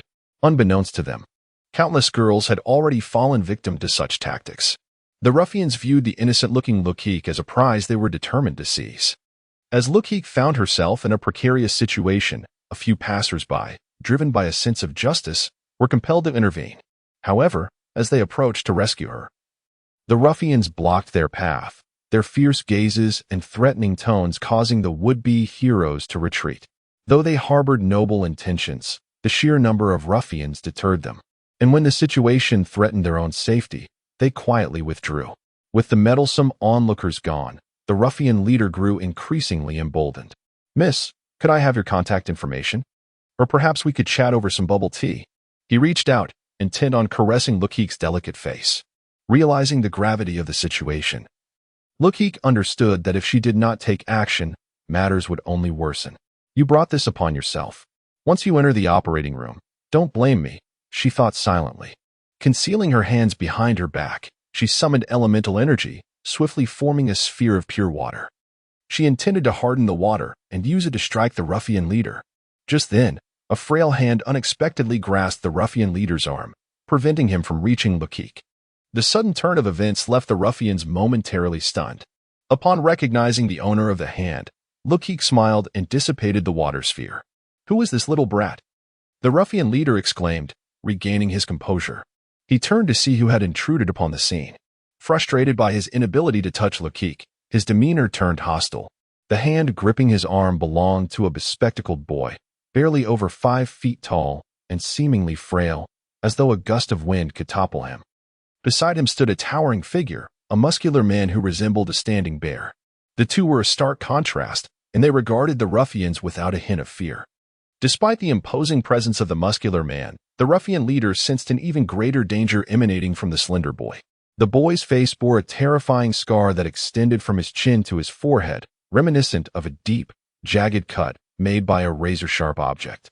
Indeed, the two unexpected figures were Jiu Yuan and Wei. After enduring a series of extraordinary events, their once innocent appearances had been replaced by a demeanor of maturity and composure. "My friend," Jiu Yuan said with a smile, "I suggest you and your companions leave swiftly. Otherwise, the consequences will be yours to bear." His tone was calm, yet it carried an undercurrent of authority. The ruffian leader swallowed hard, instinctively attempting to pull his arm away, only to find himself unable to break free from Jiu Yuan's grasp. The seemingly frail arm concealed a strength far beyond the ordinary. "Who are you?" the ruffian leader asked, furrowing his brow in confusion. Jiu Yuan offered no reply, merely shaking his head as he prepared to lead the ruffian away. At that moment, the ruffian leader swung a punch toward Jiu Yuan's abdomen. The sudden attack, while failing to inflict harm, caused Jiu Yuan to loosen his grip slightly. Seizing the opportunity, the ruffian leader broke free. Though he recognized the two before him were formidable opponents, he was unwilling to abandon the prize that was Luokeke. With a sweeping gesture, he commanded his companions to encircle away and Jiu Yuan. "Damn it. I've encountered a tough nut," the ruffian leader spat, instructing his gang, "Let us take them down together." Observing the advancing ruffians, Jiu Yuan shook his head in resignation. "Away. Shall you take the lead, or shall I?" After a moment's contemplation, Away replied, "Time is of the essence. Let us work together and end this swiftly." "Agreed." Jiu Yuan nodded, casually counting the number of ruffians. 8 in total. We can each handle 4. It's the perfect opportunity to showcase our abilities to Luokeke. The nonchalant demeanor of Zhou Yuan in a way provoked the ire of the ruffians. The leader gritted his teeth and clenched his fists, charging toward Wei. Despite Zhou Yuan's slender frame, an inexplicable aura of intimidation surrounded him, causing the ruffian leader to target Wei instead. Take one down first, the rest won't withstand a coordinated assault, he thought. Emboldened by this strategy as he swung his fist toward Wei. However, Wei did not evade the punch. He showed no inclination to defend himself. He stepped forward, drawing a slow arc on the ground with one leg, while his arms moved in a leisurely, flowing motion. Wei's movements bore an uncanny resemblance to the graceful art of Tai Chi. Isn't that what old men practice in the park? The ruffian leader mused, his punch still unwavering. In the minds of ordinary ruffians, Tai Chi seemed little more than a form of exercise. Yet, the moment his fist made contact with Wei's hands, the ruffian's understanding of reality was irrevocably shattered. The rapid fist struck against his palm, yet it bore no consequence. All effortlessly deflected the assault and, in a fluid motion, drew the gang leader closer, gently pushing him away, sending him flying. Thud! The gang leader collided forcefully with one of his companions, although he sustained no injuries. A flicker of defeat ignited within him. He sensed that while Aw's strength was not overwhelming, it possessed an irresistible finesse. Chapter 130. A tale of two transformed individuals yet. Sister Kiki remains as formidable as ever. What are you standing there for? Go on. The gang leader, increasingly agitated, urged his companions with mounting fury. The other thugs, seeing their leader's wrath, could only muster the courage to charge at Wei. However, no matter how they attacked, they could not truly reach Wei's form. Wei leisurely swung his arms, effortlessly repelling each assailant with every collision of fist and feet. Upon closer inspection, one would discern that Wei's every move was a technique derived from Tai Chi. After completing a full set of movements, Wei returned to his original stance, leaving behind a complete Tai Chi diagram etched beneath his feet. Goodness! The gang leader stood in stunned silence, witnessing this spectacle. Wei loomed before the thugs like an insurmountable wall, his expression calm as he regarded them. Meanwhile, Zhou Yuan was not idle. His adversaries were a tattooed thug and his minions, armed with wooden sticks and wrenches, clearly well prepared. Therefore, Zhou Yuan did not hold back as Wei had. His attacks were unstructured, yet bolstered by the robust physique of an adventurer. He easily subdued the tattooed thug and his lackeys. Each punch and kick he delivered struck precisely at their vulnerable points, targeting noses, chins, abdomens, and knees. Within a mere few minutes, Zhou Yuan had knocked down 4 of the thugs before him. Some were left with broken bones, others unconscious. Only the tattooed thug remained relatively unscathed, his brow furrowed as he fixed a piercing gaze on Zhou Yuan. Phew. Done. Zhou Yuan exhaled in relief, paying no heed to the tattooed thug's stare. He brushed off the dust from his clothes and turned to greet Luokeke. As level 2 adventurers, both Zhou Yuan and Wei possessed certain privileges. Under legitimate circumstances, they could subdue a specific number of individuals and alert the Adventurers Association for further handling. This way, they could avoid lengthy police reports. Luokeke shared such privileges, albeit her adventurer rank was a notch lower than that of Zhou Yuan and Wei, rendering her advantages less effective. Just as Zhou Yuan turned back, the tattooed thug suddenly sprang to his feet, gritting his teeth, and pulled out a folding knife from his pocket, thrusting it towards Zhou Yuan without hesitation. However, just as the thug's dagger was about to pierce Zhou Yuan's flesh, he abruptly halted. A silver-gray dagger had materialized at his throat, wielded by none other than Luokeke, the target of the thugs. Get lost, or perish. Luokeke's chilling voice pierced the air, accompanied by an overwhelming aura of menace, the aura of a killer. The tattooed thug swallowed hard, fully aware that Luokeke was not jesting. Such a murderous intent was something he had only encountered in high-security prisons. He nodded repeatedly, signaling his intent to flee. Without a backward glance, he bolted, disregarding his fallen companions. Seeing the tattooed thug flee, the remaining thugs near Wei hastily followed suit. With the threat averted, Zhou Yuan and Wei breathed a sigh of relief, dispersing the onlookers before gradually approaching Luokeke. Fortunately, we arrived in time, Wei commented with a hint of naivety. Otherwise, they would have surely been dealt a severe blow by Kiki. Indeed, Zhou Yuan nodded in agreement. In their minds, Luokeke's prowess far surpassed their own. Thus, Their intervention was not merely to rescue Luokeke, but rather to spare the lives of the thugs. Jiyuan, you made a misstep just now, Luokeke remarked as she sheathed her silver dagger. That fellow's ambush was marked by a clear intent to kill. Failing to perceive it would be a grave oversight. Upon hearing this, Jiyuan shrugged helplessly. What can I say? I'm not exactly skilled in close combat. He pointed to his head, explaining. It's only natural that my instincts fell short. Luokeke acknowledged with a nod, choosing not to elaborate further. From this brief skirmish, she could gauge the current abilities of the two. To evolve from ordinary individuals to this caliber within a week was indeed commendable. Luokeke lifted her small black cat, Tushiwei, and waved to the two. Let's go. It's getting late. If we delay any longer, we want to reach the village before nightfall. The two nodded in agreement and set off with Luokeke in search of transportation. At the bus terminal, the vehicles were primarily heading into the city. To reach the mountainous region, Luokeke and her companions would need to charter an entire vehicle. For Luokeke, a wealthy young girl, this was a trivial matter. However, when the drivers learned that their destination was Fomin Village, they all declined her request.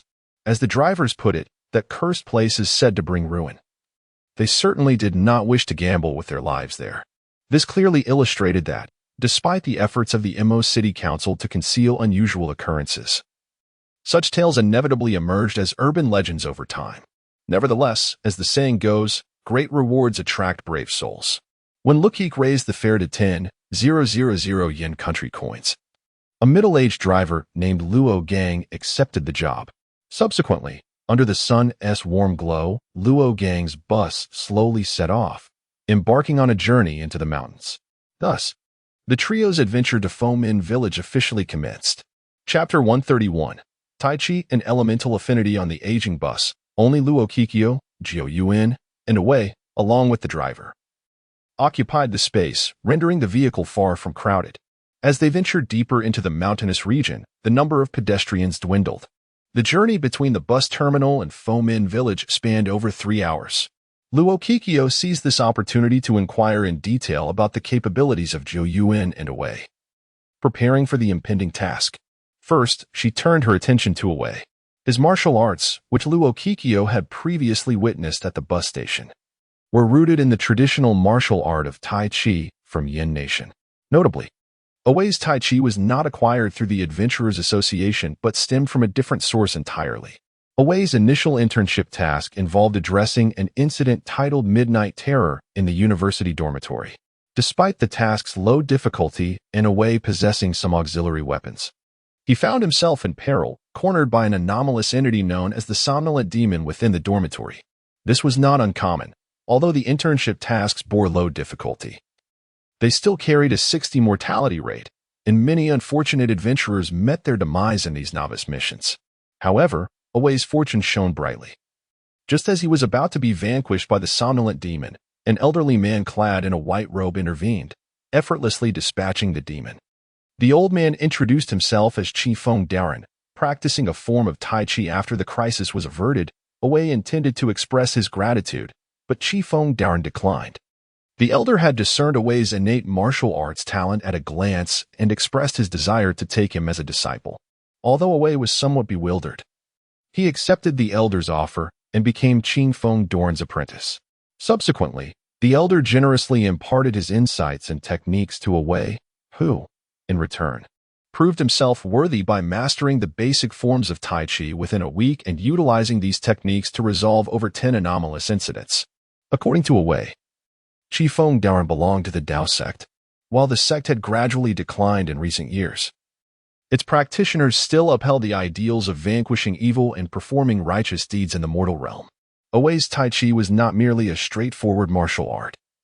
Each movement was intricately connected to the formations beneath his feet. The levels of Tai Chi formations ranged from low to high, classified as Liangyi, Xixiang, Bagua, and Taiji. With each advancement, the patterns beneath his feet would undergo transformation. Currently, Away had attained the foundational level of Liangyi, enabling him to inscribe a Liangyi diagram as he executed his techniques. Upon completing the formation, standing within its bounds granted him an enhancement of power. The Liangyi diagram consisted of 2 areas, the black side representing Yin and the white side representing Yang. standing on the Yin side bolstered Away's defense, while positioning himself on the Yang side augmented his attack. As the formation level advanced, the benefits Away could derive would multiply. In essence, Tai Chi was an exceptionally practical martial art with versatile attributes, unfettered by environmental constraints. With his mastery of Tai Chi, Away had acquired a reliable skill set in this world fraught with anomalies.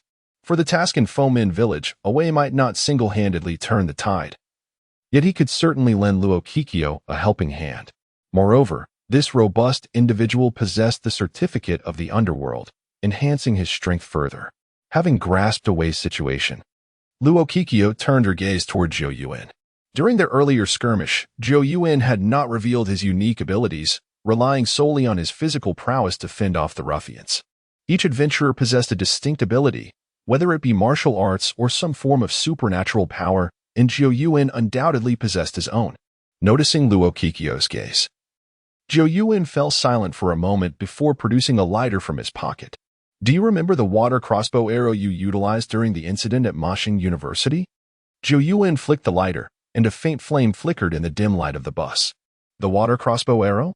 Luokeke paused momentarily, then recalled the arrow she had used during the second challenge at Moshing University, where she had saved her fellow students with an arrow infused with blue petals.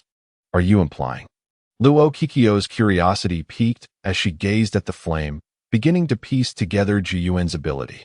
Indeed, Zhou Yuan smiled and nodded. He extended his finger, causing the flame to sway gently. Your ability left a lasting impression on me. After completing my internship task, I exchanged my contribution points for a skill called elemental affinity. Zhou Yuan maneuvered the flame onto his palm, molding it into a small fireball. Of course, this ability pales in comparison to yours, and my talent is rather lacking. Currently, I cannot wield elemental powers effectively, so I also acquired a method to strengthen my physique. Upon finishing his explanation, Zhou Yuan shook his head in resignation, causing the small fireball in his hand to flicker and extinguish. After listening to Zhou Yuan's account, Luokeke understood why he had resorted to physical combat against the thugs. Although Zhou Yuan's elemental affinity allowed him to manipulate elemental forces, it was vastly inferior to Luokeke's elemental mastery. The discrepancy in their abilities was evident from their names alone, one signifying affinity and the other mastery, placing them on entirely different tiers.